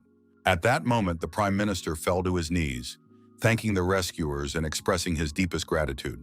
Kneeling alongside him were his closest secretaries and aides, who thanked them for saving their country. Now it became clear why the prime minister had brought the television crew here. Henson told Inukuso to approach the prime minister, accept the praise, and at the same time show his face to the camera. Inukuso repeated once more that he had merely done his duty and helped the prime minister to his feet. The grateful prime minister said that the young man had risked his life by undertaking this insane operation, and now the entire Japanese people were grateful to him. Hangsung was already starting to get nervous as he listened to all these words. He really wanted to shoo them away, especially when the prime minister started talking about some kind of operation. But still, the young man decided to play along with the officials and let them continue to express their sincere gratitude. Inukuso explained once again to everyone present that he had simply fulfilled his calling. But according to the prime minister, things were a little different. While he and the government were preparing the defense of the city of Hiroshima, Inukuso had taken on the dangerous mission of luring out the pack of monsters. The prime minister was grateful that Inukuso had immediately followed the plan without a word and had not only lured the monsters out, but also completely destroyed them. Henson listened to the prime minister's tall tales as he recounted them on camera and realized he could make a tidy profit from this. After all business in Hiroshima was concluded, the prime minister returned to the capital, greeting the people of Japan from his car. The man once again knelt before the players as a sign of gratitude for saving Japan. Hyun-sung confirmed that the prime minister really did owe him a debt of gratitude, because until now, Hyun-sung had kept quiet for his sake. And now the player wanted to know exactly what the prime minister had in mind. After listening to everything the head of government had to say, Henson summarized. They wanted him to make a statement along these lines. We fought the bird people together at the request of the Japanese government. In addition, the prime minister asked him to keep secret the fact that the government had planned to abandon Hiroshima. Hangsung got straight to the point and asked what he would receive if he fulfilled the prime minister's two requests. The man couldn't believe his ears. His ministers had already agreed to transfer the rights to the underground tunnels on the two islands to the Korean hunter. Hyun-sung listened to his interlocutor and said that this no longer suited him because circumstances had changed drastically. He could go outside and give an interview to the journalists. The prime minister stopped listening and asked what exactly Hyun-sung wanted, promising to grant it. Hangsung said he wasn't going to demand the impossible. For starters, regarding the revenue from the underground facilities on the two islands, he wanted the government to guarantee full tax exemption. Besides, there was no need to play games with special laws and other details. Hyun-sung saw the look on his interlocutor's face and realized his fears were correct. The government was planning to stab him in the back. But the man denied this and said he would provide written guarantees of complete tax exemption. Hyun-sung moved on to matters concerning the island of Kyushu, which had been completely reduced to ruins. Hyun-sung was a rather bold young man, so he said he wanted to acquire this land for free, that is, as a gift. Despite the high danger near the dungeons, land prices there are very high. Hunters need gear shops, restaurants, and lodging. In addition, entertainment venues are often set up near the dungeons, where hunters can relax after clearing them. And Hen's son also thought it would be completely unfair if he were the only one to receive the entire reward. The prime minister couldn't figure out where Hen's son was going with this, But the guy didn't want to forget about the contribution of the Japanese player Inokuso. After all, this guy was a true hero who had fought a pack of monsters. The Prime Minister didn't deny this, and now Hyun Sung wanted to know what reward Inokuso should receive from the Japanese government for his exploits. The Prime Minister said that for starters, he planned to offer Inokuso the position of chairman of the Players Association. The young man had become an example to everyone, and he deserved a fitting welcome. Hyun Sung listened attentively, and when nothing more followed, he asked, "Is that all?" Hyun Sung suggested that Inokuso take on the additional role of Minister of Spatial Gate Management, since the current minister hadn't even been able to properly assess the situation. And Inokuso, a young and unknown player, managed to handle it 10 times better. The Prime Minister was already barely holding back his irritation at this player's audacity. He said that the position of minister could not be disposed of at his personal whim. A minister can only be appointed or replaced after thorough discussion with other members of the cabinet. Hen's son surmised that in this case, yet another minister would be appointed who knew absolutely nothing about hunting and clearing dungeons. The young man believed that it was precisely because of such absurd personnel decisions that Japan now found itself in such a deplorable state. Although the Prime Minister was very angry with this insolent young man, he couldn't help but agree that he was right and promised to consider the matter as favorably as possible. The very next day, Hen's son landed at the Korean airport, satisfied and happy that his mission in Japan was over. Near the airport exit, the young man saw a crowd of journalists. Apparently, they had been waiting for him, and he had to figure out how to avoid talking to them. Hyun Sung put on a medical mask, glasses, and a cap, and tried to leave the terminal building as inconspicuously as possible, but that proved difficult.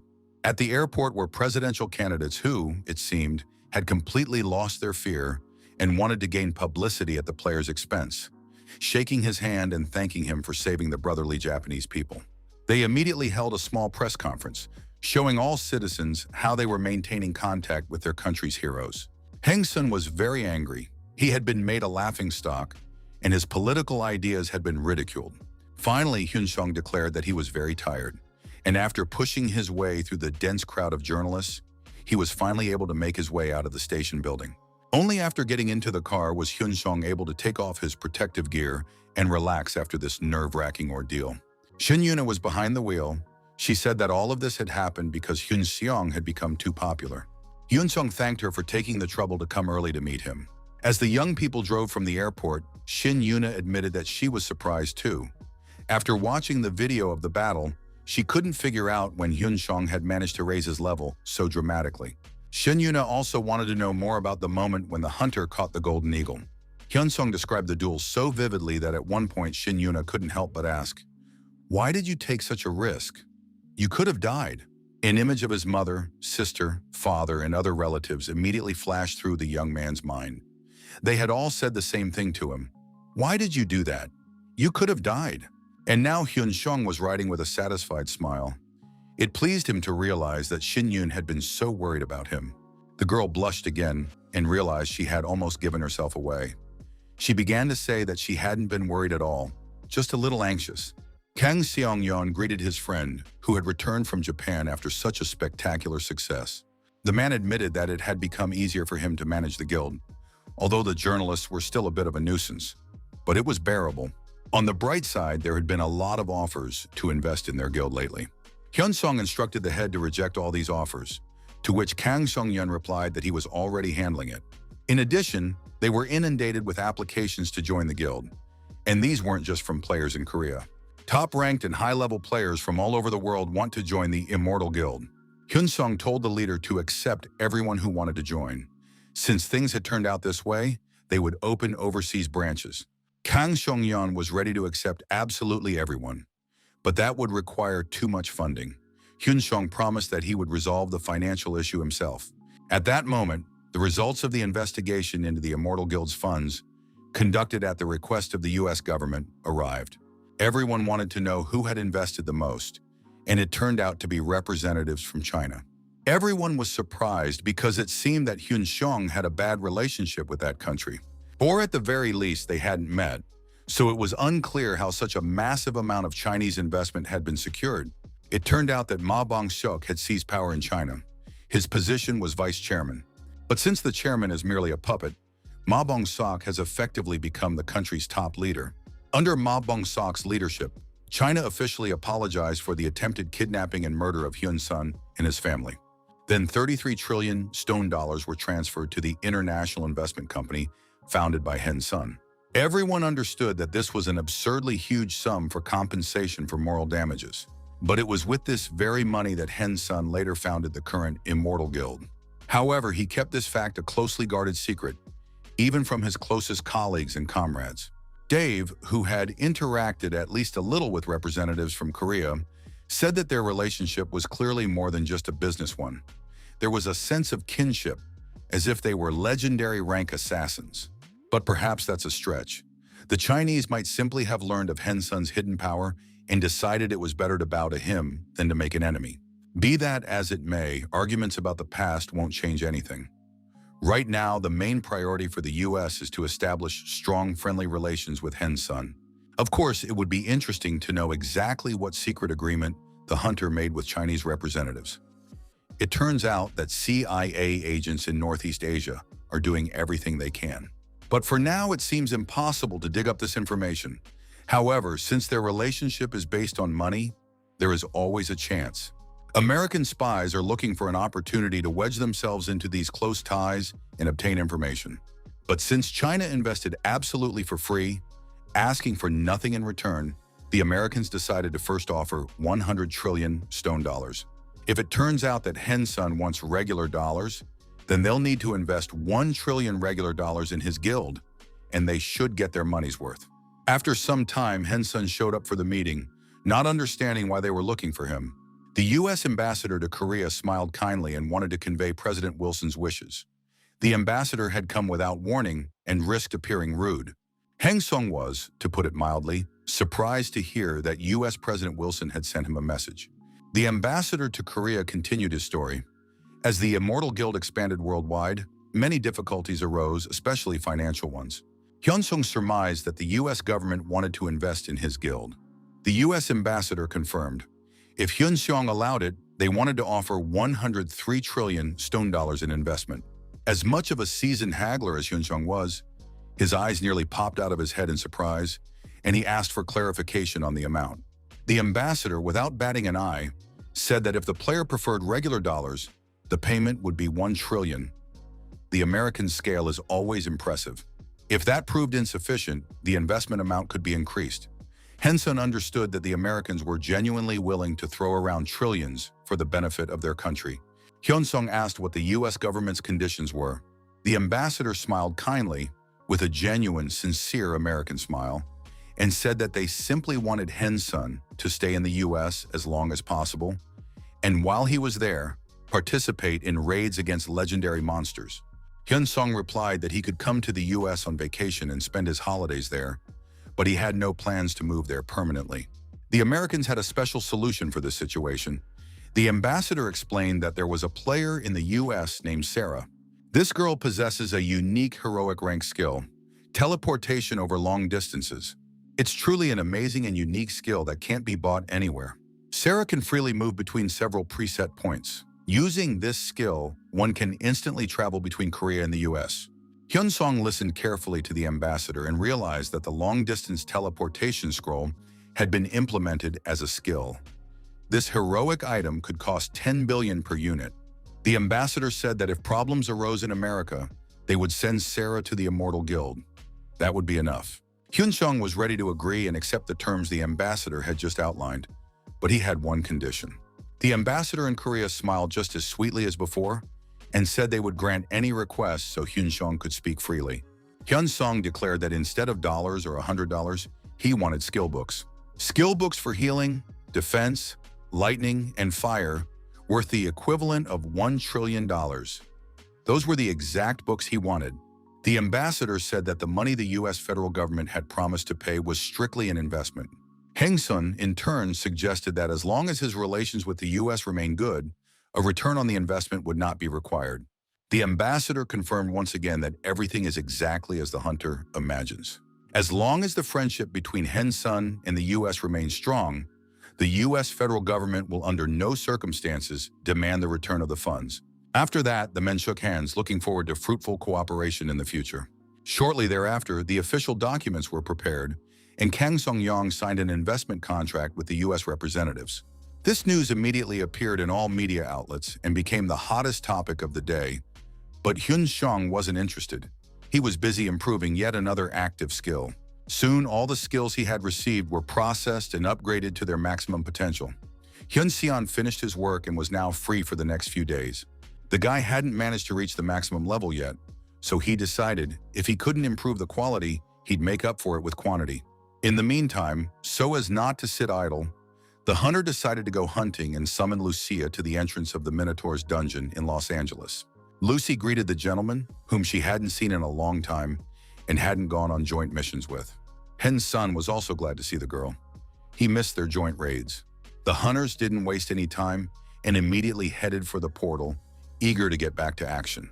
3 months had passed, things had settled down, and Hen's son was fighting yet another group of Minotaurs, and with each battle, it came more quickly and easily to him.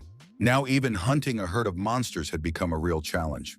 Lucia said it was because Minotaurs weren't herd animals, and there was no other way to fight them. Hen's son was frustrated that he was spending too much time on these creatures.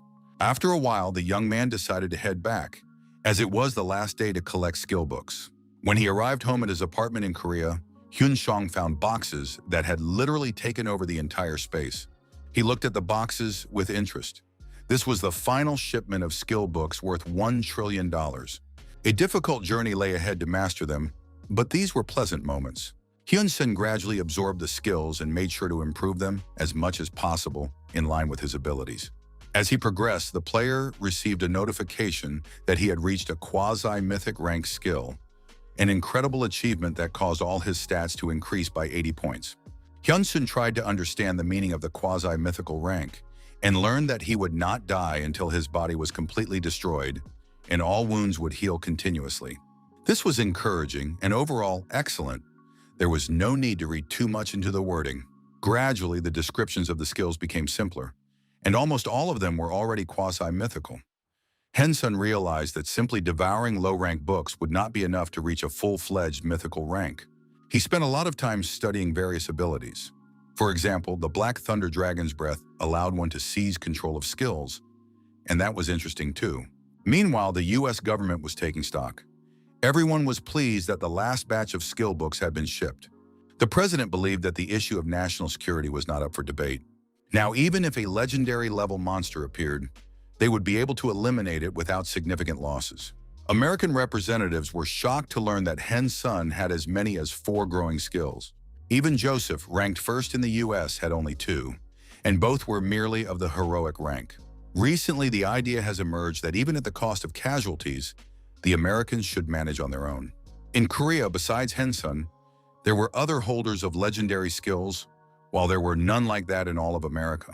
If the US continues to hunt legendary monsters with the help of foreign hunters, they will never get real trophies. It's like a poison chalice.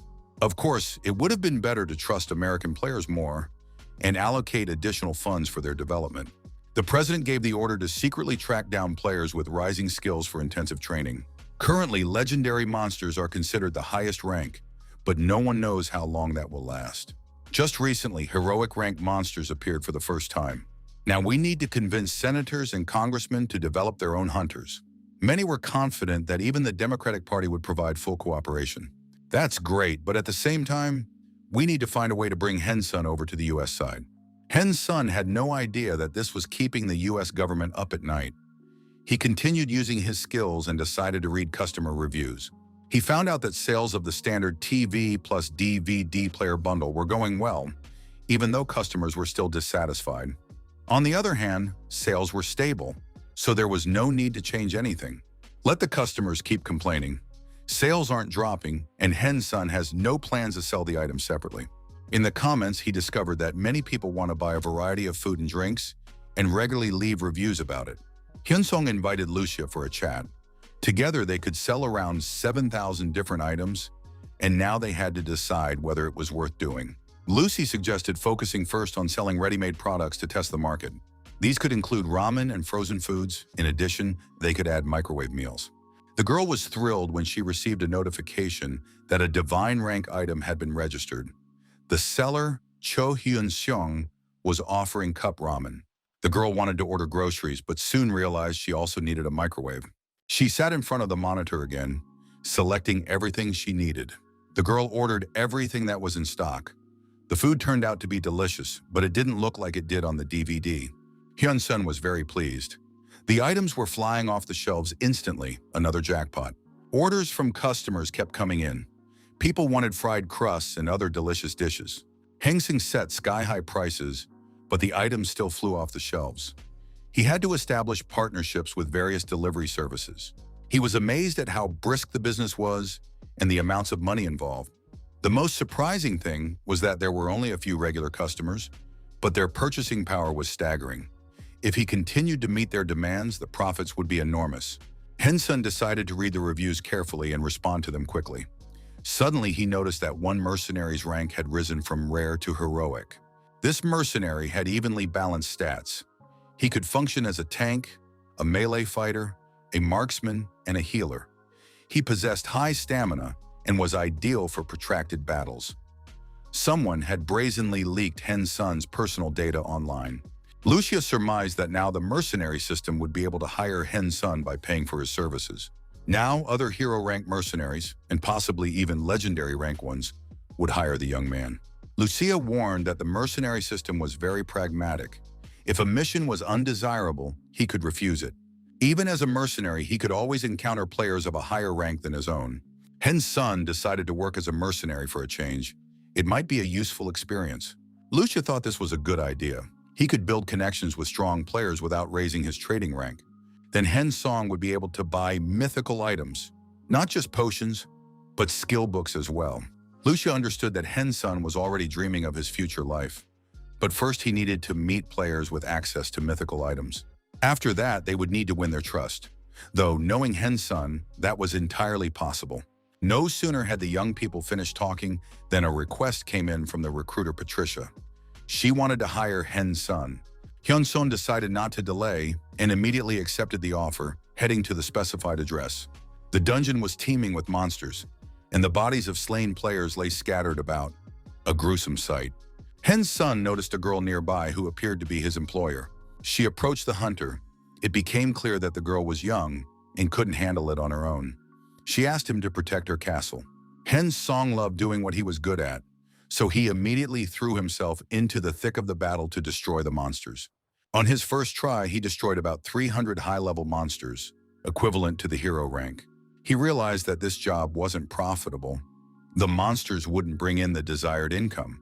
Hyun-sun turned to his employer, saying that he had already earned his pay by destroying most of the monsters. The woman was in despair and with tears in her eyes offered the mercenary all the loot from the slain monsters. She begged him not to leave and to clear the entire area. The player agreed, though he felt that the main villain here was himself. Hyun-sun continued to destroy the monsters using his skills. They couldn't harm him, but he was worried he was wasting time. Soon he noticed that these monsters had high resistance to skills. They were defensive types. So Hyun-sun decided to just hack them all down without using any special abilities. He finished them off quickly, and the area around him was littered with monster parts. Magic stones, weapons, and skill books dropped from the monsters. The pack leader lasted the longest, but Hyun-sun destroyed him too, plunging a dagger into his head. When it became clear that the dungeon had been cleared, the surviving hunters rejoiced and shouted loudly with joy. For clearing the dungeon, Hyun-sun received a title. He couldn't have hoped for anything more. The employer approached and thanked the hunter. It was her first time seeing a mercenary of the heroic rank, and she realized this was an entirely different level. Hyun-sun wanted to understand why he'd ended up with such a simple job, even though the employer was of a rare rank. The woman confirmed that she was of a rare rank and had awakened 30 years ago. Despite this, she was a weak hunter. She admitted that she lacked a lot. When she realized she couldn't handle it on her own, she scraped together all her points and hired Hyun-sun. Hyun-sun took pity on the woman who was doing work that wasn't suited to her calling or her talents. As the paid contract neared its end, the woman bowed in respect and thanked the hunter once more for his help. They said goodbye, and the woman said that if things worked out, she would be happy to invite him back. Summing up his work as a mercenary, Hyun-sun was satisfied. The job had turned out to be profitable. He had earned achievements, skill books, and magic stones, and his trust rating had gone up. On top of that, he received extra points and couldn't understand why he had ignored the mercenary system before. The young man called Lucia and told her he was back after completing the job. It turned out the girl was busy. She had gone to the supermarket with her mom to do some shopping. Henson said he would discuss the details when she returned so as not to interfere with Lucia's normal life. After her shopping trip, Lucia returned to cook dinner and spend time with Henson. Finally alone together, the young man admitted that the job had been very easy. He hadn't had to exert himself at all. But now he wanted to understand what a trust rating was. Lucy explained that it was a kind of evaluation of his work, assigned by clients. The mercenaries window displays different information depending on the rating. Henson understood. If the rating is high, the chance of getting a job increases. Lucia thought for a moment and realized why no one had hired her for so long. She had no rating. Hensong said he would continue to take on mercenary jobs. Perhaps someday he would be hired by mercenaries of the heroic or legendary rank. Unexpectedly, he received a hiring request from the recruiter Gespit.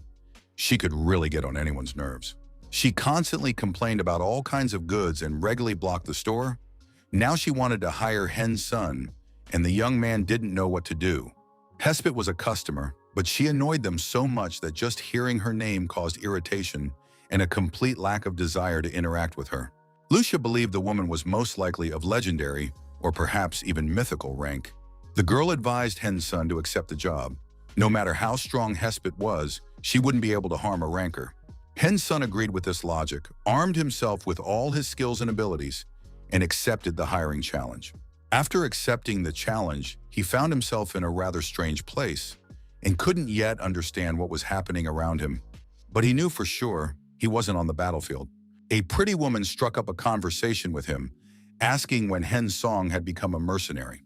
The young man was surprised. The mean and perpetually dissatisfied client actually looked very sweet. He explained that he had only recently become a mercenary, but had already completed one mission. Hespit noted that he had received a mission right away because he was popular, but Henson honestly admitted that this was his first one. Hespit thanked him for his honesty and said she had a few questions. Henson braced himself to answer and hoped he wouldn't have to lie too much. However, the questions turned out to be strange. Hespit wanted to know when the second Transformer would be released and why the sequels to other series hadn't come out yet. Hyunsong's mouth fell open in surprise. He wanted to explain that the first installment was still selling well. The situation was rather strange. He began to explain that some sequels had already been released, while others had not. At that moment, Gespit flew into a rage, and her whole body glowed with fury. She wanted to know why the sellers hadn't immediately put out the second installments that had been released. Henson realized that something strange was happening. He was being subjected to aggression, even though the system prohibited the employer from harming the mercenary. Henson calmly explained that the goods were very popular. There had been some minor delivery issues, but he would try to get them as soon as possible. This information reassured the woman. She believed that the chaos in the world was due to the absence of rulers, no kings, no emperors, and that the country was governed by those elected by the people. Because of this so-called democracy of presidents and prime ministers, there was complete chaos all around. Henson realized he just needed to agree with this woman. Hespit also mentioned that she had already studied everything about this world. The human world is full of restrictions, but in her opinion, that makes it even more appealing. Hengzung realized that she was surprisingly knowledgeable and asked if Hespit was the ruler of this world. Hespit rose from her throne and said that she was indeed one of the rulers of the demon world. Hespit approached the mercenary and said she wanted to show him something. For that, they needed to follow her. Together, they walked through the palace, beautiful with many servants, its walls hung with expensive works of art. Hespit admitted that thanks to Henson, she was constantly discovering something new and now expected the same, as she had already acquired several cell phones, watches, chewing gum, batteries, and lighters. Henson thanked the lady for her trust and said he would continue to delight her with new items. The young man admitted that Gespit was his first client and his most important VIP. Gespit was pleased.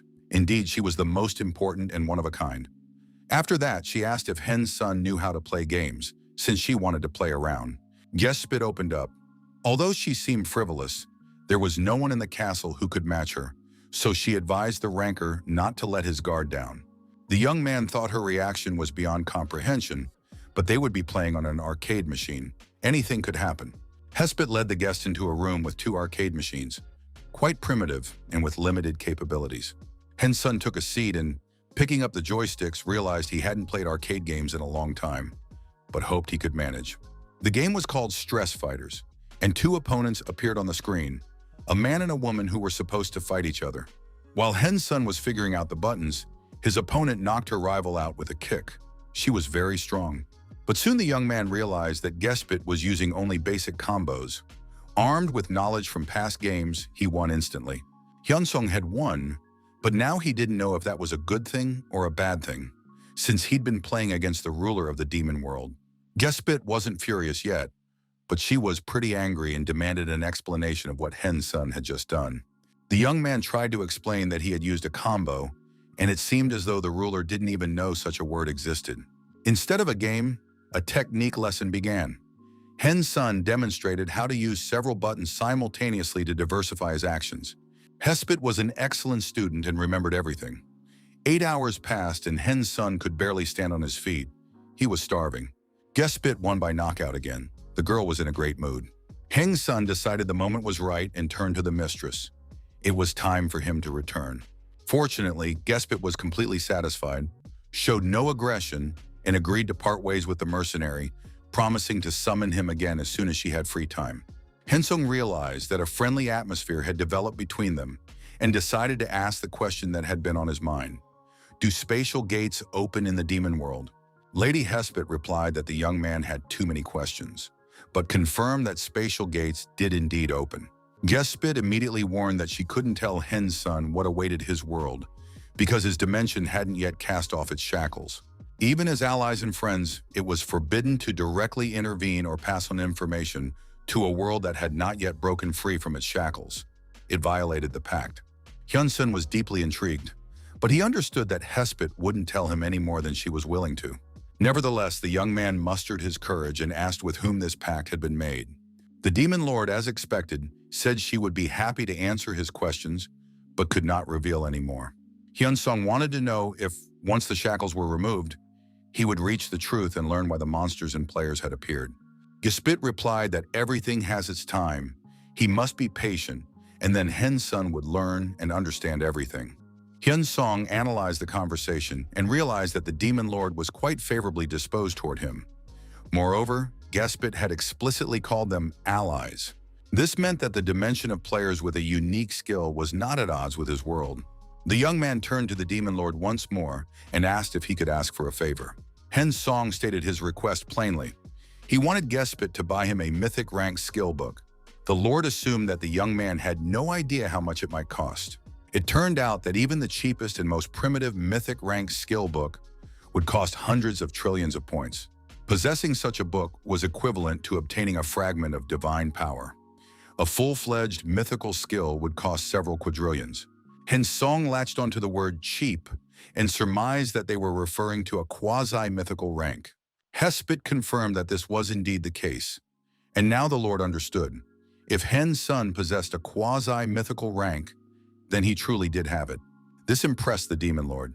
She said that thanks to Hensun, the chance for his world to break free from its shackles had increased significantly.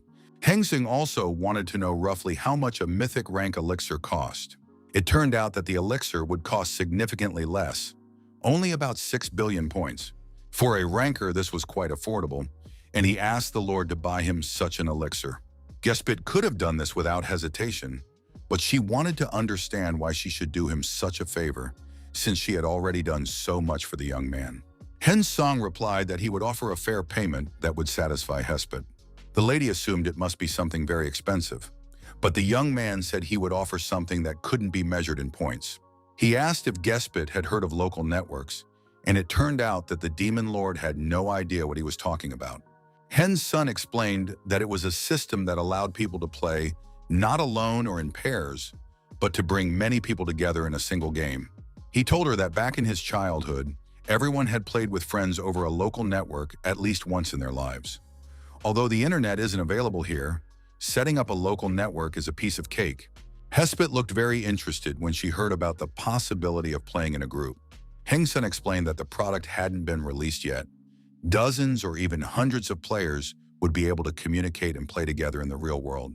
Gespit really liked the idea. She told Hen's son to bring her the equipment first, and then she would make a decision. Hyun-sung was almost satisfied and told his employer to hire him again in 3 days. After that, the young people said goodbye, and Hen's son left Gespit's palace. Once home, he checked his profile and found that just by playing games, he had earned nearly 1 trillion points. But now he urgently needed to buy the equipment to fulfill his promise to Gespit. Hyun-sung went into the living room and saw Lucia on the couch. She hadn't gone to bed but had been waiting for him to return. It was nice, but Hen's son told her not to trouble herself anymore and just go to sleep. Lucy replied that it wasn't a problem for her. She couldn't sleep anyway, and she was researching products for future sales. Hyun-sung didn't want to tell anyone about the potential opportunity, so he told Lucia that things were still a bit unclear, but the chances of success were high. However, he couldn't keep the secret from his girlfriend for long and told her everything he'd learned. Lucia also didn't know what shackles were. Since that was the case, Henson realized there was nothing he could do about it, and for now he needed to focus on becoming stronger. The next morning, he set about preparing everything necessary for the Gespit equipment. The young man had become a recognizable figure, and now company directors, hoping to collaborate with the famous ranker, were attending all his meetings. Hyun-sung purchased equipment, generators, and the necessary machinery, uploading all of it to his profile. As agreed, a few days later he received a request from Gespit. The Demon Lord was waiting for him, seated on her throne. Hyun-sung reported that he was prepared and ready to install the equipment. After a while, modern equipment, numerous tables and computers, was set up in one of the palace halls. He said that, to start with, he would show Gespit the games that were specifically designed for multiplayer. Gespit, like a student, sat down at the computer while Hyun-sung explained how to connect via the local network. To the Lord of Demons, it looked fantastic. With the help of the equipment and a special system, thousands of people could play at the same time. Besides, playing with a crowd can be really fun, but you just have to try it first. Hyun-sung said that the woman should start playing, and if she liked it, she would listen to his request. Gespit agreed and said that the ranker could return to his world for now. She would contact him when she decided it was necessary. A week passed before Hyun-sung was hired again by his VIP client. The girl admitted that multiplayer games had their own unique charm. Gespit didn't understand why. Having such an amazing thing, Hyun-sung hadn't sold it to her sooner. Hyun-sung explained that the equipment was quite bulky and consumed a lot of energy, which is why he had put off the sale. But in reality, he had to admit that the equipment wasn't even fully developed yet. Gespit understood that the guy would set a high price once official sales began, and apparently he decided to rake in the cash. But she saw nothing wrong with that. Business is business, and she handed Hyun-sung a small bag. Inside were 500 mythic rank elixirs. It was a gift, and Hyun-sung held the pouch with trembling hands, realizing that the pouch itself was legendary rank with a spatial pocket function. And 500 elixirs for maximum stat boosts were worth about 3 trillion points. An unprecedented generosity. Gespit informed him that she could acquire another batch if Hyun-sung offered a decent price in points. The Demon Lord was ready to get anything, but she had one condition. Hyun-sung was challenged to a game of Star 3X against her. The young man, of course, knew this game and understood that he could suggest a few advantageous builds to Gespit and earn some good karma. Once back home, by studying recordings of esports matches, he could profitably sell and effectively promote the topic, as well as rack up a mountain of points in the process. But first, he needed to make the game more popular and perhaps buy up a couple of companies. But first and foremost, Hyun-sung decided to look into the stats of the mythical elixirs he'd received as a gift. The young man learned that the elixir of maximum magic growth provided a return of just 1 stat point, but cost about 6 billion points, so consumables had to be used sparingly. Hyun-sung took a handful of elixirs and carried this treasure in his hands. He handed the elixirs to Lucia and confirmed that the transaction had been successful. The girl thanked him for the gift and promised that she would definitely return all the points spent on these elixirs. But Hyun-sung insisted that it was a gift and didn't want to take any points from Lucia. He advised the girl to view this as a generous gift from her master. The stronger Lucia became, the more benefits she would bring him in the future. Just then, Hyun-sung's father returned home, and the young man said that now his father could distribute the remaining attribute points. By this point, They had already drunk all the potions, so there were no more restrictions. Hen's son asked his brother if they could open the status window yet. After that, the young man gave a lesson in computer literacy, explaining where to click and how to drag things around. In the end, the guy managed to do it, and everyone was absolutely happy, calling him a champ. Hyun-sung spent some time in the office, carefully studied the documents, and realized he was almost done with America. Now he could move on to Canada. But first he had to finish shopping around for companies. Hen's son met with representatives from various firms, and everyone was at a loss as to why the Immortal Guild was buying up software. Besides that, Hen's son regularly cleared dungeons with Liuxia and leveled up. He reviewed the stats again and decided to put off improving his skills for the time being. The young man noticed that both on Earth and in his world, the prices of skill books had skyrocketed, a consequence of mass buying. Hen's son browsed the shop some more and found a low-level golem for sale. Though a bit pricey, it had a fixed level, meaning it couldn't get any stronger. But it was already possible to buy advanced level 600 golems, though the price for them was astronomical. Such a creature would be the perfect bodyguard for his mother and sister, so Hen's son chose a mid-tier level 4 golem. Its price wasn't outrageous. Hyun-sung made this purchase, thinking you can never have too much of a safety net, and a black and blue sphere appeared before him. He looked at the sphere with curiosity, not knowing what it was or how to use it.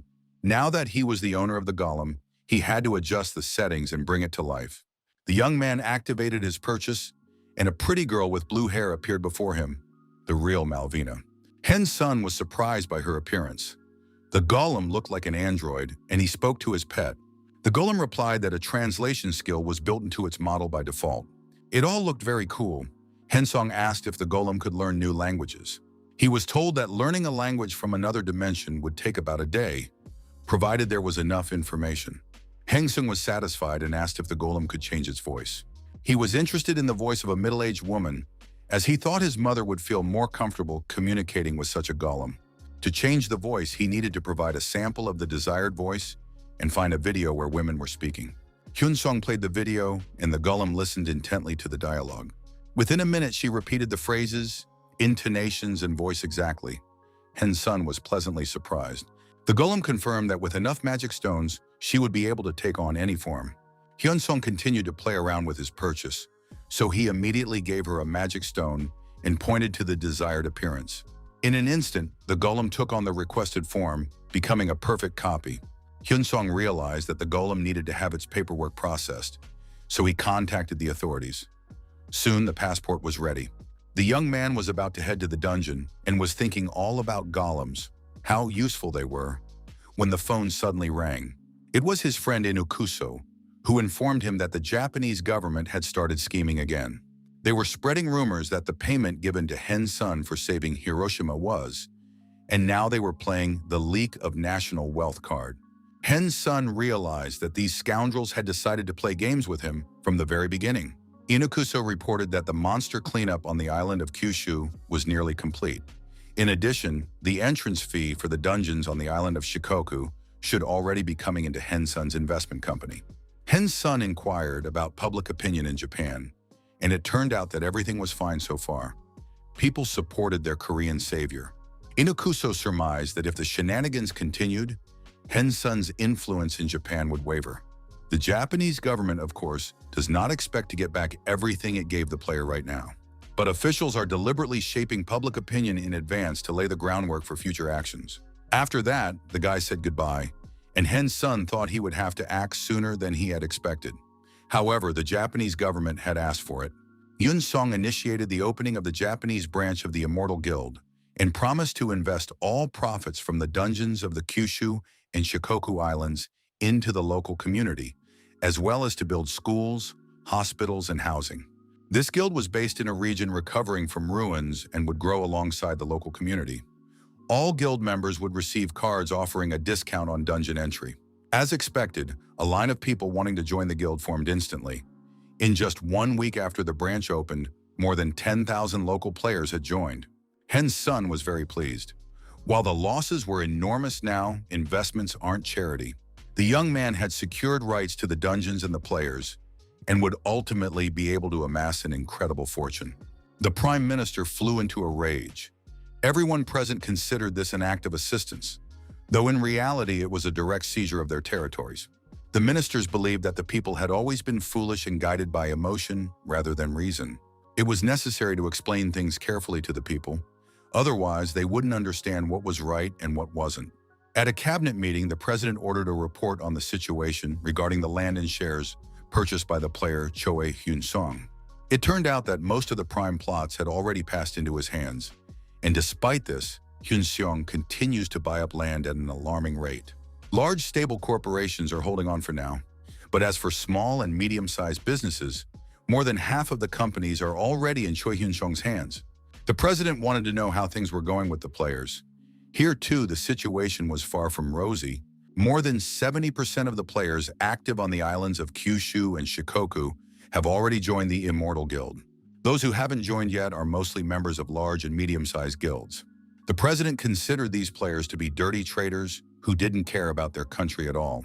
But the minister believed that Hensun's strategy had proven too effective. Thanks to the 30% discount on dungeon entry, rumors were already spreading that not joining the guild meant you were a complete idiot. Moreover, an exodus of members was already taking shape in the large and medium-sized guilds. It was unclear why the players didn't realize they were simply being pulled over. All of this was recorded on the recording devices while the meeting was in progress.